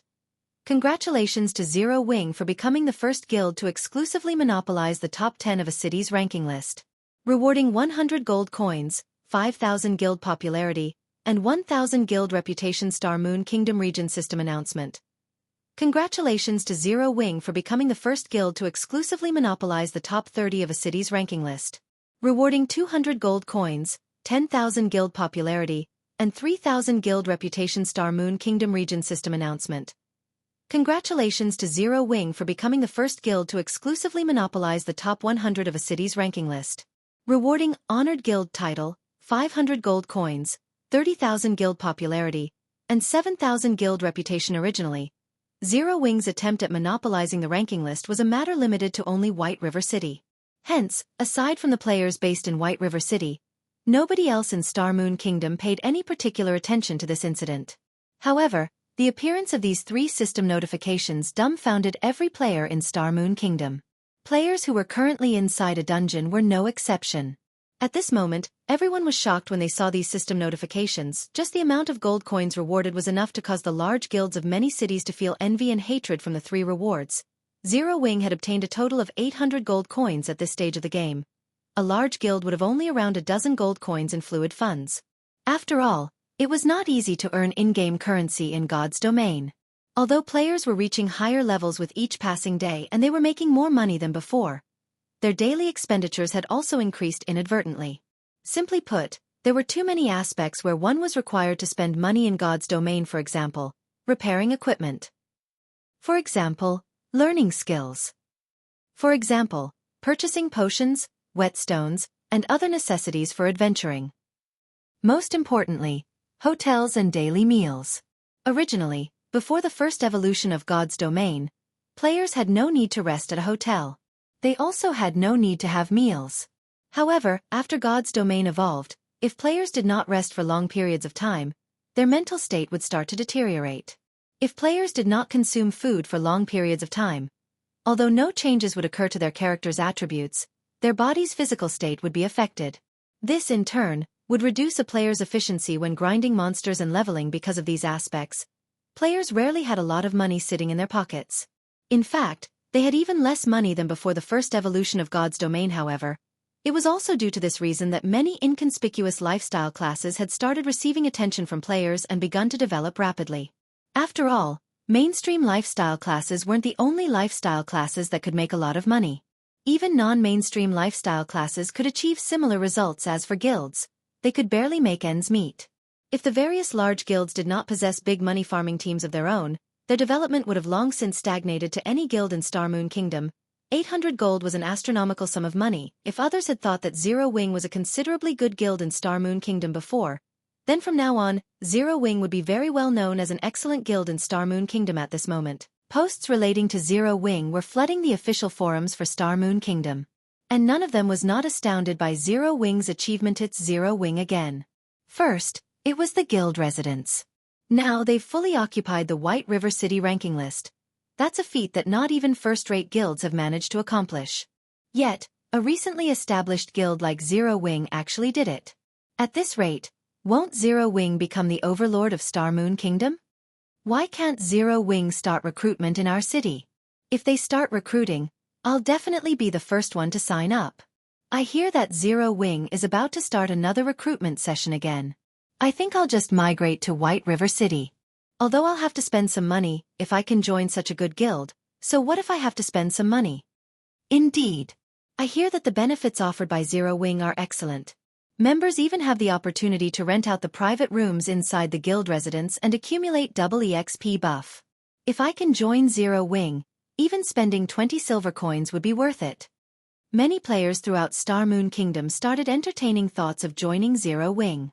Previously, many players had lamented the fact that Zero Wing only recruited members in White River City, and not in other cities. However, as Zero Wing grew increasingly dazzling, the number of players wanting to join the guild would definitely increase as well. If players did not take this chance to join now, the competition in the future might become even more intense. At that time, they might not be able to join Zero Wing even if they wanted to. Moreover, if they joined Zero Wing ahead of time, they could also accumulate guild contribution points quicker and enjoy the various benefits of the guild earlier. Big Brother Shadow Sword, we don't have enough funds for a single person's teleportation fee even if we add both of our assets together. Why don't we skip Zero Wing's recruitment this time and wait for the next one? A tall and slender female guardian knight suggested. The woman was geared in an assortment of common and bronze-ranked equipment. With big, bright eyes, she looked at the stalwart-looking berserker in front of her, adding, "There are also a few first-rate and second-rate guilds recruiting in Greenstone City right now. With our strength, we should have no problems joining those guilds. So, why bother spending so much money to go to White River City?" Turtledove, you don't understand. I'm not rushing to join Zero Wing because of their fame.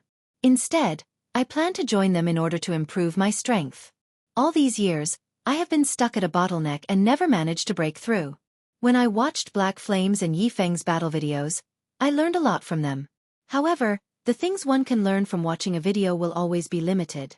If I wish to further improve myself, I need to go and personally experience such battles. Meanwhile, joining Zero Wing would be the fastest way to do so, the berserker named Shadow Sword explained as he shook his head. If we lack money, then I'll just use all the credits I've previously saved up to buy some silver coins. We should have enough by then. Big Brother Shadow Sword, you can't. You saved that money in order to join the city fighting competition. The female guardian knight named Turtledove argued anxiously. Shadow Sword waved his hand, softly saying, "You don't need to worry about this. If I can't raise my current strength, I would only become a joke by joining the fighting competition." I understand. Turtledove nodded helplessly. At the same time, many players throughout Star Moon Kingdom started planning a trip to White River City. Every one of these players had reached a certain standard. After all, the teleportation fees required to go to White River City were not cheap. Being able to gather so much money was also proof of one's own abilities.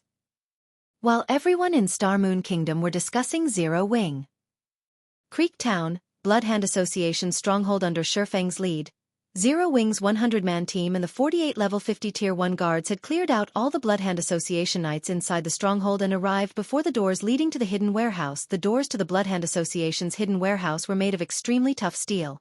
The pair of thick doors was not something that could be pushed apart by only a handful of players.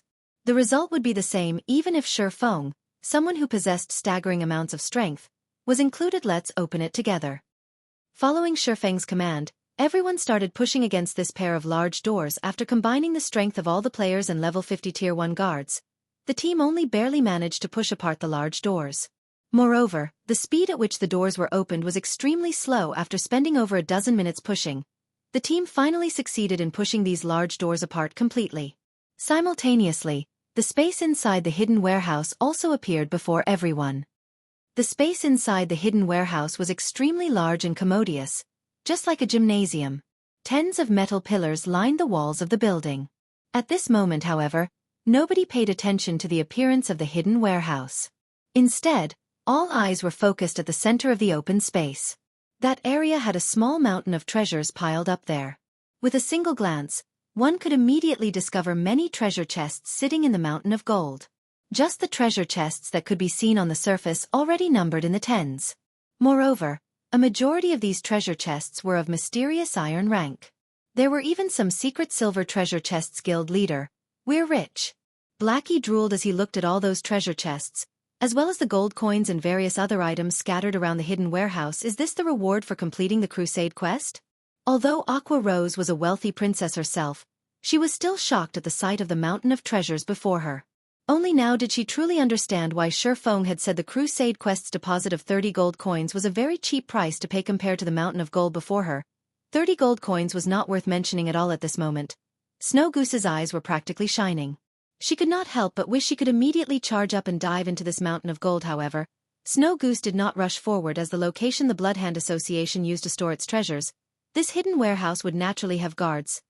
Total of 8 mechanical watchers and 1 mechanical slayer was standing at the periphery of the mountain of treasure.